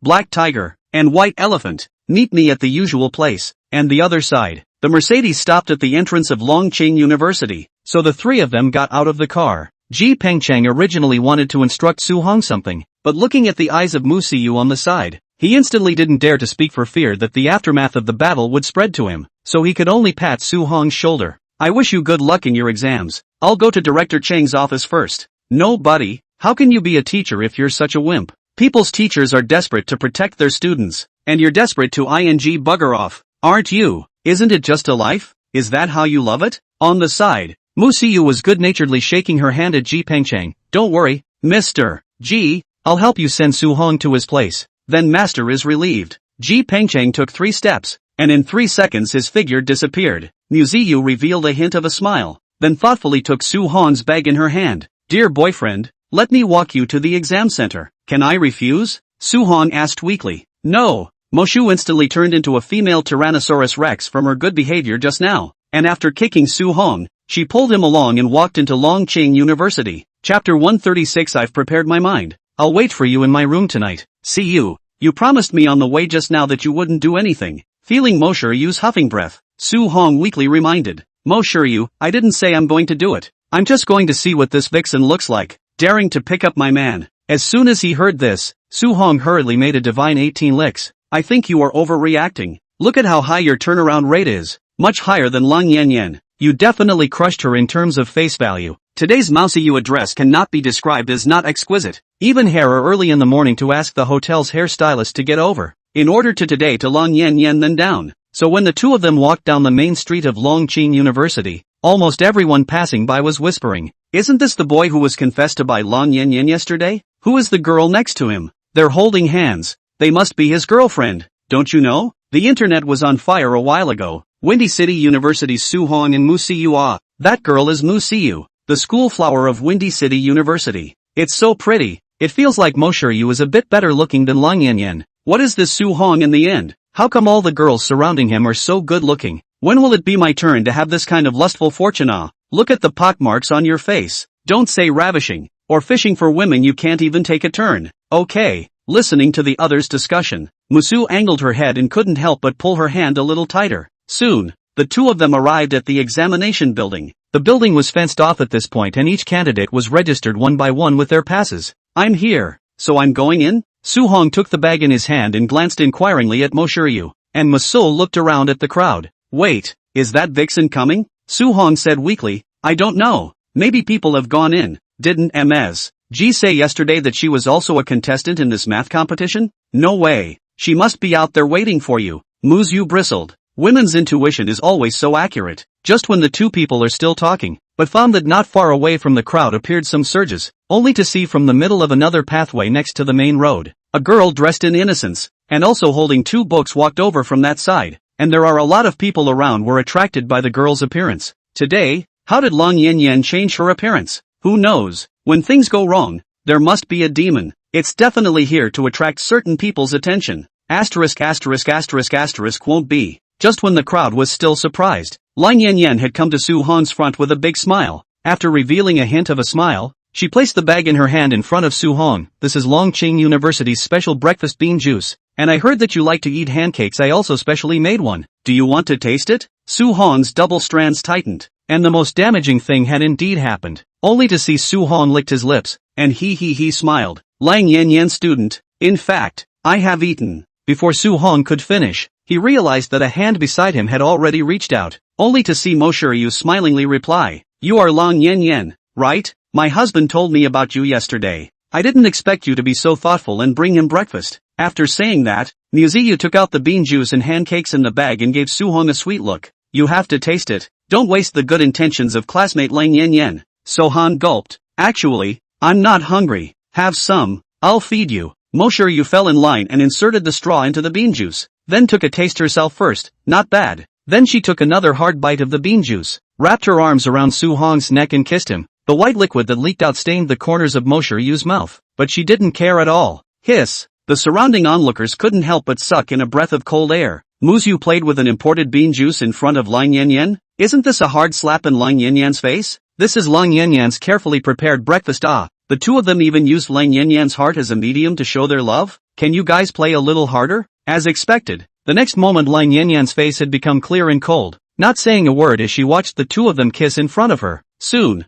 Moshiryu let go of Su Hong and looked at him smilingly. Husband, how is it? This bean juice is sweet. Su Hong people have been numb. In this kind of cultivation, he can only be reduced to the two of them toys. The soul of the gods have long drifted away beyond the 9 heavens, only to see him numbly nodded. Good to drink. Muyu smiled and looked at Lan Yanyan again. My husband said it's delicious. Thank you, Lan Yanyan student. Lan Yanyan's icy eyes seemed to want to kill. While Yu was not the least bit timid, she looked straight at Lan Yanyan. After a few moments of silence, Lan Yanyan suddenly withdrew her expression and blandly staggered away from Yu, walking in the direction of the examination room, saying as she walked, "The two of you aren't married yet. It's not your turn to call him your husband. Then don't bother. I'll just call him my husband and he'll ignore me." Muyu disliked back. "One day, he'll be mine. Don't worry, that day will never come." Only after Lan Yanyan left did the crowd of onlookers and eaters slowly disperse. Cool. Isn't this cooler than a TV show episode? Two of his mom's biggest schoolgirls surrounding a male cutie. Jealousy. And at this moment this male cutie has not come back to God. The heart has been silent. I will live. Until Yu gave him a punch. Haven't you seen enough? People are already in the exam room. Su-hong returned to his senses and helplessly said, "Sis, I didn't look at her. I was just thinking, if you were the empress in ancient times, you must not govern the harem in a submissive manner." "No, you still want to be the emperor's 3,000 concubines?" Hearing this, Muyu asked word for word. Su-hong had a jolt and hurriedly explained, Hey, I'm just kidding, but I quite like what I heard in those two sentences of your husband just now. Do you want to scream twice more? Get out." Muyu rolled her eyes and waited until Su-hong was walking towards the examination room. Then she suddenly said, "Husband, I prepared my mind, and I'll be waiting for you in my room tonight," Muyu said seriously. Chapter 137. The situation has suddenly changed, and we are heading for the sandy ruins. The time of the examination passed in a flash. Today's Su-hong seems particularly excited. If not for the system tasks at noon today, he now cannot wait to hoof it out of the examination room, and then hold Yu back to the hotel, to be a pair of happy water play lovebirds. However, when the exam bell rang, a voice suddenly flashed in Su-hong's head. Congratulations to the host for completing the task and successfully activating the Grand Carousel draw. The Grand Carousel lucky draw is open. Please wait for the host. Ding! Congratulations to the host for obtaining a grade A martial arts hard Qigong card, which can be placed in the card pack collection, and can also be used to learn card skills. Not the system. You've bugged out again, haven't you? You haven't even had your ING lunch yet. Lan Yanyan has already left Longqing University, so naturally there is no more refusing or agreeing to Lan Yanyan's lunch, so the system will automatically settle the reward. There doesn't seem to be anything wrong with that. Damn. This system, at the expense of lousy thought that there was a meal of cultivation at noon today, but it turned out that you told me that there was nothing. Right. I've been scared all day. The host has to scold the system again. The system has a way to make Lan Yanyan go back to school. Brother, let's just say don't be so petty. We're all buddies. I'm just kidding. Why are you still angry? Humph. In the face of this arrogant system, Su-hong anyway, there is no way at all. Who let himself spread such an ancestor? Open the system. Hard Qigong. It can make the whole body hard. The Qi gate is in the anus, and it will make the host's body suffer great damage after breaking the power. Another toxic kung fu. The valve is in the anus though, so it shouldn't be a big problem. You can't be Kakashi, staring at other people's pianja all day long. The key thing is, it gets the whole body hard. Won't it be another wonderful evening? What does it mean to want to die? Just lousy this kung fu live on the internet. I do not know how many rich women big sisters like themselves. Making $1 million a month is not a dream at all, okay? Thinking of this, Su-hong stood up beautifully, then walked along with the flow of people to the outside of the examination center. Originally, Su-hong thought that he would definitely be able to see Yu as soon as he left the examination room. After all, she was always special in the crowd and could be spotted at a glance. However, when she walked out of the building herself, she realized that Yu was not waiting for her at the entrance of the building, but rather Ji Pengchang. Where's Siyu? She went back? Ji Pengchang froze and replied. She didn't know what message she received on her cell phone, and after taking a look at it, she hurriedly left, and told us to go back to the hotel and wait for her. What's the rush? That I don't know. Ji Pengchang shook his head. Mainly he is not quite dare to ask. This morning's things he has heard Director Chang said. This girl in public would dare to hit Lan Yanyan's face, if she knows that Lan Yanyan can successfully dine with Su-hong because of their own, but also not to their own skin peeled off. I'm not going to work at Windy City University anymore. However, Su-hong frowned after hearing Ji Pengchang's words, not knowing why he had a vague feeling in his heart that something was wrong. It's because he's still at Longqing University. What could be more important to her than herself? It's either that or it's a matter of life and death. After thinking about it, Su-hong couldn't care less about Ji Pengchang, threw the stationery bag to Ji Pengchang and dashed outside. Teacher Ji, you can eat whatever you want for lunch. I'll go find Siyu first. Hey, Director Chang still wants to call you for lunch at noon. Ji Pengchang shouted. Su Hong in the crowd waved his hand before disappearing into the crowd. Without the addition of Moshu and Lang Yanyan, naturally not many people in the crowd could recognize Su Hong. Soon he ran to the entrance of the school, and found that the car that had sent them here this morning had already disappeared, and that Moshu had really left Longqing University. After thinking about it, he took out his cell phone and dialed a number to Moshu. Soon, the caller picked up on the other end of the line. You finished your exams? Cried a voice from across the room. Su Hong nodded. Of course, I looked for you as soon as I got out of the exam room. But, Mr. G said that you had already left, so I guess something must have happened to you. Musea softly hummed, then choked a little. It's nothing really, I'm just going to see my dad for a bit. Why don't you go back to the hotel and wait for me? After hearing this, Su Hong suddenly grunted. Fine, then I'll bring Lang Yanyan back to the hotel. Anyway, you'll hide something from me, then I might as well get a new girlfriend before it's too late. Don't you dare. Muyu instantly became anxious. Sohan grunted. Then tell me what's going on. Muyu sighed softly at the words, then said, today my dad sent a message saying that he's going to the Sandy Ruins. He said that he might live or die after he goes there, and that if he dies, he'll let me listen to Qin Yen, who will tell me what to do back there. These must be my dad's last words. I'm going to find him now. I'm going to make him tell me what happened. What the hell are the Sandy Ruins and why did he die? As she spoke, Mosher Yu's tears couldn't stop flowing. Growing up her father was always so confident that to text her in such a heavy tone of voice was definitely a 9-to-1 situation. Hearing this, Su Hong also frowned. Sandy soil ruins of information. Last time or listened to the Poker King said.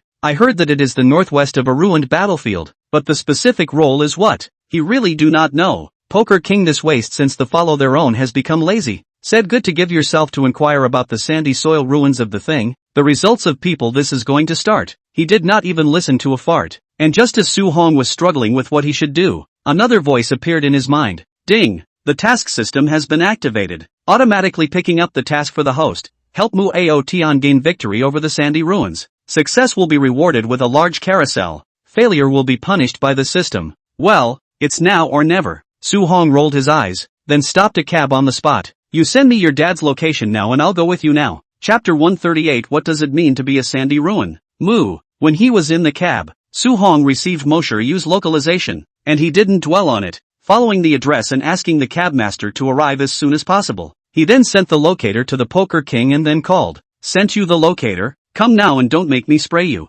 What for? I just picked up a hotel waitress and was about to go to breakfast with her. Go protect your gold master. If you don't come and the gold master dies, no one will pay your salary, Su Hong said very honestly. And the next moment, the Poker King broke free of one's hand and ran frantically toward the door. Be right there. Damn, this family is really falling apart without me. Only the messy hotel attendant lady was left. Her eyes were filled with little stars. Just now this man told himself that he was Superman. I didn't expect to be on a mission so soon. On the other hand, Su Hong on the other side was looking out the window with a calm face. Hey, have long known that come to Dragon City cannot be good. Just did not think it would be so fast. They are still ready to pretend in the awards ceremony of the math competition, and now have to be born to die to go. Sandy ruins. It must be a desert or something like that. I should have known to bring the little flying dance here. This guy is a good hand at scouting.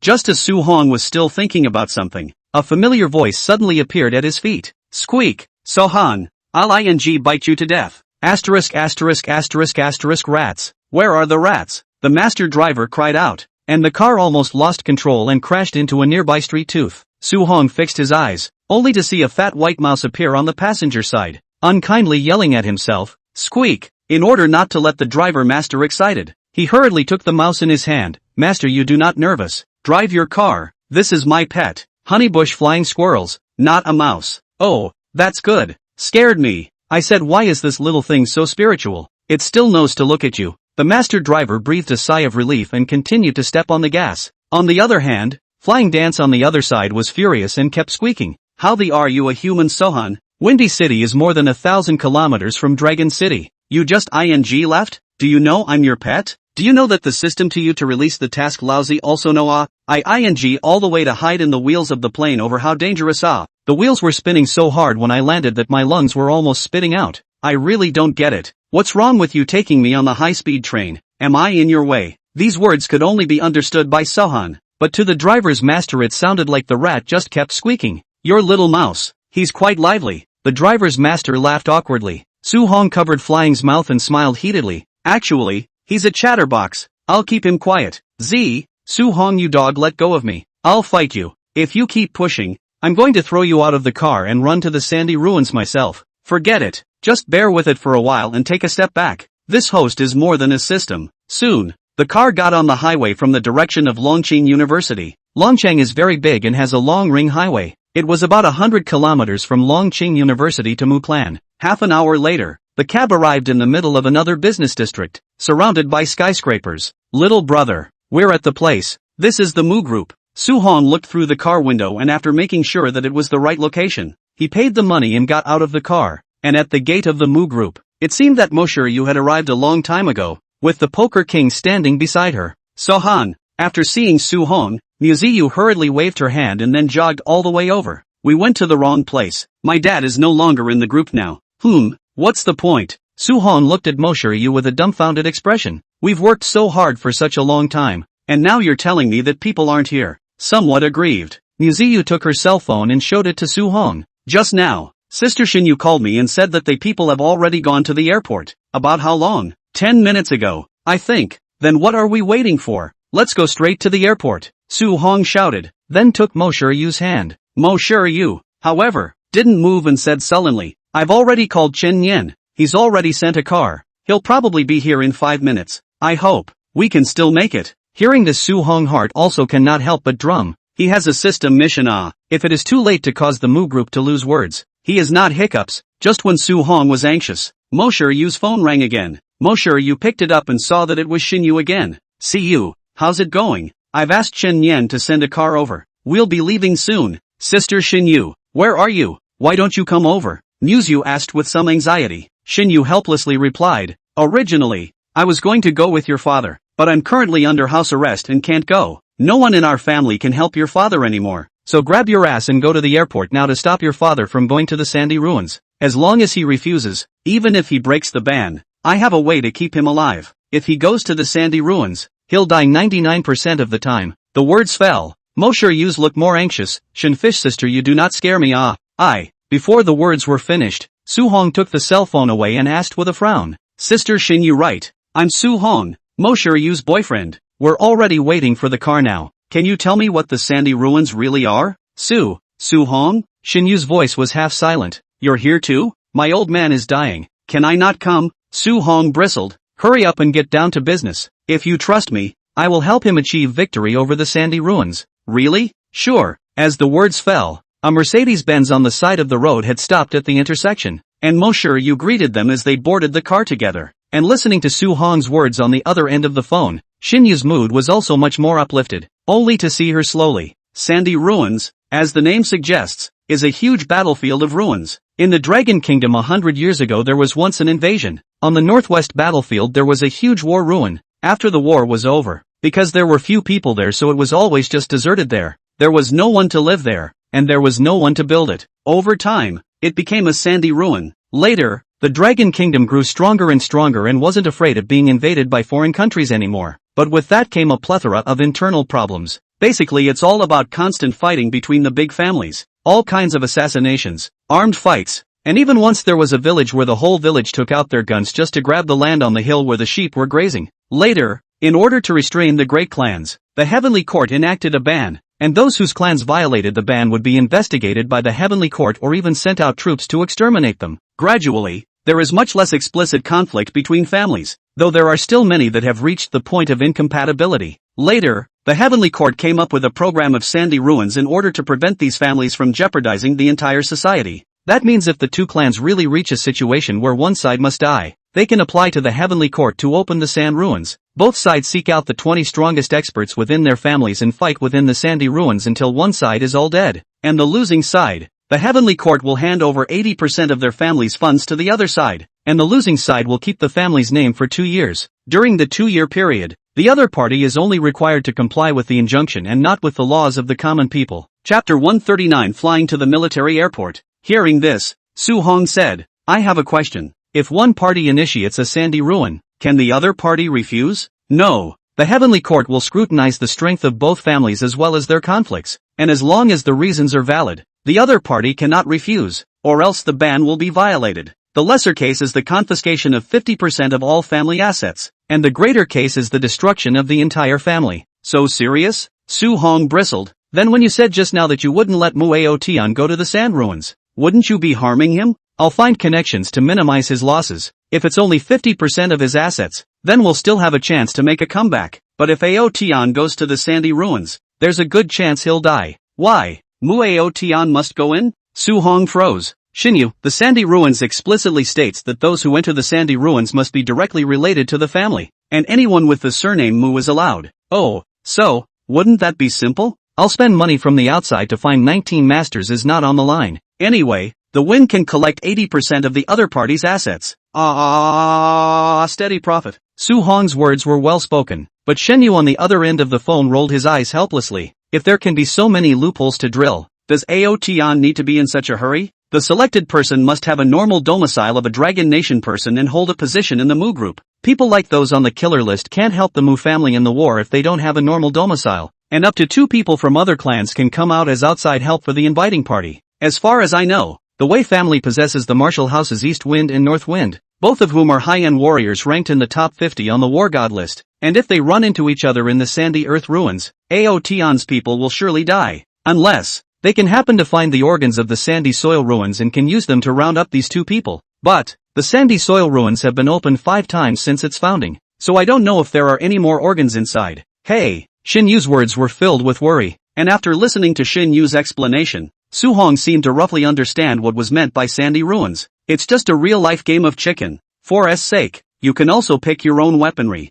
Don't worry, we're on our way to the airport now, and I'm going to help my old man win sandy ruins. After saying that, Su Hong was ready to hang up the phone, while in the next moment, Xin Yu suddenly shouted, "By the way, which airport did you guys go to?" "Longcheng International Airport." "What other airport can there be in Dragon City?" Upon hearing this, Xin Yu immediately said anxiously, "It's not Longcheng International Airport. They should be departing from the first military airport in Longhua. Where is that airport? I'll send you the location now, so take it easy." Xin Yu did her best to calm down. Soon, the location of the military airport was sent to Muziyu's WeChat, and when Su Hong looked at it, it was simply 2 directions from the ING Dragon City International Airport. "Turn around, quickly turn around. ING get to this position." Su Hong anxiously gave the driver a look at the location, and the driver then hurriedly braked and turned around. Shinfish continued, "You have to hurry up. My friend at the military airport told me that they have arrived. As long as you prepare the equipment to be on the plane,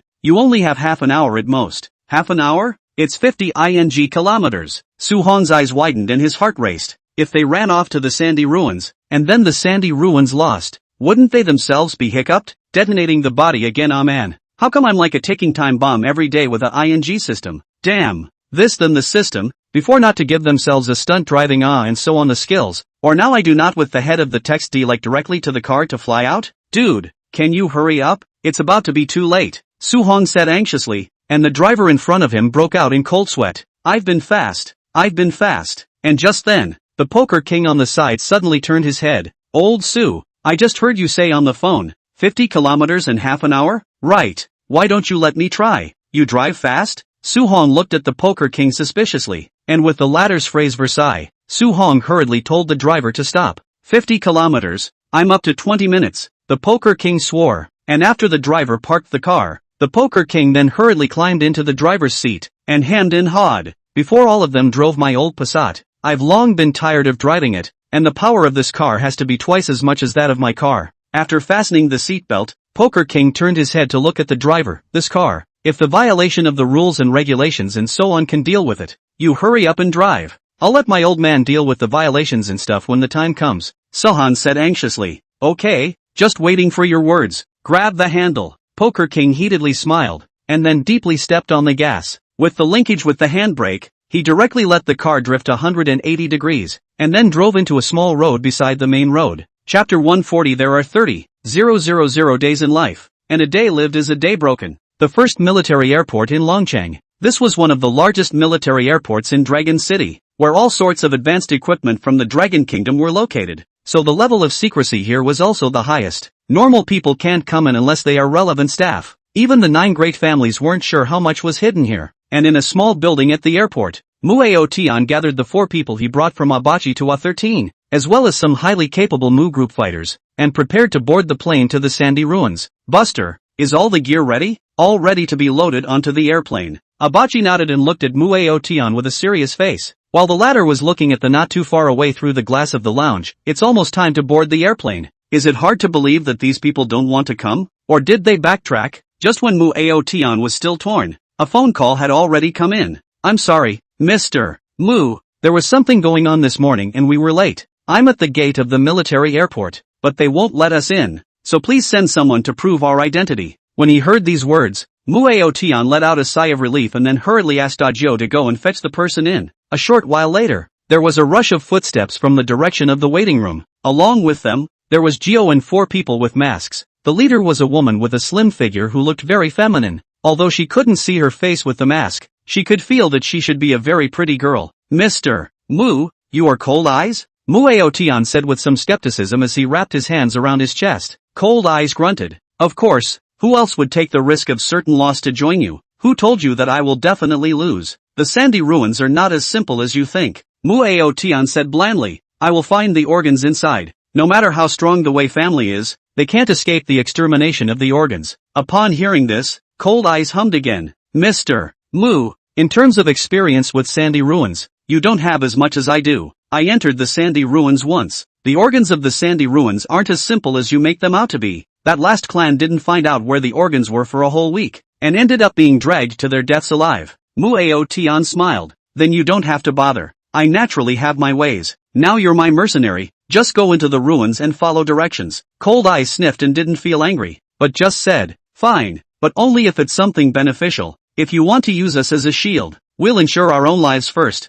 No problem. Muyu looked at his watch. It's almost time. Let's get on the airplane. With Cold Eyes and the others joining in, Muyu felt that he had a few more points of certainty. And the other side. Whoa, big brother, you slow down. You slow down. Su-hong shook his head frantically in the car. The reason for the frantic head shaking wasn't that he was on ecstasy. It was mainly that this car was on the verge of being driven by the Poker King. The Poker King looked serious. Don't you scream. Disturb the work. Hold it a little longer. There are still 3 kilometers left. Big brother, the last time I did a roller coaster with Muyu it wasn't even this exciting. Su-hong was confused. Just now on the highway. So many cars take off right over the railing. It's really taking off. What a whoosh to drive over the head of another car. I guess everyone else thought it was a movie. I didn't realize someone could actually make a car take off. Su-hong Fei, LT that if he drove it himself, it would probably be a 360-degree spiral takeoff, and then the car was destroyed. Meow. Look at that rat. It has rolled its eyes over and is foaming. See, and let it not affect your operation. If it continues like this, not to mention the sandy ruins, it is Muyu who can dry me out with one punch. Big brother. Just as the crowd was about to pee, a sharp brake was heard, and the Mercedes stopped at the airport's gate. There it is, 20 minutes just right. Poker King exhaled and said with an excited face, it's been a long time since I've driven like this. How about it, old Su? I'm good. Right. Old Su? Old Su? Su-hong smoothed the bangs on his forehead. Old Su's soul hasn't caught up yet. Let me slow down for a while. Yu and the driver on the side reacted in much the same way as Su-hong, both at the stage where their souls hadn't caught up with them yet. But before the crowd could slow down, a call had come in. Hello? Sister Xinyu, where are you guys? Xinyu said with some urgency. Aotian and the others have already started boarding. As the words fell, Yu instantly sobered up. They've already left? It'll probably be gone in a few minutes at most. Yu instantly became anxious. We just arrived at the door. Do they know where they are? I don't know about that. You'll have to find out for yourselves. I'll hang up now. I'm asking my friend. After saying that, Xinyu hung up the phone. Su-hong on the side finally reacted, and after getting out of the car, through the railing, he could see the huge grounds of the military airport. The only thing to be seen on the large field was a green military transport plane making a turn, close to the entrance, and on the plane's walkway, a dozen or so figures were slowly boarding the plane, whereas if they went in through the terminal there, they'd probably have to run to their deaths for about 10 minutes, so that the plane would have long since taken off for s sake. After a brief moment of contemplation, Sohan rejoined the car. Can you see my dad's plane? There's only one plane moving on the field. It should be them. We're too far away. If we run over there, the plane must be flying. Then what to do? Yu immediately became anxious upon hearing this. Why don't we just drive in? Upon hearing this, Su-hong suddenly widened his eyes and looked at Muyu with an unbelievable expression. Yo,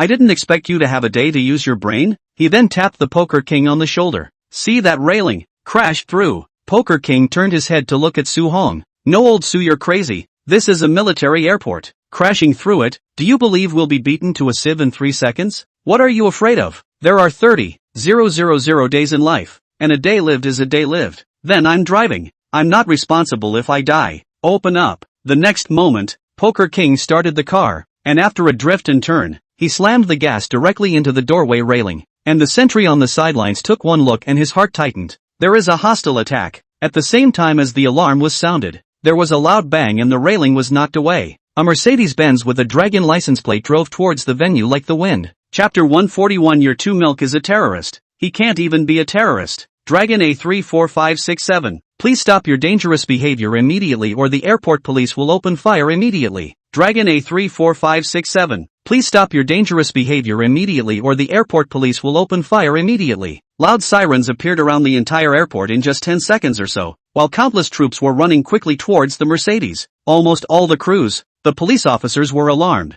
They hadn't seen this in I don't know how many years. Don't you want to die? Don't you know this is a military airfield in the Dragon Kingdom? If you dare to barge in here, it would be easier to destroy you. I saw the tank. Big brother, don't play with your life. Poker King saw the tank cars that were whistling, and even the missile cars behind them, and his chrysanthemums were clenched. Su Hong's heart sank, but he said firmly, "Never mind that much. 2 kilometers ahead. If you don't get hit by a missile, I'll let my great-uncle double your salary." Upon hearing the salary, Poker King immediately played like chicken blood. "Don't worry, boss. Dragon Gate Express. The mission will be accomplished." After saying that, the Poker King slammed on the gas, straight to that military machine. 2 kilometers away under his life-threatening frenzy, only took 2 minutes to get there, as he made a beautiful tail swing, directly stopped in front of the military machine. But the next moment, the military vehicles that were coming toward them to surround them had also arrived. A dozen or so armored vehicles, heavily armed officers and soldiers,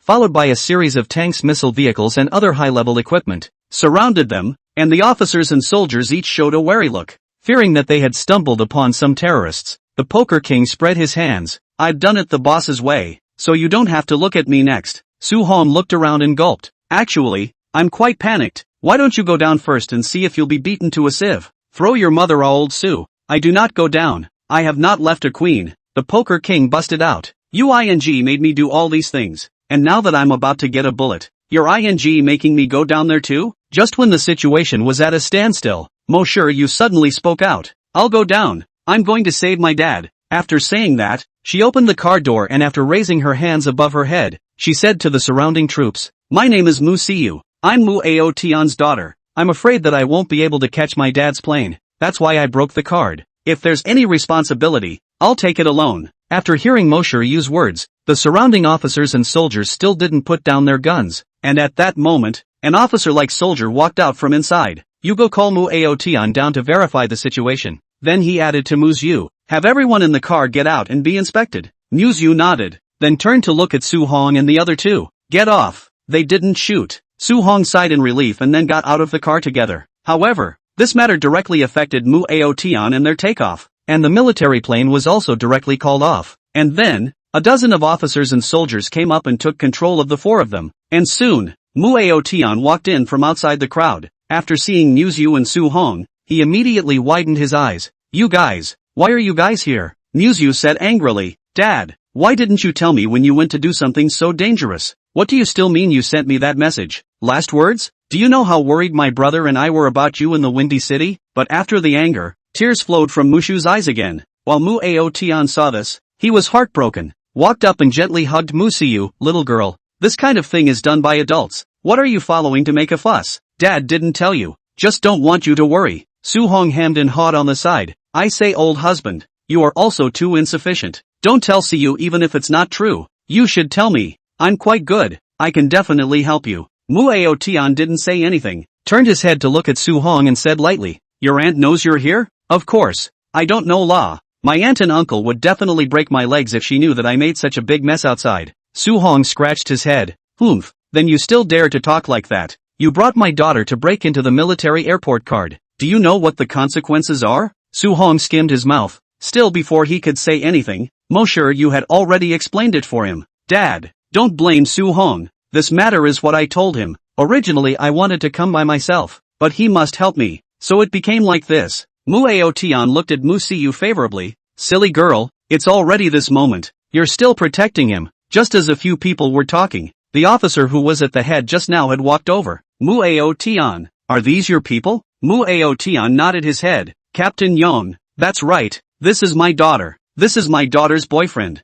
That's fine. Chief Yong hummed, then continued. Muyu, you know that breaking the card is a violation of the ban. Right now you're not allowed to leave the airport. You can only leave after you've taken care of this matter. For your violation, it will most likely result in the Mu family entering the sand ruins after the Wei family, a result I hope you can accept. Muyu didn't answer, but glanced at Su Hong blandly. Head Yong, I suggest you look at Su Hong's ID card before deciding on these punishments. Su Hong people are stupid. Not big brother, what do you mean? I come all the way out here to ing save your ass, and you let somebody else ing check my ID, and you're going to dump it all on me? Do I look like a backstabber? Just when Su Hong was staring at him with wide eyes, the head of Yong had already come to Su Hong's front, and after looking at his face at a glance, he was slightly shocked in his heart, and then said, take out your ID card and I'll take a look at it. Oh, Sohan grabbed his ID from his pocket. Name, year of birth, address, Yong head of the confirmation. It seems that all of a sudden it found something, and then said in surprise, you are Su Hong? Gao, General Gao's nephew? What General Gao? No, how do you know my uncle's surname is Gao? Su Hong said with some doubt. Leader Yong licked his lips, then looked at Su Hong with respect in his eyes. Sorry for the offense, I'll withdraw everyone. The next moment, Chief Yong waved at the people behind him. It's okay, everyone withdraw. It's not any terrorists. Now not only Su Hong, even the surrounding officers and soldiers were shocked. No, this guy ran the cards so brightly, and now all of a sudden it's okay? What's going on, Chief? Aren't the people going to be arrested? The deputy head of the regiment walked out and looked at the young head of the regiment in some disbelief. The latter hurriedly pushed him. Get thee out of here. Your tits are terrorists. He can't even be a terrorist. Chapter 142 Old Su. They bullied me. You helped me scold them. Looking at the officers and soldiers who faded away like a tidal wave, Su Hong was a bit confused. Is it possible that I am the son of destiny in a metaphysical novel? See me and run away? Not really. Or do you see that I'm a college student and you're afraid that the counselor will come after you if you drive me to my death? That's not possible either. Old G couldn't even carry Muyu, and he still dares to come after the army? Shaking his head, Su Hong decided not to think about it. Anyway, the danger has been lifted. He is alive and well, and also caught up with Muyu plane, and achieved his goal. This is enough. So he came to Muyu side beautifully. Old husband, see how good I am. Not looking. Muyu skimmed his head. In fact, he is clear in his heart. Su Hong's this identity not to mention hard to break into the airport. He is really the airport bombed. It is estimated that there will not be too big a thing. And the four of them looked at no officials and soldiers surrounded them after. The heart is also relieved. Moshiryu looked at Muyu. Dad, let us go with you to the sandy ruins. Su Hong can help you. I also know how to use a gun. Big deal. Just fight with them. Muyu shook his head. No, you can't get on the airplane. Besides, who says your dad is going to die? I'm pretty sure of that. After saying that, Muyu looked at Su Hong again. You take Cu away. I'm leaving. When Su Hong heard this, he instantly became anxious. The system said to help Muyu win the sandy ruins, meaning that he must be involved in it.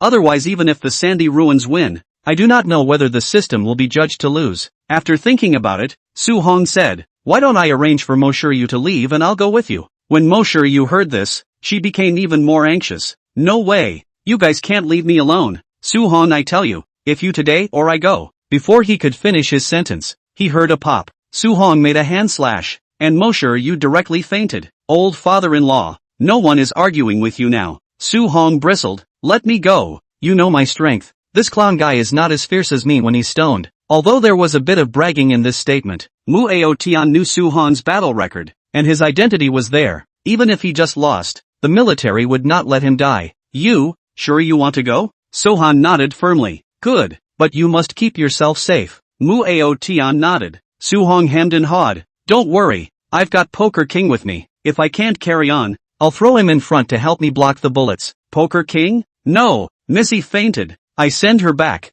I'm afraid that something bad will happen to her. I won't go to the sandy ruins. Good luck. The Poker King smiled awkwardly and was ready to bolt. But before he could run 2 steps, Su Hong carried him back. If you don't go, I'll beat you to death now. not the old Sue. I'm a ing dead end salary. You just can't wait for me to die, can you? I'm 9 generations old. I haven't left any descendants yet. $10 million. Bodyguard Poker King. For your protection. Poker King's eyes cleared instantly. Remember to tell my mother that I'm not a coward. Get on the plane, Su Hong said with determination. Seeing the situation, Muyu Tian didn't say anything more. Just let a 12 and a 13 get off the plane. Let the two of them escort Missy back to the hotel. As long as they arrived at the hotel, Mo Sure Yu is safe. After all, Chu Lingmei was there. While Su Hong and Poker King were guided by Muyu Tian, they managed to board the airplane. Military transports are not quite like civil aviation. There are no seats on them, just 2 rows of people sitting quietly on the floor. And the moment Su Hong and the Poker King boarded the airplane, some strange looks were instantly cast over. A couple of men and women sitting in the corner, to be exact. Although they were all wearing masks, Su Hong always felt that these eyes were strange, not like hostility, but more like surprise. While on the side, Muyu Tian introduced, "These are our comrades who entered the sandy ruins this time. Before we get out of the sandy ruins, our interests are the same. If we lose, we will all die together. So before we get out of the sandy ruins,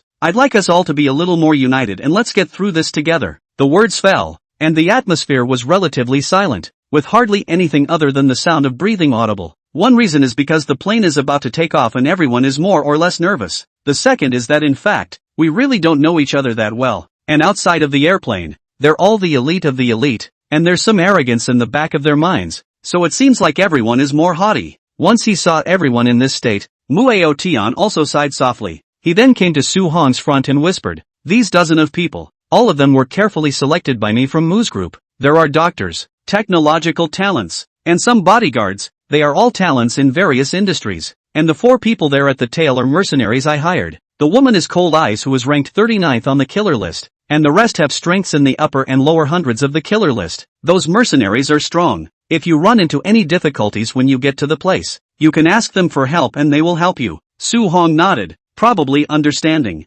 This time it was not short. Even the logistics and medical care were ready. Muyu Tian spoke in a very soft voice, but the Poker King standing aside also heard it, and after hearing it, he immediately walked towards the tail of the airplane with a smile on his face. Then very naturally, he sat down next to the 4 mercenaries and patted one of the men on the shoulder. "Brother, I heard that you're also a mercenary? How much did Mr. Mu pay you guys to come here? Let me tell you, they spent $10 million to invite me here. But don't you guys envy me, because I'm definitely above you." The words fell, and there was even more silence inside the cabin. The 4 of them looked at the Poker King through and through, with a look like they were looking at an idiot. After a while, a man with a dog mask slowly said, "4 of us, $1 billion. The Poker King's eyes widened. "No dude, you're kidding. Selling you wouldn't be worth $1 billion.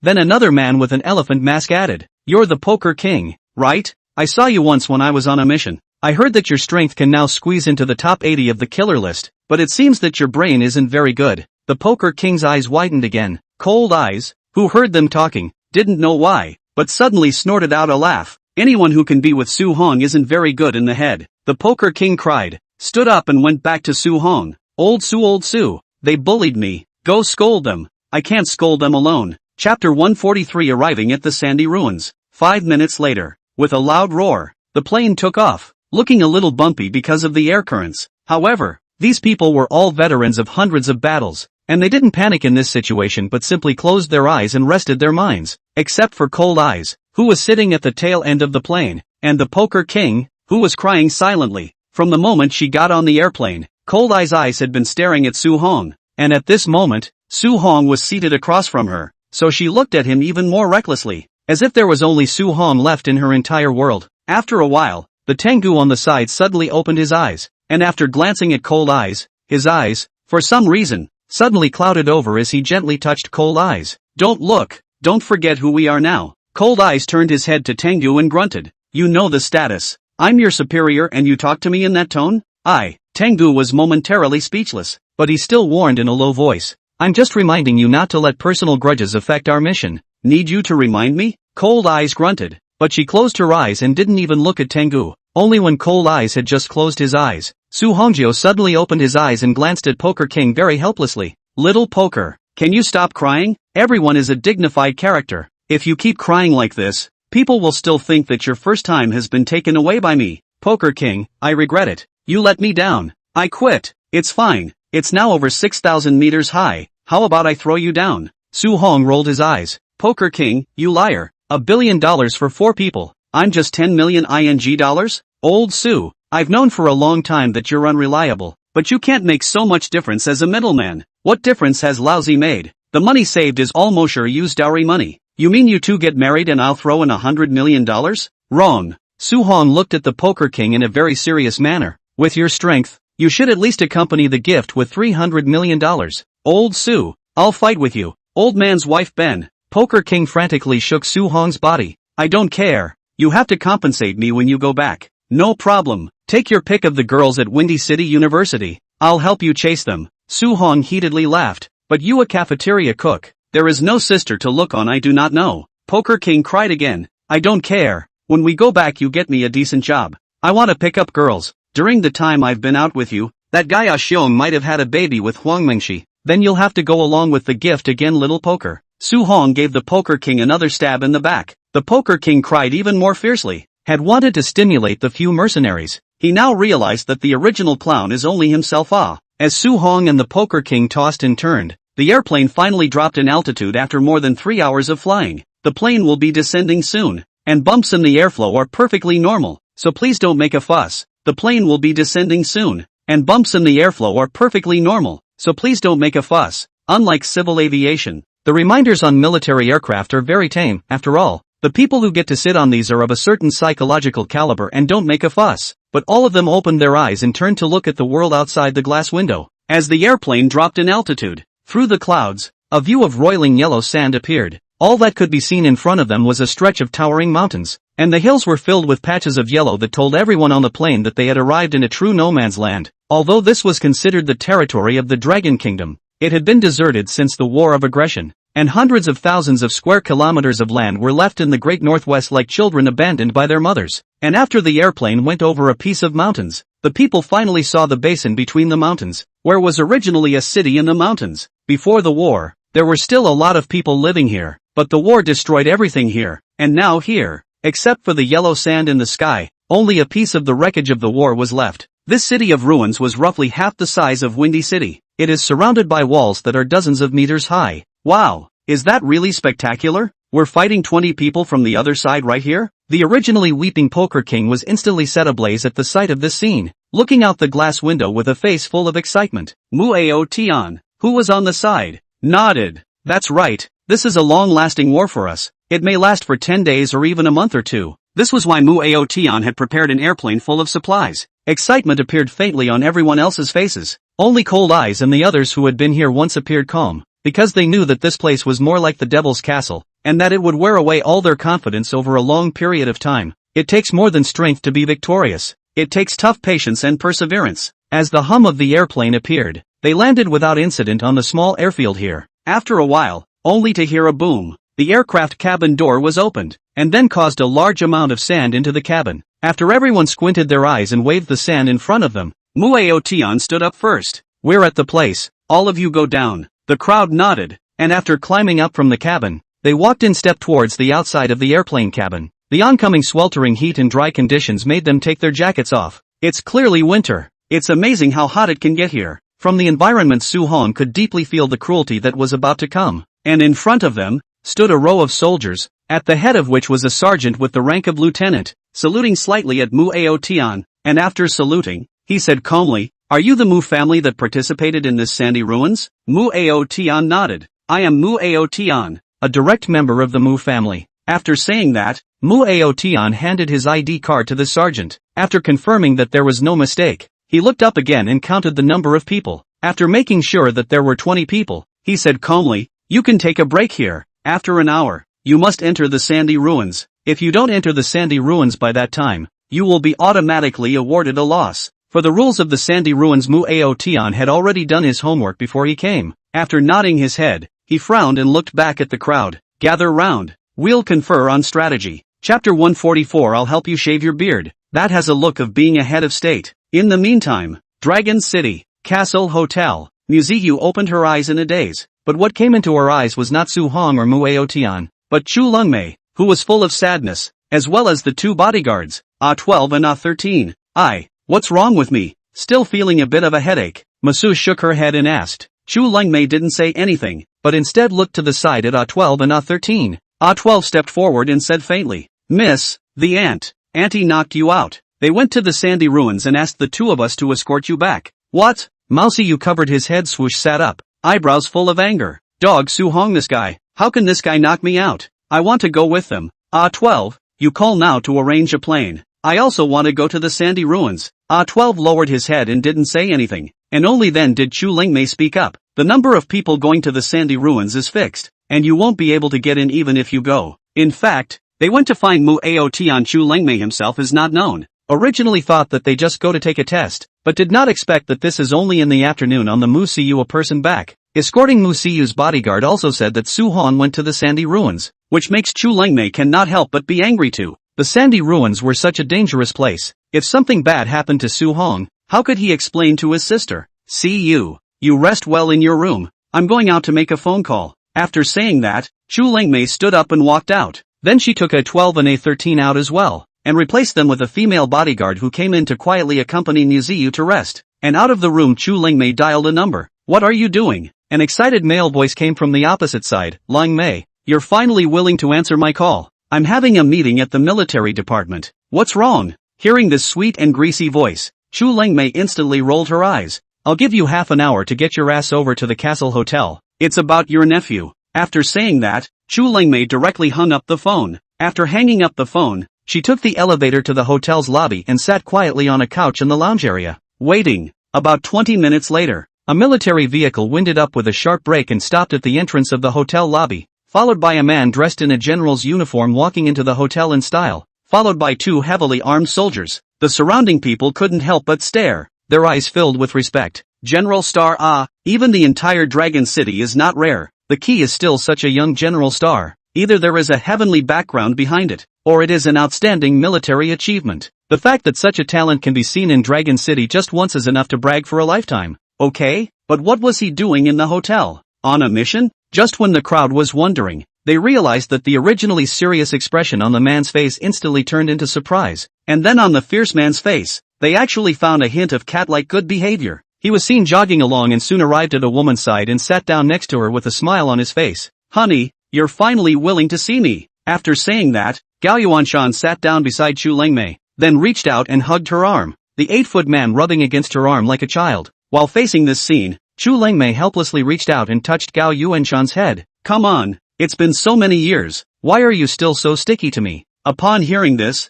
Gao Yuanshan arched into Chu Lengmei's arms like a big cat. I'm just sticking to my wife, not to another woman. Honey, are you still mad? Chu Lengmei revealed a hint of a smile, and her original anger subsided for the most part, patting the man's face full of scruff. Alright, get up, the beard is killing me. Hey, I've been living at the military headquarters for a while now, so I haven't had time to take care of myself. Gao Yuanshan sat up from Chu Lengmei's arms with a pleasing look. Wife, you just said hunger, what happened to hunger? Upon hearing this, Chu Lengmei's complexion instantly turned cold. This Su Hong, he's really pissed off. A slip of the tongue, helping the Mu family participate in the sandy ruins to go. Gao Yuanshan heard, instantly froze, but he is quite calm. Think the man should be like this in Bear, Mu family? Is Muyu on that Mu family? Isn't his family's daughter a friend of Hong's son and daughter? Isn't it normal to help his old man's family attend a sandy ruin? As the words fell, Gao Yuanshan was knocked on the head. Chu Lengmei said in a cold voice, what is the status of hunger? If something happens to him by participating in the sandy ruins, what are you going to give an explanation to your sister?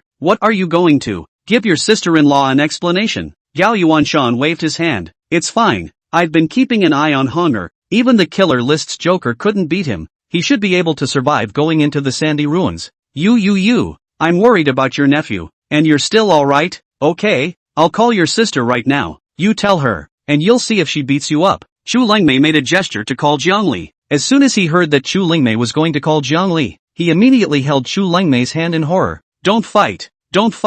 I've been afraid of my sister since I was a kid. It's not like you don't know. Just so you know, aren't the troops stationed in the sandy ruins your people? You go now and ask if they can monitor the footage in the sandy earth ruins. Without even thinking, Gao Yuanshan replied, the sandy soil ruins themselves have surveillance in order to prevent violations within the sandy ruins. We have everything from heat sensing to surveillance footage. That's fine. You track Honger's whereabouts, don't let anything happen to him. Che, don't you think we came over during our border war? Before the words were finished, Xu Lengmei had already opened Jian Li's phone number. In the next moment, Yao Yuanshan hurriedly put Xu Lengmei under control. Wife, I'll listen to you. I promise to put Honger's safety in place as soon as possible. I'll let someone else make the arrangements now. After saying that, Yao Yuanshan raised his head and looked at the two guards next to him, and his eyes changed from the fawning earlier to serious in an instant. Didn't you hear my wife? Get the hell out of here and get Chief Feng to transfer the surveillance to the headquarters. 24 hours a day. If anything happens to Honger, I'll hammer you to death. When the guard heard this, he immediately stood at attention and saluted, turned and ran out. Seeing Gao Yuanshan's attitude like this, Xu Lengmei was then satisfied a bit. Then she touched the beard on Gao Yuanshan's face. Come on, go back to your room with me. I'll help you shave your beard. Look at you. You're so scruffy. How can you look like a chief anymore? Chapter 145 Mid-Autumn Reunion. Family Fun. The Other Side. The first thing Muyu Tian did when he gathered all the people together was to ask the two strong and tall men in the team with a height of 2 meters to go and move the supplies in the military plane towards the sandy ruined city. They were like old yellow oxen with a lot of stamina, and although they were not strong in battle, their ability to carry supplies and carry them was extremely strong. Boxes of supplies like small mountains were carried on their shoulders bit by bit towards the door of the sandy ruins. Muyu Tian then carried a small box off the plane. This is a walkie-talkie and some simple communication equipment. There is no normal cell phone signal here. We have to carry the walkie-talkie with us to maintain communication. Also, this is a simple map of the sandy ruins, which can give us a rough idea of the directions, but very few people go inside the sandy ruins, and a detailed map is probably something the Wei family can't get. Cold Eyes on the side nodded. This was something she knew all too well, and the last time she came, she only had the simple map. The group then divided up the walkie-talkies, and the map. After Su Hong took the map, he took a rough look at it. Their position was in the east of the sandy ruins, while the entire sandy ruins had a total of 2 gates. The other was in the west. It is assumed that the Wei family will enter through another door. The distance between the 2 gates could be 100 kilometers, meaning that even if a raid was launched, it would be hours away. And the entire sandy ruins can basically be divided into 5 areas. Left blue dragon, right white tiger, front shoe bird, back Xian Wu, and a zone in the middle called Kirin. Very middle of the road looking name. The areas to the left and right are relatively safe though, as they are basically against the gate. The area of the middle griffin, on the other hand, is the most dangerous, with the vast majority of the debris left over from the war never having been cleaned up. Even the clans that had participated in the sandy ruins felt fearful after coming out from inside and mentioning about the Qilin area, because there were many poisonous insects and miasma, and there were even some unknown creatures that would attack people, and the buildings there were very dangerous, and they didn't know when they would collapse, and there were even some untriggered organs there, and if they were triggered the surrounding area within a kilometer would be blown up into an area of destruction. I think it should be the invasion of the war of aggression in order to fight against the invaders. The former people left behind a hidden weapon, only not yet used when the war has ended. Just as Su Hong was still pondering, Muyu Tian's voice sounded again. These are the basics of the sandy ruins, which everyone should understand. I'm communicating ideas now. After entering the sandy ruins, my idea is to split into 2 teams and find a suitable location in the Vermilion Bird or Xuanwu district to be our base camp. First gather all the supplies on hand in one place, then we'll go in search of the enemy. What do you think? Cold Eyes sniffed and nodded calmly. I have no problem with that. In fact, in the sandy ruins, the supplies are the most important. There is no supply inside, and cannot come out of it. If you starve inside for a few days, you do not admit defeat, also have to admit defeat. Su Hong, who was on the side, also nodded and slightly waved the yellow sand that was blown up by the wind by his hand, then said, then how will our 2 teams be divided? Here's what I'm thinking. I'll take 1 team and Cold Eyes will take 1. You and Poker King will follow Cold Eyes, and 3 of Cold Eyes' men will follow me, so that the strength is a bit more even. What do you think? When Tengu heard this, he immediately shook his head. No, I want to stay with Cold Eyes. We're in this together, and we can cope better if we run into the unexpected. Muyu Tian froze, but the next moment, he still nodded. Okay, then you guys. But before the words were finished, Cold Eyes said, I agree with Mr. Mu's plan. I'll bring Su Hong and Poker King. We'll contact each other on walkie-talkies when the time comes. Cold Eyes, Tengu said in a cold voice, but the only thing that answered him was an icy tone. Follow orders. If you don't want to listen to orders, you don't have to go in. With or without you, it's all the same to me. Tengu closed his mouth after giving a reluctant glance at Cold Eyes, and then he raised his head again to look at Su Hong. His eyes filled with ice coldness. Su Hong sneered and came to Tengu's side.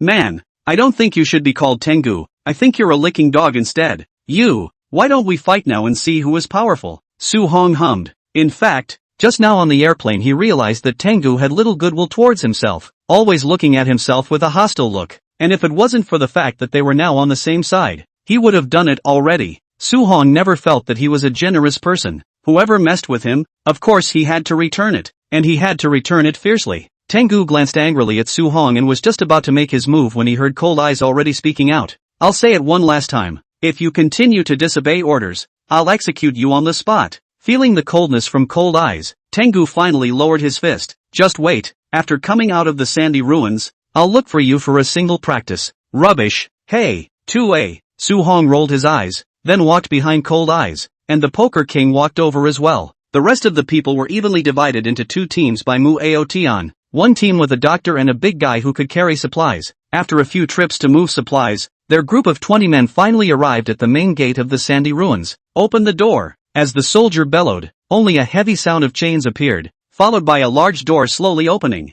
and behind the gate was a field of age-old ruins. A mottled-looking road was littered with broken concrete blocks. Both sides of the road were lined with dilapidated buildings, and as the breeze blew, a fine layer of dust lifted up from the ground and brushed across the faces of the crowd. Muyu took a deep breath. Go in. The crowd nodded. After walking through the door in front of him was closed with it. Everyone walked in the center of this dilapidated road, not saying a word, silently looking at the surrounding buildings. The collapsed building still had the traditional Chinese characters of the last century written on it. Because of the age of too long, the paint on it had been sanded off most of it. At this time, Su Hong stopped. Slowly, he walked over to the house that had collapsed, and gently wiped the dust off the wall with his hand, and the painted words that emerged were faintly visible. Mid-Autumn Reunion, Happy Family, and underneath this line of big words, there was a protruding stone. After Su Hong plucked it away, but he found that underneath the stone, there was a piece of white bone. To be precise, it was a hand bone. In the next moment, Su Hong,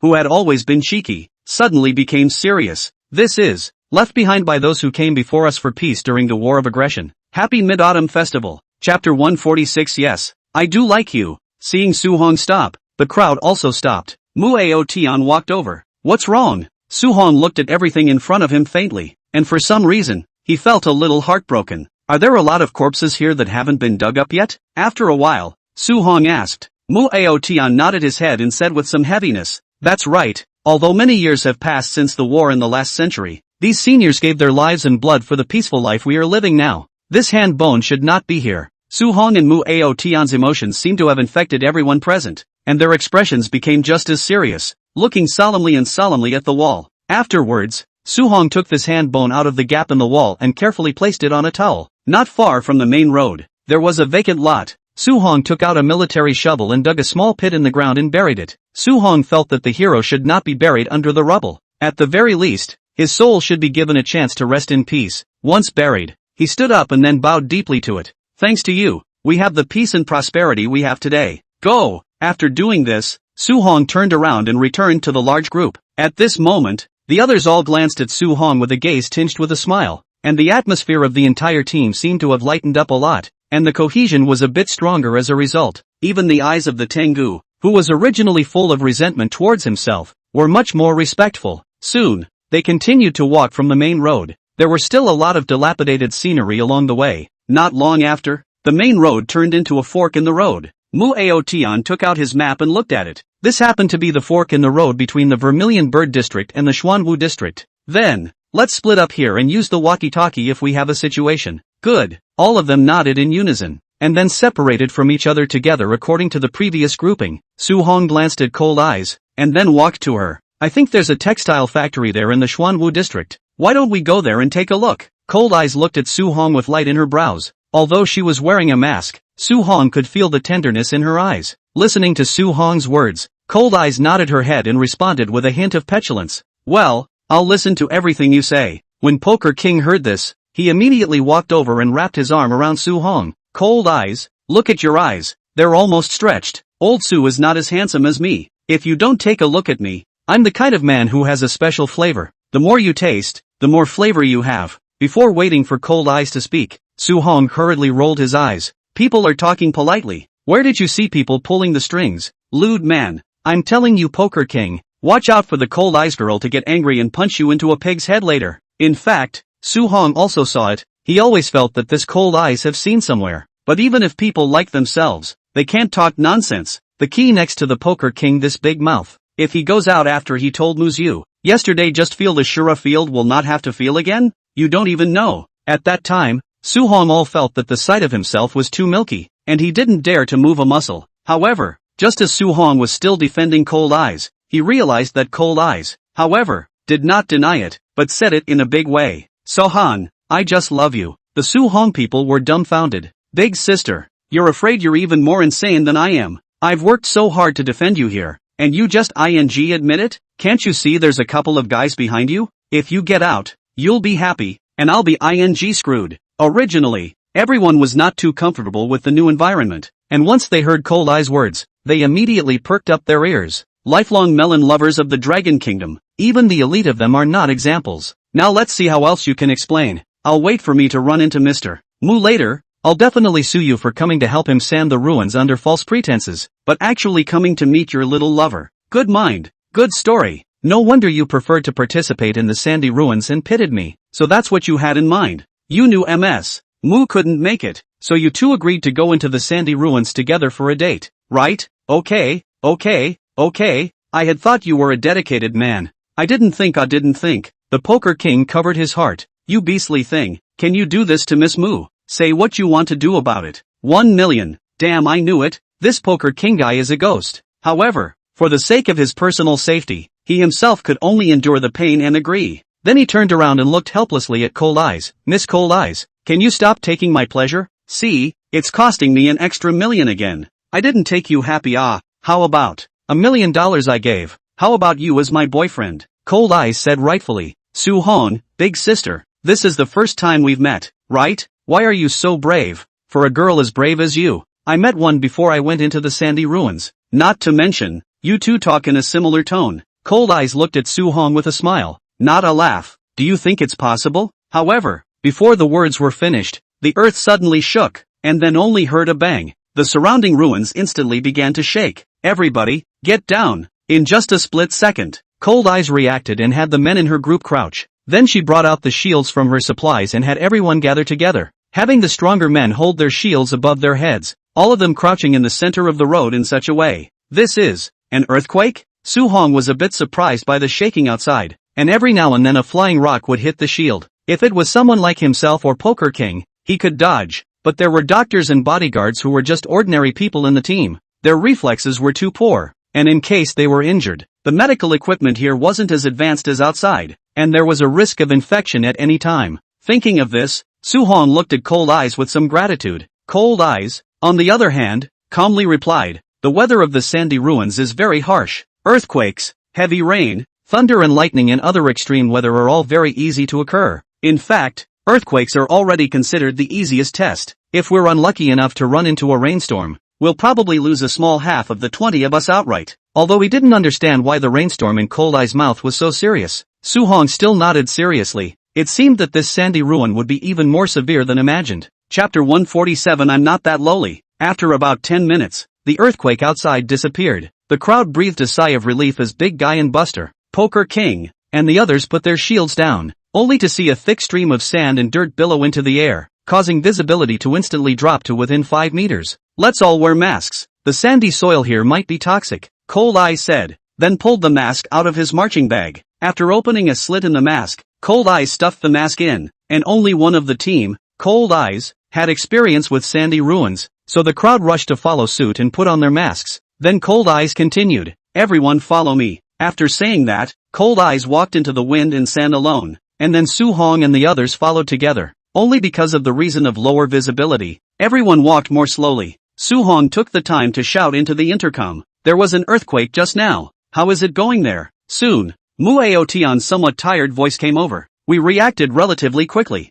No one was hurt. How are you guys doing? Luckily Cold Eyes is more experienced and none of us were hurt, so we'll be in touch when we find the place." Copy that. The words fell, and the intercom channel went silent. Su-hong raised his head and found that the sand around him seemed to have disappeared a lot, and the buildings around him were vaguely visible, except that unlike before, those small 2-story buildings that were still struggling to support themselves had collapsed quite a bit more. What was once a recognizable look of the town is becoming more and more like a dump. The previous topic of confessions seemed to have been skipped over by the earthquake, and the crowd was in a slightly heavy mood and not in the mood for jokes. Even the Poker King seemed to realize the seriousness of the problem and fell silent. Time passed bit by bit, and after half an hour of walking, the surrounding vision was much clearer, and there were more houses on both sides of the road than just a moment ago, which didn't seem to have been affected by the earthquake. Think they should be out of the earthquake zone. Sohan. At this time, Cold Eyes stopped and turned back to call out to Suhan. Suhong immediately walked up. What's wrong? I just looked at the map. That textile factory should be right around this one, but I don't see any factories around it. Is there something wrong with the map? As the words fell, Suhong hurriedly took out a map and took a look at it. There was only a vague geographic location on the map, and the place where they were should belong to the center of the Vermilion Bird District. Theoretically speaking, there should be a relatively large factory here. It used to be supposed to produce military clothing. Just as Suhong was still observing the surroundings, Buster in the group suddenly pointed at a house and said, Mr. Su, could that be the factory? Looking in the direction of Abachi's finger, he saw that a flag was still flying on a collapsed house not far away, and although the flag was already tattered and torn, its gesture of fluttering against the wind still emphasized its strength. Because of the cover of the house, Suhong, somewhat unable to see what is behind the flag, but thought that a normal residential area should not hang the flag. This residential area behind the factory is likely. Let's go there and see. Sohan made up his mind, then took a big step away from the curb and climbed toward the ruins. When Cold Eyes saw it, she hurriedly chased after them. Only she turned to Poker King before leaving and said, They're all carrying supplies. You protect them by the side of the road. I'll go and come with Suhong. The Poker King immediately narrowed his eyes at this. Then don't take advantage of my brother while you're alone with him. He's not single. Cold Eyes grunted. Shut the hell up. Be careful, I'll come back and cut out your tongue. After saying that, the Cold Eyes followed Suhong climbed up the ruins, and the Poker King was skimming his lips. How is it that she is even more tigerish than Moshiryu? At most, Muyu would beat herself up, and she wanted to cut out her tongue? Do you really think I'm a lubricant for your flirting with Sohan? On the other hand, after Suhong climbed up the ruins, he soon reached the other side of this collapsed house, and a path appeared in front of him, surrounded by scattered bricks. However, just as Suhong was about to continue forward, a voice suddenly came from behind him. Wait! Suhong stopped his steps and then looked back, only to see that Cold Eyes had already caught up. What's wrong? Is it true that you don't have the slightest experience in surviving in the wild? Cold Eyes rolled his eyes, then took out one of the sprays he had on him and sprayed around Sohan and slightly on himself. It's bug spray. These places have been abandoned for 80 years or more at the very least. There are poisonous bugs all around. You'll see how bad it is when you get bitten in a moment. Suhong smiled sincerely. Thank you. Then you. No, I have a girlfriend. Sohan shook his head. Cold Eyes rolled her eyes. Idiot, what's so good about your girlfriend? All she does is ohu slag all day long. If you stay with me, I can help you stand at the top of the Dragon Kingdom. Suhong skimmed his mouth and replied without the slightest hesitation. But I love her, although she's usually quite violent. But whenever something happens to me, she always comes back to accompany me at the first opportunity. That time I stayed in the hospital for so long, she obviously could have let the caregiver take care of me. But she, who doesn't dip her fingers in the water, learned to take care of it the hard way. And. That time the infrared gun was pointed at my forehead and she didn't hesitate for a second. She just tackled me, just to save me. And. Before the words were finished, Cold Eyes glared and said, but I wouldn't hesitate to do any of these if they happened to me. Upon hearing this, Suhong was instantly dumbfounded. Big sister, you really can't stand oil and salt. I don't mean for you to compare yourself to her. Everyone is separate and different, but I've been through a lot with her, and there's no way you can imagine that. Before Suhong's words were finished, Cold Eyes suddenly furrowed her brows, then suddenly rushed into Suhong's arms. In just an instant, the distance between the two was only a few centimeters. Big sister,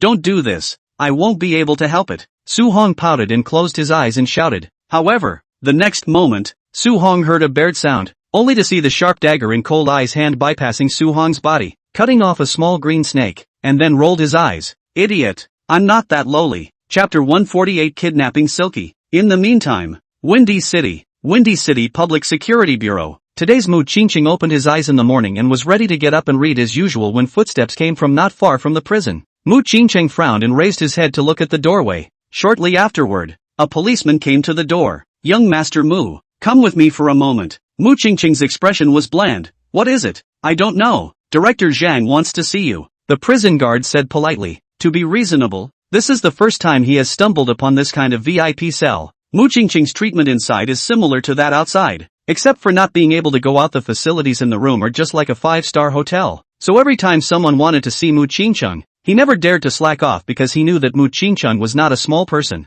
And Mu Qingqing sat in his seat in silence for a while, then stood up. Coming, please open the door. It's no trouble. It's proper to work for young Master Mu. The warden hemmed and hawed. If it was before, Mu Qingqing would not have thanked the prison guards, but since he came in, his nature seemed to have changed, and he was polite to everyone. Even when he was out and about and ran into those prisoners, he still had a gentle demeanor. After following the guards out, they soon came to the main gate of the prison. Zhang Liwei's car was already parked in front of the prison. Mu Qingqing sat in the car. Bureau Chief Zhang, who wants to see me? Zhang Liwei had a strange look on his face and hesitated a bit. Say, what's the matter? It's Mo Yuqing who wants to see you. Yuqing? Mu Qingqing froze, then a sour feeling surged to his heart. But the fact that she would come was originally expected. Let's go. Go meet her. Zhang Liwei nodded and then started the car. Mu Qingqing, on the other hand, silently lowered his head, while Zhang Liwei, who was on the side, helplessly shook his head. The previous confident Mu Qingqing seemed to have disappeared from his imprisonment and turned into this current appearance. Mr. Mu, if you have any discomfort when the time comes, you tell me and I can terminate the conversation between you. Mu Qingqing shook his head. Thank you, Bureau Zhang. No matter what kind of result, I can accept it. Hey, Zhang Liwei sighed, so he said nothing more. Soon the car arrived at the city hall and they came to the door of the familiar room. Mu Qingqing was silent all the way to the door before he raised his head. Bureau Chief Zhang, can you do me a favor? You can tell me what favor. And then, Mu Qingqing spoke a few words in his ear, and Zhang Liwei immediately widened his eyes. Mr. Mu, this is not in accordance with the rules. I'll take all the consequences, and you won't be implicated. Zhang Liwei was silent for a long time, and finally put his heart across. Okay, but if anything dangerous happens, I won't be responsible. Don't worry, it won't. Mu Qingqing smiled warmly, then turned around and opened the door to the room, only to see that in the large room, Mo Yuqing was already sitting in front of the table, with the sleeping Silkqing still in her arms. Originally, such a thing as visiting a prisoner could only go to the detention center, and only people like Mu Qingqing were qualified to arrange such a single room to meet with the visiting person. There you are. Mo Yuqing glanced at Mu Qingqing with a complicated expression. Mu Qingqing, on the other hand, sat down across from Mo Yuqing without the slightest fluctuation in his emotions. Looking for me for what? Mu Qingqing asked calmly. Mo Yuqing said with some heartache. You seem to have aged a bit. Was it not too good in prison? Mu Qingqing didn't need Mo Yuqing's setup in the slightest. Instead, he disliked back grimly. What? You want me to die in prison, don't you? That might have to disappoint you. I'm living a good life, even better than you can imagine. If you've come here to taunt me today, then I'm sorry, but you're playing it wrong. Castle, that's the kind of woman I am in your mind, isn't it? Hearing this, Mo Yuqing immediately became agitated, and even Silky Qing in her arms seemed to have sensed her mother's emotions and slightly opened her eyes. Mom, baby is good. Go to sleep. Mo Yuqing calmed down again and gently soothed the child. She then looked at Mu Qingqing again. Speak. In your heart I am such a woman, am I? Mu Qingqing replied calmly. Isn't it? If it hadn't been for me that year, you would have died with your father. But what are you doing to me now? Robbing our Mu family's territory, messing up our Mu family's projects, and destroying the layout I've worked so hard on for so many years. These are even. And you married someone else. Came back to the Windy City with a child that wasn't mine, and used my love for you to falsely accuse me of rape. So tell me what I'm supposed to think of you. You tell me. Am I supposed to be grateful to you after you've hurt me for so long? Joke. I, Mu Qingqing, am not that lowly. It's useless for you to taunt me. Any attack you make on me now will only make me stronger. Listening to Mu Qingqing's words, Mo Yuqing opened her mouth as a shocking color appeared on her face, but she quickly calmed down again. Actually, I'm here because I'm going to refile the indictment, and I'm going to get you released. Pop. Mu Qingqing angrily slapped the table. Are you giving me a handout? Looking at the suddenly angry Mu Qingqing, Mo Yuqing didn't know what to say. The bitter look I can see. Mu Qingqing's mood didn't change in the slightest. Instead, he became even angrier. Mo Yuqing, don't pretend to sympathize with me. I don't need it. I'm not sympathizing with you. Mo Yuqing could no longer suppress the unbearable feeling in her heart. Qingqing, do you know that this is? But before the words were finished, Silky suddenly cried out with a wow. Mom! Mom! Silkqing be good! Silkqing be good! Mo Yuqing hurriedly lowered her body and coaxed. Sleep for a little while longer. Okay, but this time, Silky Clear just shook his head. unwilling to sleep, and soon, he opened his wide eyes to look at his unfamiliar surroundings. For a child, the unfamiliarity seems even more curious. Silk Chang, who was still not walking very steadily, slowly climbed down Mo Yuching's body and slowly circled around the table with one hand holding onto it. Mo Yuching saw that he didn't argue and didn't make a fuss, so she let him go. She once again looked at Mu Qingcheng, when the opportunity is right, I will explain,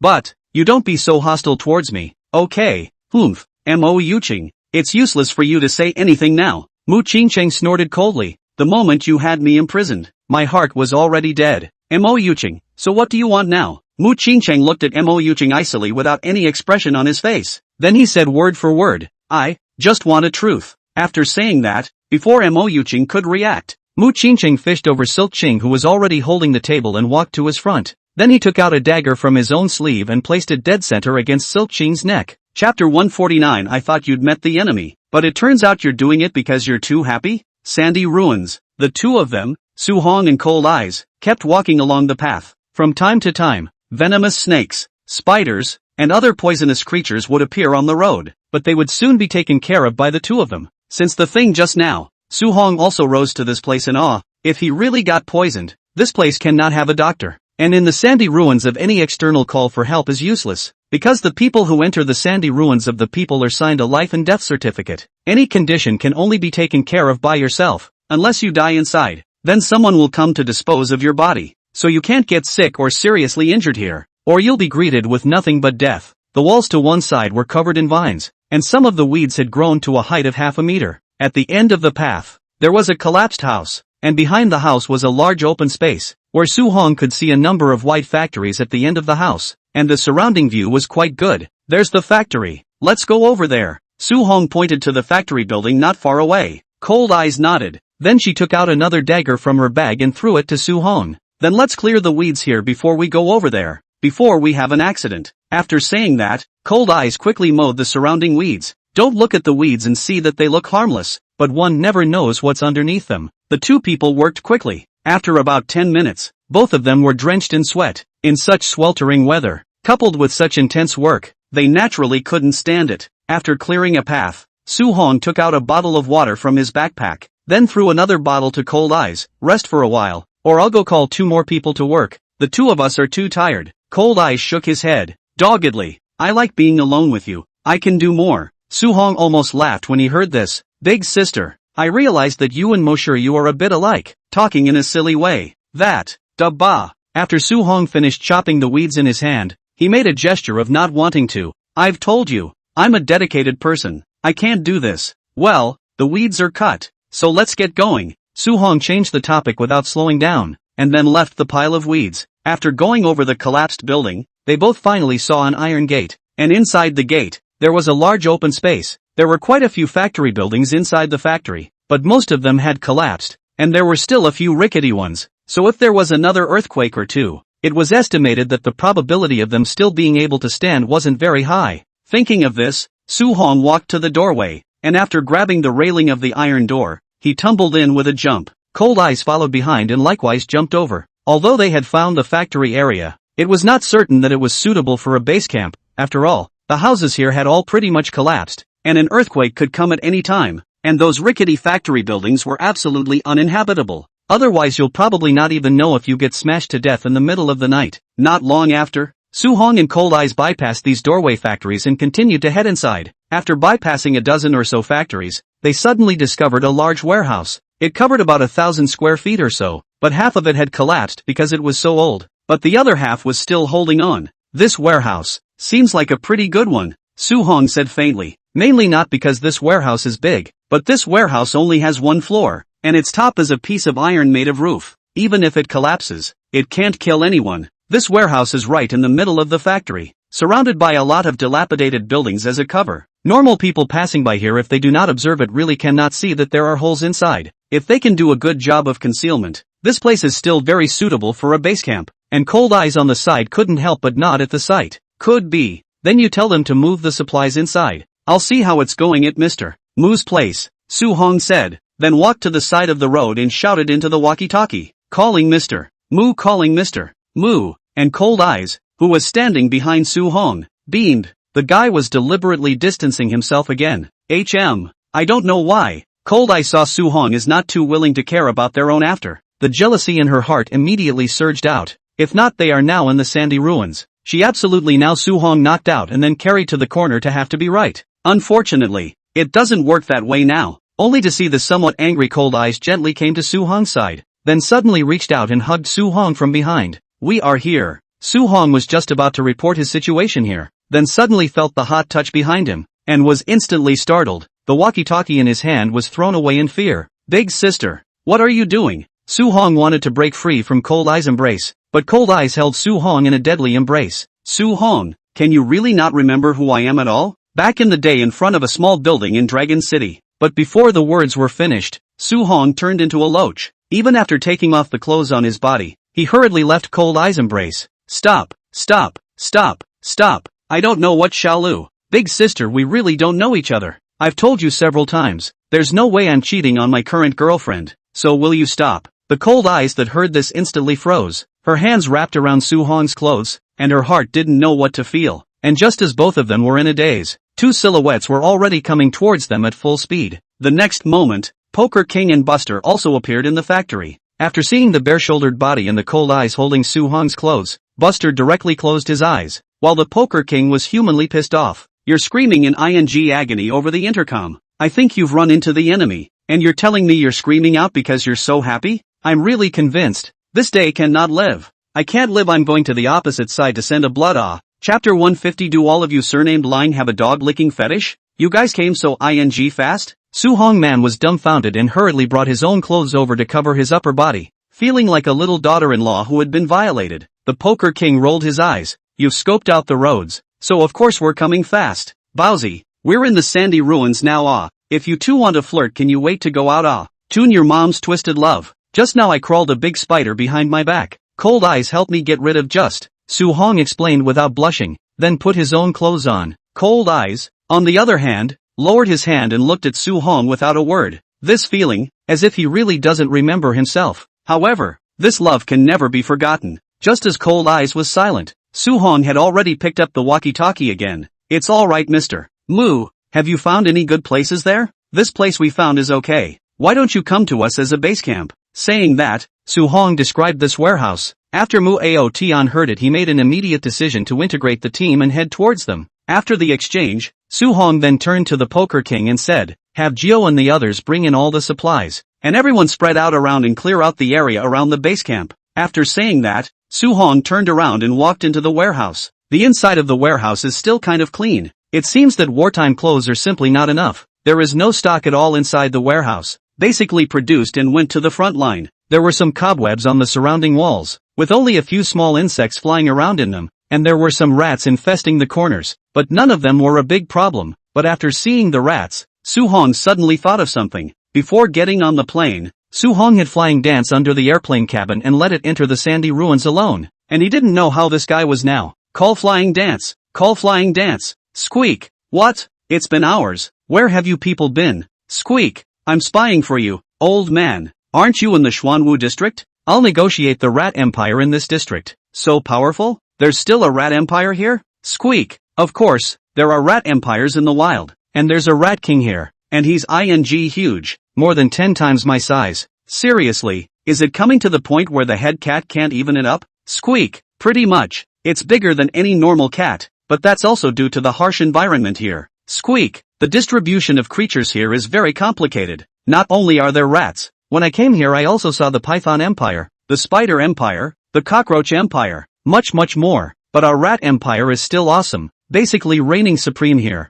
Alright, don't blow it, get to talking, and then help me to see where the opposite side is now. I'm going to give him a surprise. Squeak, got it. Annoying. With that, Fly's voice disappeared. Su-hong, on the other hand, started to clean up the trash here, and before long, a trip of supplies was put in. Food, water, clothes, guns and ammo, basically all of them. If it weren't for the two Hercules following them, they probably wouldn't have been able to carry so many supplies. Soon a small base camp was pronged up with a fire in the center. By the afternoon, the temperature of the entire sandy ruins had risen again, and everyone was sweating profusely. Su-hong carefully observed Cold Eyes. Since that time in the morning, she seemed to be much better behaved. and did not do anything out of the ordinary, which also let Su Hong put down his heart. Since I fell in love with Mo Shiryu, I didn't expect to have so much peach blossom luck. I ran into a Long Yan Yan in Longqing University, and then I ran into a Cold Eyes in the Sandy Ruins. I'm also really convinced. Do all of you surnamed Long have a dog-licking fetish? You don't know how to take your time, do you? Luckily, he was determined enough, or else he would have come to the Sandy Ruins and gone out not even a place. In the meantime, Windy City, Mu Qingcheng, let go of Qinger. Mo Yuqing's eyes were enraged and she reached out to snatch the child. But in the next moment, Mu Qingcheng stood up and picked up the child in the process. Silk Qing was still young. He didn't quite understand what kidnapping meant. His body was twisting and turning. He thought Mu Qingcheng was playing with him. Are you, uncle, or dad? You smell so good on you. Silky Clear murmured his voice slowly. This made Mu Qingcheng not help but have a change of heart. But he still put a death grip on Silk Clear's neck and told Mo Yuqing, back off. I don't want to hurt the child either. Mo Yuqing roared. If you really hate me then come at me. Why are you going at Qinger? You, I can't control it. In the last bedroom, Mu Qingcheng had tried Mo Yuqing's strength. This woman's strength was even greater than his own. Coercing her was not as good as taking Silk Clear. Bear. Because of the incessant twisting of Silk Qing's ground, his neck was accidentally pulled open by the knife, and a blood-red slash appeared on his neck. Silk Qing felt the pain and immediately wowed and cried out. Qinger hurts. Qinger hurts. Mu Qingcheng, you put the child down. Do you know who you are coercing? This will bring about your doom. Mu Qingcheng grunted and didn't let go of Silk Qing's body, but said with a disinterested expression, isn't it just the sinful seed of the one surnamed Su? I'm only going to say this once. You go out now and ask the Public Security Bureau to prepare a car for them, or else you'll be collecting his body for him in a while. You, Mo Yuqing frowned, but she choked back the words she just wanted to say. Mu Qingcheng, if you hurt Qinger, I will regret it for the rest of my life. I'll only regret it for the rest of my life if I don't get out now. Mu Qingcheng roared, then pointed his knife at Mo Yuqing. Scram! Get lost! Looking at Mu Qingcheng's agitated appearance, Mo Yuqing was really out of options. She could only gently say, alright, you wait here, I'll go out and look for someone now. Only after Mo Yuqing left the room did Mu Qingcheng let out a sigh of relief. And then he gently picked up Silk Qing and wiped the blood on his neck with the tissue on the table. This action was gentle like a father who had just become a child. Qinger, don't cry. I won't hurt you. Well, uncle didn't mean it. Silk Qing stopped crying after hearing this, and obediently stayed in Mu Qingcheng's arms, and the blood marks on her neck disappeared. Within moments, a dozen police officers rushed in the room. At the head of the group was Zhang Liwei. He was holding a matching gun and frowning at Mu Qingcheng. Put down the child, Mr. Mu, do you know that you are adding insult to injury by doing this? If you make any dangerous movements, I have the right to directly shoot you dead. Ha, Bureau Chief Zhang, shoot me down if you have the guts. If you don't have the guts, now go prepare a car. I want to get out of here. Mu Qingcheng sneered. Zhang Liwei didn't know how to decide, but looking at Mo Yuqing's anxious expression, he still decided to follow Mu Qingcheng's request first and ordered his men to drive a car and put it downstairs. Mu Qingcheng, on the other hand, got into his car and took off after confronting the police. Chapter 151 Gunshots in the distance. Mu Aotian, who was participating in the Sandy Ruins, naturally didn't know what was going on in the outside world. Any news from the outside was not transmitted in. He led his team to the destination Su Hong had mentioned by early evening, and the base camp was pretty much built out by now, with a number of collapsed buildings around it, so that the warehouse would not have been discovered without careful exploration. Mu Aotian carefully observed it before he put his heart down. After storing all the supplies here, Mu Aotian gathered everyone together. We're making fast progress. The next step is to find the enemy, Mu Aotian said in a deep voice. The map of the Sandy Ruins is huge. It's almost as big as a small city. So our next task is also very difficult. What's on everyone's mind? When the words fell, everyone was first silent for a while, and then Cold Eyes raised his head, and his hands kept breaking the branches he picked up. It's simple. The logisticians are in charge of looking after the house. The four of us from the organization and King Sohan Poker go out to look for the enemy. It would be best if we can find the other side's base camp to destroy their supplies. Mu Aotian nodded at his words, but I think Wei Shinshu isn't a little cutie. The base camp won't be that easy to find. As we all know, this kind of battlefield killing, supplies is the most important part. Wei detailed book surely will not let everyone go out to find the enemy. The base camp will surely have a heavy guard, even if it is found the other side of the base camp. Surely it is not easy to get close. Hearing Mu Aotian's words, the Poker King raised his hand. Let me make a statement. Active attack is not as good as we directly lay flat forget it. The other side to run such a long time of the road must consume more than us. We do not exercise only need the usual general amount of food. As long as we meet out, certainly first to the opposite side of the starvation. When Su Hong heard this, he immediately gave a thumbs up and called out that the Poker King was great. This kind of fairy fight, you can even say. You should not be called the Poker King from now on. You should be called the Turtle King from now on. The Poker King rolled his eyes. Just tell me if this makes sense to me. It makes sense, but it won't work. At this time, the white elephant that had been bored suddenly exited. Although the supplies here are poor, but it doesn't mean that they can't survive. There are many animals here. Rats, snakes, and the like are all edible. If we have to wear each other out alive, I guess we won't be able to go back for a year and a half. On the side, the dark, burly black tiger also nodded. White elephant is the master of wilderness survival. He can stay out in the rainforest for years. This place is kind of rich in protein, so a war of attrition just doesn't work. The Poker King bristled, and to be reasonable, although his battle value was definitely above the two of them, he was practically zero when it came to wilderness experience. It never occurred to him that rats and snakes and such in the wild were edible. As Muyu Tian listened to everyone's discussion, his heart was also slightly enlightened, when Cold Eyes suddenly said, Mr. Mu, didn't you say that you have the whereabouts of the organ? Now that it's in, should we share it out? Muyu Tian smiled and nodded calmly. Okay, this matter is also something I spent a high price to inquire about. I only know that the organ is in the Kirin district. I'll have to go there for the exact location. Cold Eyes' eyes twitched. So, what do we do now? Go for the enemy or the organ first? Muyu Tian pondered for a while before gruffly saying, This is what I think. The Qilin district is relatively treacherous. Let's put the matter of the organs on hold. If we can't beat the Wei family head-on, we'll have to take a risk and try it out. In that case, tomorrow half of us will guard the house and half of us will go out to explore the surrounding area. Saying that, Muyu Tian took out the map in his hand. Look guys, our stronger battle power has a total of 8 people. You guys organize 4, Su Hong and Poker King count as 2, and Aba Ajio's battle power can barely keep up with you guys. So tomorrow, the 8 of you will be divided into a total of 4 groups, and start from Xuanwu district, with the 4 groups no more than 3 kilometers apart, and searching forward in a fan-like fashion. I think the Wei family should have been recuperating in the past 2 days. Perhaps they are still on their way to find the base camp, so we have to move fast. We have to map out the surrounding terrain before they do, and if we run into the enemy, you guys mustn't act rashly, and discuss it before we take action. You guys look at, how's it going? Cold Eyes nodded. I agree. The others were fine with it. Tomorrow was the best time to explore, and taking the initiative while the other side was still settling down would maximize the advantage. After hearing that everyone had no opinions, Muyu Tian let out a sigh of relief, then stood up and walked outside the warehouse. The white elephant on the side, on the other hand, stood up and greeted a few big men. Let's go out and spread some insect repellent and sulfur outside, lest we get bitten by poisonous insects in the middle of the night. Su Hong and Poker King, Black Tiger all stood up. The 2 Herculeses stood up as well. There were a total of 20 people in their team. Besides Cold Eyes, there was also a girl who specialized in surgery.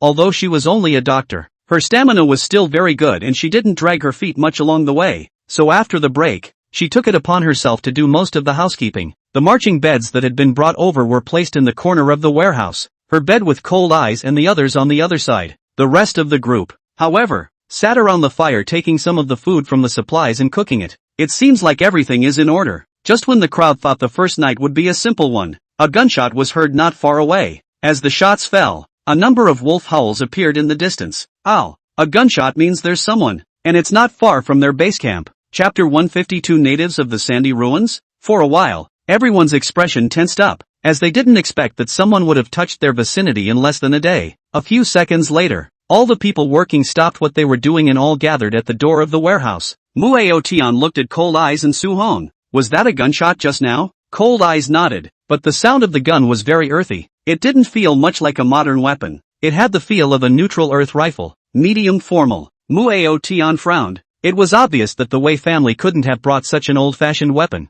Besides, is he not in his right mind? Bringing this kind of burning stick can't even penetrate a bulletproof vest. So it's not the Wei family? It can't be that there are other people inside the sandy ruins. The Poker King's eyes widened. Asterisk asterisk asterisk asterisk there are other humans that can survive in this place? Su Hong instead shook his head. You guys, is it possible that it was a weapon left over from a long time ago, and then by chance, some other creature touched the switch and a gunshot happened? Poker King bristled. It's been decades. The gun has long since rusted. Okay, how can you possibly fire a gun? What's the use of guessing so much? Just go over there and take a look. Cold Eyes didn't think a word and walked straight out of the warehouse. Tengu, come with me. The rest of you stay in the warehouse and protect the rest of your companions. This time, Cold Eyes didn't join Su Hong and just left with Tengu, and Su Hong in the back frowned slightly before greeting the Poker King. Let's go and take a look together as well. Mueo Tian, Black Tiger, White Elephant and the others stayed in the warehouse to guard the base camp. The sound of the gunshot just now came from the west side of the warehouse, coupled with the sound of wolves howling. If there was someone there, it was probably because they ran into the wolves and had no choice but to open fire. Even if there was no one there,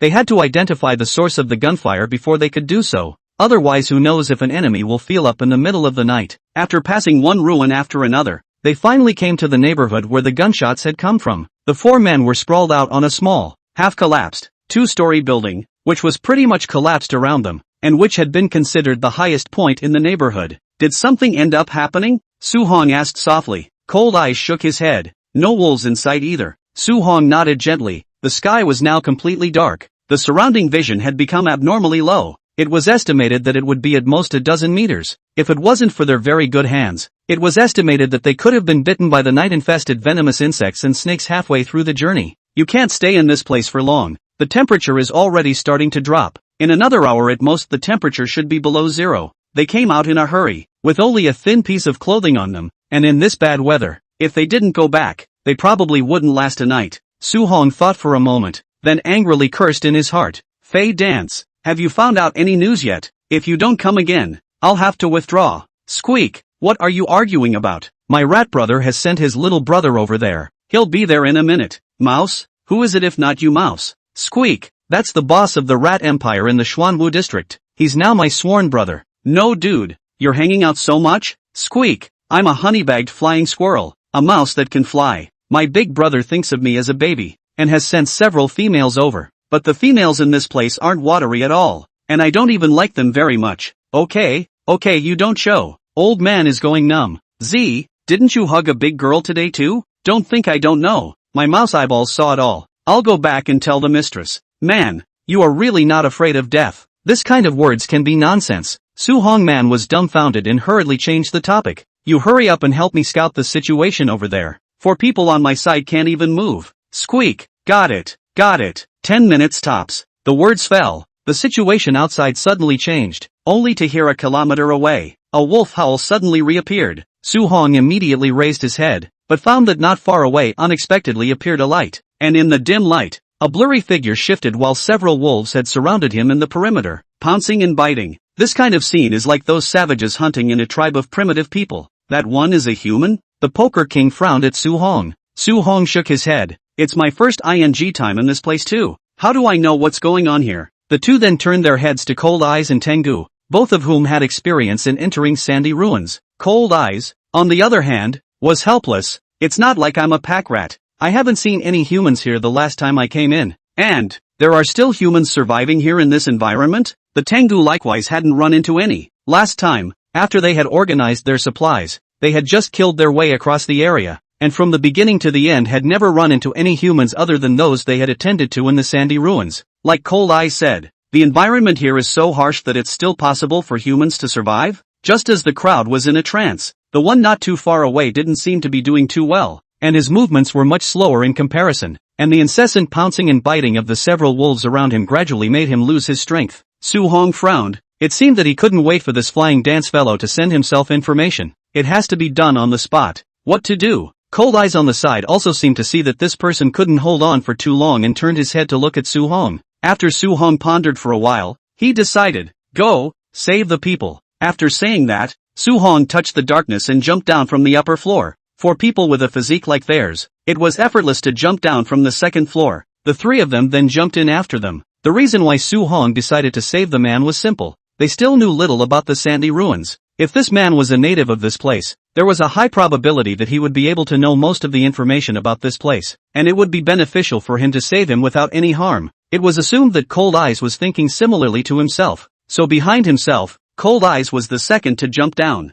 The 4 men groped for the darkness and approached the light step by step, and they were still a few dozen meters away from that bright light, which allowed them to get a good look at some of the man. A very distressed-looking man, wearing a white fur, though it was tattered and torn from the tearing of the pack of wolves. Instead, he lay down on the ground and fought to keep the pack of wolves at bay by waving the firelight from the oil lamp in his hand. But as the fire grew smaller and smaller, the oil lamps could no longer deter the gang, and now and then they would take a bite, and the man, with his body dripping with blood, should not last long. Bang! Seeing this situation, Su-hong did not hesitate in the slightest. Taking out the matching gun on his body, he directly opened fire, and with the added power of Yan Shuanying's identity card, he killed a wolf that had already pounced on the man with a single shot. The next moment, the four men instantly ran out, the hot weapons on their bodies firing together. Chapter 153. Coming to Xianhe Mountain again. Windy City. After Mu Qingcheng got the car, he drove at speed to the highway leading out of the city. Behind a dozen or so police cars followed. Many vehicles on the road were purged. From a distance, this vestigial feeling is like a police movie staging a highway drama.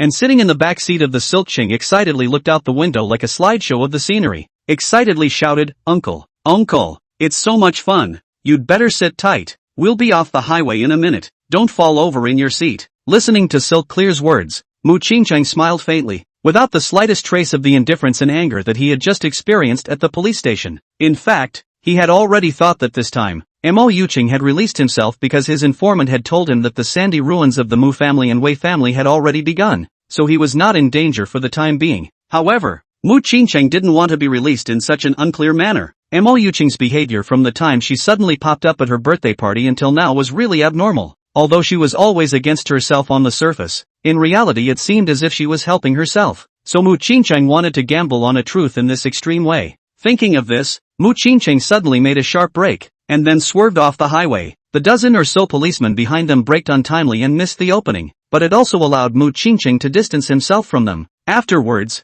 Mu Qingcheng took out a cell phone and dialed over. "How is it going there? Have you arrived at Immortal Crane Mountain yet?" Almost there.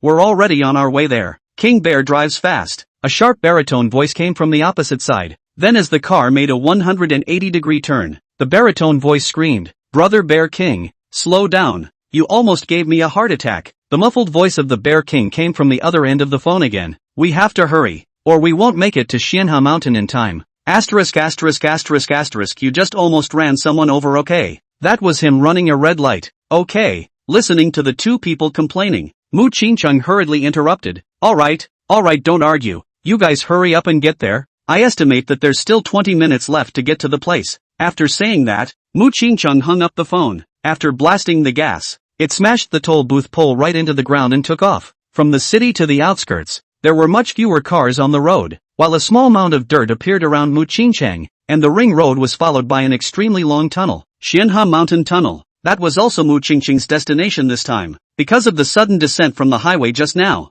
the police car following behind obviously didn't react, and all of a sudden pulled away 2 or 3 kilometers. So when Mu Qingcheng entered the tunnel, it took about half a minute for the police car to arrive just in time. But after the police car entered the last section of the tunnel, it realized that a black commercial car had stopped on the side of the road when it was about to exit the tunnel. "Get off!" Zhang Liwei looked calm, and soon the police cars surrounded the car. But when all the police approached, they realized that there was no one left in the car. "Chief, the car is empty. I can see it, so don't say anything." Zhang Liwei rolled his eyes, then glanced at Mo Yuqing, who was sitting in the back of the car, and came to the front of the crowd after all the police officers got out of the car. "Where are the people?" Mo Yuqing asked nervously. Zhang Liwei shook his head. "It was already like this when they came. They might have abandoned the car and fled." "This is Immortal Crane Mountain Tunnel?" Mo Yuqing had been extremely nervous all the way, afraid that Mu Qingcheng would do something drastic to Xiqing, and hadn't paid the slightest attention to where they had arrived. "Until you see the empty business car." In the next moment, Mo Yuqing seemed to suddenly think of something and raised her head. "They've gone up the mountain. They've definitely gone up the mountain. Duro Zhang, quickly surround Xianhe Mountain." Silk Clear is still in Mu Qingcheng's hands. Zhang Liwei nodded with a difficult look. "But Xianhe Mountain is too big. Mo, think about it. Why did Mr. Mu hold Silkching hostage all to run out today? If you can help us narrow it down, with the police force we have now we can better catch Mr. Mu, so that young Master Silk Clear can be saved." As the words fell, Mo Yuqing fell into deep thought. I don't know if Mu Qingcheng realized something before he suddenly ran to the Immortal Crane Mountain, but it doesn't make sense. The people around him are his own people. It's impossible for him to find out what he's doing. But if we don't find Mu Qingcheng again, who knows what he will do. Up to now he doesn't know the real life of Silkching, in case he accidentally causes any harm to Silkching, which will make her face the whole Mu family in the future. After a moment of thought, Mo Yuqing raised her head. "They have possibly gone to Immortal Crane Village."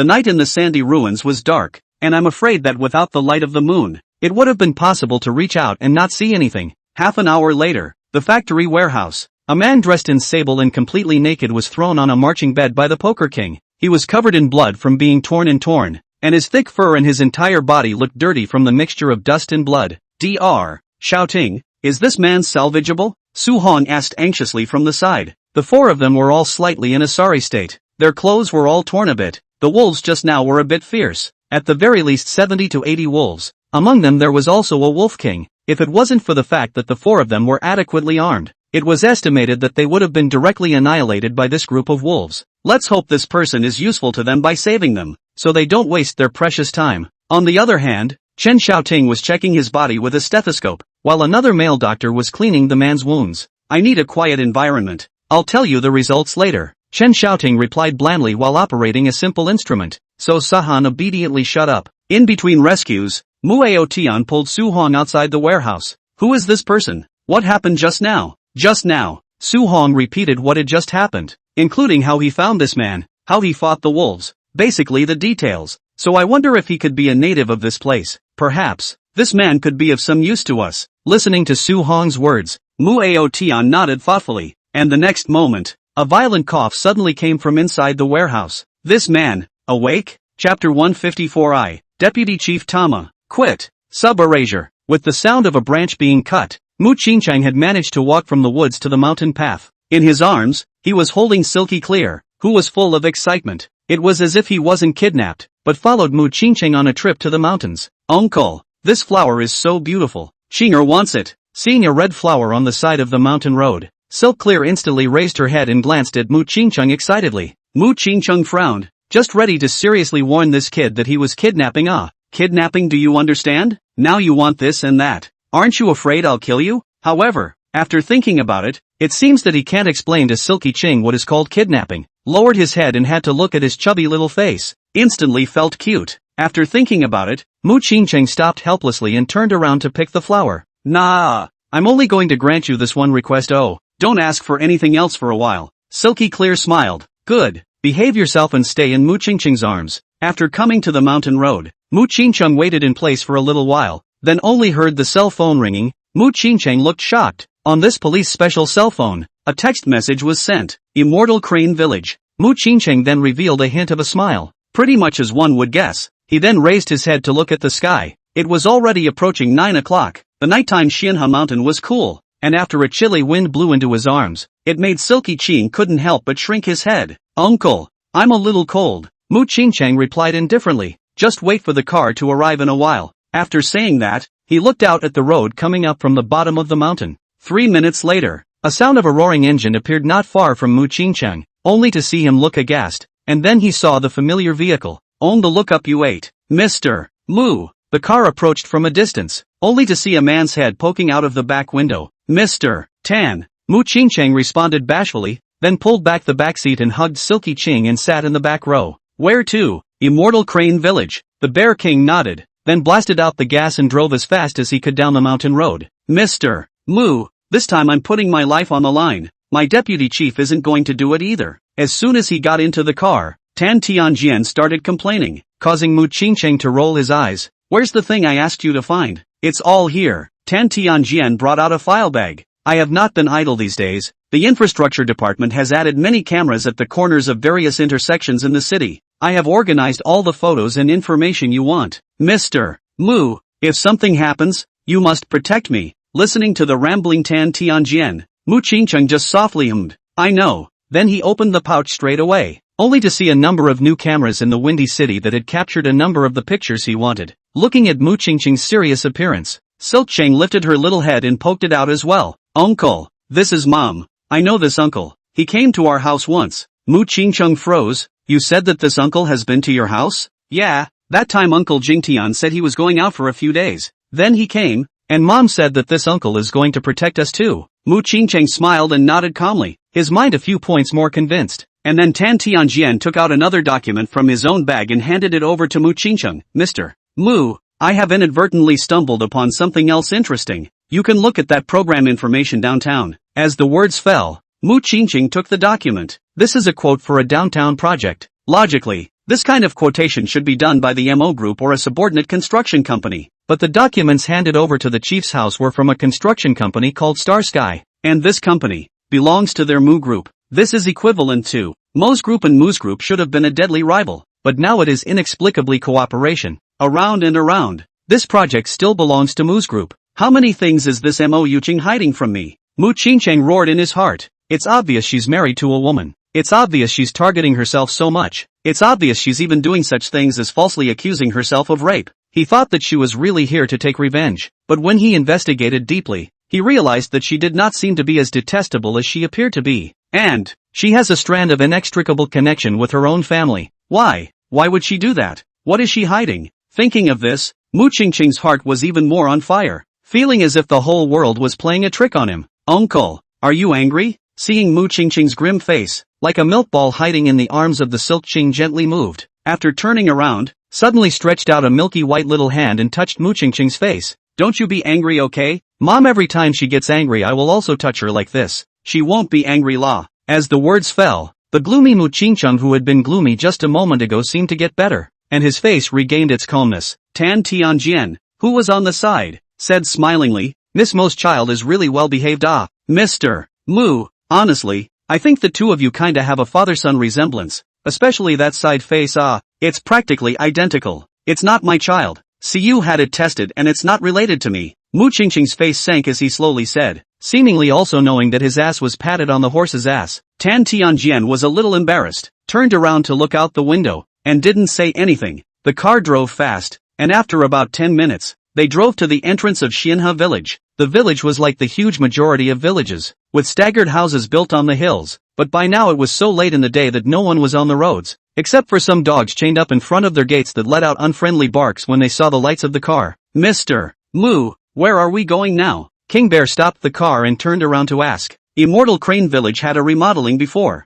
The remodeling project was also taken over by the Mu group. Mu Qingcheng had come here once, so he had some vague memories of this place. It was only so far back in time that he couldn't remember some of it. And just as Chief Mu was thinking, the sound of an alarm came from not far behind them, which stood out in this silent night sky. Mr. Mu, think fast, don't get caught by the police. I'm helping the suspect now. As soon as he heard this voice, Tan Tianjian immediately tensed up. After all, he is still the deputy chief of Windy City. If the police saw him with the fugitive, what about his reputation? Not to mention his career. He would be lucky to keep his position as deputy chief. Quiet. Mu Qingchun let out a low growl. Quickly, the car drives all the way along this road. Chapter 155. Tomorrow we'll eat Hujian roasted rats. In the meantime, inside the sandy ruins, how's it going? After hearing the violent coughing inside, Su Hong immediately rushed into the warehouse, only to see that the person they brought back holding the edge of the bed kept coughing. His eyes had opened, but after coughing, he lay down again. It was as if he suddenly had a dream in his sleep.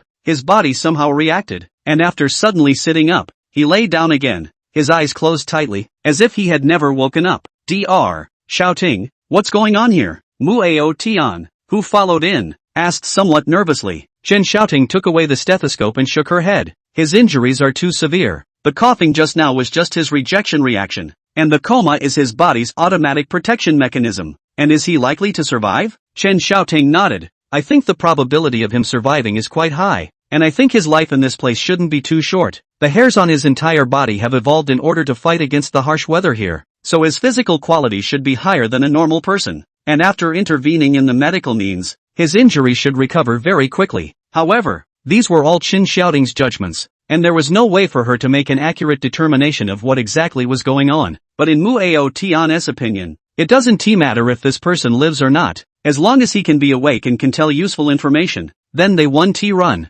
this trip for nothing. Forget it, wait and see if you'll wake up tomorrow. Mu Ao Tian sighed, then turned around and walked out of the warehouse again. There's nothing to do but wait for daylight tomorrow now. And right at this moment, a voice sounded in Su Hong's heart. Squeak, the prying mice are back. Have you been waiting long? Yes, go ahead and tell me. I'm on fire first. Squeak, what's the fire for? I don't know if the honey bush is any good, high or low enough to try it. Z, what are you doing? I worked so hard to give you the world, and now you want to take me for extra food? Big brother, didn't your ratty little brother tell you that the wolves were wiped out and we got all the ING people back? At the rate you're delivering this message, I'm asking you if it's too much to ask that I eat you. The words fell, and there was no sound from inside the opposite side of the room. After a moment, a soft voice sounded again. Squeak! No wonder. I thought someone else had done it when this Mousejohn said he only found one wolf carcass when he got over there.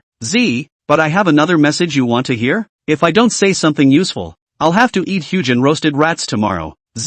A junior came by at night to report the situation, saying that the place in the Xuanwu district near the White Tiger district is infested with people today, and the description looks a bit like your opponent. Are you sure?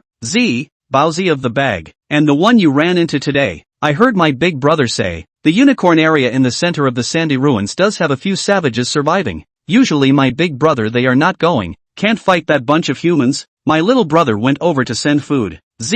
I'll keep asking around for you and I'll keep you posted. Okay, sweet baby. Squeak, no more roasting me? Why yes, I'm having fondue. Would you like some? Squeak, rolling, too spicy for Master Mouse to eat. Until there were no more fluttering voices in his heart, Su Hong's mood calmed down. It seemed that the situation within the sandy ruins was really complicated, and besides these creatures, there was actually a real indigenous presence. But why don't these guys get out of the sandy ruins? Obviously there was an army stationed right outside the sandy ruins, so if they had called for help, there was no way the army would have sat back and done nothing. Or is there something else to hide? Not only that, but the intel that Flying Dance said later was very important. The Wei family had already touched the Xuanwu district, which meant that their base camp might not be too far away. After all, it was only the first day, and Su Hong felt that it was unlikely that the Wei family would let a person come over and go in alone. After all, there are only so many warring factions, and one dead is one less. Everyone had to find a place to land on the first day, and if a single person appeared,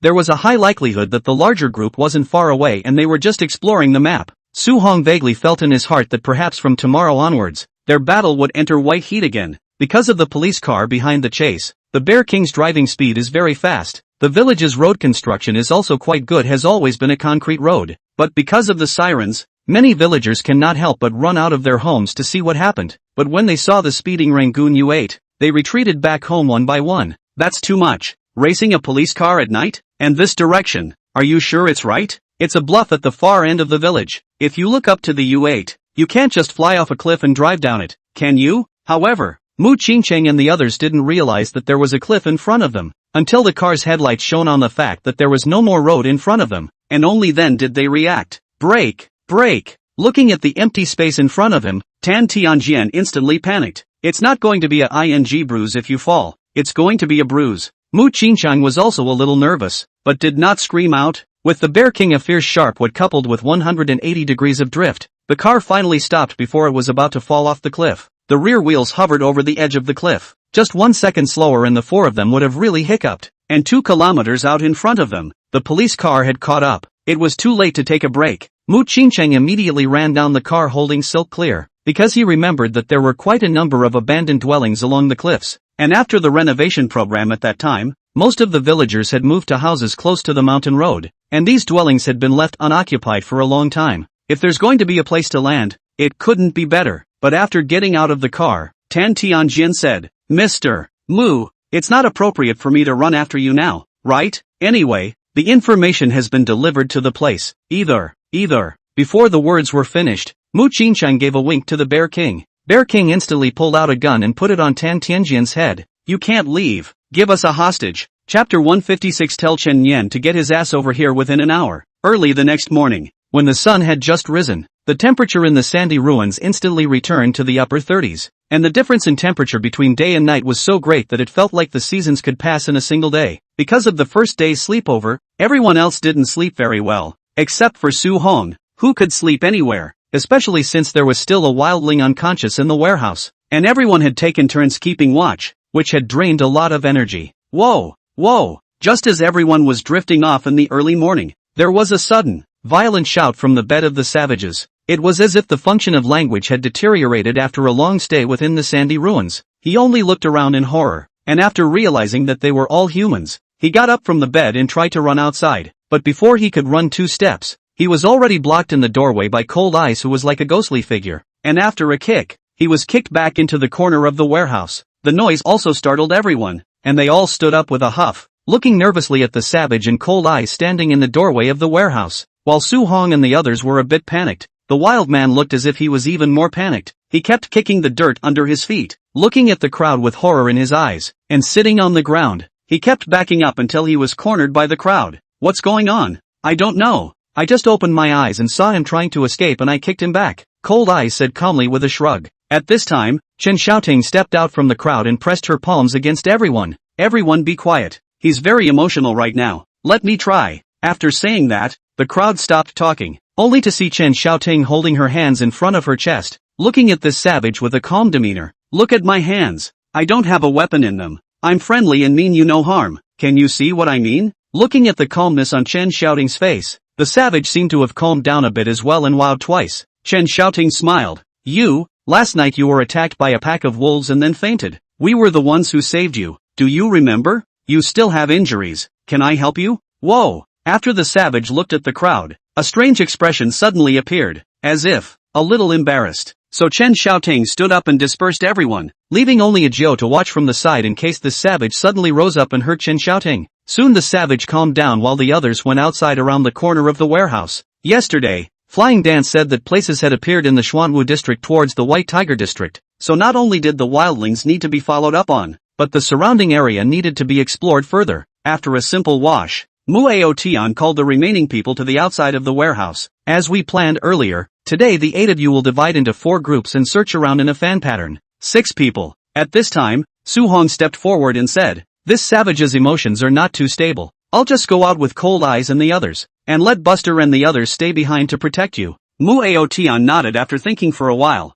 Okay, no problem. If you run into an enemy, don't tough it out. Remember to discuss it with me. No problem. With a wave of his hand, Su Hong and the others turned around and entered the warehouse, preparing their own weapons and equipment before walking out of the warehouse with Cold Eyes Poker King and the others. How do you split it? Su Hong asked. Then he looked at Cold Eyes. To be reasonable, he didn't want a group with Cold Eyes anymore. This girl was with himself. He didn't know if she would do any amazing behavior. But this time, Cold Eyes didn't seem to force the issue, and just calmly turned around. I'll team up with Tengu. You guys feel free. Then her body swept forward like a black shadow. Black Tiger and White Elephant had the best relationship, and they were naturally a group. For the rest, it was left to Su Hong and the Poker King. Little Puff, it seems that we are still good brothers. Su Hong hemmed and hawed. Poker King rolled his eyes. I'm just a spare tire. It must be because your mistress didn't want you that you remembered me. Stinking man. Ha! Originally, if they had 4 groups they would have been able to radiate a length of 7 or 8 kilometers around them, but now they were down to 3 groups, so they explored forward in an inverted zigzag formation. That way the group in the back can always back up the others. The sandy ruins were nothing but desert, with all sorts of collapsed houses as far as the eye could see. Su Hong really cannot imagine. Why does this place seem so desolate? Obviously once the ruins of the sandy soil has a lot of people survive. In the meantime, Xianha village, next to the cliff. After Mu Qingqing took Silk Clear hostage, he also took Tan Tianjian as a hostage along with him to an abandoned residential house on the side. The police responded very quickly, and within a mere 5 minutes after Mu Qingqing entered the house, a cordon was drawn around the cliff. Listen up, kidnappers inside. If you don't surrender your weapons, we'll consider forcing our way in. Listen up, kidnappers inside. If you don't surrender your weapons, we'll consider forcing our way in. A line of police cars surrounded the house and a policeman grabbed a loudspeaker and yelled at the house. However, the sound of the police loudhailer just sounded, but heard a bang sound. The speaker was a sniper rifle shot to pieces. The shouting person's body slightly trembled, and then rushed to hide in the back of the police car. Chief, not only are there knives across the street, there are also guns. Zhang Liwei sitting in the car nodded and did not make any movements, only turning to look at Mo Yuqing, who was also sitting in the car. Mo, if you really can't, rest assured, I can order people to forcefully attack this house, but Silk Cheng little male child's life and safety. No, we can't force an attack. As soon as Mo Yuqing heard this, she became anxious. Silk Cheng's life is very important. Mu Qingcheng, he kidnapped Silk Cheng out. He must have a purpose. First inquire and find out what exactly he wants to do. Zhang Liwei was unassuming, and in his mind, he seemed to have long been aware of these words, so he arranged for all the police to not act rashly. By the time Zhang Liwei had arranged everything and got back into the car, he realized that Mo Yuqing's cell phone was ringing. Because of today's high level of mental tension, Mo Yuqing was startled when she heard her cell phone ringing, and then hurriedly picked it up. It was an unfamiliar Windy City number. Answer it, maybe. It's Mu Qingqing calling you, Zhang Liwei explained blandly. Mo Yuqing then hurriedly picked up the phone. As expected, it was Mu Qingqing's call. Mo Yuqing, Mu Qingcheng, what the hell do you want? Silk Ching is still young. He can't leave his mom. What can't you say in the Public Security Bureau? Why do you have to bring everyone to this place? Is it fun? I'm telling you Mu Qingcheng, if anything happens to Silk Clear, we will absolutely not rest in peace. Finished complaining? When Mo Yuqing finished those words, Mu Qingcheng's low voice came from the opposite side. Mo Yuqing didn't continue speaking anymore. And then Mu Qingcheng continued. Since you're done complaining, it's my turn to speak now. You make a call to Chen Nian right now. Tell him to get his ass over here within an hour. And then, you and Chen Nian both walk in together. Don't bring anything with you, or I won't guarantee Silky Clear's life. After that, the phone hung up. Mo Yuqing's face became a little harder to see. Could it be that Mu Qingcheng really discovered something? Chapter 157 Piercing through the chest sniper bullet. How long is this ING search going to take? Looking at the yellow sand in the sky and countless houses,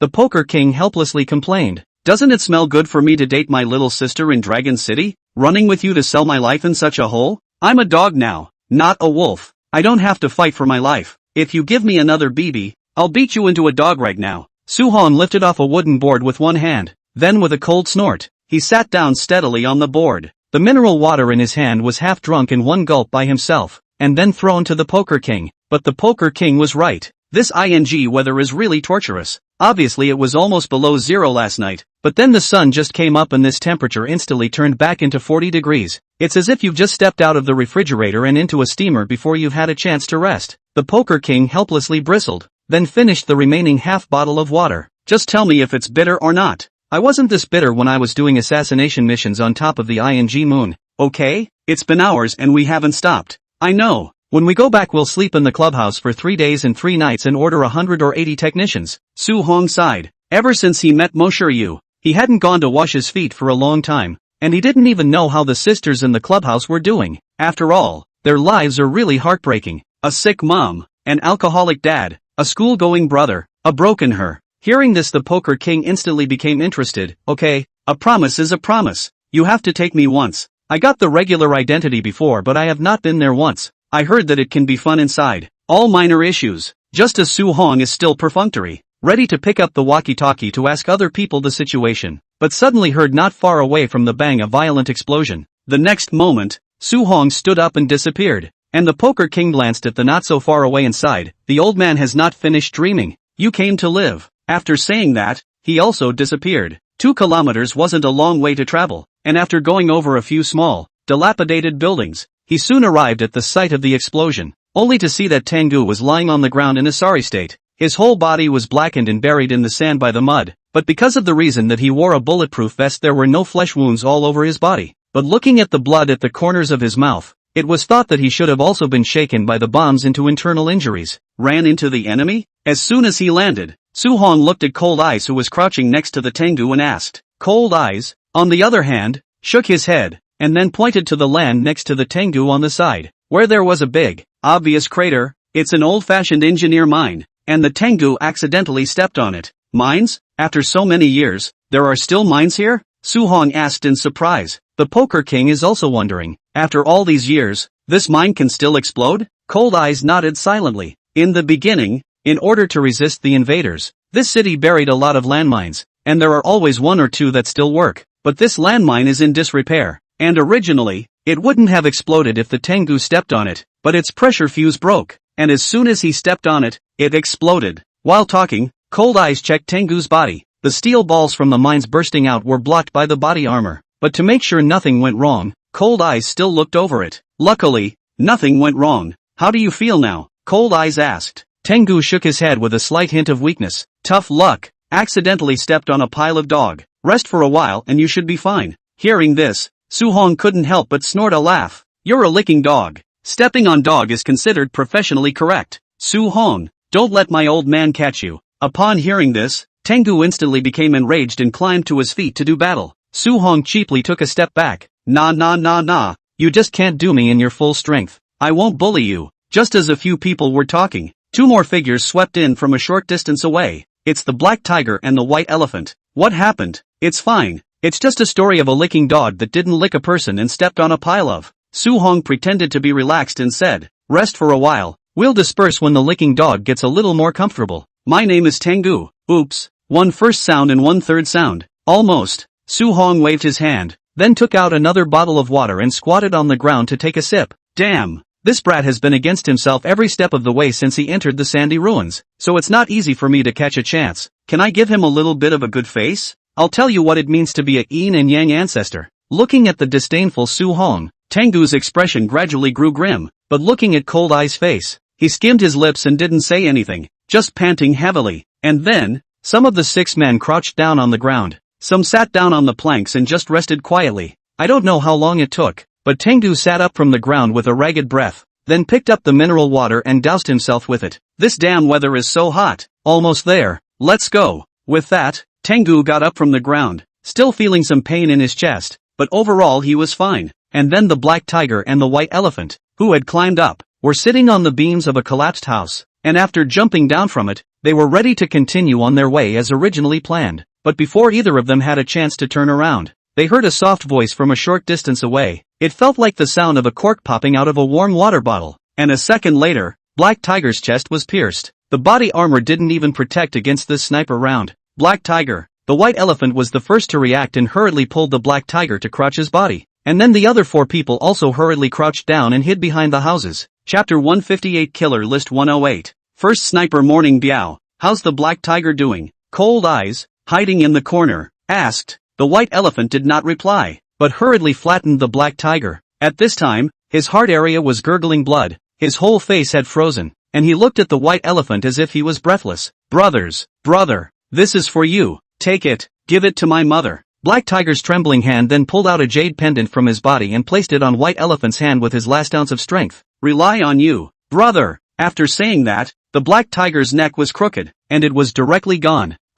Seeing his brother suddenly die in front of him, the White Elephant instantly went crazy and yelled that he was going to rush out from behind the house. But before he could make a move, Cold Eyes had already dodged over. Don't go out there. Cold Eyes, a white elephant, pressed under the rubble, only to hear another bang, just in the white elephant head. The moment the enemy has fired. Pop! The bricks in the place where he just ventured out were shattered. Luckily Cold Eyes was fast and held the white elephant down. You're crazy. That sniper is very accurate. Seconds when he shows his head. The white elephant roared. Black Tiger has been my brother for over 10 years. I can't let him die in vain. Su Hong grunted. Cold Eyes, you let go. Let him go. Just so he can go to hell with his good buddy. Just so he has company. After hearing this, White Elephant was already agitated, but now he was even more furious. Su Hong, what do you mean? Don't think that if you're a member of the Mu family, I won't dare to do anything to you. Cut. Only to see Su Hong arrive beside Cold Eyes with a flash. I've observed. That sniper is 3 kilometers to the west of us. I'll split up with you and Poker King to move towards that place to surround it now. Don't let this guy get away.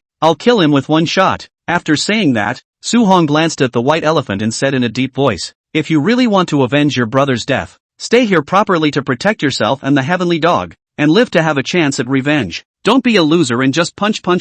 If Black Tiger's mom knew, she'd probably have to scold you too. As the words fell, Su Hong was the first to rush out of the house's partition, and the sniper not far away fired another shot, but it was easily dodged by Su Hong. And right after Su Hong rushed out, the white elephant's originally angry eyes seemed to suddenly freeze, looking straight at Su Hong, who rushed out. He was the one who had no problem taunting himself, but he was also the first to rush out. Yes, being so reckless would only harm himself. Not only would he not be able to help his brother avenge his death, but he would take his own life instead. Without a life, what can I do to help my brother avenge his death? A moment later, a look of gratitude appeared in the white elephant's eyes. This Su Hong looks as if he is not so bad. On the other hand, when Su Hong rushed out, the sniper on the opposite side tried to fire 2 shots, and after failing to hit him, he didn't fire anymore, and then he immediately hunkered down and didn't move at all after he saw 2 more silhouettes rushing out from behind the house. Su Hong immediately said into the intercom, get closer at speed. He might be running.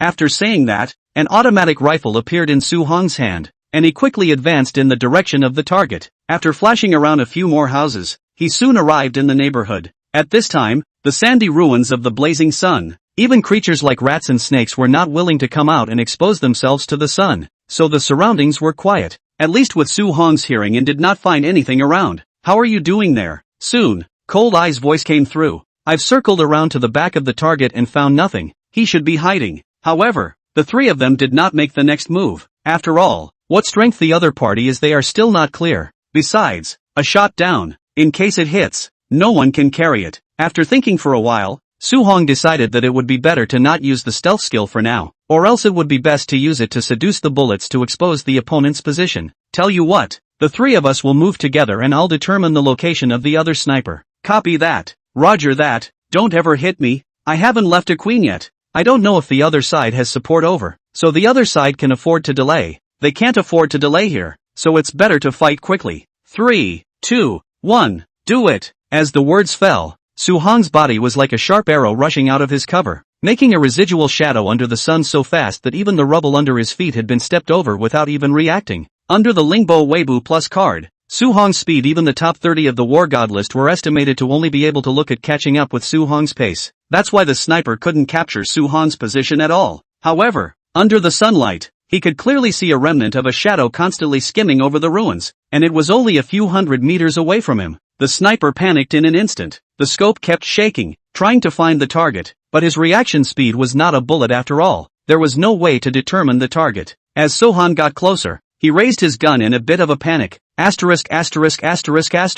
Damn it, where is this guy? Bang bang bang. 3 shots were fired in a row, but he didn't even chase after Su-hong's remnants. But after firing the gun, it gave away his position. After sensing the location of the shooting, Su-hong, who kept ringing around the outside, let out a sigh of relief, and the automatic rifle in his hand opened fire, suppressing the other party's firepower, while the several hundred meters of the journey took only a few seconds, and he ran through the journey. The next moment, on the second floor of a dilapidated house, a sniper grabbed his rifle and ran outside. Unfortunately, he didn't have a chance anymore. Before he could jump out the window and escape, Su-hong had already arrived in front of him. Hey, little baby, you can't get away. Ha, Barrett's special bullet. No wonder it pierced Black Tiger's chest. You're so mean, baby. You carry such a big guy out to play on such a hot day? Only in front of Su-hong was a slim middle-aged man who looked sickly, but since he could be a sniper and could use a Barrett, Su-hong did not underestimate him. As expected, when Su-hong appeared in front of the man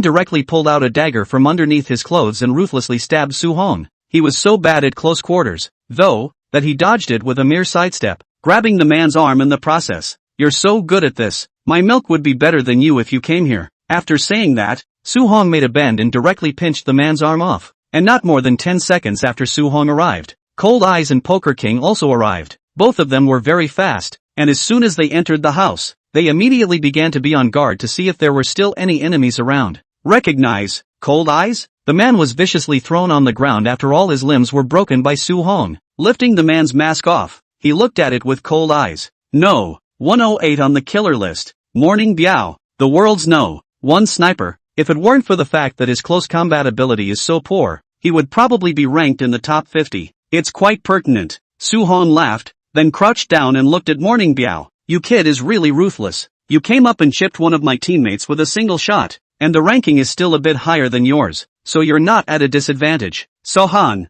I know you, but you're wrong about one thing. The pain coming from his limbs caused Morning Biao's face to be very twisted, but he still looked at Su-hong with indignation and said word by word. When Su-hong heard this, he looked at Morning Biao suspiciously. Oh, where did I go wrong? Every time I come out, I bring a spotter with me, and not only did I crash one of your teammates, I replaced you. Morning Biao gave a wry smile. The words fell, only to hear a sudden and abrupt sound coming from the window, although it had been mostly obscured by the silencer, but the hearing of the crowd could still hear it. Another sniper round, and its target was none other than Su-hong standing at the window of the small building. Su-hong, Cold Eyes and Poker King desperately wanted to come up to save the people, but the speed of the bullets where they could catch up. The next second, the bullets reached the place where Su-hong's chest was. Chapter 159 Silky, pooped her pants. Windy City. I'm already on my way. I didn't feel good when my men informed me just now that the manor's ranging U8 had been driven out by the Bear King. When Chen Yan received Mo Yuqing's call, he said helplessly, So young master, do you know anything now? I'm not sure. He just kidnapped Silk Clear and then came to the cliffs of Xinhe village, but he was able to guess here at Immortal Crane Mountain, and I have a feeling he may already know something. What is the young master's request now? Me and you, go in and negotiate with him. Hearing this, Chen Yan felt a twitch in his heart. Immortal Crane Mountain Cliff. The young master has really found something. However, he couldn't figure out why he would be discovered by Mu Qingcheng when it was clear that his dealings with Mo Yuqing were already very secretive. In order to allow Mo Yuqing to leave the Mo family manor silently at night, she had even learned the night cat's watchful eye. It's scripture that doesn't know the relationship between them. Chen Yan, who was sitting in the car, had some doubts in his mind, but after he learned about the situation over the broken cliff through the internet, he instantly came to a realization. Ken Tam, this key person he had forgotten. Originally Muyu came to Windy City after the first is to pull together Tan Tianjian, and in order to let Han Lijin cannot find out the secret, Muyu also specially used Su Jianqing's relationship will be transferred away. This would give them absolute control over the entire Windy City chieftain's mansion, but after that bidding meeting, Tan Tianjian was halfway robbed, and later Muyu told herself that it was Mu Qingcheng who found someone to do it. However, Mu Qingcheng didn't look for himself at that time, but let Su Hong and Poker King and the three of them go and rob Tan Tianjian away. At that time, the momentum of the Mo family was in full swing, coupled with the master said to let the young master fool around for a period of time. He did not care about Tan Tianjian, but now it seemed that Tan Tianjian must have filled an important role in it, and he was definitely Mu Qingcheng's beloved now. Some time ago, the chief's office issued a notice of infrastructure. In order to reduce the city's crime rate, increase the city camera construction project. This project the Mu group did not bid on, but instead the Qin family bid on. Thinking of this, Chen Yan couldn't help but slap his head. Really negligent. Thought that Mu Qingcheng will be a little quiet in prison, but I did not expect him to be just lying down to taste the courage. On the surface as if resigned to fate. In fact, the back is a little bit of kung fu did not do less. Raising his head, Chen Yan looked out the window. Is it really impossible to hide it from the young master? The other side. In the abandoned residence, Mu Qingcheng calmly sat on a dusty chair and turned on his cell phone flashlight to carefully observe the photos that Tan Tianjian had sent to him. The Bear King on the other hand was sitting tightly staring out of the window. Although he knew that the police outside did not dare to attack forcefully, but he still had to make sure that there would not be any accidents. So there was no choice but for Tan Tianjian, who was a hostage, to play around the house with Silk Cheng. My little ancestor, that's a useless lamp. Don't climb. If you fall and break it, I'll lose my life. Seeing that Silk Clear liked to climb onto the table, Tan Tianjian could only reach out to the side to protect him. Although he was the esteemed deputy chief of Windy City, he was more like a babysitter at this moment. Silk Cheng does not care. If you do not let him climb the table, he has been next to the crying. The three big men who have no experience in bringing up children can only let him keep naughty. But before they could fool around for a while, a flush appeared on Silky Clear's face, and without standing firmly on both feet, she suddenly fell off the stage. But luckily, Tan Tianjian's hands were right next to him, and he caught the falling Silk Clear in a flash. Okay.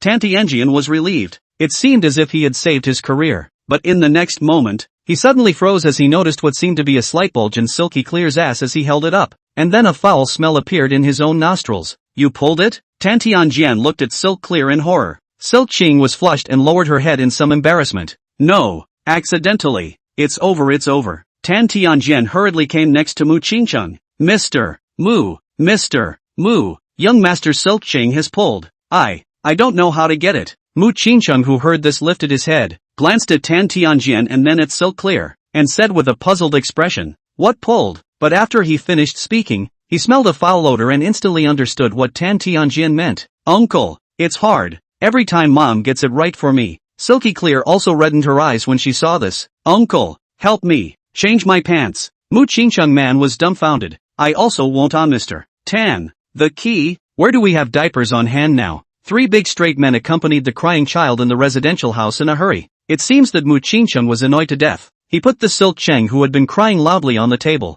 Don't you cry. I'll call someone to send diapers to change for you. As the words fell, Silk Clear instantly stopped crying. Thank you uncle. So Mu Qingcheng picked up his cell phone and called Muyu. Mu Qingcheng, Chen Yan will be here soon. Don't do anything stupid. Muyu thought that Mu Qingcheng was impatiently waiting, so she hurriedly advised. But the next moment, he heard Mu Qingcheng sigh softly, then said with some embarrassment, You have a diaper on you? Silky Clear pooped his pants. Chapter 160. It's true that whoever brings up children ages faster. Feeling Mu Qingcheng's tone, for some reason, Muyu's emotions suddenly stabilized. Her mind couldn't help but conjure up the scene of Mu Qingcheng changing Silky Qing's diaper on the table. It was also because of this scene that Muyu's originally hanging heart settled down. Just ask yourself, how could a real kidnapper be so gentle with a child, and change his diaper? Maybe Mu Qingcheng never wanted to do anything to the child from the beginning. So Muyu collected her sadness, and then said to the other end of the phone, I have it in my bag, but I demand that it be delivered in person. The opposite party was also slightly stunned, as if they didn't expect Muyu to answer like this. Good man, I'm a kidnapper. You won't let the police in, but you want to come in yourself? Aren't you afraid I'll be a hostage for you too? I couldn't get you before, but I have the Bear King under me now. After thinking about it, Mu Qingcheng replied, no weapons allowed, or I'll cut off Tan Tianjian's leg first. Tan Tianjian? Good. Mo Yuqing calmly hung up the phone, and then took out wet paper towels and diapers from her bag, and after greeting the police, she directly crossed the police line, and then put both her hands up, telling Mu Qingcheng that she only brought paper towels and diapers, and then slowly pushed the door open. Where's Silky Clear? I want to see him. As soon as he entered the door, a gun was pressed against Mo Yuqing's head, but the Bear King didn't shoot and just looked at the inner room. The next moment, there was movement from the inner room, only to see Mu Qingcheng calmly say, go, bring the diaper over. Mr. Mu, I'm still a hostage. It's not appropriate. Silky Clear pants are already off. Why don't you come wipe his and I'll get it. Count on. Never mind. I'll just go get a diaper. As the words fell, only to see a head poking out from the inner room, Tan Tianjian revealed a trace of an awkward smile before walking over to Mo Yuqing. Miss Mo, why don't you give me the diaper? Mo Yuqing nodded, then handed the diaper to Tan Tianjian before saying, Mr. Tan, can I see the child? Tan Tianjian spread his hands, his eyes looking towards the inner room. It was clear that he wasn't in charge of this matter. He then rushed in the diapers and wipes. After a while, the house came from the Silkching's cry, Uncle, you're hurting me. My legs hurt. Don't move. I'm wiping your ass. Shinger. Perhaps it was because Silk Clear's voice had aroused Mo Yuqing's desire for protection, and in her haste she actually couldn't care about the Bear King holding the barrel of her gun against her, and walked straight towards the inner room. And aside, the Bear King was slightly startled, but he didn't shoot. If this killed Mo Yuqing, I guess my own boss would have to let himself taste the 10 great tortures of the Manchu Qing dynasty. However, he still hurriedly followed in, just in case Mo Yuqing suddenly made a move. And when Mo Yuqing walked into the inner room, she was greeted by a big man who was standing in front of the bed, pressing Silky Clear's buttocks dead center, and then wiping his buttocks with a wet paper towel with a disgusted face. However, this position made the still unintelligent Silkching feel very uncomfortable and kept twisting her butt, which made Mu Qingcheng's job very difficult. So the two became a vicious circle. One wants to move, one is not allowed to move. One wants to wipe his ass, one does not give him a wipe, which makes Mu Qingcheng angry to the point of turning blue. He has never thought that the original bringing up a child is such a difficult thing. I told you not to move. Silky was so frightened that she wailed after hearing such a serious voice. Uncle Bad.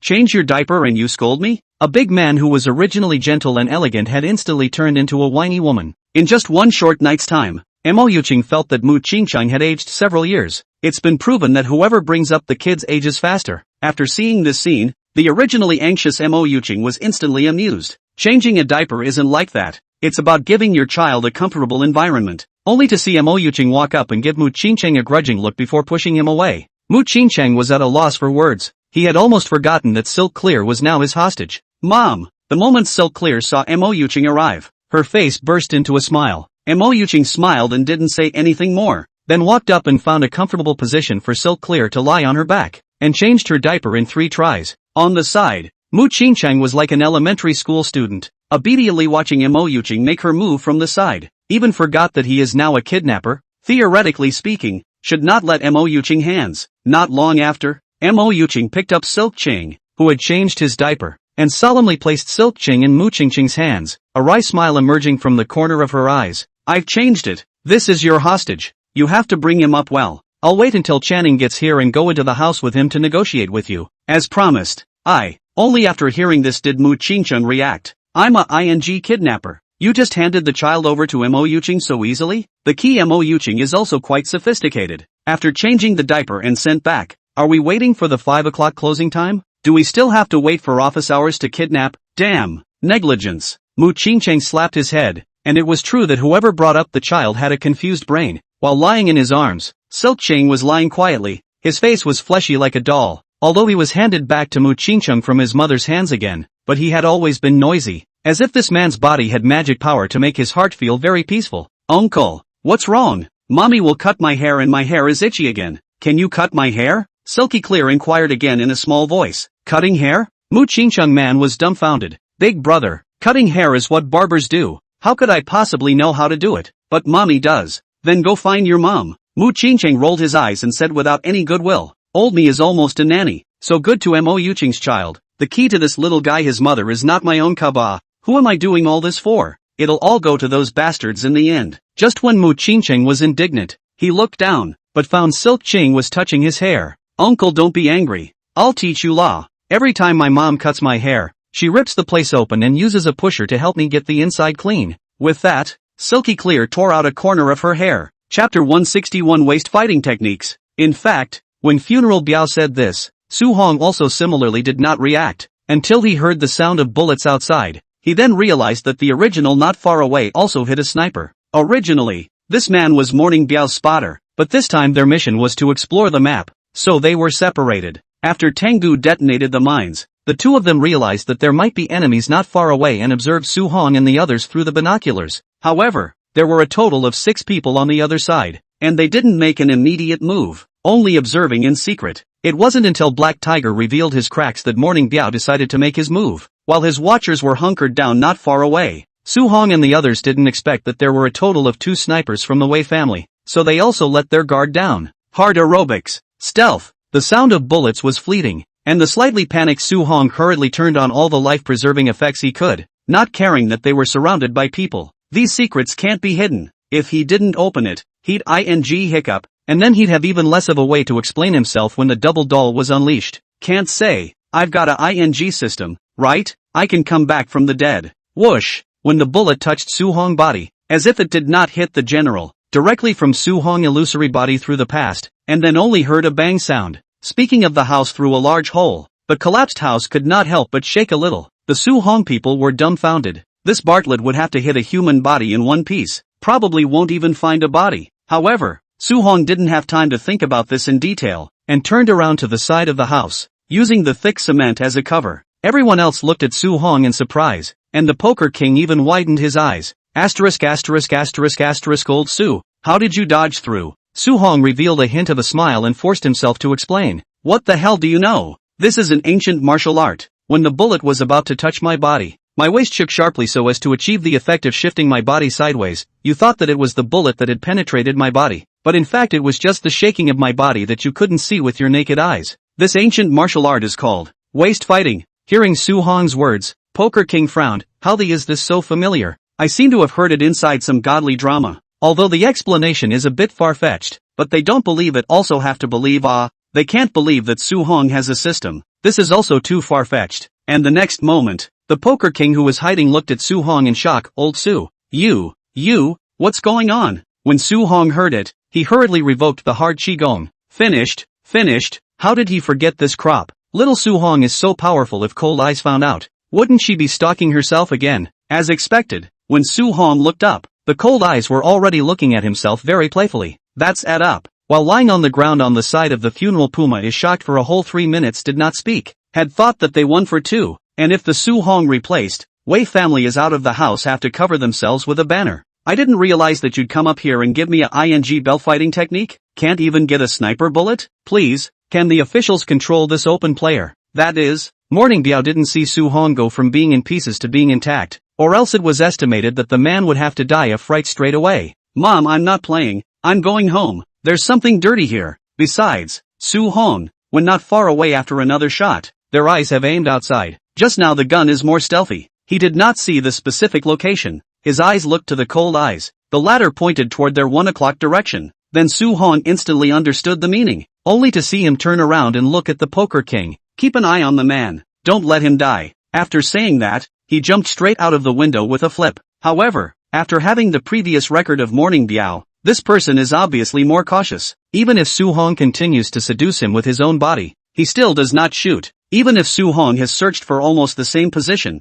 he is still solid old dog hibernation. Su Hong was even close to wondering if there was no one there, only a gun timed to fire. But think about it, it's not right. Timed firing can't be so accurate right into that window. After all, the sniper's position changes all the time. After thinking about it, Su Hong directly stopped his body and just stood on the roof of a small 3-story building. Then in your mind you say, mind reading, read the nearest person around your mind. The words fell, only to hear a loud and unmistakable voice appear around himself. The old man is lying down so stealthily. It's impossible for this guy Su Hong to find me, right? I'm on my ing back in the toilet under the house. Holy, there's a bug biting my ass. It's so itchy I want to go scratch it. Forget it, it's more important to save my life. If I move for sure the mud on my body slips off and I'm sure this guy will find out. Oops, I got stung in my other butt cheek too. This damn bug. I'll drug you all to death later. A toilet under the house? Isn't that a latrine? Is this guy so brave to lie dormant in a place like this? No wonder I couldn't spot you.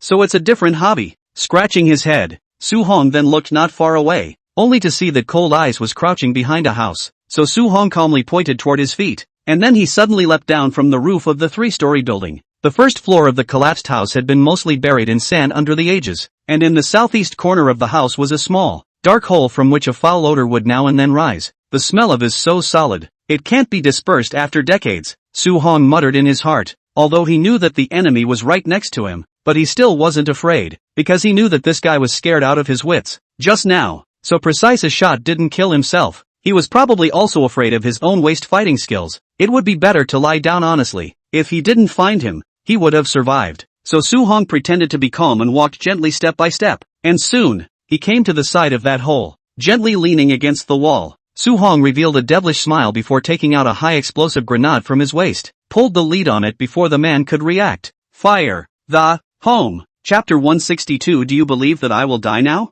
You won't get any information. A roar of sharp brakes appeared in Xianhe village. Then a Mercedes-Benz car was seen appearing in front of the police cordon. Chen Yan hurriedly came down from the car, looked at the police full of eyes and hurriedly said, "Where is Miss Mo?" At this time, Mo Yuqing had already returned beyond the cordon and immediately stepped out of the car after hearing the sound outside. "I'm here." Chen Yan hurriedly walked over after seeing Mo Yuqing. "Mr. Chen, you're finally here. Now Mr. Mu won't listen to anything. He just wants you to go into the house with Miss Mo. Well, I know. You guys continue to keep watch. I'll go in with Mo later." Chen Yan responded blandly, then walked to Mo Yuqing's front, and after her eyes fluttered for a moment, Mo Yuqing immediately understood. "Mr. Chen, let's get in the car and discuss countermeasures." Good. With that, the two men got into the car, separating everyone from the car. The two bodyguards in front of the car stood there, not allowing anyone to get close. Even Zhang Liwei couldn't go up to ask about the situation if he wanted to. And inside the car, Chen Yan looked at Mo Yuqing and said, "What else have you learned now? Tell me about it." Mo Yuqing shook her head. "I don't know anything. Right now Silk Ching is in his hands, but just now Silk Ching pooped her pants. I went in to deliver a diaper. Ching he doesn't seem to have any thoughts of hurting Silk Ching." "That's okay. Then would young master already know about Silky Clear's birth?" "I'm not sure about that." "Oh, anyway, I implemented it according to your plan. And see, you should have gotten Silky's DNA identification certificate as well. So I don't think Ching should have found out Silky's real life." Aha! Chen Yan couldn't help but ponder after hearing this. Not long after, he raised his head. "Forget it, don't think about it, as long as it doesn't involve the bottom line. It's better if we directly take the initiative to tell the young master to calm his anger." "And what about Uncle Mu? He's already within the sandy ruins now. He can't be contacted." "I believe that things have come to this point. There's no way to hide it, so it's better to tell him in a big way," said Chen Yan. Looked at Mo Yuqing. "Actually, I'm not worried about me here. I'm just worried about Miss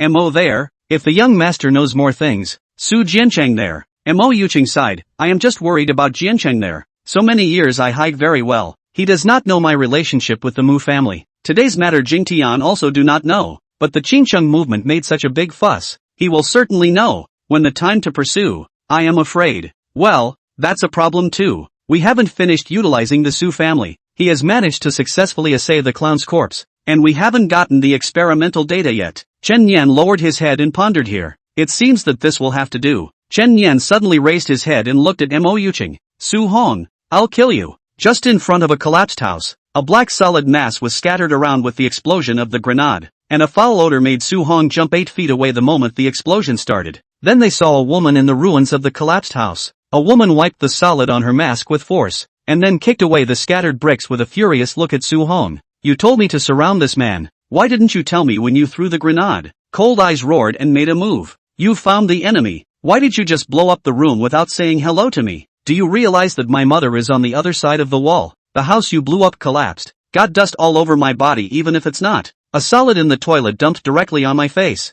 I'm going crazy, okay?" Looking at Cold Eyes, Su-hong hurriedly hemmed and hawed. I'm sorry. If I don't do it, he's going to do it to me." "There's not enough time to give you a greeting," said Su-hong, taking out mineral water. "I'll help you wash your sister. I'll let you taste this too." Cold Eyes jumped up and picked up Su-hong's neck, then directly forcefully sent Su-hong towards himself, then took the dirt on his face and ruthlessly smeared it on Su-hong's face. "Whoa auntie, please, I had a hard time avoiding it." "No, It has to be on your face too. Cold Eyes was furious and took her own mask and started rubbing Su-hong's face. Luckily, my mom reacted fast, or else I'd be covered in all of this too. And just as the two men were frantically pulling back and forth across the rubble, several dark shadows had arrived. What happened? Carrying a funeral Puma Poker King was the first to arrive at the scene. He thought something had happened again. Just now the explosion directly to the house collapsed all. He thought Su-hong and Cold Eyes encountered difficulties.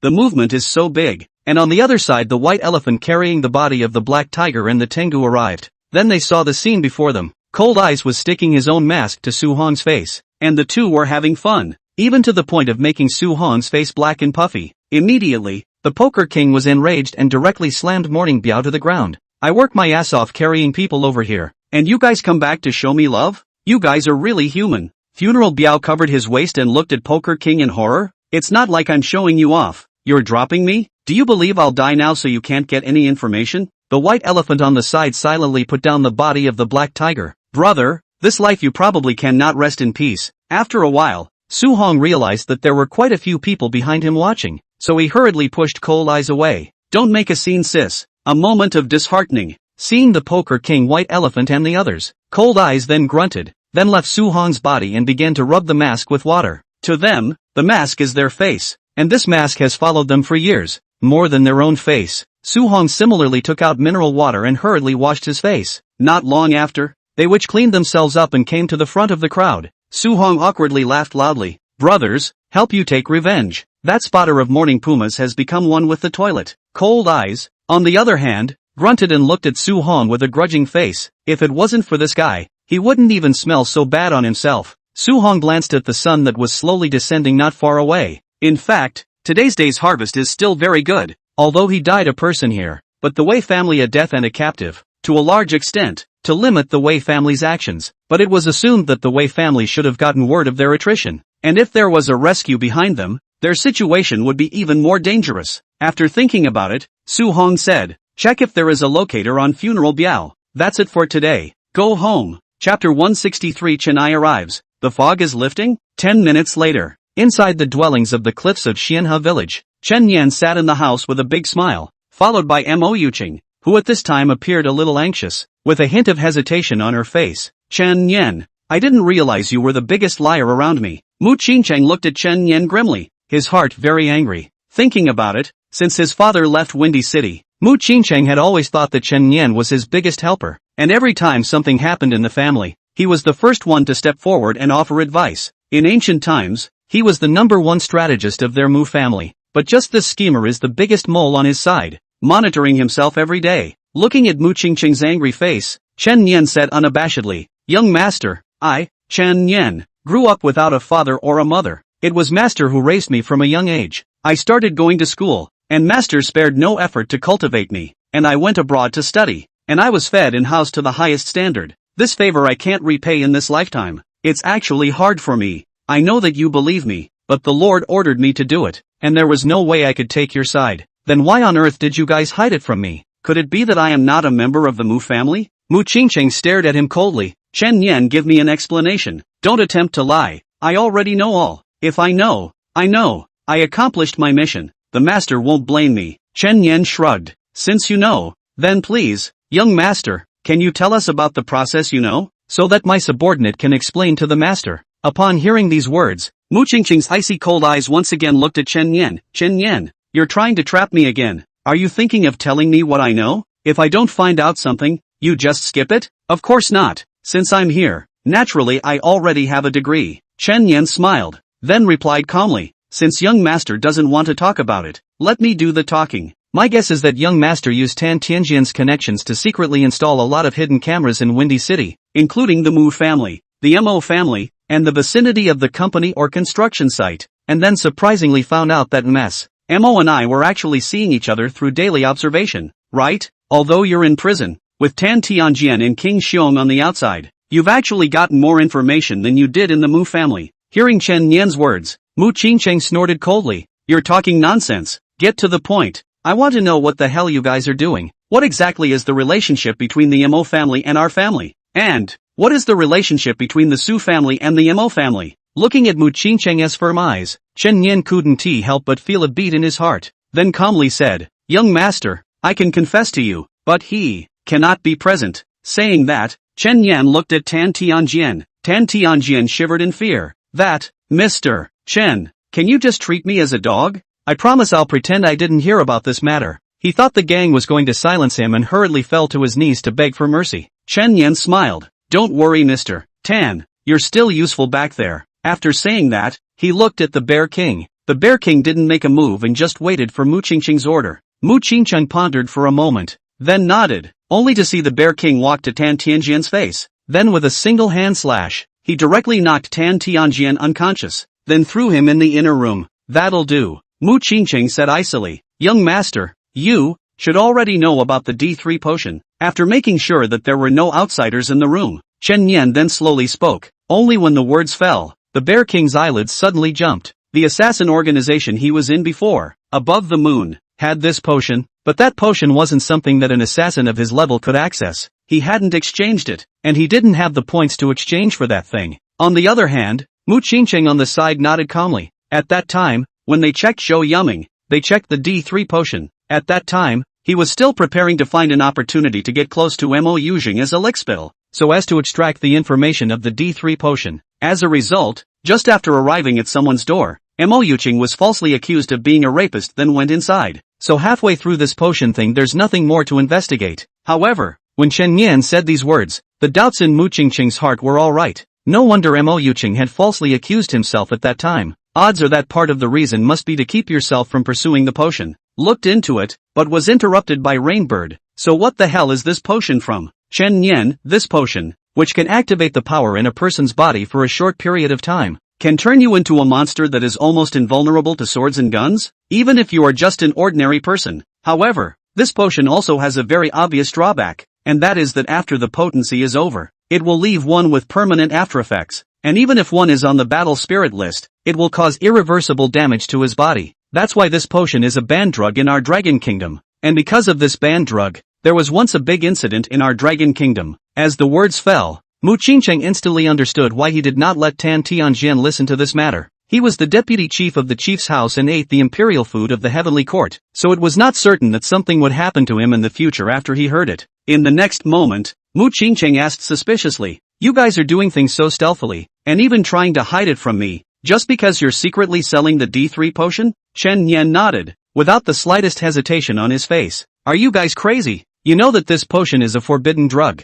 Why do you still want to sell it? Are you crazy for money? Isn't our Mu family rich enough?" Seeing the expression on Chen Yan's face, Mu Qingqing instantly grabbed Chen Yan's shirt collar as if he was mad. "Chen Yan, why don't you persuade my father? This is forcing our Mu family to the path of death, you know?" However, before Mu Qingqing finished ranting, Mo Yujing, who was on the side, had already stood up and she came to Mu Qingqing's side. "Castle, actually, it's not Chen Yan's fault, nor Uncle Mu's. If you want to blame me, blame me. It was our Mo family that dragged Uncle Mu down." As the words fell, Mu Qingqing's body suddenly stopped, then looked at Mo Yujing with a face full of incredulity. "Cut Chen Yan loose, and I'll tell you the rest." After saying that, Mo Yujing resat on the stool. In fact, back then, when Uncle Mu wiped out our Mo family, it was just an illusion. The real reason why Uncle Mu did all this was to protect us. Chapter 164. Is Silky really my real son? Protect you? Mu Qingqing didn't get it. Spare him the fact that he graduated from one of the top 5 universities in the world. His CPU was dry burned.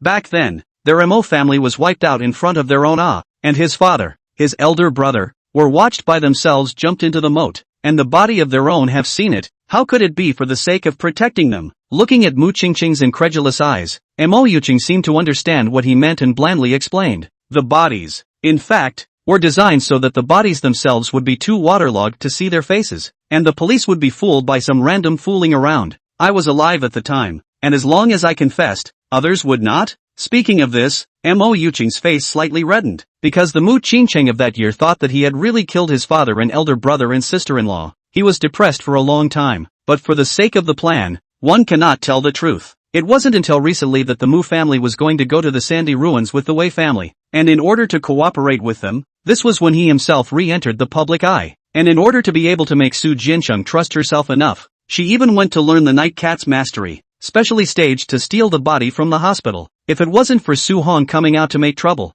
It was estimated that Mu Qingqing wouldn't even realize that he was being kept in the dark. Listening to Mo Yuqing's words, Mu Qingqing was silent for a while, then he raised his head again. Then why are you doing this? Why must you people of the Mo family fake your deaths? Mo Yuqing sighed and said blandly, because our Mo family discovered that the Wei family was secretly selling D3 potions, and at that time, the Wei family was an invincible tree to our Mo family, so in order to protect ourselves, we had no choice but to do this. Speaking here, Mo Yuqing's eyes suddenly became hollow, as if she was nostalgic for what happened back then. Qingqing, do you know? In fact, when I first met you, Uncle Mu and our family had a very good relationship, and although both of our families are giants in Windy City, there is actually no conflict in the direction of business between our two families. It's more of a cooperation. Only then you didn't know who I was, but I knew who you were. Once when our family was trading at sea, we inadvertently messed with Zhou Tianming, and that's how we found out about the Wei family's dealings with the gray area. Later, my dad found Uncle Mu and asked him for help, because he was going to be the in-law soon. Uncle Mu personally went to the sea to look for this Zhou Tianming,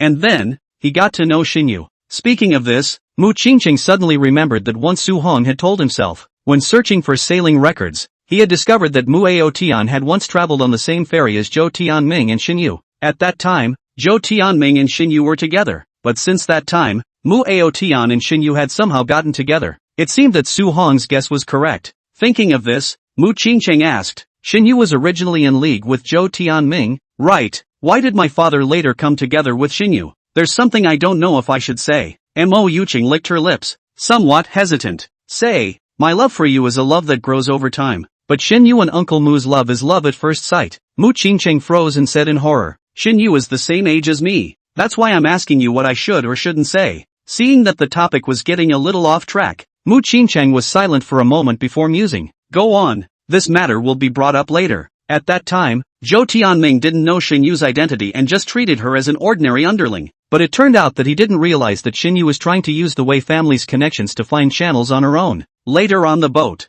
Zhou Tianming made a move on Xinyu, and it was Uncle Mu who saved her. To be precise, the way to sell D3 potion was told to Uncle Mu by Xinyu. Then they found a way to find the gray area forces and rediscovered a channel. But soon this matter was known by the Wei family, and at first the Wei family thought that our family was the one who messed things up. So they have been targeting our Mo family. The Mu family and the Mo family at that time were not a match for the Wei family even when they were united. So Uncle Mu and my father acted out this play of a civet cat swapping the prince after discussing it. Hearing this, Mu Qingqing felt like his brain cells were about to burn out. I didn't realize that this is how it happened and that I didn't know anything about it for so many years. After sighing, Mu Qingqing continued, then why did my father go to Dragon City? Why did he go to carry out the sandy ruins with the Wei family? How lucrative is the D3 potion to make my father this insane? Before Mo Yuqing could speak, Chen Yan had already interjected from the sidelines. Young master, there are two reasons why master is selling this potion and is going to Dragon City. For one thing, it's because of MS.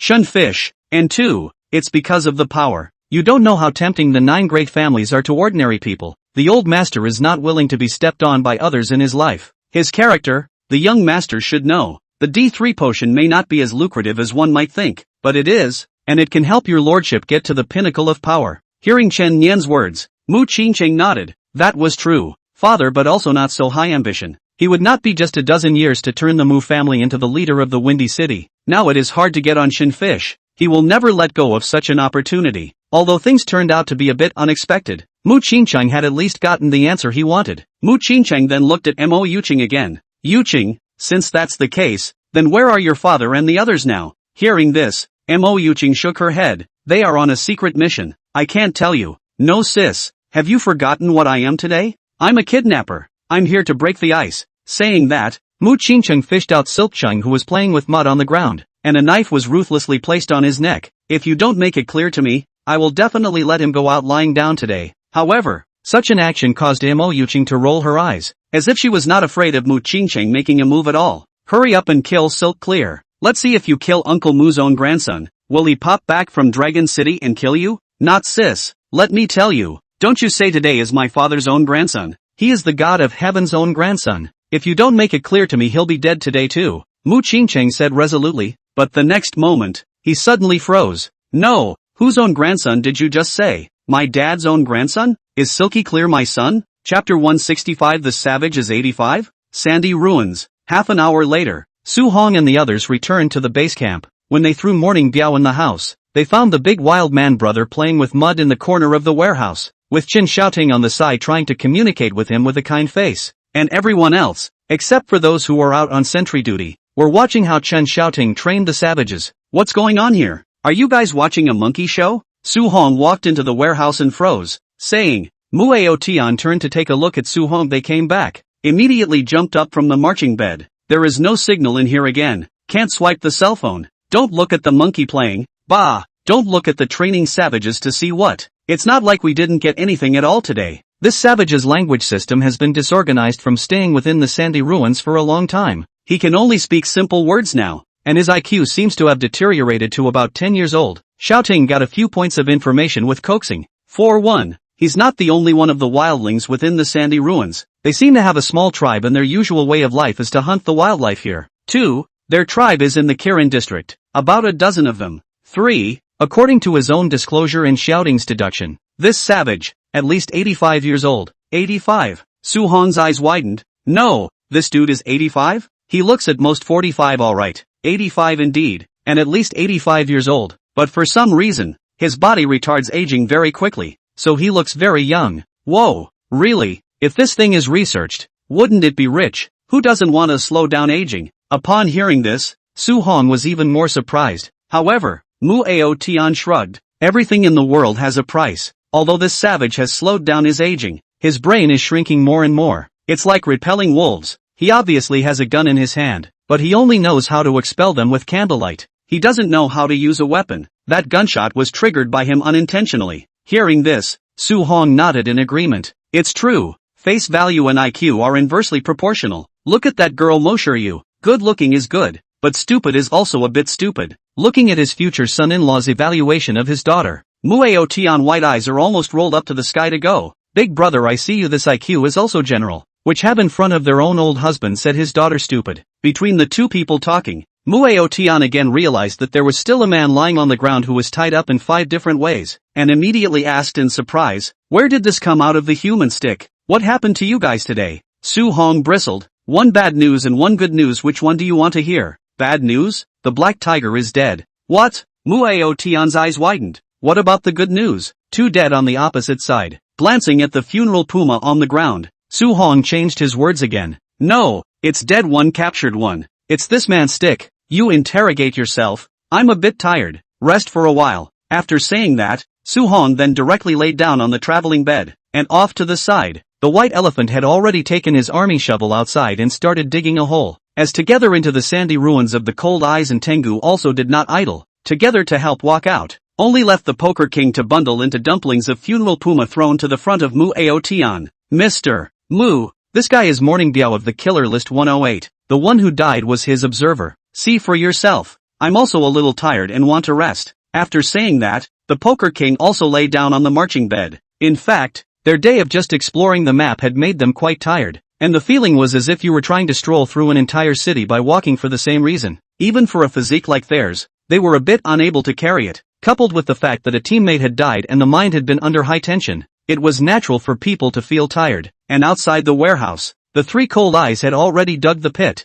their faces slightly sad. After all, the 4 of them had always been together since they entered the organization, and had gone out on quite a few missions, and had long since established a deep comradeship. Black Tiger, what is yours? I will bring it to your mother. After placing the Black Tiger's body in the pit, the white elephant said with a slight sob. Cold Eyes and Tengu on the side didn't say anything, just watched quietly. Not long after, Tengu said viciously, I didn't expect this mother ***** her Wei family to bring such heavy equipment in, and also brought snipers. How come he didn't open a tank in? Actually, the sandy ruins can come in no matter what armament you have. It's just that ordinary clans can't get tanks. Otherwise who wouldn't want to drive a tank in? Cold Eyes replied indifferently. But it turned out well enough. At least we're still alive. I'm afraid that when the battle goes white hot, even more people will die. Let's hope we all make it back alive. Listening to Cold Eyes' words, Tengu also couldn't help but nod his head. East Wind and North Wind haven't made their move yet. When we run into them, I guess we'll all have to die. Of course, Cold Eyes, I will die before you.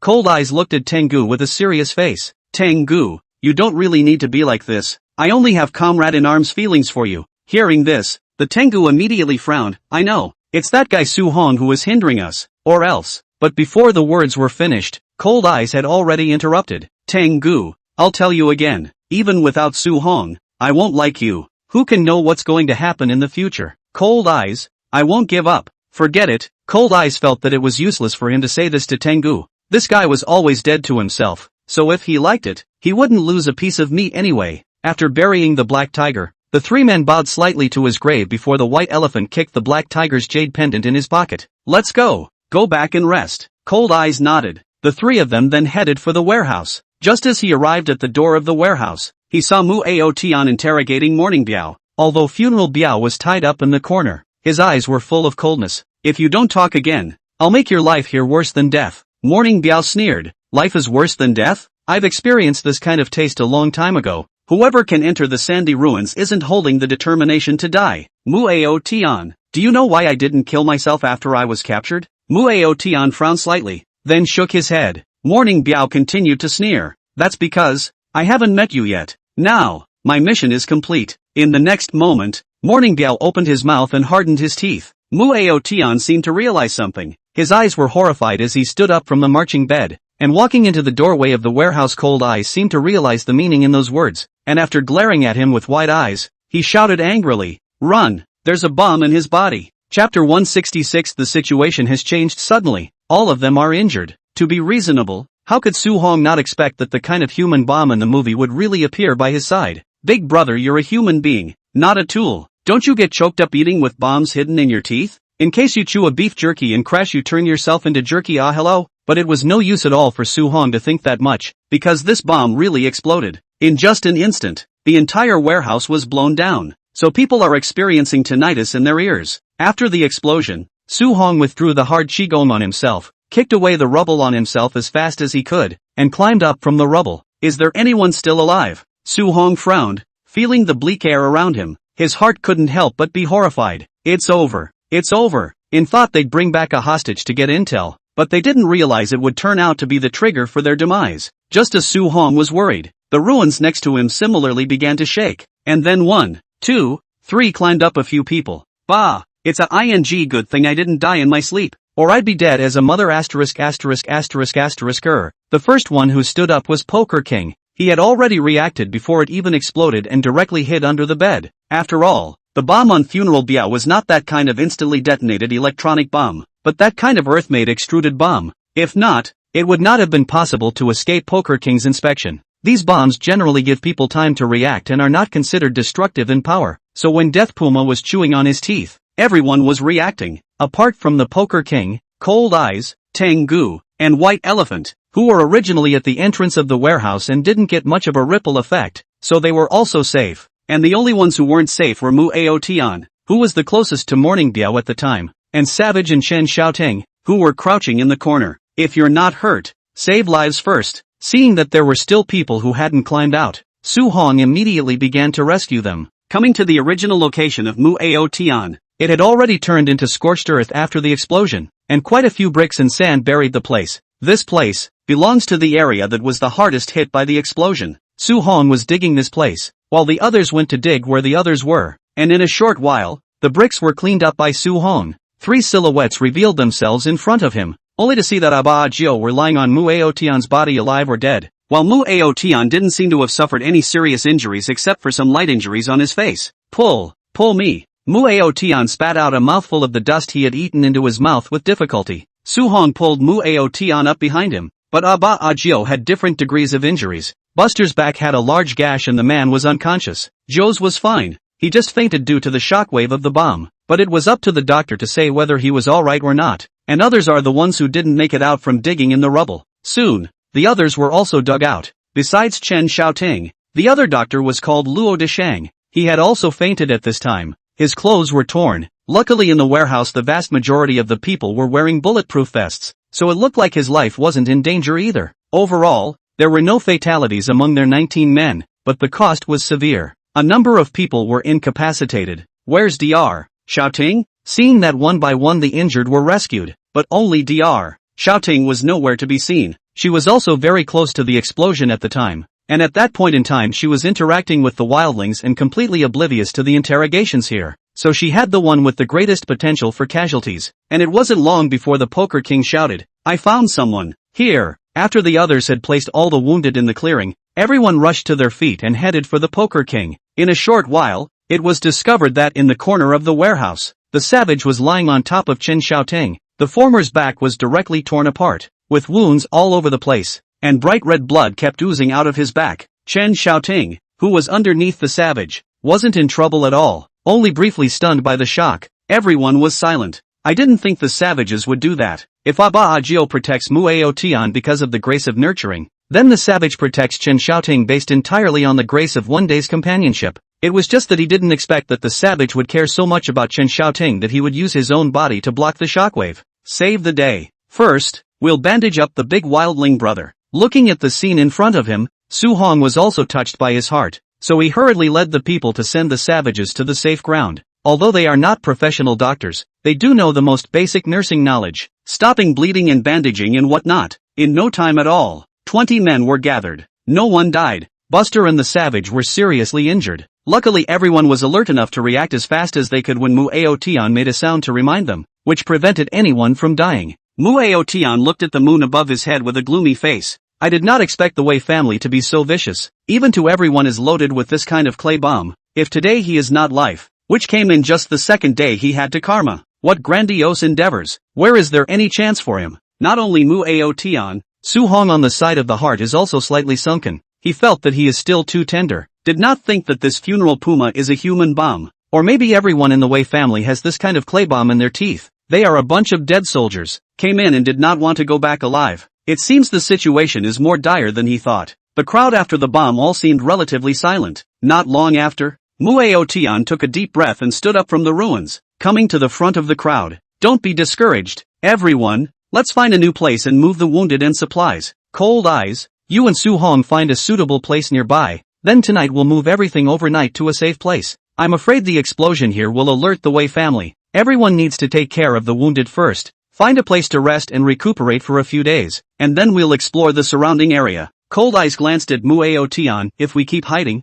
the Wei family will get hold of more and more information, and when we come out again, we may. After the repair, I will go to the Kirin district and look for the organ. Before Cold Eyes could finish her sentence, Muyu Tian had already interrupted her. Cold Eyes opened his mouth, but didn't continue, just followed Muyu Tian's words. If they could find the organ, they weren't so afraid of their Wei family finding them. Chapter 167. It was too hot. I took a shower. Xianha Village. Cliff break. Mo Yuqing and Shen Nian slowly walked out from within the residence. Mo Yuqing's hands were holding silk chain. Because it was too late, the child was already tired of playing and fell asleep, lying very quietly in her mother's arms. Shen Nian's face, on the other hand, displayed great helplessness, and behind the two of them, followed Mu Qingcheng. As soon as they saw Mu Qingcheng walk out, the police behind them all tensed up, with guns in their hands pointing at Mu Qingcheng. Don't move! Mu Qingcheng didn't listen and continued to walk forward. The next moment, Chen Yan, who was on the side, frowned and said sternly, "What are you all doing? Put down your guns." The words fell, and the police officers in the room were dumbfounded. "No, big brother, that guy behind you is a kidnapper and a rapist. We are protecting you, can't you see?" A police detachment chief slowly walked forward with his weapon, looked at Mu Qingcheng and said, "Put down your weapon, or I will take coercive measures." Mu Qingcheng calmly raised his hands. "Where did I get a weapon? Do you see a weapon in my hand?" The detachment commander glanced at Mu Qingcheng. Then he was also a bit confused. Then he looked at Mo Yuqing. "Mo, didn't Mu Qingcheng kidnap your child from the police station to leave from the Public Security Bureau?" Mo Yuqing froze and raised the child in her hand to show the detachment commander. "No, my son is playful. Xincheng brought him to Xianha village for traveling and sightseeing." The detachment commander looked at Mo Yuqing incredulously, then looked at Chen Yan. "Mr. Chen, didn't you come to exhort Mu Qingcheng to put down his weapon and let go of the hostages?" Chen Yan's eyes widened. "What admonishment? This is my young master. What do I need to admonish? We're stranded inside talking." The detachment commander's brain was on the verge of exploding. "No, buddy. Just now from the police station to Xianha Mountain, such a tense and exciting police chase movie, and then the police spent a whole night to confront Mu Qingcheng. But in the end, you tell us, just to chat inside? Okay. Now you guys are having fun as a family and we're suffering, right?" And then the door of the residence behind them opened again, only to see Tan Tianjian and the Bear King walk out of it as well. Tan Tianjian's body was wet and moist, and it felt like he had been splashed with water. The detachment commander's eyes immediately lit up and hurriedly walked over to Tan Tianjin. "Mr. Tan, Did you suffer abuse inside? Did Mu Qingcheng make a move on you? Tan Tianjian froze, then looked at the detachment commander strangely. No, I was inside with General Manager Mu talking about work, but you have, on you. Oh, it was too hot. I took a cold shower inside. Tan Tianjian shivered his body for a moment, then touched his face. Alright, let's have everyone withdraw. It's settled. Brother, it's just after New Year's Day and the temperature at night is below zero. You're telling me it's too hot in there? You were in there all night disciplining yourself, weren't you? That hot? However, since Tan Tianjian had already given his word, the detachment commander really had no choice but to have the police officers beyond the cordon withdrawn. Zhang Liwei was resting in his car, and after hearing the detachment commander's report, he hurriedly got out of the car. With a calm face, he came to these few people. Things settled? Mu Qingcheng nodded. I've troubled Bureau Chief Zhang today. If you need any help in the future, just ask. It's fine. But, Mr. Mu, you're still in the status of a rapist. You still have to go back and cooperate with us before you can do that. Understood. Mu Qingcheng nodded, then looked at Mo Yuqing. Go back and take good care of Silkshang. I'll visit you guys when I get out. He looked at Chen Yan again. You go back and organize the information again. This time I want to see the real information about our family. If I find out that you're hiding something from me, I'll just kill my way to Dragon City. Good. Yes. After 2 replies, Mu Qingcheng followed Zhang Liwei and left, and after Mo Yuqing and Chen Yan exchanged a glance, they both got into the car again. This event, at last, has come to an end. As the police left the scene, the entire Xianhe village quieted down, and the business car that Mo Yuqing rode in slowly started and drove smoothly on the mountain road. You'll go back when you get to the bottom of the hill, and you'll surely know all about it by noon at the most when it's built. Aha! Make sure you keep yourself safe. Chen Yan nodded bashfully. Young master will definitely subside a bit lately, and by the time I revise the information a bit more it should be fine.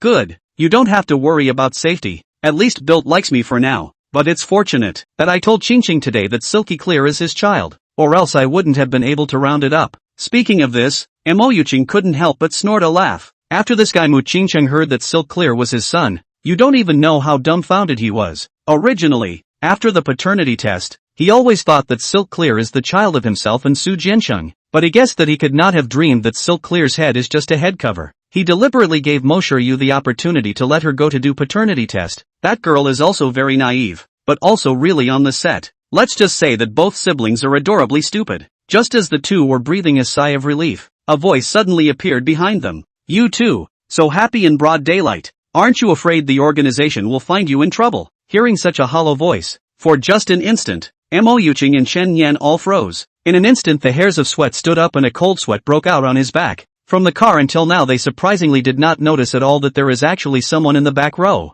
He does not have to breathe without the sound of heartbeat? Chen Yan licked his lips and gently glanced at Mo Yuqing. Then he turned around, only to see that under the dim light, a girl in a nightclothes with a cat mask was curiously looking at the two of them, and the only eyes that were exposed had narrowed. It was obvious that she was very happy. The next moment, Chen Yan sank into a sigh of relief. Night cat, you're scaring me. Night cats? As soon as Mo Yuqing heard this, she turned her head, and then saw that slightly chubby figure under the reflection of the nightclothes. Nei-san, you're going to die you. Do you realize that you're going to scare me to death?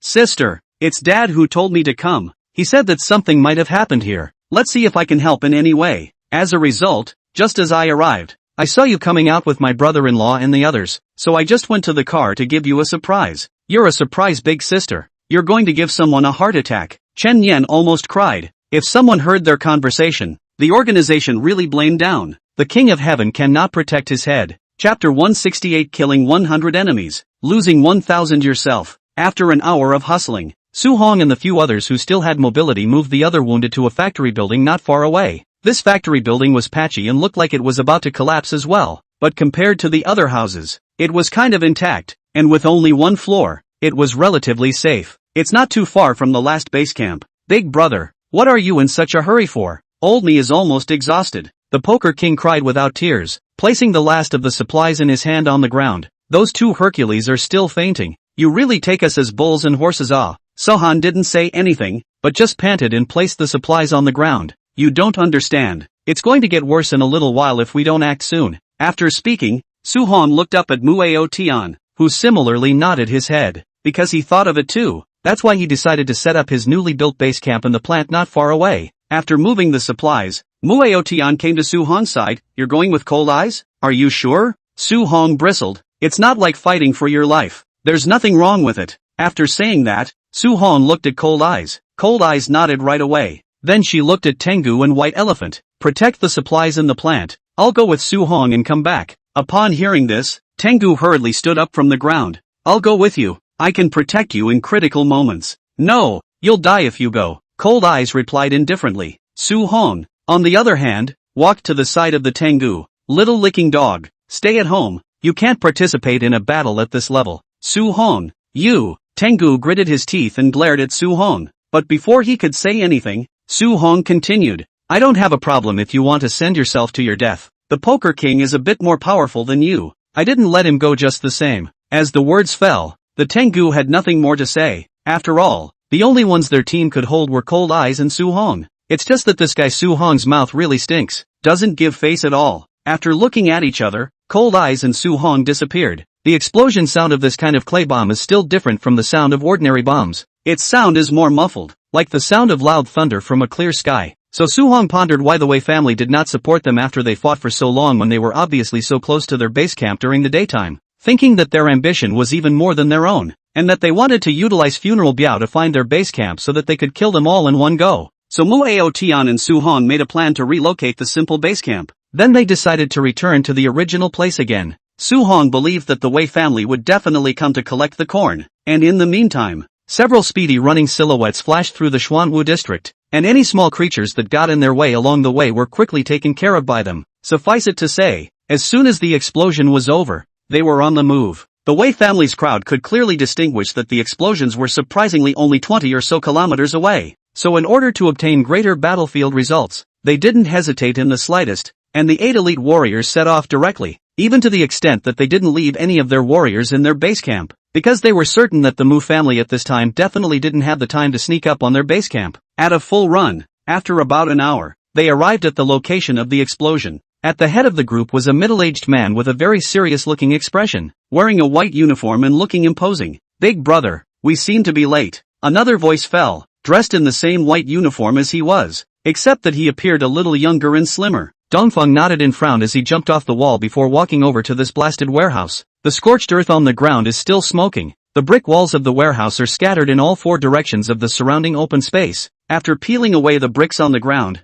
they found incomplete pieces of corpses, although they can no longer see the humanoid ones, but they all know that this should be the corpse of the funeral puma. Big brother, aside from North Wind, after the rest of them saw Morning Biao, a flash of sadness appeared on their faces. I didn't realize that it was only the second day that Morning Pio died. As the 108th position of the killer list in a normal 3rd or 4th level city, it was already enough to reign supreme, but he didn't expect to survive more than a day in the sandy ruins. Big brother Dongfeng, let's bury Big brother. The other 6 people will be around a little bit of body parts back, but also cannot put together a complete funeral puma's body. But Dongfeng frowned and did not agree to it, but said, I'm afraid, it's too late. From the explosion to now but more than an hour. They have so many supplies and also people. Transferring is not so easy. Think, they shouldn't have gotten far. The words fell for some reason. Dongfeng seemed to have sensed something and raised his head to look in one direction, and the next moment, he suddenly moved forward and tackled Northwind. Take cover. There's an enemy. The words fell, only to hear a bang sound.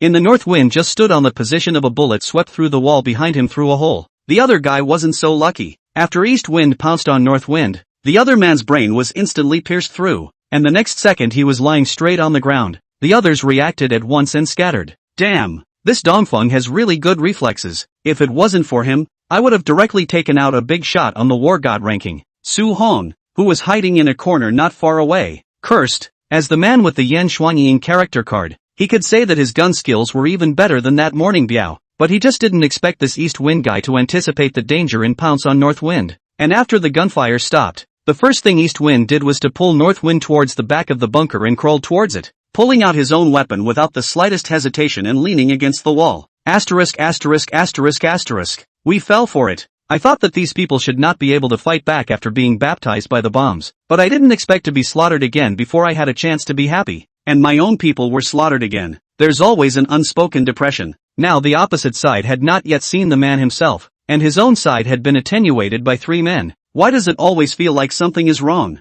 It's as if he's obviously a schemer, and it's not easy for him to calculate the other side, and he rushes out to pick the fruits of victory, only to find that the other side seems to be unharmed. But on the contrary, he is getting more and more attrition here. Is this the legend of hurting the enemy 100 times and damaging yourself 1,000 times? Chapter 169 Missing Memories. See how many people are on the other side? North Wind, hiding at the base of the wall, asked in a bit of a panic. East Wind mused. One shot from the east and one from the north. At least two of them. Dongfeng was not sure how many people were on the opposite side, but thought that after the bomb explosion, their vital forces were definitely not very sufficient. Thought that there should not be more than 4 people. The current situation dragged on for them, the advantage would become smaller and smaller. Thinking of this, Dongfeng looked at the few people hiding on the other side. After making a few hand signals, the remaining 5 people immediately understood, and as Dongfeng 321's hand signals were done, the 2 of them rushed out from behind the wall like a sharp arrow, while at the same time,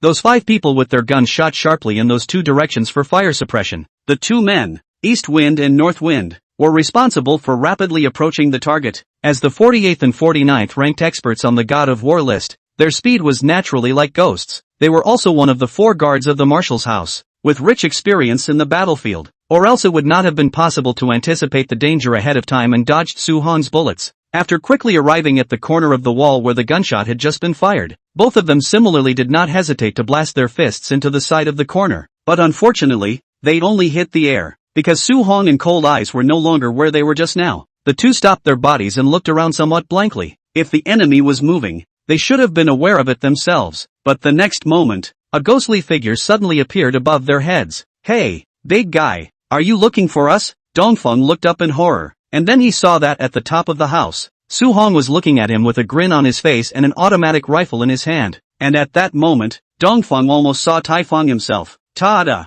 Tons of fire shot out like blazing fire, but Dongfeng's reflexes were much faster, and in less than a second he leapt out from the corner, the weapon in his hand returning fire. A battle of hot weapons begins, and the other side of the North Wind stumbled into the situation and the East Wind is almost the same. Both in as the roof stumbled into the Cold Eyes, although the 2 of them can't carry a hot weapon, but at least the reaction speed is over the top. The bullets are hitting the ground, and soon the 2 of them scurry to the other side of the wall. With the suppression of fire from afar and the 2 of them returning fire, Su Hong and Cold Eyes did not succeed in their sneak attack. They both then jumped off the roof. After looking at each other, they ran straight into the distance. "Big brother, chase! Stop! Don't chase!" Looking at the back of the 2 people disappeared. The North Wind was a bit unconvinced and wanted to go up to chase them, but the East Wind directly stopped him. According to the speed of these 2 people, compared to their own strength is certainly more presented not to let, while they brought others are not so powerful. In case the 2 of them to chase up by the opposite side of the encirclement, how to do? It's very simple to be poor. Damn! What bad luck! I thought they were dead or wounded, but it turns out they still know to come back and sneak up on us. North Wind spat and said viciously. Dongfeng glanced at the darkening sky and mused. Don't think of them as so simple. Those 2 people's battle power is already on par with ours. This guy Wei Xiangshu's intelligence is wrong. What? On par with us? They just ambushed us in advance and caught us off guard. It's not as powerful as Big Brother said. The Shin family was restricted by us before they went into the sandy ruins. How could Mu Aotian still find such powerful people? For what Dongfeng said, North Wind does not believe it at all. To know that the entire dragon country, billions of people, more powerful than them is only a few dozen people, and the vast majority of them have a family or organization. How can there be such a powerful person to go to the Mu family? However, in the face of North Wind's words, East Wind just frowned and shook his head. You have to think about it. These guys have been going for almost a day and a night without resting since the daytime, and after being tired for so long, they still managed to maintain such a high level of tactical skills, and such battle strength is definitely not below us. Go back. This is something that needs to be discussed in the long run. After saying that, Dongfeng glanced grimly at a short distance away, then turned around and left. And the other side. After Su Hong walked about a few hundred meters, he slowed down his body and leaned against the wall to rest after panting slightly. Looking at Su Hong like this, Cold Eyes then hurriedly stopped his body and reached out to pull Su Hong. What's wrong? Are you tired? I'll carry you on my back. They'll catch up in a minute. Su Hong shook his head. Don't worry, they won't catch up. Why? Cold Eyes froze, a little puzzled. According to reason there are so many of them. Their side is only 2 people and still strong. Should not let them go. Looking at Cold Eyes' eyes, Su Hong revealed a hint of a smile. Ever seen Zhuge Liang's empty city trick? Think about why Sima Yi didn't dare to enter the city at that time. Hearing Su Hong's words, Cold Eyes instantly reacted. Not bad. It was they who first ambushed Dongfeng and the others. They must have been afraid that their sudden escape was to seduce them into a trap. and they didn't see the situation after the explosion, and thought that everyone in the Mu family was fine. In case they caught up and ran into more firepower, wouldn't they be attritioned even more? Panic yourself, they panic more, okay? Thinking of this, Cold Eyes also relaxed and leaned against the wall with Su-hong, fatally raising his head to look at the night sky overhead. So-han, what's wrong? Do you still remember? Back then the night sky in Dragon City was as beautiful as it is today, with no clouds in the sky and a sky so clear that it was like a bowl of white water that it felt like you could touch it if you reached out and stirred it. Dragon City? That time? Obviously. Su-hong was stumped by the question. Cold Eyes opened her eyes, and there was some grudge in her eyes. Su-hong, have you really forgotten what happened when we were kids? In Dragon City? As the words fell, Su-hong was even more confused. Big sister, I've been living in Jiangnan since I was a kid. When have I ever been to Dragon City? This time going to Dragon City to take the exam is the first time I've been to this place. A flash of anger appeared in Cold Eye's beautiful eyes. Su-hong, you are deliberately not remembering, right? You can choose not to like me, but everything we've been through will really piss me off if you deny it too. Su-hong was aggrieved. Big sister, I really don't remember. I really don't know what we have experienced together. So, do you remember where you were when you were 5? Tell me about it instead. How could I not remember? Good guy. He crossed over for 20 years. Crossed over from inside the mother's womb. As an adult from childhood to the memory he has a good. I was 5 years old that year. But before it was Su-hong's turn to speak, a tingling sensation in his brain suddenly struck him, as if a thorn had been stuck into his brain. Su-hong suddenly covered his head, and for the first time, he realized that there would be a memory gap in his mind. That's ages 0 to 5. Chapter 170 Childhood Nightmares. And then a sensation of heavenly rotation appeared in Su-hong's head. The next moment he was unconscious. In a daze, Su-hong didn't know whether he had returned to that scene or had a nightmare. He felt him come to an operating table where a blurry figure was injecting some unknown agent into his young body. And just when the surgery was halfway through, the door to the operating room was violently slammed open, and Su-hong couldn't see the faces of these people, and only felt that the atmosphere was very depressing, as if the surroundings were full of people. Su-mushin, what did you bring Honger here for? He's, well, sick, and I'm treating him. Treatment? Getting sick? Su-mushin, why are you doing this? Then there was a pop sound, as if a pill bottle had been knocked over. For the sake of this vain dream, you even used Honger as an experiment as well. You're really too horrible. Honger is your own son. How could you bear to do this? You're making too much noise. Be quiet. I'm doing this for Honger's sake, do you understand? I'm very sure about this surgery. I'll make Honger's transformation successful. It's not just my long-cherished wish, it's also the long-cherished wish of our entire humanity. Bah! Su-mushin, you're a devil. You're only using Honger as an experiment to satisfy your selfish desires, your greed, your endless ambition. Give me Honger, I'll take him. It's only halfway through the operation. Do you think I might let you take him? Su-mushin, I can see through you. In my opinion, you're even worse than scum. Most of the ensuing scenes in the operating room were inaudible to Sohan. As for the images, Su-hong couldn't see any of them, probably because he was in a coma at the time, or maybe this was just the brain memorizing the only remaining sliver of the images. In short, Su-hong's head felt like it was going to explode just thinking about this image. With a shriek, Su-hong opened his eyes. What came into view was a masked face with beautiful eyes looking worriedly at Su-hong. How are you? Okay? Su-hong seemed to realize that he had just returned to the real world, and seemed to be a little less adapted, and hadn't yet understood what Cold Eyes had said. After a few seconds, he felt his soul which returned to reality. Looking back, the scene around him was still the same as the place where he rested just now, except that he had already arrived in the arms of Cold Eyes, who was sitting on the ground and gently hugging himself at the moment. What just happened to me? Cold Eyes, just now I was telling you about your childhood, and then you suddenly screamed and fainted. How long have I been out? About 5 minutes. How are you physically? Are you hurt somewhere? Sohan shook his head. No, it just felt like a particularly bad nightmare, carefully recalling everything that had just happened in his mind. For some reason, when Su-hong was awake, the scene in his dream just now, he seemed to not remember it again, as if this fragment was covered with a layer of fog, and could only recall only a few words. After a long time, Su-hong raised his head and looked at Cold Eyes. I'm sorry, you told me what happened when I was 5 years old, and I realized that I really don't have any memories of that time. I didn't mean to, I really can't remember. Su-hong really didn't expect that he, a traveler, should obviously have memories from childhood to adulthood, but there was a missing section in the middle, and one never realizes it. It's like when ordinary people grow up, a lot of things from their childhood are forgotten, and Su-hong has always thought it was normal and didn't think much about it, but he didn't expect that this memory was deliberately erased by someone. Also, This memory seems to be related to his parents. Damn, what happened to me when I was a kid? Looking at Su Hong's painful appearance just now, Cold Eyes hurriedly reached out to hold Su Hong tightly in his arms. I'm sorry, Su Hong. I didn't know that you really couldn't remember. I thought that you were deliberately rejecting me. You'd better not think about it. That state you were in just now really scared me. Big sister, don't squeeze anymore. I'll be out of breath. Su Hong lifted his head with difficulty.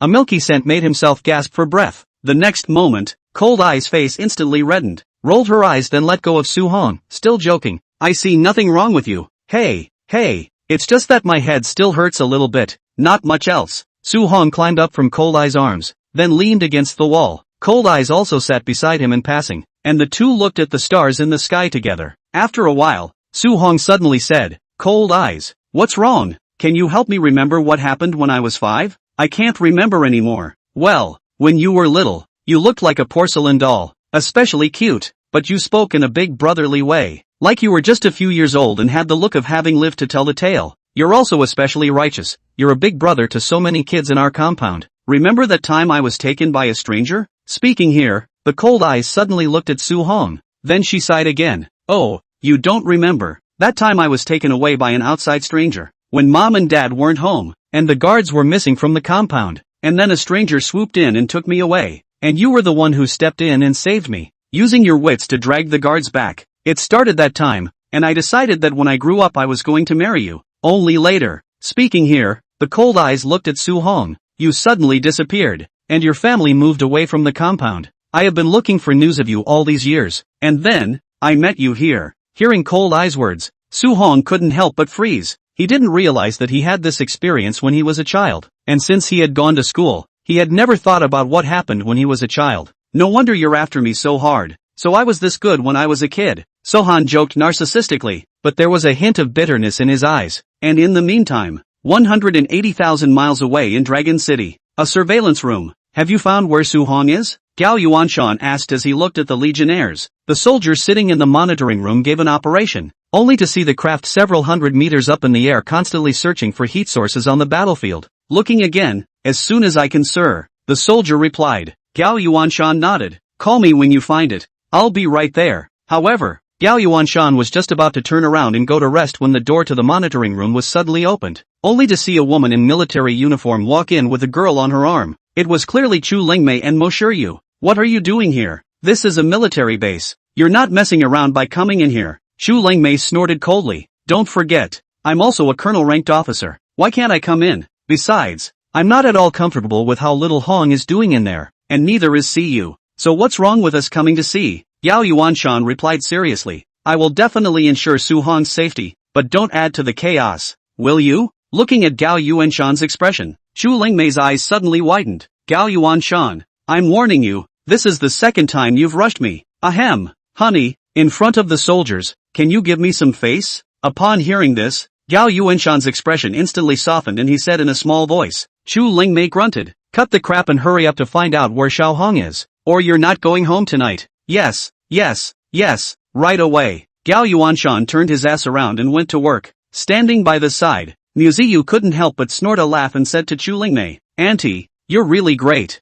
Chu Lingmei's face, which was serious just now, instantly became gentle, then softly said, training a husband is a doorway. I will slowly teach you later. The words hadn't been spoken for a while, only to hear a voice from the monitoring room. Sir, found it. Chapter 171. I don't want to apologize to my girlfriend. Hearing the soldier speak in such a manner, Gao Yuanshan, Chu Lingmei and Muziyu's heads instantly came together. Only 2 thermal images were soon spotted in a corner of the Xuanwu district under the surveillance of a high-tech reconnaissance aircraft. Push the camera closer, Gao Yuanshan ordered. The soldier nodded, and then hurriedly operated it, only to see that as the camera on the reconnaissance plane quickly drew closer, under the high-tech infrared rays, very soon, 2 silhouettes sitting in the corner of the wall were seen. Only Su Hong looked at the night sky above his head with a despondent face, and beside him was sitting a girl with a mask, but a very wow figure. The two seemed to be talking, sometimes pointing at the moon, sometimes looking at each other. The girl's eyes were full of love, but Su Hong looked very comfortable, as if he had gotten some important information.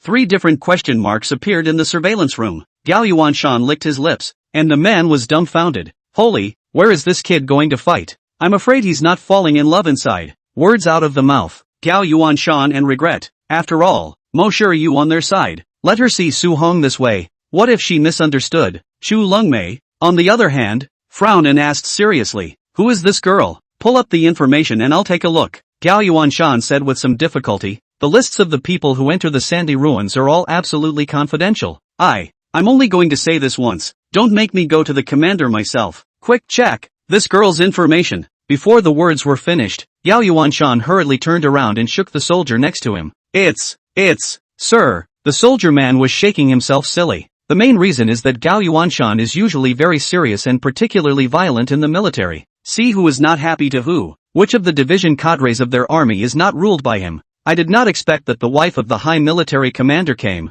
He turned into a small mouse. It's incredible. Soon a photo and message appeared on the big screen. Only a very familiar face and name appeared in Masayo's eyes. Gao Yuanshan didn't know what was going on and kept tooting. I didn't expect this girl to be so powerful. She's still a senior student of Longqing University. When she graduates, I'm definitely going to induct her into the military system. Stowed my ass. She can accept employment to help the Mu family enter the Sandy Ruins. Do you think she can get past the vetting? Chu Lengmei rolled her eyes and slapped Gao Yuanshan. She then spoke out to comfort. See you. Don't worry. If Su Hong dares to do anything to wrong you, I will definitely slap him to death. However, these words didn't seem to have any effect on Mo Shiryu, only to see that her eyes were on the verge of killing, and she turned around and was about to walk out the door. I'm going to the Sandy Ruins right now, and I'm going to fight this vixen. Feeling the anger on Mo Shiryu, Yao Yuanshan could not help but cover his head. Finished. This fury looks the same as Chu Lengmei. The future of their nephews this day is not good. Chu Lengmei, on the other hand, stepped forward to stop Muyu. Calm down first. The Sandy Ruins are a very dangerous place. But before the words were finished, Mo Shiryu was already crying. Auntie, if it wasn't for Su Hong knocking me out, I would have gone into the Sandy Ruins with my dad. This guy must have knocked me out so that he could go to the Sand Ruins with that vixen Lang Yanyan. You know this Lang Yanyan? Yeah, she confessed her love to Su Hong in Longqing University before. I didn't expect to chase her all the way inside the Sandy Ruins. Auntie, do something. What if something happens to the two of them in the Sandy Ruins? For a time Mosher, you are a little regretful. Had I known that I would have figured it out earlier? And now Su Hong for the first time if he is cheated by this vixen how to do. Looking at Moshu's anxious appearance, Chu Lingmei hurriedly patted her arm. Don't worry, there's Auntie here. I'll keep an eye on this kid 24 hours a day. If he really dares to make a move on this Lang Yanyan, I will definitely not let him go. Hearing this, Mosher Yu was a little more relieved, but her eyes were still red. But Auntie, I'm still so scared. What if Su Hong doesn't like me anymore? I feel like the sky is falling when I look at this image in the surveillance. After saying that, Muyu could no longer suppress her crying, and cried loudly on Chu Lingmei's shoulder, and Chu Lingmei hurriedly patted Muyu's back to comfort her. Silly child, you're the one Su Hong cares about the most. If he didn't care about you, he wouldn't have knocked you out to keep you off the plane. After saying that, Chu Lingmei raised her head and hurriedly blinked at Gao Yuanshan. Arrange a lounge for me. I'll accompany you. Oh, Yao Yuanshan hurriedly trotted out the door. I'll go make arrangements now. If I had known, I would not have looked for Su Hong. This thing let his nephew-in-law sad to death. Su Hong, this kid is estimated to know nothing, but also rested there you and me to be together it is estimated. Much like what Gao Yuanshan thought. In the sandy ruins at the same time, Su Hong felt that he had rested almost enough, so he stood up from the corner. Go back. It's been out long enough. They should be worried. Cold Eyes nodded, but after standing up, she sighed. Do you know, Su Hong? The moment we watched the moon just now was the best I've ever felt in my life. I really wish that moment was forever. Hearing this, Su Hong pursed his lips, then replied, I hope I can give you a good memory, but that's as far as it goes. I don't want to apologize to my girlfriend. I know, but I'm not giving up. Cold Eyes raised a small fist. Chapter 172 Big Brother, please listen to my news. Early the next morning, as the sun gradually rose, the temperature returned to that steamy feeling. Because of yesterday's unforeseen circumstances, it was not until this morning that those who had been exposed to the bomb's shockwaves gradually awoke. The first thing Chen Xiaoting did when she woke up was to stand up. Where's Savage? Where did he go? Brother Savage bled so much trying to save you. He might as well be dead. The shuffling poker king walked into the plant and said blandly. Chen Xiaoting's eyes instantly widened as soon as she heard this, because when the explosion happened, it was the wild man who reacted first and pressed himself underneath her. And originally she thought that the wild man had suddenly gone crazy, but she didn't realize that he was trying to protect himself. In just a day's time, he would save his life, and it was obvious that he was really kind. Thinking of this, Chen Ting hurriedly climbed up from the bed and came to the savage's side. Only his back was wrapped in bandages by Su Hong and the others. His face was very calm and his breathing was very steady. When Chen Xiaoting saw this, she put her heart down. She then hurriedly brought in simple medical equipment and began to check the savage's condition. Not long after, Chen Xiaoting frowned strangely again, and after raising her head, she looked at the Poker King. Was he hurt badly last night? That wound blood prick hula. Old heavy. The Poker King manipulated a mouthful of just learned the North Province accent spit. I guess this savage fell in love with you. So big bomb right next to you exploded. He did not even dodge. Directly help you resist all. The words of falling in love with you seemed to be directly ignored by Chen Xiaoting. There was no expression on her face, so I guess she wouldn't care if a savage would fall in love with her or not. It just seemed a little strange to her. He's so physically strong? If it's according to you, how come he's like a normal person today? What do normal people mean? Hearing this, the Poker King blinked and came to Chen Xiaoting's side. Then he saw Chen Xiaoting uncovering the bandage on the savage's back. Originally his back was blown up by the bomb to the point that it was a bloody mess. His skin and ribs were almost turned over. If he didn't stop the bleeding in time, I'm afraid that he wouldn't have been able to survive through last night. But now the Poker King saw that the skin and flesh of the savage's back had actually grown a new strip of tender flesh. That is, the original luxuriant hair had not yet had time to grow out. Holy, this dude is a god, right? So much self-healing? Poker King people are stupid. Last night they really saw this savage is seriously injured.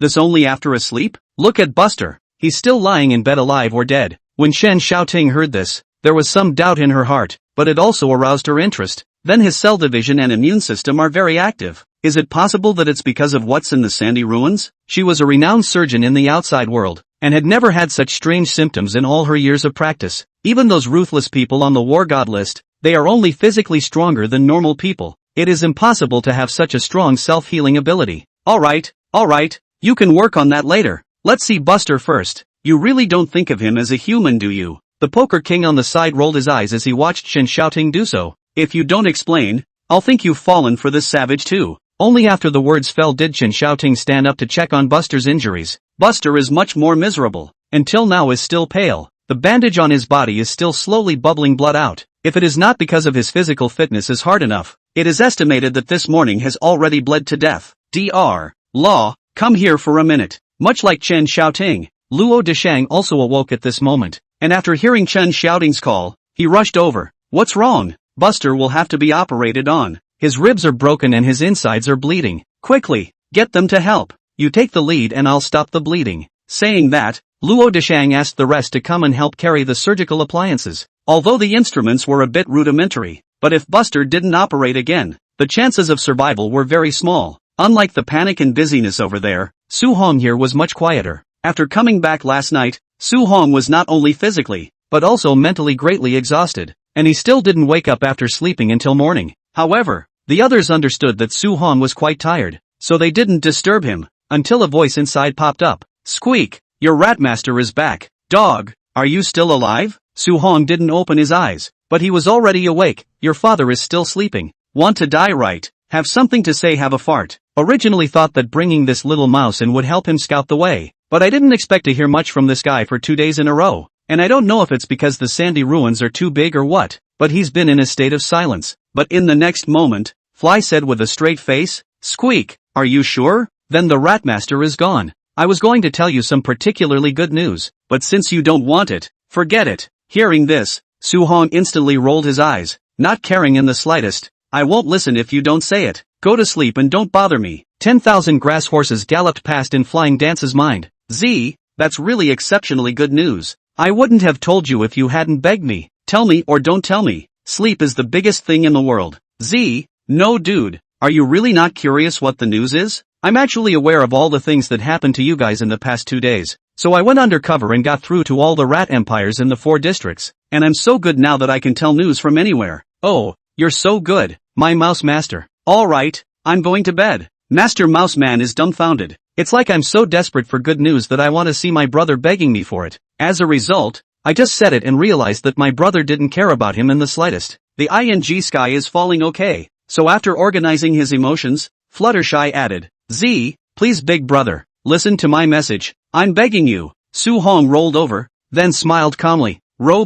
Seeing as you have such a sincere attitude, I'll reluctantly listen to it. Remember It's you who begged me before I listened. Flying Dance was busy saying, good big brother. I beg you. I've found the Wei family's base camp. As the words fell, Su-hong's eyes suddenly opened, and then he climbed up from the bed, but he still suppressed his tone and pretended to write easily. Oh, actually, I've guessed pretty much the same thing, so let's hear it. Did you find any mistakes? As a result, upon hearing this, Flying Dance instantly became anxious and jumped to his feet and screamed, How can that be? The Empress of the Mouse Empire in the White Tiger District is now one of my lovers. There's no way she'd lie to me, so tell me something. Squeak. It's in a warehouse at a storage base in the White Tiger District, and I've now sent an army of rats to take it over. Ready to greet Taijun. Well, you're pretty smart, about where I thought you were. Alright, count your merit. I'll go back and give you extra rat food. Chapter 173 inexplicably stumbled upon a rat tide. After dealing with Fei Dai, Su-hong directly stood up from the bed and walked towards the outside of the warehouse. At this time Mu Aotian was working as a guard post outside of the warehouse. When he saw Su-hong walking over, he asked blandly,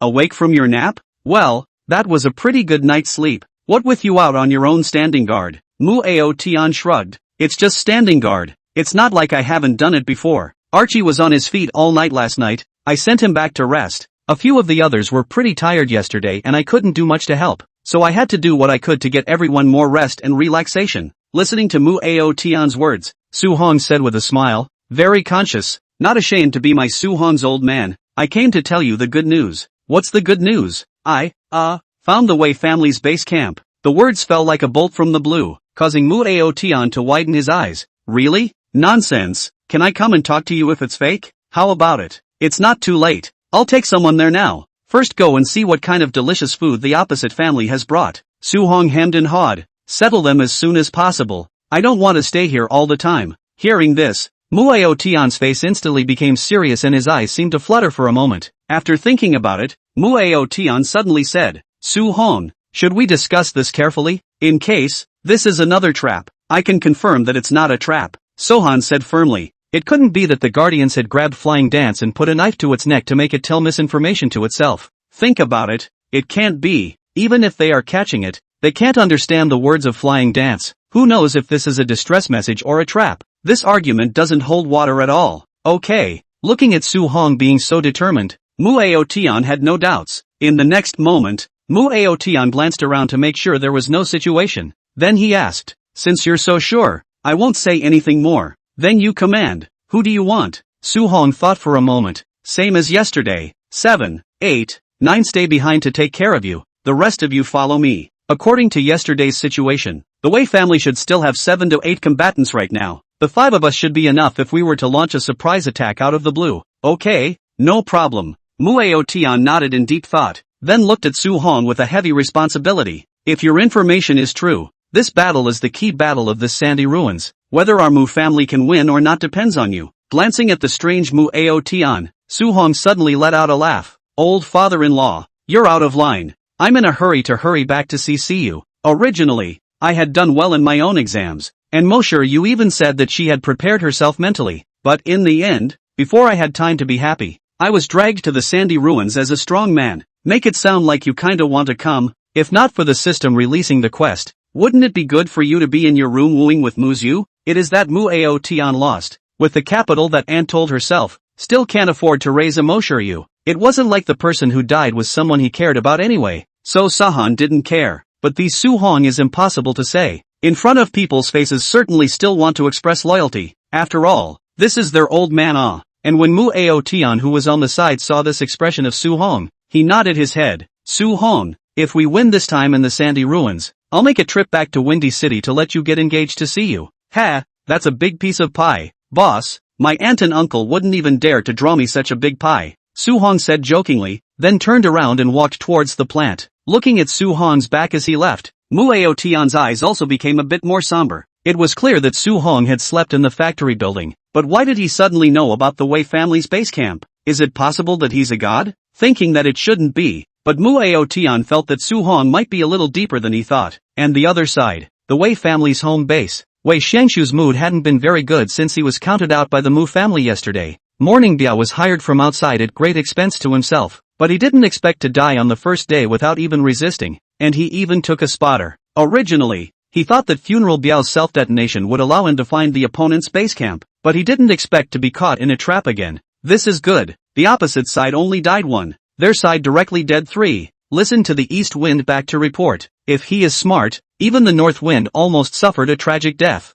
Squeak! Just as Wei Xiangshu was agonizing in the warehouse, a mouse suddenly passed by his side. He cried out in annoyance. Damn! Didn't you spread rat poison around? How come there are still rats in the house? The words fell, but found that another rat ran in through the door. Wei Xiangshu hurriedly stood up and stepped directly on the rat with 1 foot. Uncle Zhong! Uncle Zhong! The next moment, a middle-aged man walked in from outside. Young master, what's wrong? Didn't you arrange for them to spread rat poison outside? How come the rats in the warehouse are still coming in one by one? Hearing this, Uncle Zhong sighed. I don't know what's going on. It feels like there's a giant rat's nest around us. This morning inexplicably so many rats suddenly appeared around us. These rats are not afraid to die. Eating the rat poison we gave them just scurrying around outside of us. Just 1 or 2 of them came in the house have been very good. Seriously. Wei Xiangshu half-heartedly stood up, and then walked towards the outside of the warehouse, and then realized that there were rats hanging on many of the collapsed houses around, and he was on the verge of being covered in rats around his feet. It's like, they've stumbled upon a rat wave.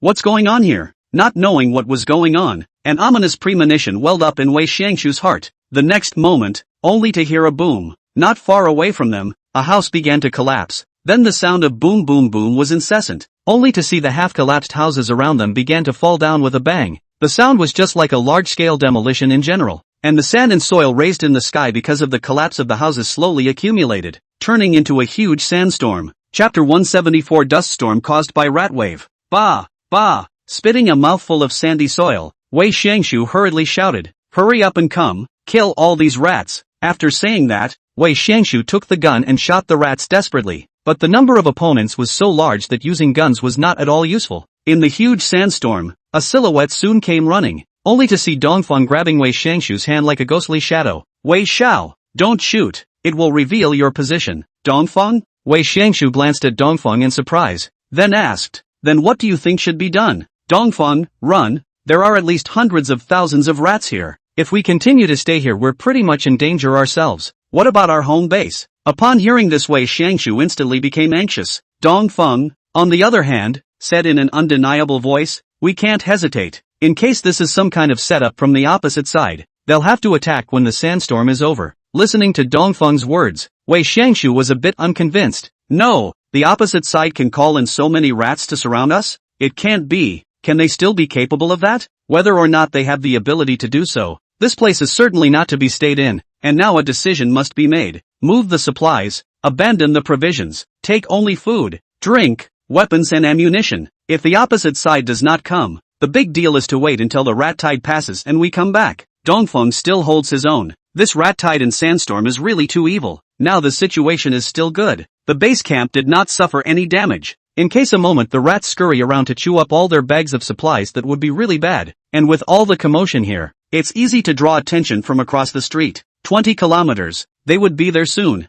If they didn't run out now, even if they could fight off the rat wave, they wouldn't be able to fight off the attack from the other side. Of course, Dongfeng can think of these things, and Wei Xiangshu is not stupid. He just didn't understand how heaven and earth had appeared on the opposite side since entering the sandy ruins. It was hard to believe that he was really going to lose, but if they lost, they wouldn't be able to keep the Wei family's secret. In order to be victorious, Wei Xiangshu could only sigh slightly. Let's go then. Tell Chunming and the others to hurry up and move their supplies, discarding large equipment and bringing only food, drink, weapons and ammunition. Dongfeng turned around in a hurry once he got the order, ordering his men to rush out of the smoke and put their dust masks on before starting to move their supplies. And the other side. Z, where have you been? I've made a bit of a ruckus at their base camp. They're getting ready to run. Come on. Sohan, who was speeding there, asked in surprise, What did you do? Squeak. I got Empress to get hundreds of thousands of little mice to chew on the houses around them, and now that we've got the sandstorm out of the way, they seem to think it's a natural disaster and are ready to take their stuff and run.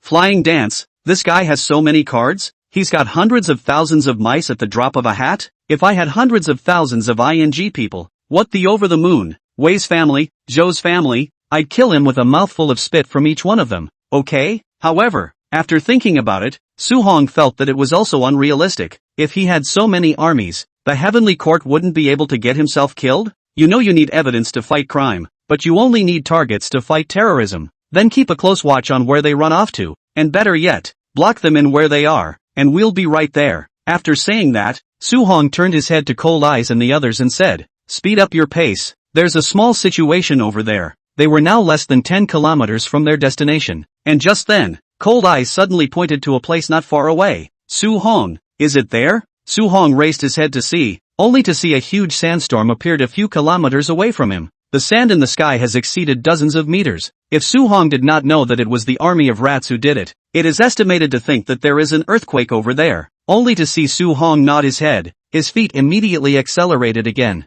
"That's right, let's go quickly. Don't let the people run away in a while." Flying Dance the Sky was partial to making something happen. He had wanted to scout first when he got close, but now well, it was too late. He might have to go up there and do it. Squeak, they're moving the supplies. Come on, you guys, before it's too late. I know, you really, quiet wait for me to arrive is not good. Favor to make this. Squeak, what do you mean dog Su-hong? The rat master is not also trying to help you. Get a rat tied out to see if you can smash a few of them, so that you are not easy. Big brother, they are not ordinary people. Some of them house hard smashed cannot be smashed okay. Su-hong rolled his eyes. This guy is not helping, he is purely pretending with himself. But after thinking about it, Su-hong didn't blame this guy. After all, this position was still found by him. As time passes, after about 20 minutes, Su-hong and the others finally ran to the vicinity of the Wei family's base camp, and the sandstorm that had just been generated by the collapsed house gradually dispersed, except for the warehouse occupied by the Wei family. The foundations of the surrounding houses were basically gnawed off by the rat tide. Holy, really, old Su, you're a beast tamer, right? Why are there so many rats? The Poker King man was dumbfounded, looking at this spectacular sight with a surprised face. Now the visibility has been more than 20 meters. Anyway, full of eyes, all are densely packed rats. If there is a dense phobia of people looking at this place, it is estimated that on the spot will be able to faint. But in the warehouse at the center of the rat wave, there was no one left. Obviously, Wei Xiangshu and the others have all moved on. Flying, calling flying. Where did Wei Xiangshu and the others run off to? Squeak, quiet, they're moving fast. I've sent an army of rats after them. Squeak, honey, I'm coming to lunch with you. Listening to Fade Dance being all lovey-dovey with his empress wife on the other end, Su-hong man was almost dumbfounded, so he didn't care so much. He jumped off the house and ran for that warehouse. Those rats seemed to recognize Su-hong as if they didn't bite anyway, and they didn't even run towards his body. But other than Su-hong, others were not so lucky. Hundreds of thousands of rats still crawl and even bite when they touch them. There was no way out. Cold Eyes and the others could only take out the daggers in their hands to stab down the rats that had climbed up their bodies one by one.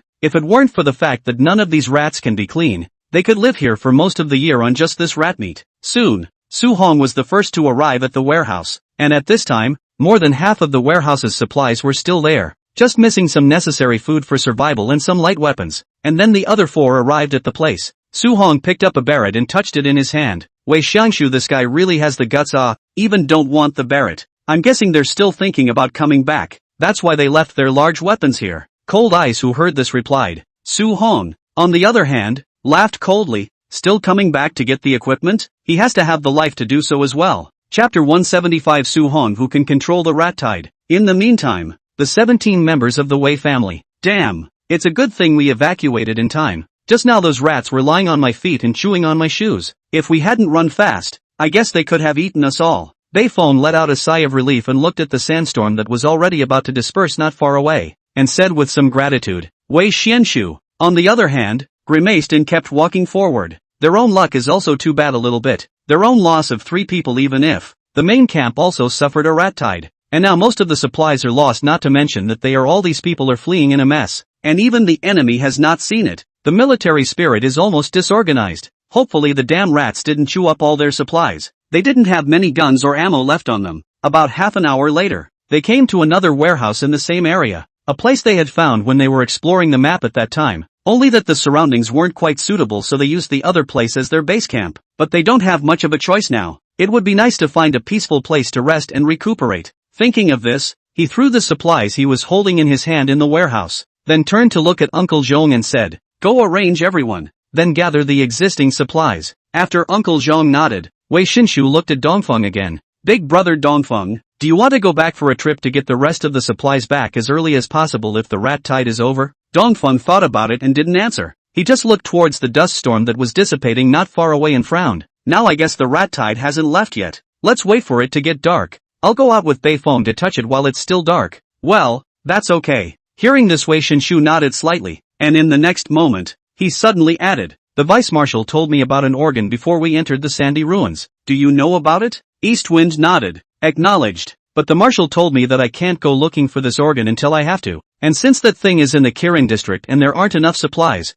I think it's better not to do anything rash. It will be more dangerous in case we're stuck in the Kirin zone for a long time and can't get out. That means you know exactly where the organ is? Wei detailed the book and asked curiously. Dongfeng heard, immediately snorted, if I can know still with the Mu family to fight a protracted war, directly lead them to the organ is not good. Thinking about it, the organs are in dangerous places. If you don't know how to activate them, you go in by yourself as in 9 deaths. How could anyone know about this kind of place? But probably the location Dongfeng should be clear. Otherwise his tone wouldn't be so certain. On the other hand, Su Hong rummaged through the supplies. Then his face grew happier and happier. These guys really know how to enjoy themselves. And they even brought hot pot? When the others heard this, they immediately looked over to Su Hong's place, only to see that inside a large parcel, there was actually an induction cooker, pots and pans, a small generator, as well as a variety of hot pot ingredients, and hot pot side dishes. Asterisk. Wei Shangshu, this dog is disgusting. His soldiers are dying and fighting for their lives on the front line, and this guy is wasting so much space eating hot pot? Hearing this, Su Hong asked rhetorically, isn't it bad? In the old war, this was called a transportation brigade captain, do you understand? The Poker King snorted a laugh, then gave Su Hong a thumbs up. You're right, the next time we meet we should also thank Duke Wei for sending us excellent meals. But old Su, it's not easy to ship this stuff out now that it's full of rats out there. When Su Hong heard this, he immediately waved his hand. Don't panic, I have a way. After saying that, Su Hong then roared in his mind, call flying dance, call flying dance. After a while, Su Hong's mind came the sound of squeak. What are you doing? I'm sharing lunch with my empress. Share your ass. Now hurry up and remove the rats from the outside of the warehouse. I won't spare you if you damage my supplies. Quiet. How can I help you if I don't keep the empress company? Squeak. My dear empress wife, a friend of mine needs your help to pull the rat army out and scout elsewhere. Don't worry, I only love you, baby. Listening to what Fei Dance said, Su Hong almost spit out yesterday's dinner. Damn, no wonder this guy eats everywhere. The original mouth is so sweet. Soon after, Flying Dance signaled, squeak, it's done, call daddy old Su. Asterisk off. I'm shipping supplies now. Hurry up and help me scout where the Wei family has run off to. If it wasn't for you messing up this kind of thing, I would have already ripped Wei Shangshu's head off and used it as a bench by now. Dude wasn't trying to help you. Who knew it would be a mistake? Forget it, if you didn't screw up, I wouldn't be able to eat hot pot right now. After saying that, Su Hong took the supplies and headed out. Still, Sohan had thoughtfully left the large bag with the supplies and packed a couple small desserts in it. When Su Hong and the others carried their stuff out of the warehouse, the rat tide outside faded as if it was an ebbing tide, and Poker King, who saw this scene, was instantly shocked. Holy old Su, are you for real? You can even control the rat tide? Su Hong shrugged. If I could control the rat tide, I would still be able to talk to you right now. I would have been bullish to the sky already. Okay, although Su Hong's words said here, but a few of their faces do not believe at all, mainly because this is also too magical. Su Hong is still asleep at home, said to himself that he found the Wei family's base camp, a come over to see the rats that cover the sky. These are also even if, now Su Hong casually said, these rats ran away again, as if these are Su Hong's pets, called to come and go. The cold eyes orbits were deep,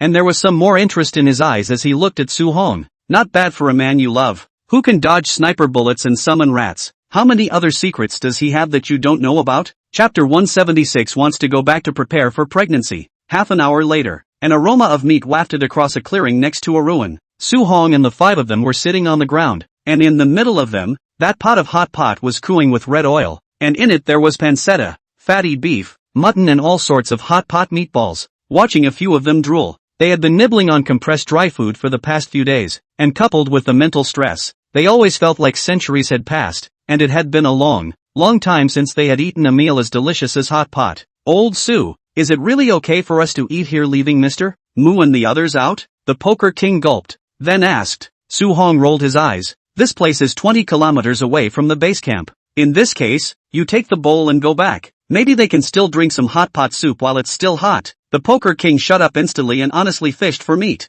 Hearing this, Cold Eyes on the side snorted a laugh, then asked again, Su-hong, do you think that they will come back? Will they not come back for fear of an ambush? Su-hong, I don't know. Anyway, guard here for a day. Now go back, we can't find the enemy but reasonably, Su-hong think they will come back, although the supplies were taken away by them half, but the rest generally also have more important such as in this kind of heavy sniper rifle, there are a lot of bullets, they certainly will not give up these provisions. Moreover, Wei Xiangshu, this guy is so good at enjoying himself that he even brought the hot pot with him. Can he bear to gnaw on compressed dry food for so many days in a row? Anyway, Su-hong didn't believe it. Even if it was dangerous, he would definitely find someone to touch back. Thinking about it, Su-hong was not polite. Picking up the bowl and chucking up a piece of meat. Cold Eyes for you to taste. This fatty beef is so fragrant. Cold Eyes smiled and didn't refuse. Poker King, who was on the side, saw it and instantly widened his eyes. No buddy, aren't you the one who was with me? When did you get to know Cold Eyes so well? Love on the battlefield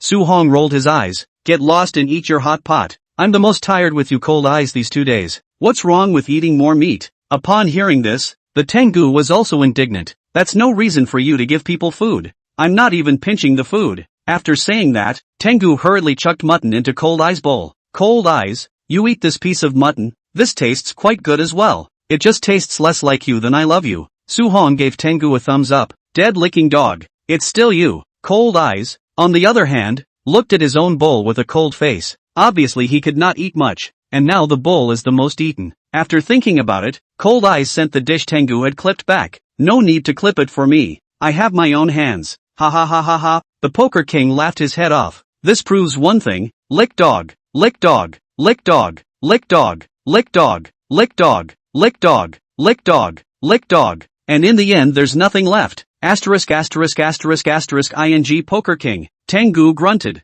then threw a rock at him. The Poker King tilted his head and dodged. Ha ha ha, don't be angry. You and Su-hong are the love rivals. Su-hong, on the other hand, awkwardly touched his nose. In fact, he did not think about it so much. He and Cold Eyes would have been the most tired. Eat more for a while to rest is also normal. He hadn't meant that to her in the first place, but while Sahan thinks so, some people won't. For example, Mo Shiryu, who was sitting in the monitoring room to eat, gritted her teeth as she watched the scene on the machine, the noodles in her mouth being chewed in pieces as she stared viciously at her boyfriend. See you, go rest for a while. Don't you see that Su-hong didn't do anything to people? After these 2 days of monitoring, Chu Lengmei's heart is also quite relieved. This child can still control himself. Facing the Cold Eyes he did not make any excessive behavior. Muziyu's fair little face beamed after hearing Chu Lengmei's words. I know, but next to him is Long Yen Yen. I'm afraid that this woman is plotting against my man. Giggle. You're so cute. Chu Lengmei who heard this covered her mouth and smiled.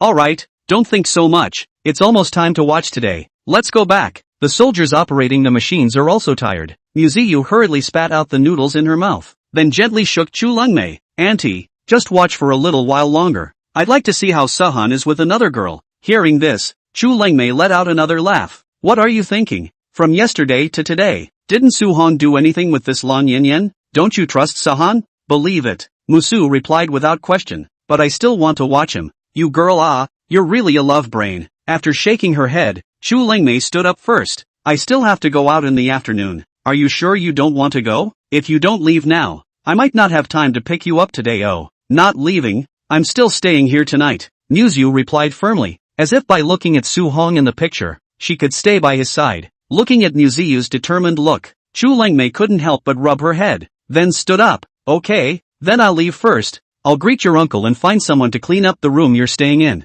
Thank you, auntie. Mo Shiryu narrowed her eyes into a crescent shape before she continued to lower her head and eat her noodles. On the other hand, Chu Lengmei had just walked out of the surveillance room when she bumped into Gao Yuanshan who was walking over. Where are you going, wife? Upon seeing Gao Yuanshan, Chu Lengmei rolled her eyes. Where I go is none of your business? You're my wife. Of course it's my business. Gao Yuanshan's eyes widened when he heard this. Chu Lengmei, on the other hand, did not have the good taste to say, we both are a handful of years old. Look at you as a child. Gao Yuanshan, what's wrong? I'm doing this to my wife but not to other women. Wife kiss. After saying that, Gao Yuanshan suddenly walked up and embraced Chu Lengmei. A look of a big man turned into a little munchkin begging for a kiss, while Chu Lengmei pushed him away with a hand and said with a red face, look at you not having a serious look. Here is the military department. What about the people who pass by in a while? Geez, who among those little brats would dare to cricket me behind my back? practice not to die for them. Gao Yuanshan was also indifferent and had to kiss Chu Lengmei. It couldn't be helped. Chu Lengmei blushed like an apple,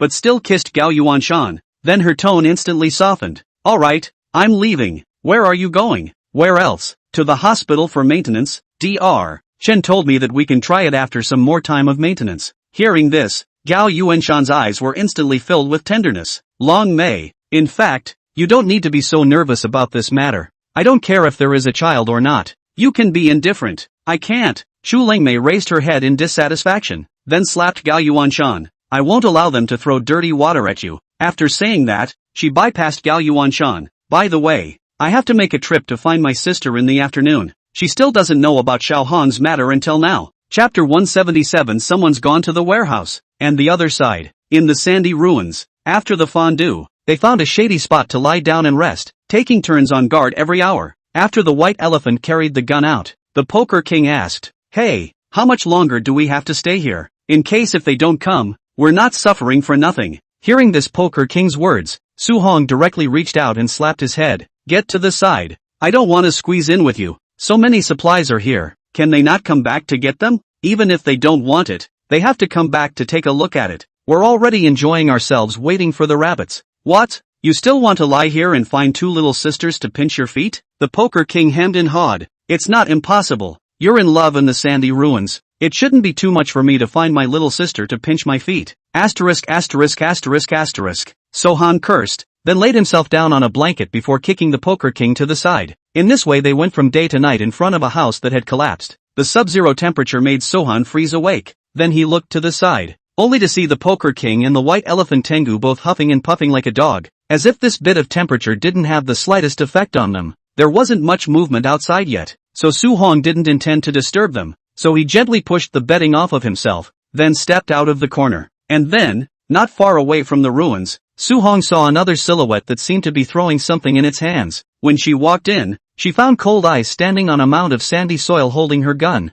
and in her hand a small mouse with wings was being thrown into the air and then flying back to her with precision. Flying dance? Su Hong widened his eyes, and then after walking in, looked carefully. Cold Eyes on the hand is indeed fluttering. "How did you kid come back? The Rat Empire does not stay?" I came back a long time ago to see you sleeping and yelled at you a few times but didn't answer me, so I had to run out and play by myself." "Ah, no dude, what are you doing back here? Did you find the Wei family's whereabouts?" "Squeak, I didn't look for it. In the afternoon, the Empress said she wanted to give me a monkey. Do you think I, a wandering wolf, could say yes to her? We both quarreled, so I came out." Saying that, Flying Dance jumped off of Cold Eye's hand and then climbed onto Su Hong's arm, and Cold Eyes spotted Su Hong's figure at this time, turning around and asking, "Is this the little pet you have?" "That's right, it's called Flying Dance. It's a honey bunch, and the name was given to it by Siyu." "This little guy's name is Flying Dance? Why does it feel weird?" Obviously, Cold Eyes sensed the harmonic stems of Flying Dance and waist, but she didn't have the heart to say it. Su Hong, on the other hand, said matter-of-factly, "Laugh if you want to. You're right, this guy isn't much different from a waist." As the words fell, Cold Eyes instantly snorted out a laugh, and the fluttering of his shoulders kept on squeaking. "Old Su, you're a son of a. I fought to the death for you inside the sandy ruins, and you're actually cursing me? Sandy, see for yourself what you've done since you came in here. What intelligence did not provide me? It is not easy to find the location of the Wei family even if, but also make a sandstorm out of the people are scared away. Otherwise I am now carrying Wei Shengshu's head out of the sand ruins." "Squeak, me, you, talk, punk rat, old Su, you're too much of a bully. I've just lost my love. Can't you comfort me?" "Comfort you?" After saying that, Su Hong grabbed Flying Dance and directly threw him out a long way. Cold Eyes people were dumbfounded and hurriedly looked in the direction where Su Hong threw the fly. "If you throw it like that, will it be killed by the fall?" "Don't worry, this guy's life is so hard that he won't die from the fall." Hearing this, Cold Eyes glanced at Su Hong somewhat strangely. "You seem to be able to communicate with this little mouse. Are you controlling the rat tied through it?" Sohan shrugged, not meaning to hide it. "You're the smartest of the bunch. Would you believe me when I say that I'm in tune with this little mouse?" Cold Eyes nodded. Trust. In addition to this explanation, Cold Eyes could not think of any other reason. Su Hong slept at home and knew where the Wei family's base camp was, and after coming over, the rats did not nibble on this guy's. It was obvious that this person had a scent on his body that those rats did not dare to touch. I suppose it was the smell of the flutter that kept them from touching it, and when they got the Wei family's supplies, Su Hong didn't know what he did and let the rat-tide leave. All of this if it wasn't manipulated by Su Hong. Cold Eyes really couldn't figure out what it was. Looking at the determination in Cold Eyes' eyes, Su Hong couldn't help but let out a laugh. Worthy of being the 39th ranked Cold Eyes on the killer list, insight is just strong. If the Poker King one had guessed that I could communicate with this pet mouse in my life. Can I take that as a compliment? Cold Eyes gave a laugh. Can my complimenting you make you so happy? Su Hong looked at Cold Eyes' narrowed eyes and asked somewhat strangely. Cold Eyes didn't hide it and admitted frankly. Of course, you haven't experienced such a feeling, have you? I can get so excited that I can't sleep for 3 days and nights when someone you've liked for a long time suddenly appears in front of you and then compliments you. Listening to Cold Eyes' words, Su Hong nodded thoughtfully. He hadn't really experienced this kind of feeling. He might have only had a feeling of being in love after touching Mo Shiryu. Other than that, he hadn't even touched many girls. And just as the two were talking, a green glow suddenly appeared not far from them, and after sensing the glow, Cold Eyes was instantly alert, raising his gun and aiming it there. Take it easy, the eyes are clearly fluttering. Hearing this, Cold Eyes was relieved, and in the next moment, Flying Dance's sultry voice bubbled up in Su Hong's heart.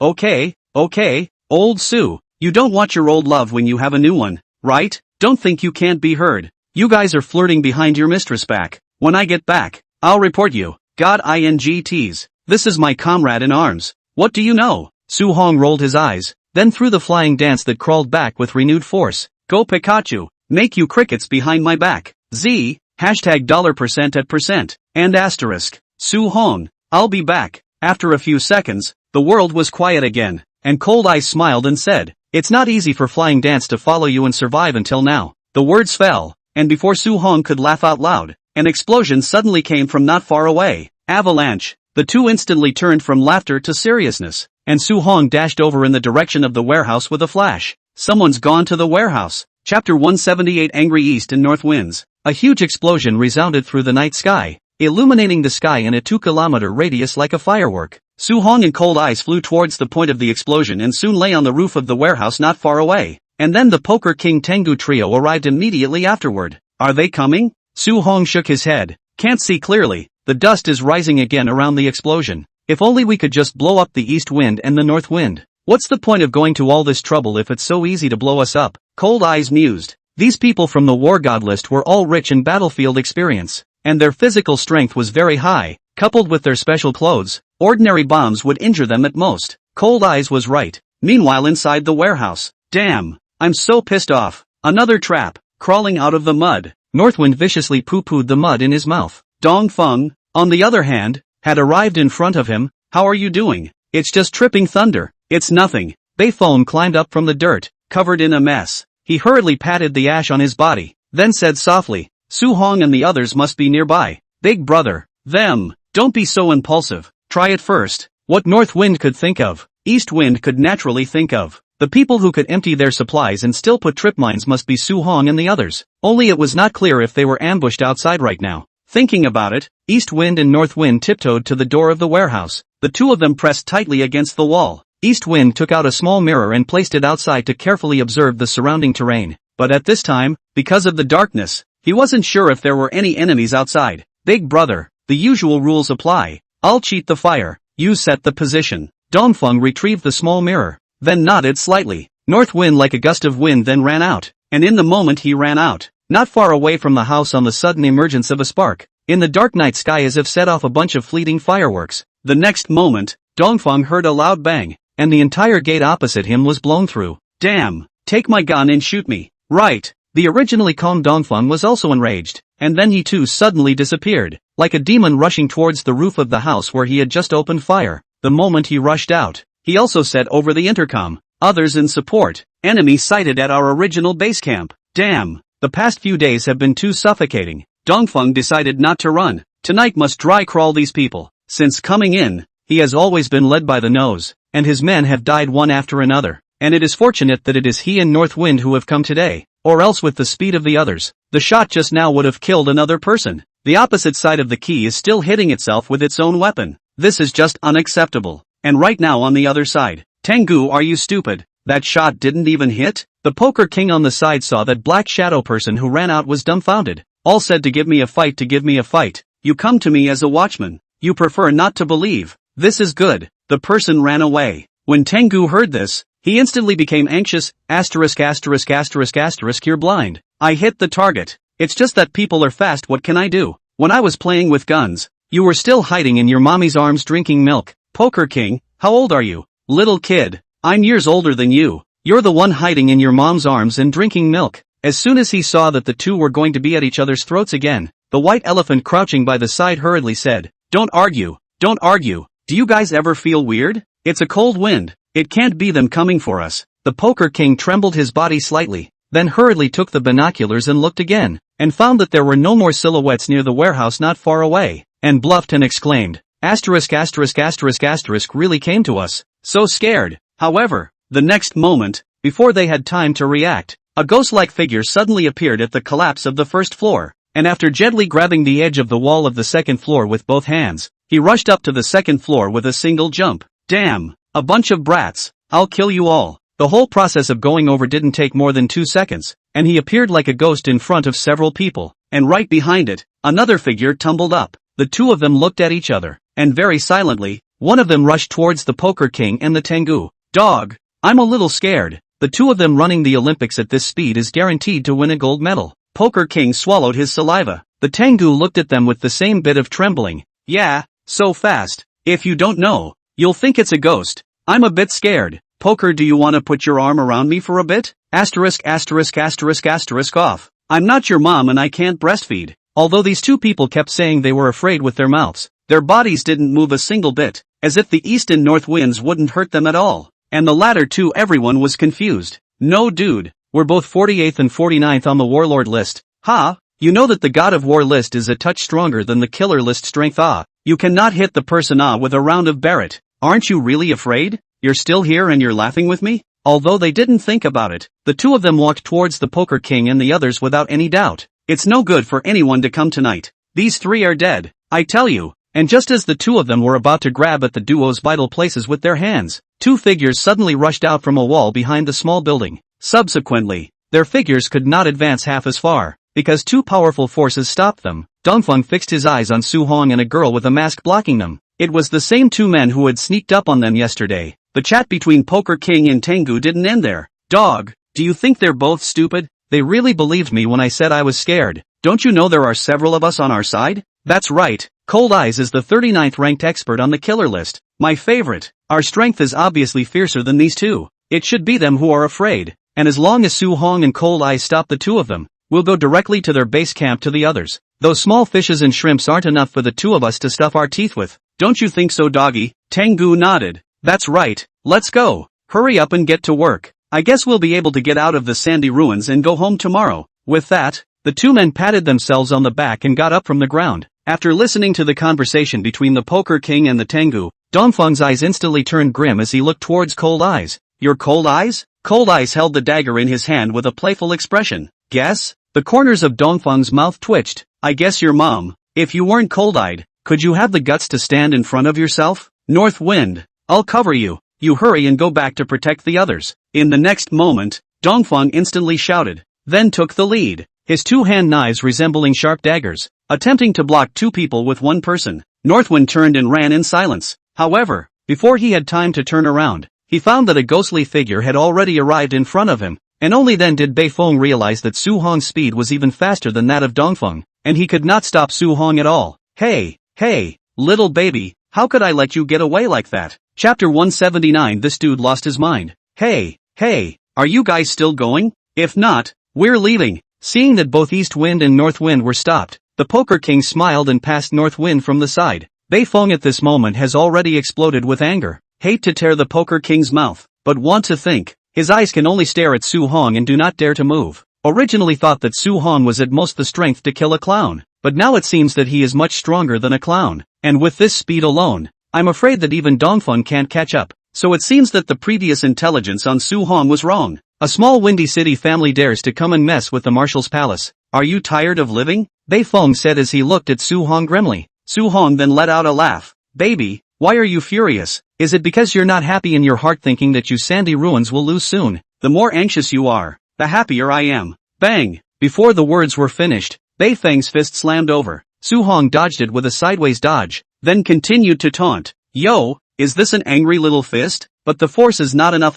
Tickling me is almost the same. You shut the up. Bei Feng roared angrily, then slammed his fist into Su Hong. On the other side, East Wind had also fought, and both of them thought that the Poker King, who had already left, and the others had really gone to their home base, so they were very anxious to defeat each other so that they could go back and protect the others. But it was precisely because of this mood that they had truly entered Su Hong's trap. The more anxious a person is, the easier it is to make mistakes. East Wind and North Wind were the same. From the time the warehouse was blown up, their mentality had quietly changed, or else they wouldn't have taken the initiative to look for Su Hong and the others, and now the two of them were caught in a bitter battle, and their state was getting worse and worse. If the base camp was terminated by the Poker King and the three of them, they would be sentenced to a direct loss. After all, they weren't from the Wei family, and supporters from other families didn't count towards the total number of people in the rules of the Sandy Ruins. 7 Injury Fist. In the fierce battle Bei Feng roared. A set of rigid fist winds kept falling on Su Hong's body, although Tongbei Quan is also the same martial arts, but compared with the 7 Injury Fist, it still has to seem a lot gentler. If it is hard,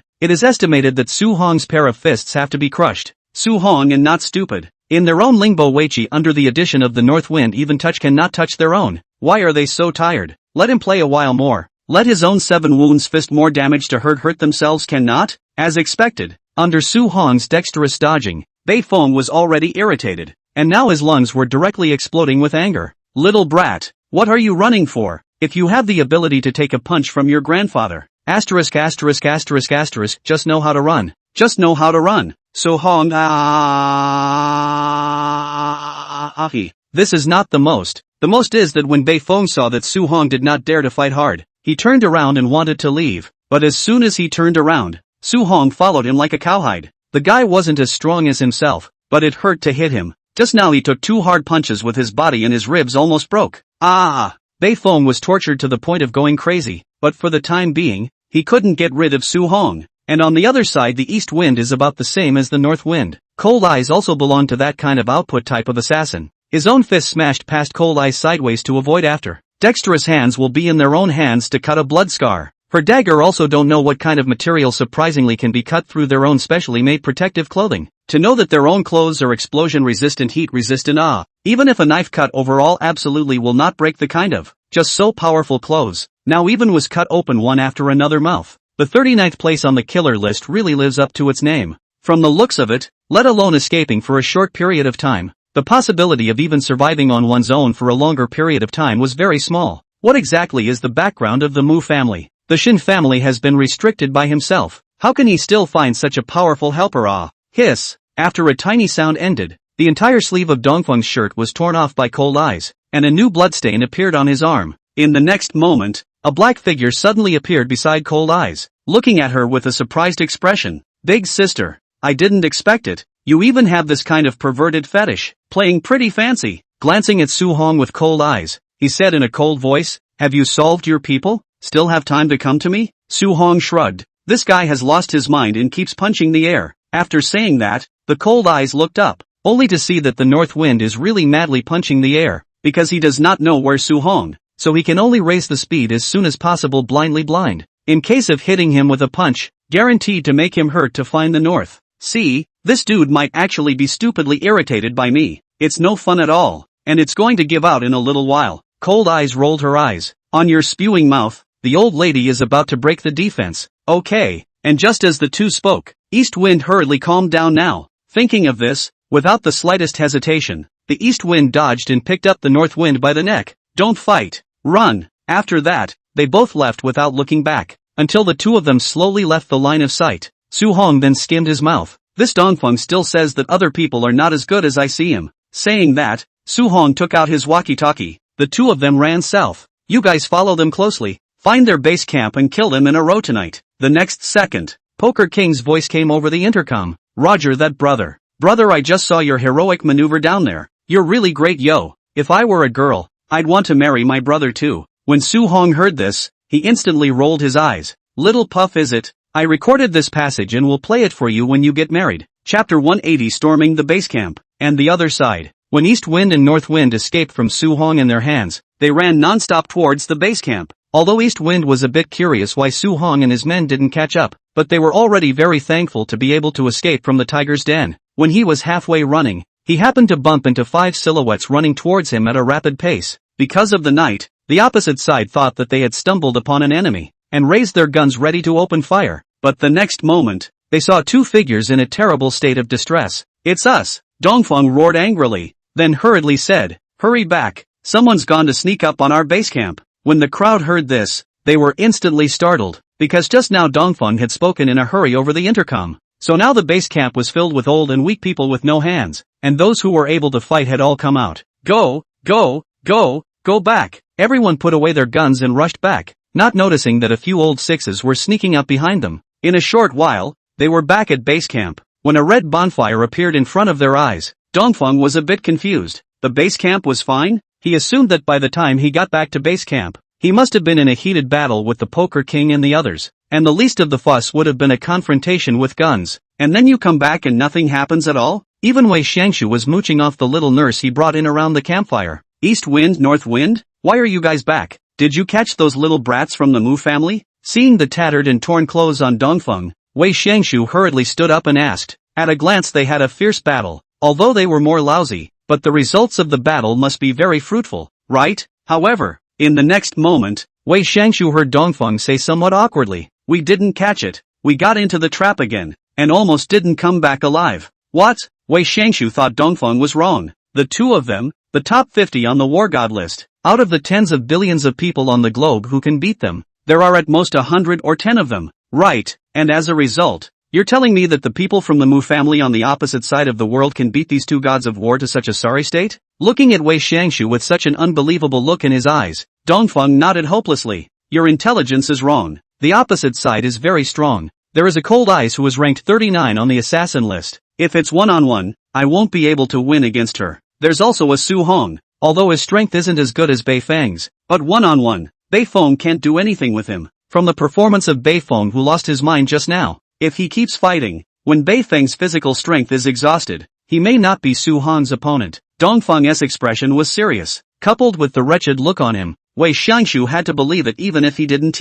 So he frowned and said, "Mu Aot on this guy, from where to find such a powerful person? Obviously the Shin family." But before the words were finished, he heard a few flames suddenly appear not far away. Eastwind remains the fastest to react. Wei shall be careful. The next moment, Dongfeng directly pounced on Wei Xiangshu. Meanwhile Northwind reacted and went straight to the ground. But the 5 people next to him weren't so lucky. The 3 sniper rounds missed Wei Xiangshu and Bei Feng, but hit one of the 5 of them. His head was like a broken watermelon. It directly exploded, and his headless body fell straight to the ground. Ah! The woman in the nurse's uniform shrieked and rushed inside the warehouse. And the next moment, everyone reacted by slumping to the ground. Asterisk. There's an enemy. Penis. Stop screaming. The dick is dead. The scene was chaotic for a while. The 3 sniper rounds happened to be the same 3 that the Wei family had brought with them. And on the other side, the Poker King got up from the ground. See little lickspill. Just one of my bullets hit and crashed. Blood splattered everywhere. Tengu rolled his eyes. Big brother, those are small soldiers you're fighting. Why don't you go fight Dongfeng and Wei Xiangshu? The Poker King held his head high. So what? I've already made my first kill anyway. And I'm guessing correctly you haven't made your first kill yet, have you? Dish dog. Asterisk off. The Tengu immediately became angry. How did this guy Poker King learn to be so bad even after following Su Hong? The two were just about to choke each other, when Su Hong, who had already rushed to the side, happened to pass by the two of them. Don't push. If you push anymore, I'll throw the two of you into the gladiator arena to be abused along with Dongfeng. After saying that, Su Hong stood up calmly and walked towards their base camp. Wei Xiao, good evening. Big night to bother you harassing female nurses. Wei Xiangshu was confused by a sniper bullet just now. When he raised his head, he realized that Su Hong had already arrived in front of him. Immediately he was annoyed. Su Hong, you really went into the sandy ruins. No, big brother, are you guys so behind on news? Funeral Biao has been slaughtered by me, and you still don't know that I'm in the sandy ruins? Wei Xiangshu snorted coldly. Su Hong, originally this matter has nothing to do with you. You prefer to come and get involved. When we get out, our Wei family will not let you off. You are really Wei Xiangshu, calling you Wei Xiao, you really consider yourself a character? Su Hong looked at Wei Xiangshu in a mixed way. Green Dragon Gang, above the moon, all of them were found by you. Right, you killed me? After hearing this, the expression on Wei Xiangshu's face suddenly became embarrassed, but he didn't retreat in the slightest. Do you think you're bound to win if you find your way to my base camp? Asterisk. I'll get you killed today. After saying that, Wei Shangshu looked at East Wind and North Wind. You guys go finish them off, or else they'll all die inside. Then the embarrassed expression came from Wei Shangshu's face to Dongfeng's. Be reasonable. If they could have won the fight, they wouldn't have run away just now. And then Su Hong suddenly let out a laugh. Big brother Dongfeng, actually, the Wei family's matter has nothing to do with you. I just need to kill and you two can still go out alive. Anyway, you've already brought me to your base camp, so you shouldn't mind being a mole again. As the words fell, Dongfeng instantly froze in place, and he suddenly realized why Poker King and the others, who had said that they were clearly going to go and destroy their base camp, were even slower than themselves in the end. Turns out they didn't even know where base camp was. It was obvious that he was down, but they still let him go. So they wanted him to bring them to the base camp from the very beginning. The point is, he was in such a hurry that he didn't even notice that someone was following him behind. Carelessness, one is really careless. Now, well, the home is directly in front of them.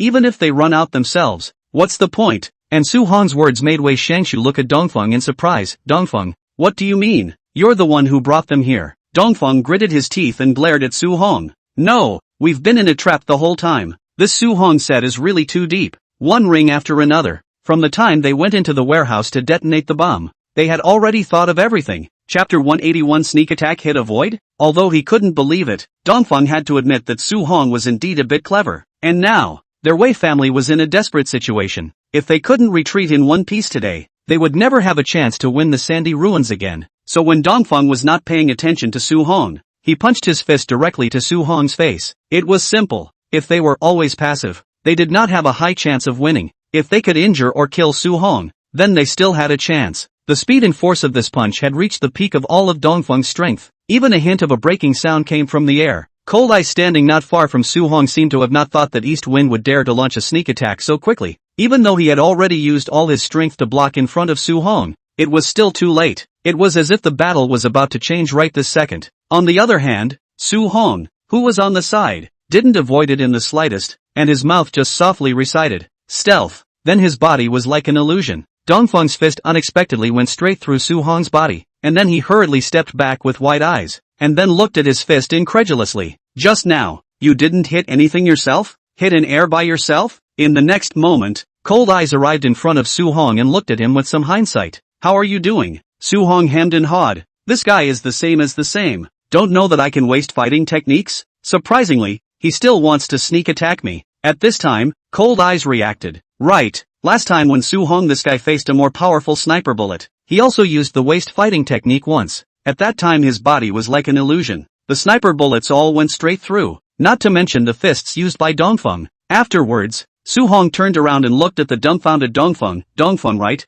I came over to negotiate with you properly, but you unexpectedly didn't give face. Then don't blame me. Su Hong's hard eyes are small. People do not offend me, I do not offend. If people offend me, I will beat him into the ground. So Su Hong snorted coldly. Cold-eyed beauty, your chance to help me take revenge has arrived. Go Pikachu. I'm still going to pester North Wind. Cold Eyes rolled his eyes. He thought how angry this guy was, but it turned out that he himself knew that he couldn't beat Dongfeng. However, Cold Eyes still complied with Su Hong's decision, and in the next moment, her dagger wrapped around Dongfeng again like a ghost. Su Hong, on the other hand, turned to look at North Wind. Little baby, it's the two of us again, oh? Let's still play the game of you chasing me? North Wind frowned and hummed arrogantly. I'm not going to play. I'm not stupid. I can't hit you anyway. Let's both go to the side and watch the battle. Upon hearing this, Su Hong instantly widened his eyes. That makes sense, baby. Then let's walk farther away. It's not good for the two of us to be hurt by the others fighting in a while.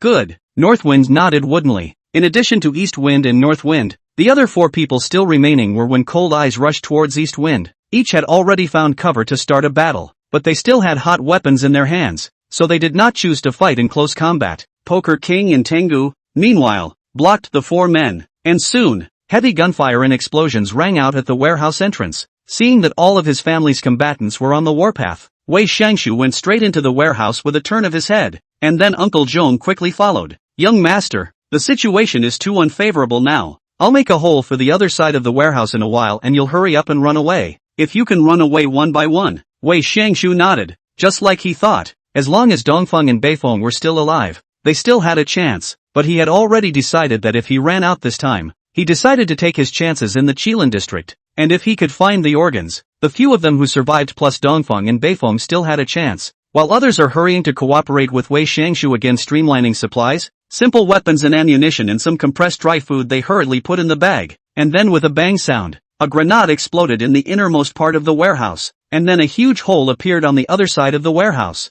Uncle Zhong poked his head out and after making sure there was no one, he hurriedly turned back. Young master, no one is there, let's go. Wei Xiangshu carried his bag, then gave Su Hong a vicious look. If he was lucky enough to go out this time, he would definitely kill Su Hong at all costs, outside because he messed up his plans. I didn't expect it to be him in the sandy ruins. Su Hong was like his own nemesis. The next moment, Wei Xiangshu turned his head and followed Uncle Zhong out of the big hole in the warehouse. Wei Xiao, wait for me. When Wei Xiangshu went out, 2 small nurses also hurried out, and 2 Hercules with supplies, a total of 6 people. In addition to the remaining 4 men who could use weapons were also sent by Wei Xiangshu to cover. Right now, Su Hong and the few of them couldn't spare their minds to deal with them. Luckily, there were only 4 of them, Su Hong, or else he would really be in danger today. After leaving the warehouse, Wei Xiangshu took out the pistol from the house and looked at the 4 men behind him. Know how to use a gun? The 2 little nurses and the 2 Hercules nodded. Then Wei Xiangshu threw his gun over.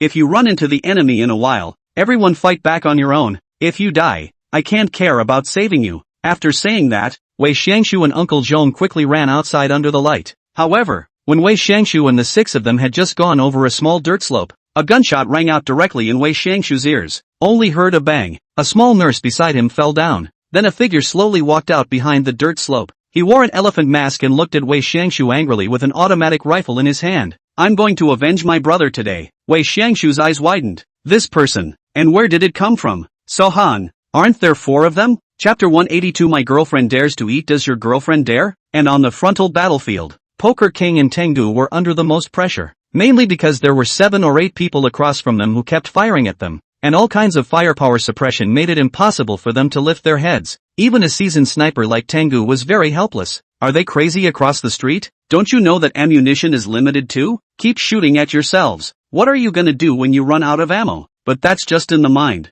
The truth of the matter is that these guys have so much more ammo on them even if it puts a hole through their bunker. Dog, hit it. Aren't you a sniper? Poker King roared. Bang bang bang. Bullets kept flying above Tengu's head. Not just from the bunker in front of him, but even from the top of his head now. Asterisk me. I can't even lift my head up. You're asking me to fight. I'll fight your mom. Tengu roared. The situation now was that he didn't even dare to lift his gun. And if he did, he would be beaten up, not to mention fighting back. And he didn't even know if he could safely move to the next bunker. It was hard to find a gap, so Tengu immediately darted out, came behind a large rock, adjusted the angle of the sniper rifle, and then lifted his hand to fire an instantaneous shot. With a bang, a thick wooden plank was blown apart not far away, and a man fell straight down behind it. Good dog, I can finally fight back, the Poker King yelled, then darted to another spot and began to return fire. Because of the change in location, coupled with the fact that it was dark and they couldn't see far, it was hard to determine where the target was before firing. Plus these people from the Wei family were originally not as good at shooting as Tengu,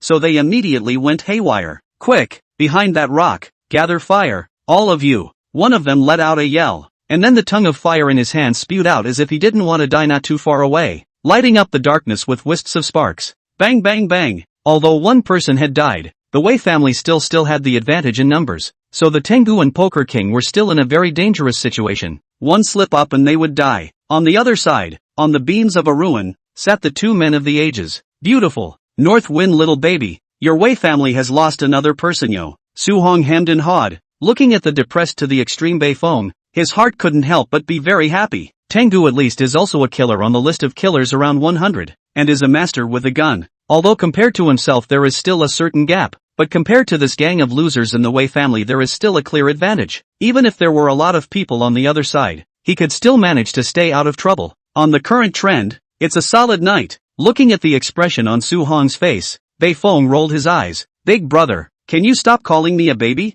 I'm at least a man like a wolf. Sohan, sorry, get used to saying that. Mainly usually I'm surrounded by beauty and I call them babes when I see them. Surrounded by beauty? Isn't there just one Muyu? I heard that you're still a wife beater. You have the nerve to say that? Bei Feng grunted, finally finding a place to fight back. Su Hong's whereabouts were largely known to himself, and if it wasn't because of Yu, this guy wouldn't have run to the sandy ruins to lick his old husband. After hearing this, Su Hong immediately widened his eyes. Holy, Bei Feng, You're actually a stalker. How did you know that there's only Muyu beside me? What a stalker. Your daily whereabouts will be lying on. Halfway through his sentence, Beifeng suddenly felt that his words were a bit dense, so he immediately stopped and said, "What do you care about me? What's wrong with me following you? Your Mu family was originally on the opposite side of the fence from us, and knowing more about your whereabouts is good for us, right?" After hearing this, Su Hong skimmed his lips, as if what he said made so much sense. However, he was still unconvinced and said, "What's wrong with the old man's wife? What does Muyu look like that you don't have a count in your heart? One person is better than all the women you've seen.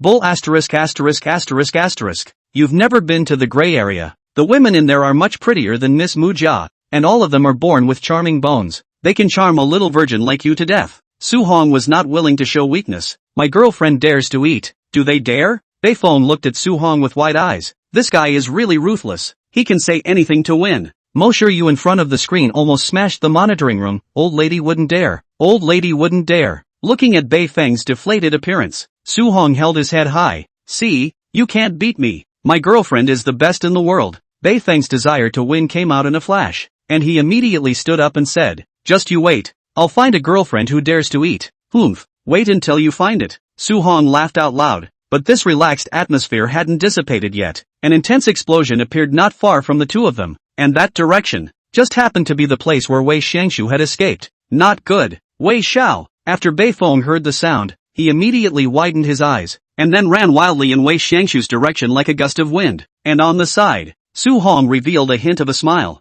"Looks like everything is under control. The white elephant should have finished the job already." However, in order to prevent Beifeng from doing anything to the white elephant, Su Hong immediately followed with a flash as well. But when the two of them ran to the place, Su Hong was dumbfounded, only to see that in the center of the explosion, a middle-aged man was blown up to the point that his upper body was no longer clothed, but the firelight around him reflected the tendon flesh on his body, while his huge hand was squeezing the white elephant's neck in a deadly grip. The white elephant's whole body went soft. It was obvious that his neck had been broken by this middle-aged uncle, and his dead eyes looked at the man in front of him incredulously. "Uncle Chung?" Su Hong has not yet spoken. The side of the north wind has been surprised out loud. He is not Wei Xiangshu's servant, and usually look weak. How suddenly all of a sudden turned into a devil sinewy man. Chapter 183. Am I still your little baby after this punch? I Lu a tart just. This uncle how so fierce? Su Hong watched with wide eyes as Uncle Zhong threw the white elephant's body on the ground as if it were trash. But Su Hong couldn't press for a moment of silence for his dead comrades, and immediately afterward he had to face the gaze of a north wind and a loyal uncle.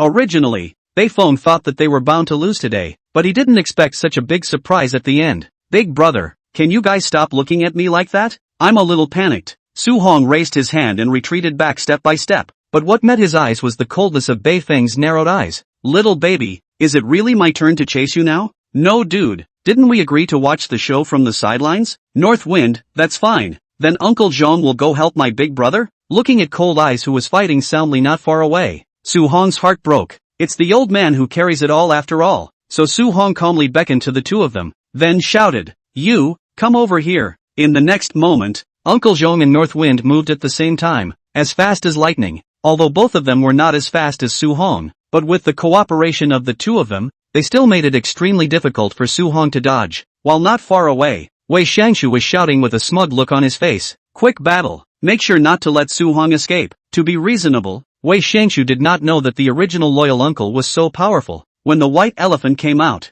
he felt that he was about to meet him to milk, but did not expect that the white elephant was just ready to make a move, and the loyal uncle was like a divine warrior who turned into a god of war. This person used to be Grandpa's bodyguard. Originally he thought that he just followed Grandpa for a long time before he wasn't dismissed, so he was so powerful. On the other hand, Uncle Zhong also said in a cold voice, "Kid, I haven't made a move for more than 10 years, and this time, if you can force me to this point, you can go to hell in peace." "Go to hell without fear? Go to hell for what?" "To send you paper money. You, a handful of years old, not properly at home to retire, ventured out to act as a person, is it? You see, I will not spray you to death today." Su Hong dodged and ran far away, then cursed with all his strength. "No, you're not a person either. You're just a dog, a dying old dog. Can you stop coming out to make trouble?" As expected, Uncle Zhong became even angrier after hearing this, and his naked upper body turned red. "Little brat, I want you dead." After saying that, he quickly ran towards Su Hong. Although his speed was not considered fast, the feeling of the ground shaking was also very frightening. As soon as Su Hong saw that he had angered this old guy, he turned around and ran. However, this little trick was shown to the North Wind, who had already suffered greatly, and in the face of Su Hong's mockery Uncle Jean was not immune to it. He had long been immune to it. Only after seeing Su Hong run far away, Bei Feng directly stopped his body, and then calmly said, "Uncle Jean, you go deal with Su Hong. I will go help my big brother." As soon as he heard this, Su Hong immediately became angry, said that the two of you beat one of me? Bei Feng, are you not speaking martial arts? Don't listen to the king's recitation. The North Wind was not affected by Sohan in the slightest. Su Hong was furious and said, well, you this dead dog, just know to give way family sell out is not it. Bless your whole family cannot pass next year. The collective to go to your home to eat the seat. At that time I guarantee with 200 hard to eat your family for 3 days. Northwind said calmly, bounce. Sohan, damn, this guy is so immune. There was no other way. Su Hong could only sidestep Uncle Zheng's attack before chasing after Bei Feng. Soon, Su Hong stopped in front of Bei Feng. As soon as Bei Feng took a look at Su Hong's stance of standing there without moving, he was instantly happy. You just running rat now standing there for me to beat? Brain fart? You're the one who is brain dead. Your whole family is brain dead. Su Hong cursed angrily. I tell you Bei Feng, Laozi's hard as iron head wah. You just use your full strength to hit, you can't hurt me a hair. Ha, in a hurry? Starting to talk nonsense? I'll smash my fist down and directly turn you into a puddle of mush. North Wind said with great disdain. He is not the first time to fight with Su Hong. After the understanding of the past 2 days, Su Hong has no advantage other than being faster, and simply likes to use his mouth to stimulate himself, and then let himself become angry. The first few times he fell for the trap, even if it was true, but now that he was so familiar with it, could he fall for his tricks again? No way. Absolutely no way. Looking at Bei Feng's appearance, Su Hong's face slightly flashed a trace of embarrassment, but he still immediately adjusted his expression. Okay, then you come to smash my fist now. If I dodge I am a son. If you don't kill me with one punch, then you'll just have to watch from the sidelines. Okay? The subtle change of expression on Su Hong's face was noticed by Bei Feng at the first time, only to see him heatedly smiling. Okay, but the premise is that you're not allowed to hide. If you hide for a single moment, then you don't blame me for not speaking of martial arts. This guy is definitely on a hardcore streak again. Laozi is a power player. A set of 7 injuries fist fight Tiger Wind, coupled with their own strength is several times that of an ordinary person. Laozi punch down. Is an elephant cannot be okay. Not to mention you're only disgusting Sehan. While Uncle Zhong on the side was just about to continue to make a move, North Wind stopped him. Uncle Zhong, let me do it. After saying that, Bei Feng walked towards Su Hong step by step, as if he was a hunter who was about to catch a white rabbit, revealing a devilish smile. Baby, this is the first time I'm calling you baby, and it's also the last time. After all, soon you're going to be mincemeat. Sohan cried. So after this punch, am I still your little baby? Not anymore. The next prey is my baby. Northwind hemmed and hawed. Hearing this Su Hong instantly became angry. Well, you don't love me anymore. You would even love other babies. If I'm still alive, I'll ruthlessly take revenge on you. It's called hatred due to love. Scum man, wait until you can survive. Bei Feng did not give Su Hong a chance to prepare, and when he came to the front, he directly slammed a hard punch into Su Hong's head. He remembered how his man's head felt like a watermelon had just exploded, and he was now going to turn Su Hong's head like that as well. Originally, he was always on the lookout for whether or not Su Hong would be up to any tricks, but after thinking about it, now that there was a fierce battle everywhere, wherever he went would throw the balance out of whack, so no matter what, Su Hong wouldn't let himself go. Although he said that he was also afraid that Su Hong had any undercard, but his own punch must be punched out, and only by punching out can he know what scheme Su Hong thought in his head in the end to get them out of today's predicament. But the North Wind counted all did not expect. When his fist hit his head, Su Hong actually did not hide, and then only heard bang sound. His fist as if punched to the steel in general, hard, and even their own fists bounced away. The point is, there's nothing wrong with him, and his own hand was surprisingly raw from the beating. Chapter 184. Are you a small day person? It had occurred to Bei Feng that Su Hong might dodge, might run, might even use the waist fighting technique he had just used again to avoid this attack, and that he was just stalling for time for the others, but he didn't expect that Su Hong could really resist his attack. Also, he seemed to be unharmed, while his own hand was still injured. After all, just now, he had used his full strength in order to achieve the effect of a single blow, but the full force was used, and what bounced off the palm was also full force. That really hurt. Dude, damn. Mother or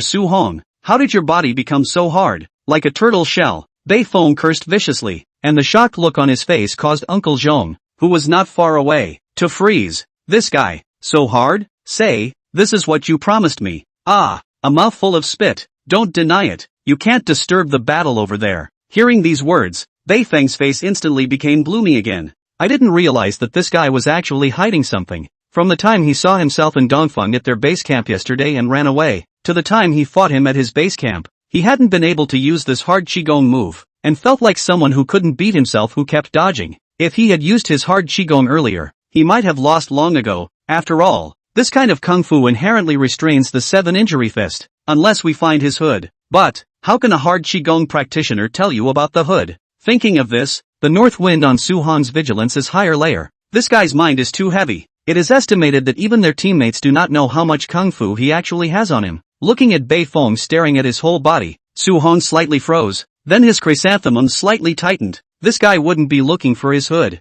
Shadu, what are you looking at? You don't really like me, do you? I'm telling you, my old man's sexual orientation is normal. North Wind rolled his eyes. I wonder what else is going on with you guys that no one else knows about. Actually, my specialty is a specialty that no one else should know about. Only then did Su Hong relax, and then asked with a shrug. When Beifeng heard this, he immediately cursed, get lost. I'm not asking you about this. Just don't ask. Why are you yelling? Su Hong rolled his eyes, then sneaked a glance at North Wind. Say, big brother North Wind, you shouldn't know ninjutsu, right? Beifeng subconsciously shook his head, then suddenly reacted and looked at Su Hong. Why are you asking if I can do ninjutsu? It's okay, you look a little like a man of the past. I'll ask to see if you have any of that blood in you. This question was a bit out of tune, but Su Hong had his own judgment in his heart. Not knowing ninjutsu means you won't be able to kill for 1,000 years. As long as it doesn't kill anything for 1,000 years. And when Beifeng, who was on the side,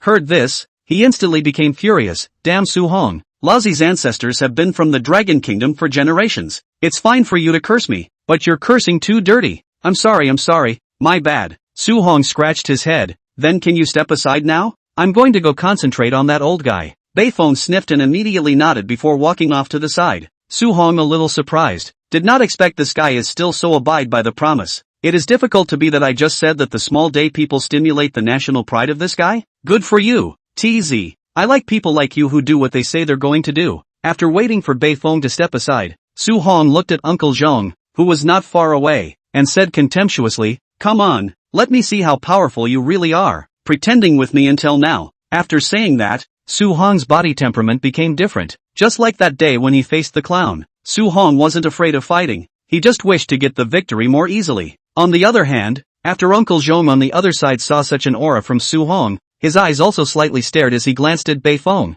Beifeng returned a look to him. He immediately understood and stopped inking, coldly snorted. Don't think you have hard Qigong. Laozi is afraid. The enemies I ran into back then were much more powerful than you. After saying that, Uncle Zhong took a step towards Su Hong's front. Su Hong, on the other hand, frowned at the devil sinewy man in front of him. His body strength was high, but it was definitely inferior to his own hard Qigong, except that he was using Kung Fu, and he was a body that was just like that. Comparing like this, in fact, Su Hong had a certain disadvantage. After all, using Kung Fu required a large amount of power consumption, whereas his body was all natural, and would only increase in power not consume it. So don't look at the beginning of the Su Hong advantage as quite big, but in fact, if the protracted battle, if Su Hong can't find an effective way to attack, it is still very easy to fall into the wind. Bang! In the middle of thinking, Uncle Zhong's large fist had already landed on Su Hong's body, except that the two people were like two steel machines. When they touched each other you could see the slightest sparks. Only Uncle Zhong's strength seemed to be greater, causing Su Hong to take a step backward. Su Hong then pulled out a small dagger from his waist.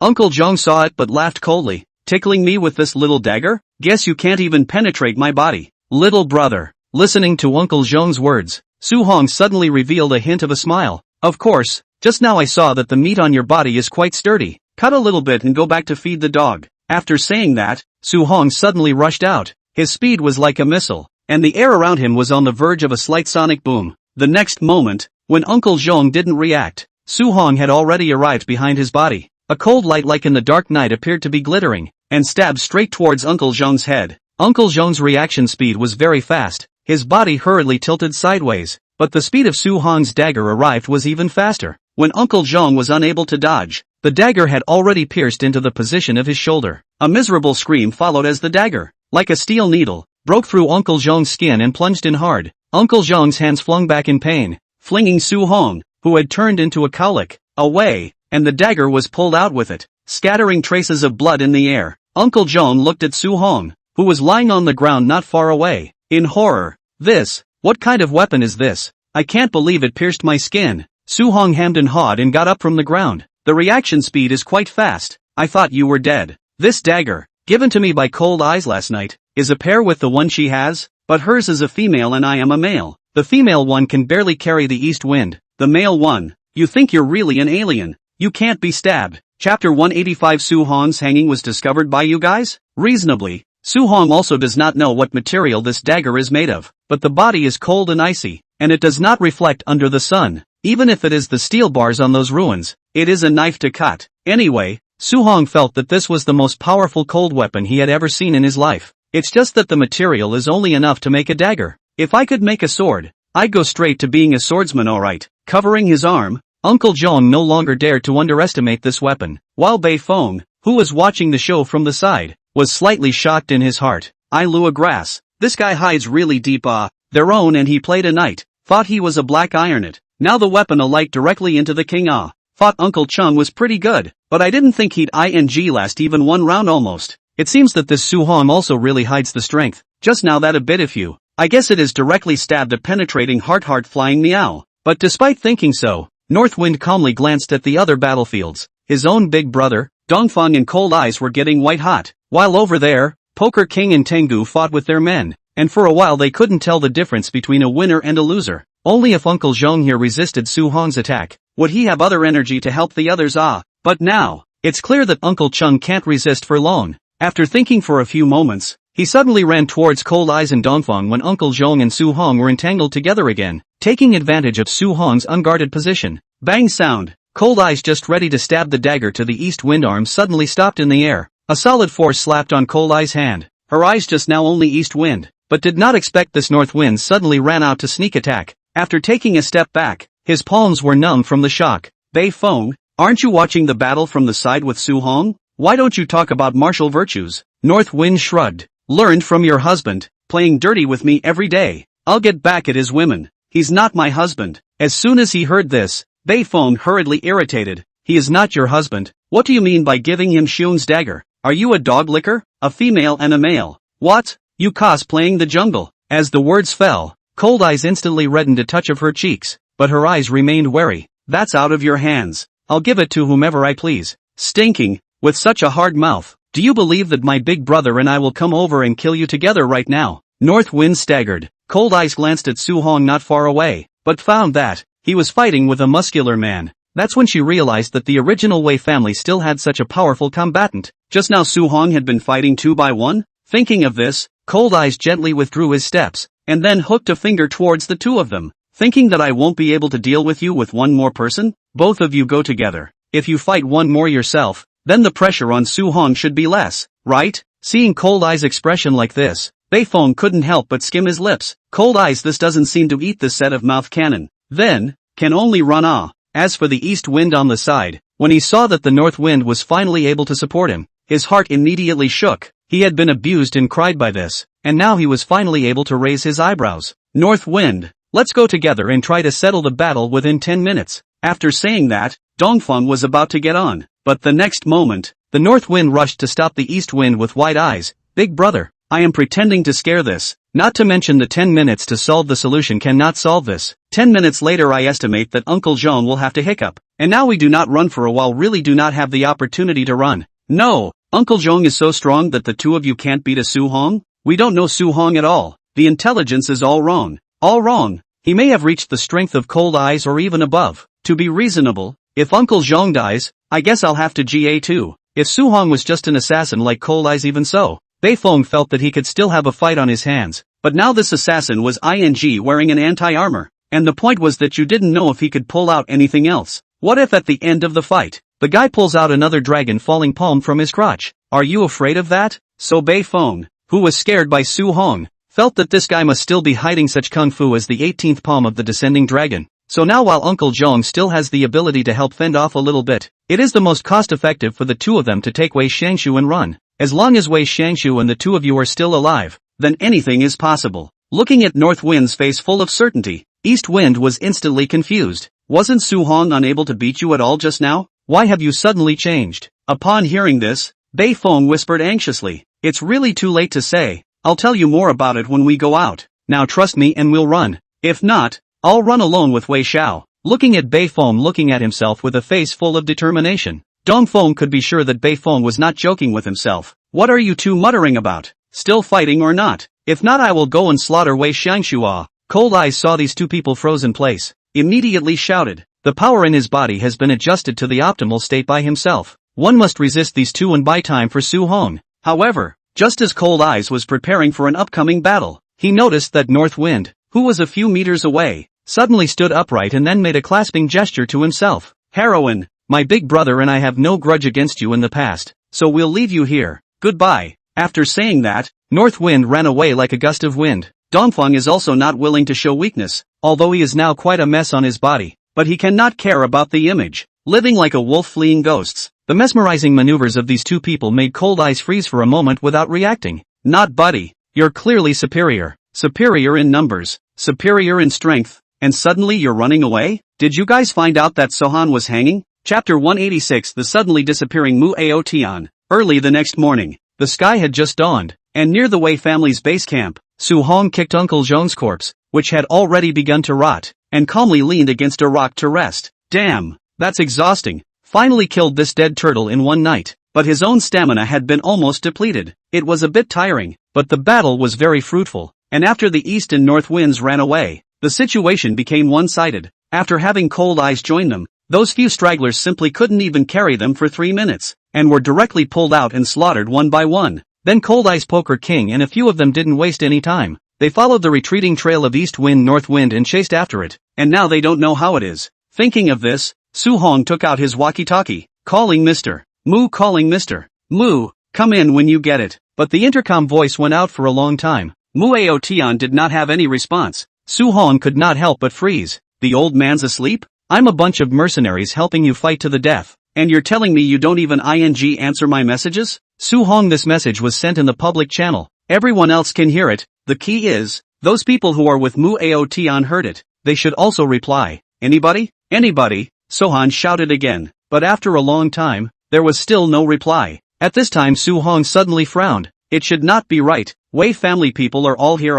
What harm can they suffer? Can't even send a distress message? After thinking about it, Su-hong suddenly shouted in his heart. Fei Dao, where are you? Get the hell out of here. Not long after, a big rat that had been rat-headed appeared from the corner and rushed to Su-hong's shoulder. Squeak, Master Rat is here. What do you want to do? Hurry back to base camp and see how the home is doing. Don't have a meow stolen from your home when you're about to win. Squeak, the base camp is so far away from us here. Are you going to tire Master Rat out? You lazy rat. Old man asking you to do some work. So yakking? As the words fell, Su-hong stood up from the ground with his last ounce of strength, then grabbed Flying Dance in his hand and threw it with force. Go Pikachu, let's get you in the air for a while. Squeak, asterisk. Where are you going to Master Mouse with a flying fling? For one. We'll be back. Seeing Flying Dance turn into a point of light in the sky, Su-hong was finally comfortable this time. The next moment, Su-hong heard a voice emerge from the intercom again. Base camp, please answer when you hear me. Base camp, come in if you hear me. But Muyu Tian and the others still didn't have any response. Su-hong now frowned and hurriedly said to the walkie-talkie, where are you guys? We're still on their trail. How's it going at your place? This big guy has been killed by me. Come back if you can't find it. I always have a little bad feeling. Copy that. We'll be right back. Taking advantage of last night was more than enough, and now there were only East Wind and North Wind left at the Wei family's place, and Wei Xiangshu's 4 people, totaling 6 people. I guess this long stretch of sandy ruins will soon be over. Don't have any problems at home at this critical point in time. After resting for about half an hour, Su-hong climbed up from the ground. Looking at the corpses all over the ground, Su-hong took out his military shovel and dug a big pit on the ground, burying all these corpses. Finally, he came to the white elephant's side and carried him on his back with somewhat mixed emotions. In fact, last night, he thought that there was no more danger, so he specially let the white elephant serve as an ambush point to avenge his good brother. But he didn't expect that after only a few days, he and the black tiger would go together. After thinking about it, Su-hong decided that he would bury the white elephant with the black tiger,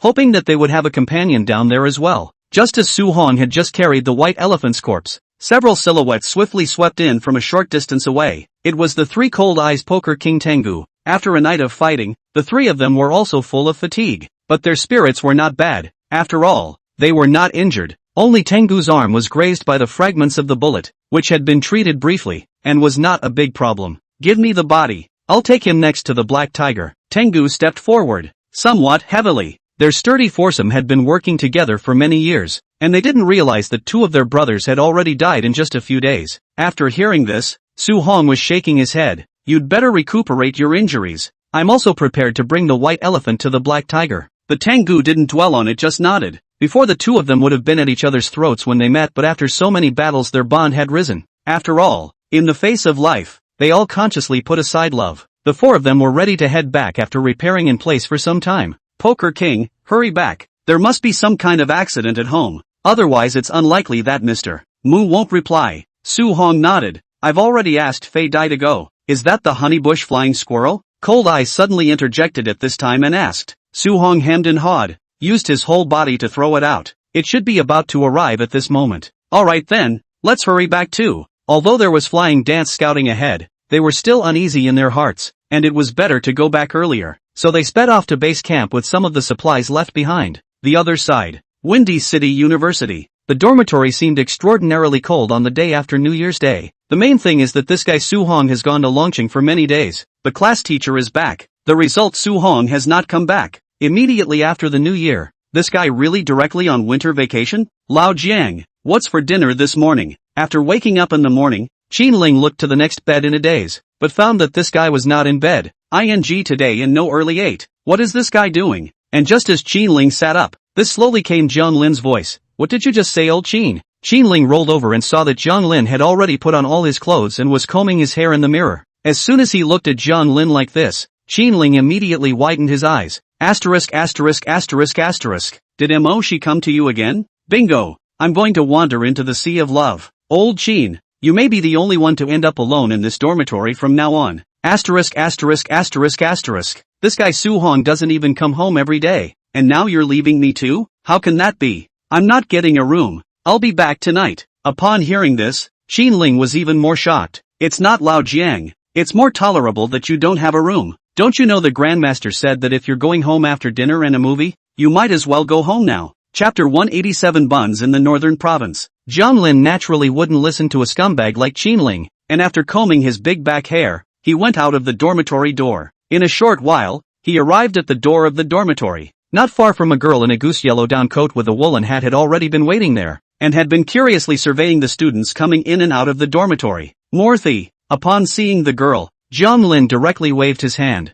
She turned her head to look and immediately revealed a hint of delight before jogging all the way to Jiang Lin's side. Why are you so slow? I've been waiting for you for a long time. Really? Sorry. Show me if the hand is cold. Upon hearing this, Jiang Lin immediately revealed a heartbroken expression, then grabbed Moshi's hand. Hiss, it's really cold. I didn't believe you when I told you to wait in the school library. Now you know it's cold. Jiang Lin put Moshi's hand in his pocket as soon as he could, but Moshi's hand was a bit different from an ordinary girl's hand. There were quite a few calluses on it, and it felt more like a man's hand. However, Jiang Lin didn't mind it at all because Moshi had told herself before that it was something she had gotten from taking her paintbrush for years. Such a diligent girl naturally made Jiang Lin cherish her. While on the side, Murthy smiled, then followed him snuggling out of the dormitory area. Before long, they walked to the snack bar across the street behind the school. Because of the morning, most of the stores here were not open, except for a hint of white smoke coming from a breakfast place at the end. Today I'll show you a taste of our northern province breakfast specialties. Jiang Lin smiled, then followed Moshi into the breakfast store. Jiang Lin said to the owner, come with 4 buns, 2 bowls of porridge, and 4 steamed dumplings. Upon hearing this, Moshi instantly glanced at Jiang Lin in surprise. Do you have such a small appetite? I eat all my breakfasts at home, a cage of buns and a cage of steamed dumplings. After hearing this, Jiang Lin instantly widened his eyes. Big sister, this is a bun from the northern province. We won't be able to finish it even if we eat 2 cages until tomorrow. The owner of the breakfast store on the side also said, Big sister, this is not your southern bun. It's a northern province bun. It's really not enough for the 2 of you to eat 4 buns and 4 steamed dumplings. How can that be? Just get on 2 cages and I'll see how it goes. Morthy, who had never been to the North Province, frowned, then looked incredulous, mainly when she used to train. she had 3 cages of buns at a meal, and she didn't even dare to say that in front of John Lin before she said 2 cages. John Lin, on the other hand, licked his lips. Seeing Emoshi's huffy eyes, he didn't dare to refuse, and simply waved his hand. Okay, boss, put on a cage of buns and a cage of steamed dumplings, my girlfriend and I have a big appetite. Hearing this, Emoshi reddened and hammered John Lin. Who's your girlfriend? John Lin hemmed and hawed, then gave his boss a look before hurrying to sit to the side with Moxie. Don't be mad, I really didn't lie to you. A cage of buns is really a lot in the North Province. Emoshi beamed and gave John Lin a blank look. Who's angry? I'm just curious about how big the bun can still be. That's good. Also thought to bring her out to eat breakfast to make this girl angry. It is not easy to get rid of a single. They do not want to go back to the liberation of the former overnight. Soon, the buns came up, and when the entire cage was placed on the table, Moxie's eyes went wide. This is a cage? Yeah, this is our Northern Province cage drawer. Isn't it like this in the south of you? John Lin said rightfully. Moxie swallowed her saliva. Reasonably, since childhood she almost always stayed in the south. Year-round training let her time on the internet is very little. She is only more familiar with the things around her. For the cage drawer in the Northern Province she really did not understand. Looking at Moshi's eyes, John Lin shrugged helplessly, then took 2 buns and 2 steamed dumplings and put them in a bowl. Then he pushed the 2 cage drawers towards Moshi's face. That's all I'm having. You watch the rest, baby. The Mohicans were dumbfounded. They didn't realize that this bun was bigger than their own face. There's a dozen more in a cage. How is she going to eat this? Looking at Moshi's dumbfounded eyes, John Lin couldn't help but snort a laugh. Still talking or not? Calculated. Can eat as much as eat as much? Cannot we give to the roadside did not eat the beggar also line? Do not feel so guilty, ha. John Lin's tone was gentle, but in Moshi's ears, he thought he was mocking himself, so he crossed his heart, then placed the cage drawer in front of himself. Humph, I'm just going to eat until tomorrow today. I'll finish these. Never waste it. Looking at Moshi's stubborn appearance, John Lin swallowed his saliva. That means, the 2 of them didn't have any other activities today. It can't be helped. The woman you chose must be spoiled even if you're on your knees. Watching Moshi show off the buns 1 bite at a time, John Lin really couldn't bear it and could only accompany her. The 2 people ate from morning until noon. The boss looked at the 2 of them were almost stupid. It's also the first time I've heard of a boyfriend and girlfriend out on a date, constantly showing off their buns. The point is, the 2 are really close to being done showing off. Handsome, beautiful. If you can't eat it, don't eat it. The rest is not counted as your money. Okay, I'm looking at it all hard. Don't eat a human life. The owner walked up and advised. As soon as she heard that, Moxie also had the good sense to put the remaining half cage in front of the table and said good-naturedly, okay deh. Then he hurriedly took John Lin to pay and left. To be reasonable, if she really had to let herself finish the bun, she probably wouldn't want to eat buns in her life. And looking at the embarrassment on Moshi's face, John Lin burped, then laughed loudly. Shao Shi, next time, don't blow awesome ah. Humph, I just want to save my stomach for the rest, otherwise I would have eaten all those buns. Morthy beamed, then quite indiscreetly burped as well, his mouth full of soy beef flavor. Looking at Moshi's haughty face, John Lin couldn't help but laugh again, but he still said affirmatively. I didn't expect you to eat quite a lot. Why are you afraid? Afraid that you won't be able to support me in the future? Moshi arrogantly glanced at John Lin. John Lin hurriedly shook his head. How come? Eating more is good for the body. My mom has been telling me this since I was little. Then I used to learn martial arts. I can hurt people when I hit them. Are you afraid? Moshi raised his small fist. Upon hearing this, John Lin said indifferently, hey, I thought something was wrong. I'm used to it. Did you know that the only male domestic violence drop-in center in the country is right here in our place? And we've got some tough old ladies there. As soon as she heard this, Moxie snorted out a laugh. But before she could speak, the watch on her hand suddenly lit up, and then she immediately became tense from the relaxed state she had just been in, and then looked around. It wasn't long before she spotted a man in a black hoodie if anything at the mouth of the alley looking over her shoulder. Then Marthy suddenly stood still. John Lin, what's wrong? How about I play a game with you? What a game? Hide and seek. How about you close your eyes and open them after 10 seconds to look for me, and as long as you find me, I'll promise to be your girlfriend?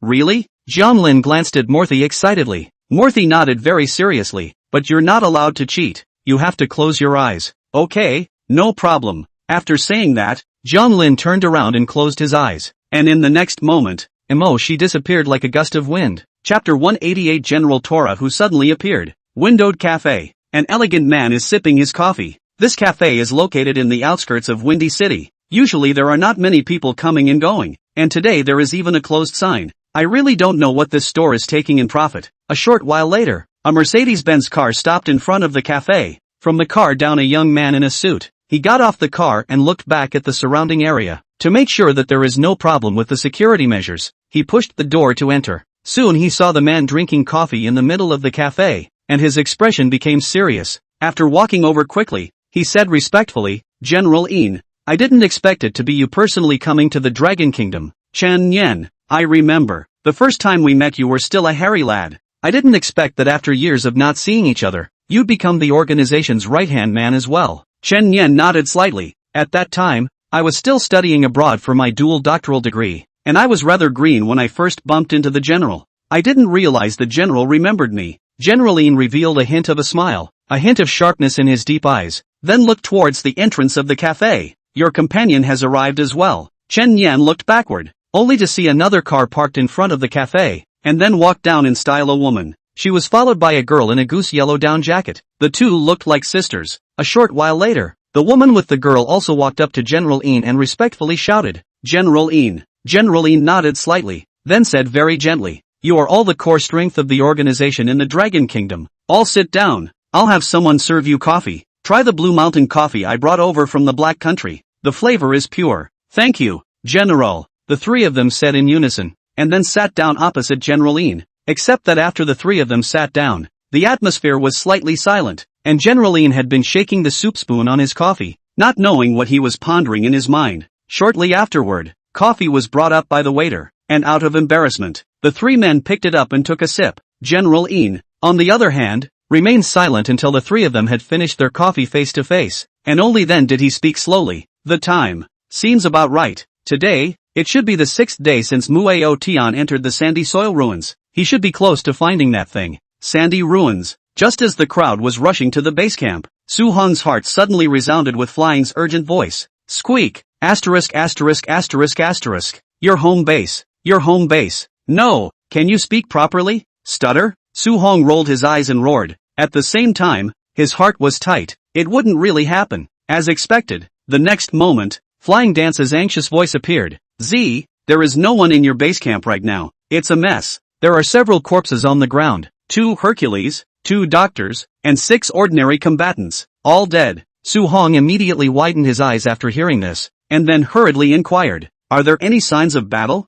Squeak, "Yes, there are beast claw marks all over the place, and some blood, but the blood is stretched out in one spot, and I'm tracking that blood." Frowning, Su Hong suddenly stopped his body, and the remaining 3 froze and stopped their bodies as well. "What's wrong?" Cold Eyes asked. "Su Hong, Flying Dance has sent word. 10 people are dead in the base camp, except for Chief Muanachi and Abahachio. All the others are dead. Mr. Mu and the others haven't seen anyone for the moment, but Flying Dance went to track them down, so there should be news in a while." Su Hong briefly described the situation of the base camp, and then everyone fell silent. The Poker King asked with a slightly serious tone, "Could it be? Is it that they have stumbled upon some large beast? Can't handle it? Mr. Mu and the others ran away?" Tengu shook his head. "Impossible. What large beast can't be handled by the equality of all beings? Mr. Mu and the others aren't strong in combat, but the guys are good." As the words fell, the Tengu seemed to think of something, then looked at Cold Eyes, who nodded, then looked at Su Hong, who nodded the same way. "Looks like we've come up with something together. It could be that Savage. Is it hard to believe that Savage has suddenly awakened? Or has he been hiding himself some time ago,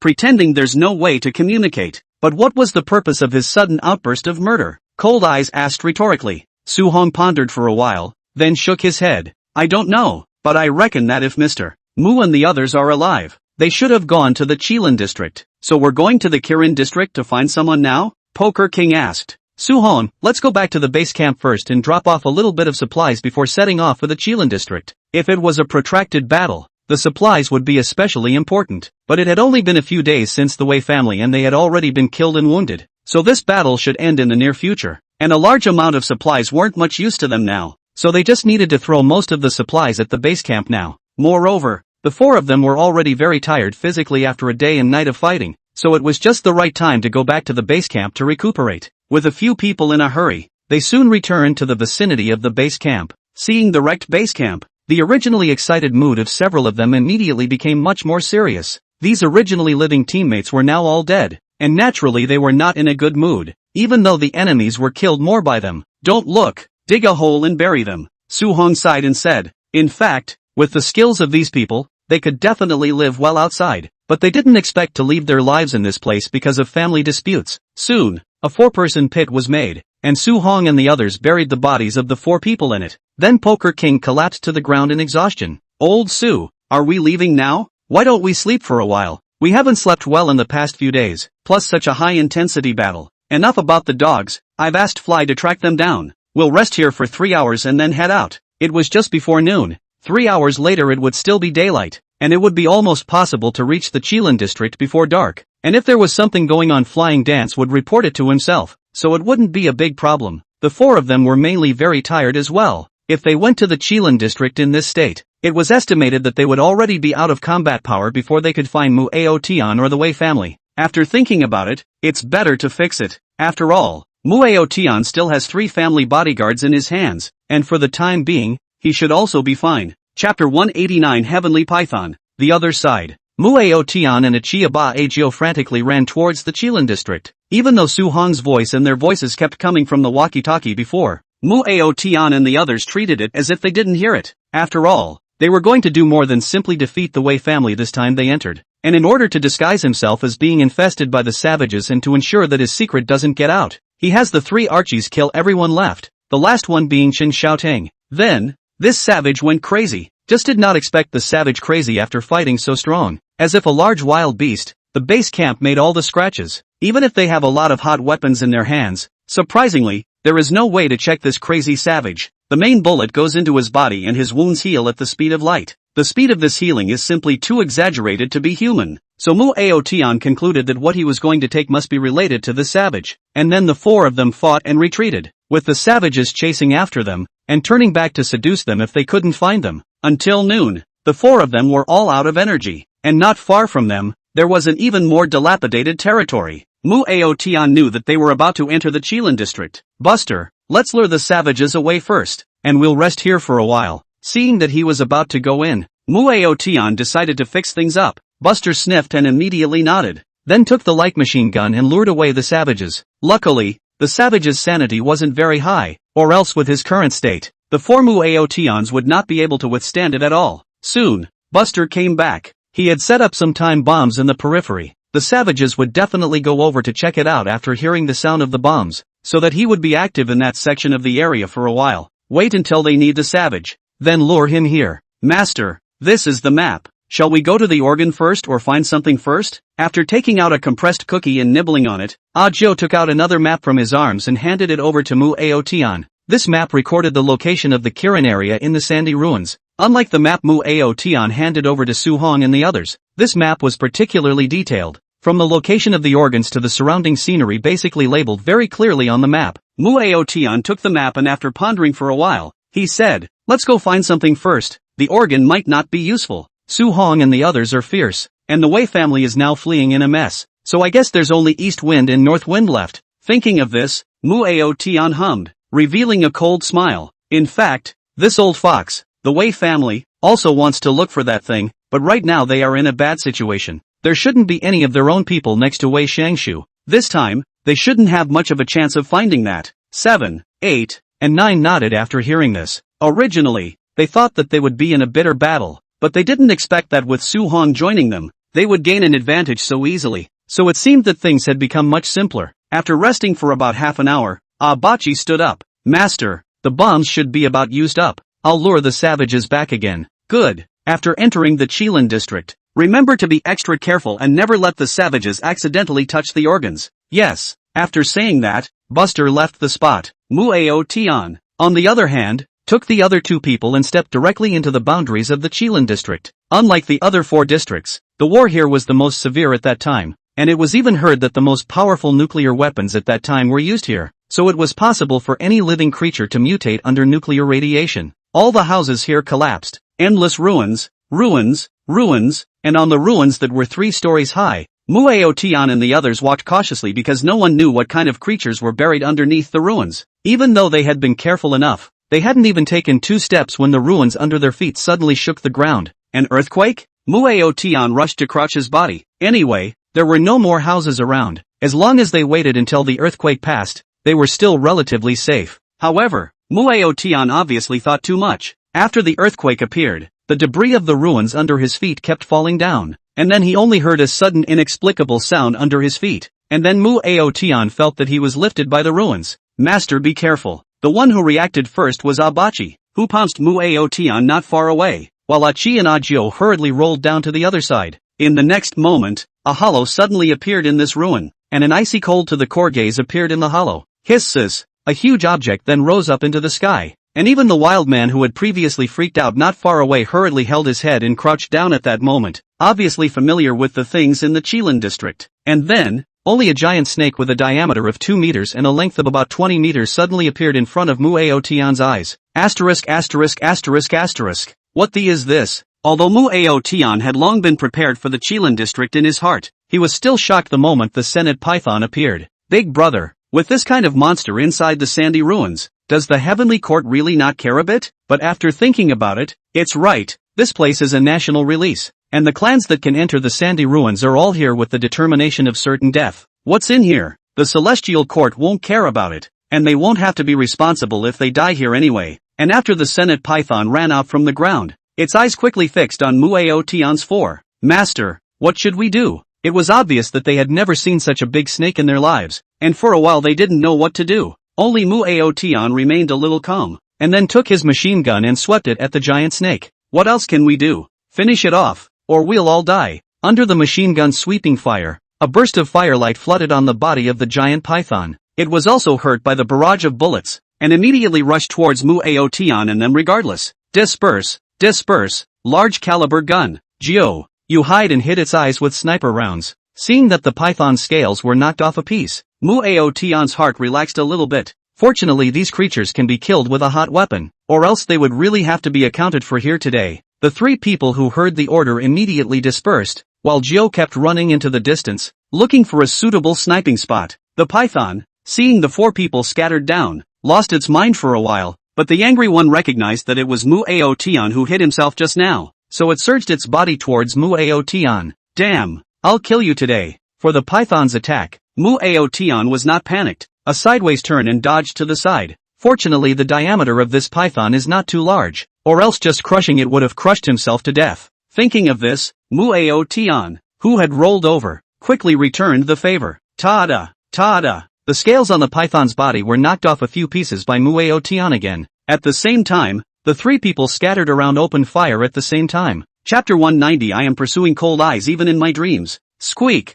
No, no, no, no, no, no, no, no, no, no, no, no, no, no, no. Just as Su Hong was still sleeping, the voice of Flying Dance suddenly came from his heart. Su Hong opened his eyes in a daze. You guys are all over the place again. I really want to rip your mouth off. Z, it's really not a shock this time. I've found Mr. Mu and the others. Now they've entered the Kirin area. The earthquake startled an 80,000 meter long snake. They're tangling with the python, and it feels like they're almost karma. Anaconda? What about the savages? Z, the savages are not far away from them, but the savages are also temporarily avoiding this python and are not attacking Mr. Mu and the others. You guys come quickly, or else you'll only be able to collect Mr. Mu's corpse in a while. Hearing this, Su Hong sat up from the bed, then quickly called the Cold Eyes trio up. An 80,000 meter long snake? What kind of snake grows this long? 80,000 meters would encircle the entire sandy wasteland,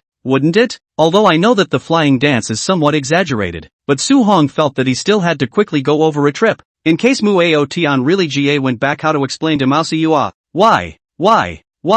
I just dreamed about going out and running into a girl who looks like a flower, and I just got a ing room and didn't do anything. Shaken awake, the Poker King grumbled. A licking dog rolled his eyes. You're such a Poker King. I just dream of pursuing cold eyes. Dead licking dog. What a thing. Dead scum. You're not convinced? Su Hong rolled his eyes. You two stop arguing. The ing employer is about to be swallowed by a big snake. You guys are still resting here whimpering and slagging. No one will give you your paychecks for a while. Upon hearing this, these two instantly stood up. Go, found the whereabouts of Mr. Mu, right? Let's hurry and go. Although only rested for less than 2 hours, but they really dare not stop, or a moment really no teammates a fart. Soon, the four of them took the necessary supplies with them, and together they headed towards the Kirin district. And in the meantime, in Dragon City's surveillance room, Muyu saw the camera in the air getting blurry. She immediately went forward and asked, "Little brother, what's wrong with the camera?" The soldier shrugged.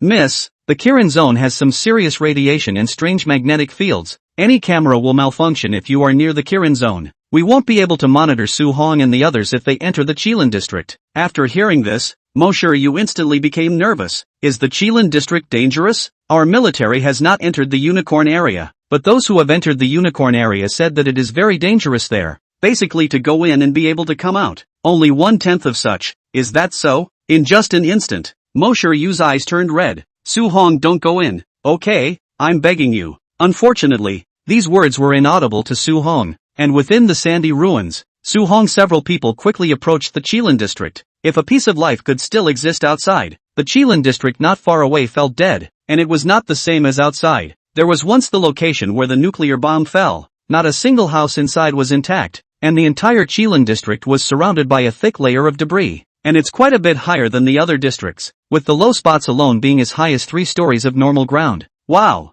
It's a mountain of ruins, isn't it? And it looks pretty spectacular. The Poker King was surprised when he got closer. He had never seen such a spectacle in his life. Cold Eyes, on the other hand, nodded indifferently. "And I heard that there are quite a few mutated creatures hidden under the ruins of this Qilin district. So I guess Chief Mu just stumbled upon one of them." Enough of this nonsense. Flying Dance says we're not far from him. After feeling the location of the flutter, Su Hong was the first to climb up the small dirt slope, and the 4 of them had finally entered the middle of the Qilin district.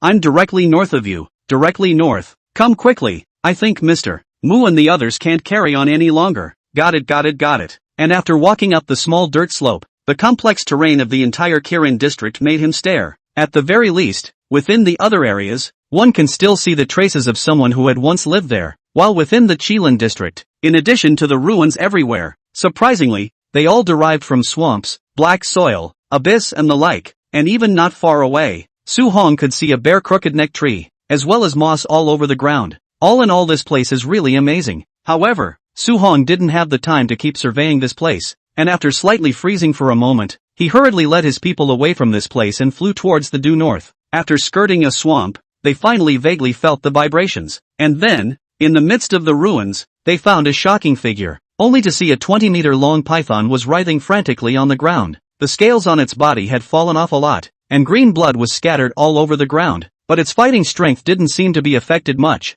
and he was speedily chasing after the other people on the ruins of this area. Su Hong could clearly see that 7 and 8 had been injured and were hiding behind a big rock and tying bandages on themselves, while Mu Ao, Tian and Jiao were fighting and withdrawing, frantically provoking this big snake.